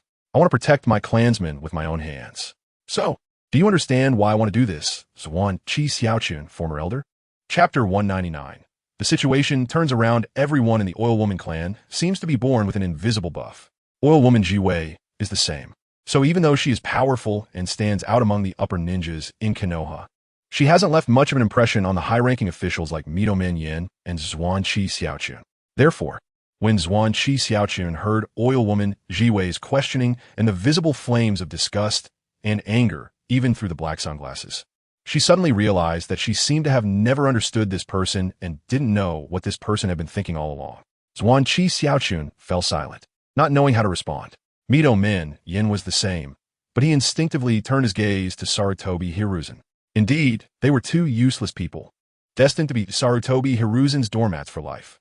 Uchiha Zongyan couldn't help but sneer at this scene in his heart, then looked at Sarutobi Hiruzen as well. He wanted to see how Sarutobi Hiruzen would deal with the anger that Oil Woman Jiwei had hidden for decades, which had finally erupted. This is troublesome. I never expected Oil Woman Jiwei to choose this moment to explode. This must also be part of Uchiha Zongyan and Hyuga Hizashi's plan. They must have privately reached an agreement with Oil Woman Jiwei to secure her support, right? No, not just that. Since they have convinced Oil Woman Jiwei, it means there must be more people. Oh no, if Uchiha Zongyan and Hyuga Hizashi can rally more ninja clans, then the voting result today will probably... Damn it, that guy Danzo is dead, yet he still left me with this mess. Sarutobi Hiruzen kept thinking. A massive pressure surged over him, making him feel the weight on his shoulders. The situation in conference room number 1 had exceeded Sarutobi Hiruzen's expectations, and the sudden change left him somewhat bewildered, unable to think of a good response strategy for a moment. Cough cough. The clan leader Jiwei is right. Danzo has indeed committed unforgivable crimes. But now that Danzo is dead, we should all look forward. Everyone knows Tsufeng's character. He is generous and broad-minded, definitely not the kind of extreme character that Danzo was. I believe that if Tsufeng were to take over as the 5th Hokage, he would never allow someone like Shimura Danzo to appear in Konoha again, nor would he permit such dark things to happen again. Don't you agree, Tsufeng? Forced to do so, Sarutobi Hiruzen had no choice but to start clearly signaling his support for Akimichi Tsufeng. Originally, although Sarutobi Hiruzen had long designated Akimichi Tsufeng as the 5th Hokage, he still wanted to maintain an appearance of fairness and justice to avoid appearing too greedy and provoking resistance from others. But now that oil woman Jiwei suddenly chose a side, it would surely change the thoughts of everyone in conference room number 1. The situation that was originally stable has now become chaotic, and Sarutobi Hiruzen could only brace himself. On the side of the Inuzuka, Nara, and Akimichi clans, the upper ninjas of the 3 families had always been known for sticking together, so they were all sitting together.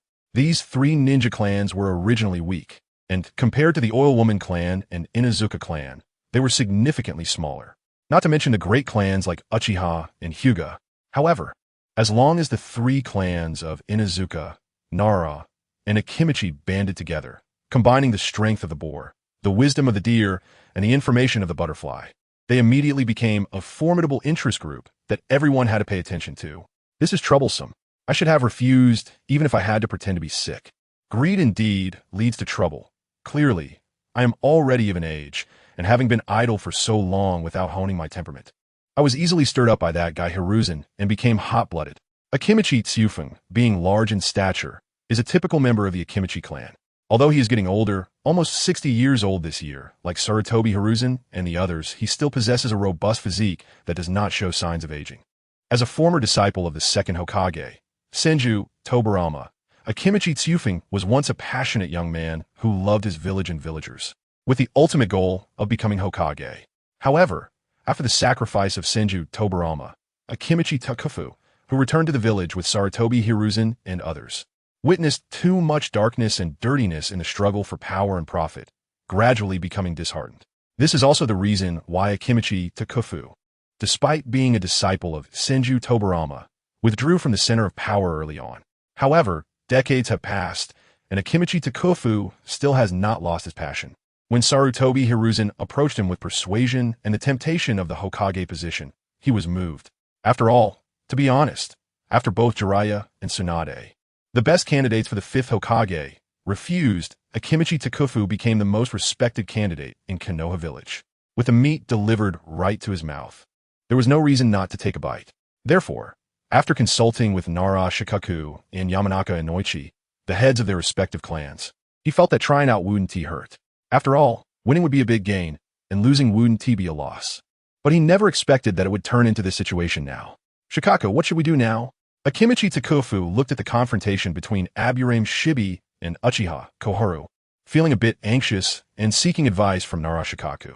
Lord Takufu, if you ask me, I don't know what to do either. Nara Shikaku forced a bitter smile, realizing from the recent turn of events that the situation was beginning to reverse, and it was likely that the final victor today would not be Akimichi Takufu. This is really troublesome. It doesn't matter if I can attain the Hokage position. After all these years, my desire has faded. As an old man, even if I became Hokage, I wouldn't live for many more years. I'm just afraid that after Hinata Hizashi rises to power, he will make things difficult for our 3 clans, the Inuzuka, Nara, and Akimichi. Akimichi Takufu sighed, expressing his concerns. There is no need to worry about that, Lord Takufu. Even if Hinata Hizashi becomes Hokage, he will need a long time to balance the interests of all parties after taking office. Our Inuzuka, Nara, and Akimichi clans will also be part of those he needs to win over. Nara Shikaku comforted him. In response, Akimichi Takufu nodded, trusting Nara Shikaku's judgment. Just as they finished discussing, Sarutobi Hiruzen on the podium called out Akimichi Takufu's name. Looking at Sarutobi Hiruzen's aged face, Akimichi Takufu suddenly felt a sense of sadness. The original Sarutobi Hiruzen was someone he greatly admired, a trustworthy companion and superior. But how had he changed so much after all these years? The third Hokage is right. Shimura Danzo's actions are heinous. I believe that no matter who succeeds to the position of fifth Hokage, such things will not happen again. I have always believed that the Hokage position carries the heavy responsibility of leading the village and protecting all villagers. One must possess great strength and a belief in fairness and justice. Although I am old, when it comes to dedicating myself to the village, I will not fall behind. Akimichi Takufu was somewhat awakened by what had just happened, and the burning dream of becoming Hokage in his heart also calmed down. He felt that even the meat delivered to his mouth must be something he could bite into with his own teeth. So, while he referred to himself as this old man, although it seemed to align with Sarutobi Hiruzen's words, it subtly expressed a sense of retreat. Takufu. Sarutobi Hiruzen immediately noticed Akimichi Takufu's statement and was taken aback. Takufu, you are still in your prime. Why be so humble? The village has just experienced war, and now it is about to be disturbed by the land of lightning and the land of earth.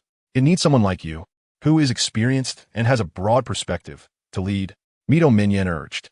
That's right, the village is in a critical situation. Are you really going to back down? Uchiha Koharu directly pressed Akimichi Takufu. In response, Akimichi Takufu shook his head, not explaining anything, and simply sat down. What's going on? Why did Senior Takufu change his attitude at this time? I don't know. Could it be that he feels it's futile? Oof.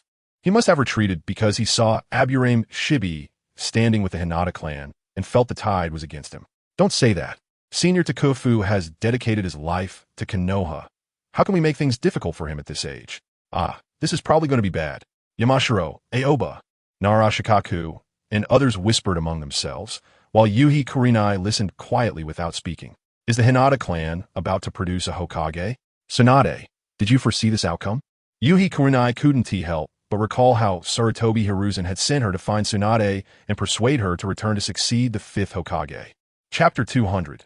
The fifth Hokage, after Akimichi Takufu clearly stated his position and sat down, Mito and Uchiha Koharu, the two old fellows, became somewhat unhinged. Realizing the shift in the wind, they anxiously began to persuade, making the scene overly awkward.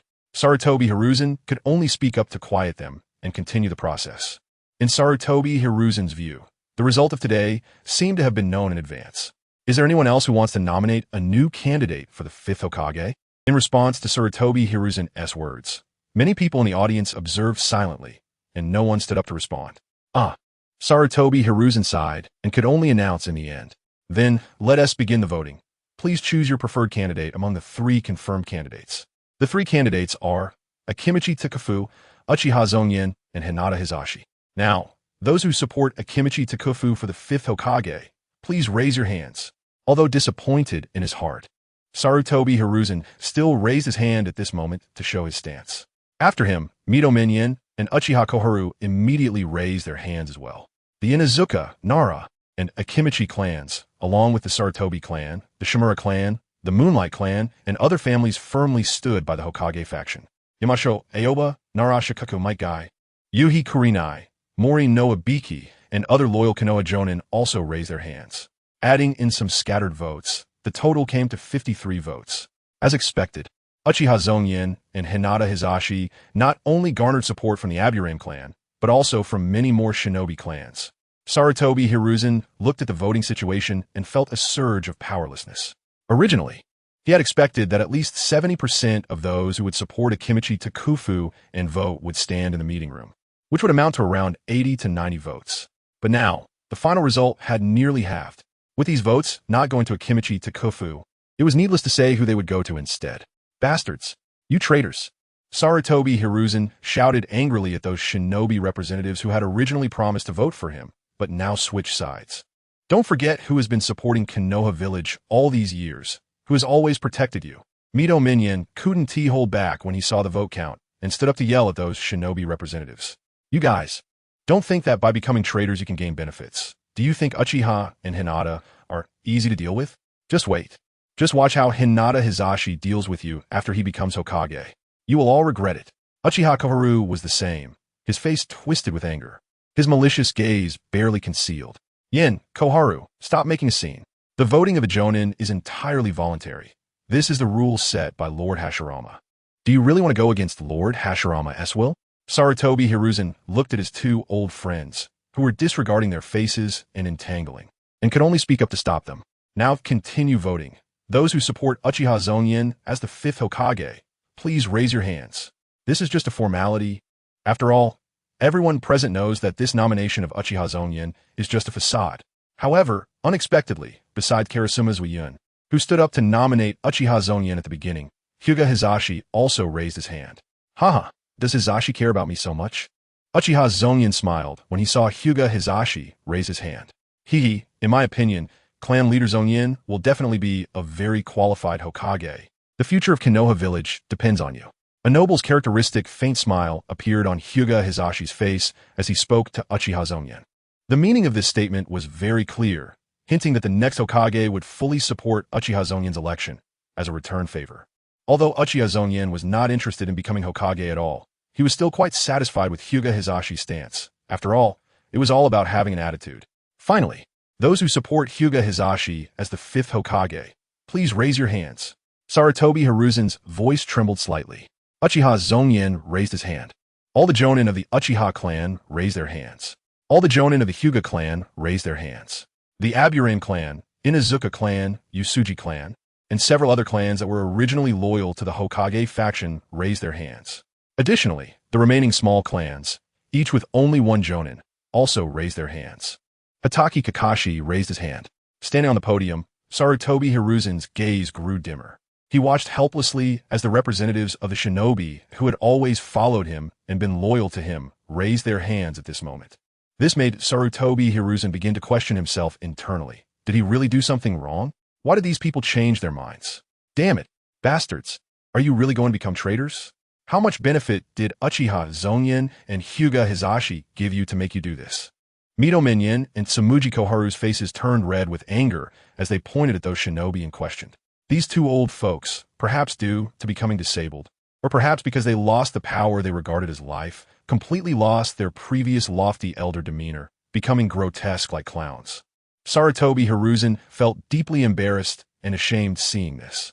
After playing politics for decades, has it all gone to dogs? Shut up. Don't continue to embarrass yourselves. Since the voting has ended, I announce that Hyuga Hizashi will succeed as the 5th Hokage. The succession ceremony will. Hyuga Hizashi suddenly spoke, interrupting Sarutobi Hiruzen's words. Lord 3rd Hokage, I believe that the succession ceremony is not urgent. The shadow of war has already overshadowed the shinobi world, and it would be better to wait until I achieve victory in the war and return triumphantly before starting the ceremony. Hyuga Hizashi spoke with righteousness, making this statement from a very high standpoint. This was a political statement. After all, as the leader of Konoha village, the Hokage's primary duty is to resist foreign enemies and protect the village. Therefore, if this 5th Hokage could base his leadership on a victory in war, it would be a strong endorsement of his prestige and authority. There are risks involved, but Hyuga Hizashi still hoped to take this gamble. All right, I understand. Then the succession ceremony will be postponed until after the victory in war. Sarutobi Hiruzen deeply looked at Hyuga Hizashi, nodded, and said, Next, we will start the second agenda of the Jonin Conference regarding the upcoming war. However, now that the 5th Hokage has been chosen, I, as the former Hokage, have completed my mission and need to return home to apologize as agreed. Please, the 5th Hokage, come up and preside over the preparations and arrangements for the war. Chapter 201. The 5th Hokage for ordinary people, perhaps in a normal day, events are happening in places they do not know that will have a huge impact on them. Just like now, in Konoha village. The morning after the Jonin Conference, ordinary villagers walked out of their homes in the lingering mist, welcoming another monotonous and repetitive day. They did not know what had happened yesterday, nor did they realize that Konoha village had quietly changed its leader. Or perhaps, even if they knew, they would not care too much. After all, what does it matter to them who becomes Hokage? However, the ninjas cannot think this way. They must treat it with more caution.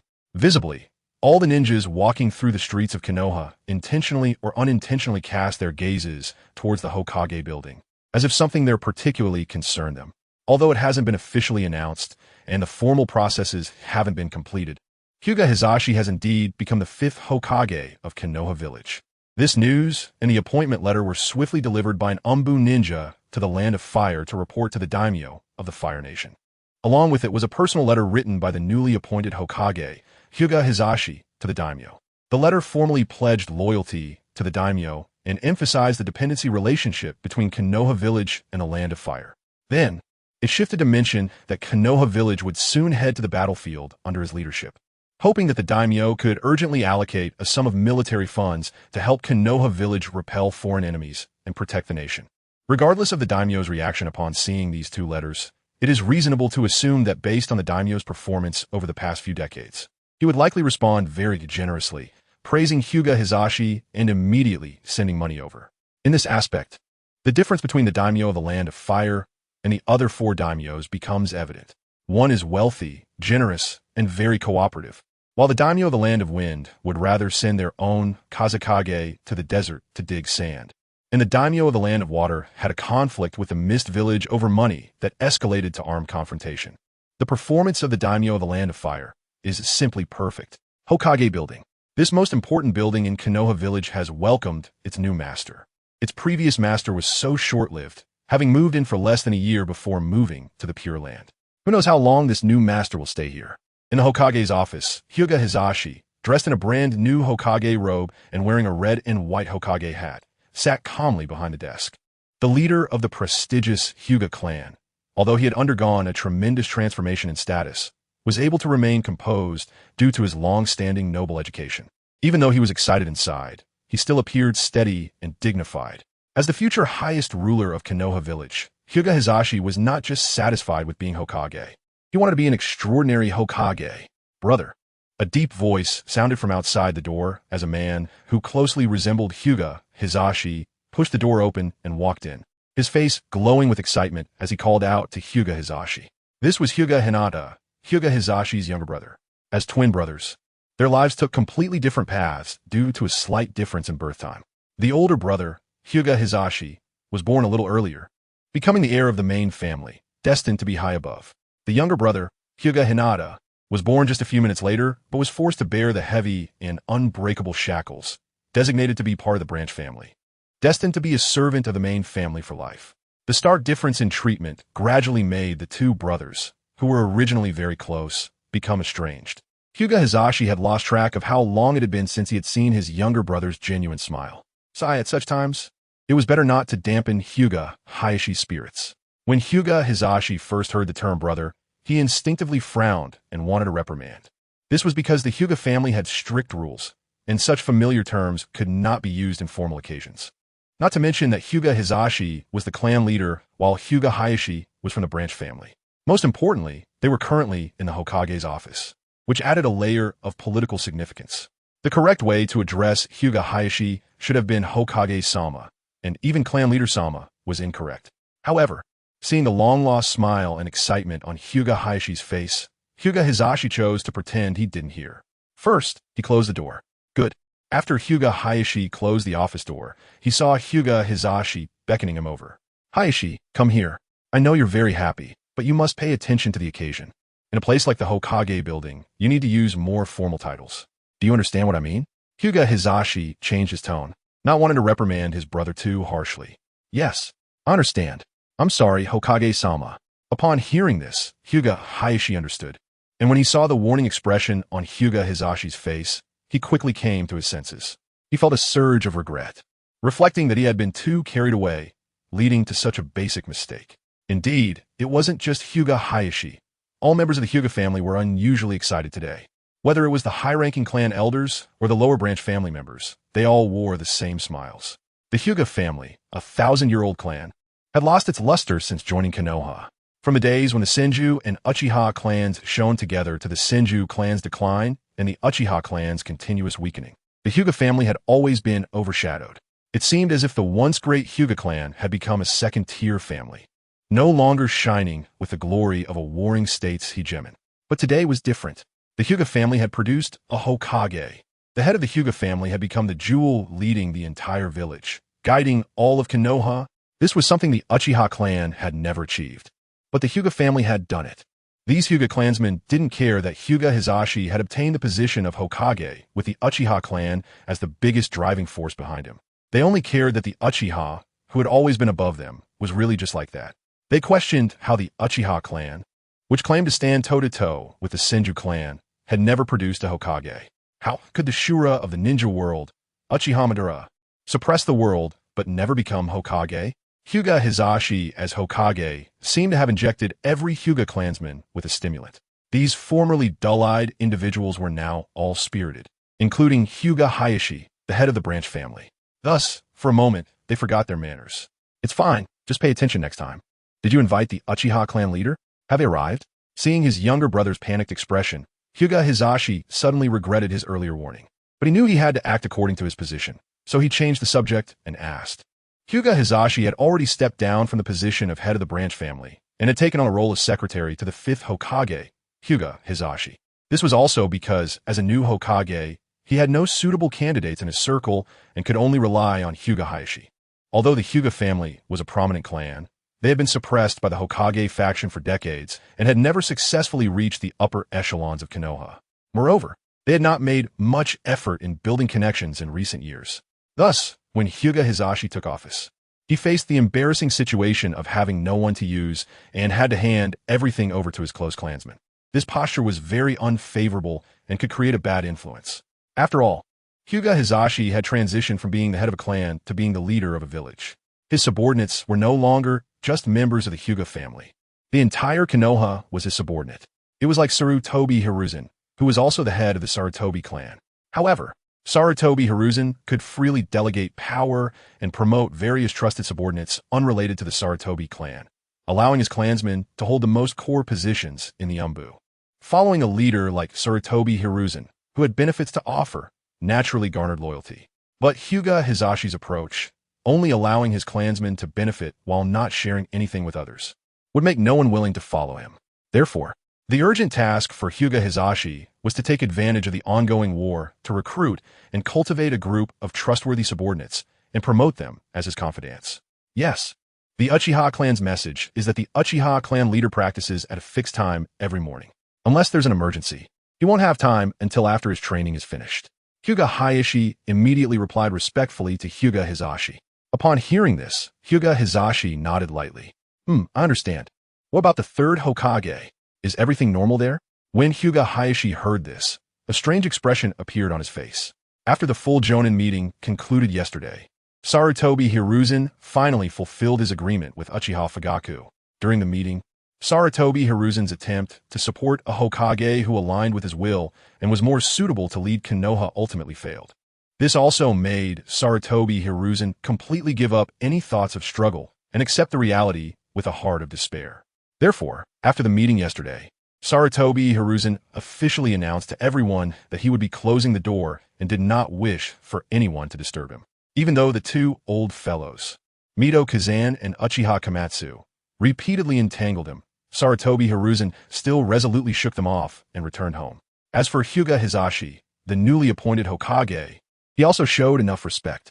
He only assigned 2 Umbu to guard outside Sarutobi Hiruzen's residence, presenting a protective stance. Moreover, he did not arrange for any surveillance personnel, which relieved Sarutobi Hiruzen. If he were confined right after becoming wild, Sarutobi Hiruzen's pride would truly be unbearable. There are no issues. From last night until today, only Lord Sarutobi Hiruzen went out once to buy groceries. Hyuga Hayashi looked at the former Hokage now in this situation and felt it was somewhat surreal. He had grown up during Sarutobi Hiruzen's reign and had enough respect for this ninja hero. That's great. Hyuga Hizashi nodded gently, seeming to breathe a sigh of relief. The newly appointed 5th Hokage, Hyuga Hizashi, was still at the very beginning of his work. Although he faced many troubles, such as the distribution of power, the delineation of the various ninja clan spheres of influence, and how to give the Uchiha clan a satisfactory return, these were all long-term tasks. Although important, they were not urgent and could be dealt with later. The most pressing task, needless to say, was the upcoming war. Hayashi, yes, in my name. Send a request for assistance to Lord Jiraiya and Lady Tsunade, and please ensure they support the village in winning this war. Hyuga Hizashi wrote the letters on his desk, and without waiting for the ink to dry, sealed them and handed them to Hyuga Hayashi. Yes, Hokage-sama. I will go now. Hyuga Hayashi received the order and left with the 2 letters personally written by Hyuga Hizashi. He needs to arrange suitable candidates to deliver a message to Jiraiya and Tsunade. But before sending the message, he must first confirm their locations. Jiraiya is relatively easy. Although he has left the village, he often sends back the intelligence he has gathered. Therefore, Jiraiya's whereabouts are easier to track, and Konoha has records of his movements. Tsunade's situation is more complicated. Ever since this princess of the Senju clan left Konoha, she has completely severed contact. The last time they reached out was when Hiruzen Sarutobi sent a team to meet Tsunade and ask her to return as Hokage. Thus, more manpower is needed to gather information about Tsunade's location to facilitate the delivery of the message. Chapter 202. About to depart for battle by the time Uchiha Zongyan arrived at the Hokage building, 2 hours had already passed. Hokage-sama, what do you need from me? Hinata Hayashi, who had been standing guard outside the door, opened it for Uchiha Zongyan. As Zongyan stepped inside, he saw Hinata Hizashi wearing the Hokage's ceremonial robe and placing the hat on the table while focusing intently on some documents. The clan leader Zongyan has arrived. Please take a seat. Upon seeing Uchiha Zongyan enter, a complex emotion flickered in Hinata Hizashi's eyes, but he still warmly greeted him. To be honest, Hizashi couldn't help but feel a sense of dissatisfaction the moment he saw Uchiha Zongyan. After all, Zongyan was now wearing the ceremonial robe and hat, truly embodying the fifth Hokage, the highest authority of Konoha. This shift in status understandably caused Hizashi's mindset to feel somewhat unbalanced. Therefore, it was natural for him to feel displeased that Uchiha Zongyan, who had kept him waiting for 2 hours, had finally arrived. However, as a member of a prestigious clan, Hizashi quickly dispelled his negative thoughts. Yet, this fleeting expression did not escape Uchiha Zongyan's notice, though Zongyan did not care. As long as it did not hinder him, he was indifferent to how others viewed him. Why call me Hokage-sama? Between us, we are already close comrades. Using such formalities feels too distant, doesn't it? If it weren't for the significant age difference, I would even want to address you as brother, Zongyan. Hizashi smiled lightly, inviting Uchiha Zongyan to sit and repeatedly exchanging pleasantries. Then you should tell me how I should address you, Uchiha Zongyan replied, smirking inwardly, fully aware that Hizashi was trying to establish a closer relationship with him to solidify ties with the Uchiha clan. It should be noted that aside from the alliance at the recent Upper Ninja Conference, the two clans had long been in opposition. What a load of nonsense about being close comrades. Necessary respect must still be upheld. After all, you are now also a village leader. Moreover, I know that Hokage-sama has just taken office and probably has countless matters waiting to be dealt with. So let us skip the pleasantries and get straight to the point. Yes, I did indeed call you here for something very important. Hizashi did not show any unusual reactions to Uchiha Zongyan's cold demeanor. He had long been aware that the members of the Uchiha clan were notoriously difficult to deal with. During yesterday's Upper Ninja Conference, a proposal to resolutely counterattack the allied forces from the Land of Lightning and the Land of Earth was passed. This is Konoha's top priority moving forward. However, the distribution of troops in the specific resolution seemed somewhat hasty. The plan was for Zongyan to lead the Uchiha clan, the Kurama clan, the Yamanaka clan, the Inuzuka clan, and 2,000 Konoha ninjas to intercept the army from the Hidden Cloud Village. Meanwhile, I, as Hokage, would lead the Hyuga clan, the Inuzuka, Yamanaka, and Shimizu clans, along with 3,000 Konoha ninjas, to defend against the army from the Hidden Stone Village at the border of the Land of Fire. This troop distribution seems a bit unreasonable. Hizashi sat steadily in his chair, carefully observing Uchiha Zongyan's indifferent expression as he slowly explained. Oh? Does Hokage-sama mean to suggest we split troops to assist? No, not at all. While I believe that with the strength of Zongyan and the Uchiha clan, dealing with the forces from the Hidden Cloud Village would be a piece of cake, the Land of Lightning is formidable, having gathered over 5,000 troops. It would be better to be cautious, since my primary responsibility here is defense at the border, waiting for the enemy to tire, and Zongyan's role is to take the initiative and catch the Hidden Cloud Village off guard. It would be more reasonable to allocate an extra 1,000 troops from my side to assist you. Hizashi's willingness to suggest such a division of forces shows that he genuinely wants to win this war. After all, before the Upper Ninja Conference, the two had privately discussed their strategies for the upcoming conflict. The two major clans of Konoha would lead their clansmen and Konoha ninjas to confront the two great nations of Lightning and Earth. On one hand, it was about protecting the fruits of victory. On the other, it was to showcase their own strength to earn the respect of all. However, now that Hizashi had truly taken the position of Hokage, he was becoming anxious. Last night, he tossed and turned in bed, unable to shake off thoughts of what would happen if they lost the war. Would this newly assumed fifth Hokage seat soon change hands? Would he become the laughingstock of the ninja world, the Hokage with the shortest term in history? After all, the fourth Hokage, Minato Namikaze, had at least served for a year. The more Hizashi thought about it, the more worried he became, which is why he had his brother, Hinata Hayashi, contact the Uchiha clan early this morning to invite Uchiha Zongyan to the Hokage office for discussion. With one side on offense and the other on defense, Hizashi, as the defender, relied on the abundant resources and defensive facilities along the Land of Fire's border to block the advance of the Land of Earth. Meanwhile, Uchiha Zongyan's side was taking the initiative to confront the army from the hidden Cloud Village, which posed greater risks. If they could allocate some additional forces, it would certainly be more prudent. I see. Then I won't decline your offer. Thank you for your concern, Hokage-sama. Uchiha Zongyan nodded, not refusing Hizashi's proposal.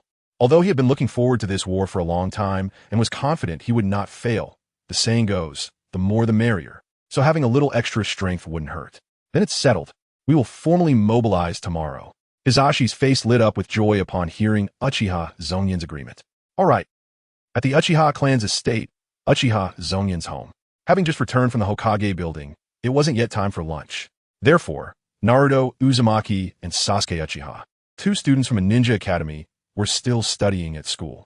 Only Boa Hancock and Uchiha Rika, two young girls, were at home.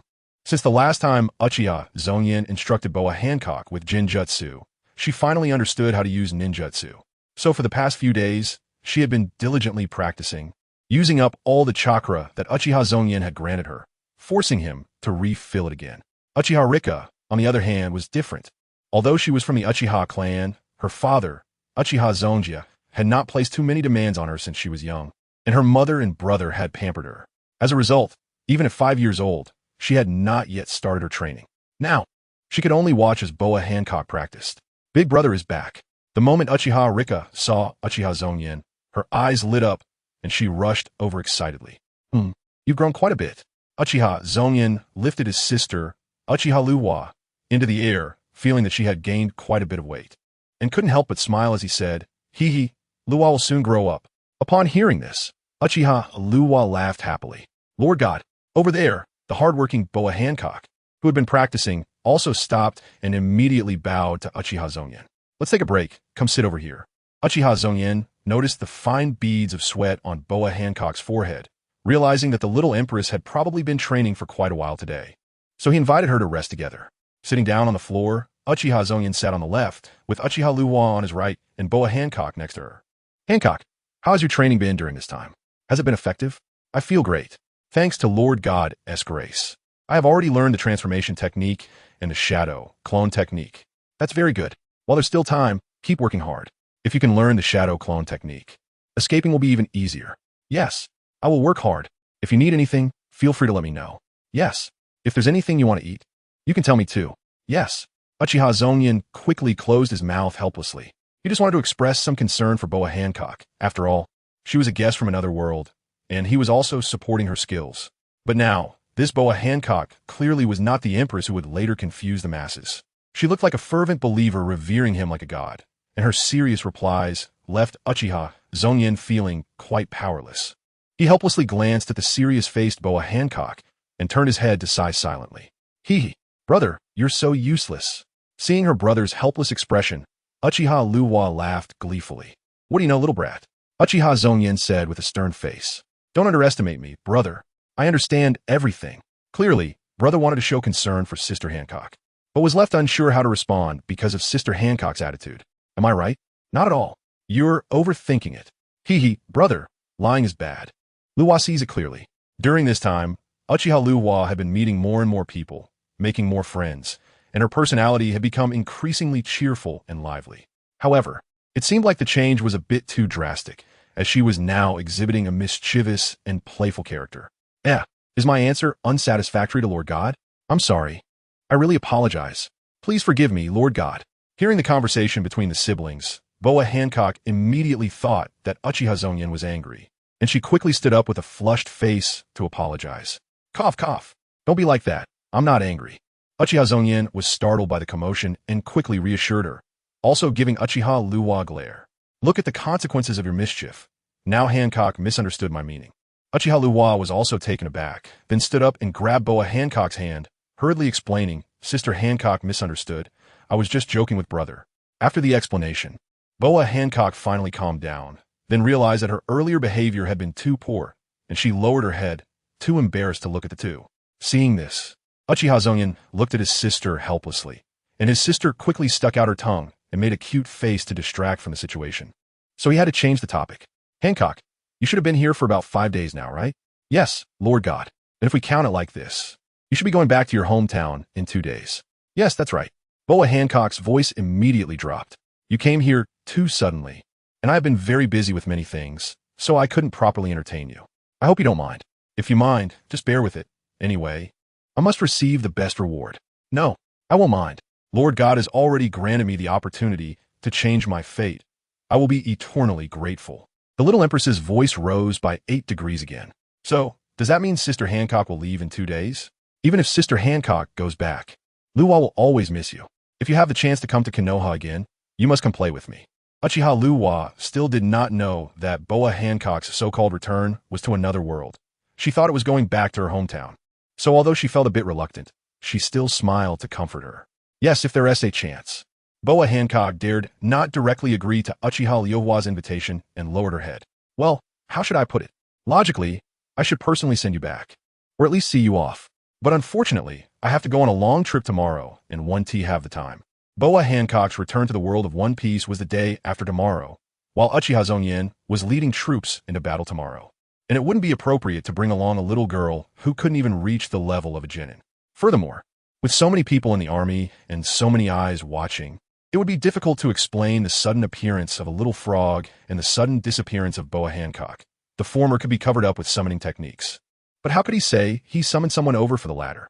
Therefore, Uchiha Zongyan thought it best to let Boa Hancock stay at his home and leave a letter for Uchiha Luwa explaining things before she disappeared. "I'm fine with it. Lord God's matters are more important. My matters are nothing to mention." Boa Hancock quickly said, "Brother, are you going to war? Will it be very dangerous?" Uchiha Luwa was a bit confused and worried, wondering why her brother suddenly had to go to the battlefield. "No, brother is very strong. No one can hurt me." Uchiha Zongyan gave his sister a confident smile. "Then brother must pay attention to safety and come back early. Lord God will definitely not be in danger." Chapter 203. A greeting gift in Konoha village. Beneath the rebuilt Hokage rock, there was a large open space. This open space was already filled with the gathered Konoha ninjas. Although the mobilization order had just been issued yesterday, ninjas were, after all, a highly trained special force, and a day as preparation time was completely sufficient. Whether it was the elite members sent by various ninja clans or the civilian ninjas belonging solely to the Konoha Hokage lineage, most of the core strength of Konoha village had already gathered, waiting for the order to advance. This battle nearly exhausted all of Konoha's resources. The Hyuga clan sent 500 people. The Sarutobi clan sent 1,000. Other medium-sized clans like Inazuka, Yamanaka, and Akimichi sent at least 100 each. The smaller ninja clans also did their utmost. The Uchiha clan mobilized 300 members. It should be noted that not long ago, Uchiha Zongyan had led the clan members in a rebellion, mobilizing only 400 members to take to the streets. Now, they had brought 3/4 of that number, nearly emptying their resources. Those who did not belong to any clan or had already lost their lineage added up to 3,000 people. To put it bluntly, if this battle were to fail and the casualties on Konoha's side were particularly heavy, then Konoha might be expelled from the ranks of the 5 great ninja villages. Clearly, this was something that the Konoha ninjas present were well aware of. Just having recovered from the 3rd Great Ninja War, they were extremely resistant to and averse to war. After barely surviving the battlefield, it hasn't been long before they have to fight for their lives again. Who would be willing to do that? However, with the spread of news within Konoha village these past few days, along with the guidance of public opinion from high-ranking officials like Uchiha Zongyan and Hyuga Hizashi, they have come to understand the most important point. That is to say, this war was not initiated by Konoha. Konoha is an innocent victim in this situation. The ones attempting to start the war are the greedy ambitionists from the land of lightning and the land of earth. And Konoha has no choice but to confront them to defend their homeland. It is because of this that the ninjas of Konoha are willing to accept the mobilization and gather here. Konoha villagers, I'm the 5th Hokage, Hyuga Hizashi. Under the gaze of many, Hyuga Hizashi, dressed in the Hokage's ceremonial robe and wearing the hat securely on his head, stepped onto the platform and called out to the numerous Konoha ninjas below. I believe you all know that Lord Third, due to his advanced age, has decided to step down from leadership, and I have won the vote among all the Jonin, thus becoming the 5th Hokage. Normally, each new Hokage should hold a ceremony to mark the transition of power. I should do the same. However, this is not the time to dwell on that. As the wolves from the land of lightning and the land of earth are approaching us aggressively, wanting to invade our homeland. This is something that all Konoha villagers cannot tolerate. Therefore, for Konoha, for the land of fire, for our peace and stability, I ask you all to work together to repel the foreign enemies. Konoha will prevail. A simple oath-taking ceremony slightly boosted the morale of the Konoha ninjas. Following Hyuga Hizashi's lead, the Konoha ninjas set off for the battlefield, departing from Hokage Rock and walking out of Konoha village under the watchful eyes of the villagers. Next came a time to divide their forces. The so-called coalition of the land of lightning and the land of earth is actually fighting their own battles separately. The land of lightning is located in the northeast of the land of fire, separated by the land of frost and the land of hot water. The land of earth, on the other hand, is in the northwest of the land of fire, with the land of grass, the land of rain, and the land of waterfall acting as buffer zones in between. From previous ninja world wars, it can be seen that the land of lightning often sends its troops from the land of lightning, passing through the land of frost and the land of hot water, and only engages in battle with Konoha's forces at the borders of the land of fire. After all, the strategic aim of the land of lightning is to occupy the territory of the land of fire, while the land of fire has no ambitions towards the land of lightning, always being on the defensive. It is pitiful for the land of frost and the land of hot water, as they can only watch helplessly as the army of the land of lightning passes through their borders, not daring to resist. As for the land of earth, it has always used the land of rain and the land of grass as battlefields. The land of waterfall has a village of waterfall ninjas and a tailed beast, so it is not something that can be easily dealt with. Thus, the land of grass and the land of rain, caught between the two great nations, suffer greatly. The extent of their suffering can be seen from the past experiences of Akatsuki members Nagato, Konin, and Yahiko in the original story. Since the land of lightning and the land of earth are far apart, Konoha village must divide its forces to respond. Zongyan clan leader, the battle against Kumogakure is in your hands. I hope you can successfully defeat the village of Kumogakure and win the war for Konoha. Outside the gates of Konoha, Hyuga Hizashi earnestly instructed Uchiha Zongyan. Of course, please rest assured, Hokage-sama. Uchiha Zongyan nodded. Hizashi, you must follow all command from clan leader Zongyan on the battlefield, and restrain your clansmen to do whatever it takes to win the war, understood? Yes. Hokage-sama. Hizashi responded obediently with a deep bow. The Byakugan of the Hyuga clan is almost like a cheat in war, allowing Konoha's ninjas to often maintain the initiative under the perception of the Byakugan. Therefore, although this war has two battlefields controlled by Hyuga Hizashi and Uchiha Zongyan respectively, Hizashi still sent Hyuga Hizashi to lead 100 Hyuga clan ninjas, obeying Uchiha Zongyan's orders. Since that is the case, there is no need to say more. Everyone, may our martial fortunes flourish. Hyuga Hizashi solemnly raised his hand and shouted to all Konoha ninjas. According to the intelligence gathered by Konoha, the land of lightning has, in a short time since mobilizing its forces, crossed the borders of the land of frost and the land of hot water, now pointing directly towards the land of fire. However, war is not a child's play. It's not simply a matter of deciding to go to war and sending out all forces to immediately annihilate the enemy and achieve victory. The same goes for wars between ninjas. Many factors must be considered in a war: when to attack or to strike, how far to advance, and when to end. These are all matters that require careful thought. Especially in the world of ninjas, where extraordinary powers exist, is naturally different from wars on Earth. Therefore, even though the troops from Kumogakure have early entered the borders of the land of fire, they're still gradually consuming the defensive forces deployed by Konoha along the borders. Boom, boom, boom. The sound of continuous explosions echoed, with flames appearing and disappearing amidst the dense jungle, and soon black smoke enveloped the area. As expected, the Konoha ninjas at this base have already evacuated, leaving only explosive tag traps behind. A dozen dark figures emerged from the smoke, arriving at the destroyed base. These figures bore very similar physical characteristics, with dark skin and wearing the headbands of Kumogakure, clearly identified as ninjas from Kumogakure. Should we pursue them? Asked a muscular-looking Kumogakure ninja. No need. Lord Samui's orders are to drive these Konoha ninjas away, clean up this territory step by step, and set up our logistics. Let those fleeing rats go. Now, let's move and gather environmental intelligence. The leading Kumogakure ninja, slightly smaller than the muscular one but still robust, shook his head and said, "Yes." 7 or 8 figures moved swiftly through the dense forest. They were all dressed in standard Konoha green vests and wore Konoha village headbands. "Captain, are we really going to just abandon the base like this? After all, we shouldn't retreat without even seeing the faces of those Kumogakure ninjas, right?" A younger-looking Konoha ninja with long black hair tied in a ponytail couldn't help but question. Not long ago, the commander of the border unit where he served ordered an immediate retreat, leaving behind explosive tag traps to destroy the base. Although he diligently followed the orders, the young ninja felt a deep sense of confusion.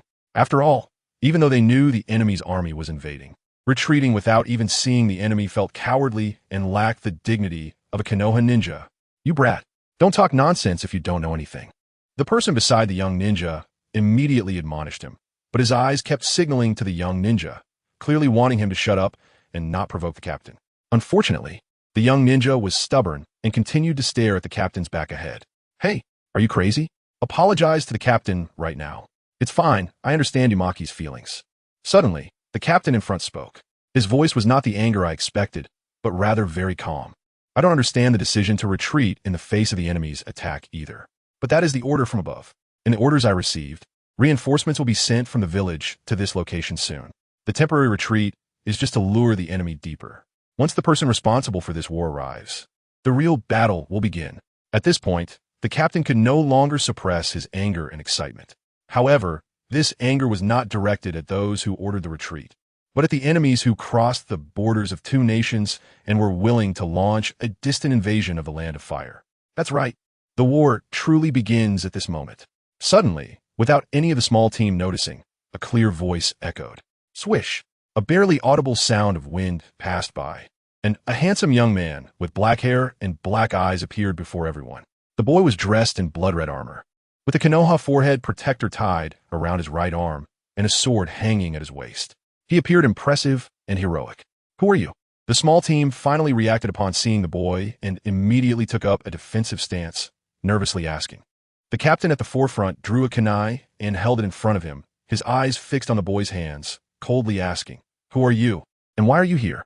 Does this forehead protector not indicate my identity?" Seeing the nervous reaction of the people in front of him, Uchiha Zongyan smiled and pointed to the forehead protector on his arm. "I'm sorry, but just a forehead protector doesn't prove anything, as it's too easy to forge. Please provide your identification or evidence that can make us trust you." The captain's words were based on experience. The Konoha ninjas stationed at the border of the Land of Fire no longer trust just anyone wearing a Konoha forehead protector. That Navi guy has no idea how many have already died. After all, a forehead protector is just a piece of metal with the symbols of various ninja villages engraved on it, and it's easy to fake. Indeed, that's true.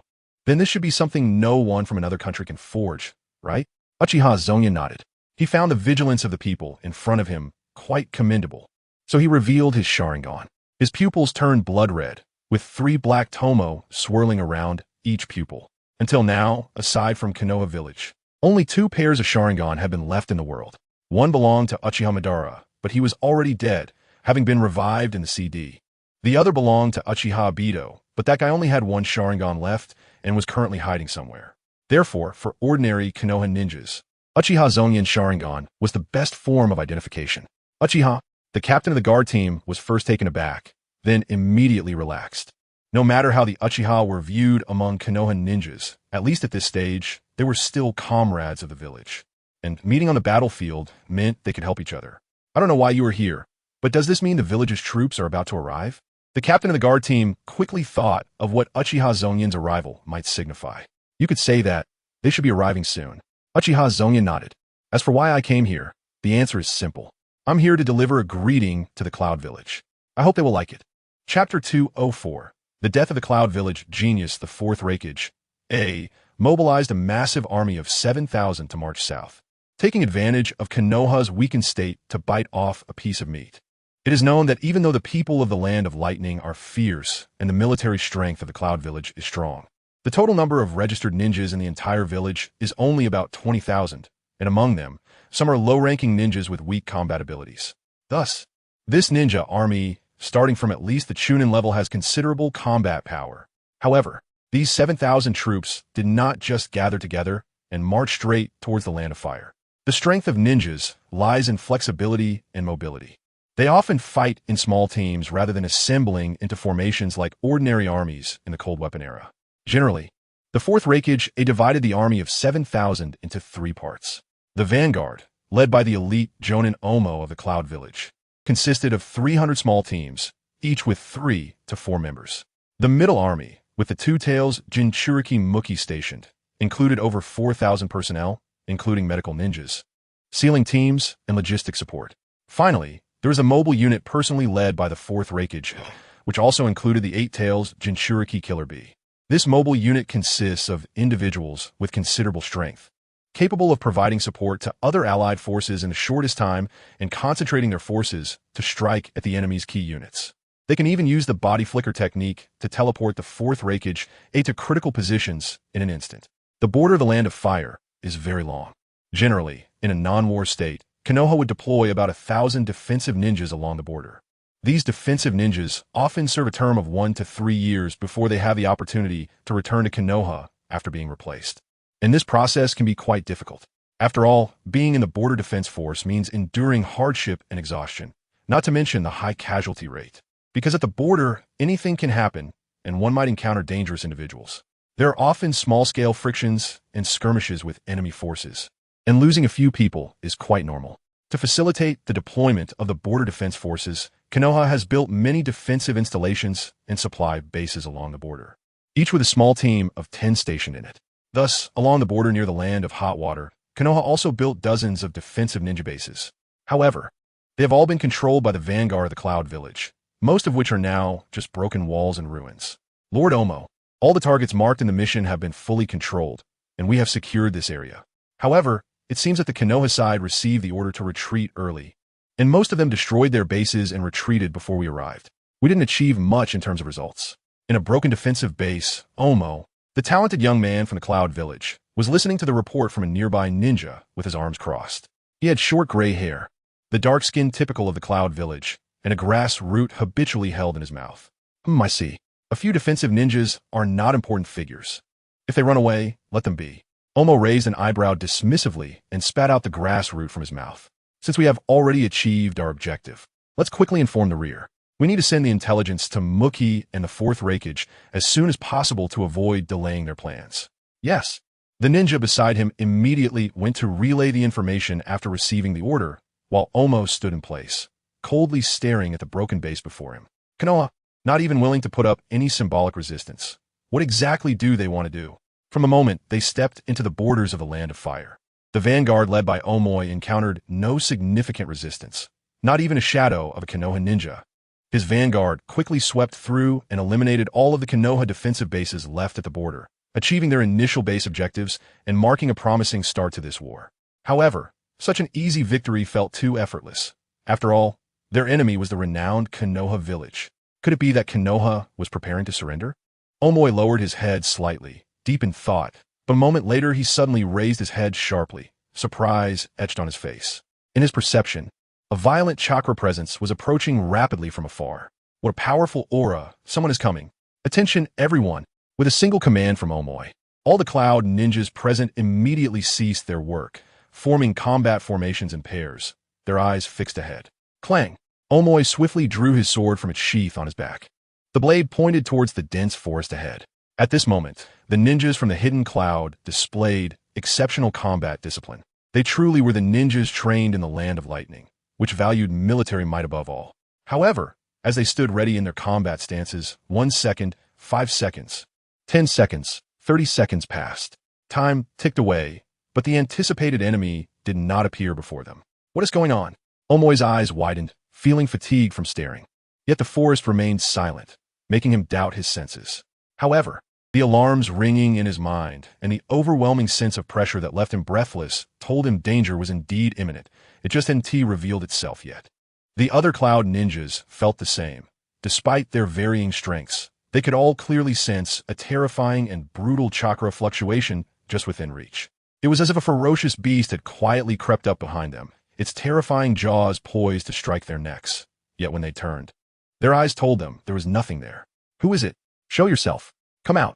I will kill you." Suddenly, a younger Cloud Ninja, unable to contain himself, shouted desperately. His face twisted with extreme anger and anxiety as he yelled around him. "Tora, shut up." An angry squad leader barked at him, but he could not quell Tora's agitation. "Captain, find him quickly. I want to kill him." Tora's features scrunched together, tears streaming down his face in his uncontrolled state. Omoi's heart jolted. He hadn't expected his usually well-trained subordinates to behave so poorly, and this could lead to extreme panic. If they fell into chaos, no matter who the enemy was, they would be unable to resist. "Quiet. Do not lose your composure, or the enemy will definitely take advantage." Well, taking advantage or not, I think it's unnecessary. Suddenly, a calm voice rang out above the Cloud Ninjas, causing everyone to instinctively look up. A boy clad in blood-red armor, with a long sword at his waist, floated in the air like a deity. The boy's face was completely unfamiliar to Omoi. He had never seen such a face in his memories, nor in the data collected from the hidden cloud. However, the boy's overwhelming power and terror were evident. The pressure he exuded rivaled that of the fourth Reikage. Floating in the air? No wonder I could always sense danger approaching without seeing the enemy. This guy came from the sky. Damn, in the entire ninja world. I've only heard of the third Tsuchikage Inoki from Iwagakure having the ability to float in the air. Never knew Konoha had someone with such a skill. This floating ability is too troublesome. How should I deal with it? Omoi gritted his teeth, his mind racing to find a way to counter the boy before him. But reality wouldn't grant him much time for thought. Faced with the sudden appearance of Uchiha Zongyan and his method of appearing from the air, the ninjas of the hidden cloud were somewhat paralyzed. Many instinctively turned their gazes to their captain, Omoi, hoping for orders from him. However, Uchiha Zongyan didn't care. He lowered his altitude slightly using the power of the Thunder Fruit, coming closer to the Cloud Ninjas. "You are the ninjas of the hidden cloud, right? I am Uchiha Zongyan, a Konoha ninja. If you don't mind, could I ask you about the location of your army?" Uchiha Zongyan wore a polite smile, as if he were asking a very ordinary question. "The location of the army? This guy wants to ambush the main force?" Omoi immediately guessed Uchiha Zongyan's intention, and a fire ignited in his chest. "I say, are you the legendary Uchiha? The Sharingan bloodline limit. What a famous name indeed. But how come I've never heard that the Uchiha has the ability to float in the air?" Omoi struggled to suppress his anger, slowly lowering his sword, letting the tip touch the ground, while placing his left hand behind his back, signaling to the Cloud Ninjas behind him. Upon realizing Uchiha Zongyan's objective, he was determined to eliminate this dangerous individual before him. Even if Uchiha was powerful, it was not a reason for him to give up, let alone reveal important information about his village. So, while pretending to be curious and probing Uchiha Zongyan, he issued combat orders to his subordinates. His little act seemed to deceive Uchiha Zongyan, who floated in the air and shook his head, saying, "This ability is unique to me, not a capability of the Uchiha or the Sharingan. The legendary Uchiha, such a title is too hated. We Uchiha are just ordinary people, easy to interact with. Young man down there, if you're interested in the Uchiha, why not join Konoha? I can personally take you back to my clan to satisfy your curiosity. How about that? Betraying my village to join Konoha? This guy really dares to say anything. You're really polite. That sounds tempting. After all, it's the Uchiha. However, as a ninja of the hidden cloud, betraying my village is quite troublesome. I'd probably end up with broken legs courtesy of the fourth Reikage. After all, the Reikage is a very fierce person and shows no mercy when he strikes. I'm quite a timid person. I don't want to spend the rest of my life lying in a hospital, so I guess I'll have to ask you to die for me. Cloud Flow. Crescent Moon / Omoi wore a lazy smile as he chatted with Uchiha Zongyan, continuously mocking his own leader. But in the next moment, this genius from the hidden cloud changed his expression. An icy gaze revealed endless killing intent, and his right hand, holding the sword, suddenly infused with a massive amount of chakra, slashing fiercely towards Uchiha Zongyan. Instantly, a crescent-shaped slash shot through the air at incredible speed, reaching Uchiha Zongyan in the blink of an eye. Lightning release, thunder wave, lightning release, lightning strike, fire release, great fireball technique, wind release, vacuum sphere. Omoi's action seemed to signal the start, and his subordinates, the Cloud Ninjas, had been waiting for this moment. At the moment when Omoi's blade struck, a multitude of ninjutsu immediately followed, presenting a dazzling array of techniques before Uchiha Zongyan. Of course, the flurry of shuriken throwing was indispensable. Did it succeed? Taraji barely managed to control his emotions, instinctively glancing around in a hurry. How could this be possible?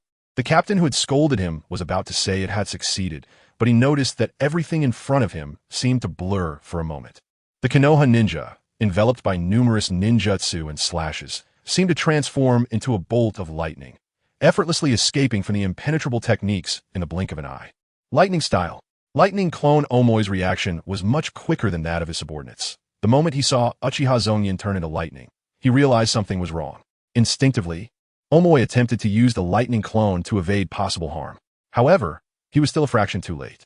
Unfortunately, since he was unwilling to head to Konoha, then he would go to the Pure Land. Thunderclap, in a movement that the naked eye could not possibly capture. Uchiha Zongyan swiftly escaped the predicament surrounded by numerous ninjutsu in an instant and then flew in front of Omoi. He said these words in a tone of resignation, as if writing the final footnote to Omoi's life. A flash of lightning passed, and the head of the Cloud Village's talented youth completely separated from his body. Chapter 205. The Fourth Raikage and the Two Tails Jinchuriki on the border of the Land of Fire. The Fourth Raikage was stationed with over 100 Cloud Village ninjas by a small stream. This tall man, with dark skin and a physique like an iron tower, always emanated an overwhelming sense of danger, constantly showcasing the power of this Raikage. The mobile unit he led was not gathered to act as one. He only had these over 100 people with him, while the other mobile unit ninjas were also spread out. Raikage-sama, are we just going to wait here? Darui, standing behind the Fourth Raikage, looked at A's broad back and could not help but ask. Like Omoi, he was also a genius of the younger generation in the Cloud Village, and in terms of strength and reputation among the people of Cloud Village, he was even slightly regarded as superior to Omoi. Possessing the powerful Storm Release, Kekiai Genkai, and inheriting the formidable Black Lightning Release, Darui's strength was evident. In fact, because the Fourth Raikage selected him for the bodyguard team and nurtured him by his side, the ninjas of Cloud Village believed that this was A's signal to regard Darui as his successor. Perhaps this white-haired, dark-skinned ninja with a pair of dead fish eyes would become the Fifth Raikage in the near future. And just as the ninjas of Cloud Village speculated, Darui indeed inherited the position of Raikage later in the original work. But now, nearly 10 years before the timeline of the original work, the two destined saviors had just entered the Konoha Ninja School, and at this moment, Darui clearly did not possess the maturity he would have in the future. So initially, he followed the Fourth Raikage onto the battlefield with a nervous and excited heart, thinking he must do his utmost to kill Konoha ninjas and sacrifice everything for the future of Cloud Village. However, now that a week had passed since the Cloud Army had set out and 2 days had passed since they entered the border of the Land of Fire, Darui, eager for battle, had not seen a single shadow of a Konoha ninja and spent his days running around behind the Fourth Raikage. This seemed to Darui a sheer waste of life and a delay in seizing the opportunity for battle. So even in the presence of the revered Fourth Raikage, Darui could not help but voice his confusion. What do you want then? A, hearing Darui's question, did not even turn his head, still staring into the distance, but coldly retorted, "Our army has already entered the Land of Fire, but the Konoha ninjas stationed here have all fled in fear. Shouldn't we pursue victory in this situation? Are we waiting until the Konoha village reacts and sends their army to confront us before we act? If that happens, our comrades will surely pay a heavier price." Darui bit his lip, suppressing his anxiety and restlessness. He believed that the ultimate goal of Cloud Village's expedition was to seize the fertile land of the Land of Fire to alleviate the domestic resource strain. So now that the Cloud Army had already driven away Konoha's garrison, why not quickly advance forward and seize that vast, bountiful land? Did they really have to wait for Konoha's army to come and clash head-on? Darui, if you only have such vision and insight, I will kick you out of the bodyguard team when we return to the village. The massive body of the Fourth Raikage, turned, and his sharp eyes fixed on Darui's face. I will tell you this once. If you can't remember it, it only proves that you will be a reckless fool for the rest of your life or go back to the Warring States period to be a crude samurai. Ninja warfare is not about capturing cities and territories as the goal. If you cannot eliminate the enemy's fighting force, what significance does it have to occupy this territory for a short while? Powerful ninjas can harass you at any time or directly use large-scale ninjutsu to destroy the land you painstakingly managed, rendering your efforts in vain. Even if we occupy this place, can we stay here forever? Or do we need to station thousands of troops here? If we don't have enough troops to garrison here, how can we digest this territory? Konoha's strength still exists. If you occupy this place for a short time, once you leave, They can immediately send troops to take it back. What meaning does all our efforts hold then? The strength of individuals does not showcase a perfect performance in war without shortcomings. This is why ninjas become the main characters. And ninja warfare is about inflicting pain on the enemy, brutally breaking their bones until they have to kneel and surrender, fleeing at the sight of you. Only then is victory achieved, and only then can we enjoy the fruits of victory. Do you understand? Despite his imposing exterior and his very impulsive and decisive style, the fourth Raikage, it was not truly a fool with only muscles in his head. He displayed himself this way because they trusted his muscles and fists more than schemes and tricks. However, at this moment, Derui, the young man admired by A, was filled with concerns and questions, prompting A to carefully explain the reasons, even though he was quite dissatisfied and impatient. I see now, I understand. Thank you, fourth Raikage-sama. I realize my mistake. Please punish me for rashly criticizing the fourth Raikage's decisions. Derui's intellect was among the top 10 in all of Cloud Village. And with it explaining so clearly, he naturally understood. Thus, Derui immediately bowed his head to Ainf. What use is punishing you? Speaking such pointless words is just a waste of time. I was reluctant to impose any punishment on Derui, dismissing the matter with a cold snort. Raikage-sama, there is intelligence coming from the Central Army. It is from Lord Muta.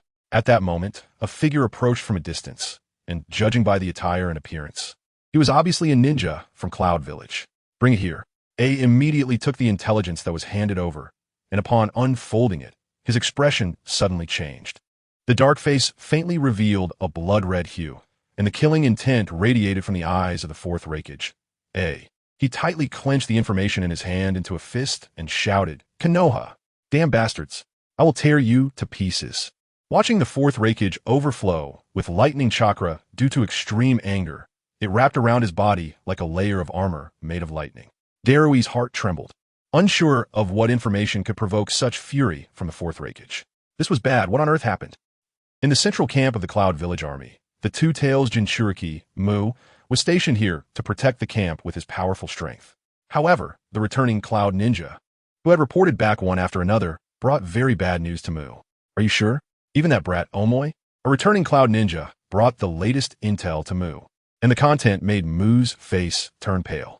The intel revealed that while patrolling, the Cloud Ninja saw a devastated battlefield filled with numerous Cloud Ninja corpses, one of which was Omoi, whose head had been severed.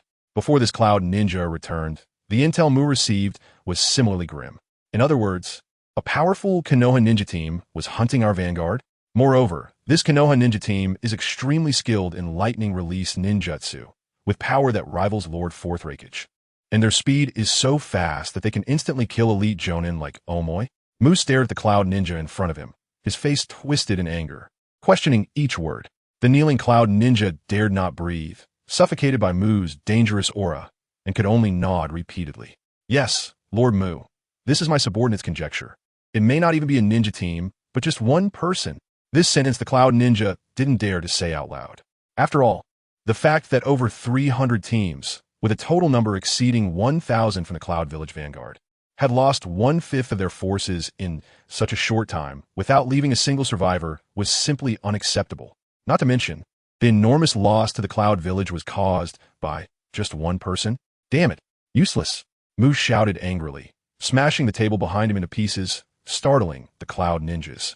The atmosphere in the tent turned icy, and everyone dared not make a sound, fearing to provoke the enraged Two-Tails Jinchuriki Mu. What are you still standing there for? Hurry up and deliver the information to Lord Fourth Raikage. Coming to his senses, Mu saw the Cloud Ninjas in front of him with their heads lowered in a daze, and he immediately drove them all out of the tent, then sat cross-legged on the ground in anger. Damn it, what should we do now? Helpless. Mu calmed his mind and asked the Two-Tails Yagura seal within him. Isn't it a bit excessive to ask a tailed beast such a question? Yagura replied calmly. Although powerful, it was still just a tailed beast sealed within a Jinchuriki's body, and asking it such questions was akin to playing a lute to a cow. Damn it, that guy better not get caught by me. If I do, I will definitely kill him. Mu was furious, clearly ignited by the loss of many comrades, and it was not something that could be calmed down easily. I think it would be better if he didn't talk so big. To be able to kill so many ninjas in such a short time and be skilled in lightning release with such speed is not something we can easily handle. Yagura's voice carried a hint of helplessness. So what? He dared to kill so many comrades.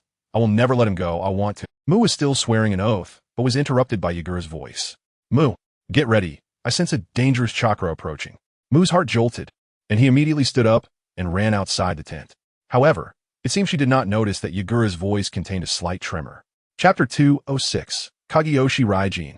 Tailed beast ball Uchiha Zongyan floated in the air, gazing down at the central camp of the Cloud Village.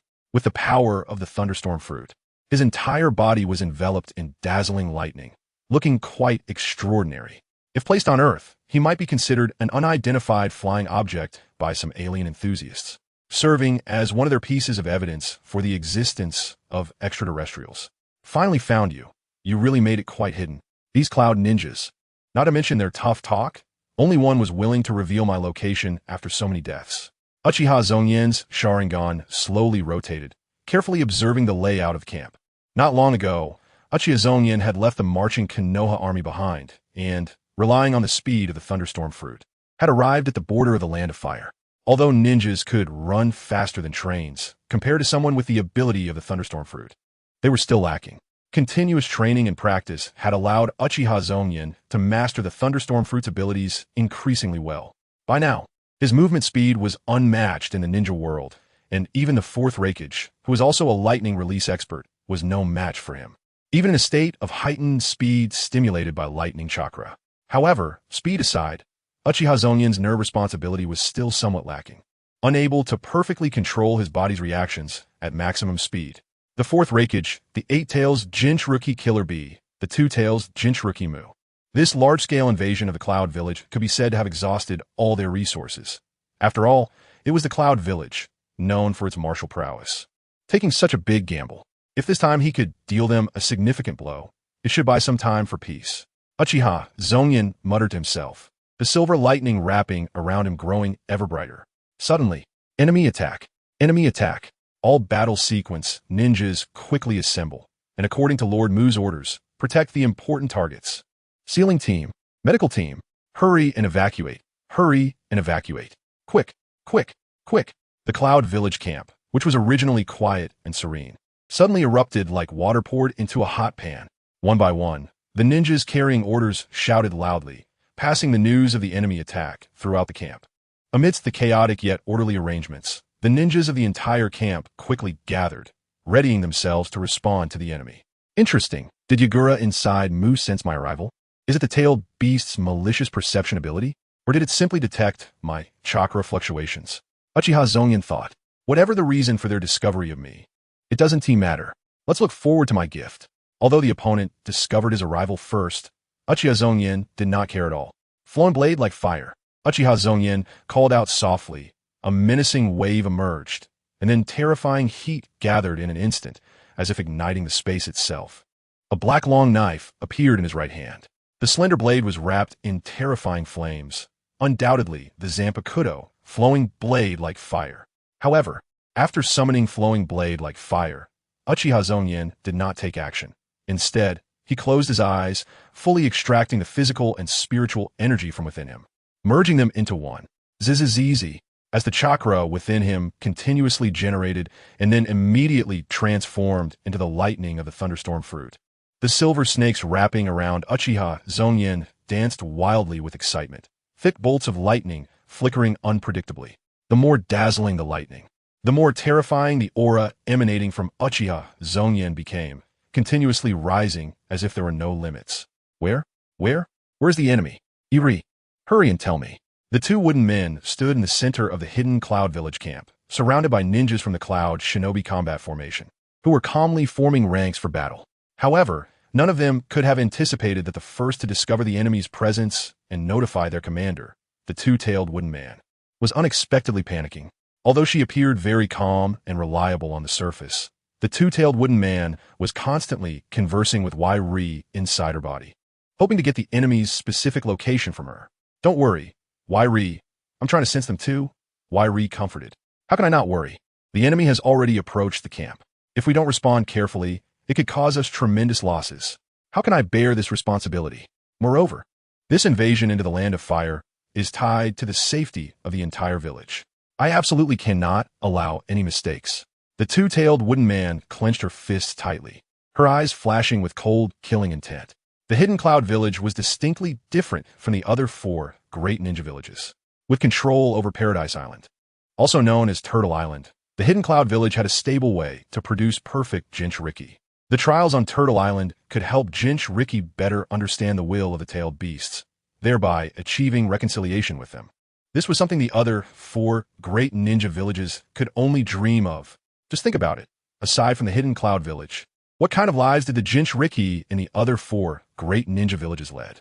The Nine-Tails Jinchuriki from Konoha, not to mention the first generation, was the wife of the first Hokage, Princess Uzumaki Mito of the Uzumaki clan. Because of her identity and qualifications, she naturally would not be affected by her status as a Jinchuriki. However, starting from the second generation, Uzumaki Kushina was monitored and restricted from the moment she arrived in Konoha. If it weren't for her husband becoming the 4th Hokage, her daily life would have been much more constrained. The third Nine-Tails Jinchuriki, Uzumaki Naruto, need I say more? The one-tailed Jinchuriki from the Wind Country Sunagakure. The 4th Kazekage sacrificed his wife, son, and brother-in-law to seize this power, ultimately leading his son to resent him. All of this doesn't need to be elaborated on. But the Hidden Cloud Village is completely different. Perfect Jinchuriki pose no risk of losing control and possess immense power, naturally earning the respect and love of the villagers. In this environment, the two-tailed wooden man held deep feelings and a sense of responsibility towards the Hidden Cloud Village. She absolutely did not want the camp she was protecting to be harmed by the enemy. Moreover, this enemy clearly possessed terrifying strength. Quick, tell me the location. Iri, the two-tailed wooden man urged again, feeling an extreme sense of dread that made her heart race and her entire being tense. Almost there, almost. Found it. It's above, in the sky. Iri's voice echoed in the two-tailed wooden man's mind, unexpectedly sounding uncertain, even carrying a hint of fear. However, the two-tailed wooden man had no time to think about these details. She immediately looked up and was shocked by what she saw.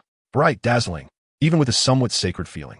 A massive blue flash hung in the sky directly above her, with thick bolts of lightning flashing visibly. What is that? It's finally about to be completed.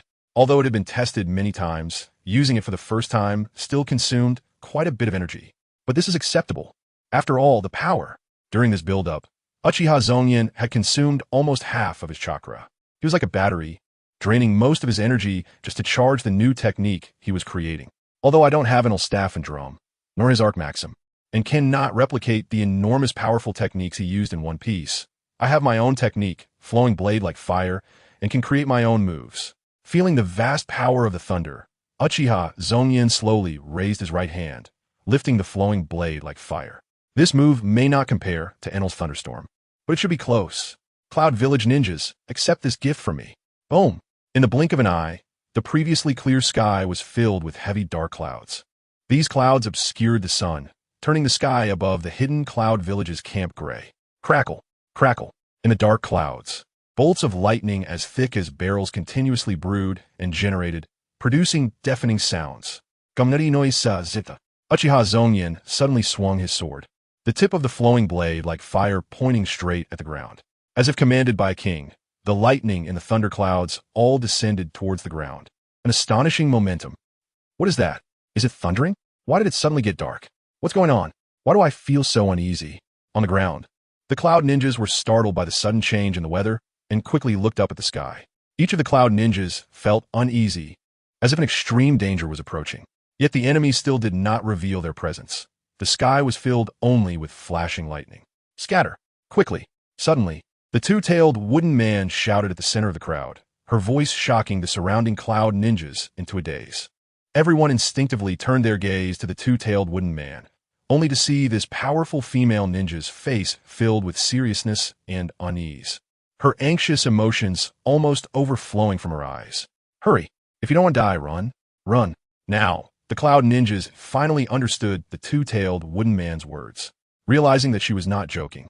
Well-trained cloud ninjas had obedience to orders ingrained in their minds. Thus, in an instant, all the cloud ninjas scattered and moved rapidly in different directions to evacuate from the area. The two-tailed wooden man shouted hoarsely, urging Iri in her mind. Iri, lend me your power. That is not a force we can withstand. I suggest you hurry and run. No, I am the commander of the camp. I must protect this place and cannot disappoint the fourth Hokage in the village.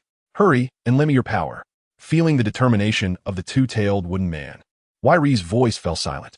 Then, a massive amount of tailed beast chakra spread from the seal, filling the two-tailed wooden man's entire body, causing her appearance to change. The chakra of the two tails enveloped her like a tangible substance. Prepare. Tail Beast Bomb. In the sky, thick dark clouds brewed terrifying thunder, striking down at the same time. The blinding lightning illuminated the dark world, making Uchiha Zongyan, who was in the middle of the thunder, appear like a god.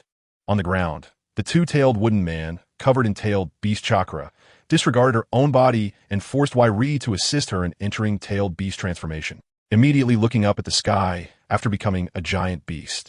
The giant beast opened its mouth wide, gathering chakra in its mouth, forming a gradually expanding chakra sphere. This is the tailed beast's strongest attack method, Tailed Beast Bomb. In today's world, very few ninjas can directly clash with the Tailed Beast Bomb. This attack, which possesses immense power and a vast area of effect, is a decisive weapon on the battlefield. That is the Tailed Beast Bomb. Is it the enemy in the sky? That damn guy is the one who killed my comrades, including Omoy. What terrifying power! Is this really the power that humans can possess? The Cloud Ninjas scattered in fear under the orders of the Wooden Man, but one of them looked back at the standoff from that day, feeling deeply shocked. One was manipulating the power of heaven and earth, unleashing thunder like divine punishment. The other was wielding the power of the strongest tailed beast in the ninja world, confronting the thunder head-on. These Cloud Ninjas had never witnessed such a heart-stirring scene in their lives, and they couldn't help but start worrying about the safety of the Wooden Man. Hurry. Hide even further away. Don't add trouble for the Wooden Man and drag her down. A clear-headed Cloud Ninja shouted, knowing that they, as ordinary ninjas, couldn't intervene in such a battle. Recklessly approaching would only get them crushed by the aftermath of the fight. It's coming. The thunder is coming down. The Cloud Ninja exclaimed in shock, watching the thunder descend. The Wooden Man, the tailed beast ball has formed too. Another Cloud Ninja screamed, seeing the two-tailed Wooden Man successfully condense the tailed beast ball and then spit out. Countless eyes focused there, watching as the thunder and the tailed beast ball were about to collide. At that moment, the world seemed to turn into a silent film, devoid of sound, with only the light and shadow at the center of the battlefield. The blue pillar of thunder collided with the black tailed beast ball. Contact, entanglement, collision, and then an explosion. Both forces were massive chakra mixtures, and the result of their collision was a tremendous explosion. Boom! A sound that seemed to shatter eardrums suddenly rang out, and some of the weaker Cloud Ninjas were knocked unconscious on the spot. Subsequently, the dust from the explosion swept over the Cloud-hidden military base, toppling all the tents that had been set up, the equipment transported from the rear, and the storage points for food and water supplies. Did it succeed? The two-tailed Wooden Man narrowed her beast-like eyes, staring intently at Uchiha Zongyan in the sky, questioning in her heart. I don't know, but I have a particularly bad feeling. Hurry and escape. Wooden Man, take this last chance to flee. The two-tailed J.R. sighed and urged the two-tailed Wooden Man to run away again. No way. How could I run away, since I have already blocked the previous attack? I just need to continue doing that. The two-tailed Wooden Man retorted, feeling a bit more at ease after the success of the tailed beast ball. Rumble, rumble, rumble, rumble. The two-tailed Wooden Man's gaze suddenly froze, because she saw, within the thunderclouds forming in the air, the same thick thunder that had just fallen reappearing. This time, however, it was not just one but 10. Chapter 207, Let's Die Together. Kinyu Raijin was created by Uchiha Zongyan, modeled after the move man used by Enel in the Sky Island arc of One Piece. The difference is that Uchiha Zongyan only possesses the Thunder Fruit, lacking Enel's tools, such as the Golden Staff, the drum on his back, and the Arc Maxim. The three can amplify the power of the Thunder Fruit's lightning, enhancing Enel's moves. For example, Man is a technique where Enel uses the Arc Maxim to attract electrons in the air, gathering a large area of electrons to form a huge thundercloud, then uses his Thunder Fruit's lightning to guide the thundercloud, ultimately causing these agitated electrons to fall to the ground, creating a divine punishment capable of destroying an area. Enel cannot use this move without the Arc Maxim. Uchiha Zongyan is the same. Fortunately, he has obtained the strongest Zampakit from the world of death in Flame King, which, although not specifically for amplifying the Thunder Fruit's abilities like the Arc Maxim, fused remarkably with the Thunder Fruit's abilities during Uchiha Zongyan's battle with Tobarama Senju. The thunder of the Thunder Fruit and the fire of In, two non-interfering abilities, merged due to Uchiha Zongyan's status as the host, forming a more powerful blue flame. Because of this, In gained the ability to amplify the Thunder Fruit's power. Therefore, Uchiha Zongyan created the brand new Kinyu Raijin, which, like Enel's man, belongs to a super large-scale lightning strike attack. However, Uchiha Zongyan made some minor improvements. Man involves summoning countless bolts of lightning from the thunderclouds, a large-scale, indiscriminate attack method. But the downside is that the individual bolts of lightning are slightly weaker and can't deal significant damage to true strong beings. Kinyu Raijin is more refined, merging those smaller bolts of lightning into stronger, thicker thunder, with a single bolt of thunder almost equivalent to the damage of a tailed beast ball. But the downside is that it takes longer to charge, just like at this moment. The initial bolt of thunder was neutralized by the tailed beast ball spat out by the two-tailed wooden man, but 10 more bolts of the same thunder followed. The two-tailed wooden man was nearly engulfed in despair. Run. Wooden man, don't hesitate any longer. Your subordinates have already scattered, right? There's no need to stay here and die. Hurry and run, leaving a life to better protect your comrades, right? The voice of the two-tailed jay are inside the two-tailed wooden man became anxious and restless, continuously urging her to escape quickly. Because it truly felt how dangerous the 10 bolts of thunder being brewed were. They were not something it and the two-tailed wooden man could resist head-on. The only chance for survival was to escape now. Damn, I don't want to die inexplicably here. If I die, I'll have to sleep in chaos for several years before I can resurrect, and I don't want the wooden man to die either. The two-tailed jay are thought, and then through the eyes of the two-tailed wooden man, it looked at Uchiha Zongyan in the sky, memorizing the boy's slightly youthful face in its heart, vowing to run far away upon seeing this person in the future. Didn't you hear what I said? Wooden man, hurry and run. Seeing that the two-tailed wooden man still hadn't moved, the two-tailed jay are immediately roared in anger. Sorry, JR. For some reason, the two-tailed wooden man suddenly apologized to the two-tailed JR, stunning it with this reaction. Then, it seemed to guess something and incredulously questioned. Wooden man, don't tell me you want to. Exactly, I don't want to run away. If I run away, that guy in the sky will be unrestrained. No matter whether his move can harm those departing comrades, I can't let him go unchecked. As the leader of the Central Army, Lord Fourth Rakage entrusted me with such an important responsibility. I cannot betray his trust. So, even if I die here, I want to take a step back. Otherwise, my comrades will be in danger of being overturned. I beg you, JR, lend me your power again. The determination in the two-tailed wooden man's voice carried a resolute firmness, as if she had already decided to sacrifice herself. The thunderclouds above were enormous, almost covering the entire area where the central military camp was stationed. She didn't know how large the attack range of that guy in the sky was, but she understood one thing. If she turned and fled now, even if those comrades from the cloud-hidden village had escaped far enough, that guy in the sky could easily catch up and kill them. The fact that he could kill 1/5 of the 300 small teams scattered across the border of the Land of Fire in such a short time proved how fast this guy was and how high his killing efficiency was. If Uchiha Zongyan is allowed to hunt down those fleeing cloud ninja, it is likely that the essence of Kyomogakure will be completely depleted. This is an outcome that neither Kyomogakure nor the two Jinchuriki can accept. Are you crazy? You will die. You idiot. I am sealed within your body. And if you die, I will perish along with you. Do you want to kill me too? Bastard. Ever since you became my Jinchuriki, who has been helping you all these years? Who has been protecting you? Every time you face danger, who did you turn to for help? Now you want me to die for your Cloud Ninja companions? Two Jinchuriki, do you have any conscience left? The Two-Tails was completely enraged. It couldn't believe that the Jinchuriki it trusted would have such thoughts. Moreover, the choice of the two Jinchuriki at this moment clearly placed those Cloud Ninja companions above themselves, willing to sacrifice themselves to protect those people. This was the most unacceptable outcome for the Two-Tails. After going through a true trial, the Two-Tails had already acknowledged the Jinchuriki, yet now it was faced with betrayal. So, I'm sorry, Wairi. I don't know how to explain this to you, and I can't compensate you, but this is my final request. Please, lend me your power one more time. Iri. As the two Jinchuriki spoke, their eyes turned red and tears streamed down their cheeks, their voice trembling with pleading. A moment of silence passed, and the thunder in the sky grew thicker, as if it was about to fall. I really owe you for my past life. Not only do I have to work hard for you, but in the end, I have to die with you. The helpless voice of the Two-Tails sounded, bringing great joy to the two Jinchuriki. Since you want to die, then I will let you die quickly. Come and bear my full power. The The roar of the two tails echoed, and a tremendous chakra surged from the seal. This chakra was countless times stronger than before. And for the first time since becoming a Jinchuriki, the two Jinchuriki were filled with such immense tailed beast chakra, which also brought great harm to their body. The violent tailed beast chakra swept through their entire network of chakra. Unbearable pain signals transmitted to the two Jinchuriki's brain, making them unable to help but roar. Fully transformed into a tailed beast, the two Jinchuriki welcomed the new round of divine punishment with a roar that shook the heavens and the earth. Chapter 208. Did Big Brother prepare a concert for me? Boom. The thunder of the Raijin Yuzuin was magnificent, the sound traveling far away.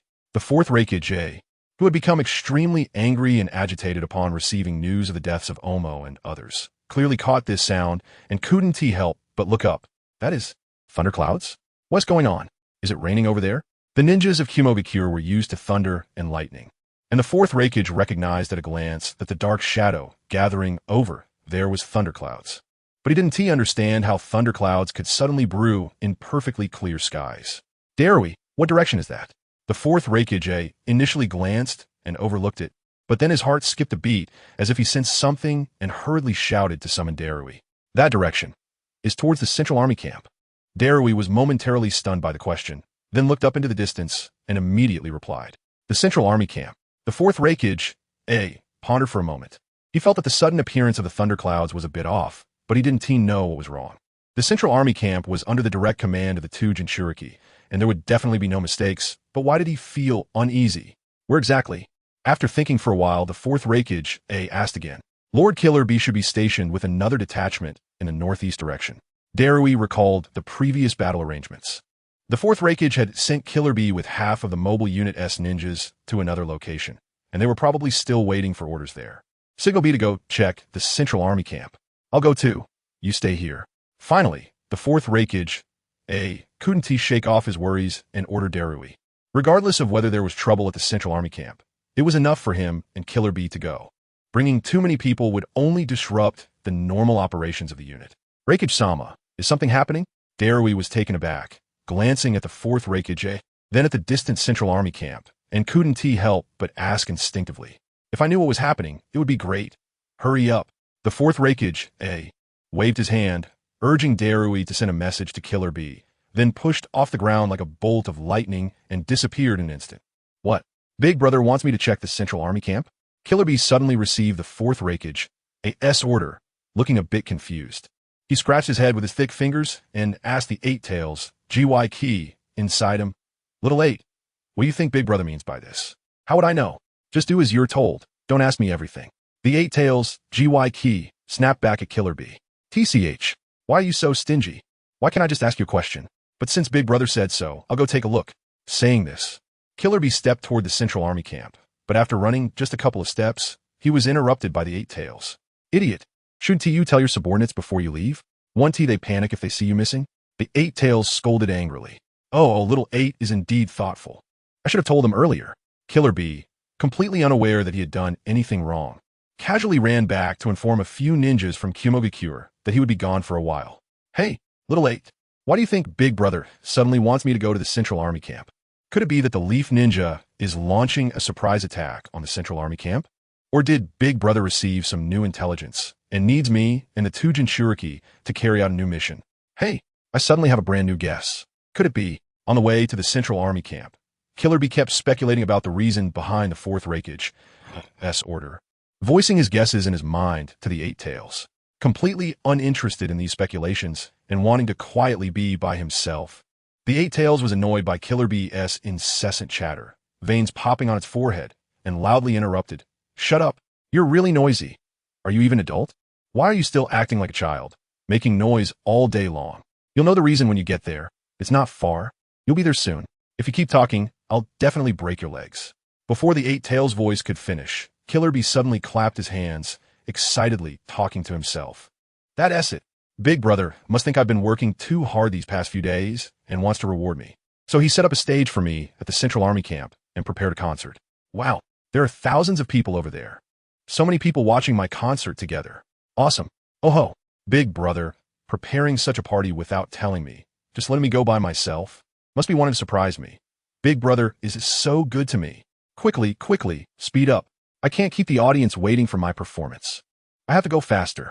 Kairabi, who was extremely excited by his own guess, completely ignored the furious roar of the eight tails inside him and quickened his pace again, running while excitedly twisting his body as if warming up for a performance. Boom boom. Huh, is it raining? This is bad. I wonder if my brother set up the tent properly. We can't let the audience get wet. Kairabi heard the distant thunder and looked up at the dark clouds in the sky, instantly worrying. If there's no tent, I wonder if I can use the earth release technique to build a roof. If that doesn't work, I could use a raincoat. After all, I have a waterproof cloak in my military backpack. It would be impossible to have everyone wear the cloak and watch my performance. Kairabi, you idiot, bastard, Kurenaya dear, you fool. The angry voice of the eight tails finally reached Kairabi's ears, and his eyes lit up with excitement as he asked, Xiao Ba, are you imitating my Ran? I didn't expect you to learn this too. Kairabi, use your stupid head to listen to me. There's danger ahead. The eight tails suppressed his anger and said to Kairabi in a gritted teeth tone, What do you mean? What danger? A huge danger. There's terrifying lightning chakra gathering over there. The dark clouds in the sky are not a natural phenomenon, but gathered by someone using ninjutsu. There are extremely dangerous individuals at your central camp. Be careful. The eight tails words made Kairabi's expression tighten, and he was no longer the carefree person he was a moment ago. He slowly nodded, carefully examining the low-hanging thunderclouds in the sky, and then quickened his pace again, shooting forward like an arrow released from a bow. Chapter 209, The Wooden Man. This two tails Jinchuriki ISN running? Could it be that the previous explosion damaged her brain? Hovering beneath the thunderclouds, Uchiha Zongyan was surrounded by heavy dark clouds, with violent lightning brewing continuously, dazzling flashes reflecting in his eyes. The first lightning of the thunder god was blocked by the two tails Jinchuriki, who had transformed into a tailed beast, but this effort was no more than a drop in the bucket. The thunder god is a large-scale super S-rank ninjutsu with strict usage conditions and a long preparation time. But once it is unleashed, it cannot be blocked by just one two tails Jinchuriki. Even if this is a perfect Jinchuriki capable of maximizing the use of tailed beast chakra, it's the same. Although the original work mentioned this two tails Jinchuriki, it only appeared as a background character, one of the tailed beast Jinchuriki captured by the Akatsuki organization. I didn't expect her to have such a strong personality, willing to sacrifice her life to protect her companions and camp. But now the camp in the Hidden Cloud Village has been destroyed in the previous explosion. Why does she still insist on staying here? The lightning of the Thunder God was blocked by the two tails Jinchuriki with the tailed beast ball. But the collision of the two massive chakras was like detonating a large missile here, leaving the entire Hidden Cloud central camp in ruins. Having done this, Uchiha Zongyan's purpose for this trip was half accomplished. As the commander of the Northwest Front for Konoha in this war, his greatest responsibility was to repel the invading Hidden Cloud forces by destroying the central camp established by the Hidden Cloud. It was almost equivalent to breaking one of their legs, making them lose the ability to continue southward in a short time. After all, while ninjas are super soldiers, they still need to drink water, eat, and sleep. Currently, apart from some food pills and water carried by the ninjas themselves, most of the supplies were stored in the central camp, which is now completely destroyed. This includes medical supplies, weapons, tents for sleeping, and so on. Although the Hidden Cloud could gather supplies from the land of hot water if they were ruthless, it would still take a considerable amount of time and leave many negative impacts. Now that the camp is destroyed, if I can take down more Hidden Cloud ninjas, my objective will be fully achieved. Uchiha Zongyan's eyes moved, controlling the thick lightning formed by the Thunder God to strike in different directions. 10 bolts of lightning, comparable to tailed beast balls, shot straight toward those fleeing ninjas from the Hidden Cloud, who thought they had reached a safe distance and stopped to watch the battle. What? This kind of attack is aimed at others. The two tails Jinchuriki had just borrowed a larger amount of tailed beast chakra with her tail, and now every part of her body was in pain from the violent tailed beast chakra as erosion. She was already prepared to die here, but unexpectedly, that guy in the sky changed targets. I will not allow it. Roar. The two tails Jinchuriki, driven by an indomitable will, thought of this, but as a tailed beast, she could only let out a mournful beast roar that echoed through the clouds. What's going on? Why does it seem like the thunder is coming towards us? That's right. The target is us. Run. Damn it. We've already fled this far, and it can still attack us? This guy is not human. How could a human have such terrifying power? Run. Run. Lord Fourth Rakage, Please come save us. I don't want to die. In the distance, the gathering groups of hidden cloud ninjas were originally watching from distance. But as the roar of thunder drew closer, the thick lightning was hidden yet approaching them, igniting panic in their hearts. Driven by fear, the hidden cloud ninjas fled, each using all they had learned to try to run faster and farther. But how can a person outrun lightning? Boom! Crackle! In the next moment, the 10 accumulated bolts of lightning crashed down, illuminating the entire ground. The lightning struck the fleeing hidden cloud ninjas in the blink of an eye, turning them into charred corpses, clearly carbonized by the high temperature of the lightning. Roar! The enraged, Two-Tails Jinchuriki didn't have time to think. Her enormous body lunged toward the nearest bolt of lightning, trying to use her body to block it and give her companions a chance to escape. Roar! This bolt of lightning struck her directly, clearly exceeding the Two-Tails Jinchuriki's expectations. After fully transforming into a tailed beast, she was clad in a coat of tailed beast chakra, and she believed her body's defense was strong enough, but this still surpassed her imagination. Pain. Excruciating pain. The violent lightning struck her body, instantly dispersing her chakra coat, creating a massive wound deep enough to see bone on her back, with more smaller wounds scattered around it. Upon closer inspection, there was not a single intact spot on the Two-Tails Jinchuriki's back. Even the flesh around the wounds was cooked due to the lightning's high temperature, emitting a strange smell. Jinchuriki, are you okay? The Two-Tails, sensing the immense mental shock the Two-Tails Jinchuriki experienced, hurriedly asked. However, it seemed the Two-Tails Jinchuriki didn't hear her call at all. Her massive body lost the will to support itself and collapsed, raising a cloud of dust. This is bad. The Jinchuriki has lost consciousness due to the pain. No, this could be a good thing. Since the Jinchuriki has lost consciousness, I can just take over this body and escape with her. The Two-Tails and Yuki were originally anxious because of the dire situation of the Two-Tails Jinchuriki. But upon thinking that the Two-Tails Jinchuriki was unconscious, they realized they could use her body to escape. Isn't that 1,000 times better than sitting here waiting to die? Let us do it. Run quickly. Meanwhile, not far away, the Cloud Shinobi who survived because the Two-Tails Jinchuriki had blocked the thunder looked on in pain at her suffering from the heavy blow. The great Yuki. She sacrificed herself to save us. Damn it, we're useless, and in the end, we still drag the great Yuki down with us. I can't take it anymore. I want to kill that bastard. I want to kill him.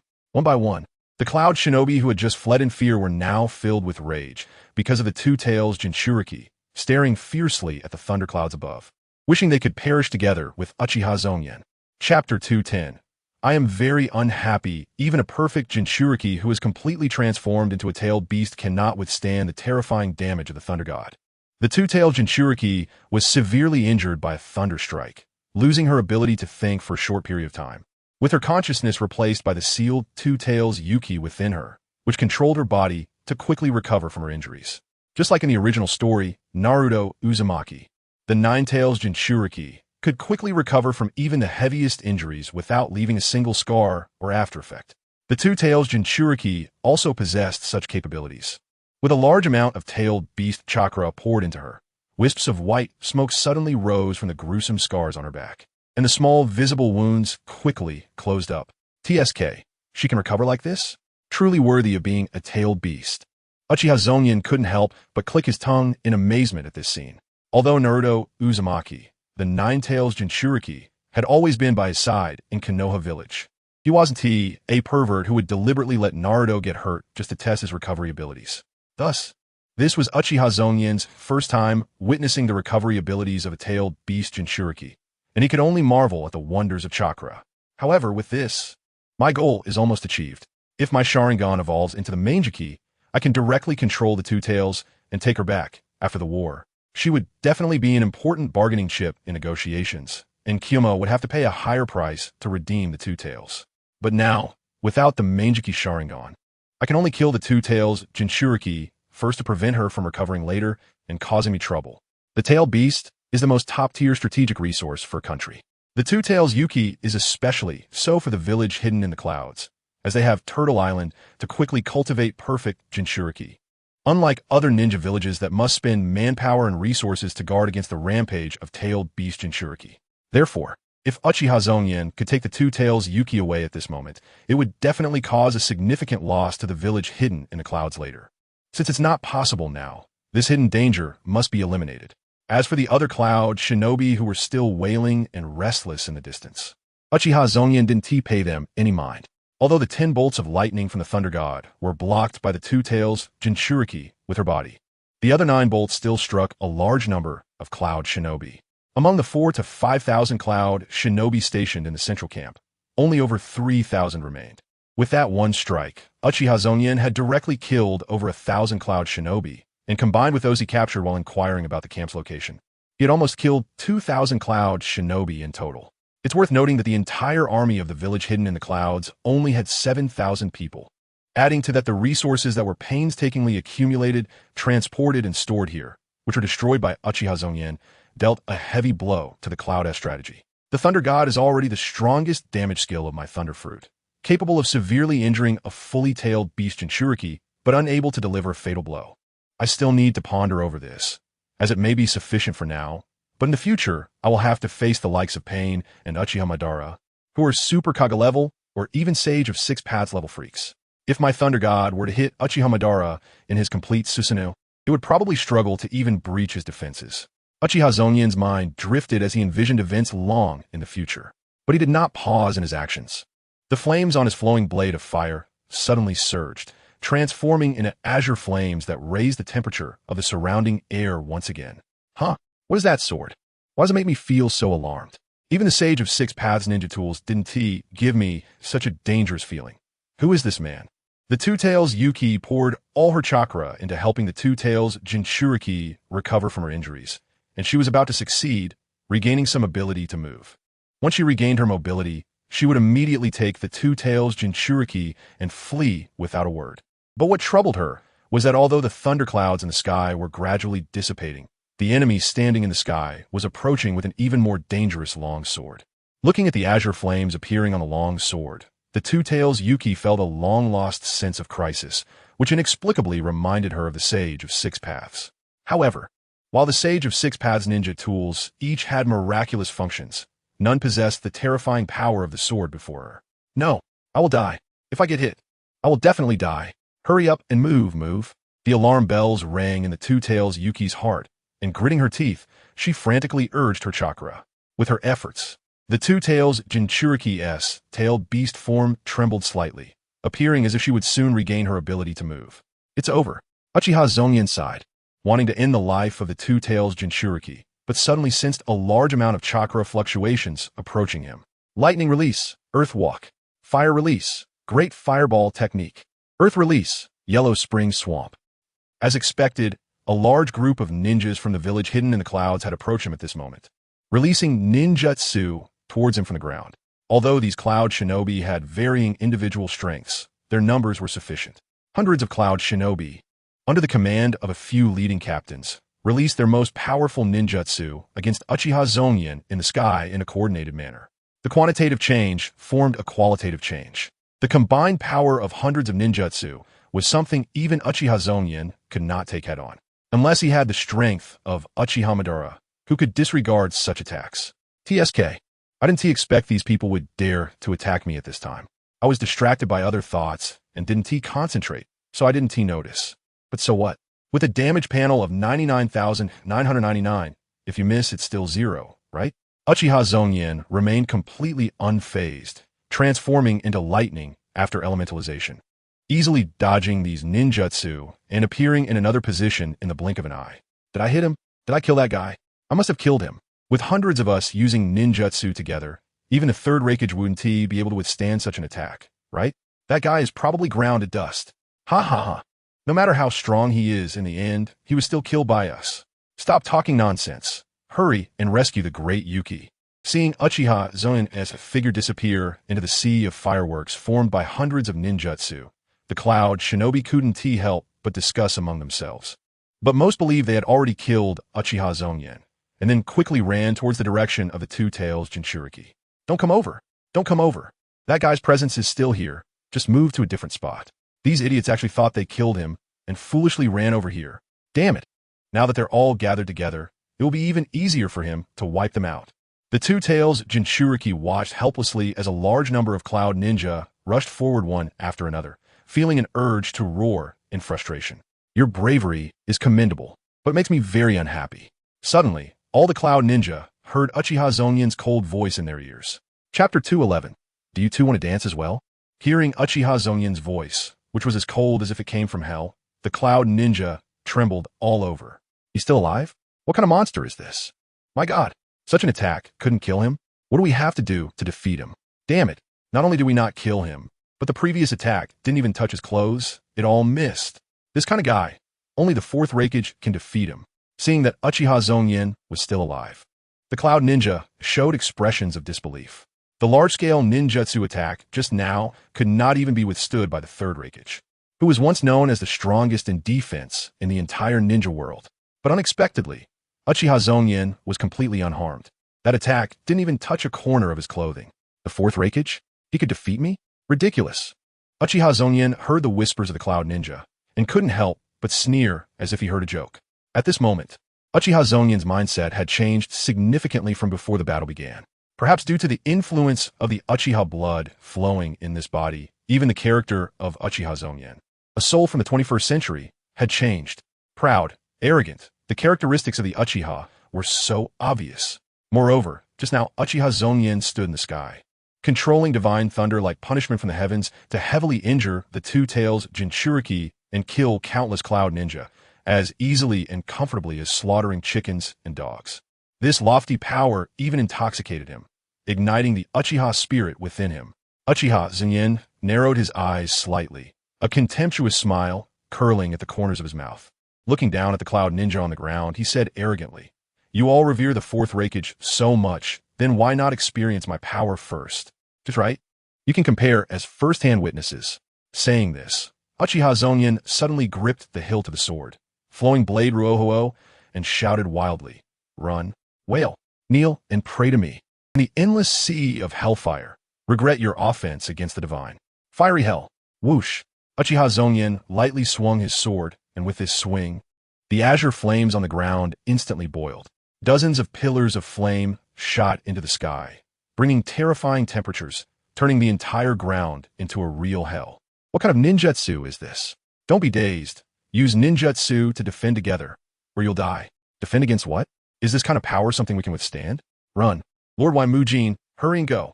The Cloud Ninja were thrown into chaos. Some were stunned by the terrifying hell created by Uchiha Zongyan, not knowing how to respond. Others hurriedly shouted for their companions to resist, but it was completely ineffective. The smarter ones quickly turned and ran. Some leaned towards the Two Tails Jinchuriki, hoping to urge this hero from the hidden cloud village to escape quickly. Finally, I can move.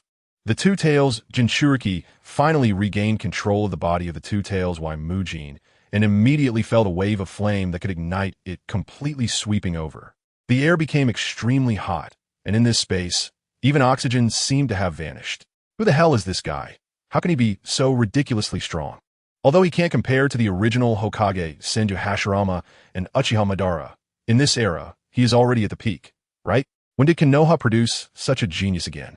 The Two Tails Jinchuriki glanced at Uchiha Zongyan in the sky with a complex expression and was quickly awakened by the rising temperature. Hastily controlling the body to stand up. Roar! A huge beast roar at this moment seemed so powerless and weak. The Two Tails Jinchuriki didn't even look at the Cloud Ninja, trapped in the sea of flames. He exerted all his effort to activate the chakra within him and sprinted forward. Every movement of the giant beast made a tremendous noise, naturally attracting Uchiha Zongyan's attention.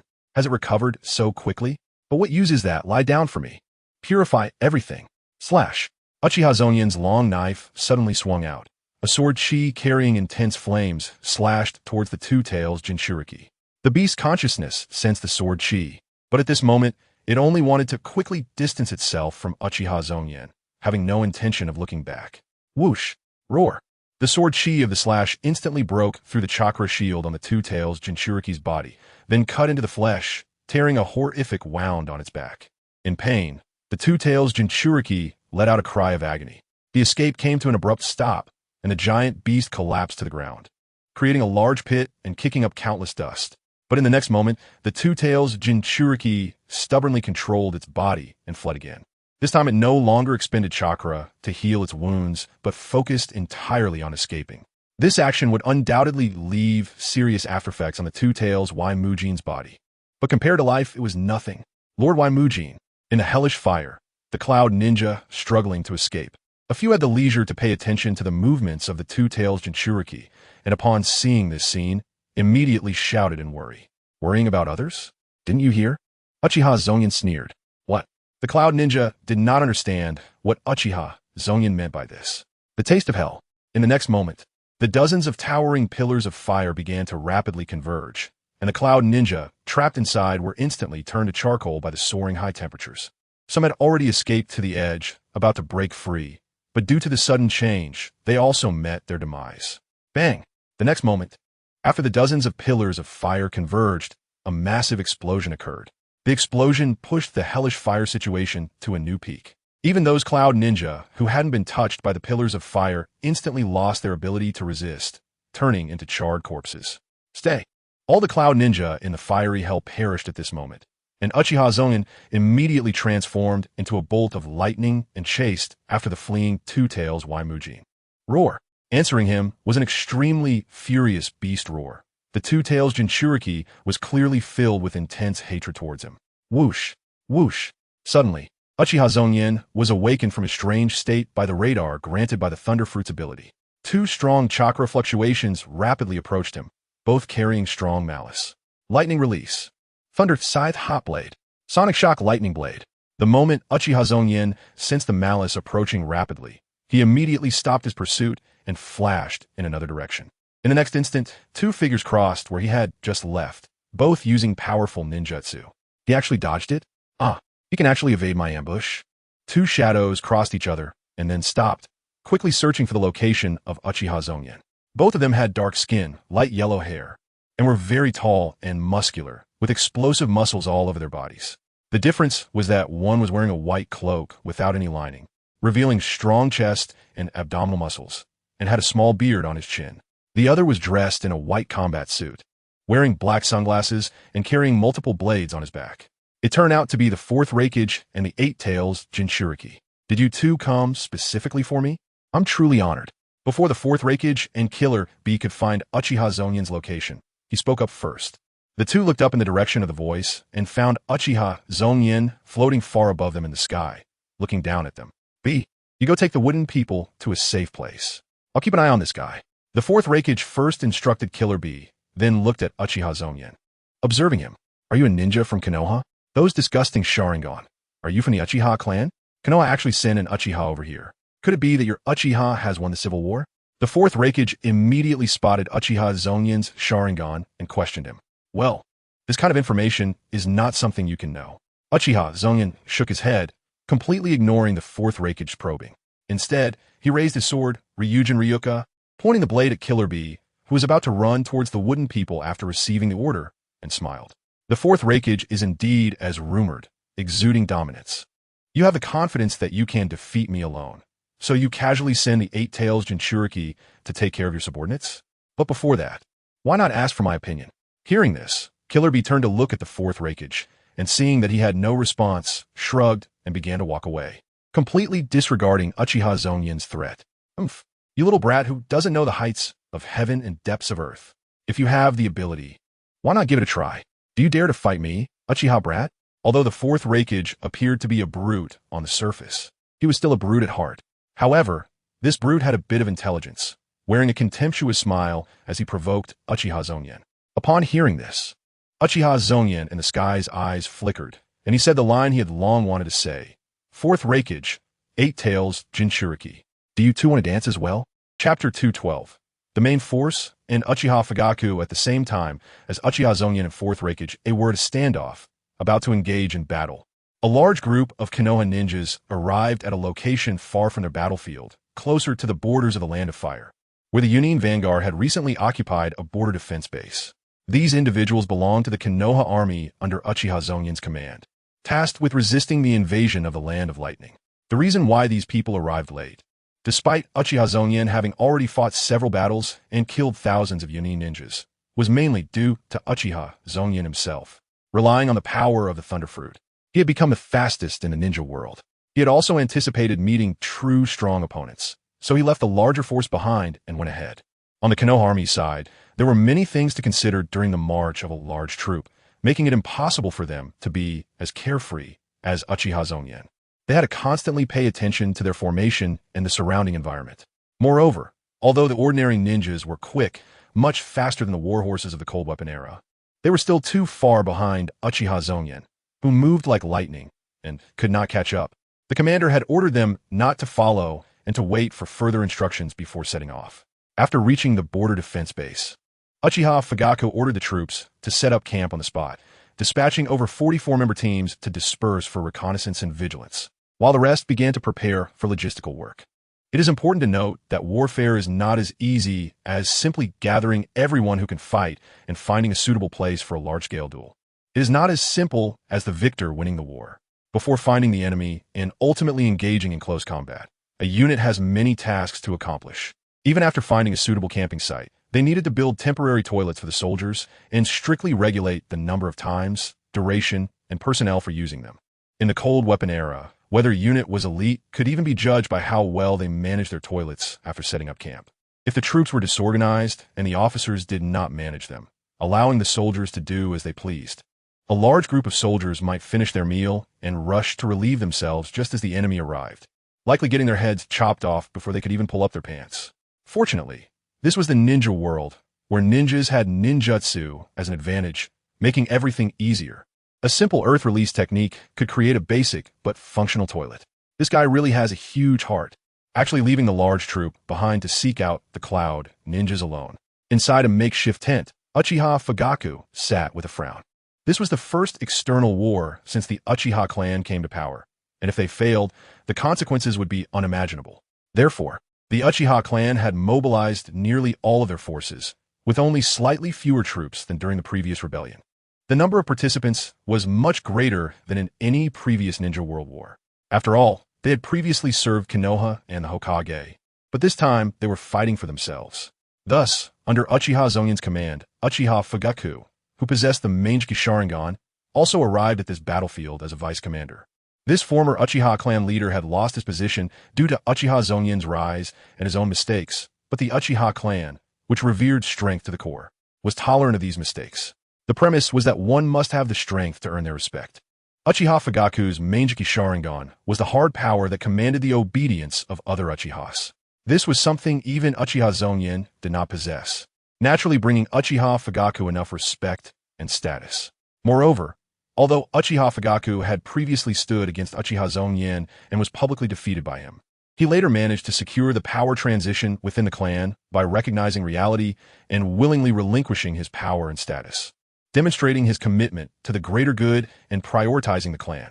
These actions were enough for Uchiha Fugaku to regain his lost reputation and allow Uchiha Zongyan to confidently let him be his deputy to command the Konoha army. Uchiha Fugaku himself had also gradually emerged from the pain of losing his son. After all, it must be said that his eldest son was indeed at fault. Furthermore, the ongoing war against the Land of Lightning not only concerned the future of the Uchiha clan, but also the safety of Konoha village. So Uchiha Fugaku could only exhaust himself, even though Uchiha Zongyan recklessly left the large troop behind and went alone. Uchiha Fugaku could only patiently reassure his subordinates and safely lead them to the front lines, directing them to set up camp. Only then did he have time to sit in the tent and mutter about the unreliable Uchiha Zongyan. However, to be fair, this kid really doesn't seem like a member of the Uchiha clan. Over the years, we have suffered under the suppression of the Hokage clan. Although our clan members harbor deep resentment and have repeatedly contemplated rebellion, there has never been anyone like Uchiha Zongyan who looks down on the Hokage from the core and dares to take bold action. Uchiha Fugaku thought to himself. He could not imagine that such an out-of-place person would appear in the family. Compared to the entire Uchiha clan, Uchiha Zongyan resembled the former Uchiha Madara more. Proud in personality, bold in actions, he completely disregards others, yet possesses immense strength and always gets what he wants. Coupled with that arrogance in battle, he is exactly like the Uchiha Madara described by the clan elders. Although Uchiha Fugaku was born when Uchiha Madara had already died in the Valley of the End, that man influenced an era and was a figure at the pinnacle of an entire epic. Even in death, his stories continue to spread everywhere. And Uchiha Fugaku grew up listening to tales of Uchiha Madara. However, after growing up, he had never seen anyone in the clan resembling Uchiha Madara, nor could he reach such heights himself. But now, When the Uchiha clan is on the brink of destruction, Uchiha Zongyan appears, with a style of action quite similar to the Uchiha Madara in the stories, which left Uchiha Fugaka shocked and puzzled. But that was just his own opinion. If Uchiha Zongyan knew, he would probably rebut it seriously. That guy Uchiha Madara only had Hashirama in his eyes. Every time he encountered Hashirama, he acted like a long-neglected wife in a deep boudoir. What do I have in common with him? After thinking for a while, Uchiha Fugaku set aside these boundless thoughts, stood up, walked out of the tent, and looked into the distance, his brow slightly furrowed.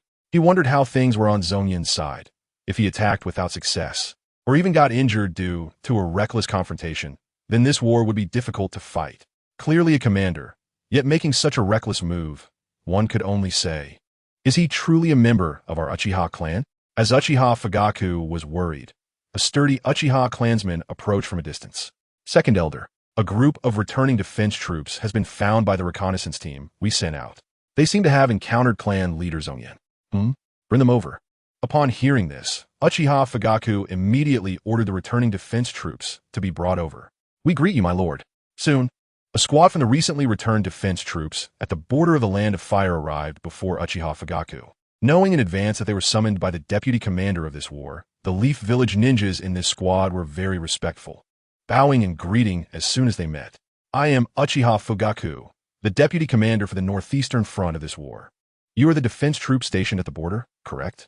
Uchiha Fugaku nodded, introduced himself briefly, and then asked, Uchiha Fugaku, isn't he the clan leader of the Uchiha clan? Upon hearing this name, the captain of the defense squad immediately associated it with the information he previously knew. This name represented the clan leader of the Uchiha clan in his memory. But what about that guy who just claimed to be the clan leader, Uchiha Zongyan? The squad captain was momentarily filled with doubts, but did not show it, lowering his head to hide his expression. The border defense troops like them were stationed for long periods, so the last time he left Leaf Village, Uchiha Fugaku was still the clan leader. Shortly before, they had also heard about the dramatic changes happening in the village, rumored to be a civil war between the Uchiha clan and the ninjas of Leaf, led by the third Hokage. But the changes in the village, thousands of miles away, had nothing to do with them, who were suffering at the border. Even the intelligence they received could only be snippets from rumors. This time, the ones who came were from the Uchiha clan. Regardless of whether it was the one they encountered earlier or the current Uchiha, Fugaku, they both clearly seemed to wield great power, not like someone who failed in a civil war. So, did the Uchiha clan win the civil war? I wonder how things are with my own clan. Did they choose to follow the Uchiha clan and enjoy the spoils? Or did they follow the third Hokage and end up with a miserable fate? The captain of the defense squad was filled with heavy thoughts. But answering Uchiha Fugaku's question was more important, so he suppressed his emotions and replied, Reporting to you, my lord. I belong to the 7th Squad of the 1st Border Defense Battalion, stationed just 14 kilometers ahead. I heard you encountered Zongyan on the way. Zongyan? Is he the one who claims to be Uchiha Zongyan, the young man? It sounds like these two don't have any conflict. Could it be that he actively passed the position of clan leader? Reporting to you, my lord. Yes, our squad indeed encountered a young man claiming to be Uchiha Zongyan, dressed in blood-red armor and carrying a long sword at his waist. Uchiha Fugaku nodded. From this description, he knew it must be Uchiha Zongyan. It seems that Uchiha Zongyan has likely been within the range of the Cloud-Hidden Village for a long time. I wonder how the situation is. Did he talk to you? Upon hearing this question, the captain of the defense squad hesitated for a moment, raised his head to glance at Uchiha Fugaku, his expression strange. Uchiha Fugaku made an inquiring sound. That Uchiha Zongyan said he was going to deliver an unforgettable gift to the Cloud-Hidden Village. Chapter 213, Awakening of the Two-Tailed Beast. My head feels dizzy. Where is this and what happened? The two-tailed beasts gradually regained their senses from the chaos. Little by little, but that feeling, as if they had just been struck hard by a bell, kept their minds from fully waking up. Not long ago, the two-tailed beasts had used their physical bodies to block a bolt of lightning from the deity of construction, Kinyu, to cover the retreat of their subordinates, and were directly knocked unconscious by the lightning, completely losing consciousness. Before losing consciousness, the two-tailed beasts had already prepared for death on the spot. But unexpectedly, they have now regained their senses and feel as if their bodies are moving rapidly. Why? Why is my body running? Confusion arose in the hearts of the two-tailed beasts as they struggled to open their eyes. Initially, everything in front of them was a blur, but gradually, they began to see a clear scene. The trees are moving? No, it's me moving. I am running fast.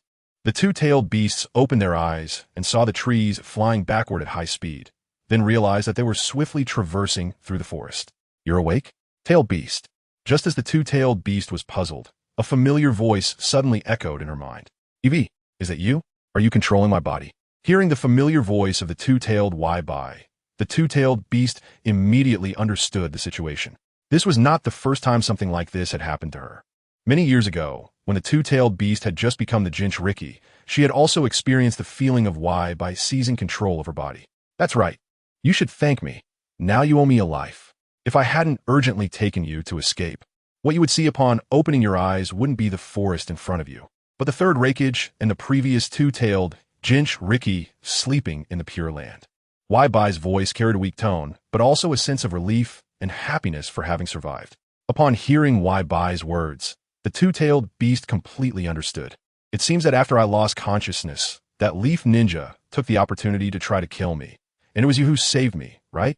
A warm feeling arose in the heart of the two-tails Jinchuriki. Although as a perfect Jinchuriki, the two tails had already reached a certain degree of reconciliation with its host and could be considered companions and friends, even companions, allowing her to do something that could be a reckless risk and then pulling her back from the brink of death. How could she not be moved by such kindness and action? Of course, you should know that it was extremely dangerous just now. If it weren't for me. Speaking of this, the two-tails Jinchuriki was no longer sleepy and immediately wanted to recount the perilous experience of almost dying just now, but was interrupted by the slightly choked voice of the two-tails. Thank you, Wairi. Hey, what's there to thank for? If you died, I would die too, wouldn't I? I'm not thanking you for that. I'd already made up my mind to face death. The two-tails shook her head. I thank you because you have tolerated my willfulness time and again, and you are willing to do things you shouldn't have done at my request, even when it is my own selfishness and unreasonable demands that you have to bear. Thank you so much. The meaning of the two tails was very simple. As a tailed beast controlled by the Cloud Village, it was natural for the two tails to see everyone from the Cloud Village as an enemy. However, this time, because of the request from the two tails, it was willing to take the risk of possibly dying to save those cloud ninjas who were in opposition to it. Being able to make such a move was enough to prove the status of the two tails in the heart of the two tails Jinchuriki. Well, about that. The voice of the two tails Jinchuriki suddenly became a bit dry, and for a moment it seemed unsure of how to respond, feeling awkward. A tailed beast that had existed for thousands of years was still not accustomed to such situations that made one feel at a loss. Fortunately, the two tails took the initiative to change the subject and said, Wairi, where are we going now? Is the situation at the camp okay? After the two tails blocked the attack from the Raikage, she lost consciousness and naturally did not know what happened afterward. Of course, we need to go to the base set up behind. If you don't get these injuries treated by medical ninjas quickly, the consequences would be unimaginable. Only that base has enough medical ninjas and materials. You don't need to worry about the camp. When I left, the fourth Raikage and that guy Karabi had already arrived, so they probably chased him away by now. The two tails Jinchuriki explained to the two tails. According to the march route of the Cloud Village Army, the central camp where the two tails was stationed before was the focal point, while the forward base at the border of the Leaf Village was the front point. The rear point was the support base within the Land of Water, which was also the location for military supplies. Although the Cloud Village Army was composed of ninjas, ninjas also need food, water, and rest. They require a large amount of logistical support in battle. The supplies brought over from the Land of Lightning were clearly insufficient to support them from the Land of Lightning all the way to the Land of Fire and then fight a long-term war against the Leaf Village. Therefore, in addition to the supplies carried by the army, they also needed to gather supplies within the Land of Water for subsequent replenishment. The place the two tails was going to was here, as only here would there be enough medical ninjas and supplies to treat her. Has the fourth Raikage and Karabi arrived? That's great. Now I can indeed relax. Hearing this, the two tails finally breathed a sigh of relief and completely relaxed. As a ninja from the Cloud Village, and having grown up alongside the fourth Raikage, the two tails knew very well the strength of the fourth Raikage, who was definitely at the pinnacle of the ninja world. Moreover, with a stronger Jinchuriki like Karabi by his side, the two of them together would surely defeat that mysterious and powerful leaf ninja. With those two around, my task is to quickly heal my injuries and regain my combat ability. Wairi, let's hurry back. Hearing the two tails' words, the two tails Jinchuriki secretly curled her lips. Although the fourth Raikage and Karabi were indeed strong, That man gave me an even more dangerous feeling. I hope those two can win, even though they are both very annoying. Chapter 414. Tell me your name. The central camp of the Cloud Village army is now a ruin. After being struck down by the Raikage like a violent divine punishment, it seemed to have become a battlefield that had undergone the baptism of countless bullets and artillery fire after a large-scale battle. The thousands of Cloud ninjas stationed here, after reluctantly leaving behind hundreds of their charred comrades' bodies, fled in embarrassment, and now only Uchiha Zongyan, the fourth Raikage who had rushed over, the Eight Tails Jinchuriki Karabi, and the unfortunate ones struggling for the last bit of life in the hellfire created by the flowing blade of fire, remained alive in the area. Uchiha Zongyan's words, "Do you two also want to dance?" completely ignited the anger of the fourth Raikage. You damn little brat. Today, I will definitely tear you apart. The already dark face of the fourth Raikage was filled with rage, becoming somewhat ferocious. His sharp eyes fixed on Uchiha Zongyan, exuding killing intent. Karabi, seeing the fourth Raikage in this state, was slightly surprised and thought to himself, I haven't seen my brother this angry for a long time. Seeing him like this is really scary. However, it's also normal for my brother to be this angry. This leaf ninja not only severely injured the two tails but also destroyed the entire central camp and all the supply reserves, killing so many comrades. Even I can't help but want to stab him hard, let alone my brother. Don't be fooled by Karabi's tall stature and rough appearance. This Eight Tails Jinchuriki, who loves to sing, dance, and run without basketball, is actually a very thoughtful man. So at this moment, after seeing the fourth Raikage completely enraged by Uchiha Zongyan's provocation, he very rationally did not step forward to show himself, appearing indifferent. Well, I'll take my leave now. Be careful, brother. This little brat doesn't seem easy to deal with. Karabi took a brief glance at Uchiha Zongyan, knowing in his heart that this was not an enemy that could be easily dealt with, but his furious brother would obviously not agree to work together against him, so he could only turn around and carry out his orders. The Two Tails Jinchuriki, the Two Tails, was an important mission for the Cloud Village and could not afford any mistakes. He needed to hurry over to check. Enough.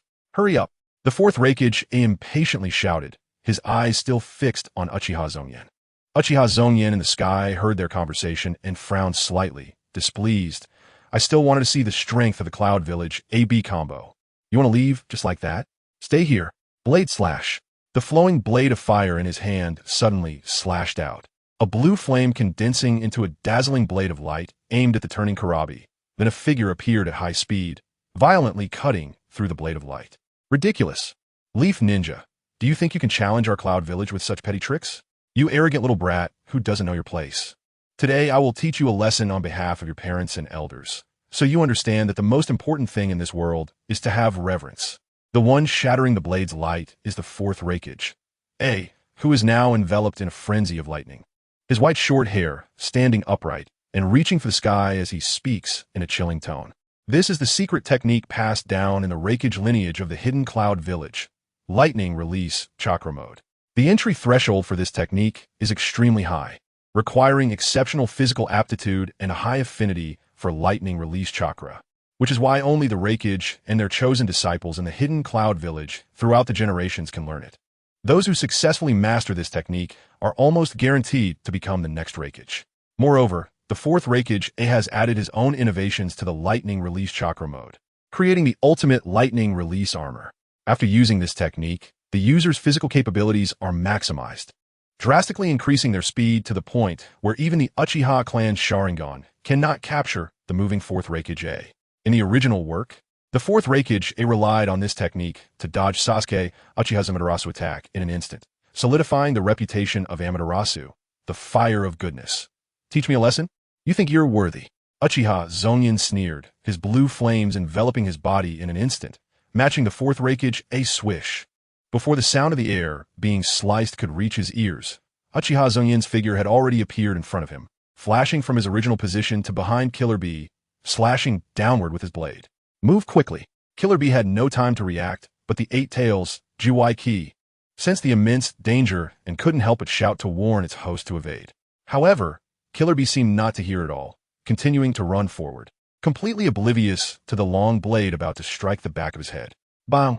Little brat, don't underestimate people. Once again, the fourth Raikage, whose speed was equally astonishing, blocked Uchiha Zongyan's long blade, glaring angrily at him.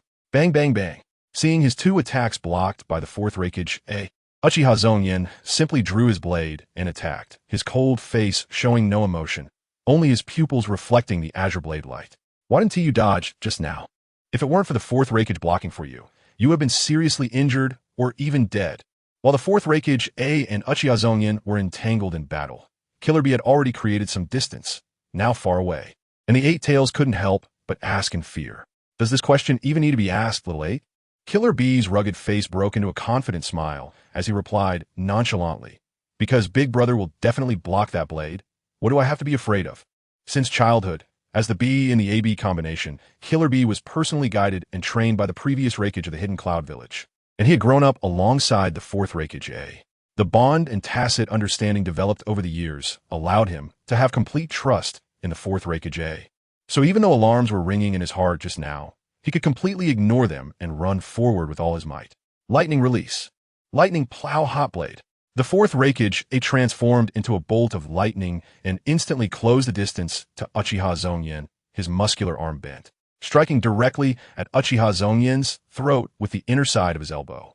If this hit, it could snap his neck. Zzz. Uchiha Zongyan saw this and did not confront it head-on, using a body flicker technique to leave his original position. But in the next moment, the fourth Reikage A, like a bone-chilling shadow, instantly caught up, a hint of a successful smile appearing on his cold face. Heavy flow burst. The power of this technique is 3 times stronger than the lightning plow hot blade, concentrating all of his lightning release chakra in his elbow, stabbing into the enemy's chest like the sharpest spear. This tactic, developed from years of accumulated battle experience by the fourth Reikage A, involves quickly approaching the enemy with a lightning plow hot blade, forcing them to dodge or defend, and then following up with a heavy flow burst to defeat them in one blow. Since the fourth Reikage A has grown up, this combo has been nearly invincible, bringing him ample achievements in the Third Shinobi World War. In fact, the main reason this combo works repeatedly is that once he enters the lightning release chakra mode, his speed is just too fast. The lightning plow hot blade already allows most ninjas to lose the time to evade or defend, making the subsequent second attack an easy kill for the opponent. But what if the enemy the fourth Reikage A faces is faster than him? The answer can be seen in the results of the Third Shinobi World War, where the fourth Reikage A and the Eight Tails Jinchuriki Killer B faced the Yellow Flash, Minato Namikaze. Against Minato, who has the Flying Thunder God technique as a cheat, the fourth Reikage A's pride and speed became irrelevant, unable even to touch the hem of his clothing, let alone injure him. Of course, at that time, Minato had not yet developed the Rasengan, and his kunai could not break through the fourth Reikage A's defense, leading to a stalemate. And now, with the fourth Reikage A activating the lightning release chakra mode and the strongest lightning release armor, he encounters an enemy whose speed surpasses his own. Uchiha Zongyan, having consumed the Thunder Fruit, is now completely faster than him. Zzz. The fourth Reikage A's elbow struck Uchiha Zongyan's chest in an instant, but the sensation that came back made him instinctively frown. What is this? In the next moment, Uchiha Zongyan, who had just been hit, instantly vanished and appeared above the fourth Reikage. 30 million volts. Lightning slash. A massive amount of lightning erupted from the flowing blade of Uchiha Zongyan's right hand, traveling along the blade to the tip before being violently slashed down, forming a blade of light that descended like a heavenly thunderbolt, directly cleaving towards the fourth Reikage A. Not good, because he had just assumed he had hit Uchiha Zongyan. The fourth Reikage A's reaction was slightly delayed, and by the time he wanted to dodge, it was already too late. So he decisively gathered lightning release chakra in both hands and smashed it against the descending lightning blade. Lightning torture level. The fourth Reikage A's hands, wrapped in lightning release chakra, struck down like 2 indestructible blades, forcefully dispersing the descending lightning blade and scattering the thunder. However, he was not unscathed. He was still struck by the residual lightning, leaving his hands slightly charred. Who on earth is this little brat? When did Konoha have such a powerful lightning release ninja? Just now, when he dodged my heavy flow burst, it seemed very strange, somewhat similar to the former Uchiha Shursue's body flicker technique, but not entirely the same. Damn it, he actually injured me with lightning release. How infuriating. When the fourth Reikage A's heavy flow burst had struck Uchiha Zongyan, he felt no sensation at all, and he sensed something was off. Sure enough, the next moment, Uchiha Zongyan launched an attack from another position. This feeling of combat reminded the fourth Reikage A of the former body Flicker Shursui, whose body flicker technique had such characteristics. The speed was so extreme that it left an afterimage in place, as if using a shadow clone technique. If it were just that, it wouldn't be a problem. After all, even if Uchiha Shursui were resurrected, the fourth Raikage would still be confident he could win, as the gap between them is not small. But what surprised and angered him the most was that the lightning release ninja sword technique used by Uchiha Zongyan had a purity and power of lightning chakra that was even stronger than what he had painstakingly studied for decades. How could this be possible? Unlike him, Uchiha Zongyan above was feeling increasingly good. He had a sense of exhilaration. Fighting against a master of equal rank like the fourth Raikage without needing to hold back was truly rare.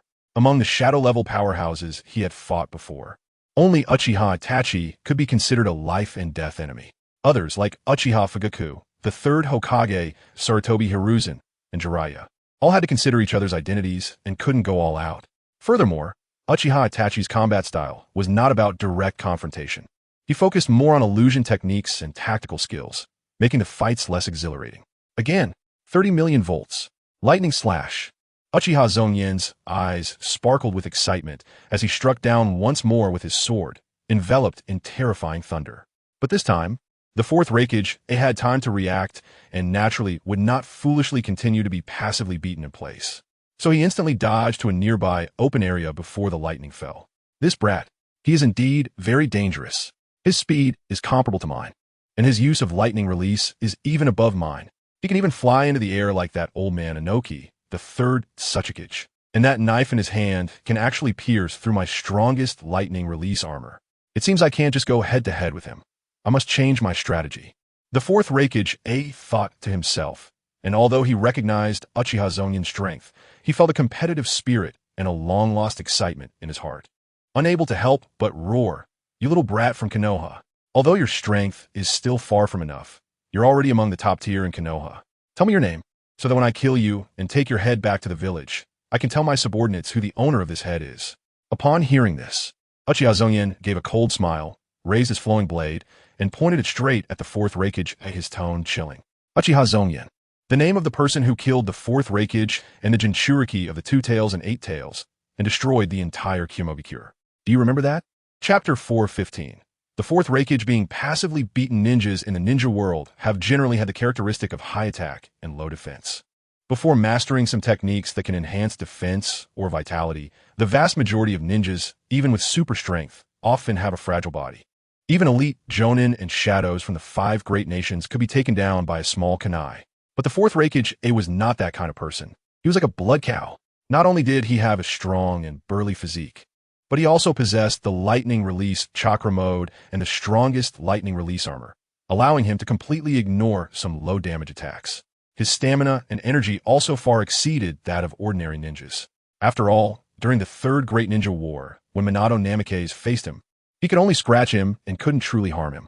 On the other side, Uchiha Zongyan, although lacking similar body techniques, had consumed the Thunder Fruit and, after this time of training, mastered its abilities, causing his entire style to start shifting toward the strong of the One Piece world. The first change was the enhancement of vitality and defense, allowing him to engage in close combat with a monster like the fourth Raikage. Bang! With a loud sound, Uchiha Zongyan's flowing blade struck against the fourth Raikage's arm, which was covered in lightning release chakra, causing both of them to rapidly recoil from the impact.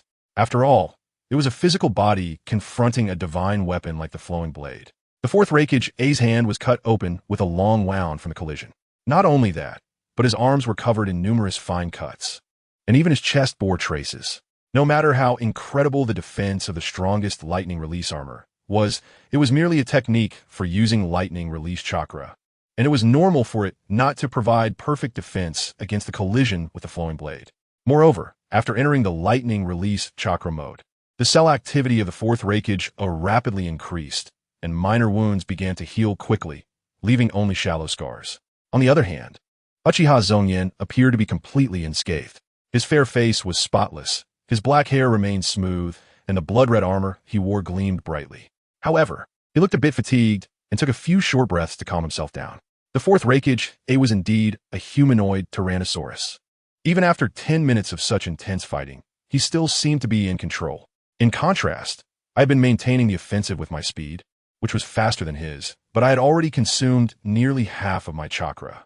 The previous technique, Thunder God, had drained too much chakra, leaving me unable to fight at full capacity now. 10 minutes had passed since the battle began, with two of the fastest ninjas in the entire ninja world clashing in taijutsu, turning the entire area into a wasteland. Uchiha Zongyan had already used the powerful technique Thunder God, and his chakra was less than half. But looking at the fourth Reikage, it seemed he had just entered his state. How is it, brat? Do you still have the stamina to continue fighting? Looking at your appearance, I bet your chakra is running low. With just this little strength, you dare to come to your death?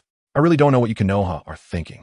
The fourth Reikage keenly observed Uchiha Zongyan's panting adjustments and immediately understood that his opponent had consumed a lot, so he provocatively spoke. Who will die is still uncertain. Fourth Reikage, regardless, I have already killed nearly 1,000 of your Kumogakure ninja and destroyed your central camp. Do you think you Kumogakure still have the ability to continue attacking? Uchiha Zongyan sneered. Our Kumogakure ninja, once they step onto the battlefield, have long been prepared for sacrifice. Ninja who grew up in the harsh environment of the plateau are not like those sheltered flowers of Konoha. Besides, it's just a bit of supplies. What does that count for? As long as the army pushes into the land of fire, won't there be supplies everywhere? The fourth Reikage retorted stubbornly, although he knew very well that under the current circumstances of losing so many troops and having logistical support damaged, temporarily retreating to the logistical base in the land of water to rest and replenish supplies would be the most rational decision. He wouldn't say such things out loud.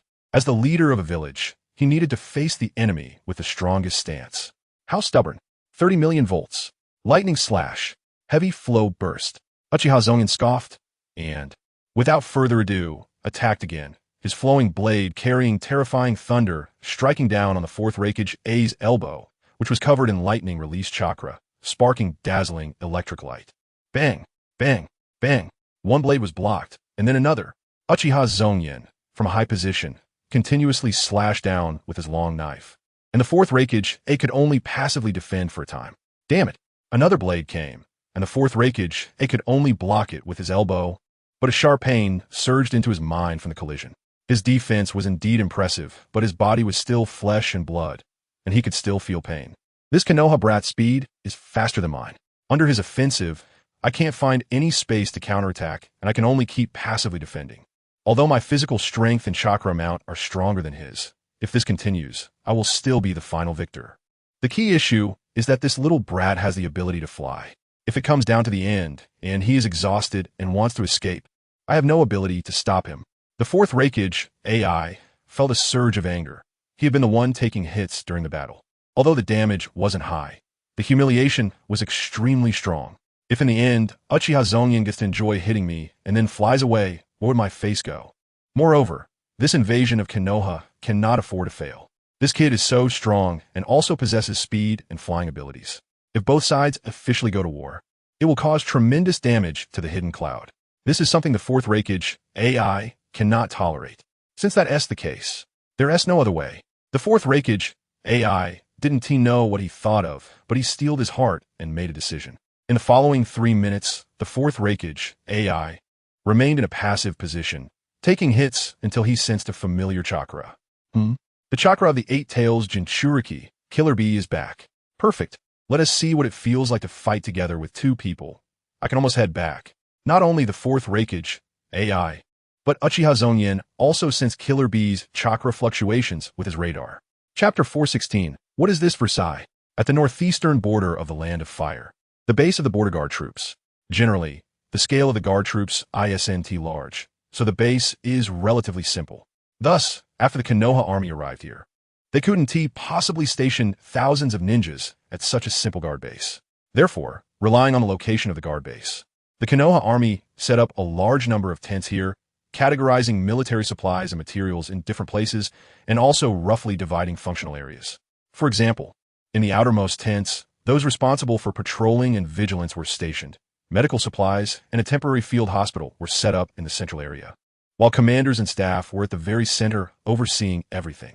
Currently, Uchiha Fugaku is sitting in the most central tent, writing intensely. He is the deputy commander of this troop, and in the absence of Uchiha Zongyan, he had to oversee the overall situation, make the next deployment arrangements, and report the situation back to the village in a timely manner. Attention! Someone is coming. and they're very fast. Suddenly, while Uchiha Fugaku was writing, he heard a panicked voice outside. An ambush? Uchiha Fugaku's heart skipped a beat, and he immediately abandoned the half-finished report, stood up, and rushed out of the tent. At this moment, both his spirit and muscles were tense, and his Sharingan was rapidly spinning. "It's me." Just as the panicked warning voice fell, another familiar voice sounded. Upon hearing this voice, Uchiha Fugaku immediately relaxed. In the next second, he saw a flash in the sky, and a boy wrapped in dazzling lightning appeared there. It was none other than Uchiha Zongyan. "Is it Lord Zongyan? You scared me. I thought it was a sudden attack from the ninjas of the Hidden Cloud. What are you thinking? Our army of thousands is here. What kind of foolishness would the Cloud ninjas commit to send a single person to ambush us? Isn't that courting death? You this guy? What nonsense are you talking?" After realizing it was Uchiha Zongyan, the sensory ninja who had been on the outer perimeter to monitor and scout let out a sigh of relief. And the Konoha ninjas who rushed out to prepare for battle immediately began to discuss among themselves. One of them spoke indiscriminately, hinting at Uchiha Zongyan, and was immediately reprimanded by a more mature Konoha ninja nearby. "Thank you all for your hard work. You can go back now." Uchiha Zongyan didn't pay attention to this and walked straight to the center of the camp after landing. He had been flying in the air, and the lightning from the Raijin fruit was still present on him.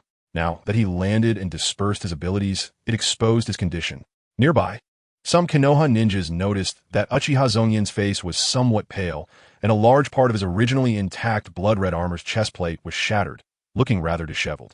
This made the Konoha ninjas harbor some bad thoughts, and they exchanged glances, each with their own thoughts. "Zongyan, are you injured? Do you need to go to the temporary hospital for treatment?"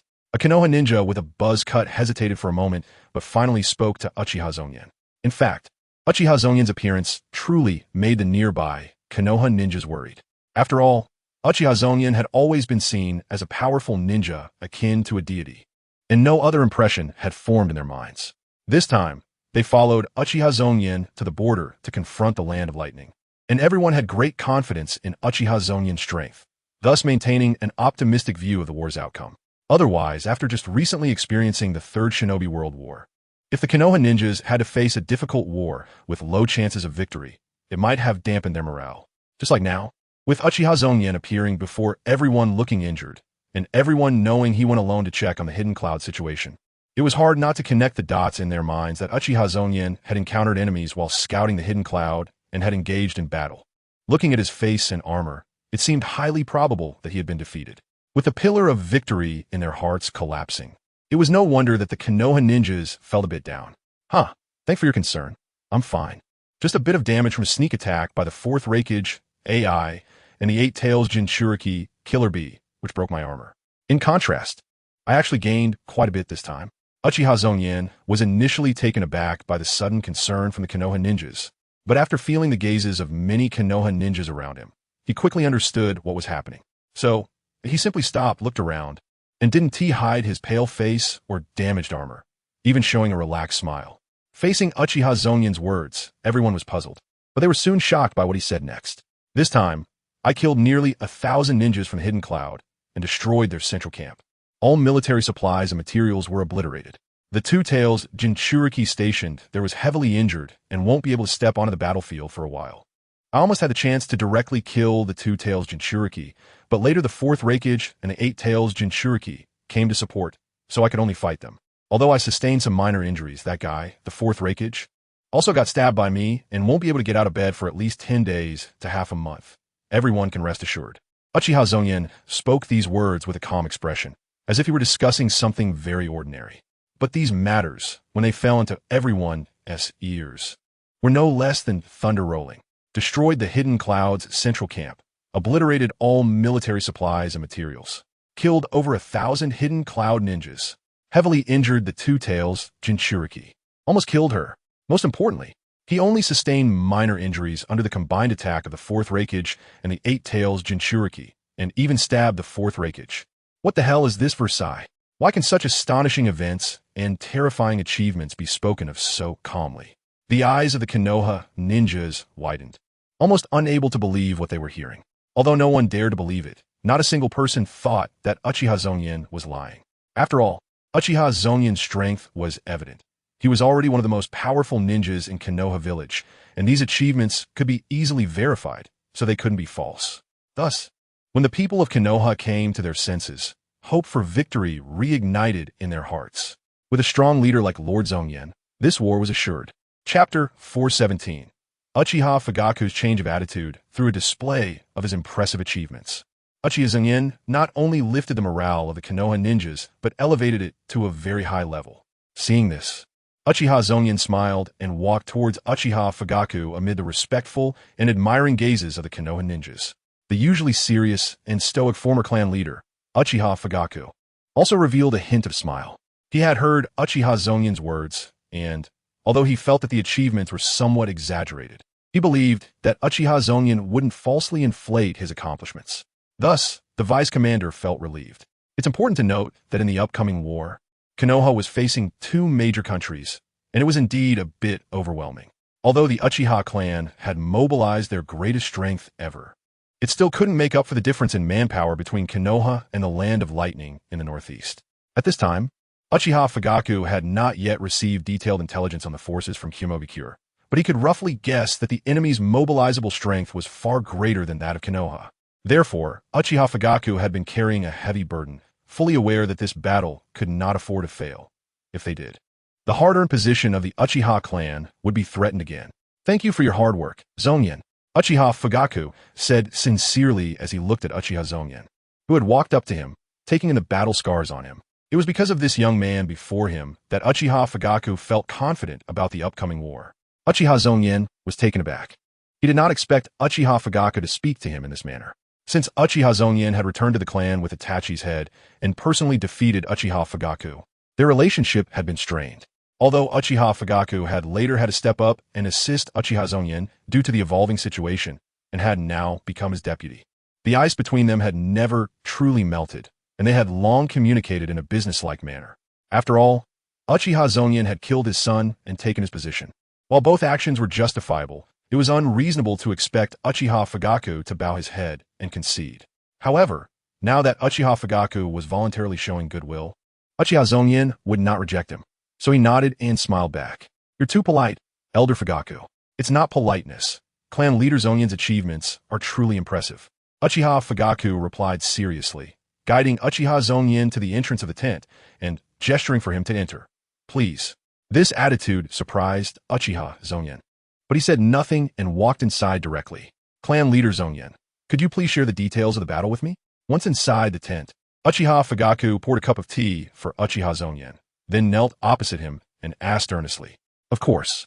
Uchiha Zongyan nodded and recounted how he had left the main force, encountered the vanguard of Kumobikure, and ultimately severely injured the Two Tails Jinchuriki while fighting against the Fourth Raikage and the Eight Tails Jinchuriki. Although Uchiha Zongyan's account was very concise, Uchiha Fugaku gleaned a lot from his words and had an even higher regard for Uchiha Zongyan's strength. "So, clan leader Zongyan, how long will it take for your injuries from the Fourth Raikage's attack to fully heal?" Uchiha Fugaku asked, as this was crucial for the upcoming war deployment and needed to be clear. "It's not really an injury. I was just ambushed by those two. I can recover within a day," Uchiha Zongyan said, taking a sip of tea with a calm demeanor. During the previous battle, although Uchiha Zongyan had sensed the approach of the Eight Tails Jinchuriki, Killer Bee, and had been on guard, his intense battle spirit had made him hesitate to evade immediately. The Fourth Raikage seized the opportunity to charge at Uchiha Zongyan, even taking a stab from Zongyan's blade in the abdomen, and managed to entangle him. Meanwhile, Killer Bee had attempted a sneak attack with a tailed beast bomb. Although Uchiha Zongyan managed to dodge most of the attacks at the last moment and did not suffer serious damage, his armor was shattered, leaving him looking quite disheveled. Severely injuring the Two Tails Jinchuriki likely meant she would be unable to participate in this war. Furthermore, injuring the Fourth Raikage meant he wouldn't be able to fight for 10 days to half a month. "Clan leader Zongyan, your achievements are truly dazzling and hard to believe." After listening to Uchiha Zongyan's description, Uchiha Fugaku couldn't help but exclaim, a look of admiration appearing on his usually stern face. Such words are better left for after the war. It's too early to say this now. Uchiha Fugaku's contrasting attitude made Uchiha Zongyan a bit uncomfortable, and he waved his hand to stop Fugaku's praise. "That's true. It's indeed inappropriate to celebrate prematurely before the war is over." Uchiha Fugaku nodded in agreement. "If clan leader Zongyan's injuries are not serious, let us get to work." "Sure. What specifically do we need to do?" "First, We need to document everything that has happened over the past few days along with your achievements, dividing it into 2 copies, one to be sent back to the village and the other to the 5th Hokage in the northwest. Secondly, since your battle has destroyed Kumogakure's central base and all supplies, the enemy's offensive will surely slow down or even retreat to regroup. Therefore, we need to revise our previous operational plans, which requires gathering all the advisors and team leaders for a meeting. Finally, Clan Leader Zongyan should find an appropriate time to share your experiences in front of the entire army to boost their morale and confidence. That's about it. Clan Leader Zongyan, does that sound okay? Uchiha Fugaku's points regarding intelligence transmission, tactical adjustments, and pre-war mobilization were all standard procedures. Uchiha Zongyan nodded immediately in agreement. Then please issue orders for everyone else to come for the meeting. Tiewa, here, Uchiha Zongyan called out, and a figure quickly darted into the tent. It was Uchiha Tiewa. Summon all the advisors and squad leaders for a meeting. Yes. Chapter 4:18. Summary after battle. Senzu Bean's victory will ultimately belong to us in Konoha. Victory will surely belong to us in Konoha. May everyone have prosperous martial success. At the temporary camp of the Konoha army, almost all the ninjas who were not out on missions had gathered. They stood solemnly in the large open space in the center of the camp, each person slightly tilting their head toward the sky. In midair, Uchiha Zongyan had a resolute expression, confidently delivering his final summary. Long live Lord Zongyan. Konoha will win. Drive away the damned cloud shinobi. Victory belongs to us. After Uchiha Zongyan finished his last sentence, the Konoha ninjas below excitedly raised their arms and cheered. Among them were loyal members of the Uchiha clan and more recent Konoha ninjas who had attached themselves to the Uchiha clan due to its rising power. However, more importantly, there were also Konoha ninjas who had previously held a poor impression of Uchiha Zongyan. Just not long ago, they had been in opposition to Uchiha Zongyan and the Uchiha clan in front of the Hokage building, their relationship having become akin to that of enemies. Yet at this moment, they willingly cheered and applauded Uchiha Zongyan's speech. This was all because Uchiha Zongyan's strength could lead them to win the war and return alive. Uchiha Fugaku, standing in the crowd, quietly observed for a while and nodded in satisfaction. After finishing his impromptu speech, Uchiha Zongyan declined the invitation from Uchiha Fugaku and others to join them for a meal, returning alone to his single tent. As the overall commander of the northeastern battlefield of Konoha, his tent was naturally different from others, not cramped with several people sharing a large bed. As soon as he entered the tent, Uchiha Zongyan's expression changed, and he couldn't help but spit out a mouthful of blood onto the ground. The tailed beast bomb truly lived up to its reputation as a battlefield killer. I was merely grazed by it, yet I ended up like this. Wiping the blood from the corner of his mouth, Uchiha Zongyan took a deep breath to calm his churning lungs and sat down heavily. Ever since returning to the Konoha camp, Uchiha Zongyan had been forcing himself to appear unscathed, primarily to reassure the morale of the troops. Otherwise, if he showed signs of weakness by coughing up blood, the morale of Konoha's ninjas would undoubtedly plummet. That would make the subsequent war difficult to fight, so he bore with it. Fortunately, Uchiha Zongyan's acting skills were decent. Neither Uchiha Fugaku nor the advisors and captains gathered for the meeting noticed anything wrong during their close interactions. Although Uchiha Zongyan spoke lightly, seemingly downplaying the remarkable achievements he had made against the Cloud Shinobi, and how he managed to retreat unscathed under the combined efforts of the 4th Reikage and the 8 Tails Jinchuriki. In reality, the reckless actions of the 4th Reikage, seeking mutual destruction, had inflicted unprecedented damage on Uchiha Zongyan. He had narrowly avoided being hit by the tailed beast bomb spat out by Killer Bee. Without the external help from the Thunder Fruit, that blow could have been fatal. He was certainly not like the 4th Reikage, a humanoid tyrant who could withstand a tailed beast bomb head-on with preparation. The 4th Reikage likely thought that attack would severely injure him and render him combat ineffective for a time. However, he was overestimating things. I may not have other resources, but I have plenty of external help. The look of brutality and scheming in the 4th Reikage's eyes made Uchiha Zongyan smile wryly as he recalled it. By normal logic, taking that hit should have cost Uchiha Zongyan at least half his life, and he would likely have to stay in Konoha Hospital for several months. But Uchiha Zongyan was not an ordinary person. He was a traverser with external help. Fairy beans, Uchiha Zongyan thought, and a green bean appeared in the palm of his hand, looking quite similar to a broad bean. This small bean contained incredible power. Its most basic function was to fill the stomach. Anyone who ate a fairy bean would not feel hunger for at least 10 days. Beyond that, fairy beans were also miraculous medicines that could revive the dead, as long as a person still had a breath of life. Consuming a fairy bean would almost instantly restore them to full health and energy, adjusting their body to its optimal state. When Uchiha Zongyan received the fairy beans, his strength was still in a growth phase, and in order to quickly master the abilities of the Thunder Fruit and the Flowing Blade of Fire, he had drained every last bit of his physical and mental energy every day. After obtaining the fairy beans, he crazily increased the intensity of his training several times, which allowed him to grow rapidly. However, the cost was that he had consumed more than half of a small bag of fairy beans, leaving only 10 behind.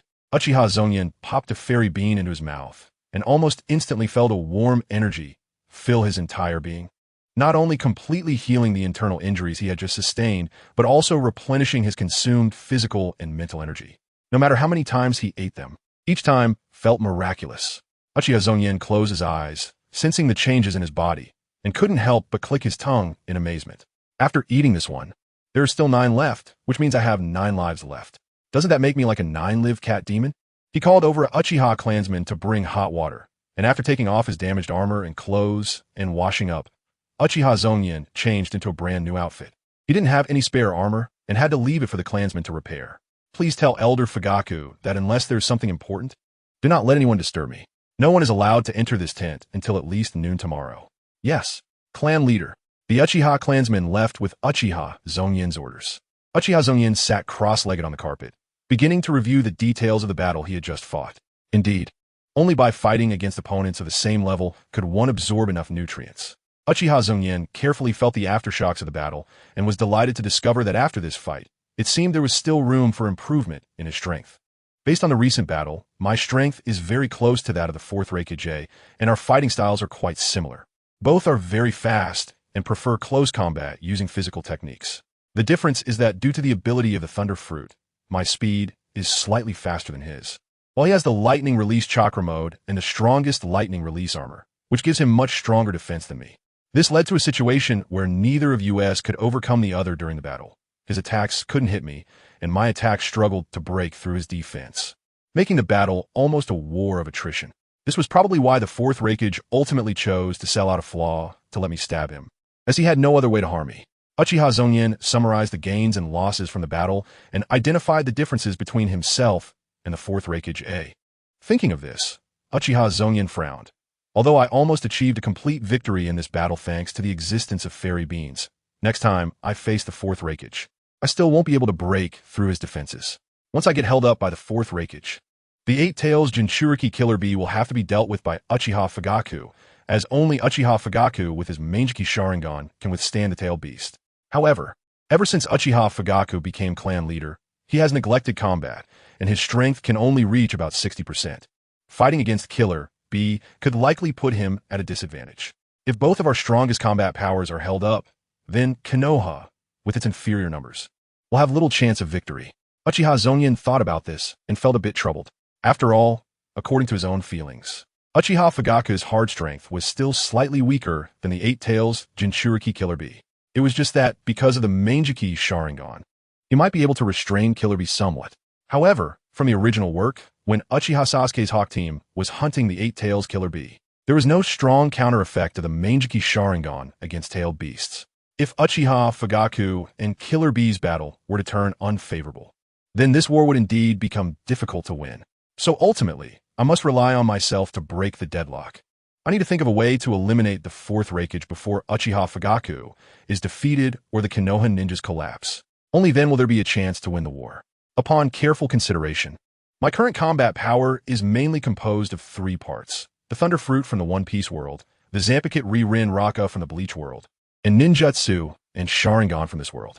However, the original owner of this body was too weak, lacking both talent and resources, so there's nothing in terms of ninjutsu or taijutsu that can help me. If it weren't for the fact that the Sharingan has evolved to 3 Tomo, almost everything left behind by the original would be useless to me. The original Uchiha Zongyan was just an ordinary Uchiha boy, and his father Uchiha Zongya was also a very average nin with weak strength and talent. The Uchiha Zongyan who crossed over naturally couldn't gain any benefits from the original and his father. Now, my strength has reached a bottleneck, and the methods to improve my power in a short time are limited. The first is to awaken the Thunder Fruit. Once awakened, it will significantly enhance my strength. In the original One Piece, This is basically the case. Once a fruit awakens, its combat power multiplies several times. Uchiha Zongyan thought, but then shook his head. However, that guy Enel appeared too early. During the Sky Island arc, Oda probably hadn't even thought of the awakening concept yet, so I couldn't directly reference or copy it. I've been trying to figure out how to awaken the fruit myself, but the results have been minimal. Relying on this won't allow me to complete the awakening and increase my strength before the next war. The second is to achieve the Bankai of Ririn Raka.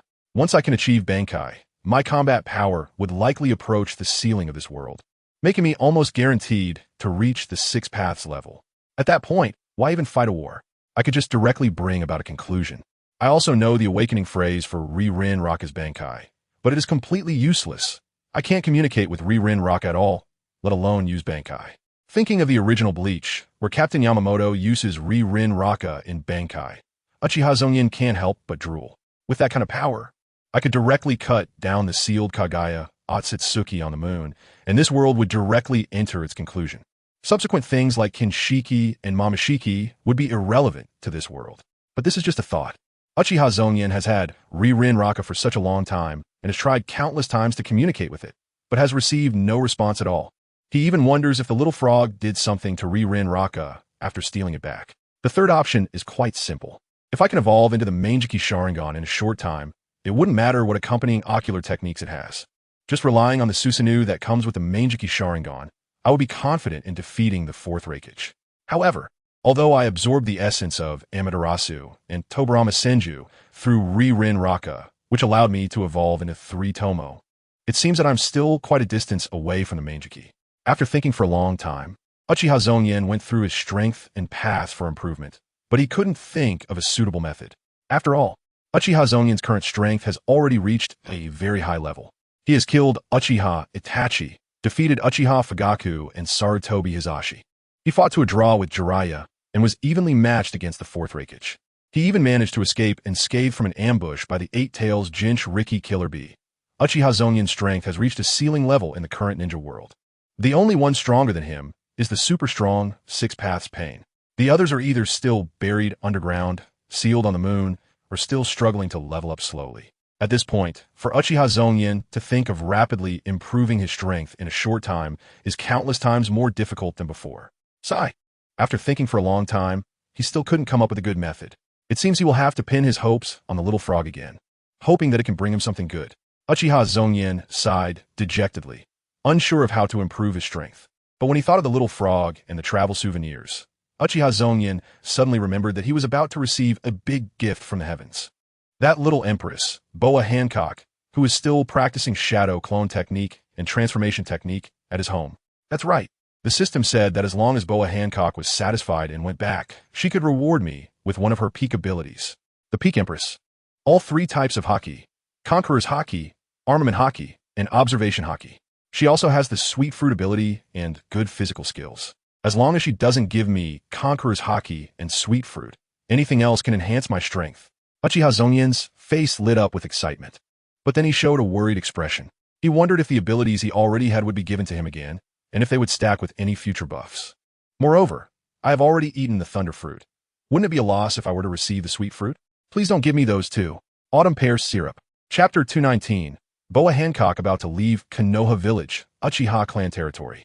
Just as dawn broke, the first cool breeze of the morning blew into Uchiha Zongyan's home, waking the little empress who had been sleeping.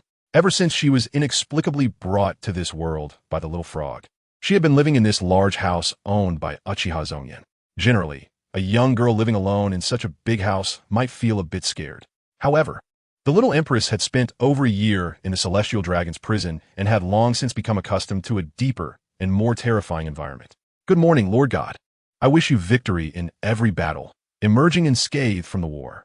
Just as Boa Hancock opened her eyes, she groggily stretched and immediately stood up from her bed, walked to a black wooden plaque in the corner, and respectfully knelt down to bow, solemnly saying. This scene looked particularly strange.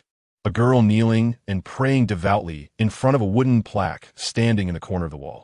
And this wooden plaque naturally bore the name of Uchiha Zongyan. Only the little Empress Boa Hancock could do something like this. Ever since she inexplicably arrived in this world, Boa Hancock went from being panicked and anxious, wanting only to hide and avoid harm, to later witnessing Uchiha Zongyan's godlike strength and abilities, as well as feeling Uchiha Zongyan's kind attitude towards her. She immediately regarded him as a deity in her heart. After all, if he weren't a god, how could he rescue her from the celestial dragon's prison and promise to teach her how to save herself and her two sisters? Because of this, after Uchiha Zongyan left Konoha for the northeastern battlefield, Boa Hancock, who was alone at home, found a plaque and carved it following a method she had heard in her memory at some unknown time. Every morning upon waking, her first task was to pray to Uchiha Zongyan's plaque, and the same went for before going to bed at night. Uchiha Zongyan would never have thought that there would be people doing such things every day in Konoha village. If he knew, he would probably be both amused and crying. Then force Boa Hancock to throw away the sign. Lord God, today marks the 7th day since I came to this world. According to the words left by Lord God, I am supposed to return to my original world today. Boa Hancock closed her eyes and murmured to the sign engraved with Uchiha Zongyan's name. It has been 7 days since the little frog brought her to the Naruto world, and now it was time for the system's explanation to come to an end. Boa Hancock was going back to the One Piece world.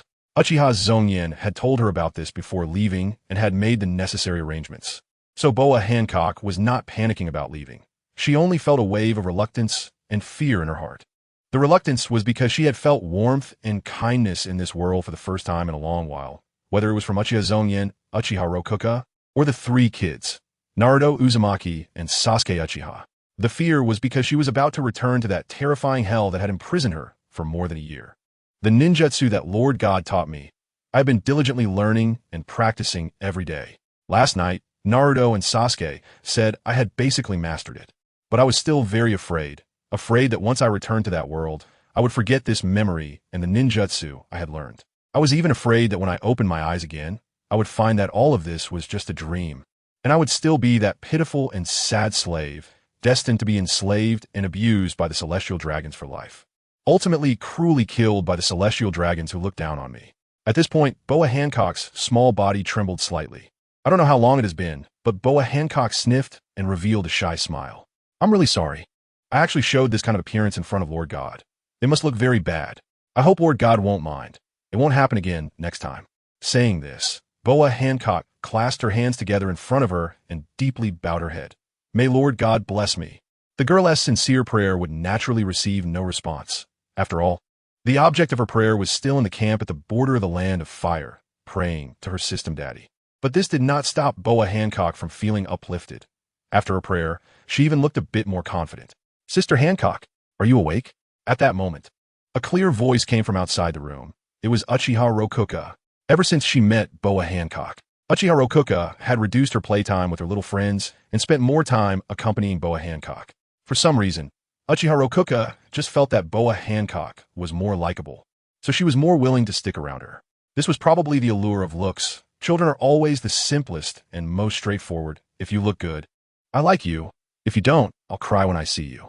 Oh no, I can't let Rokuka see Lord God's divine sign. Hearing Uchiha Rokuka's voice, Boa Hancock's small face showed a panicked expression.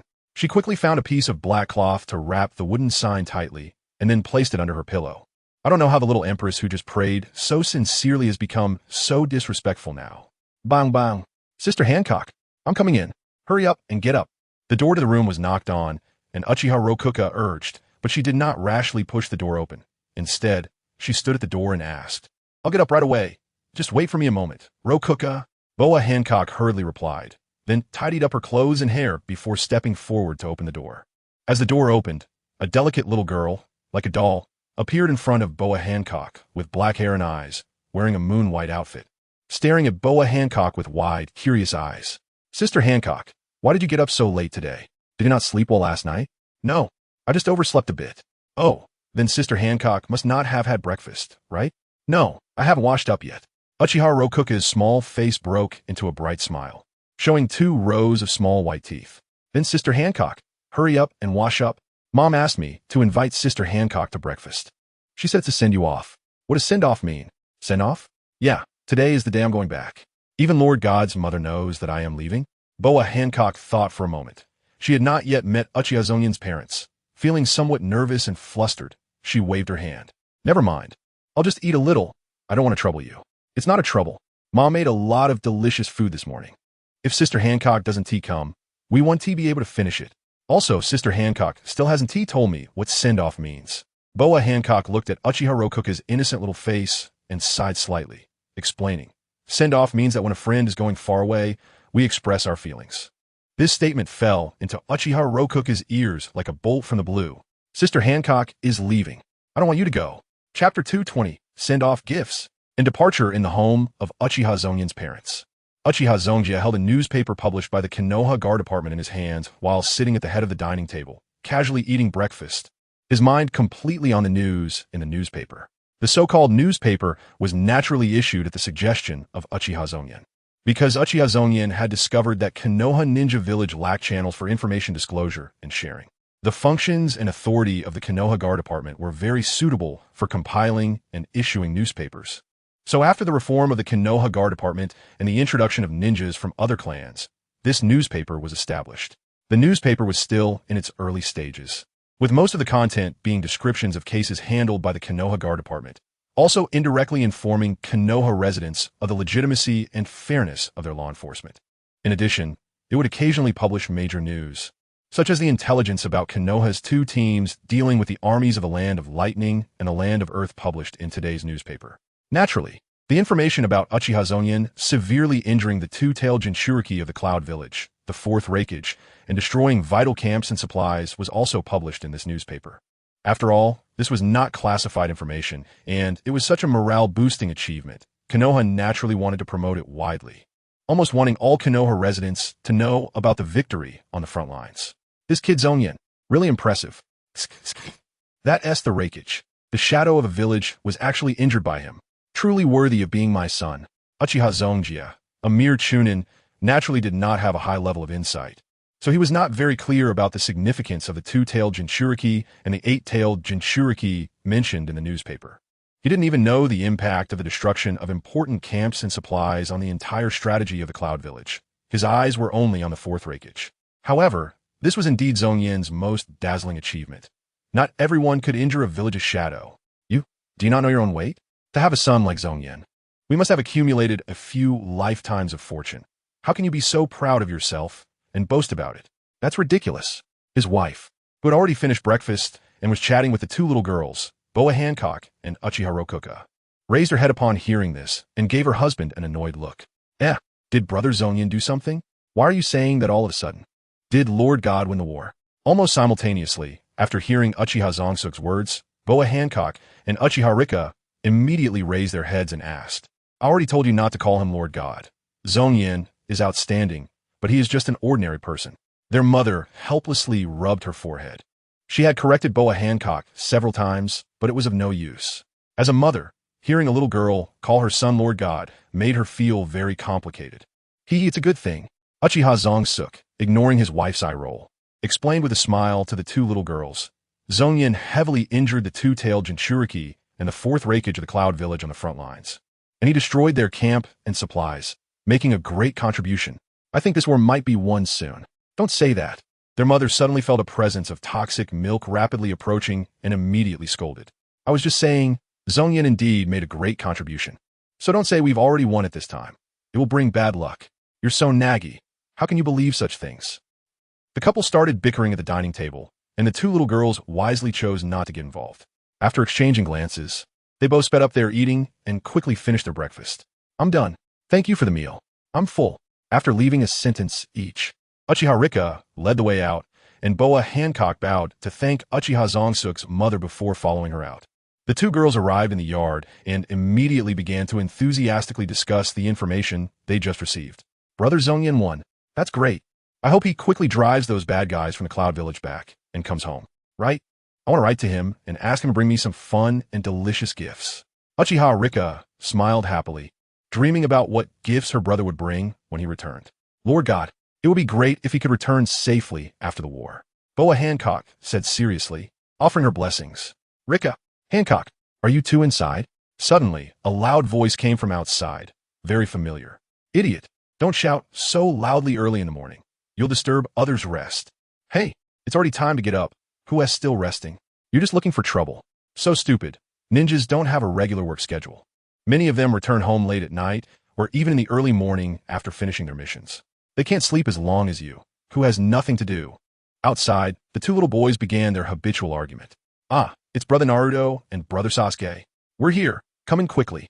As soon as Uchiha Rika heard the arguing, she knew that the troublesome duo, Naruto Uzumaki and Sasuke Uchiha, had arrived. Opening the yard door, the two boys, one with yellow hair and the other with black hair, bumped their foreheads together, with sparks flying from their eyes, giving Boa Hancock a headache. These two new friends were kind-hearted, although one was rough and the other seemed proud. After a few days together, she could feel their sincerity. However, they seemed like two barrels of gunpowder. Whenever they got together, they would explode, arguing endlessly throughout the day, even making Boa Hancock's ears hurt. You two, come in quickly. Standing at the door looks ridiculous. Oomph, oomph.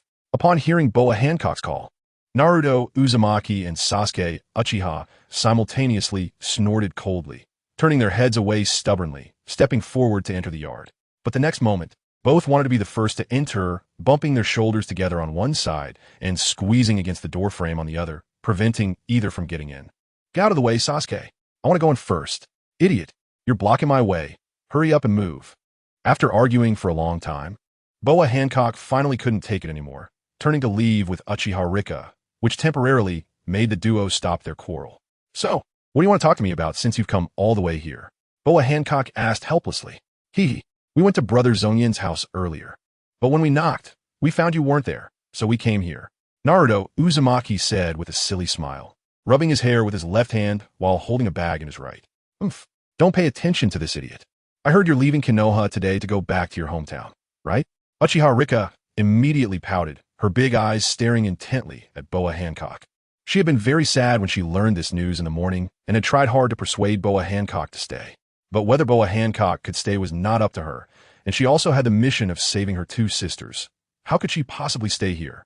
Just when she had finally managed to appease Uchiha Zongsuk's mother during breakfast, now Uchiha Sasuke brought up the little girl's sad matter again. Oh, so you all knew? Boa Hancock reached out and gently rubbed Uchiha Rika's head as a form of comfort, countering the two. Huh, is it really true? Why didn't you tell us you were leaving? Aren't we friends? Naruto Uzumaki widened his eyes and asked. It's just a trip back. I might come back to Konoha again sometime. This was a pretext. Just a moment ago, Boa Hancock said this to comfort the tearful Uchiha Rika. Even so, as friends, we should send you off. Here, this is a gift I prepared for you, a special snack gift pack from Konoha Village. Bought from the store at the Uchiha clan's gate. I had to save up my little allowance to buy this. Naruto Uzumaki proudly presented the bag in his hand to Boa Hancock, a hint of pain flashing across his face. As the Nine-Tails Jinchuriki, Naruto had previously been cared for by Hiruzen Sarutobi, who would give him a little money for meals each month, but it was not much. Plus, due to the villagers' dislike of Naruto, many shop owners were unwilling to sell to him, and even if they did, they would charge him exorbitant prices, making Naruto's life quite difficult. Recently, things had improved a lot since Uchiha Zongyan took over the responsibility of looking after Naruto. Not only did his allowance increase, but under the Uchiha family's protection, no one in the village dared to openly show a bad attitude toward Naruto anymore, let alone speak ill of him. Boa Hancock accepted the bag, feeling it was quite heavy, and a sense of gratitude rose in her heart. Thank you, Naruto. No need to mention it. Naruto, happy, unconsciously let out a catchphrase inherited from his mother, Kushina Uzumaki. This is my gift. I wish you a smooth journey. In contrast, Uchiha Sasuke was more serious, handing over a wooden box wrapped in green cloth. Thank you too, Sasuke. Boa Hancock sincerely thanked him without opening it to see what was inside. These two friends, along with Uchiha Zongyan's family, were the source of warmth she felt after coming to this world and gave her the courage and faith to face difficulties. Well, it's about time. Let us go. After chatting for a while in the yard, Uchiha Zongsuk, looking somewhat unwell, walked over and said to Boa Hancock. Boa Hancock was taken aback when she heard Uchiha Zongyan say, before Zongyan left, he entrusted me to send you away at this time today. Is that all right? So it was the arrangement of the Divine Lord. Boa Hancock understood in her heart. As someone who had been inexplicably brought to this world by a little frog, and who opened her eyes in Uchiha Zongyan's room, she didn't know how she had come here, nor how she was supposed to leave, and could only wait for time to end. If her departure was a sudden disappearance, then it certainly wouldn't be due to vanish in front of Uchiha Zongyan's family and a few friends. So Uchiha Zongyan had entrusted Uchiha Zongyan early on to have his father take Boa Hancock outside the village today to a deserted place to wait for time to reset. and automatically return to the world of One Piece. Yes. Thank you, Zongyan. Thinking of this, Boya Hancock respectfully bowed to Uchiha Zongyan. Don't be so polite, let's go. Uchiha Zongyan waved his hand and walked outside with his hands behind his back, arriving at the gate of Konoha village with 4 kids. After Boya Hancock waved goodbye to her friends, she couldn't help but feel teary-eyed. As Uchiha Zongyan's father, Uchiha Zongyan's reputation was also on file in Konoha village, so the ninja guarding the gate naturally wouldn't stop them, and they smoothly exited the village. Her friends bid her a reluctant farewell as Boya Hancock followed Uchiha Zongyan into the forest. All right, Zongyan told me to just take you here. Uchiha Zongyan stopped and looked down at Boya Hancock, saying, although I don't know why Zongyan would let a little girl walk alone in the forest. He must have his reasons. Can you manage? Yes. No problem, Lord Zongyan. Boya Hancock replied, I am very grateful to your family for taking care of me during this time. I will never forget it. She bowed to Uchiha Zongyan one last time and walked into the forest, quickly disappearing from his sight. Really, I still feel uneasy. I should go take a look. After waiting for a while, Uchiha Zongyan was still worried about a little girl walking alone, so he quickly followed after her. But clearly, after searching for a while, he found nothing. Boya Hancock had already left this world. Chapter 221. I must avenge Lord Raikage. The logistics base of Kumogakure is located within the land of hot water, some distance from the borders of the land of the living. War is no child's play. Even the reckless 4th Raikage, would treat it with caution, as the consequences of defeat are severe. Establishing a logistics base in the land of hot water is also to provide a retreat for the invading Kumogakure forces into the land of fire. Coincidentally, this retreat is now in use. All right, I'm going to see Lord Raikage now. You all go register. Swish, swish, swish. A large group of cloud ninjas appeared at the entrance of the logistics base, led by a young ninja with dark skin and white hair covering one eye, who ordered the ninjas behind him with a hint of urgency in his tone. Lord Darui, we also want to visit Lord Raikage. Yes, how could Lord Raikage be injured? We should go together. I can't rest easy otherwise. Upon hearing Darui's order, the ninjas behind him all spoke up, their faces showing the same impatience and anxiety. After all, that is the 4th Raikage. As the leader of Kumogakure, the 4th Raikage, has a very high reputation in the village, and almost all cloud ninjas regard him as the 2nd, 3rd Raikage, a powerful figure standing at the pinnacle of the ninja world. But now, the sudden news that not only was the military camp guarded by the Two-Tails Jinchuriki ambushed by the enemy, resulting in heavy casualties among comrades and supplies being destroyed, but that the 4th Raikage himself was injured while personally confronting the enemy. This news was like a bolt from the blue, leaving all the cloud ninjas in disbelief. Thus, Darui, who was left behind by the 4th Raikage to lead the mobile unit, hurried back with his team. The voices of his fellow ninjas behind him were noisy, stirring Darui's already irritable emotions. However, he had been trained since childhood, so he managed to maintain his composure at this moment. He took a deep breath, raised his hand sharply, and silenced the chatter behind him. Be quiet. He turned around and scanned the eager faces of his comrades wanting to visit the 4th Raikage, coldly saying, Don't you know Lord Raikage's personality? If we all rush over to see him, he will only see it as pity for him. A Raikage treated that way can really get angry. Do you want to experience the wrath of Lord Raikage? When it comes to understanding the 4th Raikage, Darui ranks high among all of Kumogakure. His threat immediately silenced his comrades, who involuntarily shuddered, recalling the terrifying image of the 4th Raikage in a rage. Understood. Then we will go report first. A bucket of cold water extinguished the flames in their hearts, and the cloud ninjas quickly dispersed. Darui also let out a sigh of relief and quickened his pace toward the temporary hospital, where the 4th Raikage was receiving treatment. Mabu-e. As the secretary of the 4th Raikage, Mabu-e was stationed outside the temporary ward tent. Seeing the familiar figure, Darui called out from a distance. It's Darui. Has your team returned completely? Yes, everyone has been arranged for reporting. Darui nodded. Then a trace of nervousness appeared on his dark face as he unconsciously peered through the tent's gap, seemingly wanting to see the situation inside, and quietly asked, How is Lord Raikage? Mabu-e was aware of the 4th Raikage's importance in Darui's heart. It was a normal reaction for Darui to be so nervous and agitated upon hearing that the 4th Raikage was injured. Gently shaking her head, Mabu-e bit her lip and quietly replied, Not very good. He can't engage in intense battles for at least half a month, and it will take a long time for full recovery. This was the answer given by the medical ninjas accompanying Kumogakure, and Mabu-e had not yet told the 4th Raikage. fearing that he would have an unsettling reaction upon learning this result. "What?" Darui exclaimed, his face showing a furious expression as he gritted his teeth and said, "That damned leaf ninja actually injured Lord Rakage like this. I will never let him go. Absolutely not." Watching Darui's agitated state, Mabu-e sighed softly, stepped forward, and placed her hand on Darui's shoulder, advising, "Don't get worked up. Lord Rakage want to see you like this.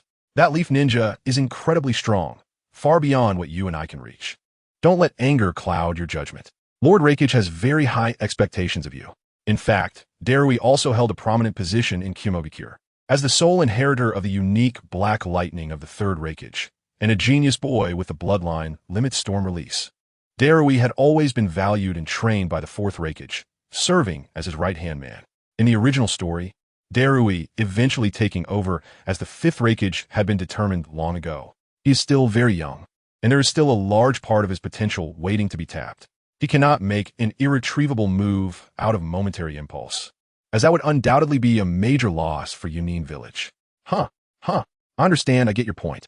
Daluyi's face flushed, and he took a deep breath to suppress his restless emotions, nodding to Mabu-e to show he understood. "Can I see Lord Rakage? Since it's you, Lord Rakage won't refuse. Go in."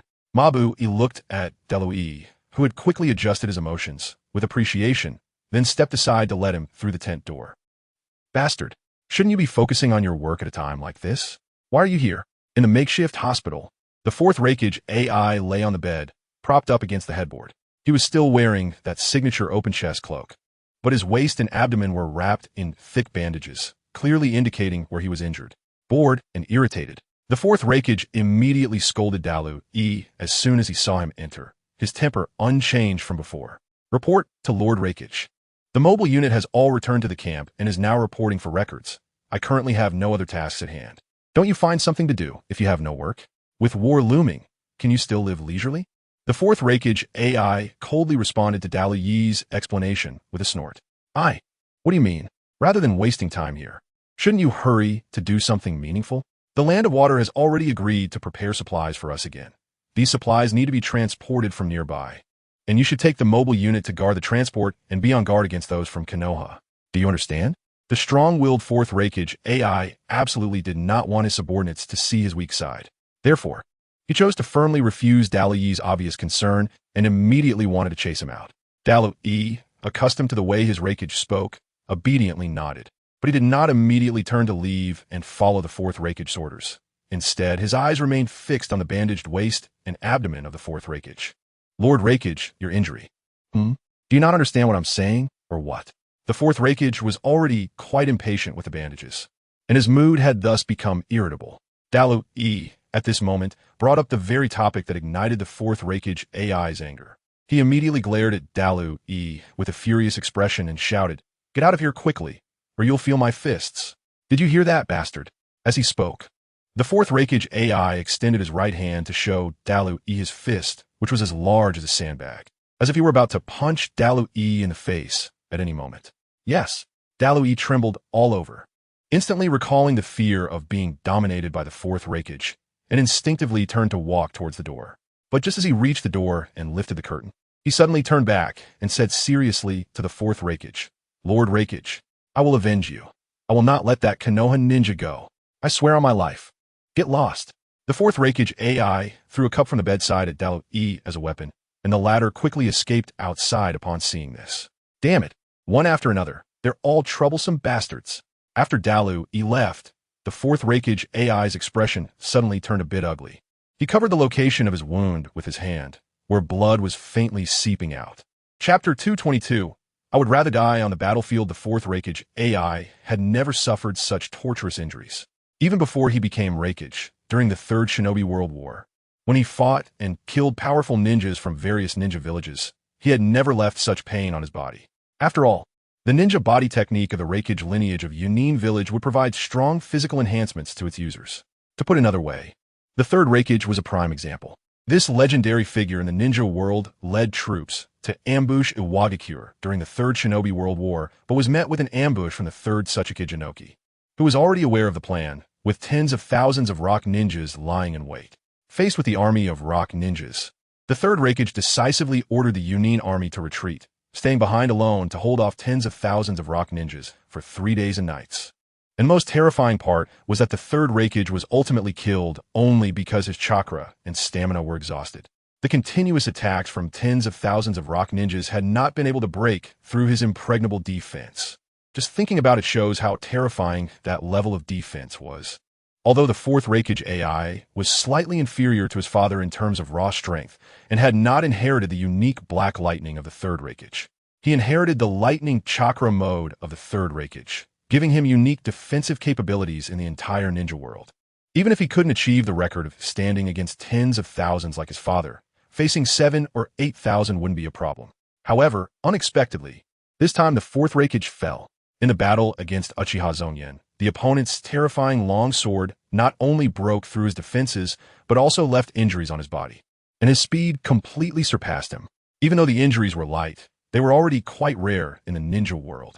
In the final blow, the fourth Raikage AI took a stab to the stomach from the flowing blade of fire while trying to hold Uchiha Zongyan back, allowing Karabi to ambush with a tailed beast bomb. That stab caused the fourth Raikage AI immense suffering. Damn it, what is this strange chakra? This flame-like chakra has been lingering in my body like a guiding ancestor, and I can't disperse it no matter what. If it weren't for this chakra, with my recovery ability, these wounds would have healed long ago. But this time, not only did it not heal, but it also got deeper. The fourth Raikage AI furrowed his brows in annoyance, carefully sensing the strange chakra within him.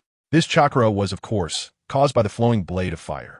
Uchiha Zongyan combined the thunder fruit of annihilating all things with the flame of burning the world, creating the Qingyan, a more powerful creation. Although it was still in a very early stage, Qingyan already exhibited unique characteristics.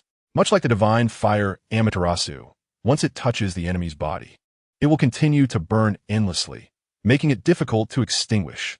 Lord Raikage, is there still no way to deal with that chakra?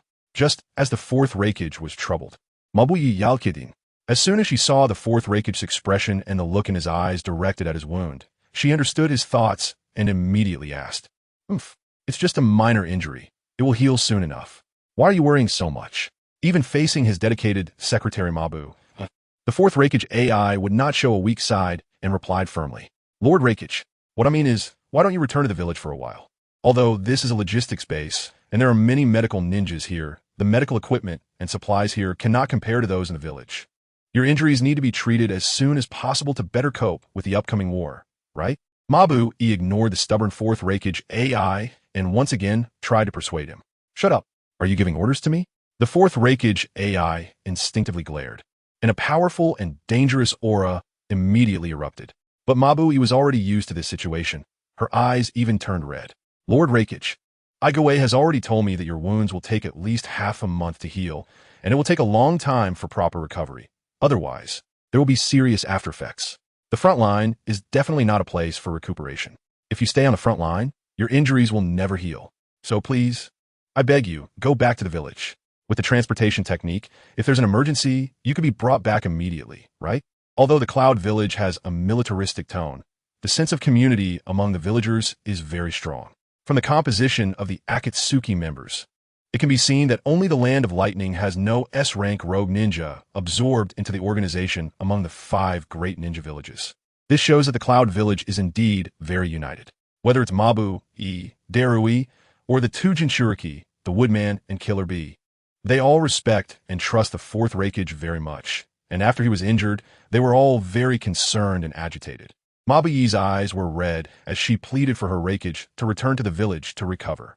The atmosphere suddenly became heavy, and the fourth Raikage A's expression softened, replacing his anger with a different demeanor. Haha, Mabu, who had her head down, suddenly felt a strong and powerful hand patting her shoulder.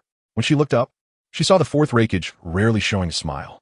Although this smile was awkward, it made Mabu feel very warm. Mabu, thank you for your concern. I understand what you mean. It was very rare for the fourth Raikage to say thank you to Mabu, which surprised her slightly. I also know that returning to the village to recover is the best choice, but I cannot make that choice. I am the fourth Raikage. The war is right in front of us.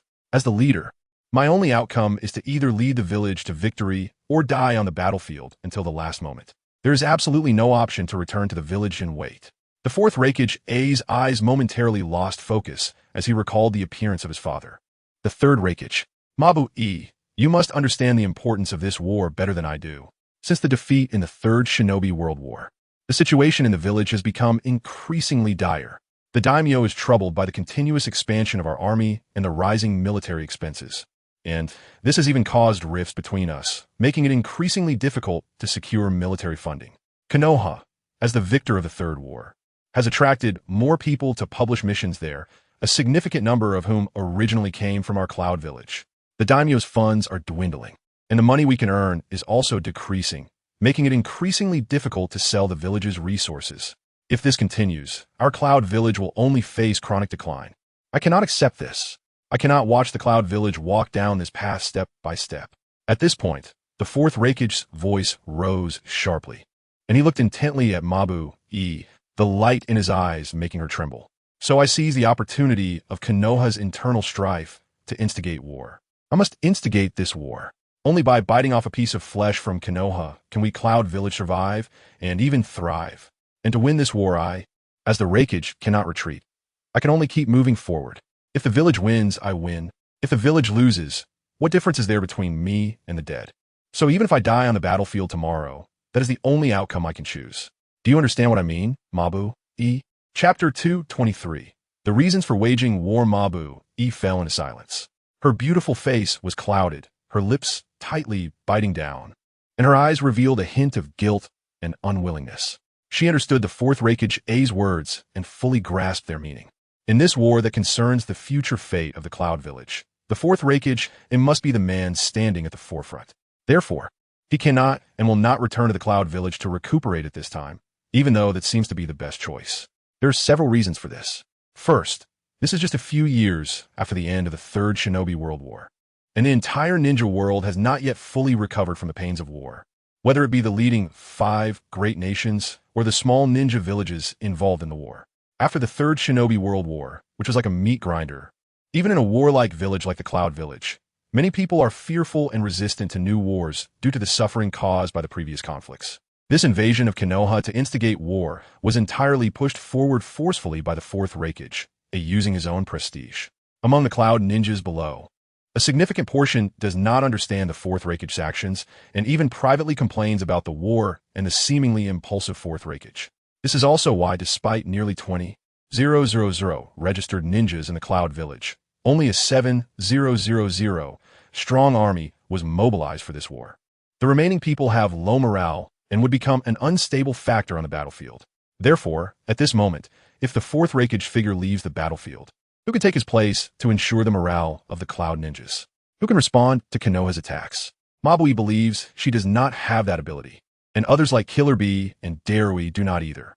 Second, although the Cloud Village has the transportation technique, this ninjutsu requires time to activate and cannot immediately bring the fourth Raikage, who is in the Cloud Village, to the battlefield. Moreover, with Uchiha Zongyan's speed and efficiency in slaughtering Cloud ninjas, if Uchiha Zongyan attacks again while the fourth Raikage is in the Cloud Village recovering, the Cloud ninjas will likely suffer heavy losses. Last time, Uchiha Zongyan killed over 1,000 Cloud ninjas and destroyed the central camp. If such a surprise attack happens 2 more times, then the Cloud Village might as well not continue fighting and directly announce surrender. Third, the most critical point. The pride and responsibility of being the Raikage prevent the fourth Raikage from making the choice to return to the Cloud Village. Just like his father, the third Raikage, who would rather choose to die on the battlefield than live in a cowardly manner when he was ambushed by the rock ninjas. The third Raikage could have chosen to send some Cloud ninjas to hold the rear while he retreated with the other Cloud ninjas, which had a high chance of success. A Raikage who can fight against thousands and has great prestige compared to the lives of hundreds or thousands of ordinary Cloud ninjas. Although the two cannot be compared. If you ask any Cloud ninja, they would likely regard the former as more important. But the third Raikage would not do that, just as the fourth Raikage would not choose that path. A Raikage who does not charge to the front is not a true Raikage. I'm sorry, Lord Raikage. I was too willful. How could I be like this? Ultimately, it is because I am too weak. Weak to the point that I cannot make any contribution on the battlefield and cannot provide even a bit of help to Lord Raikage. Mabu-e sniffled and apologized in a dry voice.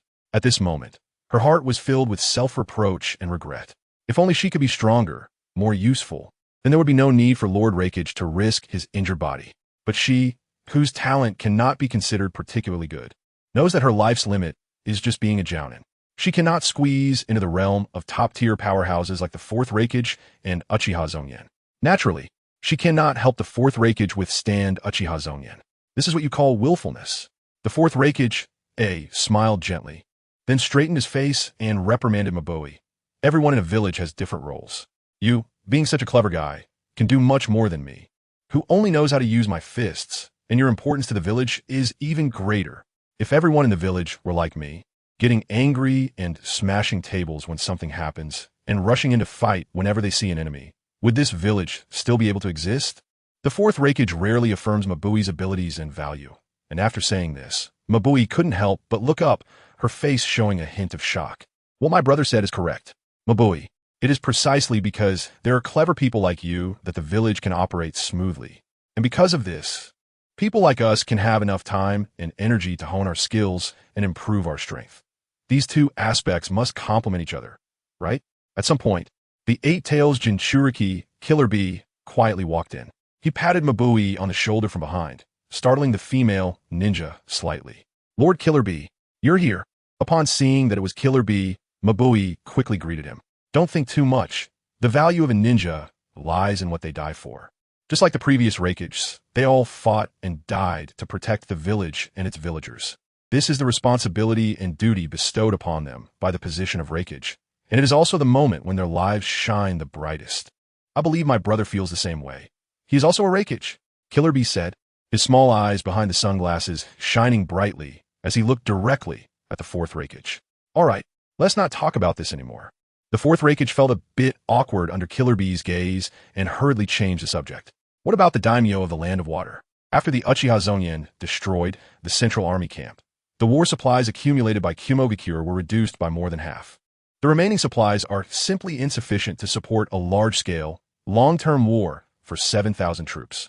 Of course, now there are only 6,000 people left, as 1,000 were killed by Uchiha Zongyan.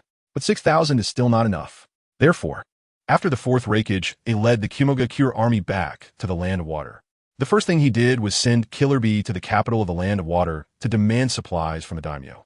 After all, they are now within the borders of the Land of Water, and transporting supplies from the Land of Lightning would be too costly and time-consuming. While it's called a demand, it is actually a threat. With the Kumogakure army stationed in the Land of Water, would the daimyo dare to refuse? The outcome was, of course, predetermined. It wasn't long before the daimyo of the Land of Water agreed to Kumogakure's requests. Killer Bee returned with intelligence from the capital of the Land of Water, and the Fourth Reikage just wanted to clarify some details. Most of the content was already explained in the intelligence. The only point to note is that the daimyo of the Land of Water actually asked for a lion's share. He hopes to collect 5 times the price as compensation after the war victory, with the money allocated from Konoha's war reparations.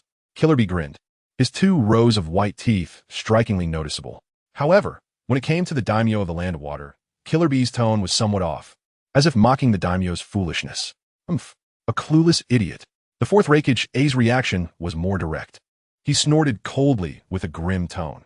Once we win this war and achieve our set goals, obtaining a piece of land from the borders of the Land of Fire, the Land of Water and the Land of Frost in between will become our obstacles. At that time, he will be the one begging me. The goal of Kumogakure in this war is quite simple, consisting of 2 parts. First, to demand money from Konoha, a large amount of money. This money is not only to stimulate the economy of Kumogakure, which is in a downturn, but also to provide funding for future military expansion. Second, to demand the cession of land from the Land of Fire, a piece of fertile land rich in water and grass. As a plateau, the Land of Lightning has very little arable land, and suitable farmland within the Land of Fire is even scarcer. Therefore, in past wars, the main demand for the other lands, such as the Land of Earth, the Land of Lightning, and the Land of Wind attacking Konoha, has always been land. These people are drooling over the riches of the Land of Fire. Chapter 224, Rumors News. In the origins of Uchiha Zongyan, the 3 people in the temporary infirmary finished discussing the situation in the Land of Water. They had almost set the outcome for the Land of Water early on. The daimyo of the Land of Water probably never expected it. Since the daimyo of the Land of Water is willing to help us gather supplies, the pressure on our side has been greatly reduced. Darui has already been dispatched. He is leading a mobile unit to ensure the safety of the supply line, guarding against sneak attacks and disruptions from Konoha ninjas. The fourth Raikage's expression became solemn as he spoke about serious matters, completely different from his earlier demeanor. But I am currently injured, so the probing and encroachment on the front lines should be temporarily halted. Killer B, you are responsible for commanding at the front line to prevent that Konoha ninja from using the same trick again. Mabui, you coordinate in the center. As he spoke, the fourth Raikage's face twisted into a cold smile. However, that guy was hit by Killer B's tailed beast ball. Even if he doesn't die, he should be seriously injured, and his recovery time will definitely be much longer than mine, so we don't need to worry about him attacking again for the time being. In his eyes, Uchiha Zongyan, whose physical strength is far inferior to his own, managed to survive a hit from tailed beast ball and escape. It would be quite remarkable, and it is impossible for him to recover in a short time. This way, even though he was injured, being able to take out an unfamiliar strong enemy from Konoha is also a very good outcome. By the way, speaking of that guy, when I went to the capital of the Land of Water this time, I heard quite a few rumors. Killer Bee suddenly seemed to remember something and immediately spoke up. What rumors? It's about that Konoha ninja. I heard he seems to be the catalyst for this Konoha civil war. Hurry up and tell me everything you know. Don't leave out any details. Upon hearing this, the fourth Raikage straightened his body, eager to hear more. Mabui beside him was the same, her face showing curiosity along with hatred for Uchiha Zongyan. That guy is named Uchiha Zongyan. He is a member of the Uchiha clan in Konoha. I heard that not long ago. He was still a student at the Ninja Academy, showing no extraordinary talent or abilities, and his parents were ordinary chunin, usually among the most marginalized figures in the Uchiha clan. Killer Bee rubbed his chin, trying hard to recall the information and rumors he had heard. This kid seemed to have suddenly popped up. Just the day before, he was a well-behaved student at school, and the next day, he returned home carrying the head of Uchiha Itachi, the son of the Uchiha clan leader who was quite famous. After that, the furious Uchiha clan leader, whose son had been killed, fought Uchiha Zongyan and was also defeated. Upon hearing this, the fourth Raikage's body shook, his eyes flashing with sharpness. Do you know what you were saying? Just the day before, he was a student, and the next day he killed Uchiha Itachi and defeated Uchiha Fugaku? These two are a new genius in Konoha who broke the graduation record of the Ninja Academy, and the other is the clan leader of a prestigious family, who made quite a name for himself during the Third Shinobi World War. Are you sure these two were both defeated by Uchiha Zongyan, a mere Ninja Academy student? Azabu also showed a shocked expression and asked in disbelief, that Uchiha Itachi? Our village's Umbu has dealt with him a lot and lost many skilled ninjas at his hands. According to the analysis department's report, although Uchiha Itachi is still young, his strength has already reached the level of an elite J-nin. If he continues to grow, it's only a matter of time before he becomes a Kaga-level ninja. How could such a person be killed by a student from the Ninja Academy? Beheaded. As the personal secretary of the fourth Raikage, Azabu handles many matters in Kumogakure, since the fourth Raikage doesn't like dealing with busy government affairs. She has read all the reports from the Umbu and the analysis department, so she naturally knows about the rising star Uchiha Itachi from Konoha. This young man, who has immense potential and is destined to become a new pillar of Konoha, has actually died like this. Karabi looked at the two with a hint of confusion, surprised by their doubts, and said with a pout, "Did you forget something? That Uchiha Zongyan just recently killed so many of our people and even injured my brother. For someone like him, killing Uchiha Itachi and defeating Uchiha Fugaku is nothing to be surprised about. Could it be that these two are stronger than my brother?" This statement was like waking someone from a dream. The fourth Raikage and Azabu finally came to their senses. Yes, the strength that Uchiha Zongyan has displayed clearly exceeds the level of Uchiha Fugaku and Uchiha Itachi. Someone who can trade blows with the fourth Raikage and even injure him must be a strong ninja of the level of a village leader. And those two Uchiha, no matter how strong they are only elite J-nin, completely not on the same level. All right, I was indeed too surprised. Azabu thought to herself, feeling apologetic as she nodded at Karabi. Okay, enough chit-chat, let's continue. The fourth Raikage didn't think he had said anything wrong, glaring at Karabi to urge him on. Later, Uchiha Zongyan established his status and reputation within the Uchiha clan through these two incidents. Moreover, due to the pressure and weakening from the Konoha side, led by the third Hokage Hiruzen Sarutobi, there had been significant conflicts between the two sides, which only intensified. Uchiha Zongyan took advantage of this opportunity to lead the Uchiha clan's ninjas to surround the Hokage building, confronting the Konoha ninjas led by the third Hokage. Unfortunately, they did not engage in a large-scale battle. They only killed an elder, Shimura Danzo, and eliminated the forces under him. which did not result in much loss for Konoha's overall strength. Kurabi felt a bit unwilling at this point, as if he wished for the Uchiha clan and Konoha to engage in a life-and-death struggle. Upon hearing this, the fourth Raikage's gaze flickered, faintly sensing something amiss. Azabu-e also reacted, widening her eyes to look at the fourth Raikage. "Brother, Azabu-e, what's with your expressions? What suddenly happened?" Kurabi asked, looking at the two, who seemed a bit strange. As the Jinchuriki of the Eight Tails, he usually doesn't participate in high-level meetings in Kumogakure and has no real power. Therefore, he was unaware of the fourth Raikage's decision to start a war after receiving intelligence about the Konoha Civil War. "Azabu-e, could this be a plot by Konoha?" After a long time, the fourth Raikage finally asked with difficulty, his face alternating between green and white. "Raikage-sama, it's still uncertain whether the rumors that Kurabi-sama heard are true or not. Moreover, I personally think that no matter what, Konoha wouldn't go so far as to use a genuine civil war as bait to lure us into war, right? Even if they could use unexpected strength to win the war, what benefits would they gain?" Seeing the fourth Raikage's self-doubting expression, Azabu-e quickly spoke up to comfort him. Indeed, the fourth Raikage finally felt relieved and nodded, letting out a sigh. If this really was a deception by Konoha's plot, and he, the fourth Raikage, was like a fish caught on a hook, then Kumogakure might suffer heavy losses, a result he could never accept. However, Raikage-sama, I've noticed a problem. The rumors Kurabi-sama mentioned haven't even been reported back by our spies in the Land of Fire and Konoha. How could they suddenly appear in the capital of the Land of Water? How could Konoha allow such intelligence to spread? Azabu-e questioned.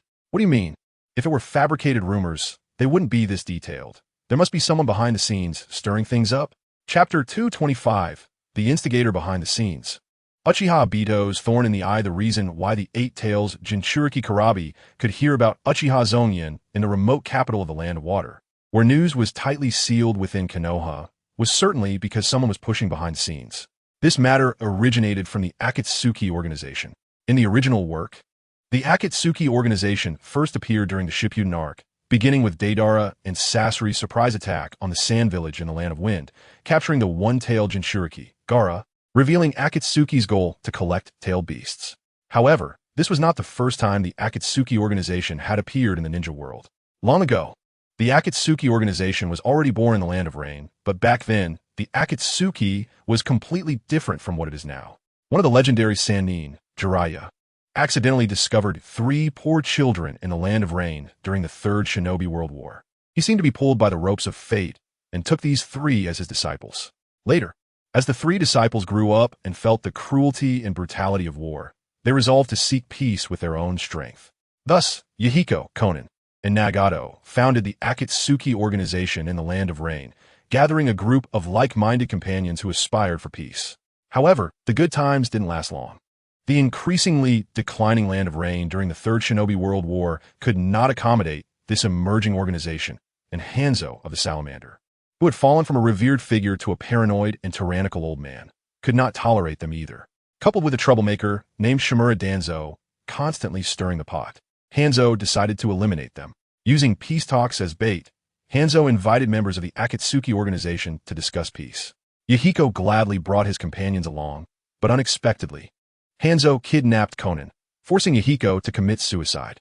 Yahiko was a bit too idealistic. To put it bluntly, he was a bit foolish and really did take his own life.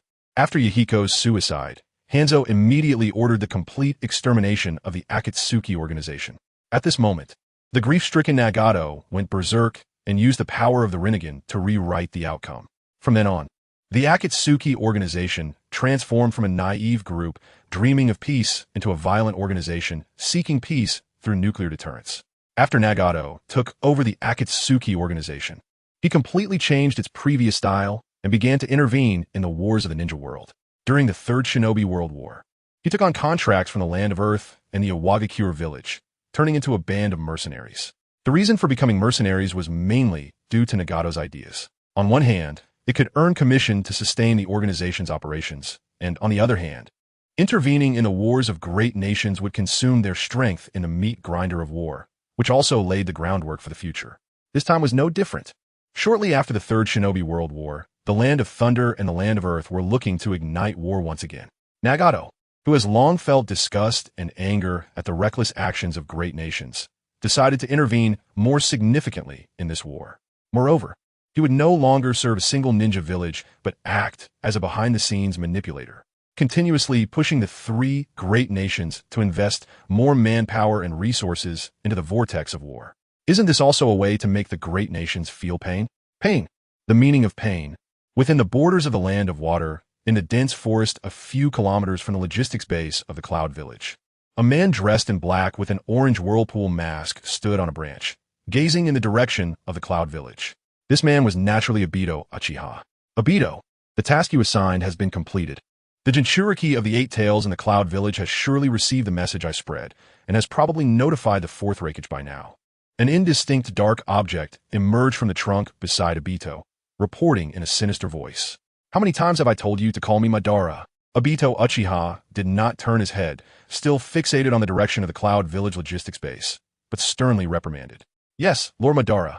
Black Zetsu lowered his head helplessly, respectfully addressing him as Lord, but what he truly thought remained unknown. After a moment of silence, Obito did not continue speaking, and Black Zetsu could only ask again. Lord Madara, isn't T-Pain's action this time a bit too hasty? Deeply intervening in this war increases the risk of exposing the Akatsuki's intelligence. Instead of taking actions that are not particularly meaningful at this moment, it would be better to continue lying low and wait for an opportunity, right? Black Zetsu was actually quite dissatisfied with Pain's command, but he was merely the embodiment of Obito Uchiha's will and could not have his own will and opinions. Everything had to obey Obito's arrangements. Since Obito did not voice opposition, he had no grounds to disagree either. However, as the greatest filial son in the ninja world for 1,000 years, Black Zetsu was solely focused on rescuing his mother, Kagaya Otsutsuki, from her seal, pouring all his efforts and goals into the Eye of the Moon plan. Nagato's reckless actions now could very likely lead to the premature exposure of the Akatsuki, which would be detrimental to future operations. I had thought the same before, but after careful consideration, I still did not speak out to stop Pain. Obito Uchiha shook his head and explained calmly, on one hand, our relationship with Pain is merely a cooperative one. If he is determined to act, I cannot stop him. It would only deepen the rift between us. We still need him now and cannot act too early. On the other hand, although there is some risk, we are only sending a few ordinary members to do the work. Our goals and Pain's goals will not be exposed, so there is no need to worry too much. As he spoke, a glimmer of light flashed in the only visible eye of Obito Uchiha. Moreover, I have a strange feeling right now. That boy named Shin Uchiha may very well become a variable. The best way to handle this variable is to resolve it as soon as possible so that it does not affect our plans. Once everything's settled, Obito would naturally know the final outcome of the Konoha internal conflict. Once he received this information, he realized he had been played by Shin Uchiha. Originally, Obito had agreed to help Shin Uchiha deal with Danzo Shimura just to push him to take action, hoping that the Uchiha clan could engage in a mutual destruction with the Hokage faction, greatly depleting Konoha's strength. However, unexpectedly, that immature boy actually used him. Although war did indeed break out in the end, it hardly escalated. Only Danzo Shimura and the root ninjas under him died. Everyone else remained alive. Even the defeated third Hokage, Hiruzen Tsurutobi, did not die, but ended up with a closed-door reflection as his outcome. As a result, Konoha's strength not only did not weaken, but even grew stronger due to the reconciliation between the Uchiha clan and Konoha, which had previously been at odds with each other. This infuriated Obito Uchiha, as he had become a stepping stone for the younger generation of his own clan. TSK. What variable? It was just that he had been toyed with by Shin Uchiha, feeling quite embarrassed. A Uchiha who hasn't even awakened the Sharingan can be considered a variable? Black Zetsu lowered his head, a trace of disdainful laughter flashing across his strange face. In the eyes of this great filial son who had survived for thousands of years, the power displayed by Shin Uchiha was still far from sufficient. Over the past 1,000 years, he had witnessed too many heroes in the ninja world rising and falling. Those strong enough like Hashirama Senju and Madara Uchiha, who were almost at the Sage of Six Paths level, and even those slightly inferior must be like Nagato, who possessed the Rinnegan, completely transcending the realm of ordinary ninjas. Only those with such power can be called variables. Shin Uchiha was still far from enough. That is true. However, on the surface, Black Zetsu still nodded in agreement and then asked, so what do we do next? Upon hearing this, Obito Uchiha's ugly face under the mask curled into an ugly smile, and he said mockingly, Of course, we wait for the right moment. Neither side has truly engaged in battle yet. When they reach a point of life and death, that's when we make our appearance. It's also when I come to collect debts from that kid. Chapter 216. Another battlefield on the northwestern border of the Land of Fire. The Konoha ninja army was stationed here. In the camp, various tents were neatly arranged, and many Konoha ninjas moved among them, fulfilling their tasks. This was the army led by Hinata Hizashi, the new 5th Hokage of Konoha, sent to resist the invasion of a Wagakure from the Land of Earth. Unlike the situation on the northeastern border, the pressure on the Konoha army here was much less. On one hand, their mission was simply to defend. As long as they did not allow a Wagakure's army to break through this line of defense, they would achieve victory. On the other hand, it seemed that a Wagakure did not show much enthusiasm for this war, having only sent small-scale ninja units for harassment and intelligence warfare during this period. Small-scale skirmishes could occur at any time, but would not cause significant damage. In a large tent at the center of the Konoha camp, 5th Hokage Hinata Hizashi sat in the upper position, with his younger brother, who was also the current Hokage's secretary, Hinata Hayashi, standing behind him. To the left and right of Hizashi sat the clan heads Narashiko, Yamanaka Inoichi, Akimichi Seitze, and Aburame Shibi, along with jonin from Konoha, such as Narashikaku, Inazuka Kiba, and Yuhi Kurenai. Although Konoha was splitting its forces this time, many of the stronger elite units were assigned under Hinata Hizashi's command. After all, he was the current Hokage, and the strength of the Uchiha clan alone was much greater than that of these ninja clans combined. Moreover, most importantly, these ninja clans had developed the habit of depending on the Hokage over the years. The Inazuka, Nara, and Akimichi clans had operated this way ever since joining Konoha. They depended on the 3rd Hokage during his reign, became the right-hand men of the 4th Hokage when he came to power, and once the 4th Hokage sacrificed himself, they immediately turned into loyal dogs of the 3rd Hokage upon his return. This was determined by the habits of the clans, and was the survival wisdom that the smaller ninja clans had accumulated over the years. As for the Konoha jonin like Narashikaku, they carried the direct label of the Hokage faction, and even if the 3rd Hokage was no longer in power, they would never turn to Shin Uchiha's side. Hyuga Hizashi took the stage, and they naturally came to rely on him. Everyone had seen the intelligence sent by clan leader Zongyan from the northeastern border. With such impressive achievements, it is believed that we need not worry about the situation in the northeast. Clan leader Zongyan will surely deliver a remarkable result for us, and for Konoha. Hyuga Hizashi put down the intelligence scroll in his hand, unable to suppress the excitement and joy that surfaced on his face. Even as the leader of the traditionally rigid Hyuga clan, he could not contain his inner emotions at this moment and express them openly. As allies, the Hyuga and Uchiha clans were currently in the early stages of a honeymoon period, with their interests intertwined, and this war concerned the safety of the entire Konoha village.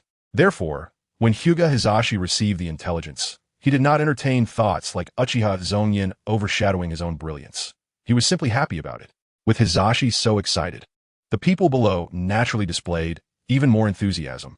It was hard to believe that clan leader Zongyan had already achieved this level. The Two Tails Jinchuriki from the Cloud Village and the 4th Raikage were both renowned powerhouses, yet they were defeated by clan leader Zongyan. Narashikaku was the first to speak, his face filled with admiration. That's right. Although I knew clan leader Zongyan was strong, I never imagined he would be this strong. It's almost unfair. The faces of those Cloud Shinobi must be turning green. Inazuka Kiba laughed heartily, seemingly picturing the green-faced Cloud Shinobi in his mind. Indeed, that's impressive.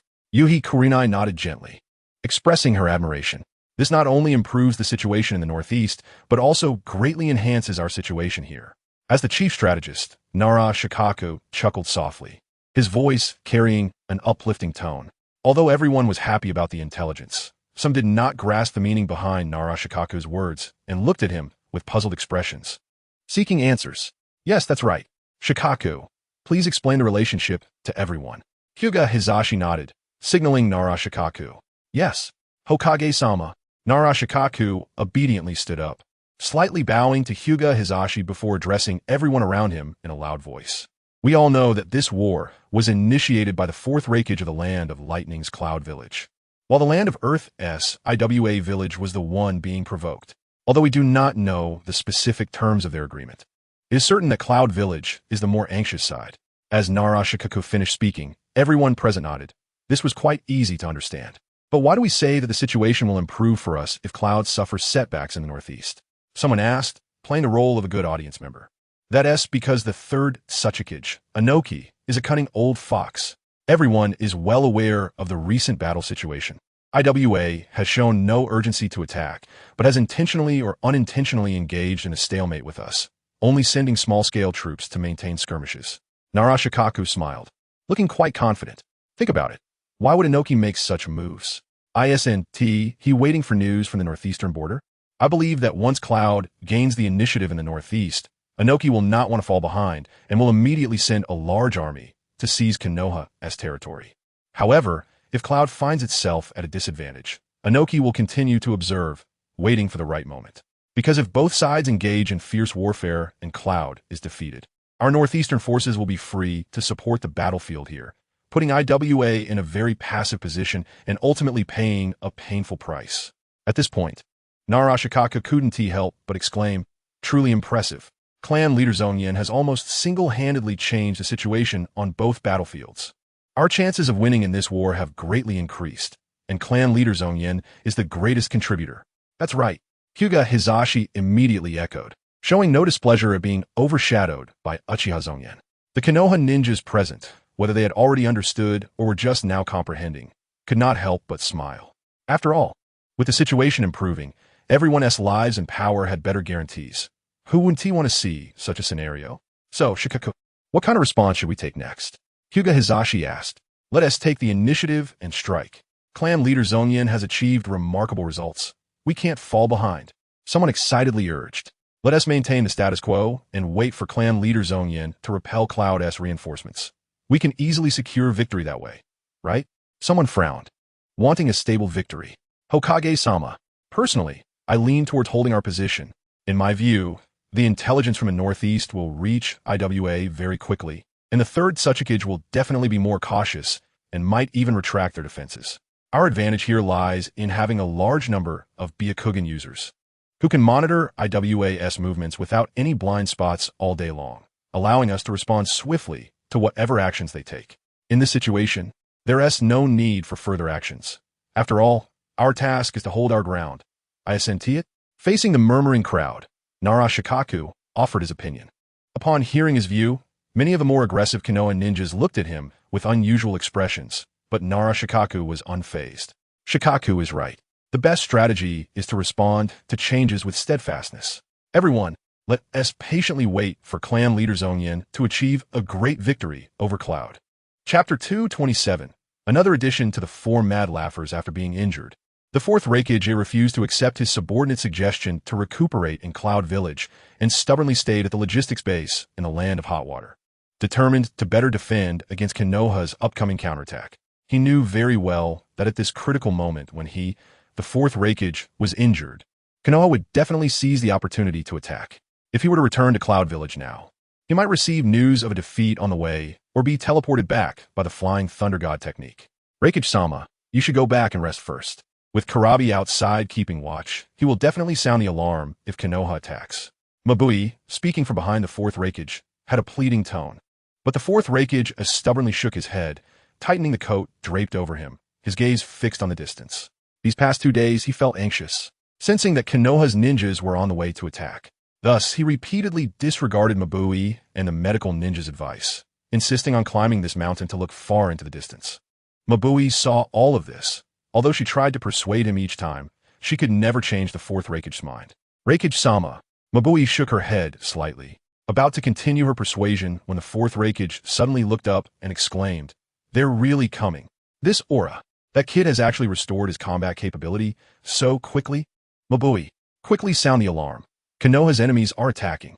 The fourth Reikage sensed a familiar chakra fluctuation rapidly approaching from a distance.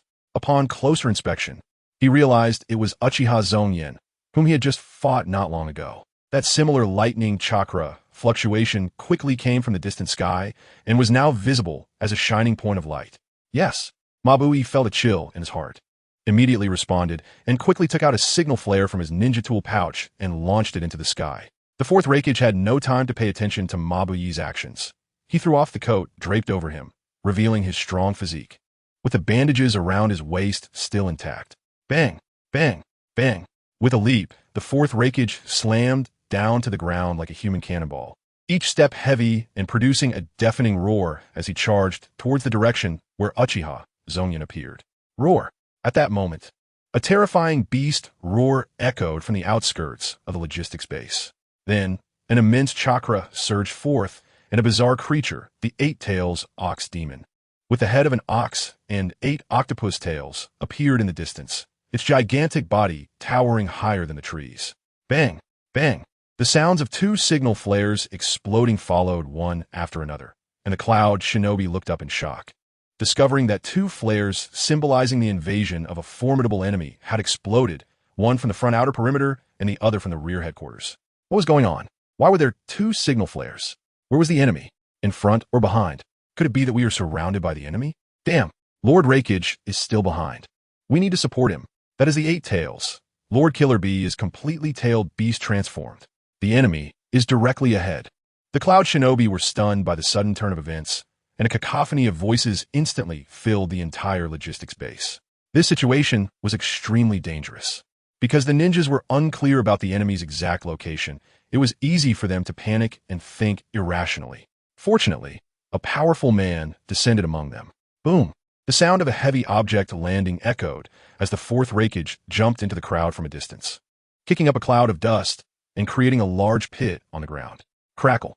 The 4th Raikage burst forth with dazzling electric light, wild lightning coiling around his entire body, his hair and beard standing on end, exuding an intimidating presence as he shouted to the surrounding cloud shinobi. The enemy is right ahead. Follow me and tear them apart. Yes, Lord Raikage. The appearance of the 4th Raikage gave all the cloud shinobi present a sense of reassurance, and the previously chaotic emotions instantly dissipated. With a mighty force, under the leadership of the 4th Raikage, the cloud shinobi marched forward together. Roar! The fully tailed beast transformed 8 Tails Jinchuriki, Killer Bee, gathered energy, launching a massive tailed beast ball towards Uchiha Zongyan in the sky. Whoosh! Uchiha Zongyan deftly dodged with a shunshin. Not even a strand of hair touched. Killer Bee, it seems you haven't learned your lesson at all. Without the 4th Raikage's assistance, your tailed beast ball could never hit me. Don't you understand that yet? The wind pressure generated by the tailed beast ball made Uchiha Zongyan's black hair flutter, and he coldly mocked Killer Bee. Clad in bright red armor and wielding a long black sword, Uchiha Zongyan appeared completely unscathed, just like last time. Roar! The response to Uchiha Zongyan was an angry beast roar. Seeing that he could not harm Uchiha Zongyan, Killer Bee quickly turned to continue using the tailed beast ball, this time targeting the rapidly approaching Konoha ninjas. Susanoo. In the next moment, among the rushing Konoha army, a middle-aged man with black hair and black eyes suddenly froze, his eyes quickly transforming into a pair of shurikens with black lightning on the edges. This man was Uchiha Fugaku, who had come to the battlefield to fulfill his corresponding duties. As he activated his Manjiki Sharingan, a massive chakra surged forth, and within seconds, a giant warrior like Susanoo took shape, appearing on par with the fully tailed beast transformed 8 Tails Jinchuriki, Killer Bee. Long live Lord Zongyan. Long live Lord Fugaku. We are bound to win this war. Is this the power of the Manjiki Sharingan? It's truly terrifying. Charge forward. Annihilate them. The Konoha ninjas. Witnessing Uchiha Zongyan deftly evade the tailed beast ball and Uchiha Fugaku's Susanoo transforming into a humanoid giant, immediately erupted with excitement. The morale on the Konoha side surged, and everyone embraced the belief of inevitable victory. Come on, stupid beast. Submit before the Manjiki Sharingan. Any resistance before these eyes is futile. For some reason, Uchiha Fugaku, usually a serious and stern middle-aged man, became brazen and began mocking Killer Bee loudly after using the Manjiki Sharingan and Susanoo. This must be the legacy within the Uchiha clan's bloodline. At the very least, the 4 madmen now had to add Uchiha Fugaku to their ranks. Chapter 228. Devour Everything. Fiery Hell. Susanoo is a unique ability of the Uchiha clan, derived from the Sharingan evolving into Manjiki Sharingan, existing in the form of ocular techniques. Every Uchiha who awakens the Manjiki Sharingan will naturally learn to use this ocular technique. However, each Uchiha's Susanoo takes on a different form. For example, Madara Uchiha's Susanoo is blue, has 4 arms, and wields long swords. Sasuke Uchiha's Susanoo is dark purple, armed with a bow and arrows, and its complete form transforms into 2 long swords. Itachi Uchiha's Susanoo is red. Notably, the weapons used by Itachi Uchiha's Susanoo seem to have significant origins. In his left hand, the Yata mirror, and in his right hand, the Tatsuka blade, are legendary artifacts from the Neon mythos, and they're not inherently part of Itachi Uchiha's Susanoo, but obtained from some source, though there are no relevant descriptions. Lastly, as the father of the two brothers, Fugaku Uchiha's Susanoo is orange, a warm color. When Fugaku Uchiha activates his ocular power to evolve Susanoo to its third stage, the complete form, a tall giant appears before both armies. The Susanoo, radiating orange light, carries a massive shield but wields no weapons. Quite interesting. Uchiha Zongyan, floating in midair, looked at the Susanoo that was almost high enough to reach him and found it very intriguing. Uchiha Fugaku, Uchiha Itachi, and Uchiha Sasuke. The three of them each have their own persistence and thoughts. This can be clearly seen just from the appearances of their Susanoo. The Sharingan, as the eye that reflects the heart, can always prominently display the personality traits of its wielder. In the original work, Itachi Uchiha is a contradictory person.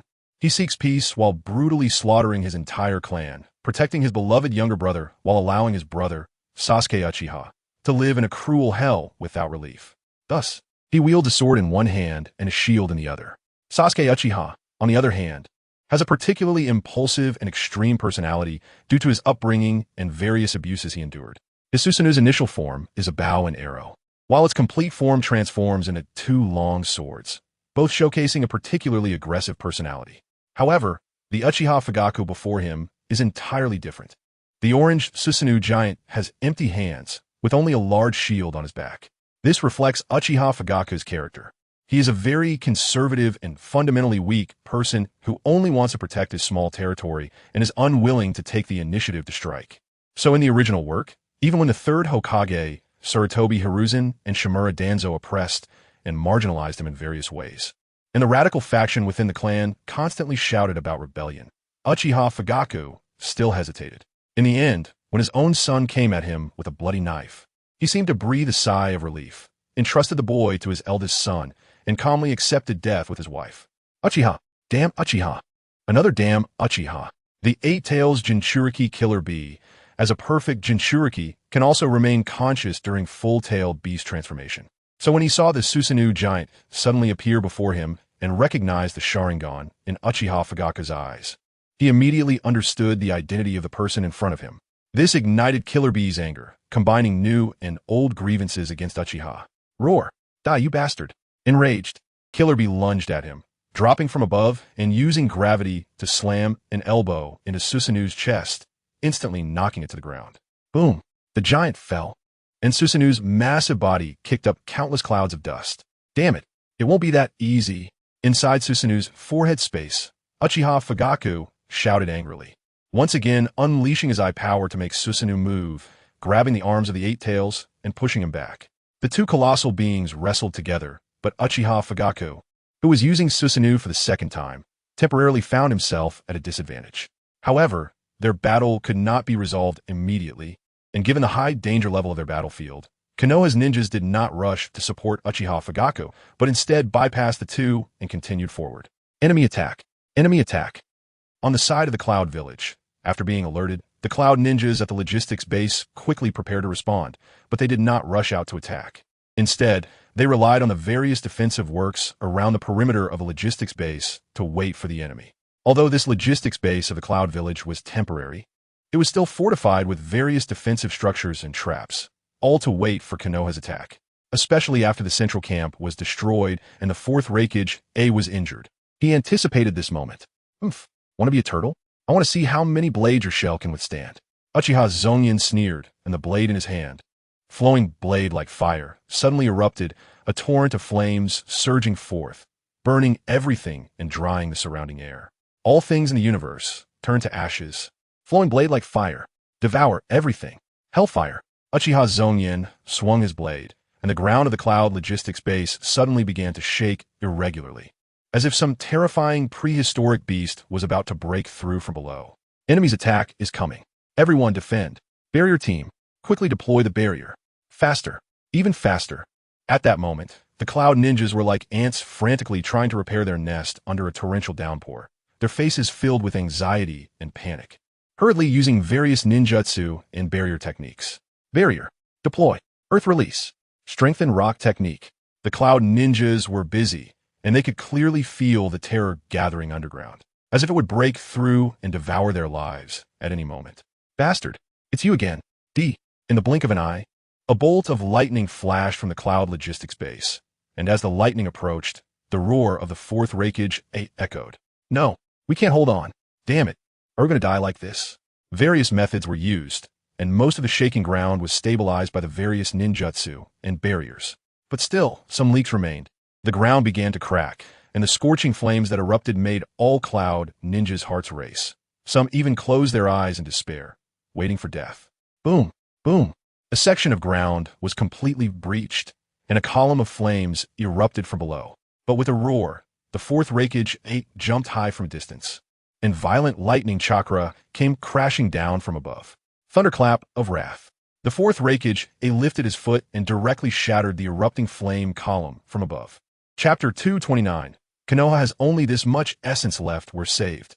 That scared me to death. I thought I was going to die. Long live Reikage-sama.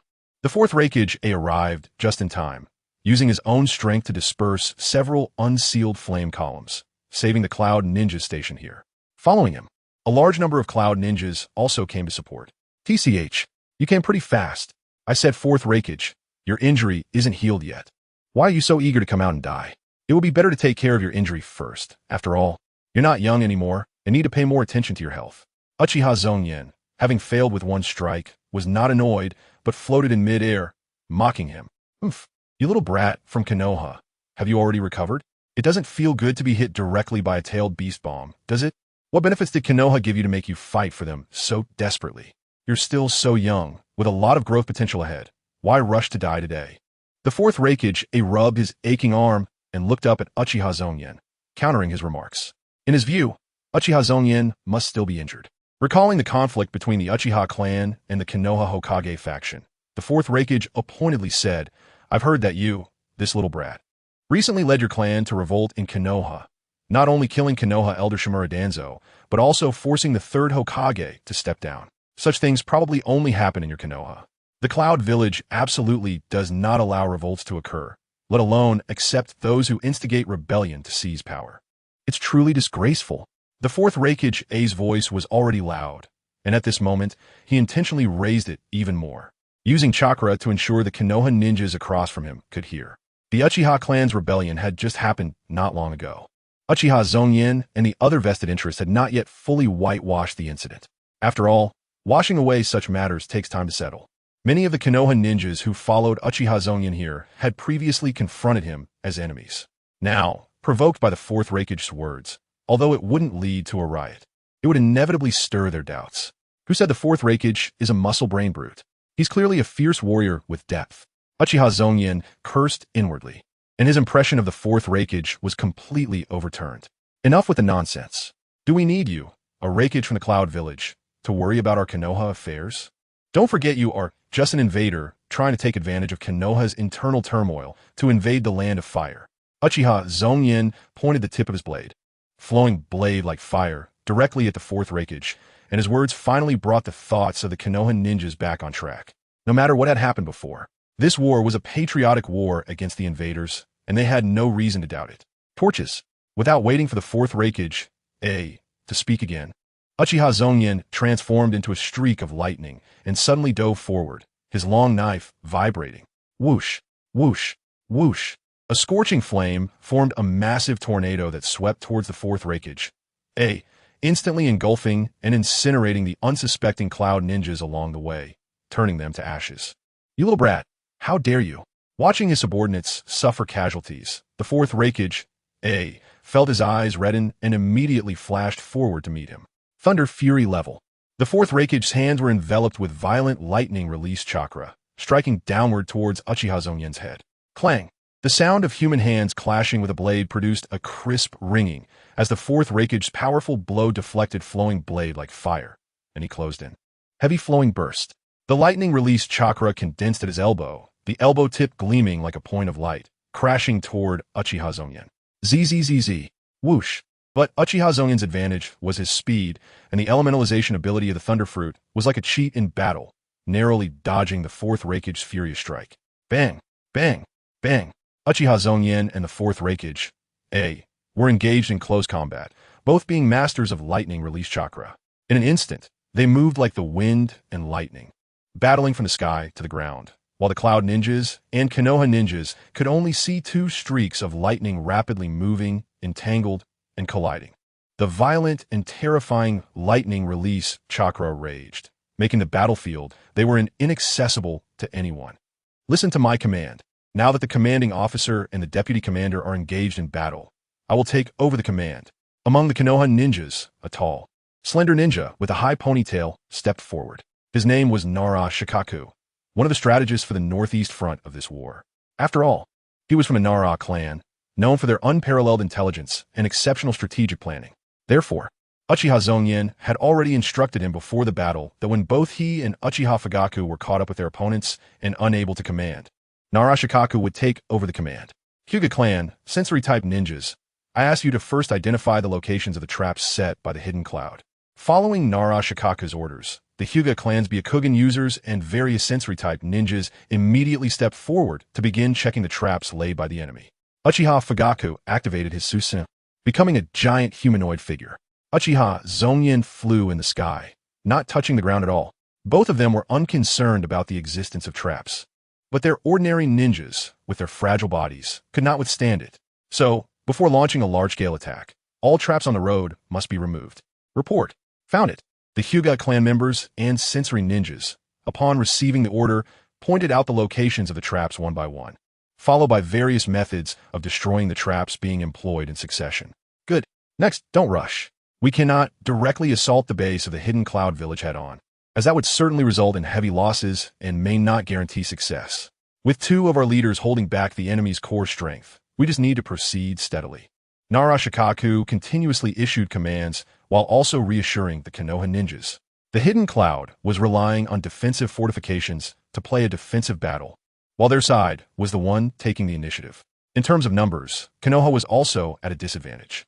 If they rashly pushed forward with their army, they would definitely not be on the advantageous side. So, they still had to wait and see the outcome of the battle between the two leaders. Konoha only had this little elite force left. They could not afford to waste it in such a meaningless war. Nara Shikaku helplessly glanced at the battlefield still producing massive sounds nearby, then looked up at the two fighting in the distance, silently contemplating. Chapter 230. Armed color hockey. In any world with extraordinary power, the gap between the upper and lower limits of individual martial strength can be very large. The strong can move mountains and fill seas, while the weak are even inferior to ordinary people on Earth. At least most Earthlings can have enough to eat. While in the extraordinary world, for commoners, being able to eat enough is considered a prosperous era. It's the same in the world of Naruto. Strong characters like Senju Hashirama and Uchiha Madara directly dominated their generation, making others afraid to look up. Even above them, there are extraterrestrial beings like the Otsutsuki family, possessing world-destroying powers. And below them, the commoners in a feudal society not only suffer from poverty, but also endure various unbearable hardships. Among the ninjas in the armies of the Hidden Cloud Village and Konoha Village, although each is countless times stronger than ordinary civilians. In front of the four shadow-level powerhouses, Uchiha Zongyan, the fourth Raikage, Uchiha Fugaku, and the Eight Tails Jinchuri, they are still very inadequate. Not only can they not intervene in the battle of these four, but they must also stay far away to avoid being affected. This is the power of shadow-level strongholds. It was said that the third Raikage fell into an ambush by the Rock Village and fought against tens of thousands of rock ninjas for 3 days and nights to protect his subordinates, only to die from exhaustion in the end. And the key is that it wasn't because he was surrounded by rock ninjas that he couldn't break out, but because the third Raikage held off tens of thousands of rock ninjas to allow his subordinates to escape.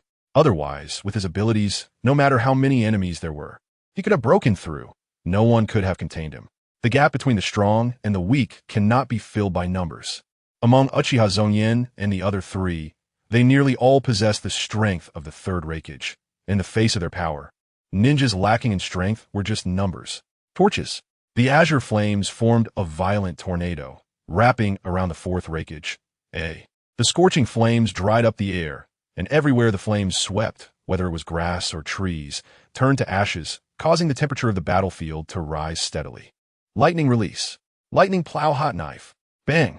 With an explosive sound that could burst eardrums, the fourth Reikage, enveloped in lightning release chakra, roared and smashed the tornado condensed before him with a knife hand strike. Then he moved like a flash of lightning, quickly closing in on Uchiha Zongyan and delivering a fierce elbow strike. Heavy flowing burst. Fire rejection. Uchiha Zongyan activated flowing blade like fire, bursting forth azure flames and forming a ring of fire.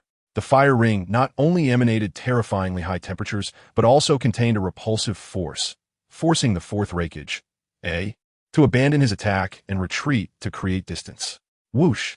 Fourth Reikage, you are the most troublesome opponent I have ever encountered since I started my journey. Fighting you is truly an exhilarating experience. I'm almost reluctant to kill you now. As the fourth Reikage retreated, Uchiha Zongyan did not immediately pursue, but instead let out a breath and smiled. This was a sincere thought. The fourth Reikage's fighting style was straightforward, lacking any flashy ninjutsu, genjutsu, or ocular techniques, relying solely on solid taijutsu. Fighting such a strong opponent was very beneficial for Uchiha Zongyan's battle experience. After all, the abilities he had obtained, the Thunder Fruit and Flowing Blade like fire, though both had very powerful techniques, leaned more towards hard-hitting close combat most of the time. Are all the ninjas from the Uchiha clan this foolish?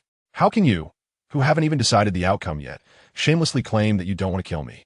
I would like to see what gives you the right to kill me, the fourth Reikage, said with a cold smile as he took the opportunity to calm his breathing. TSK. It's no fun if you're so stubborn. Look at the wound on your abdomen. It's split open and bleeding. You should hurry back to treat your injuries, Uchiha Zongyan scoffed, pointing at the bandage around the fourth Reikage's stomach. At this moment, due to the intense battle, the fourth Reikage's already unhealed wound had burst open again, and blood was seeping through the bandage wrapped around his abdomen, leaving a stain. A mere minor injury. I've experienced countless of those in my life. Only someone like you, a rookie on the battlefield, would be so alarmed, the fourth Reikage said, not even glancing at his wound, as if he didn't care at all. In reality, he had long noticed the wound's rupture since the place where Uchiha Zongyan stabbed him had been throbbing painfully, and the pain had doubled the moment the wound reopened. However, the fourth Reikage's will was as strong as steel, suppressing the pain without changing his expression. Really? I can't stand this old man who doesn't know how to assess the situation. I've already given you a way out. Why won't you just step down? Uchiha Zongyan sighed, his gaze towards the fourth Reikage carrying a hint of inexplicable meaning. After all, this war was initiated by you. Why act so fearless and persistent? Could it be that you invaders have some righteous belief supporting you? By the end of this statement, Uchiha Zongyan's voice turned cold. A strange red energy suddenly appeared on his right hand, which held the flowing blade, spreading from his palm to the blade, quickly enveloping the entire sword. After being wrapped in this red energy, the flowing blade appeared even more imposing. What new technique does this kid have? The fourth Reikage stared intently at the transformed flowing blade, feeling an inexplicable sense of danger. Hey, you little brat from Konoha, you shamelessly want me to surrender voluntarily, and you think this childish trick will do the job? You don't really believe that just changing the color will make you stronger, do you? Uchiha Zongyan smiled and explained. This is called armament haki. I'm using a technique of armament haki known as convergence. It means wrapping armament haki around a weapon to enhance its attack power. He swung the flowing blade a couple of times, feeling that after wrapping it with armament haki, wielding the sword became even more effortless, and his connection with the flowing blade grew closer. Armament haki? What kind of technique is that? Really, where does this kid from Konoha get so many strange abilities? First, he has a lightning release stronger than mine, then this never-before-heard-of divine blade, and now there's this haki. Damn it, is he still an Uchiha? This kid hasn't even used the Sharingan's abilities yet. The fourth Reikage, felt confused. Armament haki was, of course, a first in the ninja world, and someone as well-informed as him had never heard of it, so he could only remain vigilant in his heart. Chapter 231, Darui Surprise Attack. Black Thunder Strikes. The sudden appearance of Uchiha Zongyan's armament haki was something he had only obtained a short while ago. After the Little Empress, Boa Hancock, returned from the world of One Piece, the system automatically began to settle the rewards. Overall, Boa Hancock was very satisfied with her gains from her time in the Naruto world. Not only did she receive chakra seeds from Uchiha Zongyan, but she also learned the Shadow Clone Technique and Transformation Technique. With these two ninjutsu, her chances of escaping from the Celestial Dragon's prison had greatly increased. Perhaps she wouldn't have to wait for the massive riot that would occur nearly 2 years later and could escape back to Amazon Lily with her two sisters. Besides gaining abilities, Boa Hancock also met Uchiha Zongyan, whom she revered as a god, and made friends with Uchiha Rika, Naruto Uzumaki, and Sasuke Uchiha. This journey was incredibly precious, and correspondingly, Uchiha Zongyan received the best rewards. The strongest abilities that the peak version of Boa Hancock possessed entered the rewards pool: the Sweet Sweet Fruit, Conqueror's Haki, Armament Haki, and Observation Haki. Uchiha Zongyan obtained the Armament Haki among them. Moreover, this time, the Armament Haki rewarded to Uchiha Zongyan was different from the ones he had obtained previously.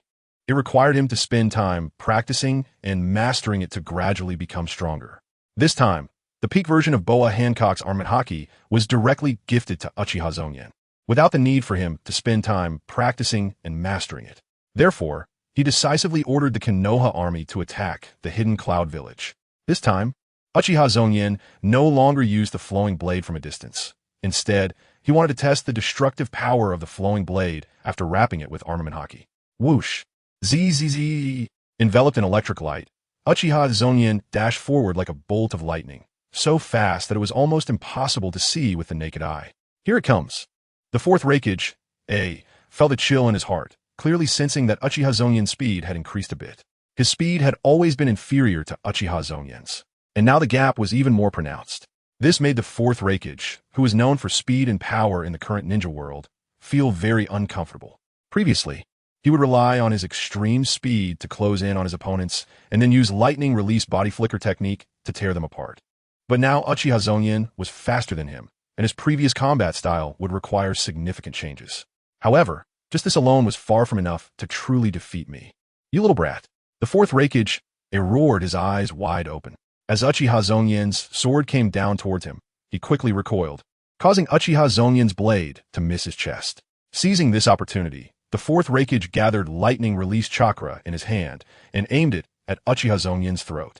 Zzz. But Uchiha Zongyan used the teleportation ability of the Thunder Fruit to evade this lethal blow. One it missed, but I'm not discouraged. The fourth Raikage, had already figured out Uchiha Zongyan's fighting style during their battle and had gained a better understanding of his abilities. Although Uchiha Zongyan was faster, he had a fatal flaw. That is, in terms of nerve reactions, Uchiha Zongyan was significantly inferior to the fourth Raikage. You see, the fourth Raikage had been training in lightning release chakra mode since childhood, and now, after decades, his nerve responsibilities had been honed to a strong level, only slightly inferior to the fourth Hokage, Minato Namikaze. After all, Minato's nerve response was an innate ability, while the fourth Raikage was developed through training. But after decades of hard work, he was much faster than Uchiha Zongyan, who had only obtained the Thunder Fruit for a short time. This is also the reason why, despite Uchiha Zongyan being faster, their combat was still evenly matched. For example, Uchiha Zongyan was like the wealthy kid driving a GTR in Initial D, able to infinitely accelerate on a straight road thanks to the GTR's superior performance, taking off into the air. The fourth Raikage, is like Takumi Fujiwara, driving an AE-86 that is on a completely different level compared to the GTR in terms of speed. However, relying on Takumi's driving skills, he can dominate the winding roads of Akina. I still need more practice. If I had another year, with my body having gained the abilities of a devil fruit user after eating the Rumble Rumble fruit, my neural reactions would surely reach a much stronger level. After all, the qualifications of this body are too poor, leading to a low starting point. Uchiha Zongyan has naturally noticed this, but it's not something that can be made up for in a short time. Unless I immediately gain Observation Haki on the same level as Empress Boa Hancock, I won't be able to fill this gap.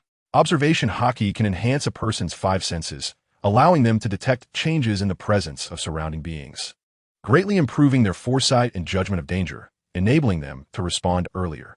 If Uchiha Zongyan were to acquire Observation Haki at the Empress's level, it would be enough to elevate his neural reaction speed to the level of Minato Namikaze, making him slightly stronger than the fourth Raikage. However, even if my neural reactions are not as good as his, it doesn't matter. I can still kill when necessary. Uchiha Zongyan sneered, looking at the bandages on the fourth Raikage, that were continuously seeping blood, and charged forward with his knife once again. While Uchiha Zongyan and the fourth Raikage, were engaged in a fierce battle, Darui quietly approached the edge of their battlefield, silently watching the two combatants. I told you, Raikage, I will help you kill him. And I want to avenge Omoy. Darui was desperately suppressing the boiling, killing intent and anger in his chest. He knew very well that at the level of the fourth Reikage, the perception of killing intent was extremely keen. If he couldn't control his emotions, he might easily be detected by Uchiha Zongyan on the battlefield, and this ambush plan would inevitably fail. That leaf ninja, who could fight the Reikage to this extent, must also be a strong opponent of the same level. I want to ambush him and avenge Omoy. The opportunity is only once. If I fail, the only outcome is death. Darui was certainly aware of the consequences of failing his ambush, but he was not afraid. Even if he knew that this action was particularly reckless, and that the fourth Reikage would scold him if he found out, he had made up his mind. Lightning clone technique. Darui hid in the shadows and used hand seals to summon a lightning clone. Then, the two Daruists exchanged glances, both understanding each other's intentions. Lightning release. Black Panther Strike. Chapter 232. Uchiha Zongyan's life hanging by a thread in the fierce battle with the fourth Reikage. Uchiha Zongyan did not focus on the radar. The intensity of their battlefield had already made it impossible for most elite J-nin to participate, let alone those ninjas who lacked the necessary skill. Recklessly joining in would only lead to a tragic end. Moreover, the pressure from the fourth Reikage, left Uchiha Zongyan no room to be distracted. Additionally, Darui was positioned quite far away, so Uchiha Zongyan had not detected him. Crackling. Black lightning appeared around Darui and his lightning clone, with the two Daruists releasing a torrent of electricity like a pair of charged batteries. This black lightning looked very special, much more violent and terrifying than ordinary lightning. Lightning release. Black Panther Strike. When the two Daruists finally prepared this technique, the lightning clone suddenly vanished with a bang. This was because the chakra of the lightning clone had been completely drained, unable to maintain its existence. The original Darui also turned pale, with very little chakra remaining. This technique was one he had only recently mastered, inherited from the third Reikage's ultimate skill. It used black lightning to form a leopard-shaped bolt that attacked enemies from a distance, capable of directly killing weaker foes. Even strong opponents would feel unbearable pain if struck by this lightning, their bodies paralyzed and unable to move. Reikage, now's your chance. As Darui unleashed the Black Panther Strike at Uchiha Zongyan, he immediately shouted to the fourth Reikage. This shout instantly attracted the attention of both combatants on the battlefield. Uchiha Zongyan turned around and immediately saw a black leopard-shaped lightning bolt approaching him, already too late to evade. Zzz. Just as the thought of dodging arose in his mind, his body was struck by the Black Panther Strike. The black lightning crackled and pierced through the chakra shield formed by his blue flames, spreading across his body in an instant. Pain. His brain immediately sounded a dangerous alarm, and the immense pain nearly caused Uchiha Zongyan to lose consciousness. But his entire body was paralyzed by the black electricity and unable to move. Darui. The fourth Reikage was startled and immediately saw the pale-faced Darui in the distance. But he was a battle-hardened warrior and quickly reacted, no longer wasting words as he charged toward the immobilized Uchiha Zongyan. Lightning release. Lightning plow heat knife. The fourth Reikage, had excitement gleaming in his eyes as he unleashed a surge of electricity directly onto Uchiha Zongyan's chest, sending him flying. Whoosh!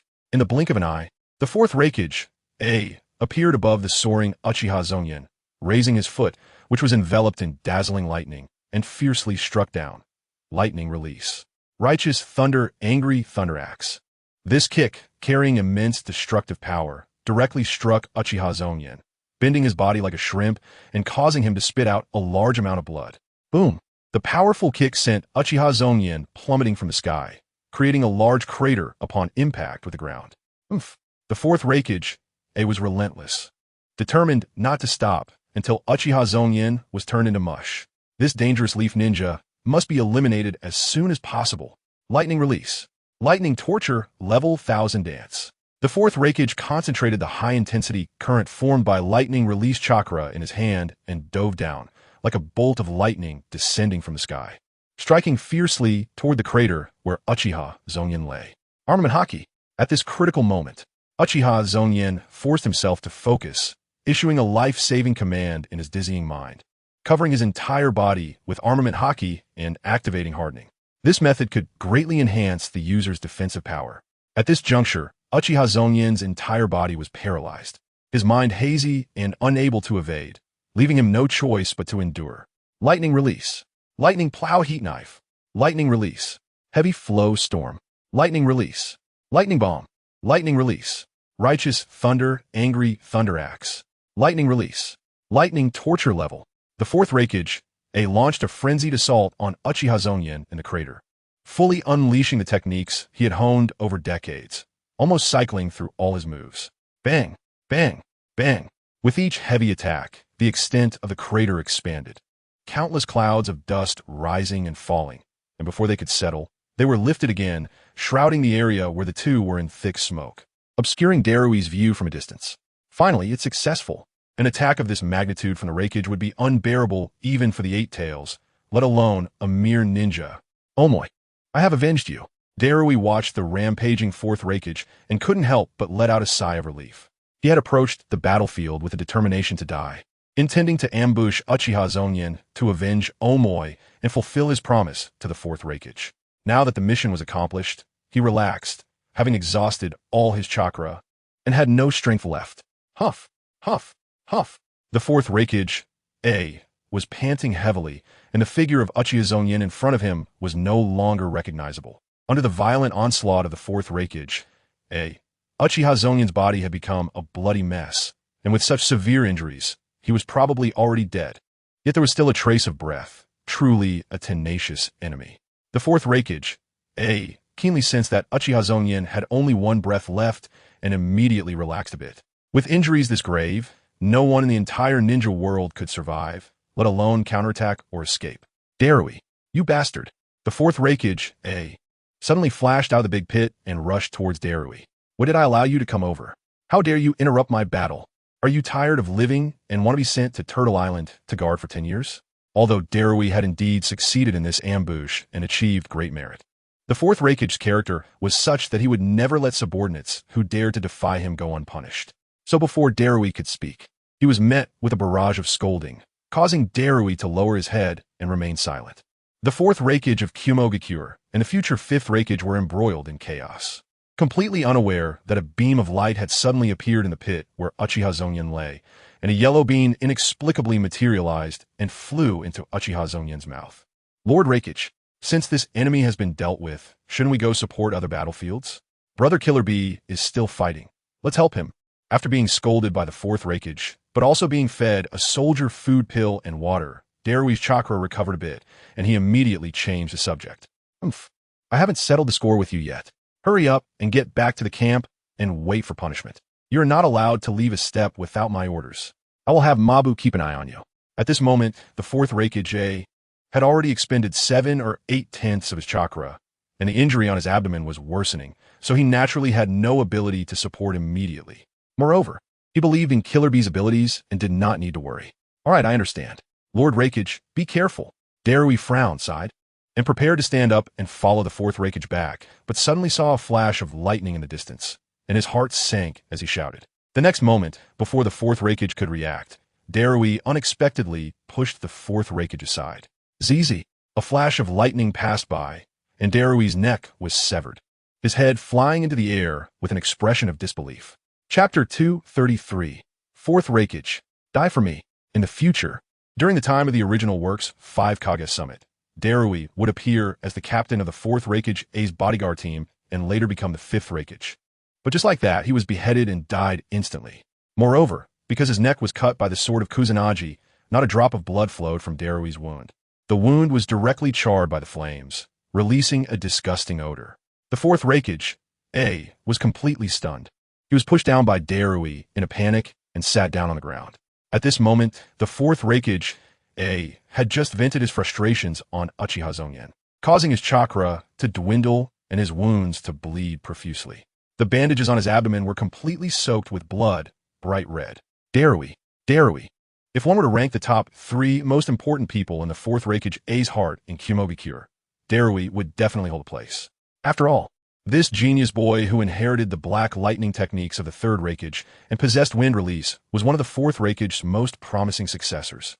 Someone he had devoted countless effort and energy to train. Darui had not disappointed his expectations.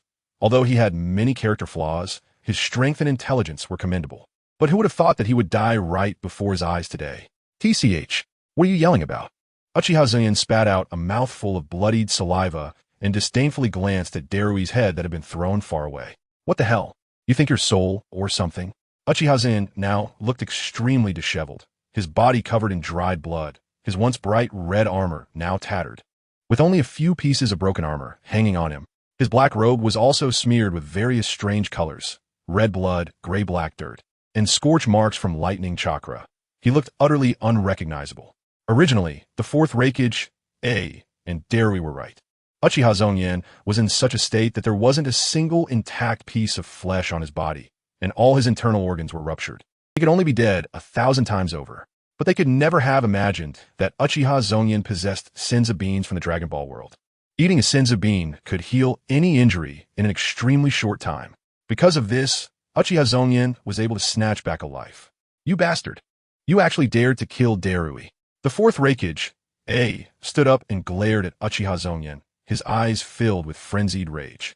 That was his cherished disciple, the future hope and pillar of Kumogakure, and he had been killed just like that by Uchiha Zongyan. TCH, kill Darui? That dog dared to ambush me. Being cut down by me is the best outcome for him. As he spoke, Uchiha Zongyan's dirty face revealed an expression of rage, a mix of anger and fear that erupted after narrowly escaping death. Listen, fourth Reikage, I'll tell you the truth. I never intended to kill you. I just wanted to push you back and make you pay some compensation, because in the near future, I might still need you from Kumogakure. This was Uchiha Zongyan's heartfelt confession. Having read the original Naruto, he knew very well that the greatest enemy in this world was not the Reikage or Kumogakure. It was the group of aliens from the universe known as the Otsutsuki clan. And before the Otsutsuki clan, there were Kagaya, Otsutsuki, Black Zetsu, Uchiha Bido, the Akatsuki organization, and a series of other enemies. When the plot reached its climax, he alone could not withstand the endless stream of villains. The phrase "unite all who can be united" was also etched in Uchiha Zongyan's heart. But the situation was different now. He had just narrowly escaped death here at the hands of the fourth Reikage, and Darui. The two of them were different from him. They would actually act when it came to killing. As a traverser, Uchiha Zongyan had never fully integrated into this world and did not regard himself as an indigenous person of this world, nor did he have any concept of life and death. Although he had previously been stressed and lost a lot of hair under Uchiha Itachi's pressure. Facing the impending night of the massacre, the knife had not truly fallen on his neck, so he did not have that genuine feeling. But this time was different. Every attack from the fourth Reikage, struck him heavily, causing him unbearable pain. That pain filled his entire brain, sending dangerous alarms from every part of his body, from his limbs to his internal organs, transmitting signals that he was about to die. When he reached the brink of death, it was truly at the point where he could close his eyes and leave this world at any moment. Fortunately, he managed to hold on for one more second, gaining a chance for self-rescue. Thinking of this, Uchiha Zongyan's killing intent almost solidified, heavily pressing towards the fourth Reikage, the azure flames on his body burning fiercely, as if he wanted to turn him to ashes. But you almost killed me. I was still thinking of letting you go, but the next second I nearly died at your hands. Do you know how scared I was? Uchiha Zongyan roared angrily. His face contorted in a fierce expression as he charged forward like an arrow released from a bow, striking the fourth Reikage in the chest with his sword. Bang! The sound of metal clashing echoed, leaving a long, narrow wound on the fourth Reikage chest covered by the strongest lightning armor, the intense heat instantly carbonizing the wound. Not a single drop of blood flowing out. You foolish brat. The fourth Reikage fell to the ground from the blow, barely managing to get back up, his arms raised defensively in front of him, mocking with his words. He showed no signs of being at a disadvantage, his hard face still displaying a domineering expression. This is war. Can a ninja's war allow for mercy? Moreover, I never asked you to spare me. That was just your own wishful thinking. In the end, what's the use of saying such useless nonsense? Is this how you Konoha educate your people? Fueled by rage, Uchiha Zongyan charged forward, delivering blow after blow, each strike adding new wounds to the fourth Reikage's arms, yet he remained unafraid. You damn it. When it comes to being tough, no one can compare to you. I want to see after I chop off your head, whether your mouth is tough or soft. Uchiha Zongyan, unable to contain his anger, struck down with a blade. 60 million volts. Lightning slash. Chapter 234. The Reikage's Panic. The revived Uchiha Madara. At this point in the battle, there was nothing left to say. Uchiha Zongyan and the Fourth Raikage had already engaged in a long and intense fight. Both sides had significantly depleted their stamina and chakra. Otherwise, Darui wouldn't have been able to launch a successful sneak attack. Afterward, Uchiha Zongyan was hit by Darui's black lightning, causing his limbs to go numb and nearly faint. Seizing the opportunity, the Fourth Raikage AI unleashed all his remaining chakra, aiming to kill Uchiha Zongyan in the shortest time possible. His abdominal wound was worsening, and if he didn't take the chance to end this stalemate quickly, he would only face defeat and escape. But now, after Uchiha Zongyan had consumed a healing bean and regained his full state like he had just returned to the city, it was truly easy to deal with a Fourth Raikage who was in a state of nothing but blood and skin. Old man, letting your brain rot, stirring up war. You had no business here, yet you had to jump out and cause trouble.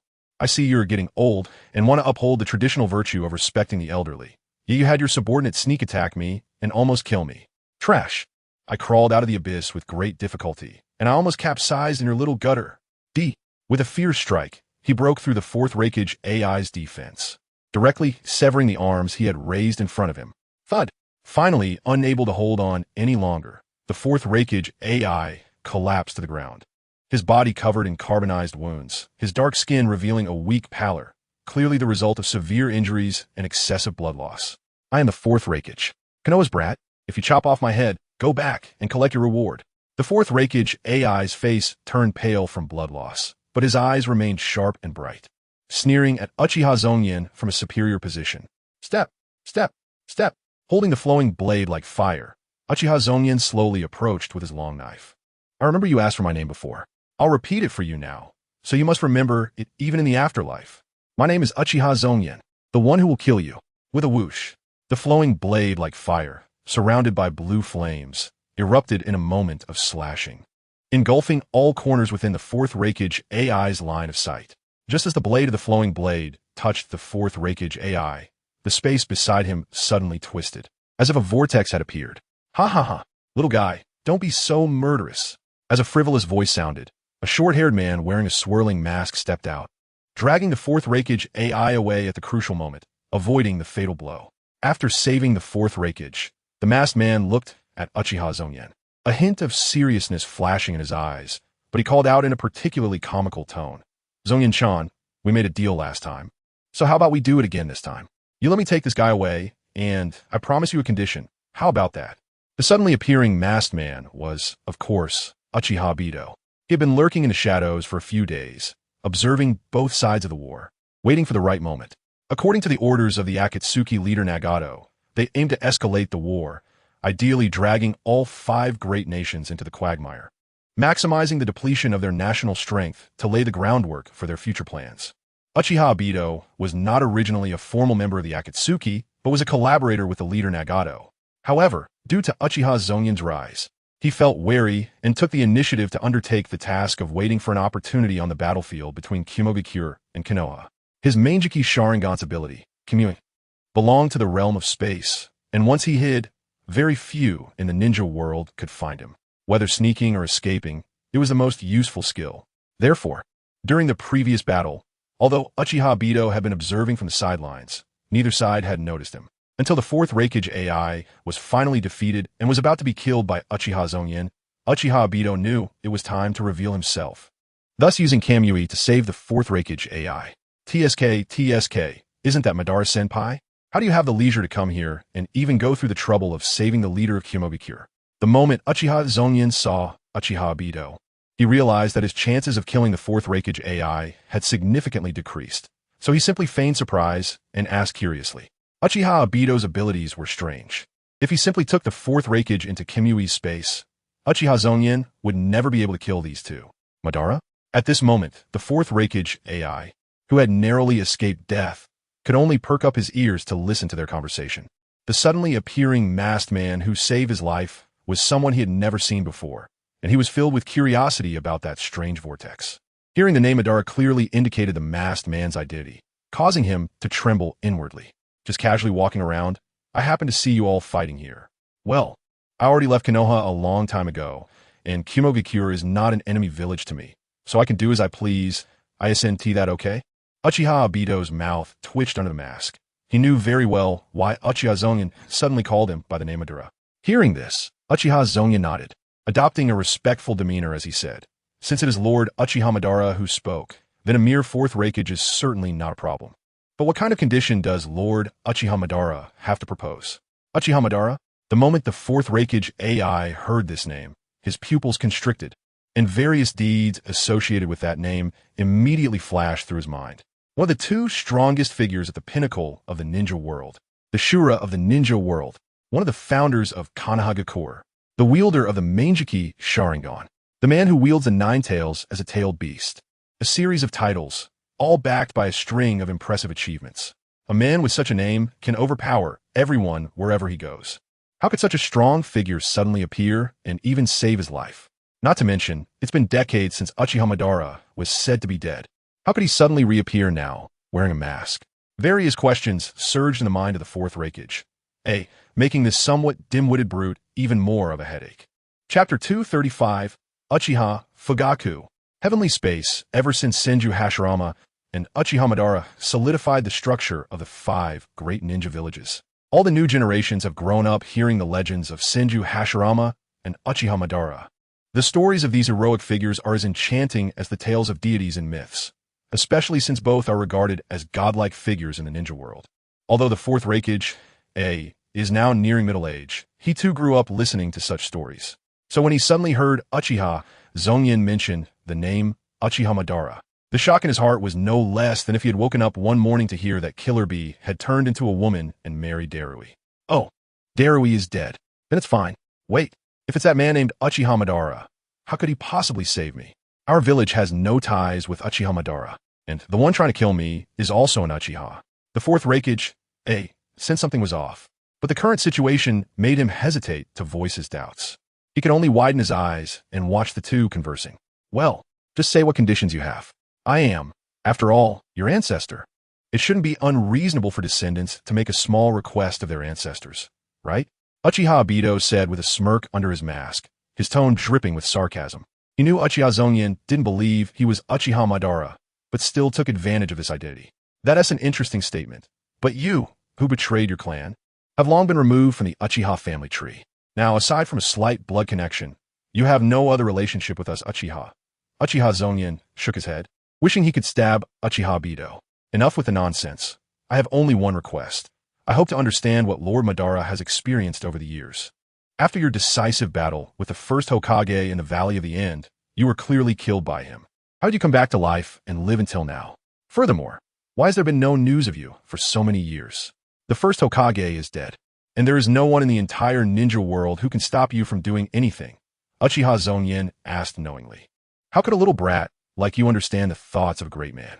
In the entire ninja world, the only one worthy of being my opponent is Senju Hashirama. He is dead, and there is no one else worth my effort. Uchiha Obito coldly snorted, mimicking Uchiha Madara's tone. This imitation was spot on. Uchiha Madara, with his lofty ambitions, only had eyes for Senju Hashirama, dismissing everyone else, including Senju Tobirama. In the original story, Uchiha Madara used a scheme to obtain Senju Hashirama's flesh and gain the power of the Rinnegan, but upon learning of Hashirama's death, he seemed to lose all motivation and spent his days underground preparing the Moon Eye plan. That makes sense. The only one who could defeat Lord Madara is indeed the first Hokage. Uchiha Zongyan nodded in agreement, but then questioned, so why did Lord Madara suddenly reappear after so many years? Could it be that he has a long-prepared plan to execute? It has been decades since Lord Madara disappeared, and a plan that has been prepared for decades must be quite interesting. How about letting me join in, Lord Madara? I'm very interested. Uchiha Zongyan feigned great enthusiasm, merely to extract more information for the fourth raikage. Although Uchiha Zongyan did not know Uchiha Obito's true purpose for suddenly appearing and rescuing the fourth raikage, he was sure it was not a good thing, so he planted a thorn in the fourth raikage's heart in advance, making us suspicious of Obito's identity and hinting that Obito must have ulterior motives, thus raising A's alertness. TCH, Uchiha Obito felt angry inside, but maintained a dismissive sneer on the surface. Kid, if I, Uchiha Madara, want to do anything, who in this ninja world could stop me? Don't be too clever. This is an ancestor's advice to you. Until next time, Uchiha Obito felt it was about time. If he continued talking, he would almost get stuck. So he left a remark and activated the Manjiki Sharingan's technique, Kimui. A twisted vortex appeared centered on his eyes. sucking Uchiha Bido and the captured fourth Raikage into it, and in the blink of an eye, the two disappeared. Meanwhile, Uchiha Zongyan stood quietly, gripping his sword, flowing blade, without any intention of intervening. In the three battlefields of the Cloud Village's logistics base, one had completely ended. As for the remaining two, the army of Konoha, after careful clearing, had completely eliminated the traps and barriers set by the Cloud Ninja. The two armies finally clashed, and the sounds of battle echoed. Various ninja tools and techniques flew around, resembling a dazzling fireworks display. However, the Cloud Village side, relying on defensive fortifications, held firm, while the Konoha side was temporarily at a disadvantage. On the other side, the battle between Uchiha Fugaku and the Eight Tails Jinchuriki Killer Bee was also nearing its end. This was only the second time Uchiha Fugaku used his Manjiki Sharingan, and he had been at a disadvantage since the start. His Susanoo was clumsy and slow, being hammered down by the beastly Killer Bee. Although he gradually regained some advantage later and fought back, the chakra of the Eight Tails, Gyuki, was second only to the Nine Tails among the nine-tailed beasts. He could fight for a whole day and night without tiring. Uchiha Fugaku's chakra was not abundant, and Susanoo also consumed ocular power. As time passed, he could not sustain it. Not only did his chakra run out, but his Manjiki Sharingan also began to throb with pain, and the scene before him gradually became blurry. Roar! Die, you damned Uchiha! Killer Bee roared, kicking Susanoo down to the ground and opening his mouth wide to gather a tailed beast bomb. The chakra of Killer Bee and the Eight Tails merged, and a terrifying energy quickly gathered in his mouth. Now is the time. Heavenly Sword. Uchiha Fugaku knew that engaging in a war of attrition with Killer Bee was a guaranteed loss, so he had been waiting for an opportunity. Just as Killer Bee thought he had found the chance to kill him, Uchiha Fugaku also found his opening. His Manjiki Sharingan spun rapidly, the strange blood-red color particularly captivating. Chapter 236. The end of battle. Uchiha Bido took the fourth Raikage away, so Uchiha Zongyan naturally had no reason to stay.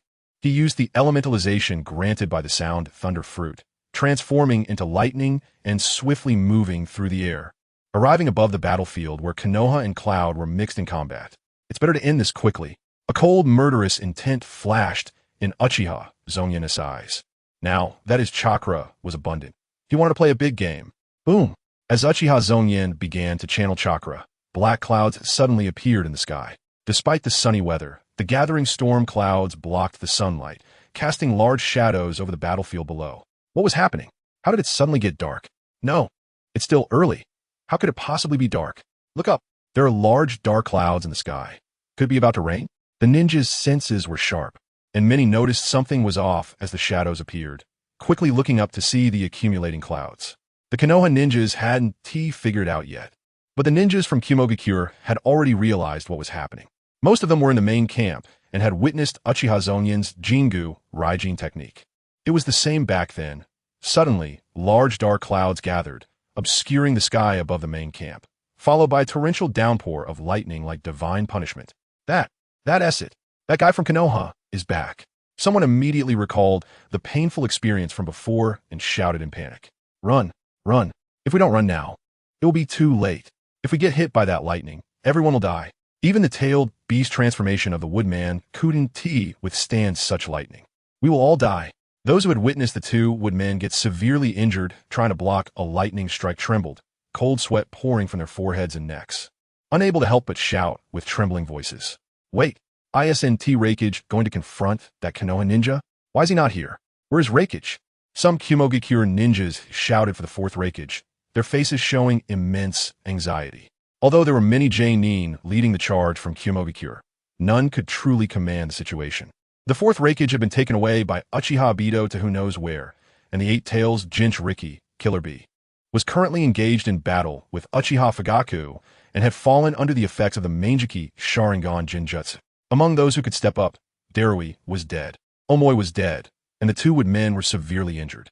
Consequently, while the Kumogakure ninjas all wanted to flee immediately and kept emphasizing something, their duties and training compelled them to hold their ground. What is wrong with those Kumogakure ninjas? What are they shouting about? The Konoha ninjas were somewhat puzzled, looking at the panicking Kumogakure ninjas in the defensive fortifications and asking in confusion. Idiots, don't you hear what they're saying? Those clouds in the sky are Uchiha Zongyan's technique. I see. Last time Uchiha Zongyan attacked the Kimogakure main camp with this technique, they suffered heavy losses, and now, seeing it again, they want to run away. A Konoha ninja, with a delighted expression, reprimanded his questioning companion, looking up at the sky with a smile. By the way, did you hear? They're shouting for the fourth Reikage. A sharp-eared Konoha ninja froze for a moment, as if realizing something, his face lighting up with joy. Just now, it was the fourth Reikage from Kimogakure who blocked Lord Zongyan, now that Lord Zongyan has returned. But the fourth Reikage hasn't appeared. Doesn't that mean Lord Zongyan won? Ha ha ha. Long live Lord Zongyan. The fourth Reikage has been defeated. Maybe he was killed? The fourth Reikage of Kimogakure was killed by Lord Zongyan. What? The fourth Reikage of Kimogakure had his head cut off by Lord Zongyan? Spread the word. The fourth Reikage was turned into a human stick by Lord Zongyan. The Konoha ninjas were in disarray, immediately halting their offensive and joyfully shouting to one another. From front to back, from left to right. A piece of news generated countless distorted versions in a short time, culminating in a message that was hard to bear. Idiots! Don't waste time. Lord Zongyan is preparing a powerful ninjutsu above. We need to buy time for Lord Zongyan. A respected Jainin from Konoha stepped forward, pointing towards Kimogakure and shouting loudly, "Everyone, charge with me. Hold those Kimogakure ninjas back. Don't let them escape. Lord Zongyan will kill them all. Kill!" Under the leader's guidance, the Konoha troops immediately pressed forward, but were immediately met with a shout. All Konoha personnel, retreat immediately. Now, retreat. In midair, Uchiha Zongyan saw that the Konoha ninjas were still advancing and immediately shouted to stop them. If the Konoha ninjas and Kimogakure ninjas tangled together, wouldn't his Jingu Raijin end up harming allies as well? It would be a painful blow to his own side. The thunder rumbled, and Uchiha Zongyan's voice joined the booming thunder as it reached the ears of the Konoha ninjas. The Konoha Jainin, who had just been shouting to attack, changed his expression and immediately turned to give orders. Lord Zongyan commands, "Everyone retreat. Retreat." The confused Konoha ninjas followed the order, and thousands on the battlefield were like puppets being pulled in every direction, creating a chaotic scene. Just as the Kimogakure forces were at a loss, a figure rushed in from behind. A beautiful female ninja, looking anxious and flustered, shouted orders to the confused Kimogakure ninjas. The fourth Reikage commands, "Everyone, retreat immediately." The entire army retreat. The arriving female ninja was Mabui, and with her command, the Kimogakure ninjas immediately turned and ran. They finally received the order to retreat. Run, run, run, quickly retreat. The Kimogakure ninjas took off running, and Mabui looked up at the lightning flashing in the sky, vaguely seeing a man wrapped in lightning. She gritted her teeth and followed the main force in retreat. Jingu Raijin. Boom, boom. A thick lightning bolt nearly 2 meters in diameter struck down from the sky, its immense power shattering everything in front of it. The entire Kimogakure logistics base's defensive fortifications were instantly reduced to dust, and the terrifying heat turned all structures to ashes. Among the retreating Kimogakure forces, those who were slower were also caught up in the chaos, turning into charred remains before they could even scream. The remaining Kimogakure ninjas fled in panic, praying to escape this terrifying hell. Chapter 237. Cooperation. The brief yet brutal war was temporarily halted by Uchiha Zongyan's single-handed effort. The Kimogakure forces hurriedly fled, abandoning the defenses of the outer perimeter of the logistics base. Uchiha Zongyan did not pursue the demoralized Kimogakure ninjas, as there was still the elusive Uchiha Bido lurking somewhere. Since Uchiha Bido had rescued the fourth Reikage from him, it indicated that the Akatsuki organization had actively intervened in this war. If Uchiha Zongyan rashly pursued, what if he fell into an ambush set by the Akatsuki members? It is important to note that all official members of the Akatsuki were at least S-rank rogue ninjas, possessing the power to destroy nations. The combined strength of these individuals was terrifying, and Uchiha Zongyan did not want to confront them lightly. He coldly glanced at the retreating figures of the Kimogakure ninjas, then descended to the ground, shouting to the Konoha ninjas who were staring at him with fervent expressions. "Everyone, we have won. Long live Lord Zongyan. Konoha will surely win." The aftermath of the war was also a very troublesome matter. Although the duration of the war was short, the intensity of the conflict among the ninjas was extremely high. In a brief period, Konoha suffered over 100 ninja casualties, with hundreds more injured, both lightly and severely. The identities of the deceased needed to be recorded to facilitate the distribution of compensation upon their return to the village, and the families of the deceased would thus receive more resources from the village. Konoha had historically managed this aspect quite well, except for the interference of Danzo Shimura. The root of Danzo's actions relied on the Konoha orphanage to absorb fresh blood, with most of the martyrs' orphans being trained into root assassins, a cruel and inhumane act. Fortunately, with Danzo's death, the rebuilt Konoha orphanage would get back on track. In addition to recording identities, the bodies of the deceased also needed to be handled. In the world of Naruto, both burial and cremation exist, but during wartime, there are no conditions for burial. Generally, ninjas who die on the battlefield have their bodies collected by their comrades, and after destroying anything that might reveal intelligence, the bodies are all cremated to ashes. Finally, they return to the village with the ashes and belongings to be placed in the memorial stone's tomb. Injured ninjas pose a greater challenge. After all, if they are not dead on the battlefield, every effort must be made to save their lives. The medical ninjas in Konoha's army are extremely busy at this time, with one medical ninja responsible for a dozen or even dozens of injured. Those with severe injuries need immediate first aid on the spot, while those with lighter injuries are simply bandaged and taken back for slow recovery. Additionally, there are cleanup tasks on the battlefield, transfer of intelligence, deployment of defense zones, and patrol arrangements, all piling up on Uchiha Shingen's shoulders, leaving him dumbfounded. Not to mention, he was an ordinary office worker in his past life, with no relevant military knowledge whatsoever. Even after coming to this world and attending a few classes in ninja school, it was of no use at all. All right, you handle all this. Elder Fuki, you and him should collaborate and divide the tasks to quickly finish the cleanup here. I'll take the main force back to camp first. Uchiha Shingen waved his hand impatiently, interrupting Nara Shikaku, who was about to report. He was feeling overwhelmed, so he simply pushed all the work onto others. Nara Shikaku maintained a calm expression. He probably anticipated that Uchiha Shingen would react this way and was not surprised at all. After all, in Konoha Village, or rather the entire ninja world, there are very few who can excel both in commanding an army and in personal combat skills. This is one of the reasons why their Nara clan has remained strong for so long. Clan leader Shingen. At this moment, a distant voice called out. Uchiha Fugaku appeared, his clothing intact, but his face pale and devoid of color, with bloodshot eyes. He walked over weakly and called out to Uchiha Shingen. We couldn't capture the Eight-Tails Jinchuriki. He faked his death to escape. It turned out that while Uchiha Shingen forced back the Yunin village army with Kaminari, the battlefield on Uchiha Fugaku's side had also reached a conclusion. After being caught in Uchiha Fugaku's Manjiki Sharingan technique Heavenly Interlude, Killer Bee nearly faced a counterattack. Fortunately, the Eight-Tails Gyuki within him awakened him at a critical moment, and he quickly severed his tail to survive, sacrificing one tail for his life. However, being hit by a Manjiki Sharingan technique is not something one can easily recover from. Killer Bee would need at least 1 to 2 months to recover from the mental damage, during which his combat ability would significantly decline. Uchiha Shingen learned this outcome from Nara Shikaku and did not show dissatisfaction at Uchiha Fugaku's self-reproach. Instead, he smiled and reassured him, Elder Fugaku, driving off the Eight-Tails Jinchuriki is already a merit. Don't blame yourself. How are you feeling? Do you need to rest immediately? He looked at Uchiha Fugaku's pale face with concern. I'm fine. It's just that my ocular power has been heavily depleted. Uchiha Fugaku shook his head. All right, then I'll trouble Elder Fugaku to handle the battlefield cleanup work with Shikaku. I'll take the main force back first. Uchiha Fugaku looked stunned. In a dense forest far from the battlefield, the space suddenly warped, and Uchiha Obito and the fourth Raikage appeared from the vortex. Thud! The fourth Raikage's robust body hit the ground with a loud crash. Uchiha Obito did not immediately look at the fourth Raikage. Instead, he closed his eyes to sense the surrounding chakra fluctuations.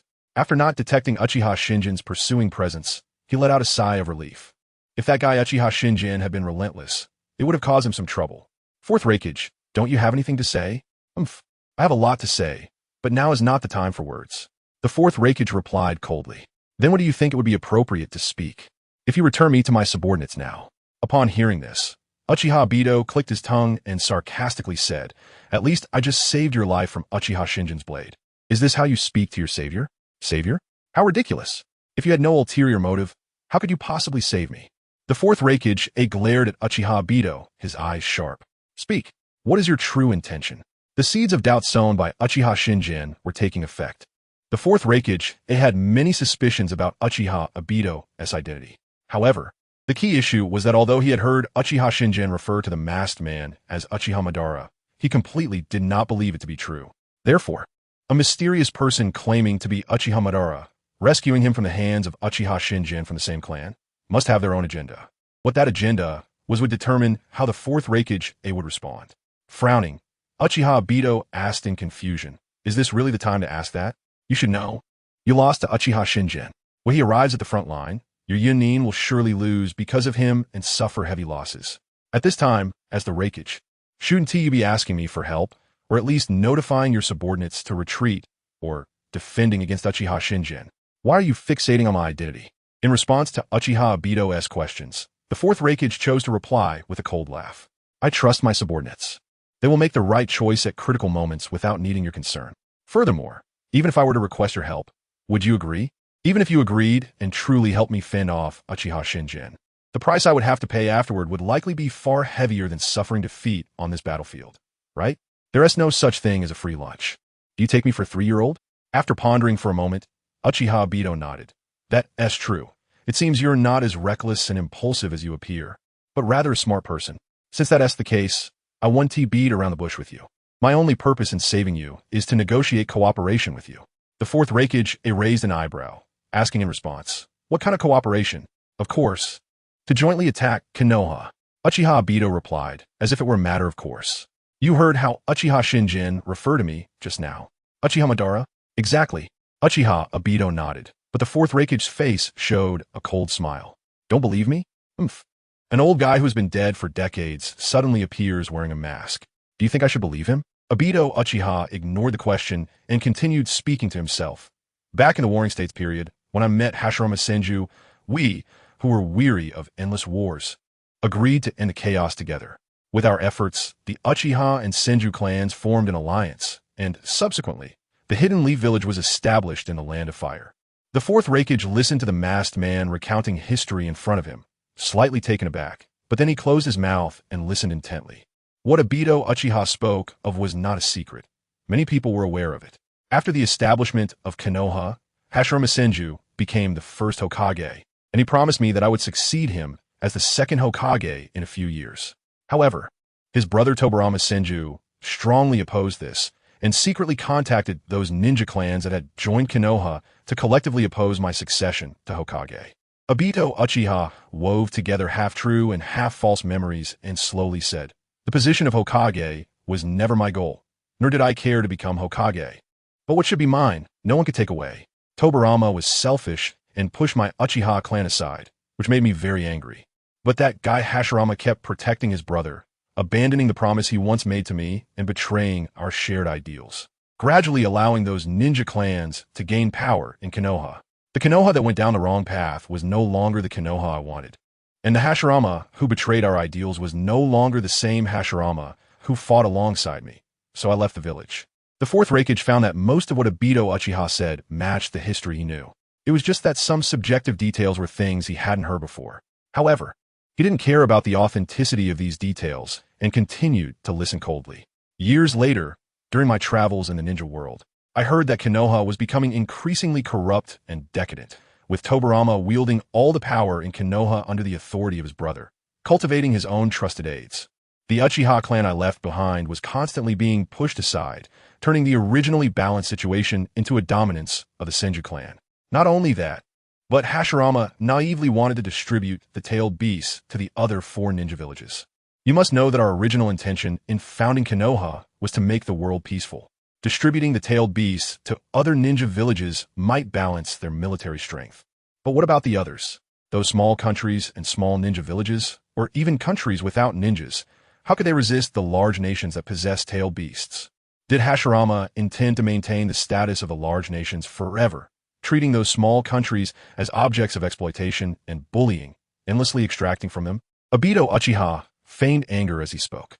I could not accept such a situation, nor could I accept Konoha and Hashirama. So I returned and fought Hashirama in the Valley of the End. I lost that battle, and many believed I died in that battle.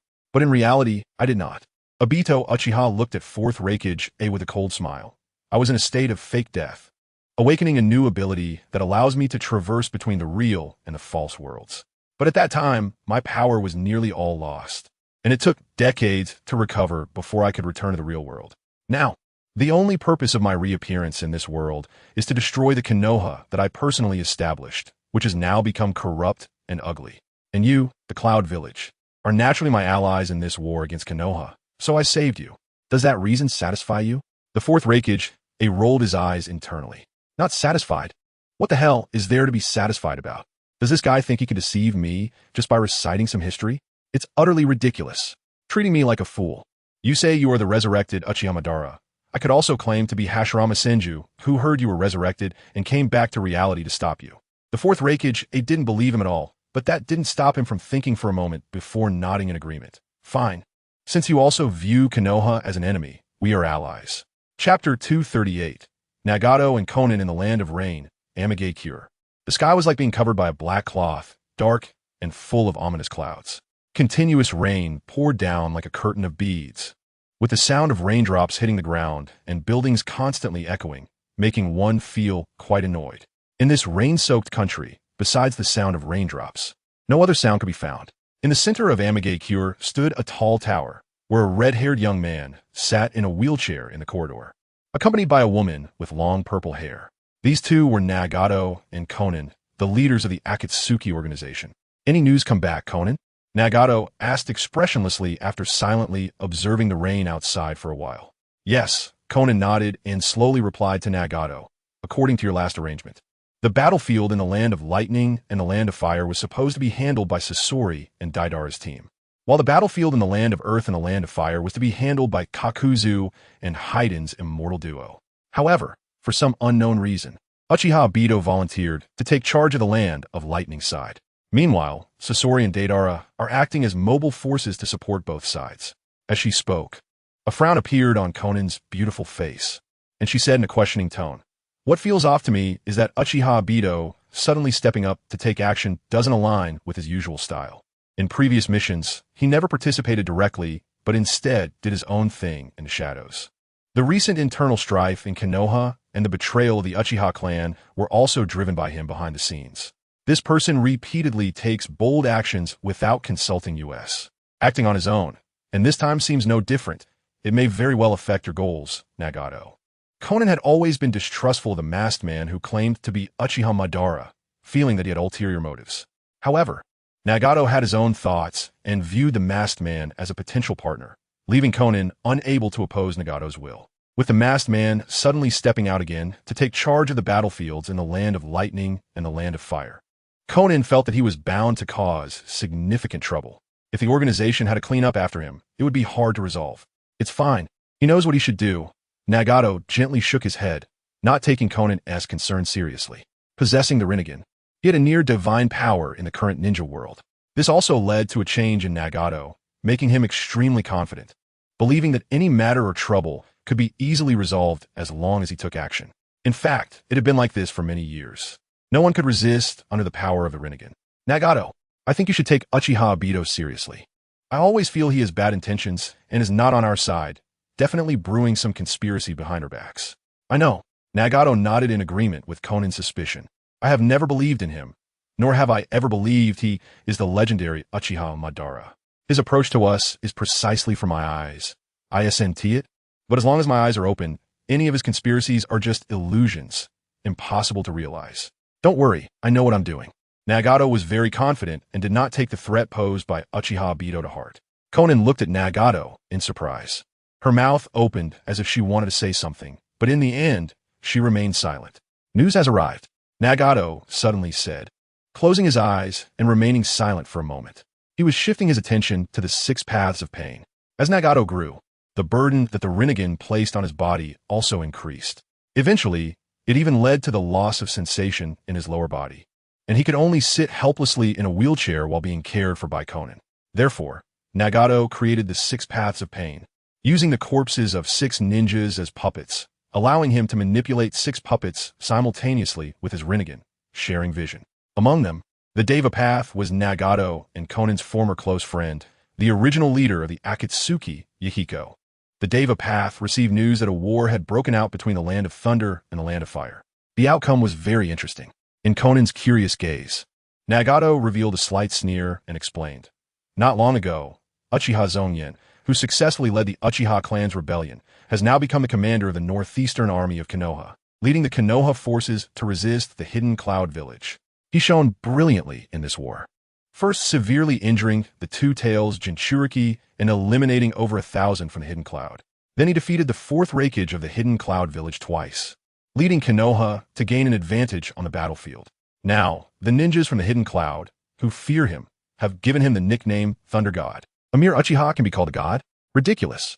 Due to his childhood experiences, Nagato always harbored an instinctive rejection and aversion towards major ninja villages, especially Konoha, as it was Konoha ninjas who broke into his home and killed his parents. Now hearing that Konoha has a ninja known as Thunder God, it inevitably made Nagato feel annoyed.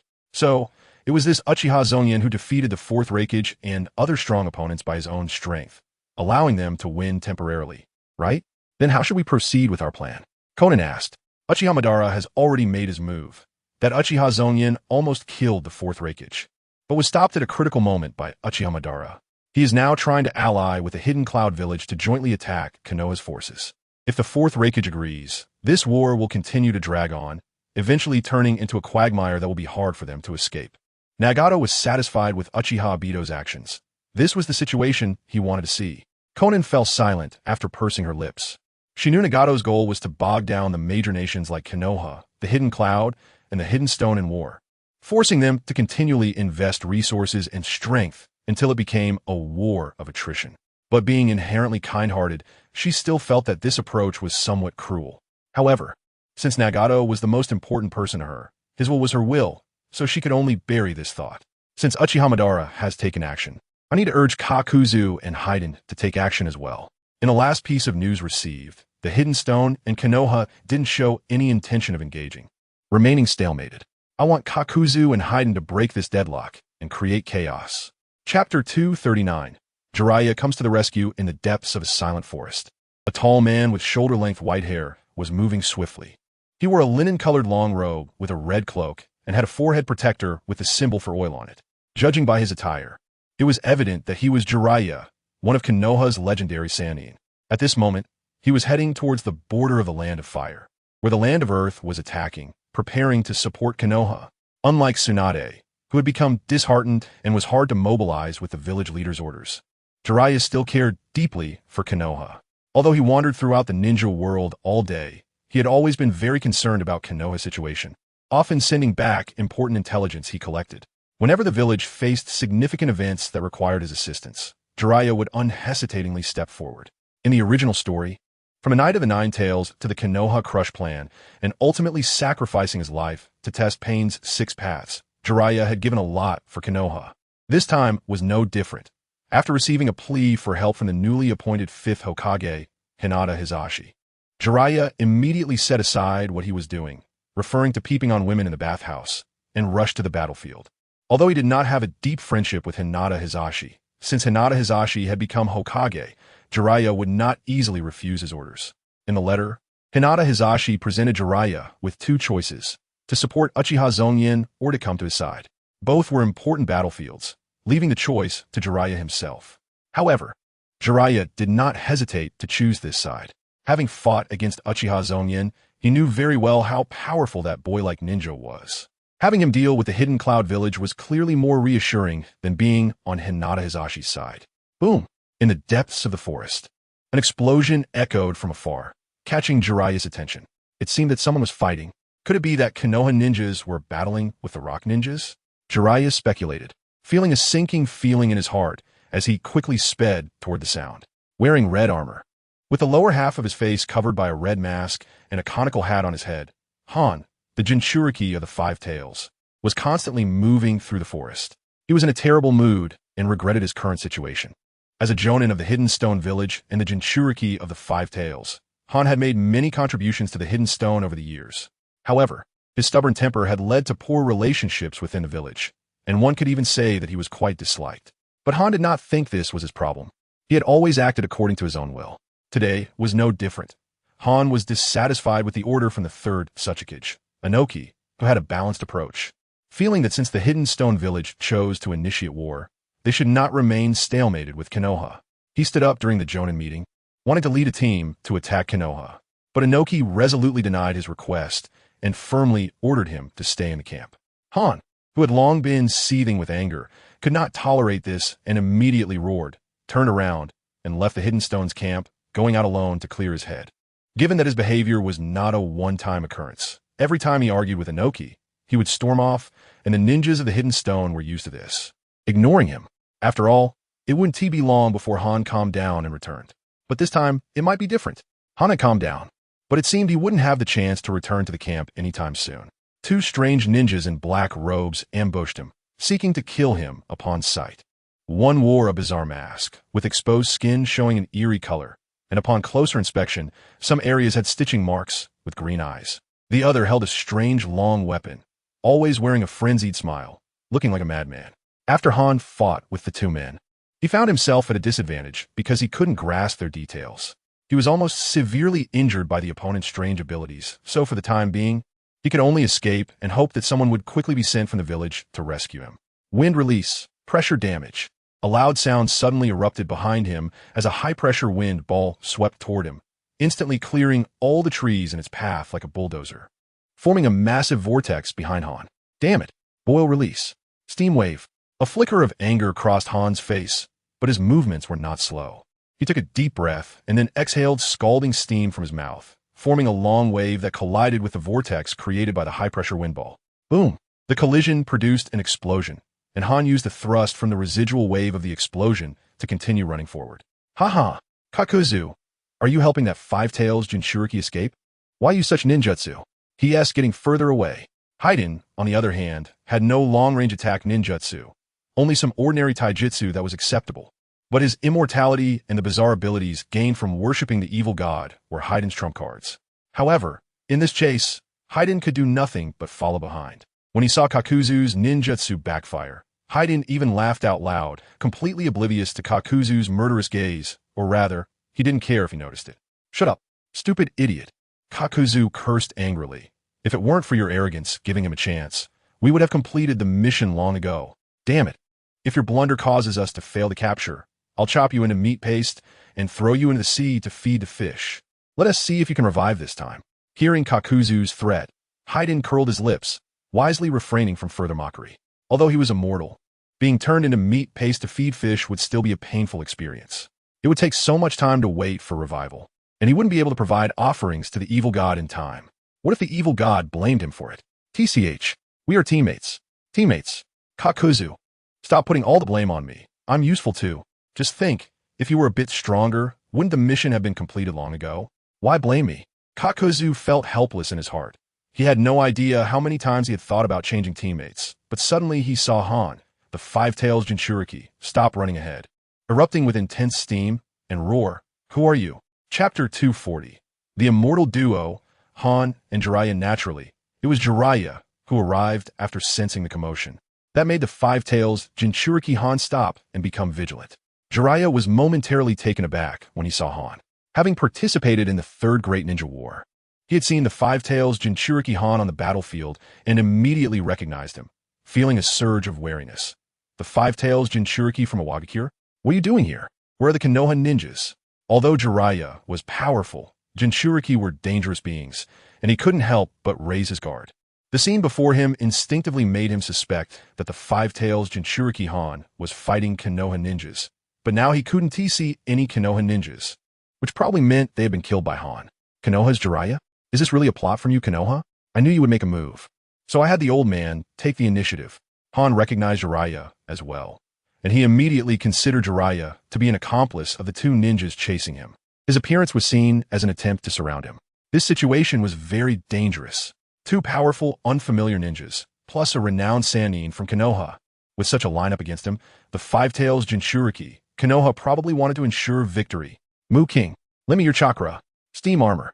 Han immediately called upon the Five-Tails Mu King within him, borrowing its chakra.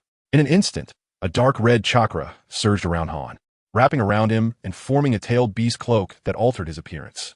Following this, in addition to the tailed beast chakra, Han's own chakra erupted, and steam continuously billowed from his body, raising the temperature around him significantly. What Konoha plot? What do you mean by that? Jiraiya was confused by Han's furious words. suddenly feeling that the reaction of this guy in front of him was a bit strange, and he instinctively asked. But Han had already lost much of his rationality in his anger after partially transforming into a tailed beast. Roar. Steam punch. The five tails Jinchuriki Han ignored Jiraiya's question. The two unfamiliar ninjas behind him were rapidly closing in.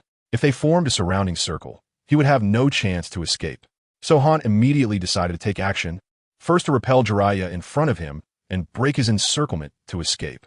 The terrifying steam continuously surged, and the five tails Jinchuriki Han instantly unleashed tremendous power, stomping down hard on a thick branch and charging toward Jiraiya. What on earth is going on? Who are those two? At this moment, Jiraiya also sensed the two approaching chakras and immediately felt that something was wrong. But Han's attack had already reached him, and Jiraiya could only use the body flicker technique to dodge. Can't dodge it. Damn, Konoha Ninja. Boil release. Unmatched strength. Steam granted Han immense power and speed. Although Jiraiya dodged his attack, Han immediately pushed the chakra in his body to its boiling point, causing all his strength to surge in an instant. Then he fiercely launched an assault on Jiraiya. What is this? Can't dodge it. Just as Jiraiya barely evaded Han's punch, Han, shrouded in steam, charged at him again, this time with even greater speed, leaving Jiraiya no time to dodge. Ninjutsu. Needle Kazashi. With no other choice, Jiraiya immediately infused chakra into his long white hair, hardening it and wrapping it in front of him to block Han's strike. Boom! With a loud bang, Jiraiya was sent flying by Han's punch, crashing into a nearby tree trunk and creating a large hole. Phew! After landing a hit, Han let out a sigh of relief. With Jiraiya, who was supposed to intercept him, knocked back, the encirclement immediately revealed a gap, and he raised his foot to charge forward. Combined ninjutsu, flame wind chaos wave. Just at that moment, although still unclear about the situation, Kakazu, who had caught up, would not let Han escape easily. He activated his fire release and wind release masks. The two strange masks each expelled fire and wind ninjutsu from their mouths, merging into a more powerful combined ninjutsu under Kakuzu's control. A raging sea of flames appeared on Han's escape route, blocking his way forward. Damn, Konoha Ninja! The intense heat of the fire sea instinctively made Han shrink back, and he angrily shouted at Kakuzu, his chakra from the five tails Mu King surging violently and brutally. Han's eyes filled with a brutal, bloodthirsty, beastly nature, and his mind was gradually being influenced by the chakra of the five tails Mu King, about to enter a deeper level of tailed beast transformation. Boil release. Unmatched strength. The sound of a steam engine's whistle echoed from Han, and the steam erupting from his body became even more terrifying. Layers of smoke dispersed as Han lunged towards Kakuzu like a shadow, delivering a fierce kick aimed at Kakuzu's head. Thud! The kick landed, but it didn't hit Kakuzu. Instead, it struck Haiden. Haiden was sent flying far away, rolling on the ground several times before coming to a stop with a large dent in his chest, looking like a battered doll. Steam punch. The three of them formed a circle, and two had already been knocked away by Han in an instant. If he had been clear-headed at that moment, he would have taken the opportunity to escape, but Han was already delirious. The brutal, bloodthirsty instincts of a beast clouded his mind, leaving only Kakuzu in his sight, and he relentlessly attacked Kakuzu. Idiot! A trace of disdain flashed in Kakuzu's oddly angled green bean eyes as he mockingly cursed, deftly dodging Han's attack. Subsequently, Han, surrounded by rising steam, continuously assaulted Kakuzu, but most of his attacks were evaded. Instead, Han himself was left battered by Kakuzu's counterattacks. Haiden, you idiot! Stop playing dead. Didn't you see that white-haired ninja just now? Go find him. If he's dead, bring him back. If not, execute him on the spot. I can take care of the five tails Jinchuriki right away. Go fulfill your mission. Kakuzu suddenly yelled at Haiden's body in the distance, and the dead Haiden suddenly sat up bizarrely. I almost fell asleep just now. In my daze, it seemed like the evil god was waving at me. Damn, Kakuzu, you actually interrupted my communication with the evil god. Truly unforgivable. Haiden mumbled, but obediently got up and ran towards Jiraiya's location. Chapter 241. Feigned Death. Surprise attack at this moment. Jiraiya was hiding in the shadows, observing the situation. Just now, the furious strike from the five tails Jinchuriki, Han hit his needle Kazashi, and the power reinforced by steam pierced through his defense, nearly causing Jiraiya to choke and faint. However, Jiraiya's strength was still considerable. After regaining his composure, he was left with no injuries. But instead of appearing immediately, he continued to thoughtfully observe the situation. The forces of Konoha and Iwagakure were in a state of war, and these two strange ninjas unexpectedly attacked the Five-Tails Jinchuriki during this time. What could their purpose be? Moreover, that Five-Tails Jinchuriki mistook me for an accomplice of those two. Shouting, "Damn, Konoha ninja." Could it be that those two are also from Konoha? No, although I don't know many Konoha ninjas. There are definitely none at this level capable of chasing a Jinchuriki that I'm not familiar with. Plus, the black cloud pattern long robes they wore were clearly not Konoha's style. With this in mind, Jiraiya's face darkened with anger, his eyes glinting coldly. These two strange ninjas, are they trying to take advantage of the war between Konoha and Iwagakure? Or do they intend to shift the blame, making it seem like the Five-Tails Jinchuriki went missing or died because of Konoha, driving Konoha and Iwagakure into a state of irreconcilable conflict? Their intentions are despicable. Jiraiya guessed Kakuzu and Hiden's motives and could no longer sit still. Regardless of whether my guess is right or wrong, the current situation absolutely cannot allow those two to succeed. Konoha is already struggling in this war. If they infuriate Iwagakure completely, the losses will be even more severe. Hey, that white-haired old man. Just as Jiraiya was about to move to stop them, Hiden appeared in front of him, wielding a terrifying scythe. Hiden stared at Jiraiya, his tongue involuntarily licking his lips. Who are you, and why are you here? At your age, you should be waiting to die at home. Why come out here to seek death? Hiden's words made Jiraiya frown, looking at Hiden with suspicion. Questioning, who are you two, and why are you chasing the Five-Tails Jinchuriki? Also, are you pretending to be Konoha ninjas to achieve some ulterior motive? Upon hearing this, Hiden displayed a look of astonishment. He tilted his head and sized up Jiraiya, suddenly laughing. Old man, you're not a Konoha ninja, are you? Are you trying to stop us? Jiraiya did not answer Hiden's question, but Hiden's words confirmed his suspicions.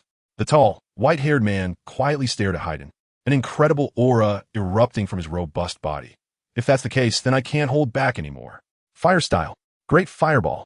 Having made up his mind, Jiraiya acted without hesitation. He filled his mouth with oil refined from chakra, and then spat towards Hiden. The moment the oil was expelled, he ignited it with fire chakra, instantly unleashing a scorching, violent fire pillar that shot rapidly towards Hiden. Yaya! Hiden reacted quickly, nonchalantly making strange noises while using his feet to escape from the range engulfed by the fire pillar, launching himself into the air to avoid the great fireball. Earth style, Hell Swamp. But just before Hiden landed, Jiraiya seemed to anticipate his movement and unleashed a technique at Hiden's landing point. Earth-style chakra filled the ground, turning the soil into a swamp. When Hiden landed, he found no solid ground to push off from, and his feet sank deep into the muck. Oh no! Hiden exclaimed dramatically, immediately wrapping his feet with chakra, bending his upper body, and using his hands to push against the ground to pull his feet out, then rolling to escape the range of the Hell Swamp. Swish! Before Hiden could regain his balance, Jiraiya quickly pounced. Spiral Sphere. A blue glowing sphere of chakra coalesced in Jiraiya's right palm and slammed fiercely against Hiden's chest. Although the spiral sphere appeared to be a stable orb, the wind attribute chakra contained within was extremely violent. The moment it made contact with Hiden's chest, it felt as if countless small blades were scraping through, creating a massive blood hole. Thud! Caught off guard, Hiden's entire heart was shattered by the spiral sphere, his heart chamber looking as if it had been minced in a meat grinder, blood and flesh a mess.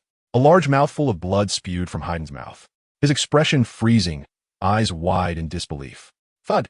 Jiraiya withdrew his arm, and the lifeless Hiden's body slumped weakly to the ground. Dead? Jiraiya paused slightly. Although he had personally shattered Hiden's heart, he was still quite surprised that the enemy was killed so easily. After all, this enemy had just been chasing the Five-Tails Jinchuriki from Iwagakure. How could he be killed so effortlessly? But upon seeing the shattered heart and the gushing blood on Hiden's chest, Jiraiya accepted the outcome. With a heart in such a state, how could he survive? There's still one more thing. I need to hurry and save the Five-Tails Jinchuriki. Thinking this, Jiraiya quickly turned and rushed towards the place where Kakuzu and the Five-Tails Jinchuriki Han were fighting. He didn't notice that, at the moment he turned, Hiden's eyes, which had been closed in death, suddenly opened, a mocking smile curling at the corners of his mouth. Swish! The eerie scythe swung violently towards Jiraiya's neck. The sound of the blade, tearing through the air, startled him awake. Ninjutsu! Needle Jizo! With no time to evade, Jiraiya quickly infused chakra into his white hair. causing his long, shoulder-length hair to swell instantly, each strand becoming incredibly hard, wrapping around his neck. Clang! The sound of metal clashing rang out as Haiden's scythe struck Jiraiya's needle Jizo, surprisingly sparking. Using the force of the blow, Jiraiya instantly created some distance, then immediately felt a wave of fear. What is happening? Surviving after having his heart shattered and still able to counterattack? Jiraiya quickly leaned against a giant tree, looking warily at Haiden. Haiden, on the other hand, showed a regretful expression, wiping the blood from the corner of his mouth, and smiled at Jiraiya, saying, "What a pity. Otherwise, that blow could have taken your head off." Chapter 242. Can Haiden die if he turns into feces? Want to take off this sage's head? You can only rely on your bizarre abilities for a sneak attack. In a direct confrontation, you're no match at all. Haiden was a bloody mess, having had his limbs and neck completely crushed by Jiraiya, turning into a string of blood. The power disparity between the two was immense in a direct fight. Haiden couldn't even touch Jiraiya. If it weren't for Haiden's bizarre immortal body making Jiraiya let his guard down, he could never have posed a threat to Jiraiya. But it was precisely because of the sneak attack after coming back to life that made Jiraiya feel a bit afraid, prompting him to strike even more fiercely. Summoning technique. Jiraiya bit his finger and slammed it on the ground, instantly trapping both him and Haiden in a bizarre place, as if they had fallen into an unseen shadowy cave. Let's see if you can come back to life from the Iwasu Big Toad's feces next time. Jiraiya glanced at Haiden, whose body was rapidly recovering, realizing that his attacks alone seemed unable to completely kill this guy.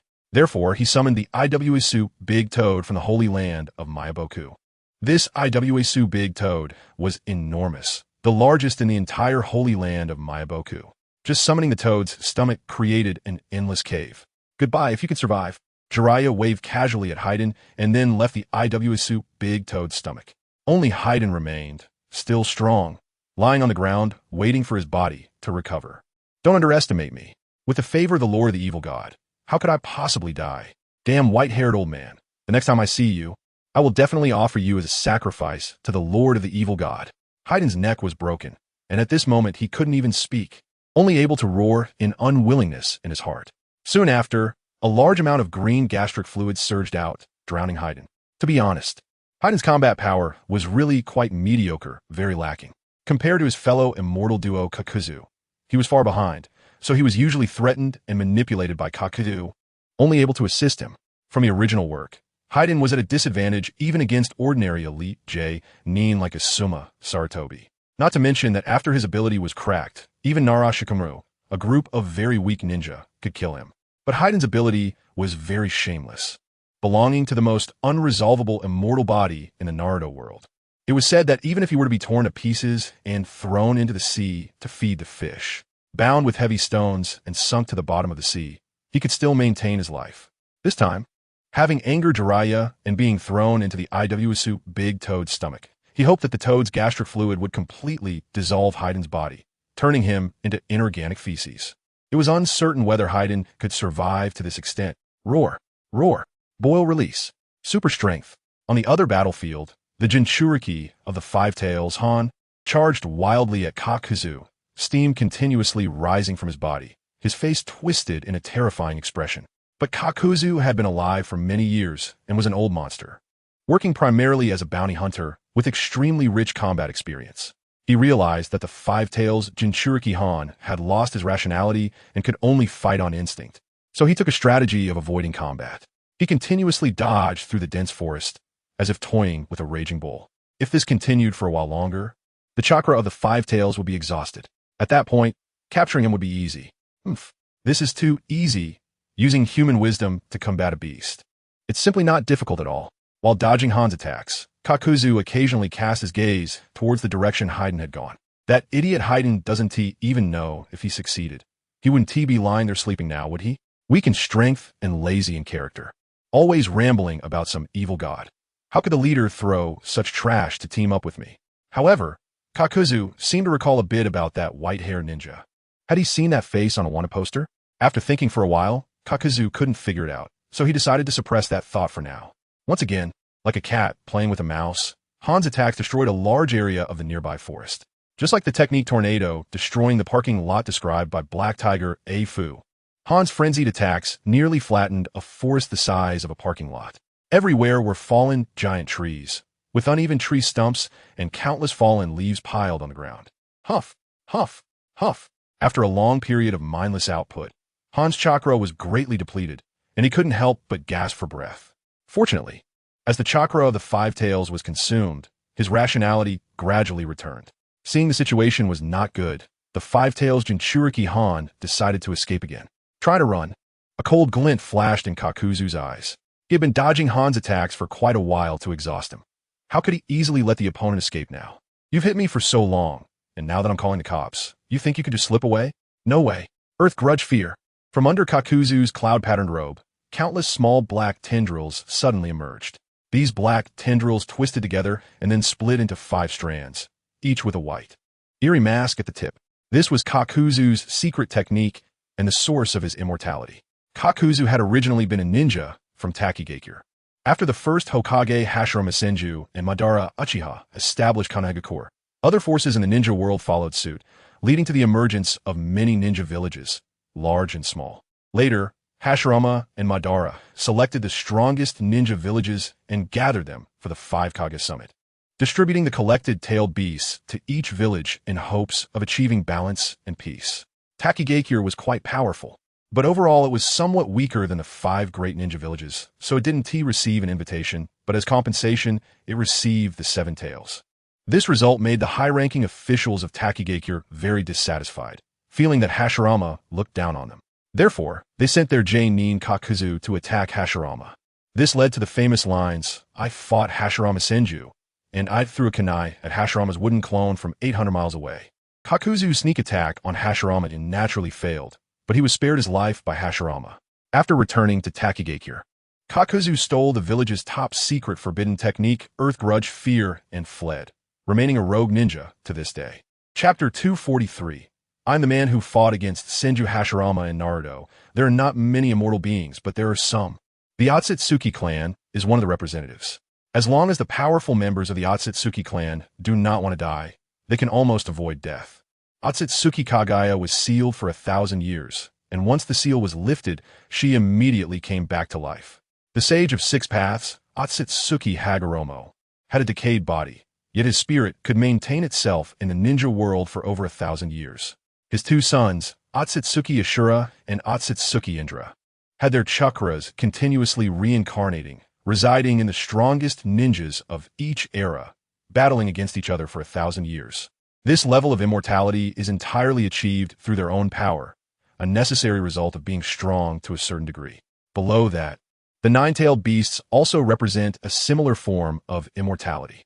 Their massive chakra reserves and unique existence allow them to revive even after being killed, which is why they have always been feared and dreaded by ninjas, ultimately leading to their control and manipulation. Next is Haiden, who relies on one of the outer gods in the Naruto world, the evil god, to become immortal under the god's will. This is the lowest form of immortality. The cursed technique, Doton, Jinjitsu allows him to take the still-beating heart of a ninja and preserve it within himself to extend his life. He can also gain corresponding chakra attributes by using hearts of different attributes, enabling him to use various ninjutsu. However, in Haiden's case, if his masks are destroyed, it is equivalent to destroying his heart. If all 5 masks are destroyed, he is completely finished. Wind release, pressure damage, fire release, head hardening, lightning release, false darkness, combined ninjutsu, Doton, Jinjitsu, final shot. After summoning the masks, Haiden gathered 3 of them on his arm and immediately activated the masks representing wind, fire, and lightning to use ninjutsu. He then combined these 3 ninjutsu into a terrifying chakra cannon aimed at the Jinchuriki of the 5 tails. Damn it, I'm gonna die. The Jinchuriki of the 5 tails sensed the danger immediately. The chakra cannon in Haiden's hand made him smell death. Run.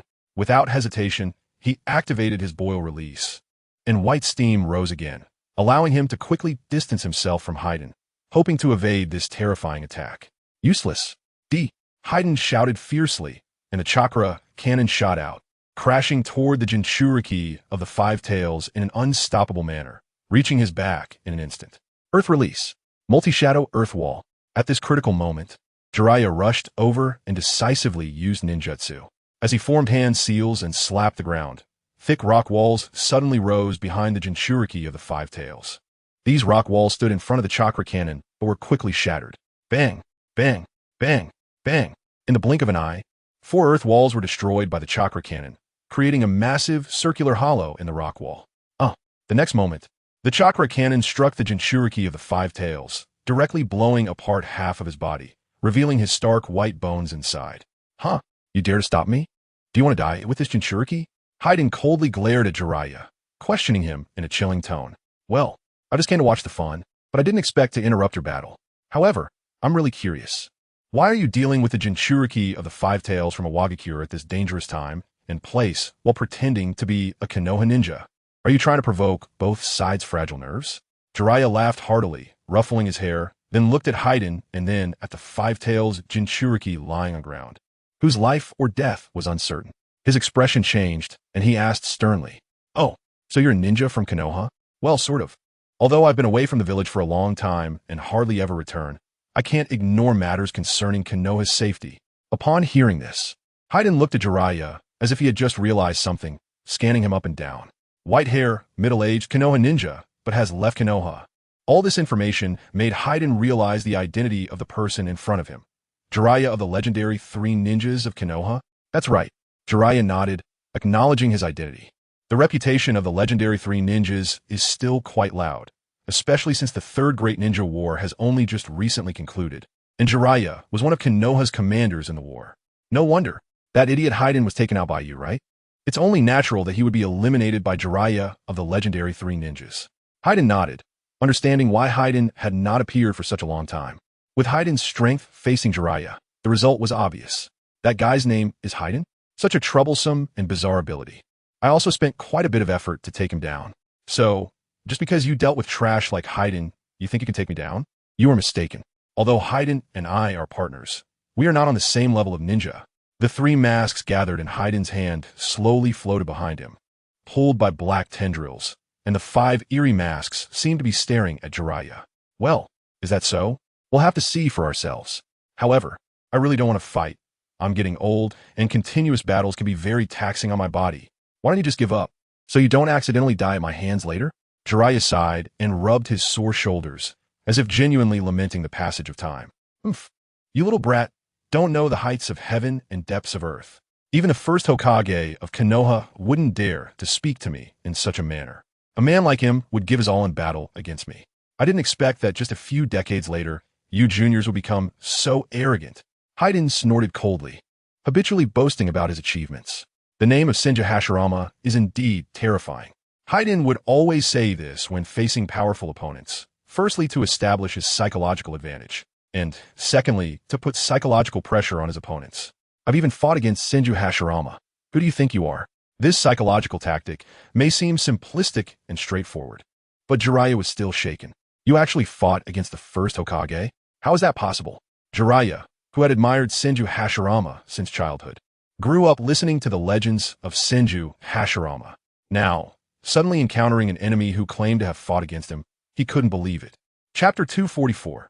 The mission has failed, although Jiraiya was shocked by Haiden's claims. A strong ninja at his level would naturally not choose to evade just because of a few words. He would first engage in battle to gauge the situation before making a judgment. Since Haiden claimed to have fought against the 1st Hokage, Jiraiya had to be even more cautious. Aside from his ultimate trump card, which were the 2 toad sages from Myaboku Mountain, Fukasaku, and Shima, whom he did not summon for assistance, Jiraiya was already prepared to use all his strength. Fire Release. Fire Dragon Flame Bullet. Jiraiya started with a long-range ninjutsu attack, forcefully suppressing the chakra within himself. He formed hand seals in front of his chest and released a stream of golden-red flames. The blazing flames scorched the surrounding air, splitting into 3 mid-air and attacking Kakuzu from 3 different directions. This was Jiraiya's most powerful fire release technique, aside from his combined ninjutsu with the toads. The opponent claimed to be a strong enemy who had fought against the legendary 1st Hokage. So Jiraiya certainly would not let his guard down and immediately used his signature move. Art of the Insect. Water Release. Water Wall. Kakuzu scoffed coldly, controlling his water-based mask to spray a large amount of water, condensing it in front of himself. But he did not anticipate that the flames of the fire dragon bullet would boil the sturdy water wall the moment they touched it, creating a large amount of white mist that did not serve as a barrier at all. The three streams of fire continued to rush towards him unabated. Whoosh! Kakuzu immediately dodged, but the three streams of fire followed closely behind him like a relentless pursuit. Bang!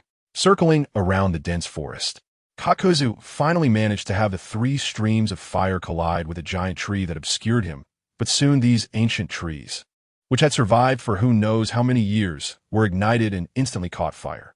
Earth release. Decapitation technique. At that moment, Jiraiya successfully approached Kakuzu and reached out from the ground to grab his ankle. Lightning release. False darkness. Kakuzu seemed to have anticipated this, and the lightning-based mask behind him immediately shot a bolt of lightning towards Jiraiya's hand. Bang! The moment the lightning struck, Jiraiya's hand exploded into a puff of smoke. Bozongyan. Jiraiya's voice came from behind Kakuzu, catching him off guard as he was hit directly in the back, causing him to spit out blood and fly away, rolling several times on the ground before crashing into a tree stump. I must say, although you're quite strong, to claim you fought against the first Hokage is quite the stretch. Jiraiya frowned as he looked at the disheveled Kaku, unable to believe that such an opponent had once battled the first Hokage. Could someone of this level really fight against a powerhouse like Senju Hashirama? Jiraiya was deeply skeptical and immediately judged that Kakuzu's words were not credible. Cough cough. Kakuzu, with a grim expression, could not help but cough up 2 mouthfuls of blood, glaring at Jiraiya with murderous intent. The previous Bozongyan had struck his body, piercing through the muscles of his back and directly destroying his heart. However, with the Earth Grudge Fear technique, this injury was not fatal for Kakuzu. He could still take 4 more hits. So, you're the Jiraiya from Konoha? I'll remember this name. Just you wait. Kakuzu's sutured parts sprouted numerous black tentacles, quickly replacing his own heart with the one from his lightning attribute mask, and his injuries were healed. But having had a heart destroyed so easily by Jiraiya had planted a seed of retreat in Kakuzu's heart. He fixed his gaze on Jiraiya's face as if to memorize it. Then, Kakuzu leaped into the depths of the forest, his figure quickly disappearing from sight. Looks like he is just a big talker. Jiraiya watched Kakuzu's departing figure without recklessly pursuing him. After all, the Jinchuriki of the Five Tails was still lying there, unknown if he was alive or dead. If he went after Kakuzu, would he really leave the Five Tails to die? I hope you don't die like this. That would be a huge problem. Jiraiya walked over to the Five Tails Jinchuriki and reached out to check his vital signs. He then felt a weak but still present pulse from the Five Tails Jinchuriki and let out a sigh of relief. As a Jinchuriki, as long as it wasn't a fatal injury, he could rely on his powerful recovery ability to gradually heal after getting through this ordeal. So, since the Five Tails Jinchuriki hadn't died from Kakuzu's attack, there was no need to worry now. I'm truly born to a life of toil. At my age, I still have to keep running around fighting. Jiraiya grumbled as he hoisted the Five Tails Jinchuriki's body and ran towards Konoha. You're really heavy. In the depths of the forest, Kakuzu ran quickly with a grim expression. Not only had he failed this mission, but he had also lost a heart. This was already a significant loss for him. The lost heart would take time to collect and replace, and he would be reprimanded by the leader for the failed mission. Damn Jiraiya, I will not let you go, Kakuzu vowed internally. Next time, I'll take your heart as my trophy. Kakuzu soon arrived at the agreed rendezvous point, a cave where no light could penetrate, leaving the entire cave in darkness. Why are you the only one back? Whereas the Five Tails Jinchuriki. What about that guy hiding? A voice suddenly echoed in the cave, as if it had been waiting there for a long time. I encountered Jiraiya, one of the legendary 3 of Konoha, on the way, and he took the Five Tails Jinchuriki. As for that guy hiding, at this point, a smirk appeared on Kakuzu's lips as he continued. Next time, I want the leader to give me a more useful teammate. That useless one was completely taken care of by Jiraiya. Kakuzu did not know whether Haiden was dead or not, but regardless of whether Haiden appeared afterward, Kakuzu no longer wanted to be his teammate. A madman who only shouted strange phrases about evil gods had no other merits besides being immortal. Kakuzu had had enough. Konoha's Jiraiya? I see. Encountering such a strong opponent, it's understandable that your mission failed, but the leader will certainly need an explanation, so you'll have to explain it to him yourself. In the darkness, the figure of Black Zetsu, who was completely black except for his white eyes and teeth, slowly spoke. Chapter 245, it's Jiraiya-sensei in a massive cave pain, appearing in the form of a hologram. Listen to Kakuzu's report. He did not express dissatisfaction or blame over Kakuzu's mission failure, and simply glanced at Kakuzu, saying, I see. So it's Jiraiya from Konoha?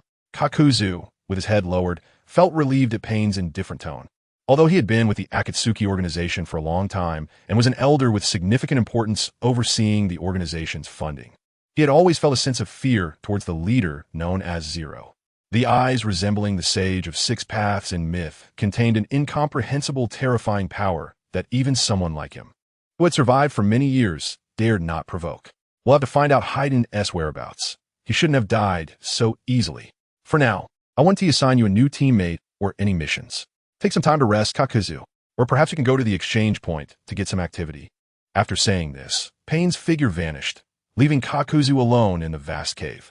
In a room in the land of rain, Pain, lying in a wheelchair, slowly opened his eyes. Conan was busy nearby, weaving various colored threads into a beautiful scarf. Look, Nagato, what does my scarf look? Conan gently smiled and asked as she showcased her creation upon seeing Pain open his eyes. It looks great. Pain smiled and nodded in agreement. Hearing this, Conan smiled even more happily. She didn't ask Nagato what he had learned from Kakuzu, but instead focused all her attention on her handiwork. Conan was inherently a kind and gentle girl. In the past, when she huddled with Yahiko and Nagato for warmth in the Broken Rain country, she had this personality. At that time, there were two older companions protecting her, and later they met Jiraiya, becoming his disciple. During those 3 years, Jiraiya also protected them. So Conan's character remained gentle. Despite experiencing hardships, she always yearned for the light. However, with Yahiko's death and the sudden downfall of the Akatsuki organization, Nagato's personality changed drastically. For Nagato's sake, Conan had no choice but to change as well, getting her hands stained with more blood and doing many things she had never dared to think of before. Now, being able to do some handicrafts in her spare time and knit a scarf for Nagato was the most comfortable time for Conan. After all, there were too few things to do in the perpetually rainy rain country. Conan, Kakuzu, he failed the mission. Hearing this, Conan furrowed her delicate brows and turned to look at Nagato. After seeing that he had no dissatisfaction or anger on his face, she said, if he failed, then so be it. Anyway, there's still plenty of time. Our plan hasn't officially started yet. What we're doing now is just delaying the recovery of the 5 great nations and weakening their power, right? Nagato nodded, inexplicably looking out at the endless rain curtain, his voice lowering a few notches. It's because of Master Jiraiya. What? Conan looked at Nagato in surprise, her hand stopping. Kakuzu said that while he and Hayden were on a mission, they suddenly encountered Master Jiraiya, who ultimately defeated them and forced them to retreat. The host of the 5 Tails was taken by Master Jiraiya. Nagato's feelings were complex when he said this. Is that so? Conan replied softly, unsure how to respond. Jiraiya was a person that the 3 siblings could never forget. He had once shown them kindness, allowing them to experience the feeling of being cared for and protected. To them, he was both a teacher and father. But now, the conflict between them had finally emerged. Jiraiya had become an obstacle in front of their goal. Although Nagato had anticipated this day, since he had made up his mind to capture the tailed beasts, after all, Master Jiraiya, as a Konoha ninja, would never allow them to capture the 9 tails of Konoha. The 2 sides would inevitably clash one day. However, he didn't expect that day to come so quickly. And it was because of the host of the 5 Tails from Iwagakure. After that, Nagato no longer spoke. It seemed that he had merely mentioned it in passing, without much thought.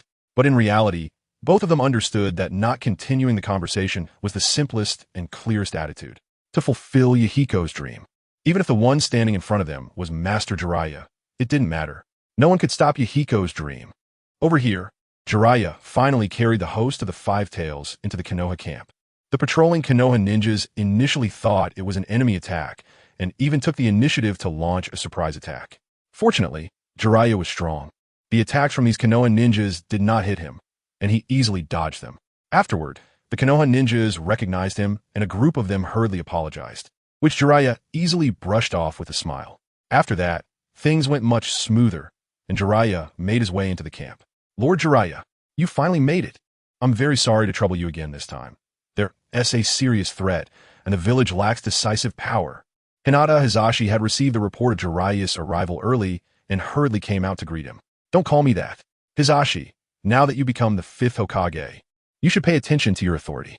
Jiraiya first sternly reminded Hizashi, then said with a sense of entitlement, as a Konoha ninja, how can I not come at a time like this? Yes. Hizashi nodded, still struggling to adjust in his mind. Although he was not much younger than Jiraiya, the gap between them was significant. Even though he had become the head of the prestigious Hyuga clan, Jiraiya remained an unattainable peak in front of him. For every Konoha ninja, the legendary Sannin were figures worthy of respect. So even after becoming Hokage, Hisashi still habitually treated Jiraiya with a respectful attitude. However, now that the other party had declined, Hisashi felt more at ease. Who is this person? Hisashi pointed at the host of the Five Tails that Jiraiya was carrying on his shoulder, asking in confusion. Ha ha ha, this is a big shot. Hisashi, you were in a hurry to take over as the fifth Hokage. Consider this guy a congratulatory gift for me. The gift is the host of the Five Tails from Iwagakure. Jiraiya laughed heartily, looking quite pleased, while Hisashi showed a shocked expression. Chapter 246, The Assurance to End the War in the Konoha Camp, in the main tent of Hisashi. Hisashi, Jiraiya, Hyuga Hayashi, Narashikaku, Yamanaka Inoichi, Akimichi Choji, Narashikaku, and other important figures gathered together. Hisashi sat at the head, with small tables lined up on either side, covered with food and drinks, where Jiraiya and the others sat behind. In front of them, in the middle of the tent, lay the still unconscious host of the Five Tails. I see. This was truly perilous. If it weren't for you, Jiraiya, arriving in time, it would have been disastrous. If those two guys had really captured or killed the host of the Five Tails, Iwagakure would have gone completely berserk, and the enraged third Tsuchikage, Inoki, would never let it go. Hisashi said joyfully after hearing Jiraiya's explanation. While listening, he had thought more than once about what would happen if the enemy succeeded. Each time he thought about Iwagakure recklessly starting a war, Hisashi felt a deep sense of dread. It wasn't fear of Iwagakure, but fear that if the intensity of the war escalated, Konoha would pay an even more painful price. At that time, whether they won or lost, he, the newly appointed Hokage, would be the biggest loser. After all, if Konoha, already in a precarious position, suffered another severe blow under his leadership, then he would be a failed Hokage. Ha ha ha, it was just luck that I ran into them. Jiraiya laughed heartily, happily sipping from his wine cup. However, it was strange. What were those two unfamiliar ninjas up to? Why did they choose this moment to attack the host of the Five Tails? Did they think that escalating the war between Konoha and Iwagakure would benefit them? Narashikaku stroked his chin, asking in confusion. It must be so. I say those two guys might be from Sunagakure and Kirigakure, aiming to make us three warring ninja villages suffer greater losses, so they can reap the benefits. Narashikaku slammed the table angrily. That's right. The Third Great Ninja War was just like that, right? Those scoundrels from Kirigakure only declared war when we four villages were exhausted, and they manipulated the Three Tails to attack us. If it weren't for Kakashi thwarting their plot, the consequences would have been unimaginable. Now that I think about it, the Mist Village probably has similar thoughts. Those gutter dogs just love to play this game. A Konoha Jounin agreed, his face filled with hatred as he spoke of the Mist Village. At this, Hinata Hisashi, sitting at the head of the table, became serious, contemplating the possibilities. If the Mist Village or the Sand Village truly planned to wait for the three ninja villages to exhaust their power before joining the fray, it will be dire. That won't happen, so you can rest assured. Unexpectedly, Jiraiya waved his hand dismissively, wearing a relaxed smile. Why do you say that, Lord Jiraiya? Does Lord Jiraiya have some undisclosed intelligence? The Konoha crowd asked in unison, and Hisashi perked up, looking at Jiraiya. Huh, my travels in the ninja world over the years weren't just for sightseeing. To my knowledge, the Mist Village has been under constant pressure due to its blood mist policy.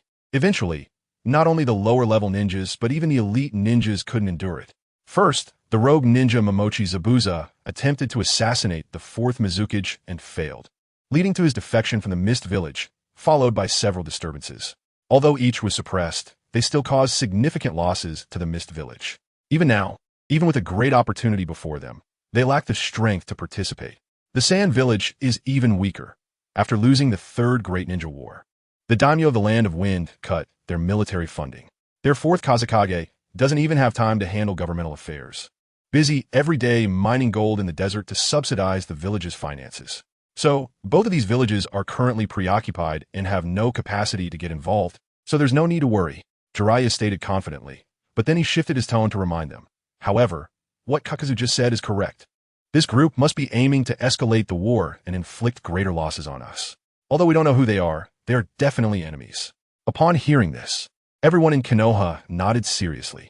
Now, not only do we have the two major enemies of the Land of Lightning and the Land of Earth, but there's also a group of unknown individuals secretly plotting, which adds to the stress everyone is feeling. Therefore, the current plan should be to end this war as soon as possible. We must not let those guys' schemes succeed, Hizashi said sternly. So, if we want to end this quickly, the five-tails Jinchuriki that Jiraiya brought back will be very useful. Hizashi looked at the five-tails Jinchuriki Han lying on the ground and smiled. That's right, using the five-tails Jinchuriki as bait and then revealing those people's schemes. Even the stubborn Noki will hesitate. At most, we can have a couple more battles to demonstrate our strength and confidence, and Iwagakure will naturally retreat. Yamashiro Aoi nodded heavily, feeling relieved inside. Then it's settled. Once the five-tails Jinchuriki wakes up, we'll first tell him the truth, and then have a good talk with Noki about the situation. He should be willing to compromise. After all, he came with the intention of taking advantage and lacks the determination to fight to the end. Hizashi made the decision. Moreover, according to the situation in the northeast, we just need to wait patiently. Once Kumogakure is defeated, Noki will retreat immediately. Now we just have even more confidence. Narakakuzu said with a confident smile. Hearing the words of these two, Jiraiya became interested. He had hurriedly rushed over to support and was still unaware of the situation on Uchiha Zongyan's side. Quickly show me the battle reports we received last time. Hizashi took the intelligence scroll from Hinata Hayashi behind him and stepped forward to hand it to Jiraiya, smiling. Zongyan-kun is truly impressive. He single-handedly severely injured the two-tails Jinchuriki of Kumogakure and destroyed their stockpiled supplies. In the end, he even heavily injured the fourth Reikage. Based on his abilities, we have already won the war against Kumogakure. The two sides are far apart, and the most recent battle report from Uchiha Zongyan has yet to arrive. But this report is already astonishing. That kid, he actually achieved such great results? Impressive, Jiraiya exclaimed in amazement as he carefully looked over the contents of the report. Chapter 247. Iwagakure's reaction useless. A bunch of useless people. How could a living person just go missing? What can you all accomplish? In the Iwagakure camp, the third Tsuchikage Noki was continuously scolding his subordinates inside his tent. His short, dwarf-like body floated in the air using the light-heavy rock technique, allowing him to look down at the rock ninjas before him, who dared not meet his gaze. Naka's face was twisted with anger, his large, red nose flushed. Damn it! Whether it's you bunch of useless fools, or that uncouth bastard Han, you all should be stripped of your positions and thrown into prison for some serious reflection. Noki shouted angrily, a lot of saliva spraying from his mouth, causing the few rock ninjas standing stiffly in front of him to lower their heads, afraid to look up lest they get splashed in the face. Ever since the meeting yesterday, when the five-tails Jinchuriki Han had a big argument with Noki and left, nearly a day had passed without his return. Sensing something was off, Iwagakure sent out several patrol teams to search for the five-tails Jinchuriki Han's whereabouts, only to find not only had they failed to locate him, but they also discovered a large number of signs of battle.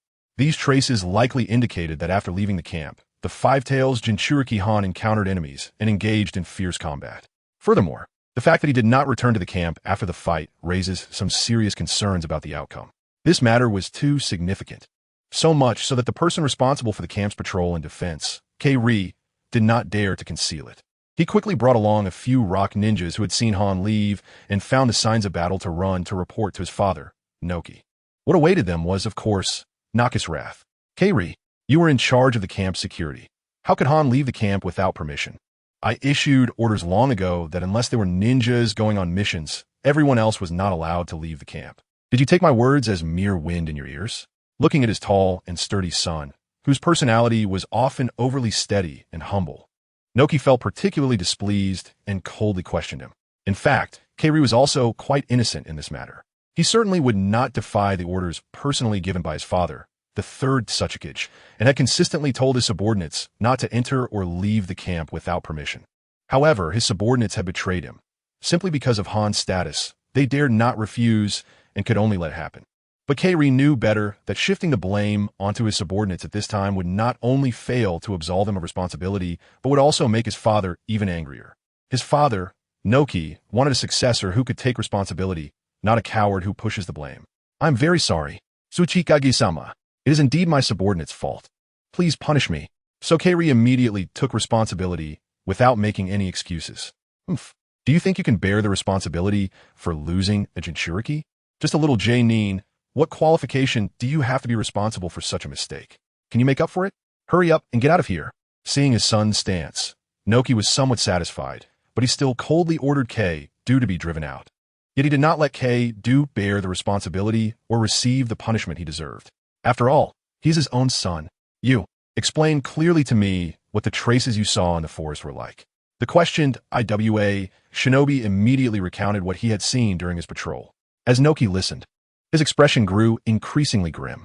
From the footprints, it was evident that two people had attacked Han, and after a fight, Han chose to escape, only to be pursued by these two. Then another person appeared to intercept Han.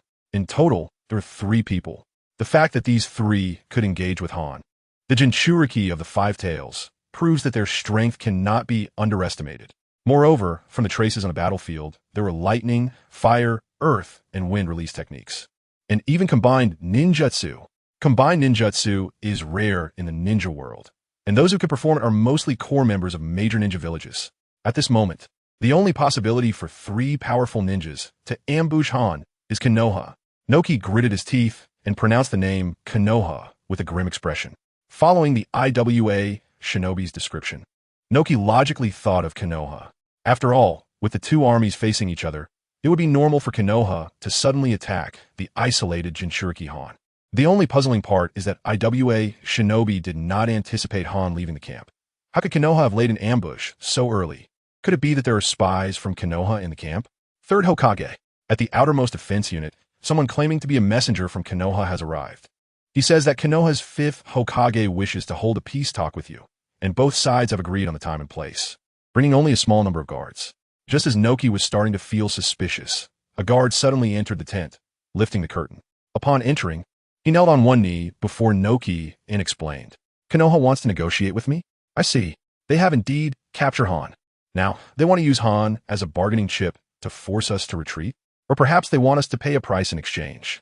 Noki instantly thought of Konoha's intentions for negotiation. However, he didn't know that reality had deviated slightly from his speculation. Damn Konoha, I will never let them succeed.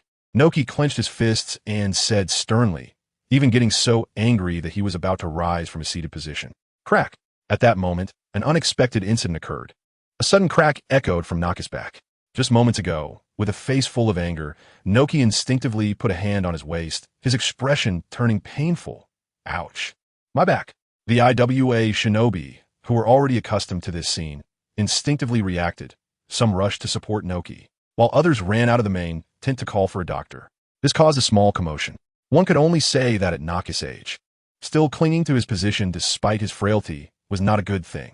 Chapter 248, Failed Communication with the Flowing Blade, Growth of the World Tree in a Strange Space. Boundless flames filled every corner, burning as if it would never end. In the center of this hellish sea of fire, there stood a tall altar. The altar was deep red, and even the brightness of the flames could not illuminate it, while a black long knife was inserted at the top of the altar. Flowing blade, like fire, flowing blade, like fire. A man's voice suddenly echoed in the hellish sea of fire, murmuring as if calling for something. Outside the hellish sea of fire, a spiritual force seemed to be trying to enter. Boom! In an instant, the hellish sea of fire seemed to be stirred, the flames becoming even more ferocious, as if that momentum could burn everything to ashes. But the deep red altar and the black long knife remained utterly still, as if in a dead silence. Another failure. At the northeastern border of the Land of Fire, in the camp where the Konoha army was stationed, in the tent of Uchiha Zongyan, sitting cross-legged, Uchiha Zongyan slowly opened his eyes, exhaling a breath of murky air, revealing a trace of disappointment on his face.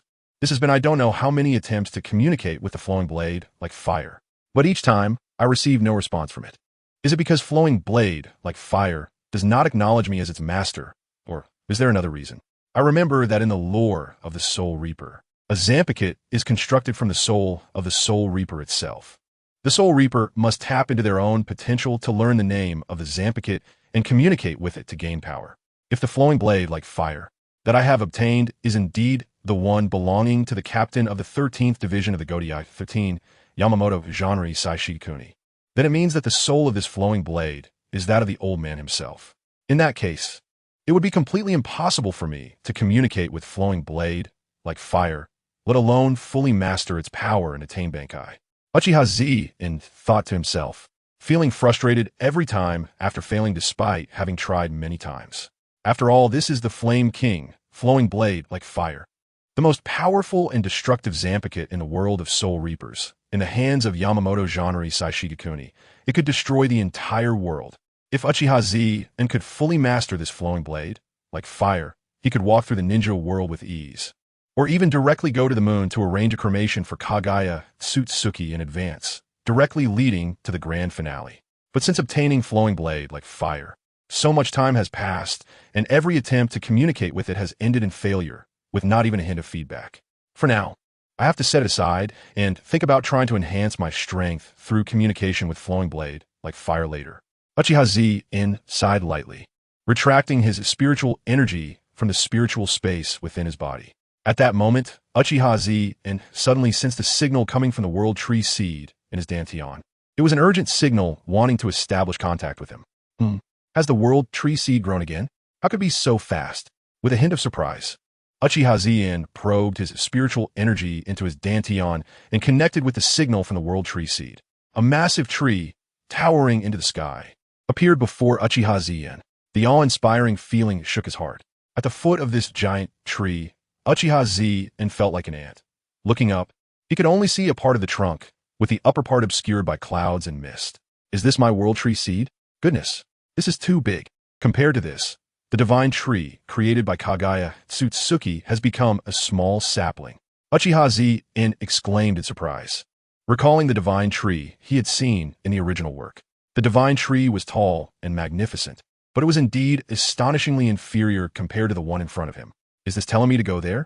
At that moment, a voice seemed to resonate in Uchiha Zongyan's mind, but the voice was vague, and he couldn't clearly hear the syllables or words. However, strangely, he understood the meaning conveyed by the voice. It seemed to want Uchiha Zongyan to go to a certain place on the World Tree. No, this tree is terrifyingly tall. If you want to walk there on my own, how long would it take? Although I can understand the meaning, Uchiha Zongyan showed a troubled expression. The voice was asking him to go to a certain branch on the trunk, but the dizzying distance made him reluctant to try. Suddenly, Uchiha Zongyan's vision blurred, and he found himself still in the clouds. He looked down in surprise and saw that the ground he was just on was already obscured by mist. Uchiha Zongyan's heart stirred.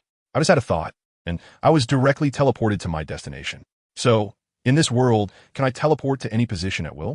The vague voice immediately sent a wave of affirming information, confirming Uchiha Zongyan's speculation. But why bring me here? There doesn't seem to be anything special about this place. Looking at the scene before him, Uchiha Zongyan realized he had arrived on a branch of the World Tree. Although it was called a branch, the area he was standing on was larger than the entire Konoha village. This means that the cross-section of a branch of the World Tree is larger than the area of Konoha village. However, apart from being large, Uchiha Zongyan hadn't noticed anything unusual. As if it knew Uchiha Zongyan's questions, a massive stream of information surged into his brain, causing him a momentary headache. The seed of this World Tree comes from a certain unmentionable higher dimensional world. After being brought back to Uchiha Zongyan by the traveling frog, it became Uchiha Zongyan's possession and was implanted in his body. With the help of Uchiha Zongyan's vitality and energy, the seed of the World Tree began to take root and sprout within him. It wasn't until the traveling frog brought Boa Hancock back to the Hokage world that the seed absorbed the unique energy carried by Boa Hancock from the other world and finally began to grow. The current seed of the World Tree has transitioned from its initial stage to a growth stage, but it still requires a long time to mature, and it remains uncertain whether it can evolve to its final maturity stage. However, even in its current growth stage, the World Tree can already bring many benefits to Uchiha Zongyan. First, a dimensional space generated from within him, just like a Bido Uchiha's Meijiki Sharingan's Kimui space. Uchiha Zongyan now has his own space. Although he cannot use the Kimui space to achieve intangibility and ignore attacks during battle like a Bido Uchiha, it provides Uchiha Zongyan with a vast personal space. The space opened up by the World Tree is so large that it could easily fit half of the ninja world inside. Now, Uchiha Zongyan doesn't need to carry food and water, ninja tools, scrolls, or spare clothes and armor with him. He can store them all here. He could even carry all the supplies and equipment needed for a large army, significantly increasing his mobility. The only drawback might be that the World Tree space cannot accommodate many people at the same time. If too many people enter, it will consume the energy here and slow down the growth of the World Tree.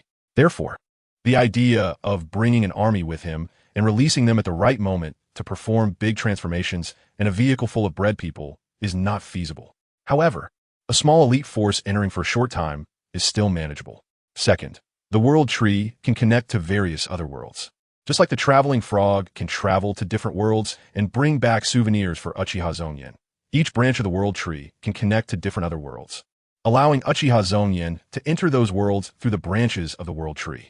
The prerequisite is that the world tree has absorbed the unique energy from that world to achieve positioning and teleportation. For example, Boa Hancock.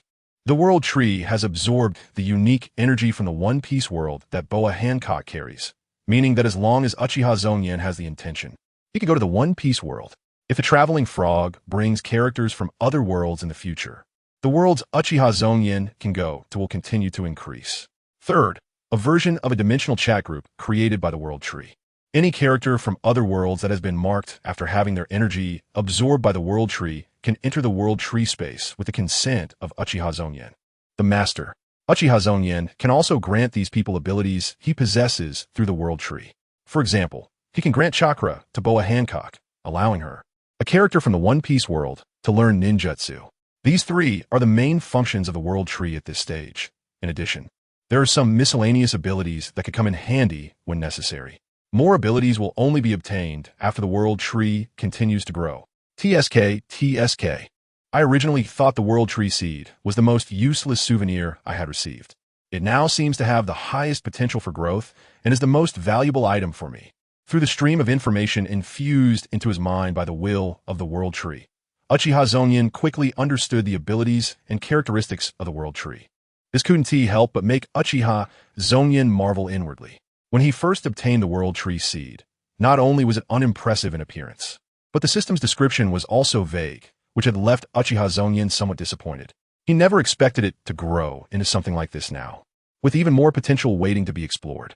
So, the reason the world tree suddenly contacted me is because something is happening with Boa Hancock. Boa Hancock, as someone who has had her energy absorbed by the world tree and has received Uchiha Zongyan's recognition and gifts, qualifies to enter the world tree space. However, she needs to obtain permission from Uchiha Zongyan, the master, before entering. Uchiha Zongyan subconsciously stroked his chin, thinking about the timing of Boa Hancock's departure. It seems that the little empress should have left for the One Piece world just as I arrived here with my army. And only 5 days have passed since then. Even if the little empress successfully escaped from prison during these 5 days, she would still have many things to do.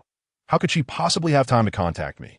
One should understand that in the One Piece world, the celestial dragons, as world nobles, live in the holy land Mary Geos, which is heavily guarded and not so easy to escape from.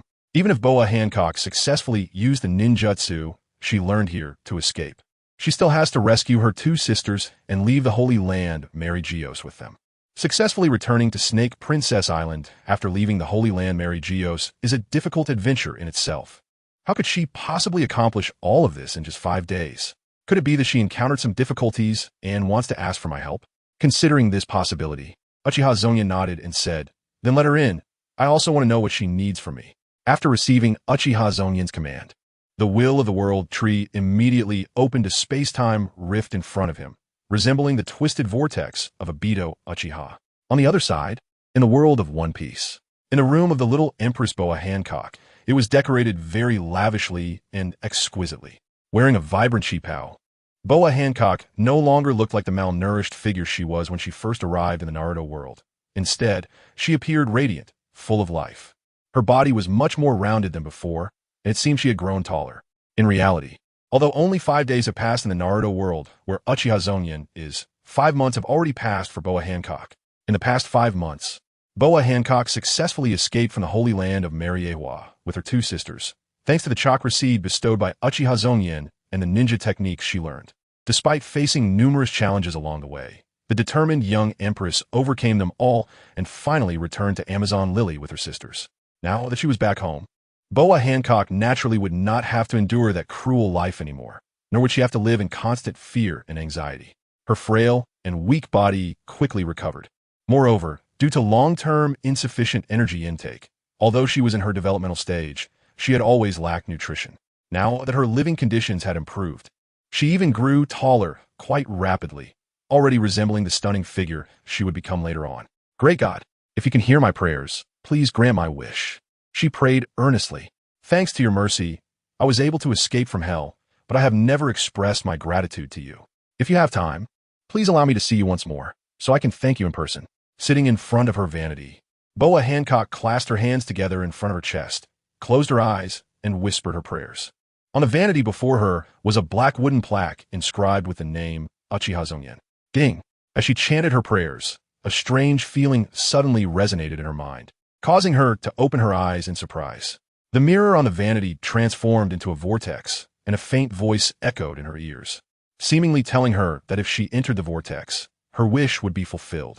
Although the scene before her was particularly bizarre, the anticipation in her heart outweighed her fear.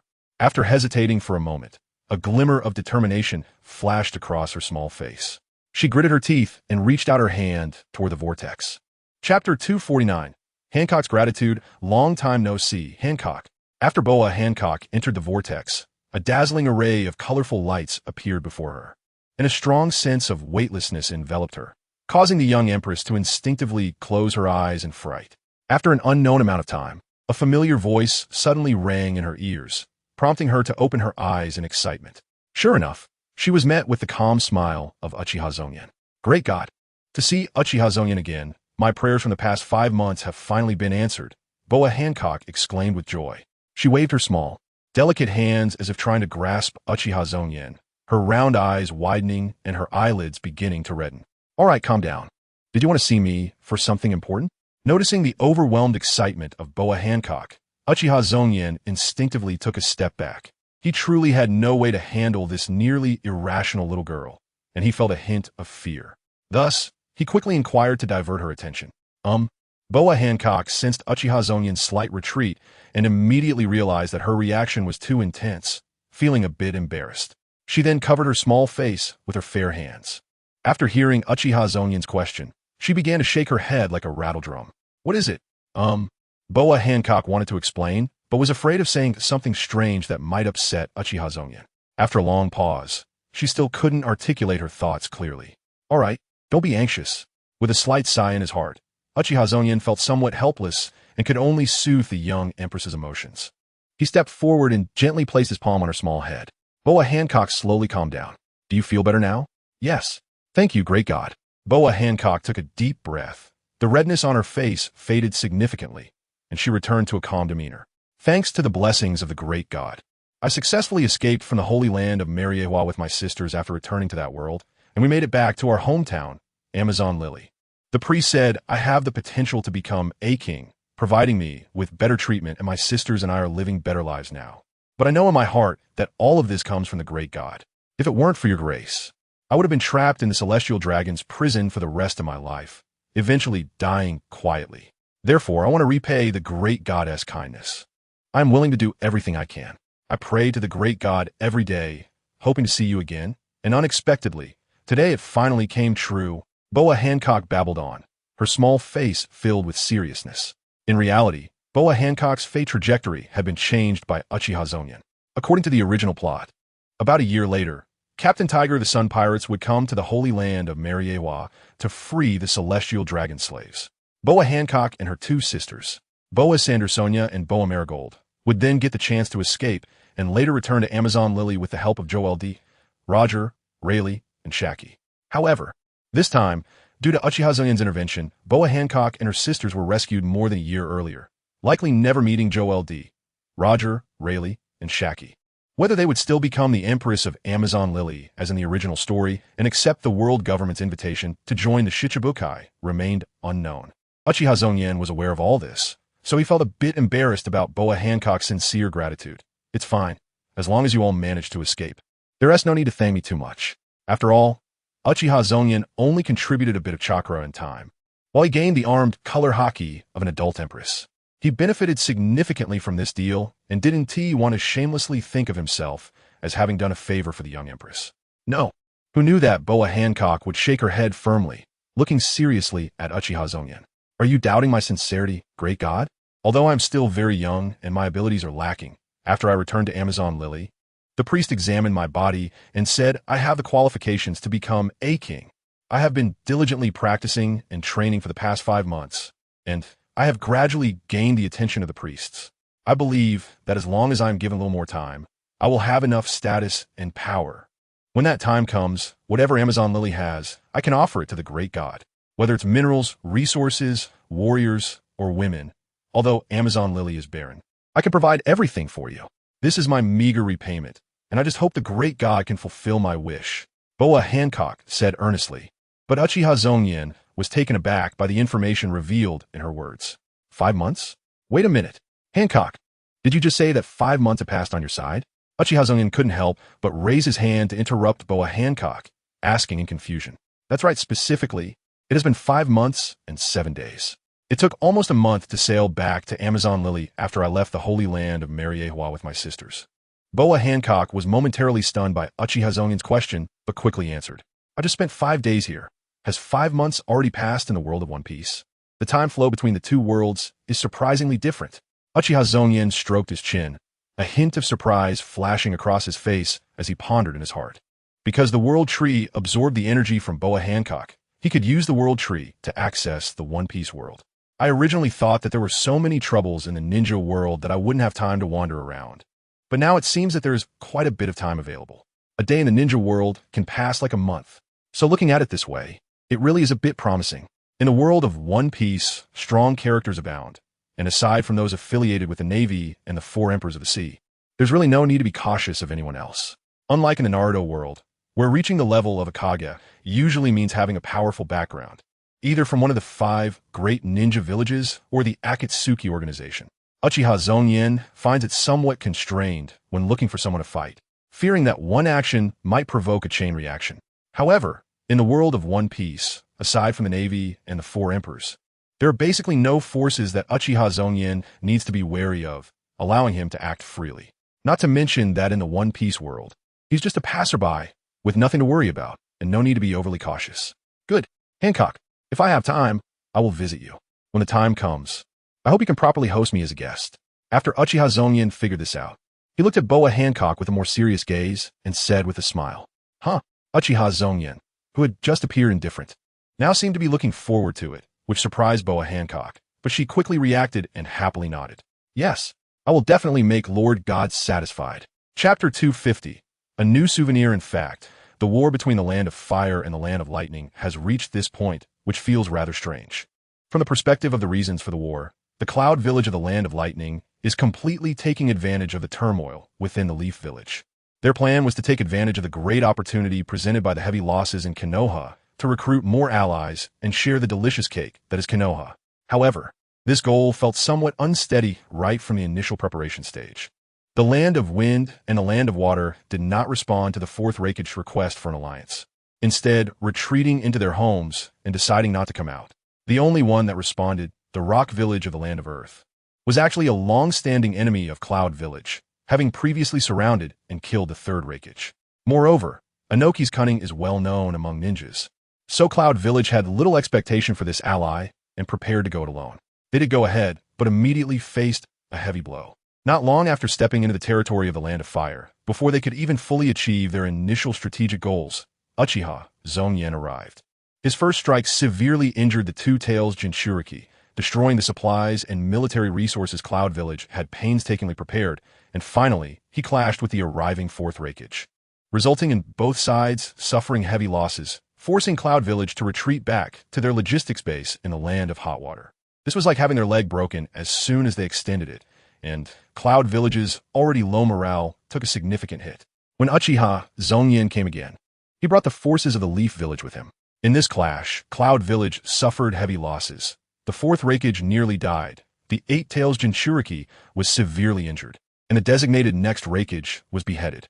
The logistics base was also partially destroyed by Uchiha Zongyan, causing significant casualties among Cloud Village ninjas. Under these circumstances, Cloud Village had to either admit defeat and leave, or hastily send reinforcement from the village. However, Cloud Village made no move at all. This action left the strategists in Konoha puzzled, believing there was a conspiracy at play. As a result, Konoha dispatched more patrol units to infiltrate and investigate the Cloud Army. On the other hand, they also sent people to keep an eye on Cloud Village's home base, so that if the Fourth Rakeage called for reinforcements, they would know immediately. Additionally, spies embedded in Cloud Village began to take action. constantly probing the fourth Raikage's next moves to prepare and respond as early as possible. The ninja profession is inherently inclined towards intelligence work and underground activities. Direct combat is something unique to the Naruto world. Another 2 days passed. The personnel in Konoha were busy, and the strategists were locked in the war room all day. But the overall commander of this war, Uchiha Zongyan, was idly wandering around, feeling bored. After all, he knew nothing about warfare. He only knew how to pull out his sword and kill. Having him predict battle situations and formulate combat plans was truly beyond his capabilities. Fortunately, everyone in Konoha was aware of this, and no one expected him to. On the other hand, as the highest combat unit in Konoha, Uchiha Zongyan could not leave to go elsewhere. If he weren't here to hold the fort, no one would be able to withstand the fourth Raikage's assault when the Cloud Army arrived. He had considered directly leading his men in a battle and driving Cloud Village back home, but he was always worried about something. The most important reason for this was that Uchiha Zongyan hadn't told anyone else. After all, he had no idea what the Akatsuki organization was really thinking or what their intentions were. According to the original story, the Akatsuki organization had been lying low during this time and had not yet made a name for itself. At most, they were taking on some jobs from Inoki to earn some extra money. How could they suddenly intervene in the war now? Uchiha Zongyan couldn't understand this, and thus felt very anxious. As a time traveler, his familiarity with the plot was his greatest confidence. But now that things had progressed to this point, the developments were completely out of his control, and events not mentioned in the original story were unfolding before his eyes, making it impossible for him not to feel anxious. Dragging this out was not a solution. In any case, Konoha had suffered too much damage in the Third Great Ninja War, and the subsequent Nine Tails incident had added another wound. Given Konoha's current situation, maintaining 2 large armies in battle would put immense pressure on logistics. On one hand, a military force of tens of thousands consumes a huge amount of money every day. On the other hand, since the ninjas were out fighting, there were fewer people in the village to take on missions and earn money, leading to a direct shortfall. If it weren't for the military funds sent by the daimyo of the Land of Fire, Konoha wouldn't be able to hold out much longer. Compared to the Land of Lightning and the Land of Earth, Konoha was fighting on 2 fronts, incurring astronomical expenses on both battlefields. If this stalemate continued, it would definitely be disadvantageous for Konoha. I hope this little frog can give me something useful to help break the deadlock.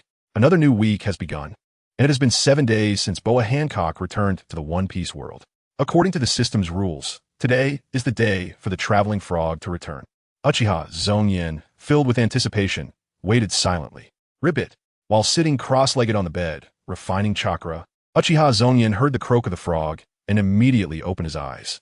Sure enough, a green frog appeared before him, its big watery eyes looking at him. Ribbit, Ribbit.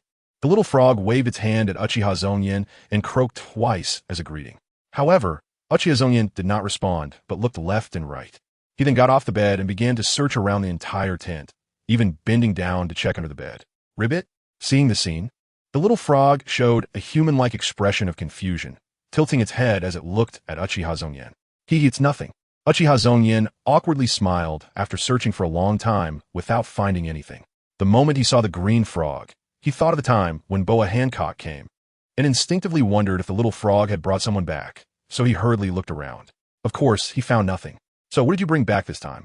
Upon hearing this, the little frog took off its backpack and pulled out a strange mask. Huh, why is it a mask? Seeing the mask, Uchiha Zongyan was slightly taken aback, seemingly recognizing it. The mask had a white base and purple edges, with 2 rows of sharp teeth carved into the mouth, giving it a rather horrifying and dark vibe. Without thinking, he grabbed the mask and examined it closely, suddenly showing a look of realization. The Joker's Mask. Chapter 251, The Joker Mask. The new offensive ding. Your traveling frog has returned from its journey and brought you a souvenir. The Joker Mask from the Valoran continent. Originally owned by the demon clown, Zako. Ding. Once worn, the Joker Mask will grant you a new ability. The ultimate skill of the demon clown Zako. Illusion. Ding. Illusion. After use, it creates a perfect duplicate of the user that cannot be seen through by any ability, possessing 100 of the user's strength in all abilities, excluding tools, and allowing the user to control it freely. The illusion can last for 3 hours, and when the time ends or the illusion is defeated, it will explode, generating 3 frightening magic boxes to attack nearby enemies, causing massive damage. The system's voice echoed in Uchiha Zongyan's mind, explaining the function of the Joker mask before him. After hearing this, Uchiha Zongyan moved his lips but didn't know what to say. The demon clown Zako is a well-known hero from the famous game on Earth, League of Legends. It was also the game Uchiha Zongyan played the most in his past life.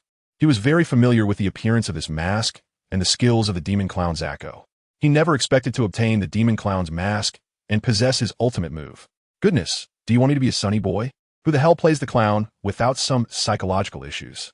After the little frog turned to leave, Uchiha Zongyan lay on his bed, flipping the Joker mask in his hands, unable to help but complain. The demon clown Zako, as a hero, had many well-known memes circulating in the esports circle in his past life. Due to its unique skills and mechanics, opponents found it very annoying. Many players would jokingly say that those who played the Joker well were somewhat mentally unstable and needed to be sent to a mental hospital for treatment. They would affectionately refer to such players as sunny boys. This term was used ironically with a sarcastic tone. In his past life, every time Uchiha Zongyan faced a skilled Joker player, he found it incredibly painful. He never expected that, after crossing over to the Naruto world, the system would want him to become the Joker. So, the clown is actually me? What? Are you saying we should directly attack the Cloud Village now? Naruto was in a meeting with a group of advisors when Uchiha Zongyan walked in, uttering words that left him speechless.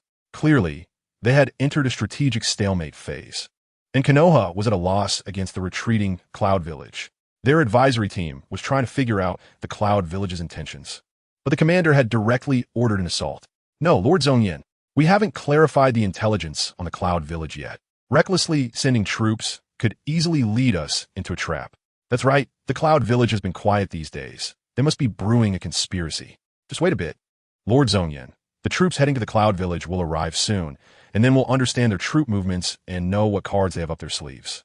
Hearing Uchiha Zongyan's order, the advisors immediately stood up to persuade him. Don't give me so many reasons. I only have one question for you. If the Cloud Village wants to drag this out indefinitely, what do you plan to do? Everyone in the village knows the situation with logistics. Do I need to remind you? Uchiha Zongyan's face darkened as he raised his hand to silence the advisors, countering with a question. Uchiha Zongyan's question left the advisors exchanging glances, momentarily at a loss for words. They were all well aware of Konoha's current situation and knew they couldn't hold out much longer. So when Uchiha Zongyan asked this question, they couldn't refute it. Lord Zongyan, although the situation is urgent, is it really appropriate to strike recklessly? Naruto hesitated for a moment, still frowning as he asked. Then if we get intelligence that the Cloud Village is mobilizing their support troops, what will we do? Will we still have to fight? War ultimately depends on fists to subdue the opponent for victory, doesn't it? According to my orders, prepare and notify the troops to get ready to move out. Uchiha Zongyan waved his hand decisively. After the advisors left the meeting room to convey Uchiha Zongyan's orders, only Uchiha Zongyan and Uchiha Fugaku, who had remained silent, were left in the room. Are you confident? Once everyone had left, Uchiha Fugaku asked with concern. Don't worry. Uchiha Zongyan flashed a confident smile. On the side of the Cloud Village, the fourth Raikage, A, had recovered somewhat after treatment and rest from the severe injuries inflicted by Uchiha Zongyan. He was now capable of action. The Eight Tails Jinchuri, Killer Bee, was not severely affected by the mental trauma left by Uchiha Fugaku's Manjikyu Genjutsu.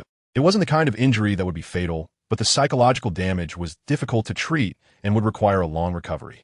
The reason the Cloud Village was staying put and waiting was simple. The fourth Raikage was waiting for reinforcements from the village. He wanted to raise the stakes. The current fourth Raikage, A, was like a gambler who had lost everything but was unwilling to admit defeat. At this point, anything, houses, cars, savings, even wives and children, could be put on the gambling table just to win back what was lost.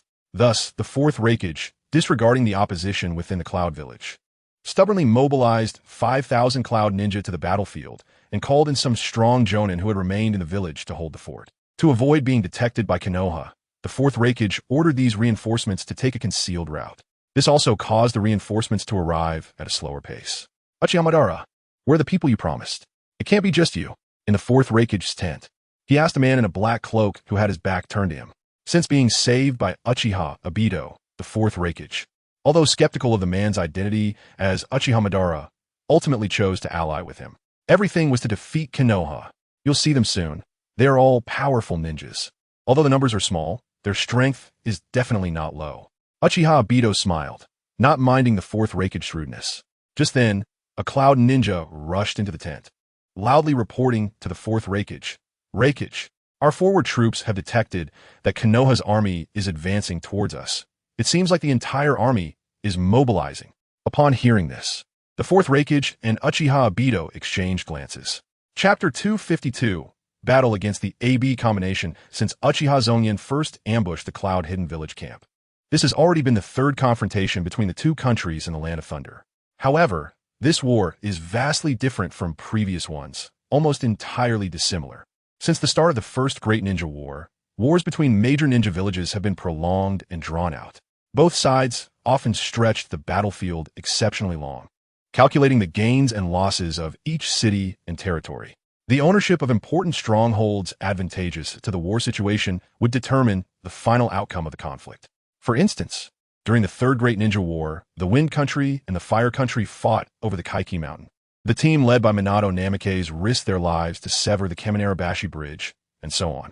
In these long and brutal wars, important battlefields often became like meat grinders, continuously consuming the flesh and blood of both sides, with countless casualties. The ninjas from both sides engaged in constant entanglement, collision, and strangulation, vividly showcasing the essence of the art of war among ninjas. But this time, it was completely different. What era is it now? And yet they're still fighting traditional wars? Uchiha Zongyan with a cold expression. Konoha is on the defensive in this war, only needing to repel the cloud to achieve victory. On the other hand, Cloud-Hidden Village must invade the Land of Fire to obtain the land and resources they desire to accomplish their goals. However, against a highly mobile and destructive ninja like Uchiha Zongyan, the Cloud cannot disperse their forces as they did in previous wars to nibble away at Konoha's defenses. The only outcome of that would be getting picked off one by Uchiha Zongyan, who would chase them down and kill them all. Aside from the fourth Raikage and the Eight Tails Jinchuriki, no other Cloud ninja could even last a round against Uchiha Zongyan. Isn't that just asking for death? They must gather a large army, with the fourth Raikage and others restraining Uchiha Zongyan, relying on sheer strength to crush Konoha's forces to have any hope of victory. Therefore, this time is still a clash of large armies. Fire burns through the city walls. Uchiha Zongyan charged ahead into the Cloud Ninja formation, swinging his blade, flowing like fire. In an instant, raging flames filled the surroundings, coalescing into a tornado that swept the unwitting Cloud ninjas into it, turning them to charcoal in the blink of an eye. Uchiha Zongyan, your opponent is me. A flash of light, wrapped in dazzling lightning, shot forth, reaching Uchiha Zongyan in the blink of an eye. Lightning release. Lightning cutter. The fourth Raikage A's face was filled with killing intent as he aimed for Uchiha Zongyan's throat. Clang! With a loud sound, Uchiha Zongyan raised his blade to block the strike, but was still sent flying backward by the immense force. Cleave! A dazzling arc of light slashed out as the fourth Raikage blocked it with his arms, enduring the blow with his lightning release armor. You loser. If it weren't for someone saving you, you'd have been a desiccated corpse in a grave long ago. Do you dare look for death again? Uchiha Zongyan chuckled lightly, transforming into a bolt of lightning and teleporting in front of the fourth Raikage, delivering a powerful downward strike. 60 million volts. Thunder slash. The fourth Raikage A's injuries had not yet healed, or rather, it was impossible for them to heal in such a short time. Thus, while he still showed great bravery in the direct confrontation with Uchiha Zongyan, the increasing scars on his body indicated the problem. The fourth Raikage, whose strength had diminished to less than 60% compared to his peak, was no longer a match for Uchiha Zongyan. Big brother, I'm here to help you. Another roar sounded as the half-tails Jinchuriki, Killer Bee, charged in, extending his chakra tail like octopus tentacles, suddenly shooting towards Uchiha Zongyan from behind. Fire reject. Sensing the ambush, Uchiha Zongyan's gaze shifted, and the blade of flowing fire erupted with scorching blue flames. A circular blade of light expanded outward from Uchiha Zongyan's center, slicing through Killer Bee's chakra tail like a hot knife through butter. Your opponent is me, you dark little brat. Below on the battlefield, Uchiha Fugaku had also arrived. Upon seeing Killer Bee's ambush, he rushed forward, his Sharingan bursting with power, instantly transforming into a giant Susanoo. The giant reached out to grab Killer Bee, as if pinching a chick. Fool, I am your opponent. Roar. Suddenly, a female ninja jumped out, her violent chakra swirling around her, wrapped in black-purple chakra, as her form rapidly grew into a terrifying monster. She then roared and lunged at Uchiha Fugaku, The fourth Reikage A and Eight Tails Jinch Riki Killer Bee surrounded Uchiha Zongyan. The Two Tails Jinch Riki, Nibi, faced off against Uchiha Fugaku. In the blink of an eye, the two battlefields were established. The ninjas from Konoha and the Cloud immediately skillfully avoided these two battlefields before clashing together. Soldier against soldier, king against king. Is this what you have been waiting for? A mere Two Tails Jinch Riki? Do you really think you can defeat me with 2 against 1? With a single strike? Uchiha Zongyan cleaved through the fourth Reikage A in front of him while dodging Killer Bee's attacks and asked, "Umph." The fourth Reikage's face darkened, letting out a cold snort without answering. "We, the AB combination, are brothers. We have always fought side by side," Killer Bee said nonchalantly. Attaching the 8 blades he carried in a strange manner to his body, making him look like a porcupine.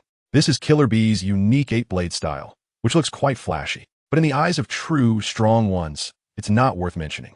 "Oh, is that so? I remember that during the Third Great Ninja War, you two faced off against Minato Namikaze together. But didn't that battle end without a conclusive victory?"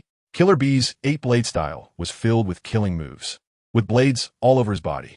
In close combat with Uchiha Zongyan, he inadvertently received 2 wounds. But he didn't mind. Instead, after creating some distance, he spoke up. "Back then, Minato Namikaze had no killing moves. Although he maintained the upper hand, he couldn't truly kill you. But I'm different. I have plenty of ways to kill you. So are you ready?" Hearing this, the fourth Reikage and Eight Tails Jinch Riki Killer Bee felt a weight in their hearts. The two brothers exchanged glances, their long-standing tacit understanding allowing them to communicate without words. "Go!"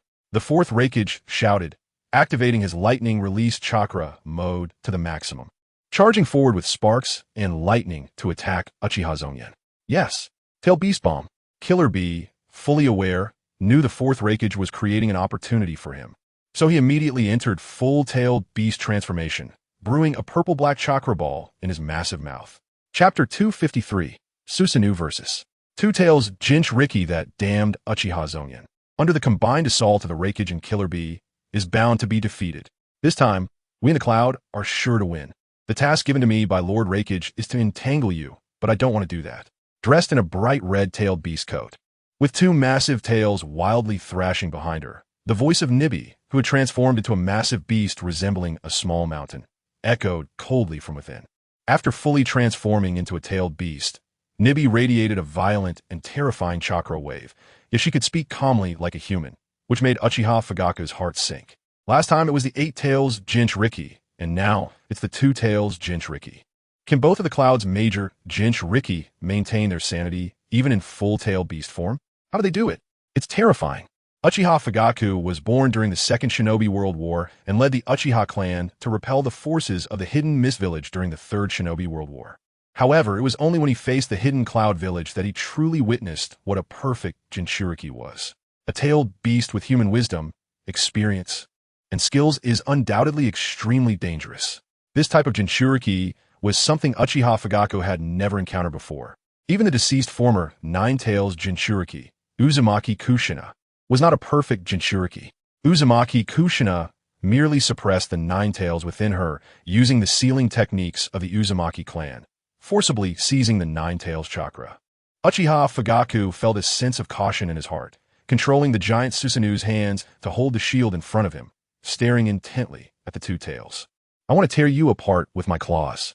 Damn leaf ninjas.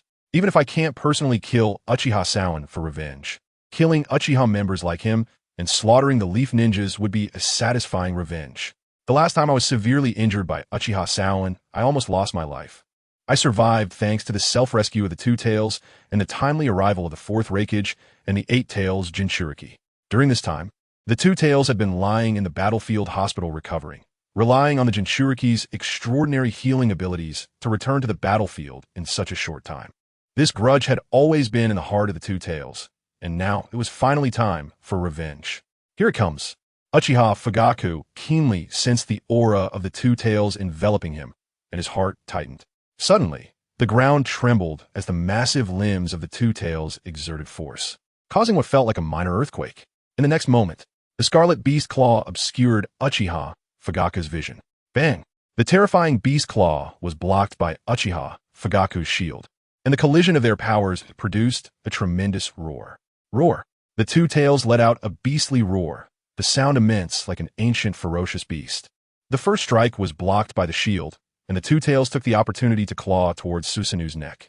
Its hind legs kicked off the ground with force. Uchiha Fugaku felt a surge of overwhelming power, and Susanu uncontrollably fell backwards. Boom! The massive giant crashed to the ground, shaking the earth, raising countless clouds of dust and debris, and even a small patch of trees near the battlefield was crushed under Susanu.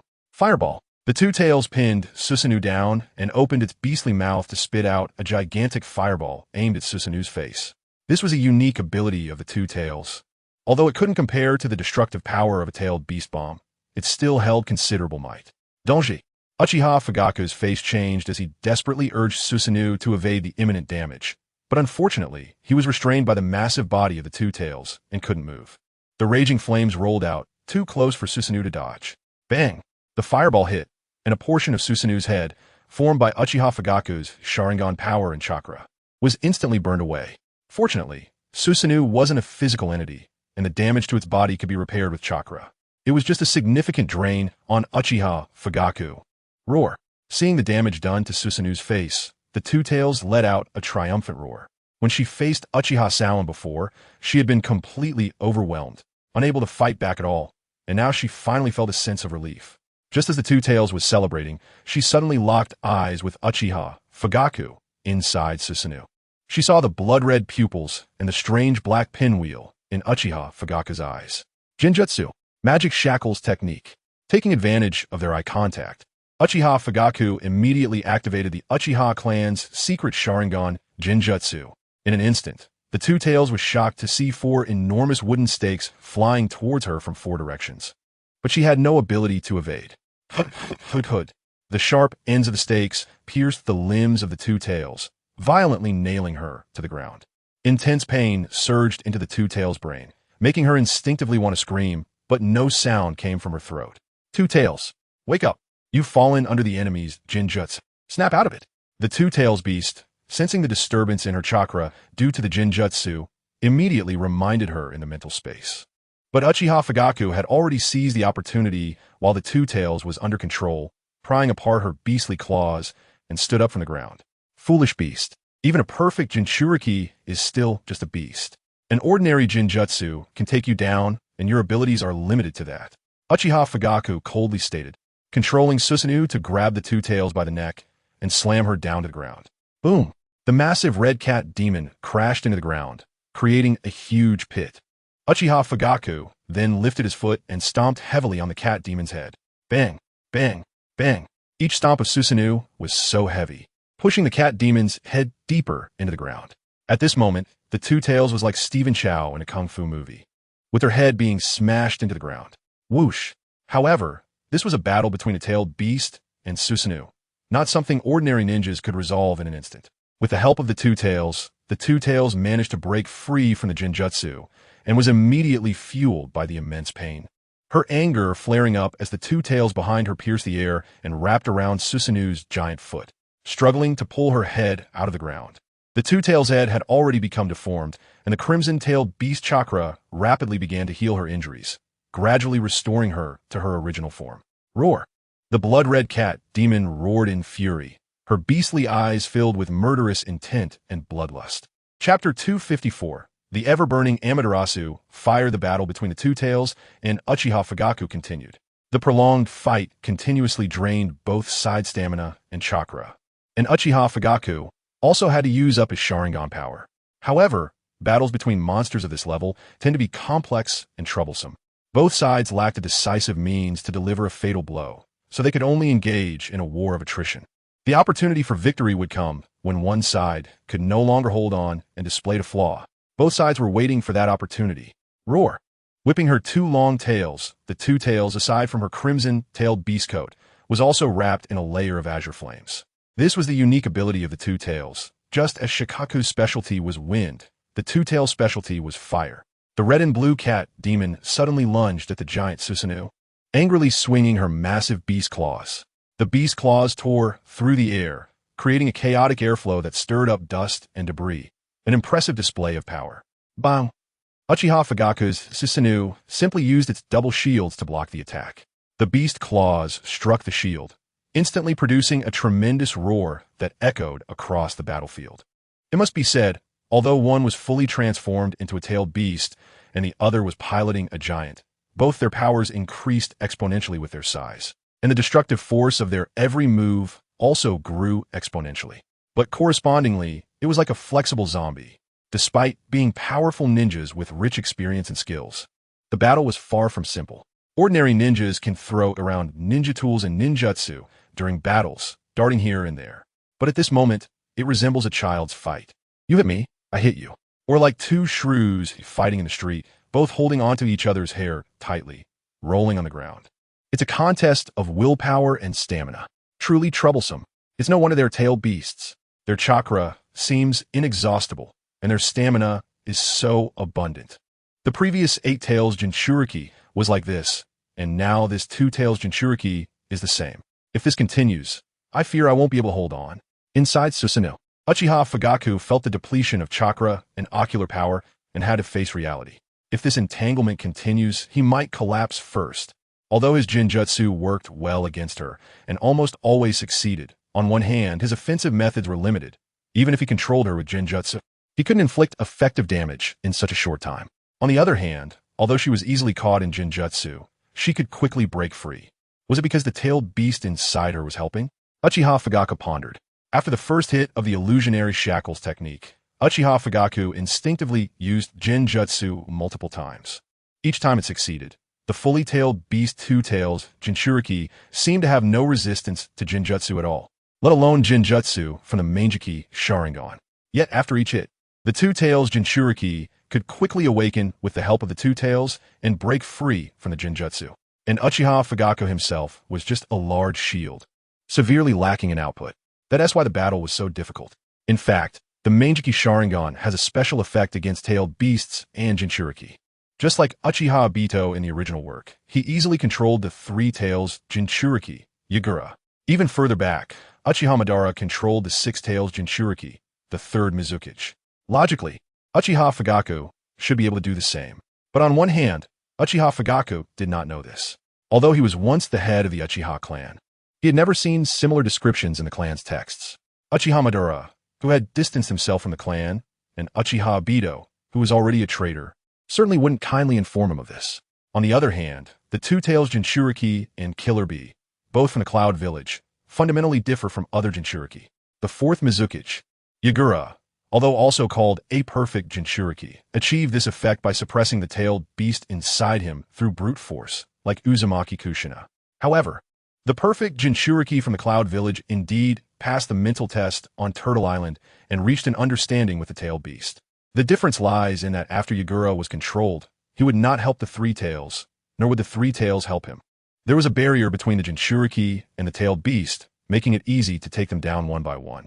But for the 2 tails Jinchuriki and Killer Bee, once caught in a Jinjutsu, they would immediately be reminded by the 2 tails and 8 tails to help break free from the Jinjutsu. When the tailed beast is caught in Jinjutsu, they will also actively help resolve it. That's the difference. Therefore, to control the 2 perfect Jinchuriki from the Cloud Village, relying solely on the ocular power of the Manjiki Sharingan is not enough. Stronger high-level Jinjutsu or ocular techniques are needed. The opportunity Uchiha Fugaku had been waiting for finally arrived. The 2 tails Jinchuriki had been entangled with him, and the distance between them had become too close, almost in a hand-to-hand combat state. At this distance, if he rashly used Amaterasu, it would easily affect him as well. It would be ridiculous if he burned himself. Although he could cancel Amaterasu, why use in the first place? Thus, Uchiha Fugaku had been waiting for the chance to create some distance. Tail Beast Bomb. The 2 tails Jinchuriki opened her mouth wide in anger, gathering a purple-black chakra sphere in her mouth. Uchiha Fugaku's eyes moved, quickly retreating 2 steps, the pinwheel in his eyes spinning rapidly. The opportunity had come. Manjiki Oculaire Technique.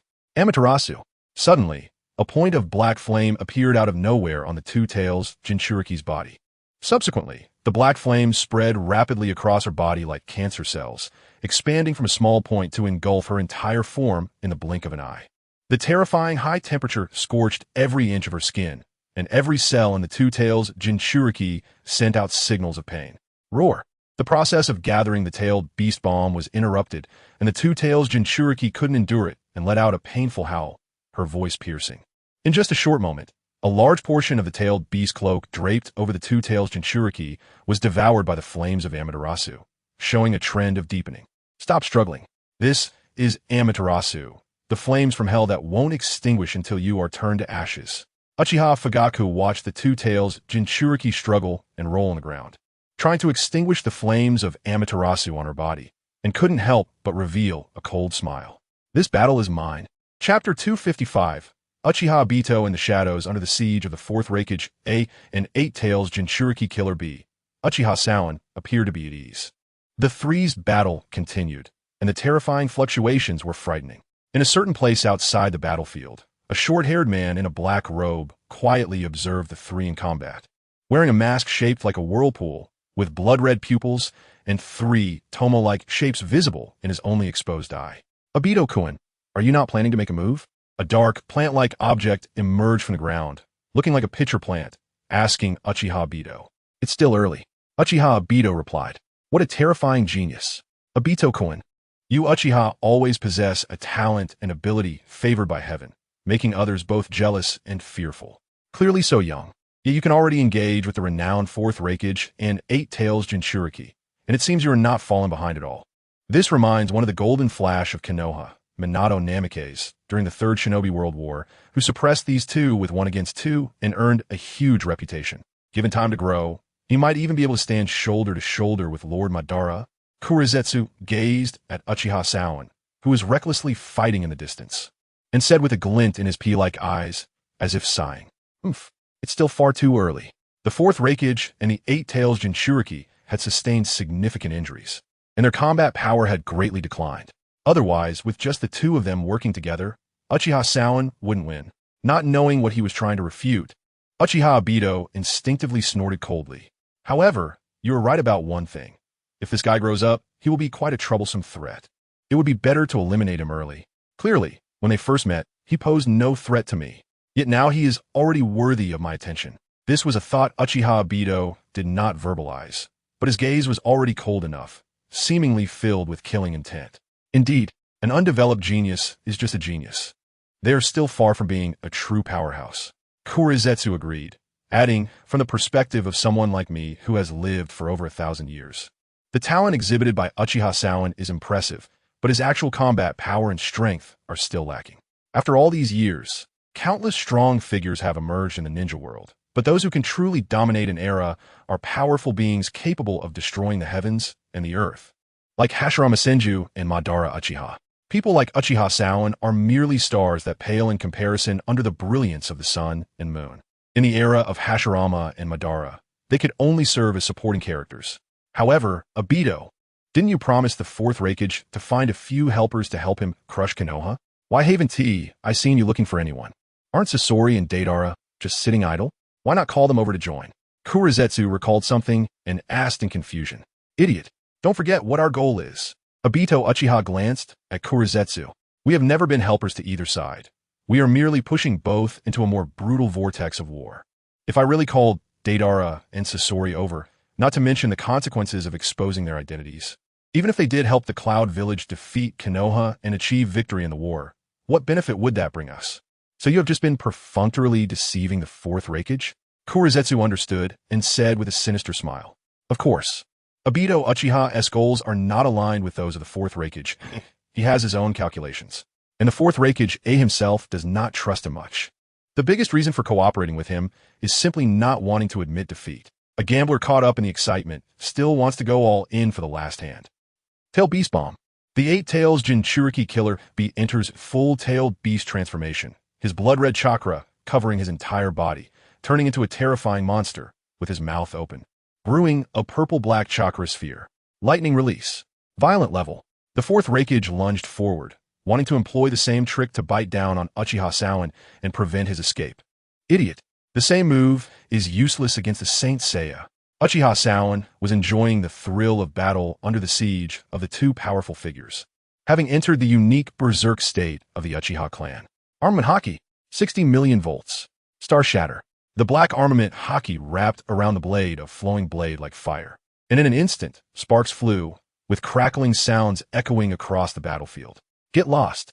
Uchiha Zongyan shouted violently, striking down on the fourth Reikage A's arms. In the past, such an attack could be resisted by the fourth Reikage's lightning release chakra mode and the strongest lightning release armor. But this time, he felt an overwhelming sense of danger surging in his heart. His brain kept reminding him to dodge quickly, but the anger in the fourth Reikage's chest soared. He is the fourth Reikage of the Cloud Village. How could he possibly avoid a kid? Come on, Konoha's little brat.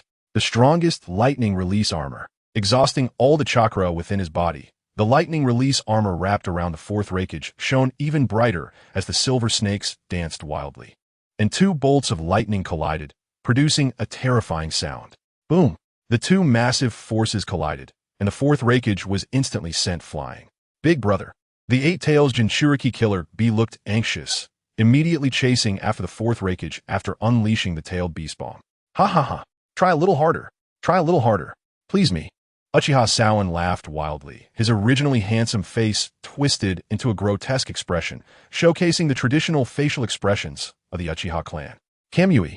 Suddenly, a twisted spatial vortex appeared behind Uchiha Zongyan, and Uchiha Zongyan was shocked to find that he could not move. As Uchiha Zongyan laughed, Obito Uchiha seized the moment to strike. Lightning release. Absolute Bull, Thunder, Plow Heat Blade. Two powerful sounds rang out simultaneously. As the previously thrown fourth Reikage and the pursuing eight-tails Jinchuriki appeared at two different positions, one in front and one behind. Two burly figures condensed terrifying chakra in their elbows, then crossed over Uchiha Zongyan's body. Two opposing forces collided at Uchiha Zongyan's neck. In an instant, it twisted off his head. Chapter 256, Nine Heavens, Thunder God. Sweeping the world. The wild grin had not yet faded from his face, but his eyes were filled with panic and confusion. Uchiha Zongyan's head was twisted off and sent flying into the air. We did it! X2 feeling the tangible sensation in their hands and witnessing this scene. The fourth Reikage and the eight-tails Jinchuriki killer felt a surge of excitement and uplifted spirits. The heavy stone that had been pressing down on their hearts was finally lifted, and the strongest enemy on the Konoha side was killed just like that. Obito Uchiha felt the same way. He was even more pleased than the two from the Cloud Village, as a smile spread across his face beneath the mask. For some reason, Obito had long regarded Uchiha Zongyan as an extremely dangerous enemy. Eliminating him significantly eased Obito's mood. Hey. Strangely, the three present suddenly heard a bizarre and chilling laugh. Confusion and disbelief surged in the hearts of the three. But before they could react, the headless corpse of Uchiha Zongyan began to change. Bang! With a crisp explosion, Uchiha Zongyan's corpse exploded from within, and three strange box-like objects shot out, surrounding Obito, the fourth Reikage, and Killer Bee in the middle. What? The fourth Reikage immediately felt something was wrong and activated his chakra, wanting to escape. Little 8, protect me and Big Brother. Killer Bee shouted as well, calling for the eight-tails Gyuki inside him. Kamui. Obito Uchiha was even more decisive. He directly activated his Manjiki Sharingan, and a twisted spatial vortex reappeared before him, ready to absorb him. A faint eerie laugh echoed as the three flying boxes opened, and a strange little clown jumped out from each, spitting out needle-like weapons towards the three. Simultaneously, that bizarre laughter seemed to drill into the minds of the three. The three present were triggered by this laughter, evoking the deepest fears hidden in their hearts and the memories they wanted to avoid. Instantly, their mental defenses crumbled, and they sank into inescapable terror. Father, damn Awagakure, I will kill you all to avenge my father. The fourth Reikage, A.S. face twisted with murderous intent. His mind filled with the image of his father, the third Reikage, being attacked and killed by Awagakure ninjas. No, I don't want to. This monster is so terrifying. I don't want to be a Jinchuriki. Killer Bee murmured, as if he had returned to his childhood before becoming the eight-tails Jinchuriki, feeling afraid and hesitant about becoming a vessel for a giant monster. Lin. Obito Uchiha's situation was simple. He saw the scene of Noara Rin dying. The fourth Reikage A, the eight-tails Jinchuriki Killer Bee, and Obito Uchiha. The three of them were immersed in terror and unable to extricate themselves, making it impossible to defend against the impending harm. The shockwave from Uchiha Zongyan's exploding corpse caused their skin to burst open. The fourth Reikage, with his incredible defense, and Killer Bee, protected by the eight-tails chakra, fared somewhat better. But Obito Uchiha was in a terrible state. His black robe was shredded, and his frail body was shattered by the impact, revealing deep wounds down to the bone. Fortunately, He had implanted cells from Hashirama Senju, so while he was hurt, he was also rapidly recovering. Except for the shockwave, the 3 clown boxes continuously inflicted damage on them. The clown boxes spewed out countless steel needles that pierced into the bodies of the 3. Before long, all 3 had turned into hedgehogs, their bodies filled with long, thick steel needles. Time rewinds to earlier. After obtaining the clown mask from the traveling frog, Uchiha Zongyan formulated this plan. Originally, Uchiha Zongyan was wary of the potential presence of Akatsuki members and the already appeared Uchiha Obito, so he had been cautious. But now, after acquiring the clown mask, Uchiha Zongyan was naturally filled with confidence. The clown mask had the characteristic of being able to perfectly replicate Uchiha Zongyan's abilities, and after being defeated, it would explode into 3 boxes to instill fear in the opponent. Although it couldn't replicate tools, Uchiha Zongyan directly placed the flowing blade Ruoho in the hands of the clown clone. This way, before the clown clone exploded, there was no difference from him. Using this decoy to lure the enemy, pretending to be unaware of Uchiha Obito's abilities, he prepared to confront the hidden cloud village. If he could directly drive them back, that would be fine. If he was defeated, that would be even better. Uchiha Zongyan had gifts waiting for them. Here it comes. Uchiha Obito really made a move. Above the battlefield, Uchiha Zongyan's true body hid in the clouds, constantly watching the battlefield below. When he saw Uchiha Obito's iconic Kemui Vortex, he immediately began to act. Kenyu Raijin. He poured chakra out without restraint, using the power of the thunder fruit to quickly gather the surrounding lightning elements.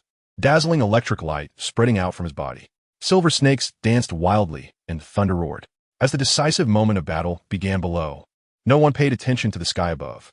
As Uchiha Zongyan's clone had its head twisted off, the 4th Reikage and his companions fell into ecstasy, while Uchiha Zongyan above successfully condensed the thundercloud and began to crazily infuse chakra. Subsequently, the 4th Reikage and his companions were paralyzed by fear from the explosion of the clown boxes. Although the explosion and boxes could inflict considerable damage, they were still far from lethal to the 4th Reikage, Killer Bee, and Uchiha Obito. But the fear immobilized them, and Uchiha Zongyan's big move was also ready. No, this is an illusion. Wake up. Uchiha Obito was the first to react, possessing the Manjiki Sharingan. His resistance to negative emotions was evidently stronger. After waking up, he immediately sensed the violent lightning chakra above. Without a second thought, Uchiha Obito activated his ocular power and used Kamui to attempt to escape. Taste my gift, fools. Uchiha Zongyan roared, controlling the dark thundercloud to unleash a thick bolt of lightning, striking down at the 3 who were stunned on the spot. At this point, even if the 4th Reikage and his companions woke from their fear, could they possibly be faster than the speed of lightning? Boom! When the lightning struck down, the rumbling sound slowly followed. Outside the battlefield, others engaged in combat heard the thunder's roar and only then looked up at the sky. They soon saw Uchiha Zongyan standing atop the thundercloud, surrounded by dazzling lightning. At this moment, it was as if the thunder god descended from the heavens, sweeping away all evil. Chapter 257. The result, Reikage-sama. Isn't that guy the Uchiha who was fighting the 4th Reikage? How'd he fly up into the sky? All units, pay attention. Quickly support the Reikage. Hurry. Damn bastard. Don't block my way. Like information etched into their DNA, the Cloud Ninja who had experienced Uchiha Zongyan's first surprise attack immediately recalled that day's scene and the deep-rooted fear. The man seated above the 9 heavens killed countless comrades with bolts of lightning, severely wounding the Two Tails Jinchuriki, and shattered the morale of the Cloud Ninja present. As the scene replayed, when they saw the familiar sight again, their morale collapsed in an instant. All units, find them. Nara Shikaku, who was in command, showed a joyful expression and, risking his life, jumped onto a large tree, shouting commands to the leaf ninjas below. Lord Zongyan has won. He has killed the 4th Reikage of the Hidden Cloud Village. Now is the time to eliminate these invaders in one go. Do not let a single Cloud Ninja escape. Kill. Narashikahise's face revealed a ferocious expression.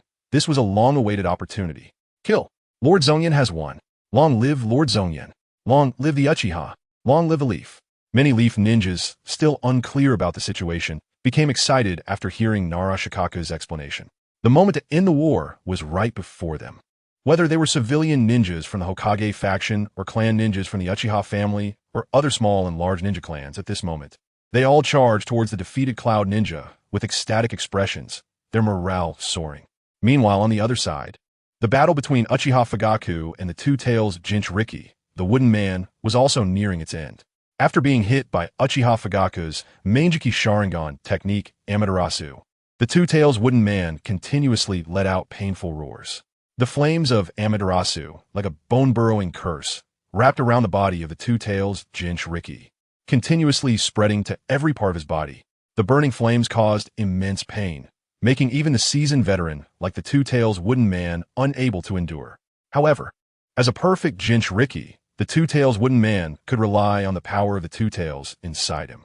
The chakra belonging to the two-tails continuously surged from within, fiercely resisting the burning of Amaterasu, resulting in a protracted tug-of-war between the two forces.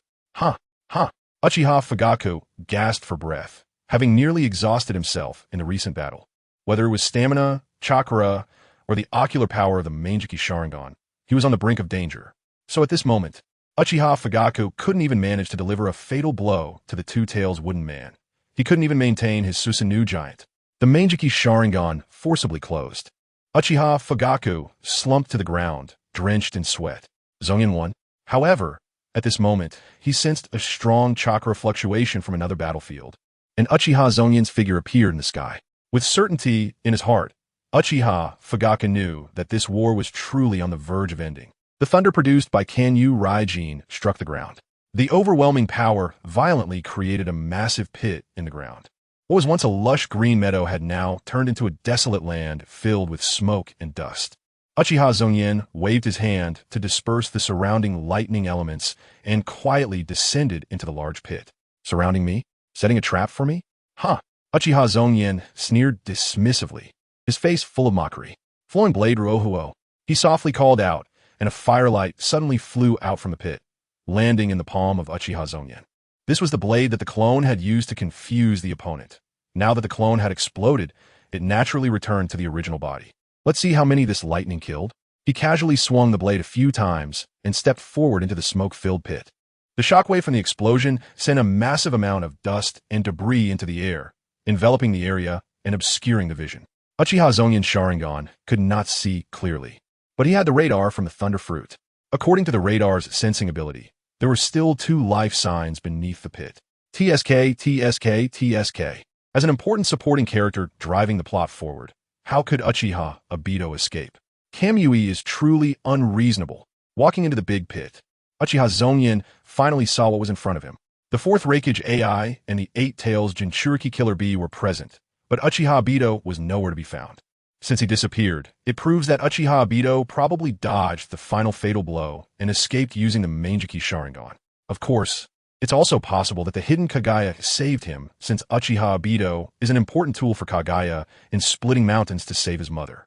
It would be hard to find a substitute if he died. However, compared to the escaping Uchiha Obito, the 4th Reikage AI and Killer Bee were in a far worse situation. At the bottom of the big pit in front of Uchiha Zongyan lay 2 charred remains. One of them was no longer human-shaped. One leg was just a knee upwards, while the other was blown off in the middle of the thigh, and one hand was also missing. The torso was covered in torn flesh, and all hair was gone, leaving a completely blackened face that was unrecognizable. The other body looked much better, although it had various wounds all over. At least the limbs were still intact. The high temperature from the lightning had burned off both of their clothes, making it difficult to distinguish who was who. Uchiha Zongyan took a closer look, but couldn't he tell who was the 4th Reikage and who was Killer Bee? Both were tall and muscular, and without their clothes, they were indistinguishable.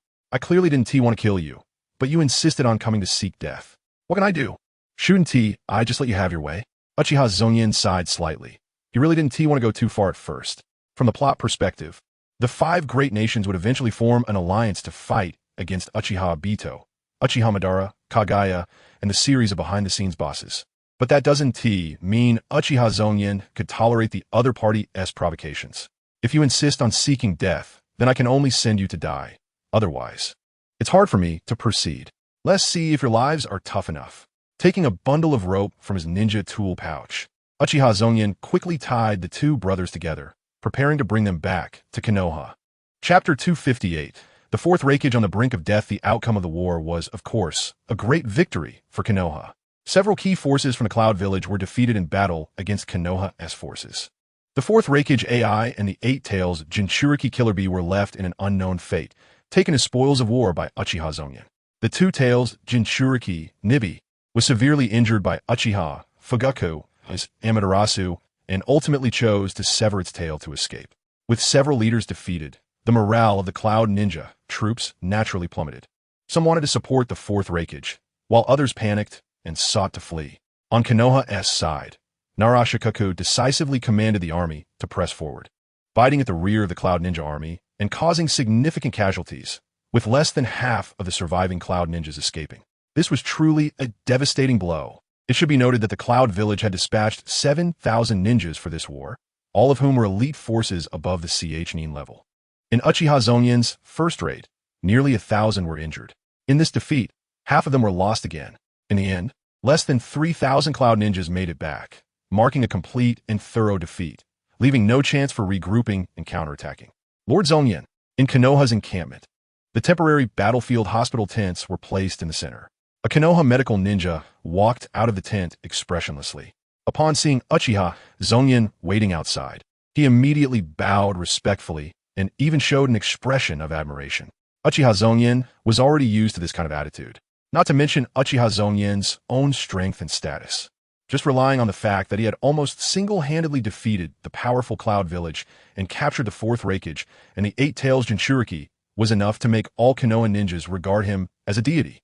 Even Konoha ninjas who had previously been loyal to the third Hokage, Sarutobi Hiruzen, and were in opposition to Uchiha Zongyan now treated him with great respect, calling him Lord. How are the two? Uchiha Zongyan waved his hand to let the others stand up, then asked. Reporting to Lord Zongyan, both injured parties are not in good condition. The Fourth Raikage's injuries are worse. The Eight Tails Jinchuriki is likely protected by the tailed beast chakra and his own strong recovery ability. Although he is still in a dangerous situation, he is gradually improving. However, for the Fourth Raikage, the resources and manpower at the battlefield hospital are insufficient to treat such severe injuries. Please send him back to Konoha quickly. Only at the Konoha hospital is there a chance for recovery. The medical ninja explained the situation of the Fourth Raikage and Killer Bee, cautiously observing Uchiha Zongyan's reaction. Didn't he know what kind of result the other party wanted? Was it to save the lives of the two high-ranking Cloud members and use them as important bargaining chips at the negotiating table to gain more benefits for Konoha? Or to simply kill both of them to completely eliminate this relentless enemy? However, even if he knew Uchiha Zongyan's thoughts, it wouldn't matter. The fact was that the battlefield hospital's capabilities were limited, and for better results, they could only be sent to Konoha Hospital. I understand. Thank you for your hard work. Uchiha Zongyan nodded lightly, showing no other emotions due to the answer. It is our honor to serve Lord Zongyan. The medical ninja quickly lifted his head, straightened his chest, and shouted seriously. Uchiha Zongyan had seen such scenes a lot in the past 2 days, so he habitually patted the medical ninja on the shoulder and turned to leave the tent. The medical ninja, left standing there, revealed a proud and excited expression due to Uchiha Zongyan's actions. So powerful, almost beyond the realm of humanity. One Fourth Raikage and one Eight Tails Jinchuriki, both famous for their strong bodies and chakra. Yet Lord Zongyan managed to bring both of them to the brink of death. What an extraordinary power. Only someone like Lord Zongyan could lead Konoha toward a brighter future. The medical ninja looked at Uchiha Zongyan's back, unable to suppress his admiration. As a medical ninja, he knew better than many how much powerful strength was needed to inflict the injuries on the Fourth Raikage and Killer Bee, and the one who caused all this. Uchiha Zongyan was incredibly powerful. When Uchiha Zongyan returned to his tent, several people had already been waiting inside. Deputy Commander Uchiha Fugaku, the actual commander, Narashikahiza, and several advisors. Upon seeing Uchiha Zongyan enter, Uchiha Fugaku immediately stood up and asked, "How is the situation?" "Not too good. Killer Bee's life can be saved, but if the Fourth Raikage isn't sent to Konoha, he will surely die." Uchiha Zongyan shook his head and sat down in the main seat. "TSK, if he dies, that would be bad. If the Fourth Raikage dies, even if the Cloud Village admits defeat for now, they will definitely seek revenge later, which would lead to more trouble in the future," one Konoha advisor said with a worried expression. "TCH, what nonsense are you talking about? If he dies, he dies. What is there to worry about? Since we can defeat the Cloud Village once under Lord Zongyan's leadership, we can do it a second or third time. As long as they are not giving up, we will strike until they are completely discouraged. One Raikage is not enough. 2 or 3 will always suffice." Another advisor seemed very displeased with such remarks and immediately retorted, "That's not how it works. Frequent wars, even if we can achieve victory, are not a good thing. The resources consumed by war, military expenses, and the ninjas who die on the battlefield are all valuable assets of Konoha. Although we won this time, and our casualties were minimal, what about next time? What if Lord Zongyan is not here? Have you thought about the consequences? The person who spoke earlier quickly countered. This sparked a heated debate, with supporters of both views rising to rebut each other, their faces flushed from the argument. To be honest, Konoha has held a negative attitude toward war under the long-term influence of the third Hokage, Hiruzen Sarutobi. We avoid war whenever possible, and in every great ninja war, Konoha has always been the one to passively defend. After all, with the land of fire at its disposal, Konoha has no interest in the barren lands of other countries. Hiruzen Sarutobi himself is also a conservative at heart, and his inclination toward this grew stronger with age. Even after the failure of the Cloud Village's delegation to capture Hinata Hyuga, which led to Hinata Hayashi killing one of their members, he used Hayashi's life to silence the Cloud Village. Chapter 259, War Reparations.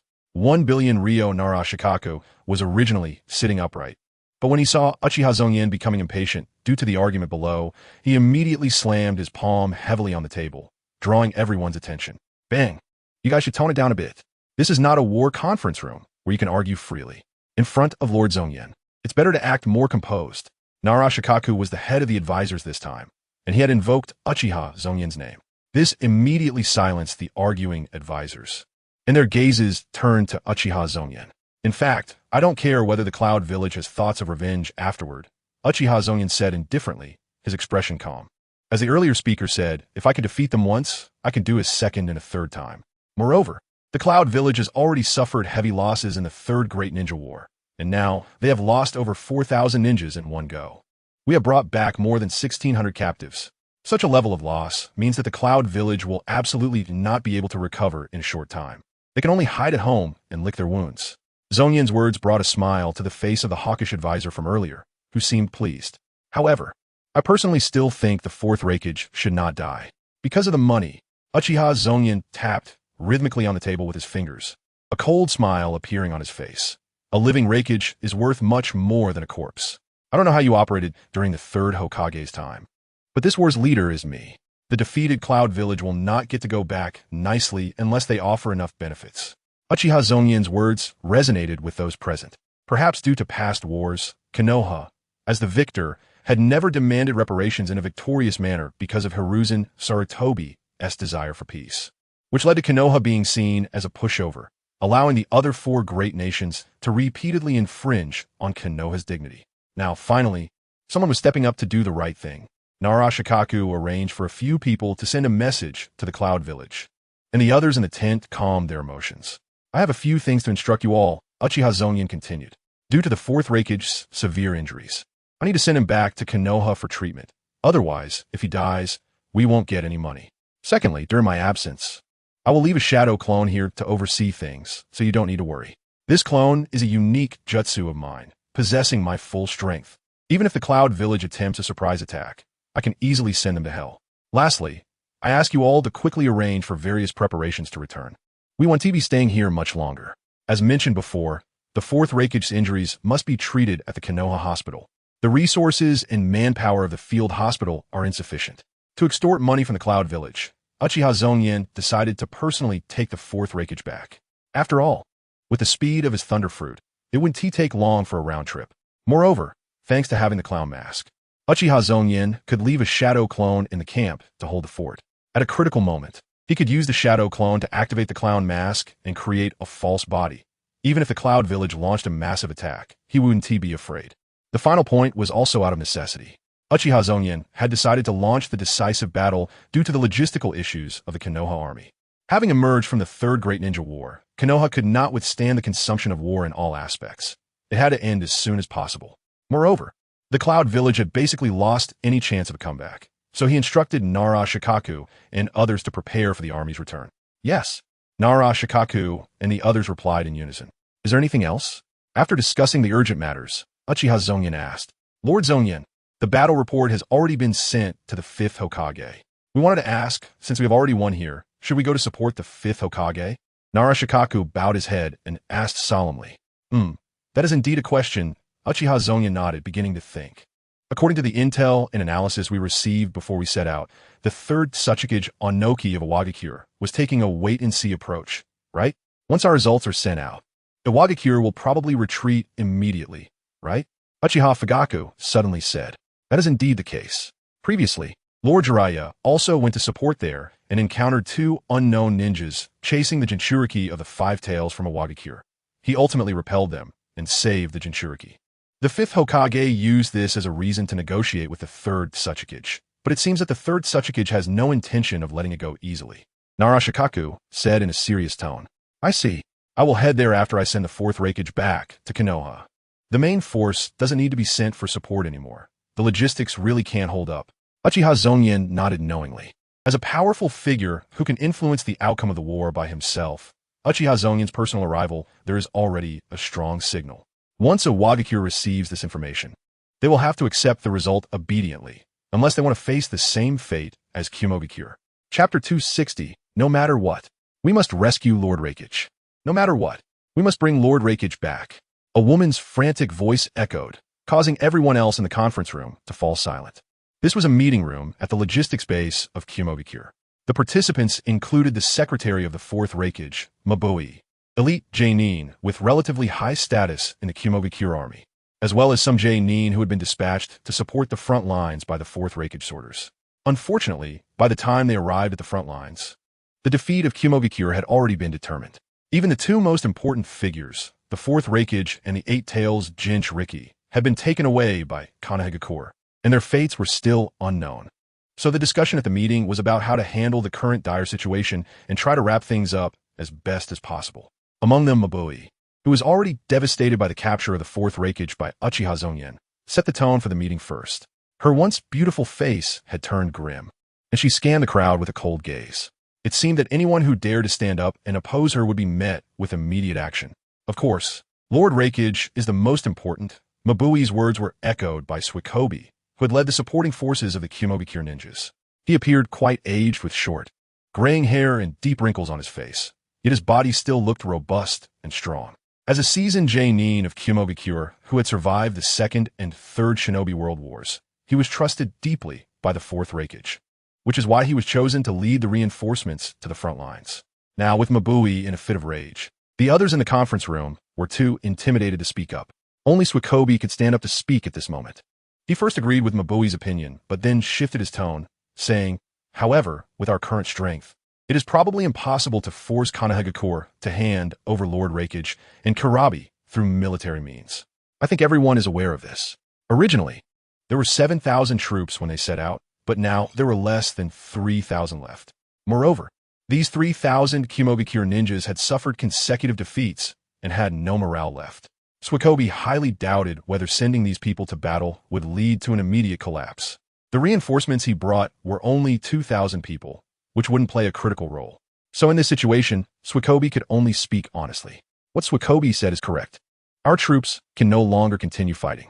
The repeated defeats have drained the morale of the troops, and sending them to the battlefield now would be tantamount to murder. Furthermore, the reinforcements brought by Swikobi are only 2,000 people. We lost to Konohagakure with a full army of 7,000. These 2,000 are clearly ineffective. We should think of other methods. This war has already ended in failure. With Swikobi taking the lead, other Kumogakure Jonin immediately spoke up one after another. The facts were clear.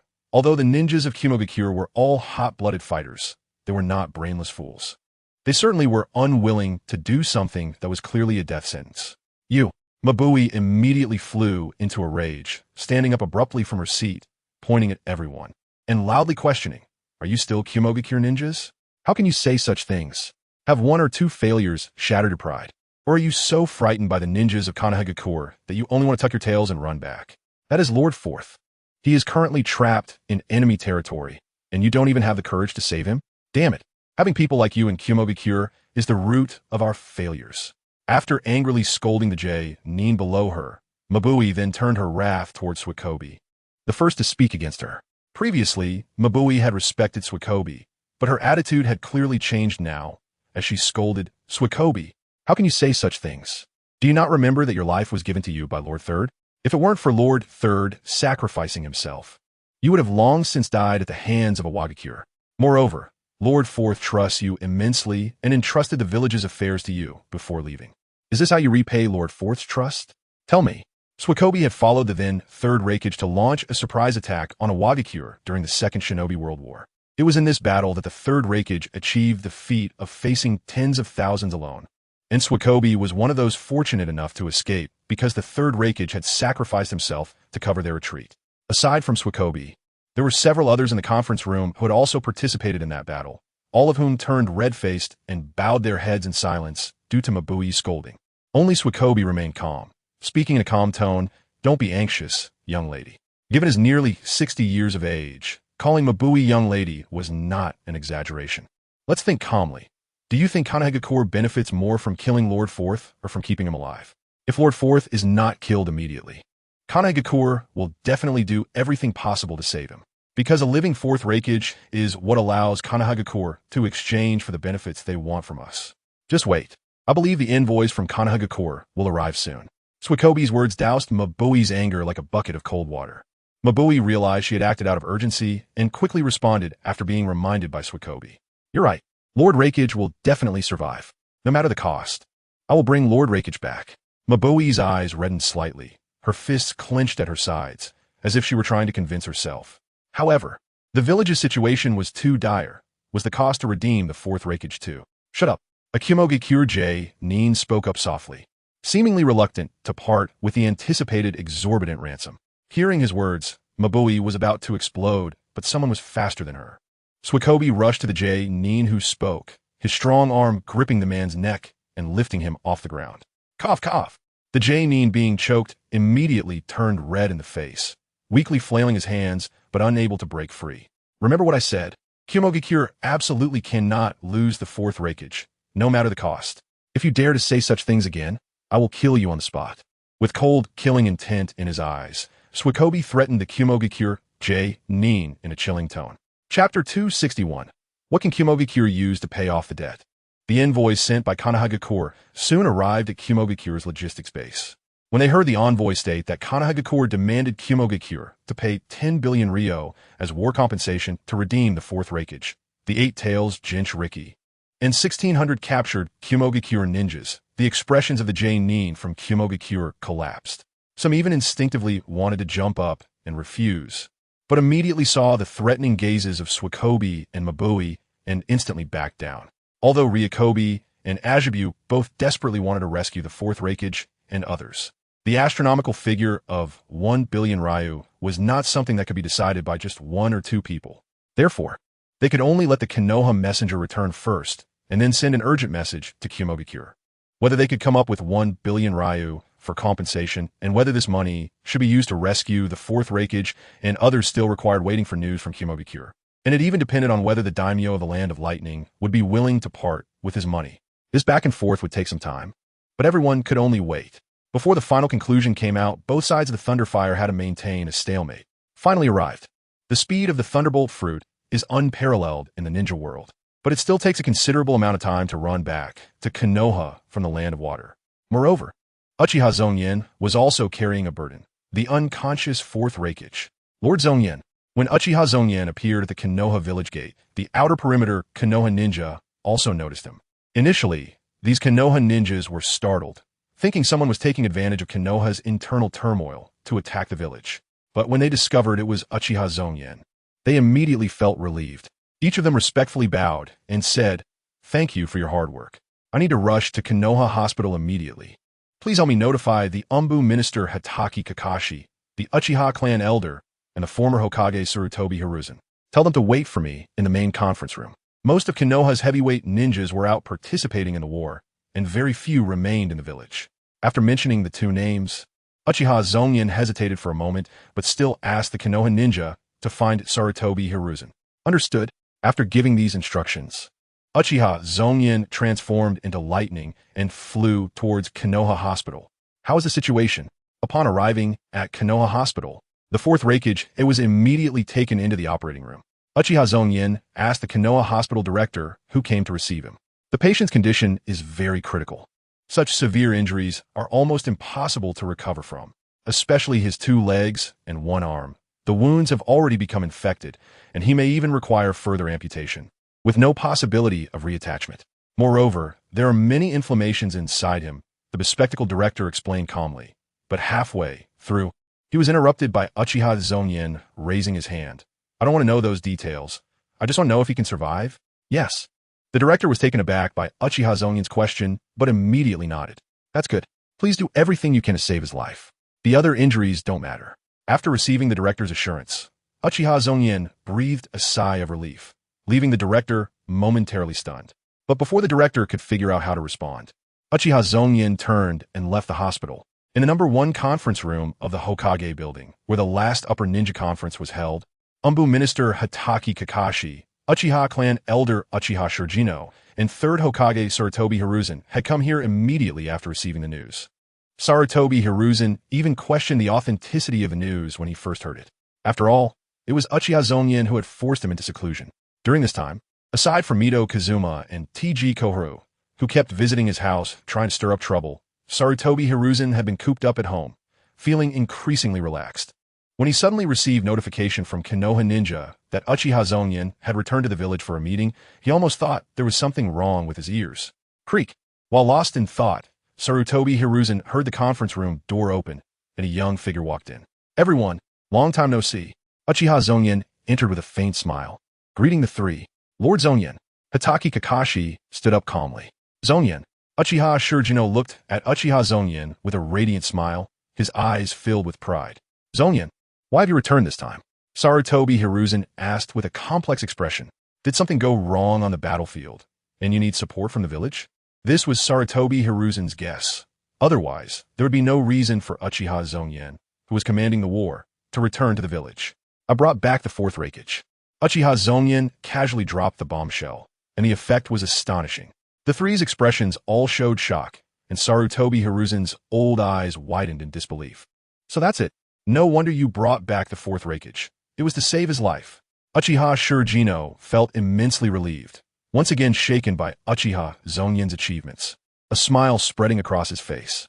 At this moment, the old man began to believe that standing on Uchiha Zongyan's side during the conflict at the Nanga Shrine was the best decision he had ever made. Who would have thought that just a short while ago, a young boy with ordinary talent and aptitude, who was still attending the Ninja Academy, could soar to greatness in such a short time, becoming one of the strongest in the world. Now he had even single-handedly defeated the 4th Reikage and the 8 Tails Jinchuriki, capturing both and bringing them back. Such achievements had probably only been accomplished by the legendary Senju Hashirama and Uchiha Madara since the founding of Konoha. However, if Kumogakure retaliated because of this, Sarutobi Hiruzen, with his habitual weakness, wanted to voice his concerns. But he quickly realized that Konoha was no longer under his control. So he forced a smile and straightforwardly asked, So, Zongyan, what do you want us to do with this news? The other two also looked at Uchiha Zongyan. They were not medical ninjas and could not help treat the 4th Reikage. So what did Uchiha Zongyan want from them? The reason was simple. I think Kumogakure is unlikely to come up with 1 billion Ryu. So I want you to help think about what they could use to settle the debt. Whether it's minerals or resources within the Land of Lightning, or even secret techniques from Kumogakure, there should be plenty of information available in the village. Which option do you think is best? I'll let Kumogakure know what they can use to trade. Uchiha Zongyan said with a light smile. Chapter 262. Leaving the village again. Intelligence after Uchiha Zongyan made his request. Hitaki Kakashi, Uchiha Shurjino, and Sarutobi Hiruzen could only comply with whatever thoughts they had. The reason Uchiha Zongyan did not handle this matter himself, but sent these three, was mainly due to the involvement of a lot of intelligence-related content, which required time and effort to gather and organize. As a time traveler, Uchiha Zongyan's original self was just an ordinary student. How could he have intelligence on the Land of Lightning? Although he later gained the qualifications to access information after coming to power, he did not have the time and could only rely on others. Among the three, Hitaki Kakashi was the Umbu minister, overseeing the entire Umbu. Naturally, the intelligence department was also under his control. Over the years of the 5 great nations' coexistence, from the First Ninja World War to the Third Ninja World War, the frequency of sending spies to gather intelligence and information was countless, and the amount of information they possessed was naturally vast. Let Kakashi Hitaki go back to the Umbu to find personnel from the intelligence department to sort through the vast amount of intelligence information. That is the most convenient and quick way.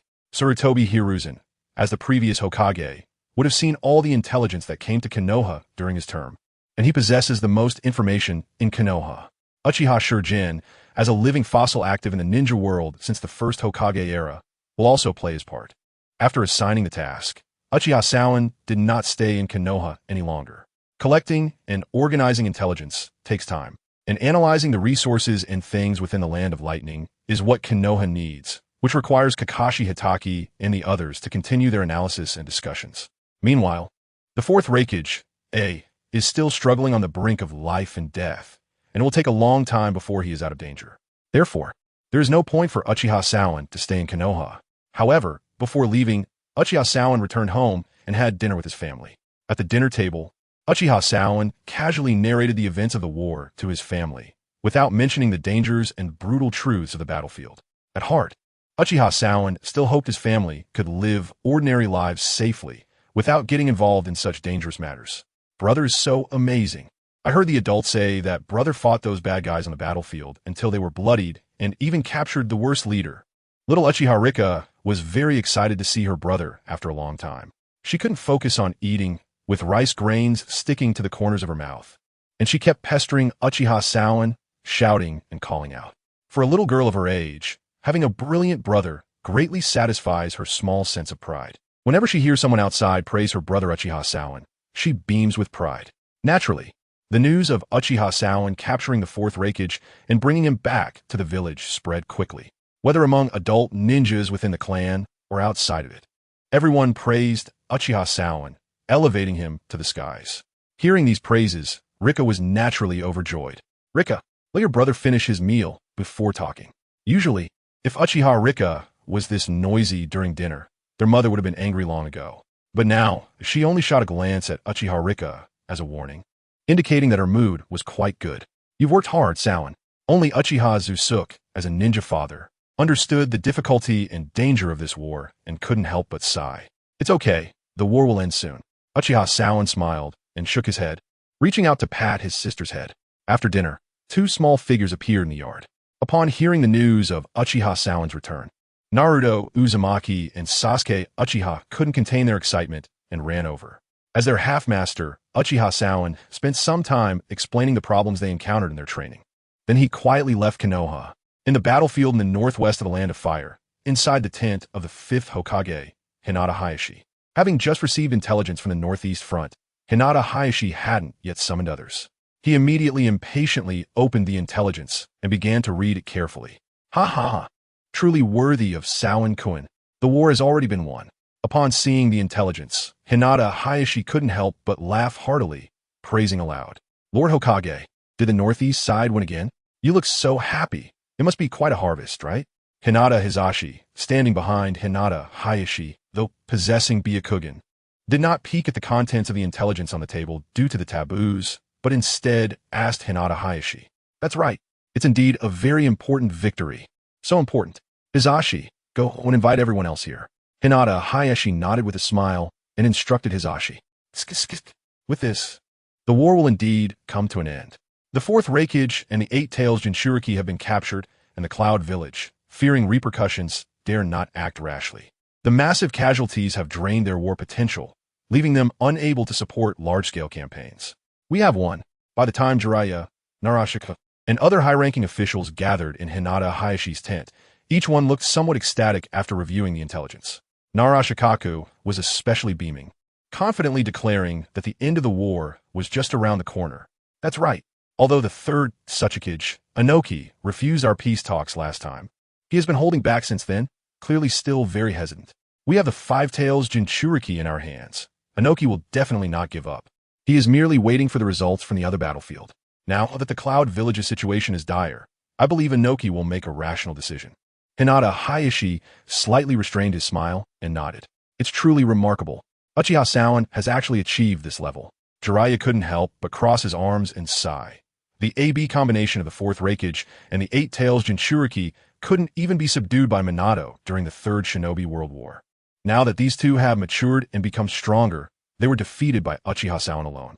It seems I really am getting old. I can't keep up with the times. Jiraiya still remembered the time when he was in Konoha and had a spar with Uchiha Zongyan. At that time, it seemed evenly matched on the surface. But Jiraiya still had many trump cards hidden. He believed that if it came down to life and death, the one who would survive would surely be him. But now, seeing Uchiha Zongyan's glorious achievements, Jiraiya no longer had that confidence. Chapter 263. Flying Thunder God Technique. Just as everyone in Hinata Hayashi's tent was celebrating the intelligence from the northeastern battlefield, Uchiha Zongyan, who had set off again from Konoha, had already arrived here. The ninja sent to deliver intelligence from the northeast had set off earlier than Uchiha Zongyan. Moreover, Uchiha Zongyan had returned to Konoha to send the dying fourth Raikage back for treatment. As a result, both arrived at the northwest battlefield one after the other. From this, one can see how abnormal the speed of Uchiha Zongyan with the Thunder Fruit is. Elementalized, Uchiha Zongyan flew like a streak of light, reaching the sky above the Konoha camp in the blink of an eye. When he saw the Konoha camp within his sight, he stopped moving and began to descend. Since it was wartime, Uchiha Zongyan also had to go through the guards and report his identity before entering the camp. Otherwise, if he barged in, he would be mistaken for an attacking enemy. At that time, although Uchiha Zongyan wouldn't be injured, causing panic wouldn't be good. Who goes there? As Uchiha Zongyan descended from the clouds and approached the Konoha camp, the ninjas guarding the perimeter noticed him. They immediately became tense, taking a combat stance and loudly questioning Uchiha Zongyan. "It's me," Uchiha Zongyan answered after landing on the ground. "It's Uchiha Zongyan." "Shut up. You should call him Lord Zongyan now." "Yeah, he just defeated the Two Tails Jinchuriki from the Cloud Village and killed over 1,000 Cloud Ninjas. He's a big shot." "That's right. With such a huge contribution by himself, it's only natural for him to want to become Hokage." "Idiot. Don't say such things." Upon seeing Uchiha Zongyan's face clearly, the guarding ninjas immediately felt relieved. They even showed expressions of excitement and reverence towards Uchiha Zongyan. At that moment, they were still unaware of Uchiha Zongyan's latest achievements. Otherwise, their reactions would likely have been even more intense. Defeating a Two Tails Jinchuriki and defeating a fourth Raikage along with an Eight Tails Jinchuriki are completely different levels. It was precisely because of Uchiha Zongyan's accomplishments that these Leaf Ninjas, who originally stood opposed to the Uchiha clan, regarded him as a hero. "Lord Zongyan, are you here to support us?" In their excitement, the Leaf Guarding Ninja asked with a hint of hope. Even though the two sides had not yet clashed in the ongoing war, the looming threat of conflict was enough to make these lower-tier ninjas feel suffocated. If Uchiha Zongyan, who was sweeping across another battlefield, had suddenly appeared here to provide support, it would greatly increase their chances of victory and survival. Therefore, at this moment, the guarding ninjas all hoped for an affirmative response from Uchiha Zongyan. "Yes, as you wish. I've already repelled the enemies from the Cloud Village and specially rushed here to provide support. Please inform Lord Hokage." Uchiha Zongyan replied nonchalantly, nodding with a calm expression. Repelled the enemies from the Cloud Village? The guarding ninjas caught on to this news and became even more excited. Did this not mean that the Leaf had already achieved victory on the northeastern battlefield? That's why Uchiha Zongyan, the overall commander of the northeastern battlefield, had come here to provide support? Yes. The Leaf Ninja who had asked the question instinctively straightened up, looking into Uchiha Zongyan's eyes with admiration. "Thank you for coming. I will report immediately. Please wait." Unable to contain his excitement, the guarding ninja immediately turned and rushed into the camp. The remaining guarding ninjas looked at Uchiha Zongyan with excitement and reverence, but due to his prestige and strength, they did not dare to approach him. They exchanged glances and saw the joy on each other's faces. Soon, Uchiha Zongyan did not wait long before he saw the reporting guarding ninja return, followed by several familiar figures. "Ha ha ha! Zongyan-kun!" Hinata Hizashi laughed as he rushed out, showing no trace of the demeanor of a clan leader. He excitedly grabbed Uchiha Zongyan's arm, praising him warmly. "I just received the news of your victory, and Zongyan-kun has already arrived. You returned to the village from the northeastern battlefield and came here so quickly. In my opinion, Zongyan-kun is truly the fastest in the ninja world." In addition to Hinata Hizashi, there were also Nara Shikaku, Yamanaka Inoichi, Akimichi Choza, and Yuhi Kurinai following behind. Jiraiya, on the other hand, was leisurely trailing at the back.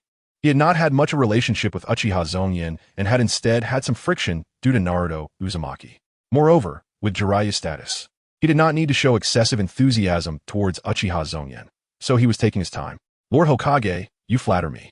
In my opinion, only the Flying Thunder God technique of the former 4th Hokage can be considered the fastest in the ninja world," Uchiha Zongyan said humbly, raising an eyebrow. Although the Flying Thunder God technique was created by the 2nd Hokage, Senju Tobarama, This forbidden technique maniac created too many terrifying ninjutsu throughout his life, and the Flying Thunder God technique was just one of them. The fourth Hokage, Minato Namikaze, possessed extraordinary reflexes and combined with the sealing knowledge he inherited from his wife, Kushina Uzumaki, he further optimized the Flying Thunder God technique, making it a true synonym for speed. Uchiha Zongyan's sudden mention of this made Hinata Hisashi pause. In a flash, he maintained his smile. Indeed, Lord Fourth's technique is incredibly magical. But unfortunately, Lord Fourth sacrificed himself to protect the village, and there are no such strong ninjas left in Konoha to guard it. If Zongyan Kuin is willing, why not inherit Lord Fourth's will and learn this Flying Thunder God technique to better protect the village? What do you think? At this, the surrounding Leaf ninjas felt a shock in their hearts. The trio of Inuzuka Kiba, Narashikamu, and Akimichi Choji, who were once part of the fourth Hokage Minato's old guard, immediately gravitated towards Hinata Hisashi. However, the status of the two Hokages in their hearts was vastly different. Hearing Hinata Hisashi use Minato's Flying Thunder God technique to win over Uchiha Zongyan stirred complex emotions within them. Since Lord Hokage has said so, then I shall humbly accept. Uchiha Zongyan did not expect that just by casually mentioning it, Hinata Hisashi would express the intention to pass the Flying Thunder God technique to him. This was truly an unexpected delight. But when an opportunity presents itself, one has no reason to refuse, and Uchiha Zongyan immediately nodded in agreement with a smile. Chapter 264. 1 billion Ryo in war indemnities. Over 100 million in royalties. Everyone noticed Hinata Hisashi's overly enthusiastic and attentive demeanor. Whether it was rushing out of the tent to greet Uchiha Zongyan upon receiving news of his arrival, or immediately offering to bestow such a high-level forbidden technique as the Flying Thunder God technique to him. It all seemed too humble, as if Uchiha Zongyan were the fifth Hokage. Generally speaking, as a superior, one cannot escape the situation where subordinates overshadow their leader. Let alone Hinata Hisashi, who had hastily taken office without even holding an inauguration ceremony as the new Hokage.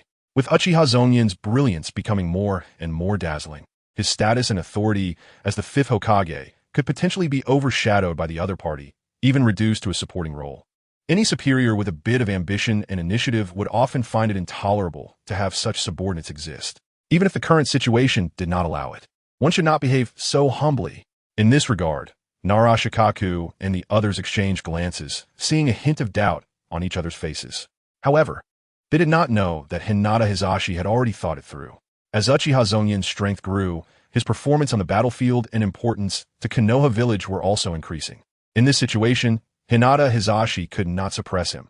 Any attempt to do so could lead to very negative consequences, and he would likely have to bear the repercussions himself. Moreover, Hinata Hisashi deeply understood one thing. His position as the fifth Hokage relied entirely on Uchiha Zongyan's support. If it were not for Uchiha Zongyan leading the Uchiha clan and the support of the Yamanaka, Akimichi, and other clans, Hinata Hisashi would never have been able to aspire to this position in his lifetime. The fact that this position fell into his hands was also a result of political compromise. Not to mention that the conservative faction led by the third Hokage, Sarutobi Hiruzen, was not to be ignored, considering the public opinion of Konoha village at the time. Many ninjas were wary and hostile towards the Uchiha clan and Uchiha Zongyan after just having fought a civil war. If Uchiha Zongyan were to forcefully seek power for himself, not to mention the possibility of a second civil war breaking out immediately, the opposition from those lower-tier ninjas would certainly have a significant impact. At that time, Konoha village was facing invasions from the land of lightning and the land of earth in a critical moment. To win an external war, a stable internal environment was essential. And Uchiha Zongyan had just pulled the third Hokage, Sarutobi Hiruzen, down from power, so he naturally would not want their faction to continue inheriting the position of Hokage. He neither wants to take the position himself, nor allow his enemies to do so he can only choose a moderate candidate. Hinata Hisashi thus rose to power. In any other period, Hinata Hisashi would not have had this possibility.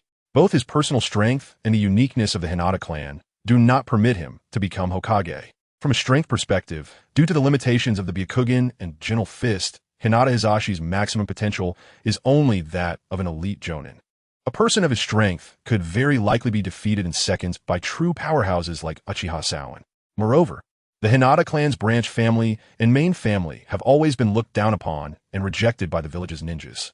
Many Konoha ninjas would not be willing to accept the head of the Hinata main family as Hokage. However, circumstances ultimately led to this situation. Hinata Hizashi himself was quite open-minded about it.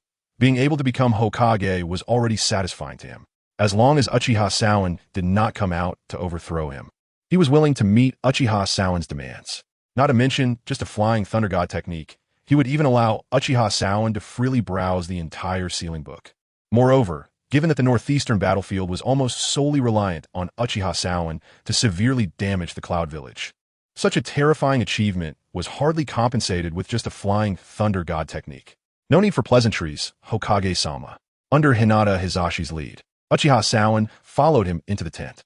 Faced with Hinata Hizashi's warm hospitality and flattery, Uchiha Zongyan felt a bit impatient and interrupted, saying, "I believe both Hokage-sama and everyone here are well aware that the current economic situation of the village cannot support a prolonged war.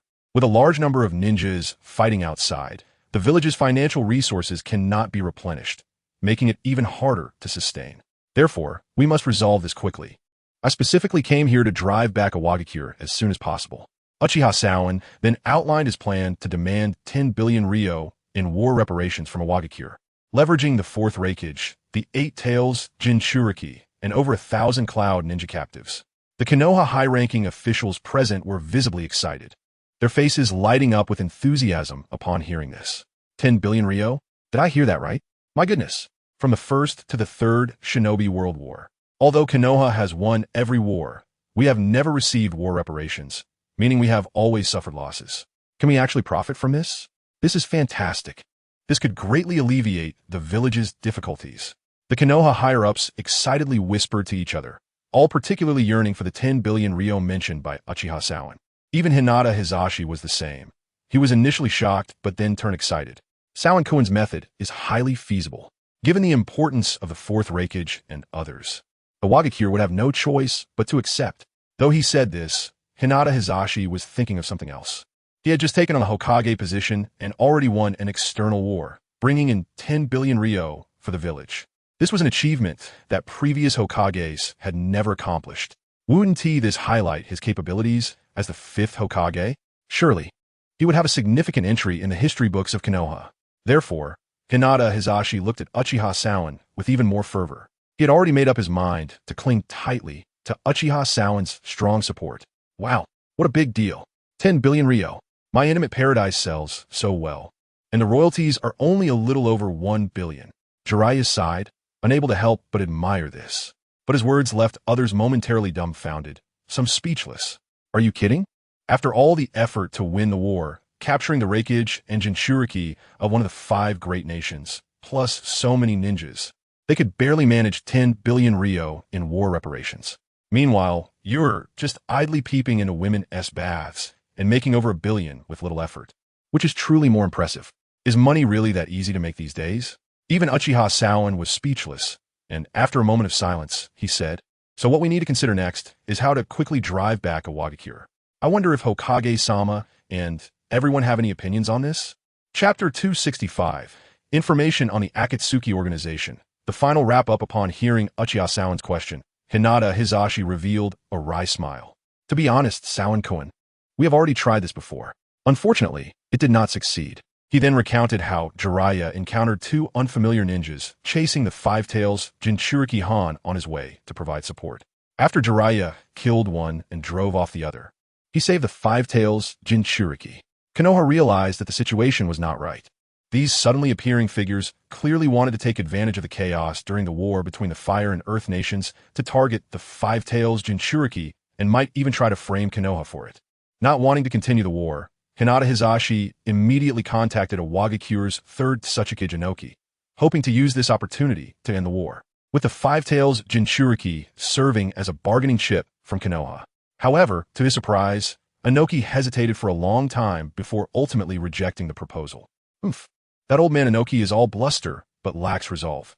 On one hand, he covets the benefits of defeating Konoha, and on the other hand, he hesitates, wanting to wait until the other battlefield's results come in for judgment. He is cautious in great matters, but forgets his life for small gains. At such an old age, still clinging to power, he is reluctant to hand over authority to the new generation of Awagakure. living to such an age only to be so greedy for power. After listening to Hinata Hizashi, Uchiha Zongyan sneered and scornfully criticized Inoki, even hinting at another person. This made everyone present fall silent, none daring to speak up. Ahem, it's not fair to say it that way. That old man Inoki has contributed quite a lot to Iwagakure in his lifetime. If it weren't for his efforts in past wars, Iwagakure would likely struggle to maintain its current situation. Let us not be so harsh with our words. Jiraiya had to step in, feigning a cough to defend Inoki for a moment. But Uchiha Zongyan certainly understood who Jiraiya was referring to. At this point, Uchiha Zongyan was too lazy to argue with him and directly changed the topic, asking, Jiraiya-sensei, please describe in detail those two unfamiliar ninjas who were chasing the Five Tails Jinchuriki. Speaking of which, I also encountered some unfamiliar ninjas suddenly appearing during the decisive battle with Iwagakure. Perhaps there is a connection between the two. As soon as these words were spoken, the expressions of everyone changed. The intelligence sent from the northeastern battlefield did not record any information about Uchiha Obito's appearance. This was because Uchiha Obito intervened twice in the northeastern battlefield, once saving the 4th Raikage AI at the last moment, and the second time teaming up with the 4th Raikage and the 8 Tails Jinchuriki Killer Bee to attack Uchiha Zongyan. Only Uchiha Zongyan had seen him during these two encounters, while the other Konoha ninjas were unaware of his existence. The two unfamiliar ninjas wore black robes with cloud patterns. One had a mask covering his face, with green eyes shaped like mung beans, capable of manipulating 5 masked puppet heads, each possessing a different elemental jutsu, likely a forbidden technique. The second looked more ordinary, with white hair and wielding a huge scythe. Jiraiya recalled the appearance of the immortal duo he encountered in the forest and paused for a moment before saying, interestingly, the guy wearing the mask claims he once fought against the first Hokage. But after facing him, I found that his strength is nowhere near that level. He is probably just bragging. As he spoke, Jiraiya revealed a mocking smile, seemingly ridiculing Kakuzu's self-praise and overestimation of himself. Fighting the first Hokage? This information made everyone present feel a jolt. After all, the legend of Hashirama Senju still circulated in Konoha. Everyone had heard of his power that suppressed an era. Even after Jiraiya clarified that Kakuzu's strength was inadequate, they were still astonished. Even Hayashi Hyuga was momentarily taken aback, and after regaining his composure, he forced a smile and said, it truly is a boast. If that person's strength was really that strong, he wouldn't have fled in panic after Jiraiya killed his companion in a 2-on-1 situation. At this moment, everyone calmed down and instinctively nodded in agreement. However, Uchiha Zongyan felt a sense of doubt rising within him. The immortal duo of Kakuzu and Haiden had appeared on the battlefield between Konoha and Iwagakure, even attacking the Jinchuriki of the 5 Tails in Iwagakure. Was this also orchestrated by Nagato or Uchiha Obito? If that were the case, the Akatsuki organization surprisingly deployed the immortal duo along with Uchiha Obito to participate. Or were they after? Did they want to expand the scale of the war and deplete the strength of the 3 ninja villages? In the original work, this part of the plot had no description at all. It was as if the other 4 great nations were completely unaware of the massacre of the entire Uchiha clan by Itachi Uchiha in Konoha. Konoha, suffering immense losses and declining several ranks in strength, showed no interest at all. I wonder if secretly, the 3rd Hokage, Hiruzen Sarutobi, had colluded with several old, immortal elders to exchange interests for a moment of peace. Otherwise, it just doesn't make sense. The land of lightning, the land of earth, and the land of wind had always coveted the fertile lands of the land of fire. How could they allow the severely weakened Konoha to recover? However, that was the reality. The logical issues could only be blamed on Kishimoto Masashi, the manga artist who clearly didn't understand Naruto. Therefore, during this period, Uchiha Zongyan did not have the advantage of being a knowledgeable time traveler. He could only rely on gathering intelligence and confronting with strength. I've finished sharing my intelligence. What about your side? Jiraiya asked, looking at Uchiha Zongyan. Everyone's gaze followed suit, turning towards Uchiha Zongyan. When I led my troops to engage in our first battle with Kimogakure, I almost killed the 4th Raikage, Uchiha Zongyan carefully recounted, trying to avoid revealing too much information. But just this one sentence was enough to leave the Konoha ninjas present dumbfounded. Almost killed the 4th Raikage. Even though everyone already knew that Uchiha Zongyan had personally defeated the 4th Raikage and the 8 Tails Jinchuriki and had brought the 4th Raikage back to Konoha as a prisoner, their ingrained impressions were not so easily overturned, especially since he was the leader of one of the 5 great nations. However, at a critical moment, a mysterious ninja wearing a whirlpool mask saved the fourth Reikage. He was also dressed in a black robe with cloud patterns and claimed to be Uchiha Madara. Uchiha Zongyan thought for a moment and decided to temporarily disclose only this information. It was better to keep secret the fact that he had met Uchiha Obito in Konoha and had even made a deal with him, or that he had used Obito as a pawn against Danzo Shimura. However, just this information was enough to shatter everyone's worldview. One by one, the Konoha ninjas couldn't help but stand up, looking at Uchiha Zongyan with disbelief in their eyes, as if hoping he would say that person was an imposter and not the real Uchiha Madara. Even someone as intelligent as Nara Shikaku clenched his hands tightly, his body slightly trembling. Hayashi Hyuga instinctively tightened his grip on the armrest of his chair, his knuckles turning white. Uchiha Madara. What a terrifying name. Just the name alone was enough to shock many. Cough, cough, cough. This time, Jiraiya genuinely coughed. He choked on his breath and turned red in the face, still questioning. You're not mistaken, right? Uchiha Zongyan. Is it really that name? The legendary Shura of the ninja world, Uchiha Madara? Uchiha Zongyan nodded and then shook his head. That masked man claimed to be Uchiha Madara and possessed the legendary Manjiki Sharingan. However, I don't believe it. As he spoke, he smiled slightly.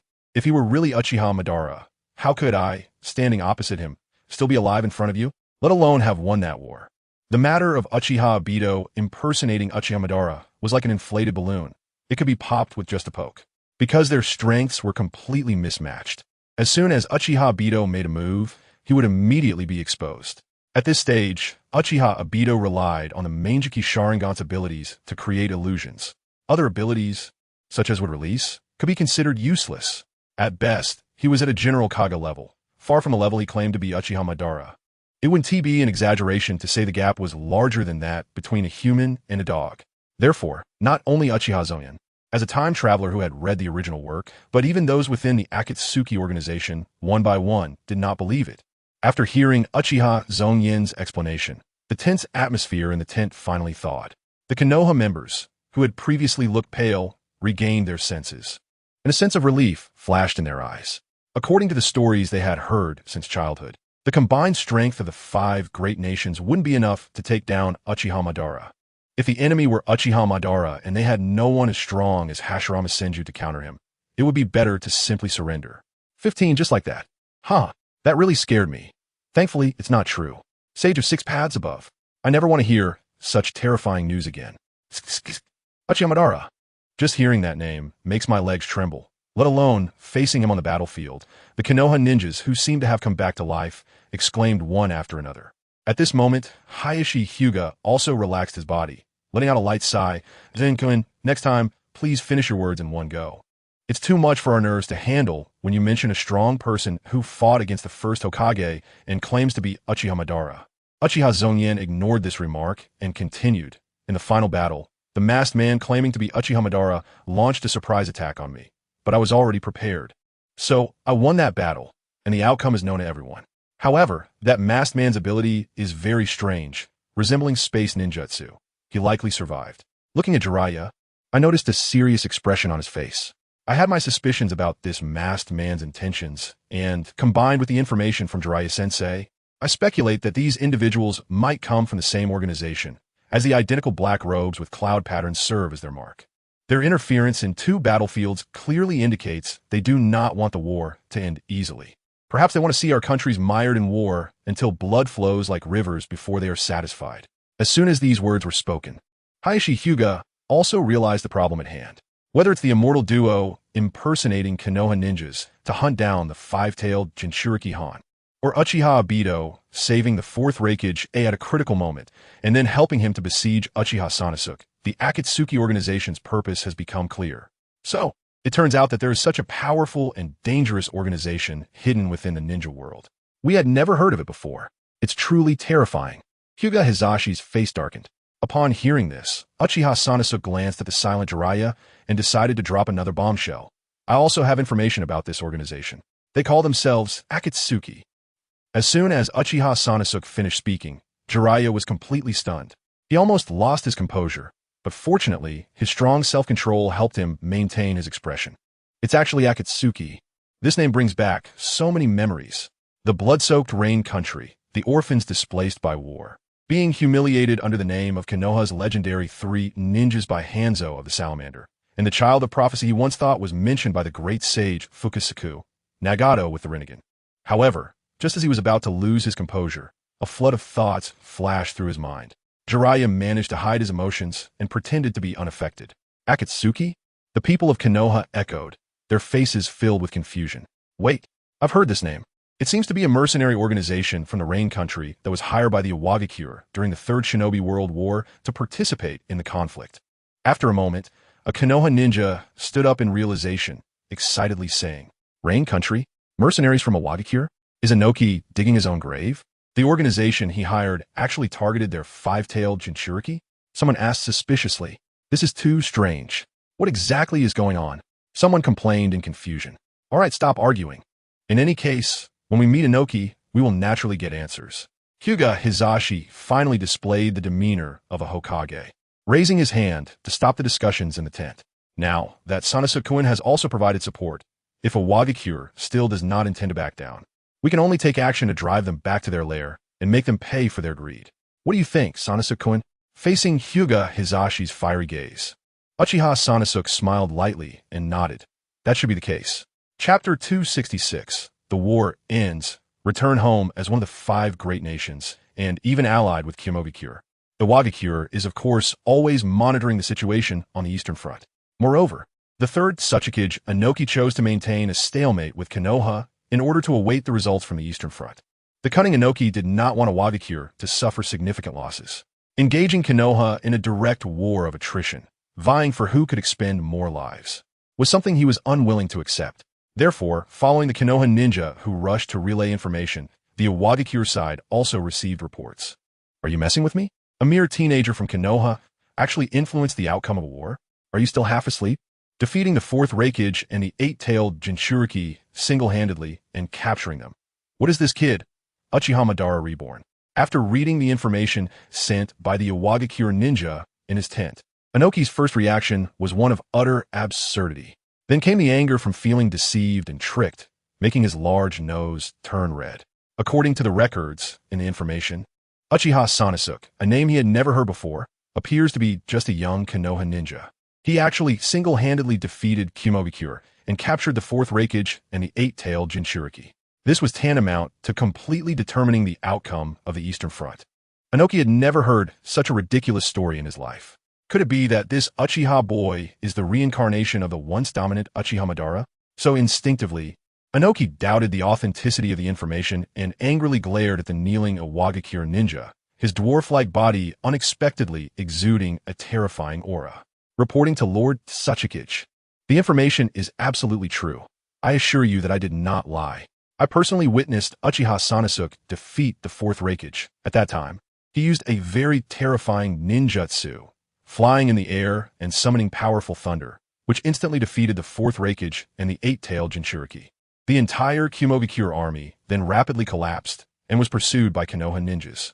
Inoki's oppressive aura made the Iwagakure ninja struggle to breathe, as if a great mountain were pressing down on him, causing him to tremble. After nervously explaining, the Iwagakure ninja was on the verge of tears. Bastard, do you think I'm getting old and confused? Inoki, for some reason, felt an even more intense anger rising within him and shouted loudly, Father, please don't speak like that. He is probably not lying. At this moment, a tall and honest figure stood up from the corner of the tent. It was Inoki's son, Kuratsuchi. Kuratsuchi frowned, his face also looking grim, feeling uneasy about this information. He waved his hand, signaling the extremely nervous Iwagakure ninja to leave the tent, and faced his furious father. In any case, such significant news would soon spread throughout the ninja world. Even if he were lying, he wouldn't exaggerate to this extent, so the information is still quite credible. Kuratsuchi analyzed the authenticity of the information seriously. However, Inoki was growing more and more furious, unable to restrain himself from interrupting. You idiot! You've grown so big. Don't I know whether this information is true? Do I need you to analyze it for me? Upon hearing this, Kuratsuchi was taken aback, looking at Inoki in surprise. Just a moment ago, Inoki was adamant about not believing it. Now how could he suddenly be so certain that the information is true? Kuratsuchi's confusion only made Inoki feel more irritated, and his frail old back began to ache again. You're such a complete idiot. Fool. Moron. It's because the next generation of Awagakure is filled with people like you that I've been forced to sit in this position for so many years. I'm nearing the end of my life and still can't find peace. Does Inoki not believe the authenticity of the information? Of course not. If he suspected that the person delivering the information was lying, he would have had the intelligence department's ninja take him away for interrogation long ago. The old man just didn't want to believe. He didn't want to believe that the powerful Kumogakure had actually failed like this. He couldn't accept that the fourth Reikage, who had almost grown to rival his old enemy, the third Reikage, was defeated by a nameless rookie.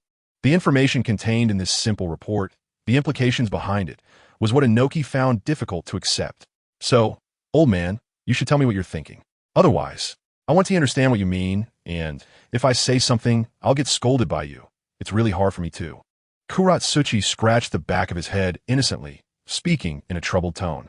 Although he was the son of Inoki and had been educated by the third Tsuchikage since childhood, often involved in key work within Awagakure as he grew up, unfortunately, Kuratsuchi's brain was inversely proportional to his size. He was tall and robust, but not very bright. Shut up. In formal occasions, you should call me Tsuchikage. On the other hand, Inoki glared at the ground with a fierce look in his eyes and then said somewhat dejectedly, Yunying lost too quickly. So quickly that I didn't even have time to prepare. From the intelligence we have, Konoha's victory came at a low cost, and they still have the strength to support us at any time. Under such circumstances, we have effectively failed here, and the only option left is to retreat. Inoki looked at the silently listening Tsuchi and solemnly explained, What worries me the most is that kid named Uchiha Zongyan. I had never heard of this name before, yet he managed to defeat the fourth Reikage and the Eight Tails Jinchuriki right out of the gate. Although I have never regarded the AB combination of Yunying highly, they are still ranked among the strong powers in the ninja world, yet they were so easily defeated by a boy. What does this mean? It means that as long as this kid Uchiha Zongyan is alive, he will continue to grow, and in the future, he might even reach the level of the legendary Senju Hashirama and Uchiha Madara.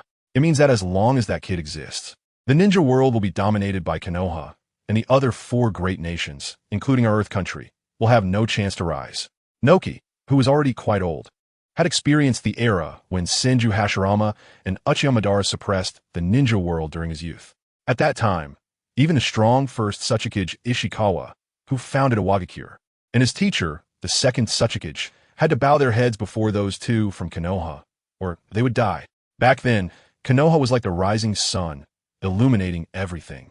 And the other forces in the ninja world could only live in fear, worried that one day Uchiha Madara would come knocking and destroy their entire forces alone. Now, upon seeing Uchiha Zongyan's achievements, Inoki instinctively thought of Uchiha Madara. This association made Inoki feel an overwhelming sense of panic and anxiety. Although he was old and didn't know when he would die, Awagakure still existed and needed to continue to thrive, while Uchiha Zongyan was only in his teens. With a long future ahead, this meant that as long as Uchiha Zongyan did not die, Awagakure would have to live in the same state of constant anxiety as before. Is it really that terrifying?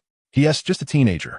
Even the legendary Senju Hashirama and Uchiha Madara couldn't single-handedly fight against a whole village, right? The previous third Reikage was also a top-tier strongman in the ninja world, yet he ended up being overwhelmed and killed, didn't he? Tsuchi hadn't experienced that era and only heard about it from books and tales, so he didn't have much of a concept. He felt that his father was somewhat exaggerating and couldn't help but question, You idiot. Tsuchi's retort made Inoki furious, but after cursing once, he could only sigh. I hope you're right. We can't have that kind of powerful person appearing again, especially in Konoha. Deciding to end this pointless war quickly, Hyuga Hizashi, accompanied by Uchiha Zongyan, Jiraiya, and other high-ranking Konoha officials, headed towards Awagakure's camp. Of course, before that, Hizashi sent a messenger into the Awagakure camp to deliver a letter of state to Inoki. It seemed that Inoki had anticipated this moment and quickly responded. The two sides decided to hold talks in a nearby wilderness, agreeing that no troops would be brought and only 10 bodyguards from each side would accompany their respective leaders. The talks went smoothly, with both sides adhering to the rules. Upon meeting, they encountered no significant obstacles in discussing the specifics of ending the war. After all, Konoha's logistics couldn't sustain the conflict any longer and had to retreat promptly. Meanwhile, Awagakure had completely lost hope of victory since their ally, Yunying, had been defeated and naturally did not wish to complicate matters. Thus, The final agreement reached was a deceptive peace treaty. Both sides would maintain their territorial boundaries prior to the war, would not pay any war reparations or treaties to each other, and would withdraw their troops. The only exception was that Konoha needed to return the Five-Tails Jinchuriki Han to Iwagakure. Hyuga Hizashi and the others perhaps did not expect the negotiations to go so smoothly, and they showed some joyful expressions. The Konoha ninjas who followed as bodyguards also breathed a sigh of relief, as it seemed they had finally ended the state of war, which had placed them under great pressure. The fifth Hokage, who is that Uchiha Zongyan? Upon signing the peace agreement, Noki suddenly asked. Hyuga Hizashi was slightly taken aback, and then chuckled knowingly. He understood that Noki must have heard about the intelligence from the Eastern Front and was very interested in the key figure who defeated Yunying, Uchiha Zongyan. That handsome young man was indeed the Konoha hero who single-handedly crushed Yunying, Uchiha Zongyan. Hizashi gestured to Noki, indicating that the indifferent boy standing not far behind him was the one. So he really is just a teenager. Damn it, how does Konoha always have an endless stream of geniuses and prodigies? Upon looking over, Noki immediately felt a chill in his heart. He saw that while Uchiha Zongyan was already of decent height, his face still looked very youthful and immature. Considering Uchiha Zongyan's achievements and strength, he felt a wave of coldness wash over him. Truly, heroes emerge from the youth. To be able to defeat a village's shadow and a Jinchuriki at this age is almost comparable to my youth. Noki sized up Uchiha Zongyan for a long time. Finally coming to his senses under the strange gazes of the Konoha crowd, he forced a smile and praised, "You are too generous." This statement left everyone present feeling a bit uncomfortable. "You flatter me." Uchiha Zongyan didn't want to bother with this shameless old man and coldly nodded in acknowledgement.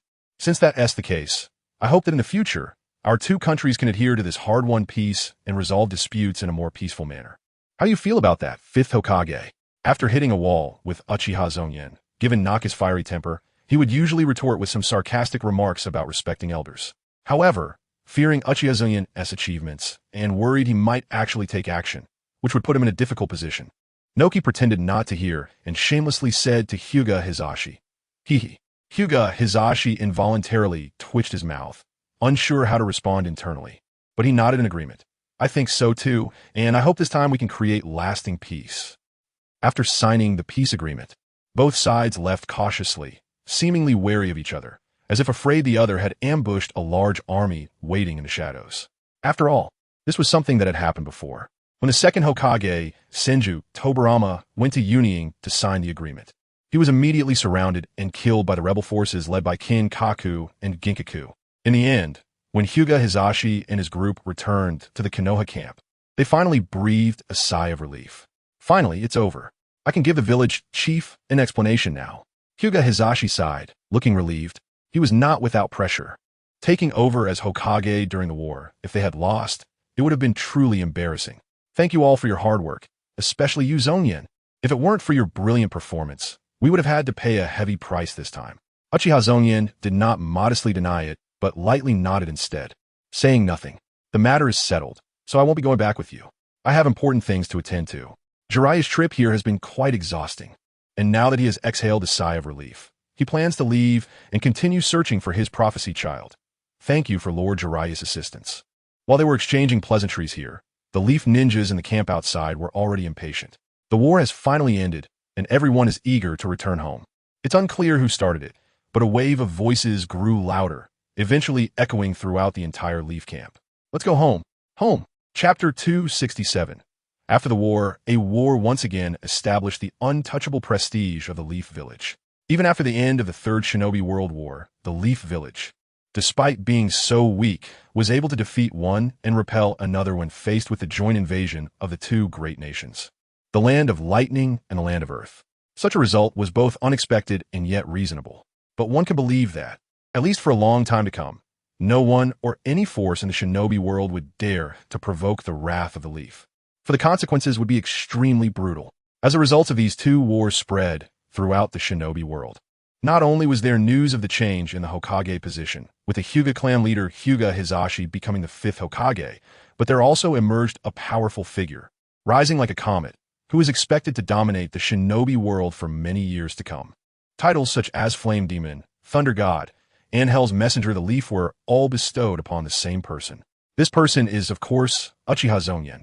The titles Flame Demon and Thunder God depict Uchiha Zongyan's two different abilities, while the title Hell's Messenger of the Leaf symbolizes Uchiha Zongyan's heavy slaughter, as if he were opening the gates of hell to receive the dead.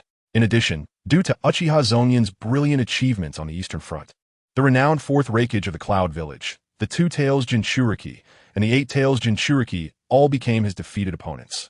In the final battle, he simultaneously defeated the Fourth Raikage and the Eight Tails Jinchuriki, capturing both. Therefore, many in the shinobi world have begun to perceive Uchiha Zongyan as someone who might succeed the aging Hanzo of the Salamander, becoming the new demigod of the shinobi world. There are even rumors that a certain major country's ninja village has issued a notice stating that if one encounters Uchiha Zongyan while on a mission, they may abandon the mission without punishment.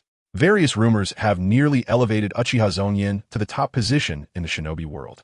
There are many who agree with this within the Leaf Village. Ding! Your pet travel frog has set off and will return in a week, bringing you a souvenir. Dragging his weary body home, Uchiha Zongyan heard the system's voice ringing in his mind. Has it already been 2 weeks? Indeed, being overly busy makes one insensitive to the passage of time. With a light sigh, Uchiha Zongyan laid down on his bed, feeling the soft mattress emit comfortable sounds. It has been 2 weeks since Boa Hancock returned to the world of One Piece. During these 2 weeks, the first week brought back a souvenir from the travel frog, which was a clown mask, helping Uchiha Zongyan achieve a surprising victory and secure the win on the Eastern Front. The second week brought back something useless, which Uchiha Zongyan promptly discarded into the World Tree space. Outside, the moonlight was bright, and it was nearing midnight. The reason he returned home so late was that he had been incredibly busy during this time. Uchiha Zongyan had almost sparked a massive conflict in the Leaf Village due to his resistance with the clan. After that, the Land of Lightning and the Land of Earth jointly invaded, forcing the Leaf to engage in war on 2 fronts against 2 of the 5 great nations. As the commander and highest combat power on the Eastern Front, Uchiha Zongyan had been in a tense state, not daring to relax for a moment. After defeating the Cloud Village and capturing the Fourth Raikage and the Eight Tails Jinchuriki, Uchiha Zongyan took the Fourth Raikage back to the Leaf Village overnight and then quickly supported the Western Front. This time, it was fortunate that Inoki, under pressure, saw no hope of victory and retreated to sign a peace agreement. The dark clouds hanging over the Leaf Village finally dispersed, and the war was over. But this was only the beginning. After the war, returning to the Leaf was where the real troubles began. As the leader of the Uchiha clan and one of the actual controllers of the Leaf Village, Uchiha Zongyan needed to personally participate in various meetings, listening to many opinions before arriving at conclusions. The most immediate matters included compensations for fallen ninjas, arrangements for the widows and orphans of martyrs, filling vacant positions left by deceased ninjas, and rewards and promotions for those who had made military contributions. Additionally, there was the handling of relations with the Land of Lightning and the Land of Earth, calculating and receiving war reparations from the Cloud Village, and sending people to notify the Fire Country's daimyo, among many other tasks. One day, from the moment he got up in the morning, he was pulled into meetings that continued until nearly midnight. Even someone as strong and vigorous as Uchiha Zongyan felt dizzy from exhaustion, let alone the older individuals. Many who had not sustained any injuries on the battlefield returned only to be overwhelmed by this high-intensity work, with some even falling ill as a result. It was hard to tell if they were feigning illness to escape or if they were genuinely unwell. In any case, all the work finally reached a point of conclusion, and the remaining matters did not require Uchiha Zongyan's decision-making. He could finally take a break. During this time, I was so busy that I didn't even have time to train. If I was like this, what about Hyuga Hizashi as the Hokage? Uchiha Zongyan sighed. Time is fair to everyone. If one spends time handling administrative tasks and work, it will inevitably reduce or even forfeit training time. There are many examples of this in the original work. The most direct one is Naruto Uzumaki, the 7th Hokage. After becoming Hokage, he was so busy that his strength did not improve for a long time. This led to a situation in the non-combustible arc where Naruto, as a sage-level powerhouse, was forced to fight evenly against various random foes and even got his head slammed down. Although the non-combustible arc's plot was chaotic, it highlighted some issues. Thankfully, I still have Fugaku to help me. Otherwise, if everything was left to me to handle, I would be finished. As a clan leader, Uchiha Zongyan had to handle not only village affairs, but also clan matters. Just thinking about the mountain of work made Uchiha Zongyan feel daunted. Fortunately, there was former clan leader Uchiha Fugaku to assist with the less important tasks, allowing Uchiha Zongyan a moment to breathe. In the end, why am I doing all this? If I had known, I wouldn't have become the Uchiha clan leader, nor would I have instigated any rebellions. It would have been better to just take my family and settle in some small country. That way, I would have plenty of time to train. Uchiha Zongyan couldn't help but complain, but he also knew that this was impossible, not to mention whether his family would agree, even for himself. It would be disheartening to run away when he clearly had the ability to resist. Chapter 268. A day in the life of an ordinary Uchiha clan member. Uchiha Zongyan fell into deep sleep amidst his chaotic thoughts, and upon opening his eyes again, it was the next morning. The travel frog appeared, as usual, bringing him a souvenir. Ding! Your travel frog has returned and has brought you a souvenir, a saving hair from Sun Wukong, from the journey to the West World. Ding! The saving hair is a gift from Sun Wukong to his good friend the little frog, which the little frog brought back as a souvenir. Its function is to help the user escape from danger in emergency situations. Specifics are for the host to explore on their own. Hearing the system's prompt in his mind, Uchiha Zongyan was completely stunned. He never expected that the traveling frog would actually go to the world of journey to the west and become friends with a great sage equal to heaven, Sun Wukong. He was even given a saving hair by Sun Wukong. What a great fortune! This is truly absurd. If my memory serves me right, Sun Wukong's 3 saving hairs were given to him by Guanyin Bodhisattva, who bestowed him with the ability to save himself. The only time they were used in the original work was when Sun Wukong was trapped in the Yin Yang Qi bottle by the golden-winged Great Pumpkin, and he transformed these 3 saving hairs into tools to escape.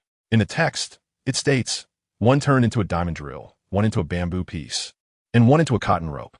He used the bamboo piece to make a bow and pulled the drill, drilling a hole in the bottom of the bottle, letting in light. TSK.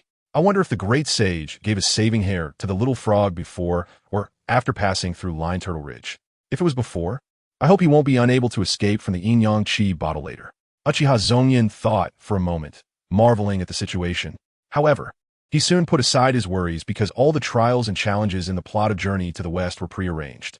Not to mention that Sun Wukong still had 2 saving hairs left, even if he had none. Could the deities really let Sun Wukong die just like that? The spread of Buddhism to the east and the rise of the west are already predestined. Who can change that? After handing a shiny golden hair to Uchiha Zongyan, the little frog left on its own, leaving Uchiha Zongyan holding the monkey hair in his palm, continuously observing it. As expected, it felt hard like the original work described.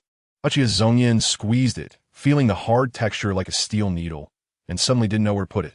I definitely can't put it directly on the back of my head like Monkey Brother, but it seems wrong to keep it on my body, so I might as well put it in the World Tree space. Uchiha Zongyan thought for a moment and placed the saving hair into the World Tree space. But at that moment, he suddenly had an idea and thought of something.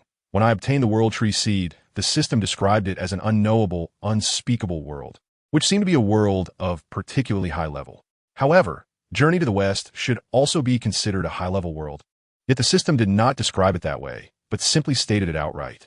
This proves that the World Tree Seed comes from a world of higher level than Journey to the West. Uchiha Zongyan thought, a sense of curiosity rising in his heart. But now his strength was too weak, and he couldn't reach the realm of those deities, so thinking about these things was meaningless, and he simply set it aside. Forget it, I'll put it aside for now. This hair might save my life someday. Now I need to finish the tasks here, and then take a long vacation for myself. With the victory of the war, the entire Konoha village burst with great vitality. The troops returning from the front lines re-entered their various posts, providing the driving force for the huge machine of Konoha. The task center, which had previously been overwhelmed due to 2 teams heading to the battlefield, gradually began to clear the accumulated task missions. The ninjas who received bonuses and compensation greatly stimulated the village's sluggish economy. Meanwhile, the 10 billion Ryo war indemnity from the Cloud Village was continuously brought into Konoha Village in the form of materials. With a large sum of money coming in from outside and a good internal consumption cycle, the entire Konoha Village was thriving. Uchiha Heidi was tall and sturdy, with dark skin and a fierce appearance. Men with such an exterior would generally make children instinctively avoid them, and women would lower their heads upon seeing him. However, in fact, Uchiha Heidi was not a bloodstained ninja. He had never killed anyone in his life. Deep down, he was very gentle and kind, which was contrary to his appearance. Coming from the Uchiha clan, he belonged to a well-known blacksmith family that had been engaged in blacksmithing for several generations. He had made many of the standard tools used by the ninjas of the Uchiha clan, including shurikens, kunai, long swords, short swords, and armor for taijutsu ninjas. One day, Uchiha Heidi woke up early, quietly dressed, and left his room to wash up. The thin morning fog and cool wind were somewhat biting, but Uchiha Heidi's body, forged through years of hard work, was incredibly strong. Although he wasn't a ninja, he was even healthier than the average ninja, so he naturally didn't fear this bit of chill. "You're up so early today, head of the family." Before Uchiha Heidi could finish washing up, a woman's voice sounded behind him. It was his wife, Uchiha Rina, who had also gotten up and was looking at him with sleepy eyes. "Yeah, I heard them say yesterday that a batch of new minerals would be sent back early today, so I need to hurry to grab them. If I wait too long, those guys from the Tanaka and Matsumoto families might snatch them first." Although Uchiha Heidi had tried to be quiet when he got up early to avoid waking his wife, he didn't expect her to wake up anyway, which made him feel a bit apologetic. However, he had a good reason for getting up early today. After the defeat of the Cloud Village, the 10 billion Ryo war indemnity that Uchiha Zongyan extorted couldn't be produced at once, so they could only use materials to settle the debt. After Tsurutobi Hizashi and Uchiha Shomei were assigned tasks by Uchiha Zongyan, they carefully selected some resources that Konoha was lacking from the Cloud Village. Among them were high-quality minerals produced in the Land of Thunder, which were rare in the Land of Fire. Once the items to be pledged were confirmed, the Land of Thunder couldn't possibly send over 10 billion Ryo worth of materials all at once. That would require emptying out 1 or 2 mines. Therefore, for a long time after the war ended, there would be merchant caravans transporting minerals from the Land of Thunder to Konoha Village. Uchiha Heidi had heard the news yesterday that a batch of caravans would come to the village early today, so he got up early. After all, even in the Uchiha family, he wasn't the only one doing blacksmith work. There were quite a few competitors in the entire Konoha village, and if he couldn't get his hands on this batch of high-quality iron ore, his small shop's business would probably decline significantly in the coming days. The most important thing was that once customers became accustomed to other shops, his future business would be affected. "I see. Then I'll go prepare your lunch now." Uchiha Rina nodded, immediately heading to the kitchen to prepare the food, but was stopped by Uchiha Heidi. "No need to trouble yourself. It's still early. You can sleep a bit more. I'll just go eat at Ichiraka Ramen later. Their ramen is quite good. You just need to prepare meals for yourself and little Silver, as well as the lunch he needs to take to school," Uchiha Heidi said as he neatly placed his washing items away, then smiled and gently hugged his wife before turning to leave the house and stepping into the cold wind. If this had been before, when Uchiha Zongyan had not initiated the coup, Uchiha Heidi, as a blacksmith, would have had no opportunity to leave the Uchiha clan's territory and would have never eaten at the Oitsutsuki Ichiraka's ramen shop. His son, Uchiha Silver, would not have had the chance to attend the Konoha Ninja School and show his potential to become a ninja. All these changes stemmed from Uchiha Zongyan, making lower-class Uchihas like Uchiha Heidi feel grateful to him. This also includes the high-quality ore from the Land of Lightning that Uchiha Kurotetsu has to wake up early to compete for. The buying and selling of ore is not a simple matter. A small client like Uchiha Kurotetsu cannot just order a whole truckload of iron ore. He still has to look and select bit by bit, choosing the best possible options. The merchant convoy from the Land of Lightning is parked at the gate of Konoha Village, with hundreds of trucks or stacked on the ground, covered with coarse cloth, allowing people to come and select for purchase. Once the merchants in Konoha Village have finished selecting, they will organize the ore and send it to the logistics department of Konoha Village. The logistics department will go through it again, and the remaining ore will then be transported by the merchant convoy from Konoha to various countries for sale. Of course, the money earned from selling the ore will be income for Konoha Village. The benefit that villagers like Uchiha Kurotetsu receive is merely the opportunity to select better quality ore first. After selecting the ore he needed bit by bit, Uchiha Kurotetsu still had to carry over 1,000 pounds of ore back to his family's blacksmith shop, which has been passed down for generations. Fortunately, he is tall and strong.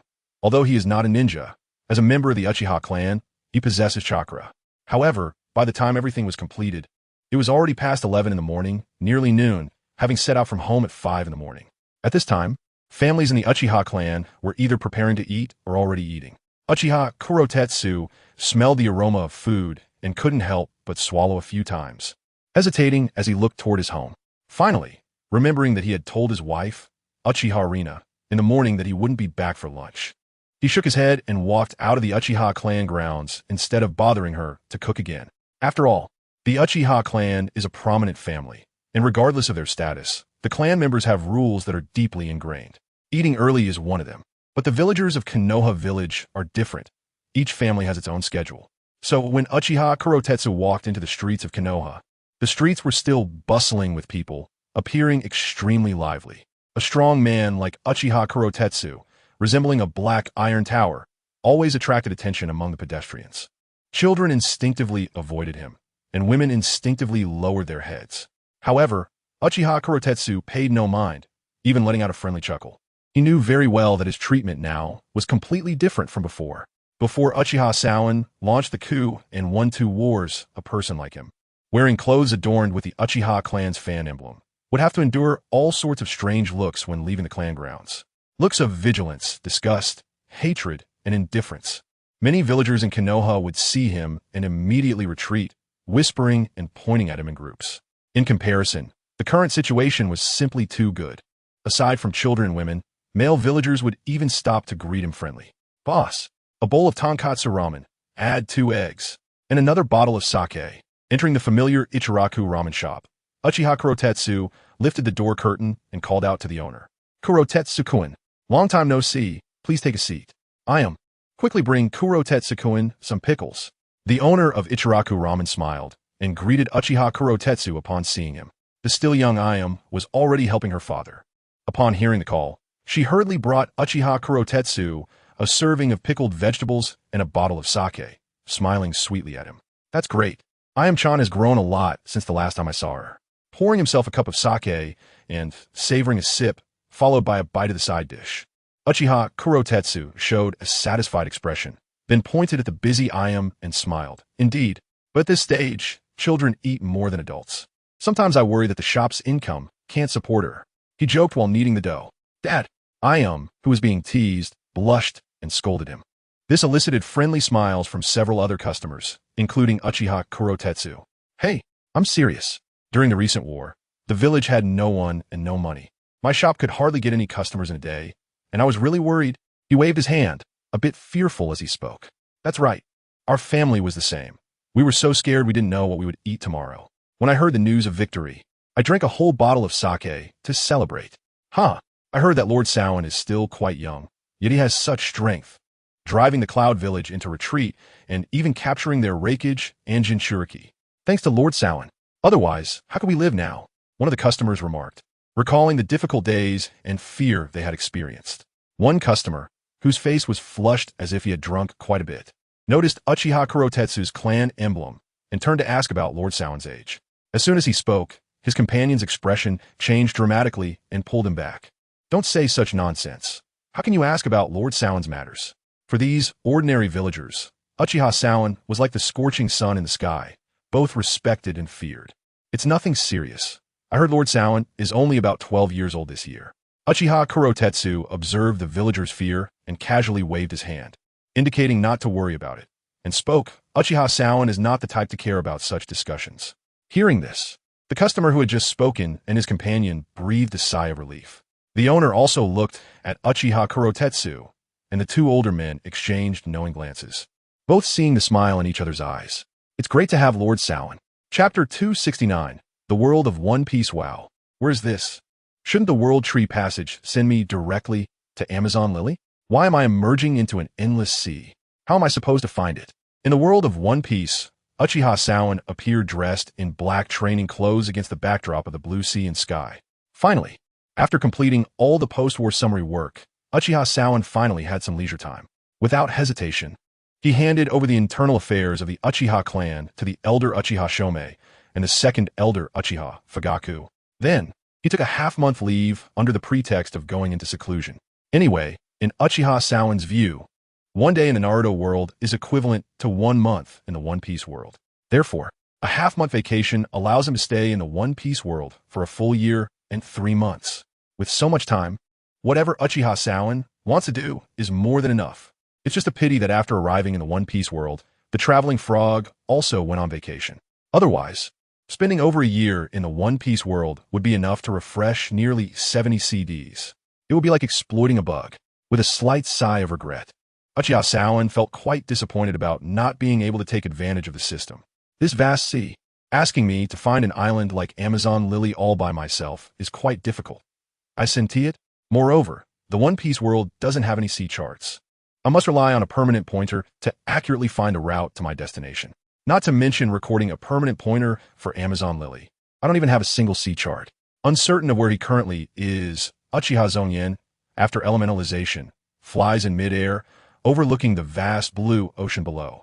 There isn't even a larger island in sight, just some exposed reefs, making it impossible to find direction. This completely dampens Uchiha Zongyan's excitement for his trip. Forget it. I'll just fly in a random direction and figure out how to ask for directions once I find land. Fortunately, Uchiha Zongyan possesses the thunder fruit, allowing him to fly in the air. Without the ability to fly, if he had fallen straight into the sea upon arrival, it would have been questionable whether he could even survive long enough to reach land. Uchiha Zongyan casually chose a direction and flew off. Along the way, he spotted some islands that seemed to have human settlements, but they didn't appear to be very large. Thus, Uchiha Zongyan decided to look for a bigger place to land. Hey, finally found it. After flying for half a day and exhausting more than half of his chakra and stamina, Uchiha Zongyan finally located a suitable spot. He let out a sigh of relief and slowly descended to the ground. It seemed to be a rural village. The landing site was an open piece of land surrounded by a fence resembling a picket fence, indicating that it contained farmland with some crops that Uchiha Zongyan didn't recognize. In the distance, he could see human houses, so Uchiha Zongyan walked along the path between the fields towards the residential area. Not long after, as he approached the housing area, Uchiha Zongyan saw an old man dozing against a large tree. The old man looked quite aged, with a bald spot on his head. Only a stubborn tuft of white hair crossing from the left to the right. His skin was a dark reddish color from years of labor under the sun, and he had a slender build with little flesh to be seen. "Old man, wake up." Uchiha Zongyan slightly bent down and called out in front of the old man. However, the old man seemed to be sleeping soundly and did not respond, his head nodding as if he might fall over. Crackle. Uchiha Zongyan raised an eyebrow and released a bit of energy from the thunder fruit, creating a burst of electricity near the old man's ear. This electricity wouldn't harm the old man, but would create quite a noise, enough to wake him from his slumber. Is it thundering? Who's there? The old man was suddenly startled awake, instinctively looking up at the sky, thinking it might rain due to thunder. Upon seeing the clear sky, he realized something was amiss, and then noticed Uchiha Zongyan standing before him, immediately asking, "Old man, I'm a traveling passerby, just a bit lost. So, I wanted to ask you for directions, and also if there's a place nearby selling permanent pointers and sea charts." A traveler? Hearing this, the old man scratched his remaining hair, touching from the left side of his scalp to the right, looking at Uchiha Zongyan with suspicion. The Uchiha Zongyan before him was tall and slender, dressed in a black training outfit that revealed strong arms. However, his face looked rather youthful, carrying a hint of boyishness. The faint smile on his face eased the old man's guard slightly. "Where are you from, traveler?" The old man pressed Uchiha Zongyan for more details. As is well known, in the world of One Piece, due to its unique world structure, there's really only one large continent. Other human settlements are scattered like stars, situated in the ocean.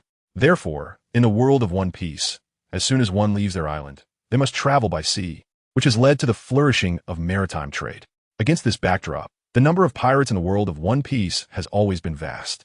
The words of the legendary pirate king Gold Roger before his death caused a sharp increase in the number of pirates. Over the years, people have flocked to the sea, searching for the legendary treasure, and the number continues to grow each year. However, these pirates are certainly not benevolent. With the increase in the number of pirates, various malicious incidents and death tolls have also risen sharply. Thus, upon hearing that Uchiha Zongyan came from the sea, the old man immediately heightened his guard, fearing that Uchiha Zongyan might be a pirate. The old man's question suddenly put Uchiha Zongyan in a difficult position. If only he knew where he had come from. Having arrived in the vast ocean, Uchiha Zongyan had no idea where he had landed. He originally thought of casually brushing it off, but seeing the wariness in the old man's eyes, he decided to fabricate a better story. "Frost Moon Village," Uchiha Zongyan replied. He hadn't remembered many place names in the world of One Piece, but Frost Moon Village was one of them, as it was Zoro's hometown. "You came from that far away?" The old man was taken aback, and Uchiha Zongyan was also surprised. He didn't expect the old man to actually know the name Frost Moon Village, which likely meant that he was indeed within the East Blue. "Well, I originally intended to venture out to sea and do some business. Unexpectedly, I encountered pirates at sea and luckily jumped into the water in time to escape a calamity. Then I drifted here with the current and lost track of where I was." Uchiha Zongyan added a few more details to his backstory. Chapter 270, Windmill Village. Pirate King Luffy in reality. Uchiha Zongyan had indeed landed in the East Blue. This village is called Windmill Village. It is the place where the main character of One Piece, Monkey D. Luffy, grew up, and two important male supporting characters, Gold, Ace and Sabo, also hail from this area. Because Luffy and Ace, one is the current Marine Rear Admiral and the grandson of the Marine hero Monkey D. Garp, and the other is his godson. Garp often returns to Windmill Village to visit his two grandsons. Even the nearby Station Marine Base treats Windmill Village as a fixed patrol location, coming here regularly to check in. So although the old man was suspicious that Uchiha Zongyan was a pirate, he wasn't overly worried. Hey, if he really is a pirate, then he must be a fool. Considering the time, Garp should be back soon. If this kid is a pirate, he can just wait to land in jail when he runs into Garp. The powerful and famous Garp can be considered the guardian deity of Windmill Village. Therefore, as Garp's return time approached, the old man's confidence grew significantly. After sizing up Uchiha Zongyan, he nodded. All right, then I'll take you to the shop to have a look. But whether they have the permanent pointers and sea charts you want remains to be seen. We're just a small place here. Windmill Village, although the hometown of the destined child, is actually nothing special. The streets are clean but quite simple, and there aren't many shops. Only at the entrance of the street is there a tavern, where the sounds of raucous chatter occasionally emanate, seeming to indicate it was quite crowded inside. Here we are. This is the shop. The old man led Uchiha Zongyan through several twists and turns to a somewhat dilapidated shop entrance. The shop's decor and setup looked quite old, with various items on the counter that Uchiha Zongyan found unfamiliar. Old Jier, hurry up and come out, we have guests. Uchiha Zongyan frowned as he looked into the shop but didn't see a single figure, hearing the old man shout loudly. Coming. Why are you shouting so loudly? An old man with messy hair and a face full of wrinkles that could trap a fly walked out from the back door, looking at the old man with annoyance. A kid claiming to be a traveler came, saying he wants to buy permanent pointers and sea charts. You take care of him. The old man didn't care about the shop owner's attitude, waved his hand to signal Uchiha Zongyan to talk by himself, and then turned around and left with his hands behind his back. You want to buy a permanent log and a sea chart? From which place? The shop owner, known as Old Jier, squinted at Uchiha Zongyan and asked. This question caught Uchiha Zongyan off guard. From the old man's words, he realized that he was in the East Sea. So, to get to Amazon Lily from the East Sea, he would first have to enter the Grand Line and then find Amazon Lily, which is located in the Calm Belt. Just give me a coordinate that can lead to the Grand Line. Anywhere nearby is fine, Uchiha Zongyan said after thinking for a moment. Upon hearing this, the shop owner was taken aback and looked at Uchiha Zongyan with an astonished expression. It should be noted that the Grand Line is currently rampant with pirates, and there haven't been many reports of travelers heading there. Those who enter the Grand Line are either pirates, the Navy, or powerful merchant groups. Why would an ordinary person go to such a place? Kid, although I don't know what you're going to do in the Grand Line, that place isn't just any place you can go to casually. It's full of pirates, and the journey is fraught with danger. Can you protect your life? The shop owner kindly reminded him. Uchiha Zongyan chuckled lightly and nodded, saying, Thank you for your kindness. I am quite confident in my ability to survive. According to Uchiha Zongyan's speculation, comparing the world of One Piece to the world of Naruto, in terms of top-tier combat power, the Naruto world is definitely stronger. 6 Paths level beings can easily crush the One Piece world. Below the 6 Paths level, Super Shadow level powerhouses like Senju Hashirama and Nagato are probably stronger than the 4 emperors and admirals in the One Piece world, with only Whitebeard, known as the strongest man in the world, possibly having the strength to fight back during his peak. Other characters that only exist in the original work's descriptions but have never appeared directly can be disregarded. So, someone like Uchiha Zongyan, who is the strongest among the shadows, would probably be at least an admiral-level figure in the One Piece world. So, there really isn't anyone who could threaten his life. TSK. Really a newborn calf, not afraid of tigers. But we are just a small place. The farthest permanent log we have is for Water 7. As for the sea chart, it includes farther places, but just looking at the sea chart without the skills of a navigator will definitely lead to getting lost at sea. You can see for yourself. The shop owner looked at Uchiha Zongyan with a playful expression and, after realizing that the other party was indeed that confident, took out a permanent log and a rolled-up sea chart from under the counter and handed them to Uchiha Zongyan. The log is 200,000, and the chart is only 10,000. If you buy the log, I'll give you the chart for free. After saying this, the shop owner stretched out his hand towards Uchiha Zongyan. The 10,000 and 200,000 the shop owner referred to are in belly, the universal currency of the One Piece world. However, Uchiha Zongyan had just arrived in this world, and this village was the first place he encountered people, so naturally, he didn't have a single belly on him. Thus, Uchiha Zongyan pretended to reach into the ninja tool pouch on his back, but in reality, he took out 2 gold bars from the World Tree space. This was the money he had prepared before coming here, stored in the World Tree space for emergencies. Although gold is not a common equivalent, it has currency attributes in any world. So Uchiha Zongyan felt no issue taking out gold to pay. However, as soon as the shop owner saw the gold in his hand, his expression suddenly changed, and he instinctively glanced at the old man standing at the corner in the distance, signaling him with his eyes. Uchiha Zongyan noticed the shop owner's expression and immediately turned to look back. So they're pirates after all. I didn't expect there would be pirates daring enough to come here.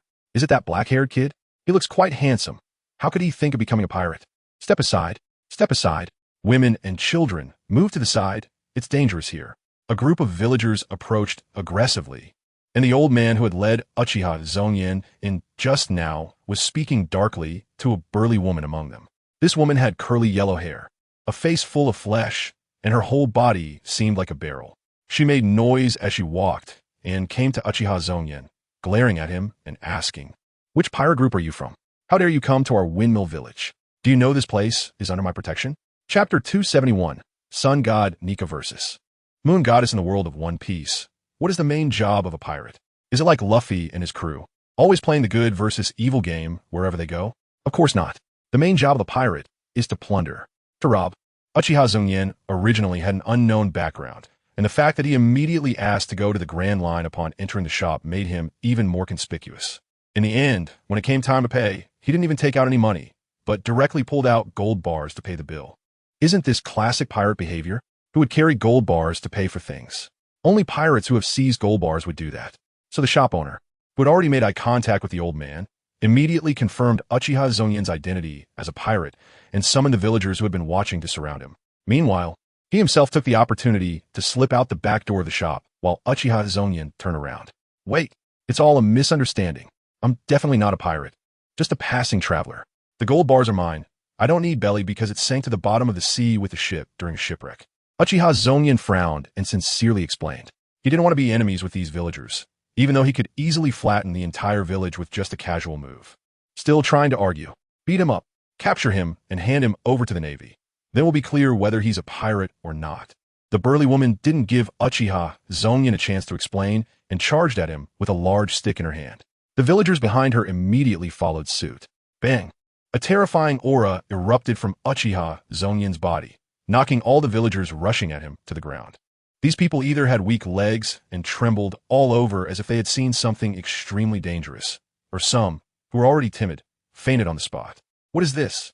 The leading fat woman stammered, looking at Uchiha Zongyan as if she were staring at a human-shaped Tyrannosaurus Rex.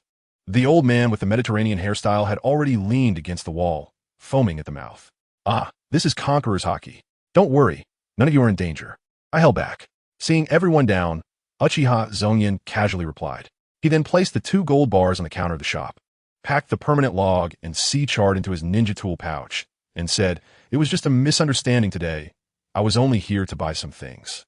I believe the value of this gold is definitely enough for 210,000 belly, so I won't disturb you any longer." With that, Uchiha Zongyan was about to leave. Feeling embarrassed for using Conqueror's Hockey in a small village, he just wanted to get away quickly. However, unexpectedly, among the crowd sprawled on the ground, a small figure rushed towards him. "You can't leave. You harmed so many people and just want to walk away? I want to duel with you. If you lose, you have to apologize to everyone." A very young-looking child with short black hair and big eyes, whose expression was very serious, shouted at him. "Little friend, I still have things to do, so I'll be leaving first. You should find someone else to duel with." Not too concerned, Uchiha Zongyan thought it wasn't worth arguing with a child and was about to elementalize and leave. Ding! Congratulations, host. You have encountered the child of the world. Monkey D. Luffy. Ding! Connection established with the child of the world, unlocking new branches of the world tree, enabling control over the time flow difference with the current world. The sudden system notification left Uchiha Zongyan stunned. The child of the world, the protagonist of One Piece. Luffy? The one who ate the gum-gum fruit and ended up becoming the Pirate King Luffy, who transformed into the human fruit, Sun God Nika, at the end? Oh, that old man just mentioned that this village is called Windmill Village. Isn't Luffy from Windmill Village? With this, Uchiha Zongyan quickly connected the dots and realized what was happening. Huh, huh, huh. When he came back to his senses, Uchiha Zongyan noticed little Luffy was seriously punching his own little legs. The plump woman on the ground looked anxious, constantly shouting, "Luffy, run. Don't provoke this person, you'll die. Run." Hearing this, Uchiha Zongyan felt several black lines appear on his forehead, utterly speechless. Why did it seem like he had become the big villain? The system's prompt earlier mentioned that establishing a connection with Luffy would allow him to add a branch to the world tree. He understood this. Hancock had established a connection with the branches to enter the world tree space, and he also came from that tunnel. If a new branch was added, it meant Luffy could enter the world tree space as well. This meant an additional member for the world chat group, right? Uchiha Zongyan found it somewhat amusing, wondering why he had ended up as the group leader. Moreover, the latter point was quite crucial, as it allowed control over the time difference between the two worlds. Currently, 1 month in One Piece equated to 1 day in the Naruto world. If he could actively adjust this time difference, he could create many interesting situations. Uchiha Zongyan thought to himself, a smile forming on his face. If he deliberately controlled the passage of time, and if Uchiha Madara were to be resurrected in the Naruto world, Uchiha Zongyan could go to the One Piece world to find help. For example, Luffy in his sun god Nika form, the blind Zoro from Wano, the world's greatest swordsman Mihawk, etc. At that time, sun god Nika could face off against the moon goddess Kaguya, Otsutsuki. He could even reverse the situation. For instance, during the Marineford War in the One Piece world, Uchiha Zongyan could suddenly run over from the Naruto world, opening Susanoo and using his blade to take on the 3 admirals. But he would need to master these 2 abilities first. Wait, since the protagonist Luffy from the One Piece world can do it, the protagonist from other worlds should also be able to. Wow, if in the future Little Froggy brings more companions, I could access even more worlds. In the end, we could have a scene where the 3 main characters from the top shonen manga take on Kaguya, Otsutsuki together. Or perhaps Goku from Dragon Ball arrives in the Naruto world and punches the moon, breaking it and releasing Kaguya, Otsutsuki trapped inside. Just thinking about it is exciting. As Uchiha Zongyan reached this point, he bent down and grabbed Luffy by the collar, lifting him up. Little Luffy was still seriously throwing punches and kicks, but their height and arm span difference made it so he could only hit the air. Moreover, Uchiha Zongyan's gaze was so intense that it made little Luffy shiver. Chapter 272. Carp arrives. Hey, kid, don't move around. Your punches can't hurt anyone. What's your name? Uchiha Zongyan suppressed his thoughts, shaking Luffy by the collar and asking with a light smile. Although he already knew the name and background of the little brat in front of him, and was well aware that this kid would eventually take over as the new Emperor of the Sea, he still had to maintain appearances. My name is Luffy. If you let me down, I'll definitely defeat you. Little Luffy shouted, his youthful face serious and earnest, as if he were stating something very important. Luffy, shut up. Seeing Luffy's oblivious provocation, the plump woman on the ground immediately admonished him anxiously. Then she turned to Uchiha Zongyan and earnestly warned, you better not harm a single hair on Luffy. This kid is the grandson of Iron Fist Carp, a Marine Vice Admiral. You should know what the consequences will be if you harm him, right? Moreover, Vice Admiral Carp is about to return, and even if you want to escape, you won't be able to. The plump woman invoked Carp's name, hoping to intimidate Uchiha Zongyan. Generally, this method is quite effective since Carp's reputation is well known, and most pirates tremble at the mere mention of his name. However, this threat had little effect on Uchiha Zongyan. Carp? I just want to know the difference in strength between me and the top powerhouses of this world, Uchiha Zongyan thought to himself. Although Carp held only the rank of Marine Vice Admiral, his demonstrated combat power in the original story was definitely at the Admiral level. While this old man, who enjoyed donuts and picked his nose, didn't have many direct combat experiences, just the fact that he teamed up with the Pirate King Roger to defeat the Rocks Pirates showed how strong he was. As for Uchiha Zongyan, the reason he came to the One Piece world was precisely to find strong opponents to hone his strength. Being able to clash with a powerhouse like Carp would fulfill his wish. However, while engaging in combat, he couldn't force Carp to act by harming his beloved grandson.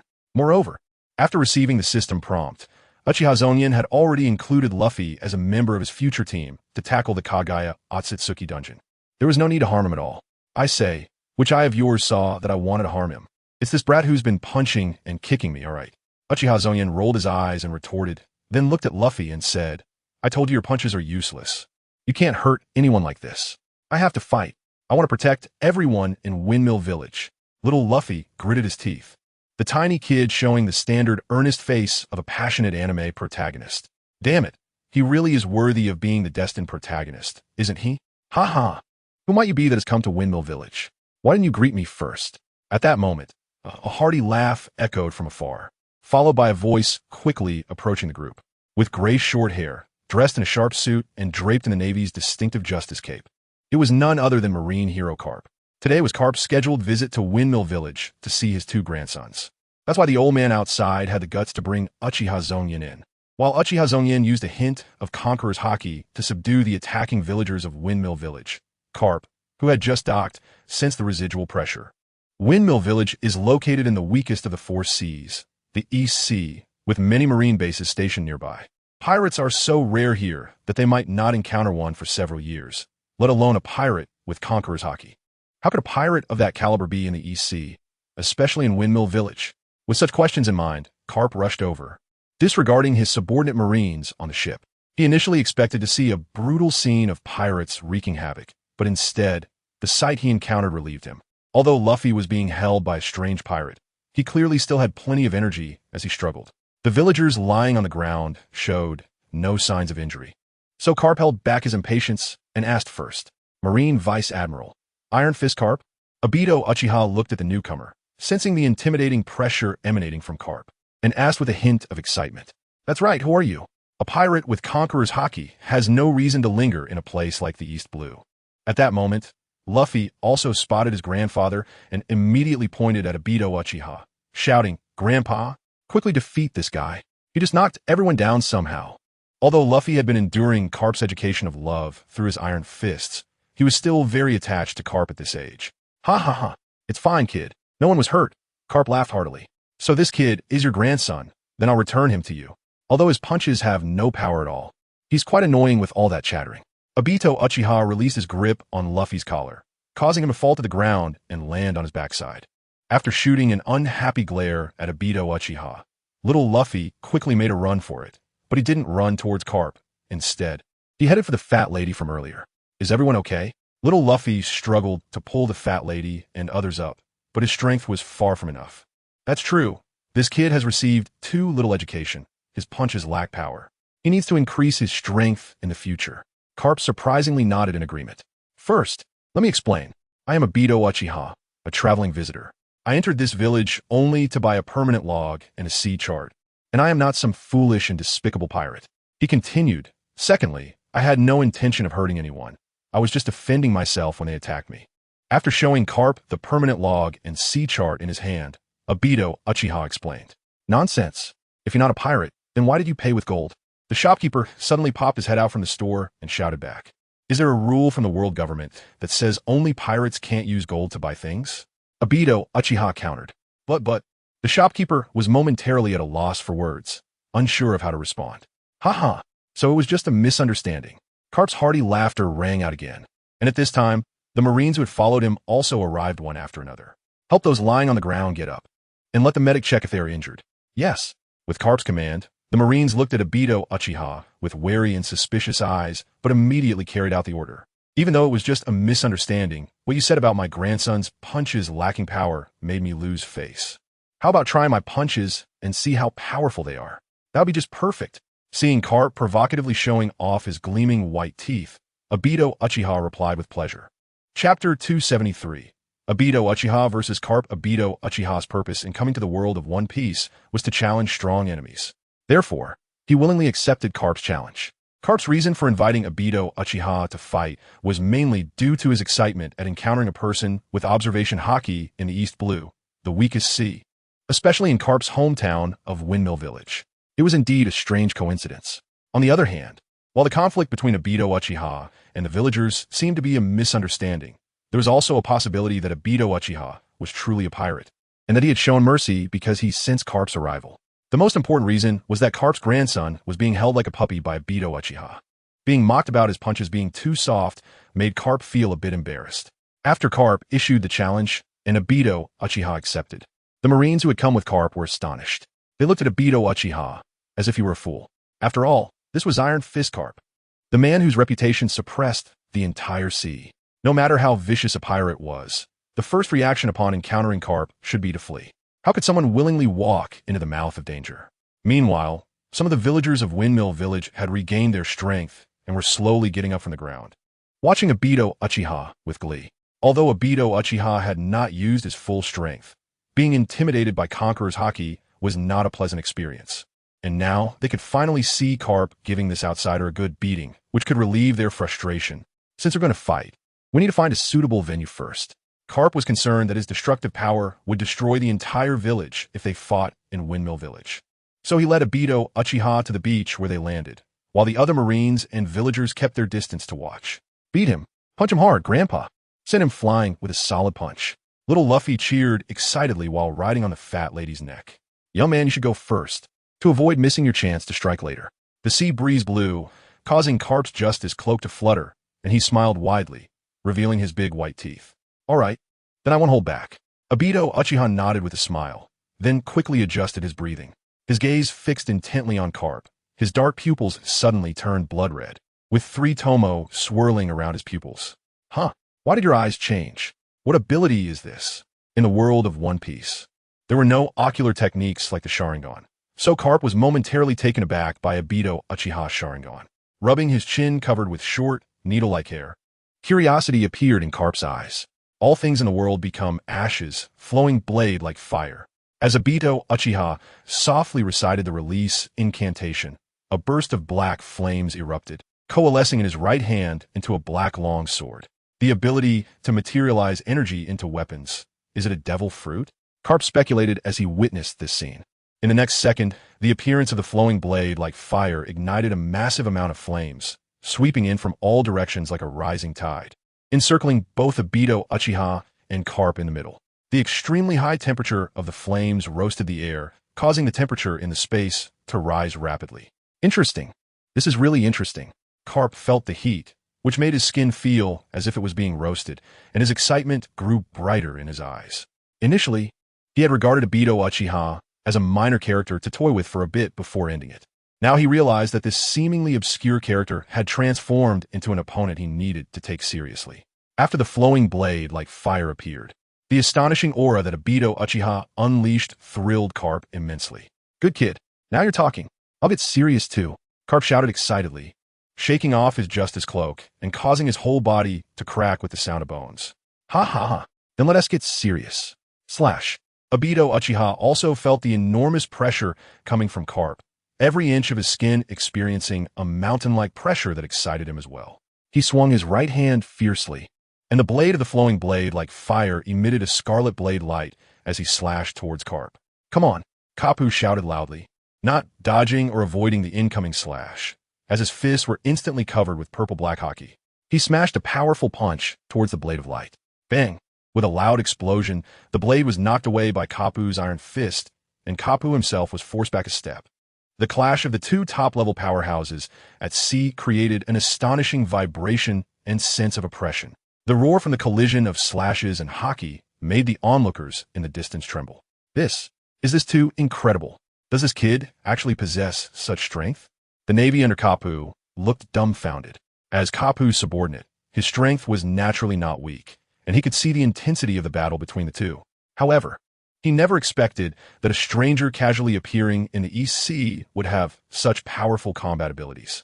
Sir Navy, what is the background of that pirate? The old man who had led Uchiha Zongyan into the village trembled and asked nervously.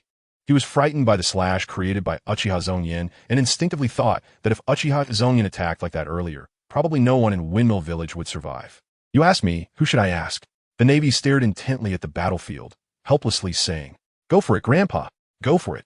Little Luffy could only watch the excitement, staring intently at the scene on the battlefield, loudly cheering for Kapu. Meanwhile, not far from here on a high ground, 2 boys gazed down at the scene, their eyes sparkling. One had black hair and black eyes with a face full of freckles, while the other had yellow hair and black eyes. These 2 boys were naturally Ace and Sabo. Originally, they were not in Windmill Village. They had just encountered some timid villagers trying to escape to find more help after Uchiha Zongyan subdued the villagers attacking him with his conqueror's haki. As a result, they found Ace and Sabo. Upon learning that pirates had come to Windmill Village, the 2 were anxious and hurried back to help. However, before they could enter the village, they saw Uchiha Zongyan and Kapu fighting from this high ground. Is this what a pirate is like? So cool. Ace instinctively clenched his fists, muttering to himself. Chapter 274. Each injured. On the battlefield, Kapu stood on the soft sand, being pushed back a step by the force of the slash. However, the smile on his face grew even more pronounced, and he added more strength to his clenched fist. Very nice swordsmanship. Kid, that strike was enough to push me back. At least at the level of a great swordsman. Why have I never heard your name before? Kapu could responsibly say that Uchiha Zongyan's earlier sword strike was at least at the level of a great swordsman. Yet, he had never heard of the boy's face or name. When did such a talented hero appear on the sea, especially in the weakest East Sea? Without waiting for Uchiha Zongyan to reply, Kapu's body shot out like an arrow released from a bow. The flowing haki wrapped around his fists and arms, breaking through the flames of hell in front of him, and in the blink of an eye, he appeared right in front of Uchiha Zongyan. Meteor fist, Kapu shouted, swinging his fist with immense force, disturbing the air in its path, creating a terrifying airflow that caused the sea of flames created by flowing blade Ruoho to shake violently. Uchiha Zongyan's eyes sharpened. Although he knew the power of Kapu's punch was terrifying, his high battle intent made him unwilling to dodge. 60 million volts. Thunder slash. Uchiha Zongyan shouted, channeling the power of the thunder fruit within him. The lightning from the thunder fruit and the fire from flowing blade, Ruoho, instantly fused, forming a more powerful blue flame. The blue, tangible flames flowed like molten lava from the blade of flowing blade Ruoho, crashing violently against Kapu's meteor fist. Boom! With a loud sound, both Uchiha Zongyan and Kapu were sent flying by the explosive collision. But Uchiha Zongyan quickly stabilized his body, wielding his sword and fiercely slashing towards Kapu's face, while simultaneously kicking towards Kapu's side with his leg like a whip. Kapu reacted quickly, blocking flowing blade Ruoho with his fist, then bending his knee to block Uchiha Zongyan's whip-like kick. Bang bang bang! In a flash, the two engaged in close-quarters combat several times. Uchiha Zongyan combined the powers of the Thunder Fruit, flowing blade Ruoho, haki, and the Sharingan, each movement carrying immense strength and destructive power, while the Sharingan provided him with exceptional dynamic vision and insight into enemy movements. In contrast, Kapu's approach was much simpler, relying solely on haki and his honed iron fists. However, his fists were millions of times stronger than others, able to withstand even the divine weapon flowing blade Ruoho without any damage. Comparatively, Kapu was at least 2 levels stronger than the fourth Reikage. Although both were masters of close combat, the fourth Reikage physique could not compare to Kapu's. And the lightning release chakra mode and strongest lightning release armor were also inferior to Kapu's haki. Uchiha Zongyan silently compared the fourth Reikage with Kapu in his mind and quickly reached a conclusion. Puchi. In close combat, it was impossible to block each other's attacks every time. Uchiha Zongyan seized the opportunity, delivering a powerful slash to Kapu's chest. Even though Kapu had covered himself with haki, the flowing blade Ruoho sliced through, leaving a narrow wound. Because of the terrifying flames entwined around the blade, the moment the wound appeared, it was seared by high temperatures, and not a drop of blood flowed out. Bang! On Uchiha Zongyan's side, he was also hit by Kapu's punch to the chest. Kapu's full-powered punch instantly shattered the protection created by Uchiha Zongyan's blue flames and pierced through his haki, sending Uchiha Zongyan flying. Like a bullet fired from a gun. He turned into an afterimage in an instant, but quickly stopped in midair. TSK. Not bad, kid. You actually left a scar on my body. Kapu chose not to pursue immediately, but lowered his head to look at the wound caused by Uchiha Zongyan, saying with some complexity, since defeating the Rocks Pirates and the death of Roger after his surrender, it had been a long time since Kapu had been injured.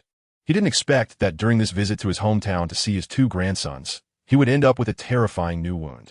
At the same time, Kapu's perception of Uchiha Zongyan changed.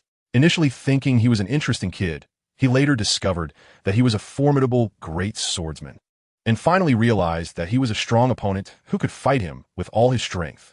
Moreover, Uchiha Zongyan's seemingly endless abilities also piqued Kapu's curiosity. Those changing eyes seemed to provide him with dynamic vision and insight for combat. That energy-manifesting sword, at first he thought was the ability of his devil fruit. But the lightning that appeared later reminded him of a devil fruit encyclopedia he had once seen. Could it be that he has 2 types of devil fruit abilities? Furthermore, possessing both Conqueror's haki and armament haki, the strength of his armament haki, while not surpassing Kapu's, was still considerably stronger than many Navy commanders. How could such a powerful individual not have a name? It's quite strange. Kapu felt puzzled. Generally, as long as a strong individual with some power stepped onto the sea, they would quickly gain fame in a short time. At that point, whether as a pirate or a bounty hunter, the Navy would be able to obtain intelligence. But Uchiha Zongyan's strength has almost reached the level of a Marine Admiral. How could it leave no trace? Hee, you're not bad either. I've been in this line of work for so long, and it's the first time I've taken such a big loss. Uchiha Zongyan paused in midair, wiped the blood flowing from the corner of his mouth, and laughed arrogantly. Since obtaining the traveling frog system, and subsequently acquiring the sound thunderfruit and flowing blade Ruoho, Uchiha Zongyan has had a smooth journey. He trained as a bounty hunter, killing the misguided Tosaka Shin, defeating Uchiha Itachi, overcoming Uchiha Fugaku, and defeating Sarutobi Hisashi. He fought to a standstill with Jiraiya, defeated 2 wooden men, and ultimately captured 2 out of the 3 ambushers, including the 4th Raikage A, Killer B, and Uchiha Bido. His track record has been exceptionally glorious. Even when fighting against 4th Raikage A and the 8 Tails Jinchuriki Killer B, he was hit by a tailed beast ball, but only suffered minor injuries. Today was indeed the first time he spat blood. Carp's iron fist nearly displaced his internal organs, and his heart almost burst. But the thrill of fighting such a powerful enemy, teetering between life and death, excited Uchiha Zongyan. He opened his mouth, his teeth stained with blood, and excitedly looked at Carp. Continue. Fire-burning city walls. Flowing blade, Roho, suddenly slashed out, and a magma-like azure flame transformed into a giant hand reaching for Carp. Synopsis: Uchiha Zongyan has crossed into the world of Naruto. Not long after, he will face the night of the Uchiha Massacre. Fortunately, he awakened a golden finger, the traveling frog. Every week, the traveling frog brings back a souvenir for Uchiha Zongyan.